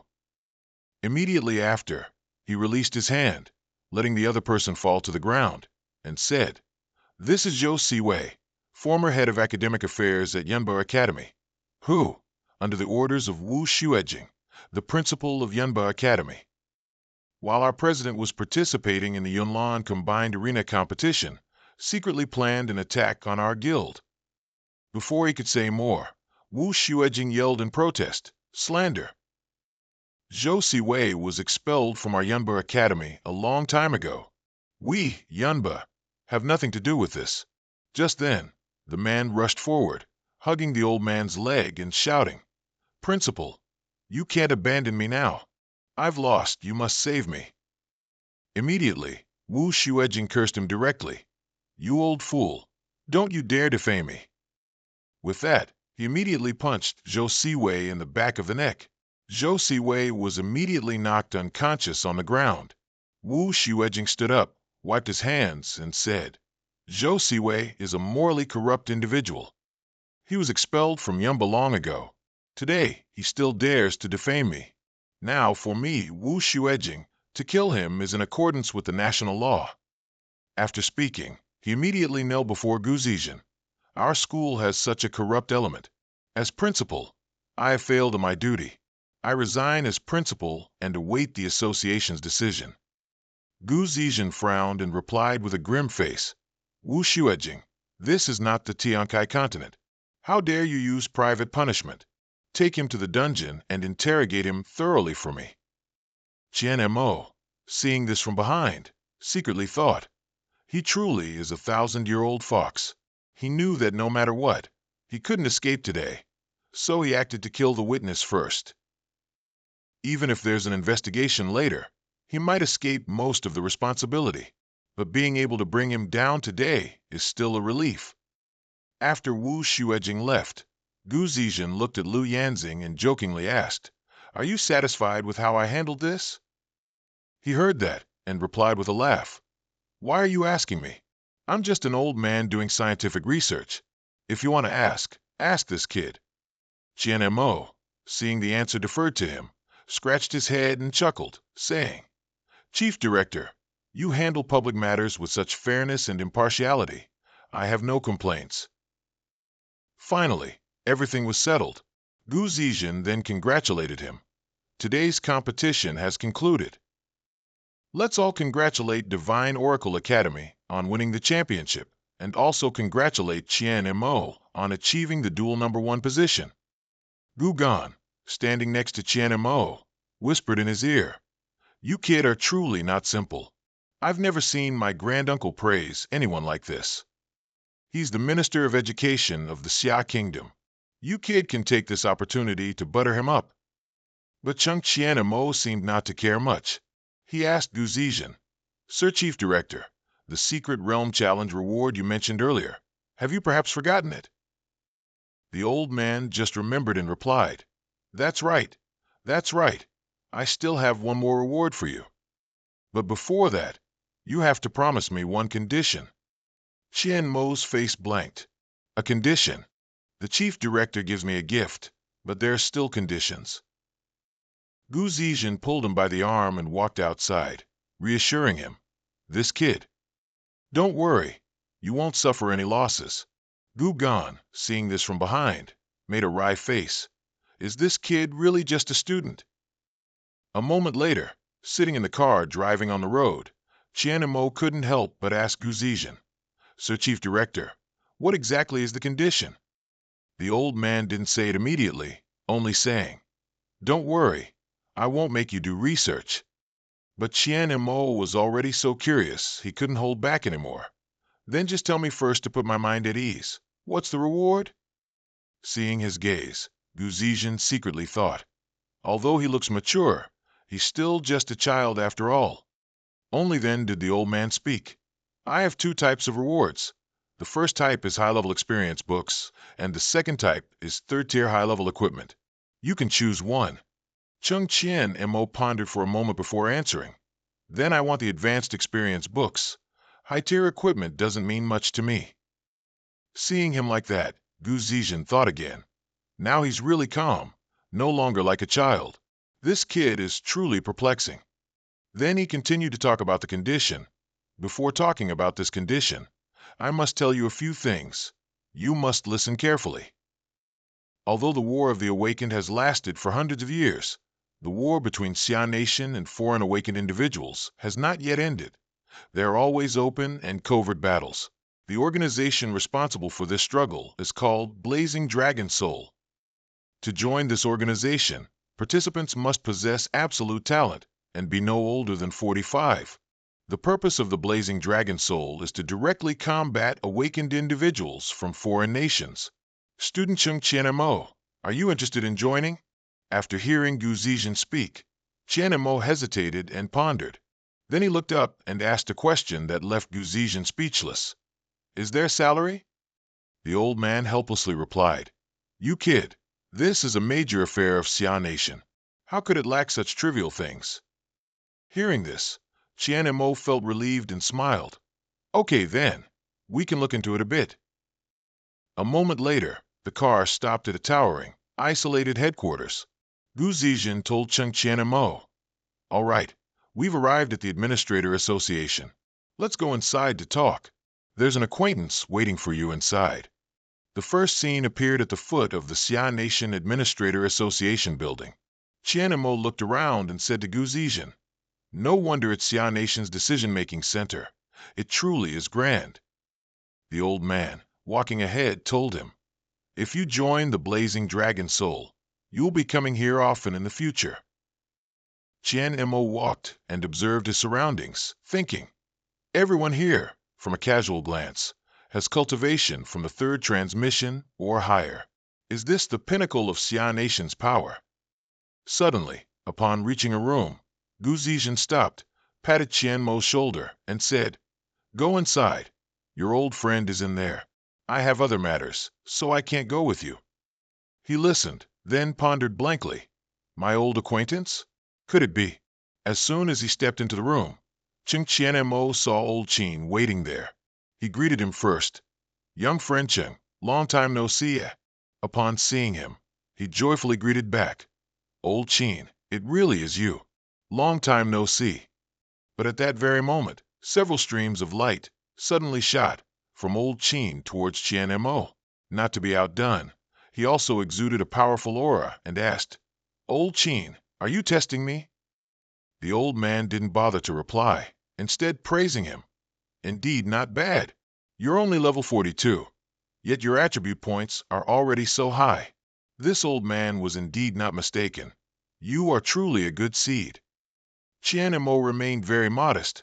Compared to you, I'm still far behind.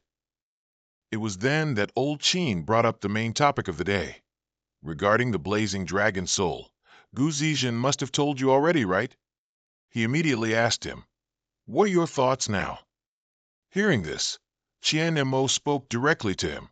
Actually, I haven't thought it through yet. As you know, I've just formed a guild, and I don't deeply understand what the Blazing Dragon Soul is. Seeing this, old Qin explained, When the Kairos continent appeared, it was actually distributed based on the territorial area and military strength of various countries. Our Xia Nation was a powerful country at the time, so we were allocated the largest area.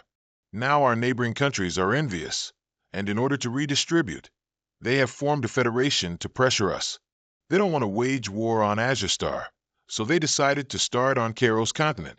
To prevent internal strife from depleting humanity's overall strength, countries have regulations.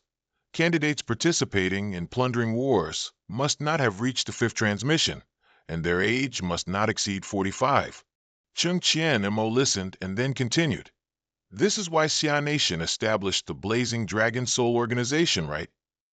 Old Qin nodded in agreement. Furthermore, since plundering wars were permitted, Xia Nation has gone through 4 consecutive battles. Winning only 1 and losing 3 has reduced the area Xia Nation controls on Kairos continent by 1/3. Now there's less than a year left until the 5th plundering war.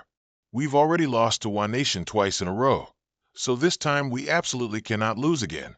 Your talent is unique in my lifetime, So I hope you can join the Blazing Dragon Soul and contribute to our Xia Nation. After hearing such a long explanation, Qian Mo immediately fell silent and pondered. If the Karos continent loses the battle, the controlled territory will shrink, and some altars will also be redistributed. Moreover, the opponent is one nation, so there's even less reason to refuse. Having thought it through, Qian Mo looked up and replied, Old Qin, I can participate, but I have one request. Hearing this, he broke out in a cold sweat. You kid, are you trying to extort this old man again? But Qian Mo said very seriously, Old Qin, you're joking. Fighting those One Nation guys is a good thing. I absolutely won't make any conditions. My request is to join the Blazing Dragon Soul after reaching the third transmission. Old Qin immediately agreed. That's certainly possible. After all, there's still a year left. You need to work harder to improve your strength. If you have any requests, you can also contact this old man. I hear you still have the locations of 5 altars. You didn't lie to Gu Zetian about that, did you? Qian Mo listened and then smiled, replying, I've already prepared the altar locations, but the Administrator Association also needs to give me some special rewards for this, right? Old Qin, after hearing this, burst into laughter, stroking his beard, and said, You kid, you truly never forget to seek benefits. Then he took out an ancient book and said, This is an advanced experience book. With your current level, it can help you increase by 1 more level. This type of book can also provide 6 million experience points at once. As he absorbed the book in his hand, he muttered, 6 million experience points, huh? This is no different from an epic level dungeon. The higher the level, the harder it is to level up. These 6 million experience points only help me increase 1 level. Then he bowed his head and bid him farewell. Old Qin, I also need to quickly seize the time to finish handling other matters here, and then return to the Heavens Revelation continent to level up further. He also didn't want to cause any delay, so he didn't keep him. Then you may go. The scene shifts to a very large archway with a banner attached. Welcome Chung Qian Mo, the double champion of the Martial Arts Academy, back. Qian Mo and Ruo, she stood in front of the school gate, stunned by the sight before them. Almost all the students in the school came out to congratulate him. A few female students even screamed, saying they wanted to have his children. Qian Mo's face paled as he looked ahead and asked Ruo Shi, Why did the principal put on such a show? She smiled and replied, Who told you to become the great hero of our Divine Oracle Academy? Then Ruo, she began to recount. Ever since you won the martial arts championship, the academies have sought us out and proposed cooperation. Now it's no longer a 3-school alliance, but a 9-school alliance. Now the leaders of the 9 schools are waiting for you, the student council member, to give a presentation. Qian Mo shivered upon hearing that and stepped back. Spare me, please. I haven't even rested since the competition. But just then, Ruo Shi added, Are you not going to recruit members for the guild? This is something Grandpa arranged specially for you. As soon as she finished speaking, Qian Mo's face brightened considerably. If that's the case, then I can go and meet them for a bit. The scene shifts to the conference room of the Divine Oracle Academy. Inside, Qian Mo bowed respectfully to the principals of the schools below. Thank you all principals for coming. Today is the first meeting of our 9-school alliance. Thank you all for trusting me. A principal sitting behind Ling, Xiao couldn't help but exclaim, Everyone must have personally witnessed the strength of student council member Chung. And Qiu Lang from my school also praised you endlessly. As long as you can help us train excellent students, just propose any conditions, and we will meet them. The other principals nodded in agreement when they heard him speak. That's right, little Chung. Feel free to present your teaching plan and requirements. At this moment, Qian Mo began to explain and introduce his guild to them. Currently, I own a guild in Spirit Moon City on the continent, which I'm sure you all know about. So I want to ask everyone to recruit 600 graduating students to join my guild for practical training. This is my teaching plan. After hearing this, one principal hesitated and said, So many people? Most of them are outstanding students graduating from various academies. Are you planning to make them work for you for free? Ling Xiao also added, it's not that we don't want to help, but at least you should come up with a plan. Everyone is very confused right now. The other principals also agreed with his opinion. We can provide students for you, but in return, you also need to let us know your intentions. Qian and Mo probably anticipated this, so he calmly replied, then I won't hide it from you anymore. My guild has already reached level 4. This time when I return, I will clear out the Spirit Moon City area, and the guild will reach level 5 or higher. By then, those graduates will be the core force for me to manage Spirit Moon City. The principal was astonished and asked, the Spirit Moon City you're talking about is the intermediate main city, right? You're saying you want to unify Spirit Moon City. Even if the guild belongs to the Divine Oracle Academy, it might be difficult to achieve. But Qian Mo was not intimidated and spoke frankly. That's right. That's the intermediate main city, Spirit Moon City. You can inquire about our Eternal Peak Guild. Currently, there are 3 major alliances and 11 guilds in the Spirit Moon City area. Our Eternal Peak has merged 4 guilds and also leads the 3 major alliances. According to my estimation, the conquest goal can be achieved in no more than 3 months. After he finished speaking, several schools decided to participate and support this endeavor. Chung Qian and Mo knew they were still a bit skeptical, so he added, everyone, don't worry. These students can be considered an initial investment, but after half a year, everyone will see their growth. Outside, everyone seemed to be buzzing about recruiting students from these 9 allied universities. Everyone had heard that Chung Qian Mo's guild was very powerful. By joining, one could buy items at half the market price. When the recruitment plan was fully disclosed, it immediately caused a stir among the major universities. In less than half a month, the number of participants reached the maximum level. As soon as the news was announced that the 9 universities would only recruit 600 graduates, everyone was eager not to lose their spot. After Huang Tian's injuries fully healed, Chung Qian Mo and the others were able to return to Spirit Moon City. Wei Shun, who was outside talking to Chiu Lang and Huang Tian, said, this test is so boring. I made it into the top 8 without even trying. I'm amazing.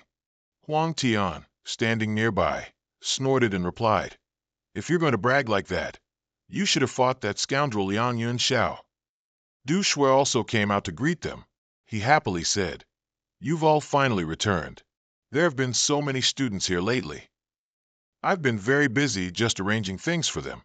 Qin Vin Suan also stepped out and said, let me tell everyone, I'm a master herbalist now. Upon hearing this, Noi then immediately approached him and jokingly said, it's all thanks to the guild leader.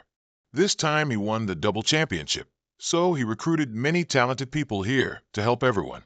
Why don't you go clear the table, so we can celebrate a successful meal? Kaimak then turned to Nuok Hai and asked, do you notice that we are missing someone? Noi then heard that, stroked his chin and pondered. It seems someone hasn't returned yet. Nuok Hai suddenly remembered, it's Lai Min Hao. He, Kaimak, and I returned to Blue Star. Then each went our separate ways back to Van Ba Academy. Why hasn't he returned yet? Du Teet also added that Lai Min Hao returned alone a few days after the competition. He said that Van Ba Academy didn't choose him, and he wasn't ready to compete with everyone. So he returned by himself and found a place to level up. Han Thien gritted his teeth in anger after hearing that. Van Ba Academy truly looks down on people.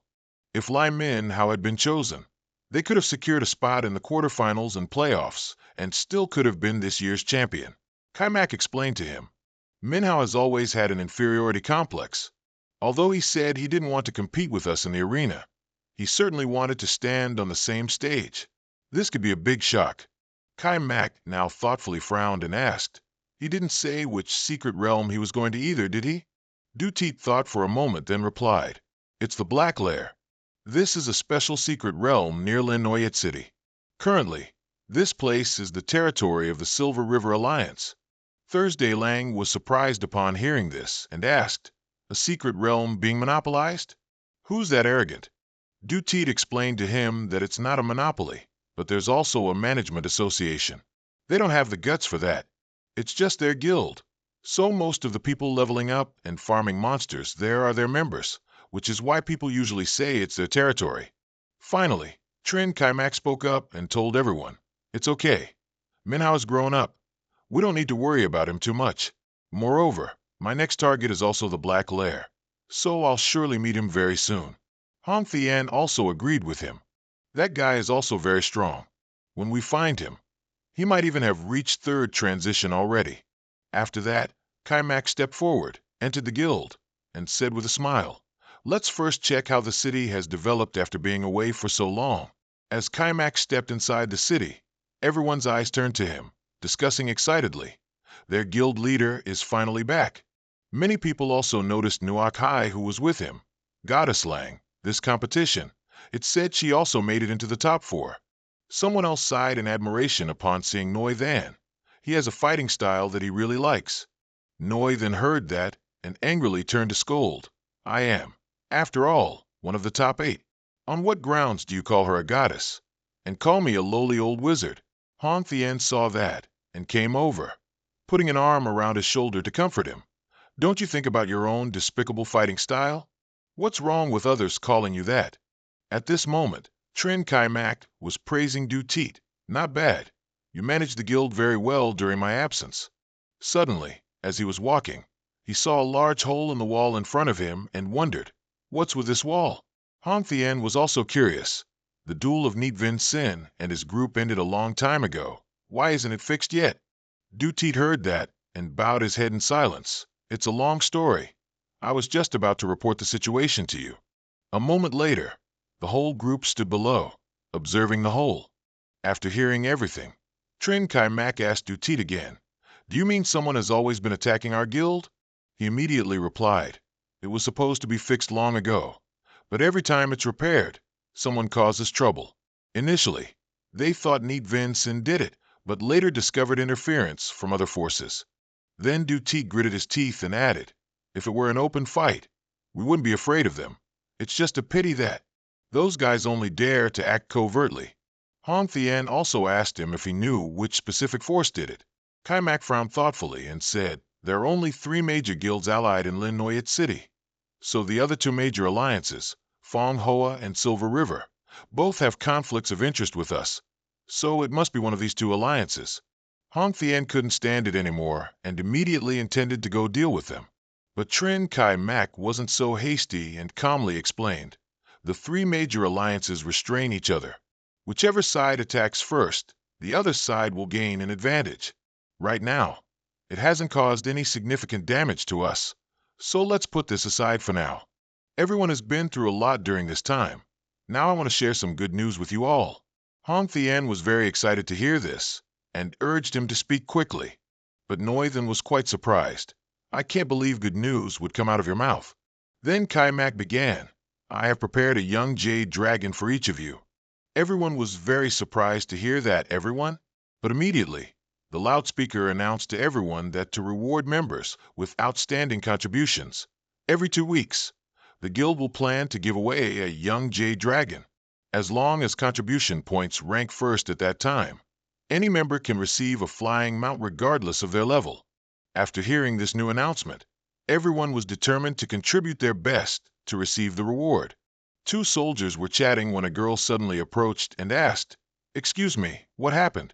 One soldier, unable to hide his excitement, replied, "Our guild leader just announced that all guild members, as long as their contribution points reach the goal, will have a chance to receive a young jade dragon mount." Vong Pukui saw that and muttered with a smile, "Great, there's actually a dragon. It seems I've come to the right place today." Saying that, she darted towards Trin Kaimak's group, ignoring the 2 bewildered soldiers, who couldn't stop her in time. Vong Pukui ran to a crowd who were cheering Cheng Xiamo as "Long live the guild leader." Immediately after, she pushed through the crowd and loudly asked, "If I join the guild, can I get a share of a dragon? Can you share a dragon with me, guild leader?" Wei Shen saw Vong Pukui and immediately scoffed. "What great are you talking about? Who are you? It seems you're not even a member of our guild, let alone talk about contribution points." She frowned and snapped. I was calling the guild leader, not you. Then Vong Pokui turned to Xiamo and asked, if I join your guild now, won't that be enough, guild leader? Share a dragon with me. I've never seen a dragon before. He listened and then smiled awkwardly. Miss, our guild has its own rules. Nuak Hai, standing next to him, quickly added, we have standards and evaluations for joining. We don't just accept everyone. But right after saying that, she took something out of her bag and introduced herself. My name is Vong Pokui, a level 48 evangelist. I was recommended here this time. Han Thien and Noi then heard the name and chuckled, joking with each other, while Xiamo on the other side still asked curiously, our team is indeed still missing one person. You said someone recommended you. Who is it? After that, she took out an emblem and said, his name is Lai Manhua. He said he's from the guild. Oh right, he's in danger right now. Xiamo and the others were extremely surprised to see the emblem. This emblem truly belongs to Manhua. Isn't he leveling up in the Black Lair? What kind of danger could he be in? At this point, Vong Pokui added, that's right, he's in the Black Lair. I also met him there with my group. After that, he recommended me here. On my way here, I happened to overhear a group of people talking. They mentioned his name and said they wanted to plot against him. When I rushed back, he had already followed his team into the secret realm, so I couldn't catch up. It's just a shame I can't enter the secret realm myself, but remembering that Manhua had recommended me here, I came first to see if I could find any reinforcements. Xiamo listened and mentally pieced everything together. Mentioned his name and plotted against him, huh? Han Thien saw this and angrily said, I don't think this is aimed at Manhua, but possibly at our entire guild. Then Xiamo suddenly shouted, Tan Dai!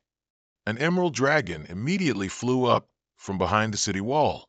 After that, it landed with a thud right in front of everyone's eyes. Then Xiamo turned back and coldly said, Han Thien Noi then Nuak Hai, wait a moment. Each of you take a dragon and fly with me to the Black Lair coordinates. The others were quite excited to hear that they would get to ride a dragon. Then he strode past Vong Pokui and told her, as for you, come with me, and tell me where Lai Manhua was last seen. Pokui heard that and eagerly asked where she would sit. Immediately, Xiamo jumped onto Tan Dai and told it, let her on, we're departing too. As soon as he finished speaking, he leaped straight into the sky, kicking up clouds of dust. A moment later, the entire group rode dragons, soaring through the sky, quickly heading towards the Black Lair. However, Vong Pokui wasn't sitting on a dragon's back, but was lifted into the air by Tan Dai's talons. The scene shifts to the Black Lair secret realm, where it is now dawn. At the entrance, two fierce-looking guards from the Galaxy Alliance were blocking players. They demanded that anyone who couldn't pay 1,000 gold coins should not enter. A martial artist was utterly frustrated by this. What? We have to pay to enter a secret realm? That's too arrogant. Charging 1,000 gold coins. Why don't you just become bandits? But some players didn't bother to argue, deciding to pay and enter quickly. Suddenly, at this very moment, a group of emerald dragons descended upon them, startling everyone. Who's making such a grand entrance? Riding dragons even? Han Thien was the first to dismount, followed by Noi then who immediately vomited upon landing. Xiamo dismounted from Tan Dai and asked Vong Pokui if this was the place. She quickly confirmed it and asked him to pay her entrance fee later. Han Thien, who was supporting a pale-faced Noi then, frowned and asked, what entrance fee? One of the fee-collecting soldiers, seeing their group, hesitantly asked another, this group looks like they're not to be trifled with. Should we charge them? But the other one replied arrogantly, I don't care where they're from. Once they're in our Galaxy Alliance territory, everyone has to pay. Then he stood directly in front of Vong Pokui, his face grim, and asked, stop, where are you going? The entrance fee is 1,000 gold per person. This is the rule here, understand? Frightened, she immediately ran and hid behind Cheng Xiamo, while he stepped forward and said, I am Cheng Xiamo, guild leader of Eternal Peak. Do we also have to pay? Unexpectedly, the other guy wasn't scared at all and even moved closer to threaten him. You being the guild leader of the management association means nothing. Got that? The very next second, a painful scream echoed throughout the forest, sending birds scattering. The two fee-collecting soldiers were now beaten and lying on the ground, while Shimo's group leisurely walked into the secret realm. Hong Thien then voiced his thoughts. The Galaxy Alliance actually dared to collect protection fees in the secret realm. It's clear that their alliance leader isn't a good person, and they even have a history of grievances with us. I don't think Manhua's situation can be unrelated to them. Shimo looked up at the entrance to the secret realm and mumbled. Manhua isn't replying to messages. Either he's still inside the secret realm, or he's unconscious. I just hope it's the former. The scene shifts to the headquarters of the Galaxy Alliance. On the throne, someone sat, listening to their subordinate report. Their alliance leader truly showed no respect for us. You must stand up for us. Lu Jinxian, the leader of the Galaxy Alliance, heard this and asked in a deep voice, "Stand up for you?" Then she started scolding the guy. "Are you an idiot? You dared to provoke that crazy Eternal Peak guy. They already reported their names, which was showing me great respect. How dare you still go collect fees?" The guy, his face swollen like a pig's head, whined in response to her. "I didn't know their identities, boss. What should we do about this now?" After he finished speaking, Lu Jinxian sneered, a glint flashing in her eyes, and replied, "We can't just let things go like this. This is an opportunity. Chung Chien and Mo. I just so happen to want to meet him this time." Chung Chien Mo's group was now standing in front of the entrance to the Black Lair secret realm, guarded by the Galaxy Alliance. Wei Shen saw this and exclaimed, "This secret realm looks really scary. The Galaxy Alliance is guarding this place, so what's so special about it?" Wang Fugue then said, "This is a random secret realm." Hong Tian heard this and was confused. What does random secret realm mean? She explained to everyone. The Black Lair has several secret realms intertwined. After entering, it largely depends on the path you choose. Of course, profit and risk are directly proportional, but no matter what, a 1,000 gold coin entry fee is still enormous. Nuakai heard this and was a bit worried. "So we don't need to complete the entire journey? Then how can we find Manhua?" She replied with a hint of uncertainty. "It's hard to say, but we can fight a few bosses. Anyway, one boss meets the condition to leave. And if we can't defeat the others, we can leave." Chung Chien and Mo also turned back and further explained to everyone. "We can fight until the very end of the process and only stop when we find Manhua." Wang Fugue was surprised, thinking he was joking, but Chien and Mo didn't reply and turned to Wei Shen. "You stay and guard the entrance. Don't let Manhua leave from here." He was startled upon hearing this. "Why should I be the one to stay here?" Then Mo suddenly slapped Wei Shen on the shoulder and said clearly, "There are 5 of us here. Besides me, you're the strongest. If you stay, no matter what happens, I'll be very relieved." He was a bit unsure at first, but was quickly convinced. "Don't worry, President. Leave this place to me. With Wei Shen here, as long as Manhua passes by, no one will be able to take him away." With that, the other 4 stepped into the secret realm, leaving everything outside for Wei Shen to handle. He stood outside, bewildered and alone. A second later, Wei Shen wailed, "Damn, did that guy just trick me?" Stepping into the Black Lair secret realm, Nuakai exclaimed, "The scenery doesn't look dark or dangerous at all." Hong Tian agreed with her and asked, "Where should we go next?" Wang Fugue quickly stepped forward and told them, "Don't worry, I'll lead the way. I'm very familiar with the paths here." Having said that, she pointed in a direction and said, "Go this way. This path is relatively easy." Then the group quickly followed the direction Wang Fugue had indicated. A moment later, they encountered their first obstacle, monsters wielding bows and arrows, shooting down from the cliff face. These were Shieldbreaker Owl Clan members, level 45. Mo and everyone quickly rushed forward to fight. Hong Tian, fighting, asked, "These monsters have 40,000 HP.